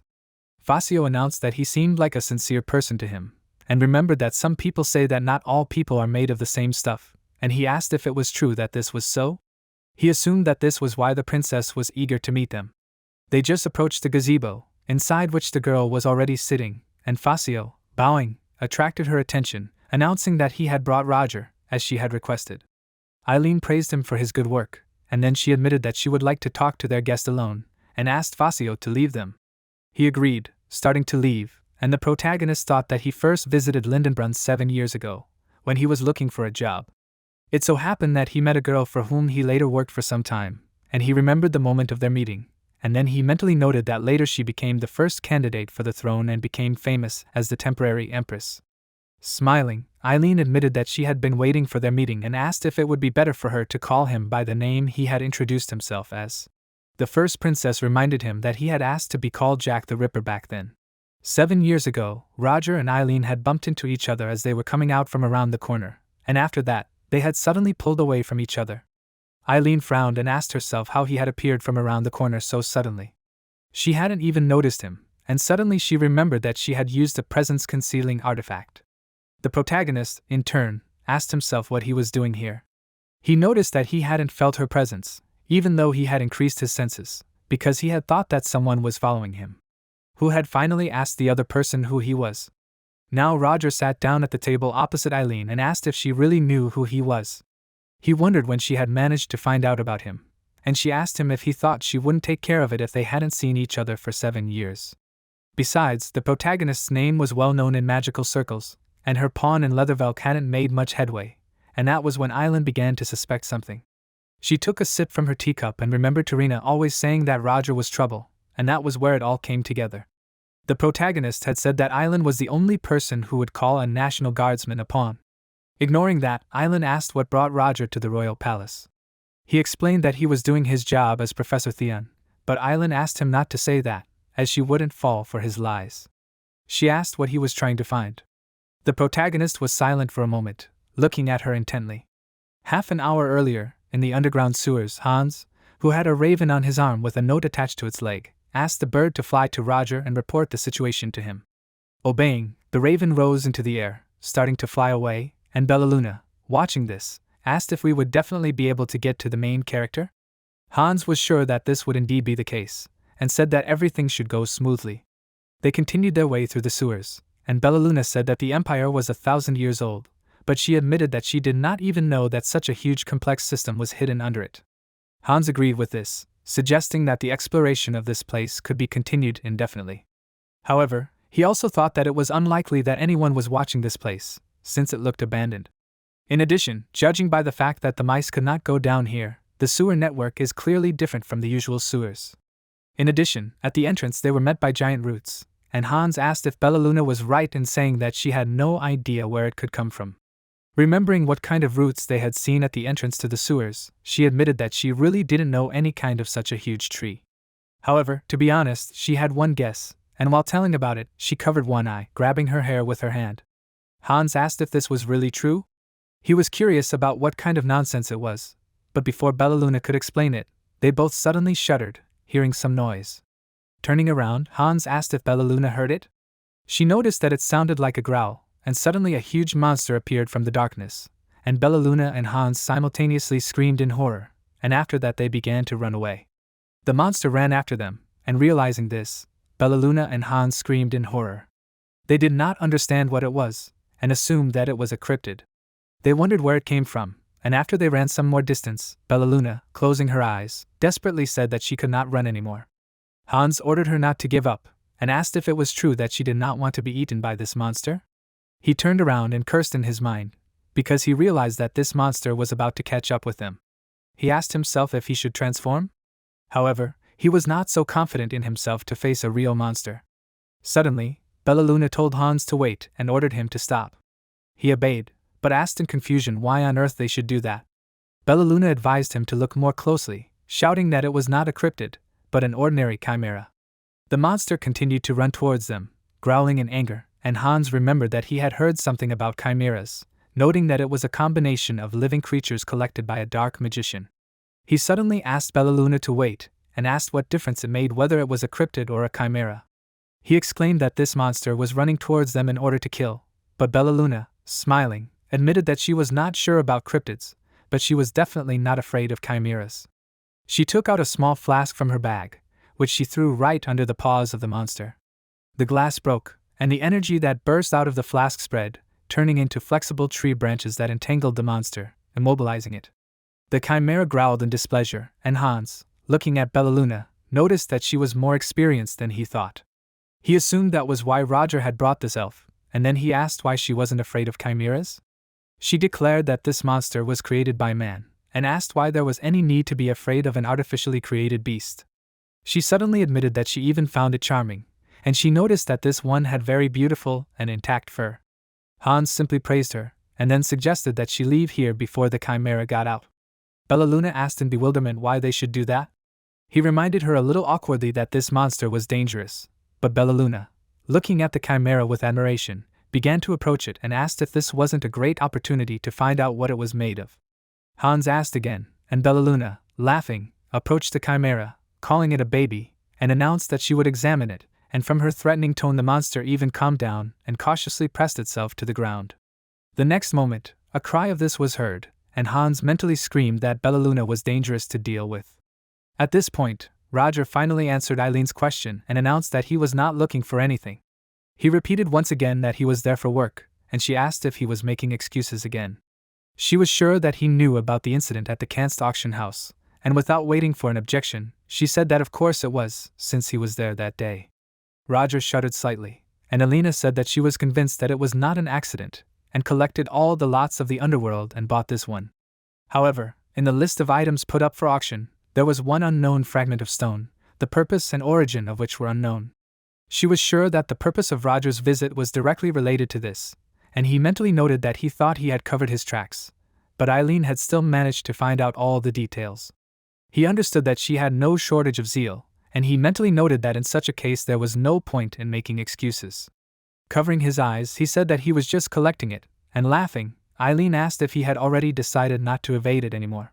She decided that she would not pester him with questions about the use of this stone, but she assumed that if the fragment Roger needed was in the palace, then most likely it was in the vault.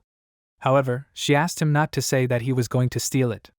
The protagonist remained silent, and Eileen suddenly said that it would be better to boldly go inside and take it. He frowned in bewilderment, looking at her seriously, and she explained that she wanted him to fulfill her order, as it was 7 years ago. This was the real reason she called him, and as payment she decided that she would allow him to take any 3 things from the vault, and she asked what Roger would say about this. He winced at the suggestion and remembered that the palace vault was a dark place with restricted access, and he wondered if Eileen would allow him to take 3 items from there. If the offer was so good, it meant it was no less dangerous, and so he said he needed more details before he could give an answer.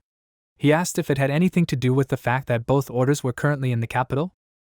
Eileen suggested that Roger had encountered them on his way here, and she told him that she had received a report of a suspicious group of people entering the city, whose presence she was sure Roger had already noticed. She had tried to find out more about them in order to stop them, but they had disappeared. The protagonist asked if there was a chance that these people had left the capital.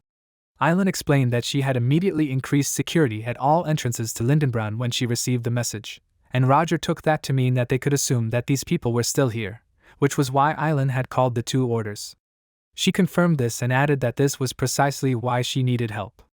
His ability to infiltrate the enemy's rear, wherever he was hiding, would come in handy, and the protagonist noted that she had conducted an entire investigation into him if she was so insistent on helping him. Even if he had rejected her offer, she would not have left him alone so easily, and moreover, given the situation in the capital, he had no reason to refuse. He remembered his students, and then he said out loud that he hoped the payment would be decent, and Eileen, placing her hand on her chest, said that it would certainly be so, and confidently noted that Roger knew that she would keep her word, because they had worked together before. He asked if there was any more information. Eileen said that her subordinate would soon arrive with a report, and she suggested waiting a little. At this time, another person came closer, and Eileen, sighing, said that her subordinate was dead. The protagonist shuddered slightly, looking at the arriving person, and Mandalina, closing her eyes, bowed and greeted Eileen, asking permission to begin the report. However, she, noticing Roger sitting at the table with Eileen, simultaneously cried out in surprise, and then, sighing, she asked what he was doing here. The protagonist looked away for a moment, and then he asked what she was doing here. Mandalina suddenly trembled, looking at Roger in horror. In the Crystal Palace, in the lobby of the museum, someone announced that they were in the Crystal Palace, that is, in a place where the history of magic comes to life. Even during non-exhibition time, it was always busy, and since the students had registered in advance, they had to go inside right away, and the one who told them this information mentioned that they could look around. The students looked around in admiration, and Roina, who was standing behind a group of students, leaned over, sighed, and thought that she was tired. She didn't understand why the school federation chose her as a mentor, since she wasn't good at communicating with people at all. She was a 6th rank and cooperated with the school federation. But suddenly she was distracted because Renee, who came closer to her, awkwardly called out to her. Roina looked at her with a start and asked what happened. Renee asked if all types of magic were represented here. Roina assumed that most types of magic were represented here, since the Magic Tower and the school association shared knowledge and contributed. Renee asked if she could learn about non-attribute magic here in that case. They walked to the Crystal Palace Magic Exhibition Hall, and Roina said that now the students had the opportunity to get acquainted with materials about magic that they had never even heard of, but they would not be able to reveal all the features and fundamental secrets of this. Renee exclaimed that she understood everything, and Roina, looking at her, realized that she owned non-attribute magic, and Renee confirmed this, admitting that she had difficulty with elemental magic. Roina suggested that she was having trouble with classes, and although Renee agreed with this, she still said that she was trying to keep up with the program, and Professor Roger was helping her a lot with this. Roina remembered that she had seen him in the secret rooms, and they talked for some time until they finally came to the right place. Roina announced that they had arrived and explained that there were exhibits here representing unique types of magic. Renee shuddered in amazement, noticing that there were many more of these exhibits than she thought. Roina explained that modern magic, which is difficult to accurately characterize, belongs to unique types that surpass the 4 main types in their diversity. Among these types of magic, for example, was dream magic, which was called sleepwalking. Renee, interested in this, repeated the name thunderstorm magic, and Roina explained that it was materialized by divine magic. This was the most multifaceted of the unique types of magic, and Roina, showing another exhibit, said that paladins, inquisitors and priests of the religious order Limensis use it. At the same time, they called it not magic, but a miracle of God. However, according to modern theories, it was considered semi-magic. Renee looked fascinated at the exhibit presented in the flask and asked herself, "What is this?" She thought there was something charming about it, and she looked at it more closely, her eyes widening. Roger stood up, turned to Mandalina, and repeated his question about what she was doing here. She shuddered, not knowing what to say, and Eileen sighed and asked Roger to stop, since Mandalina was her loyal subordinate. The protagonist asked again, not understanding how long ago Eileen had become so merciful. He told her that Mandalina was the successor of Marquis Tepran, who had staged a military coup d'état 7 years ago, and that she was also an operative of the Alpha Team in a secret special forces organization. Mandalina only trembled more, and Eileen, closing her eyes, said that it knew this, and that was why she had secretly gone out into the street on the day they met. As a result of Roger's ambush, the Alpha Team was destroyed, and only Mandalina managed to escape. However, Eileen was not going to leave the rebels alive, because among all the secret groups, the Alpha Team was the most dangerous, and when they decided to sacrifice themselves for the revolution, Eileen personally went to get this team. However, as soon as Mandalin saw her, she immediately surrendered, and then Eileen stood in a stupor and felt like a fool because she prepared so much in vain, and in the end she took Mandalin to her. She remembered how she, falling to her knees, declared that she surrendered, and Roger admitted that this was a familiar picture, noticing that Mandalin had not changed at all. Eileen asked if she really behaved like this in front of the protagonist too? He remembered how Mandalin, trembling, begged him for mercy. He said that she began to beg him for mercy after seeing her comrades fall in battle against him. She looked so pitiful that he decided to let her go, and Eileen said that one way or another, she was now her loyal henchman, so Roger had nothing to worry about. Smiling, Madalina confirmed this, exclaiming that from now on she served Eileen faithfully. The protagonist said that it was Eileen's will, and she, sighing, turned towards Mandolin and asked, "What news?" She again asked permission to begin her report, and announced that having tracked the path of those people, she came to the conclusion that they were hiding in the underground water channels.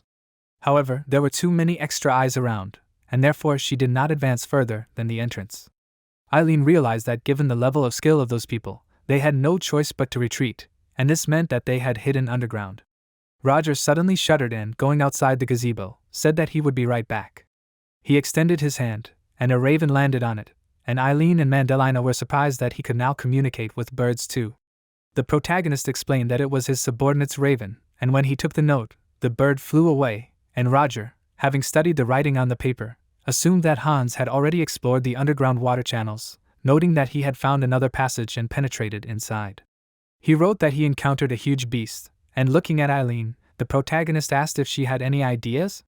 She was silent for a while, and then she admitted that she did not have a single idea, and Roger asked what she was hiding. She answered that she was not hiding anything, because although she was a princess, but to be honest, she had no information about this place. She asked if the protagonist knew how long ago the history of this country began. He assumed that it happened about 1,000 years ago, but Eileen seriously explained that in fact this country is not 500 years old, saying that she found this information in the ancient documents of the palace. Roger was surprised that the number was half as much and asked why the whole world had a different idea. Eileen asked if he had heard of the kingdom that preceded the Exilian Empire.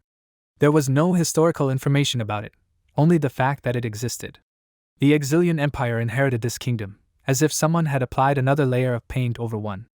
Along with history, the kingdom lost all influential people, having dealt with them cruelly, and therefore the data was preserved only for the last 500 years.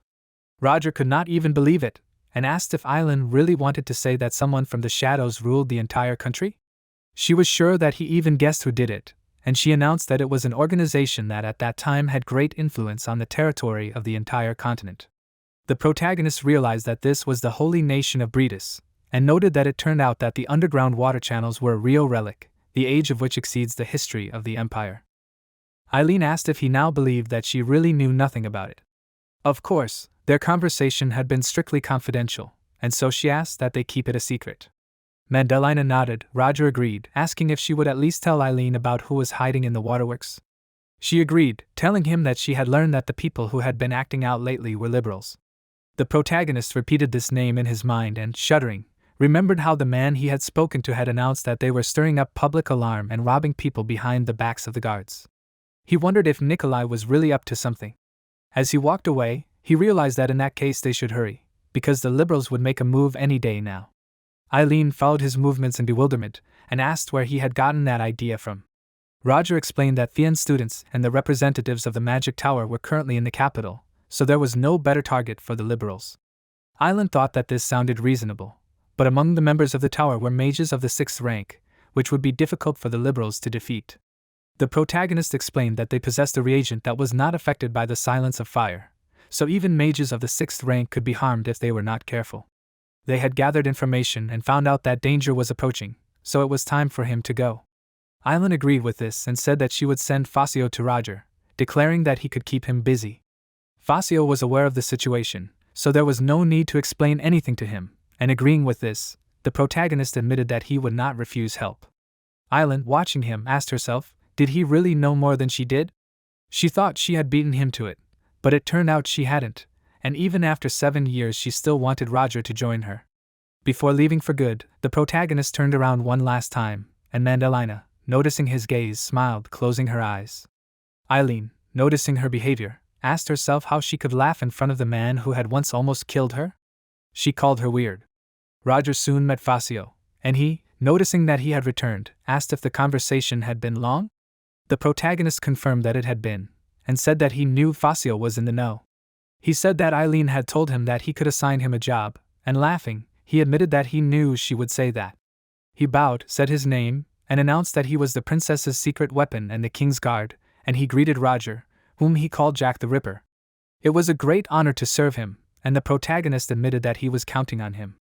Half an hour later, in Lindenbrunn, Fazio asked Roger what he intended to do next. He assumed that he wanted to go underground, but he said that was not the case, since it would be careless to go down now without knowing what was down there. His subordinates were just investigating the water channels, and so he suggested waiting for their report. He was sure that not all of them were underground, and until new information appeared, he suggested walking around the city and looking for someone suspicious. Fazio remembered that Casey was now in the capital, and asked if they would ask her to help. Roger refused this offer, saying that they would try to handle it themselves, since if the famous detective joined, it could provoke the criminals.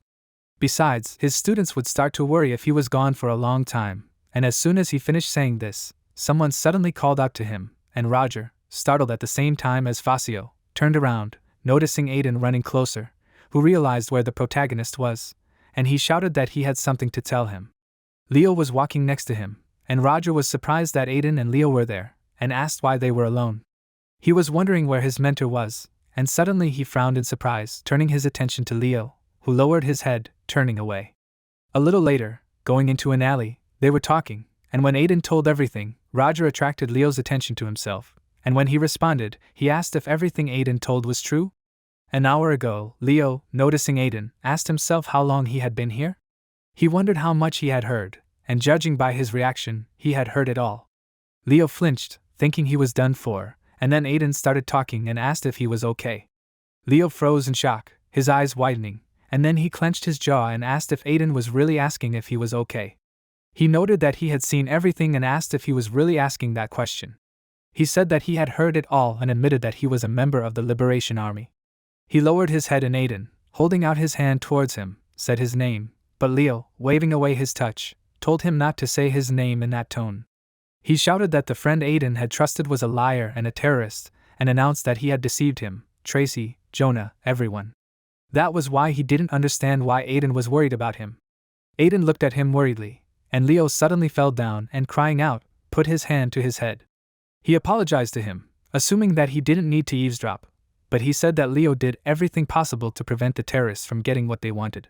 He was sure that they would be able to stop them before they attacked, and for a while Leo was silent, and then he said that if he betrayed them, no one knew what they would do to him, and his family would definitely be in danger. Besides, he didn't understand who would believe the words of two ordinary students. He offered to tell Roger, and Leo, startled, asked again, assuming that Aiden had forgotten the incident with the werewolves. He said that the main character would not spare those whom he considered enemies, even if they were students. Aiden he could take for a possessive person, and he smiled and agreed, assuming that Roger could be like that. However, he was sure that they should still try to convince him to trust them. Leo took a breath, looking at him intently, and then he cursed and admitted that Aiden was the biggest idiot he knew. Now that Roger had asked him a question, Leo had finally admitted that it was all true, and clenching his fist until it trembled, he mentally exclaimed that he knew that the protagonist could not be counted on, but still he had given him a lot of information about the Liberation Army. Roger said that in that case they should hurry and save Leo's family, and he, raising his head sharply, asked again, and the protagonist said that in that case he would need Fazio's help. Leo looked at him in bewilderment, and Fazio, closing his eyes, smiled, saying that this matter was precisely connected with his mission. Now, thanks to them, he would cope with the work faster, and Aiden exclaimed joyfully and thanked Roger. Meanwhile, he, once again returning his attention to Leo, asked him to make his face simpler, since helping students is a teacher's job.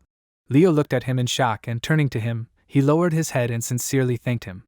He closed his eyes, and tears flowed down his cheeks, which he could not hold back. Soon, in the secret division of the Liberation Army, one of the terrorists announced that the 3rd Division had been exposed. The 5th and 7th Divisions were also exposed, and Carl, the head of the divisions, put his hand to his chin, noting that these people acted faster than he expected. He called them disparagingly, but noted that if both nightly orders were convened, then this outcome was quite predictable. He said that they would consider that they managed to buy time while they carried out the capture. It was only a short time before they would find the headquarters, so he ordered everyone to use the underground water pipes and gather at the designated place, and make sure they could pick up one more person if there was trouble. His subordinates looked at him determinedly, and the next moment there was a sudden explosion, destroying the wall, and the shock wave knocked some of the bandits off their feet. Carl stammered and cursed, and asked how they had been found so quickly. In the dust that had not yet cleared, the silhouette of a man appeared, realizing that they were the terrible people who had threatened his student. It was Roger, who, emerging from the dust, looked contemptuously at the people around him. Some time later, screaming in pain, almost all of the terrorists were lying on the floor in pools of their own blood, and Carl, cursing, shouted that he had thought that the scoundrel would set them up. He noticed that the protagonist was attacking head-on, as if he knew that the silence of fire would not work. But this information was highly classified, so no one could tell Leo. Carl, screaming, abruptly put his hand in the pocket of his coat, warning that Roger was in vain to approach him, since now he was finished. He offered to die together and threw a bomb towards the protagonist. He jumped to the side, and Carl suddenly opened his eyes wider, noticing that the fire that appeared from the explosion did not cause any damage to Roger, and it also began to shrink to the small stone he was holding in his hands, evaporating. Carl did not understand what was happening, and he wondered if the protagonist had absorbed the explosion. Roger, meanwhile, thoughtfully looked at the small stone he was holding in his hands, from which a shining aura began to spread after absorbing the fire. It was Quasimodo's spiritual stone, which absorbed the fire blasts and eliminated the impact. Roger looked at Carl again and asked how he dared to use his student and threaten him. He trembled in horror, and the protagonist, suddenly approaching, put his hand on his shoulder, and Carl screamed in pain. The protagonist, looking down on him, asked how it felt like his body was convulsing. He asked if it was true that his blood was boiling and his organs seemed to be turned inside out. He noticed that people like Carl usually kept silent, taking a mouthful of water, until they felt such pain, and squatting next to him, he ordered that he now speak. Carl, although trembling, still smiled and admitted that he was afraid that Roger did not have time to bother with him, since he had already sent agents to Leo's family. They were former knights, so they were strong opponents who were skilled in swordsmanship, and therefore whoever the protagonist sent, his subordinates would cut that person down, as well as all of Leo's relatives. The protagonist froze, listening to these words, and then he asked Carl not to worry, because these people would be taken care of. But at this time, in the back alleys of Lindenbrunn, a man screamed and flew to the side, and Roger announced that he had already sent someone he could trust. Fazio, who had thrown the man aside with a blow, smiled, and then he looked at Leo's family and asked if everyone was safe. They answered that they were, and the man, who managed to get to his feet, admitted that it was not bad, and announced that he had attacked from an ambush, but Fazio still managed to fight him off. He assumed that he was also a knight and prepared to continue the fight, shouting that Fazio had missed his last chance to kill him, as an unarmed opponent was an easy target. He swung his daggers and the slashes were aimed towards Fazio, who admitted that the chance was good. However, he warned that there was no particular reason why he left his opponent alive, as he could simply kill him at any time. He ran forward, concentrating a magical aura near himself, and when he swung his palm, the slash he created himself cut apart the attacks that the opponent sent at him, as well as cutting him apart. Half an hour later, Leo thanked Roger and the others, as thanks to them, his family was not harmed. The protagonist replied that he simply did what he had to, and told Leo to take his mother and younger sister to safety. Since they hadn't seen each other for a long time, Roger suggested that Leo spend some time with them before they returned to the academy. Leo flinched, looking at him in surprise, and he eventually agreed, and then he thanked the protagonist again. Soon, he and his family left with Aiden, and Fazio, watching them go, asked if Roger wouldn't make Leo take responsibility for his actions. He reminded him that he collaborated with the Liberation Army, and asked if the protagonist was sure that he should turn a blind eye to everything. Roger asked if Fazio saw Leo as a soldier of the Liberation Army. He admitted that he did not, but noted that he could be good at pretending. He put his hand to his hair, closed his eyes, and admitted that he did not know that Roger trusted his students so much. He countered by saying that he did not trust a student, but a person who cared about his family. Fazio looked at him in shock, startled, and then he remembered Island talking to him and declaring that she had chosen him as her confidant because he could follow the path of justice even when his hands were stained with blood. This contradictory trait in him reminded her of Jack the Ripper, her former assistant, who was rational and cold-blooded, but at the same time he was weak in love and considerate of others. Now, he closed his eyes and sighed, and remembering something, he asked if Roger had done his part. He said that after he had found out the necessary information, he had passed it on to the Order, so he assumed that a large-scale terrorist attack would soon break out. He assumed that it should be a crowded place, so most likely it was the Crystal Palace or the main square. And suddenly there was a sound and, simultaneously startled, Roger and Fazio turned around. Fazio turned his attention to the sound, assuming that it couldn't be happening. The sharp sound came from the exploded manhole again, and Fazio assumed that it had started when he noticed the monster, from which people began to run. Roger announced that they needed to hurry, and Fazio, frowning decisively, agreed.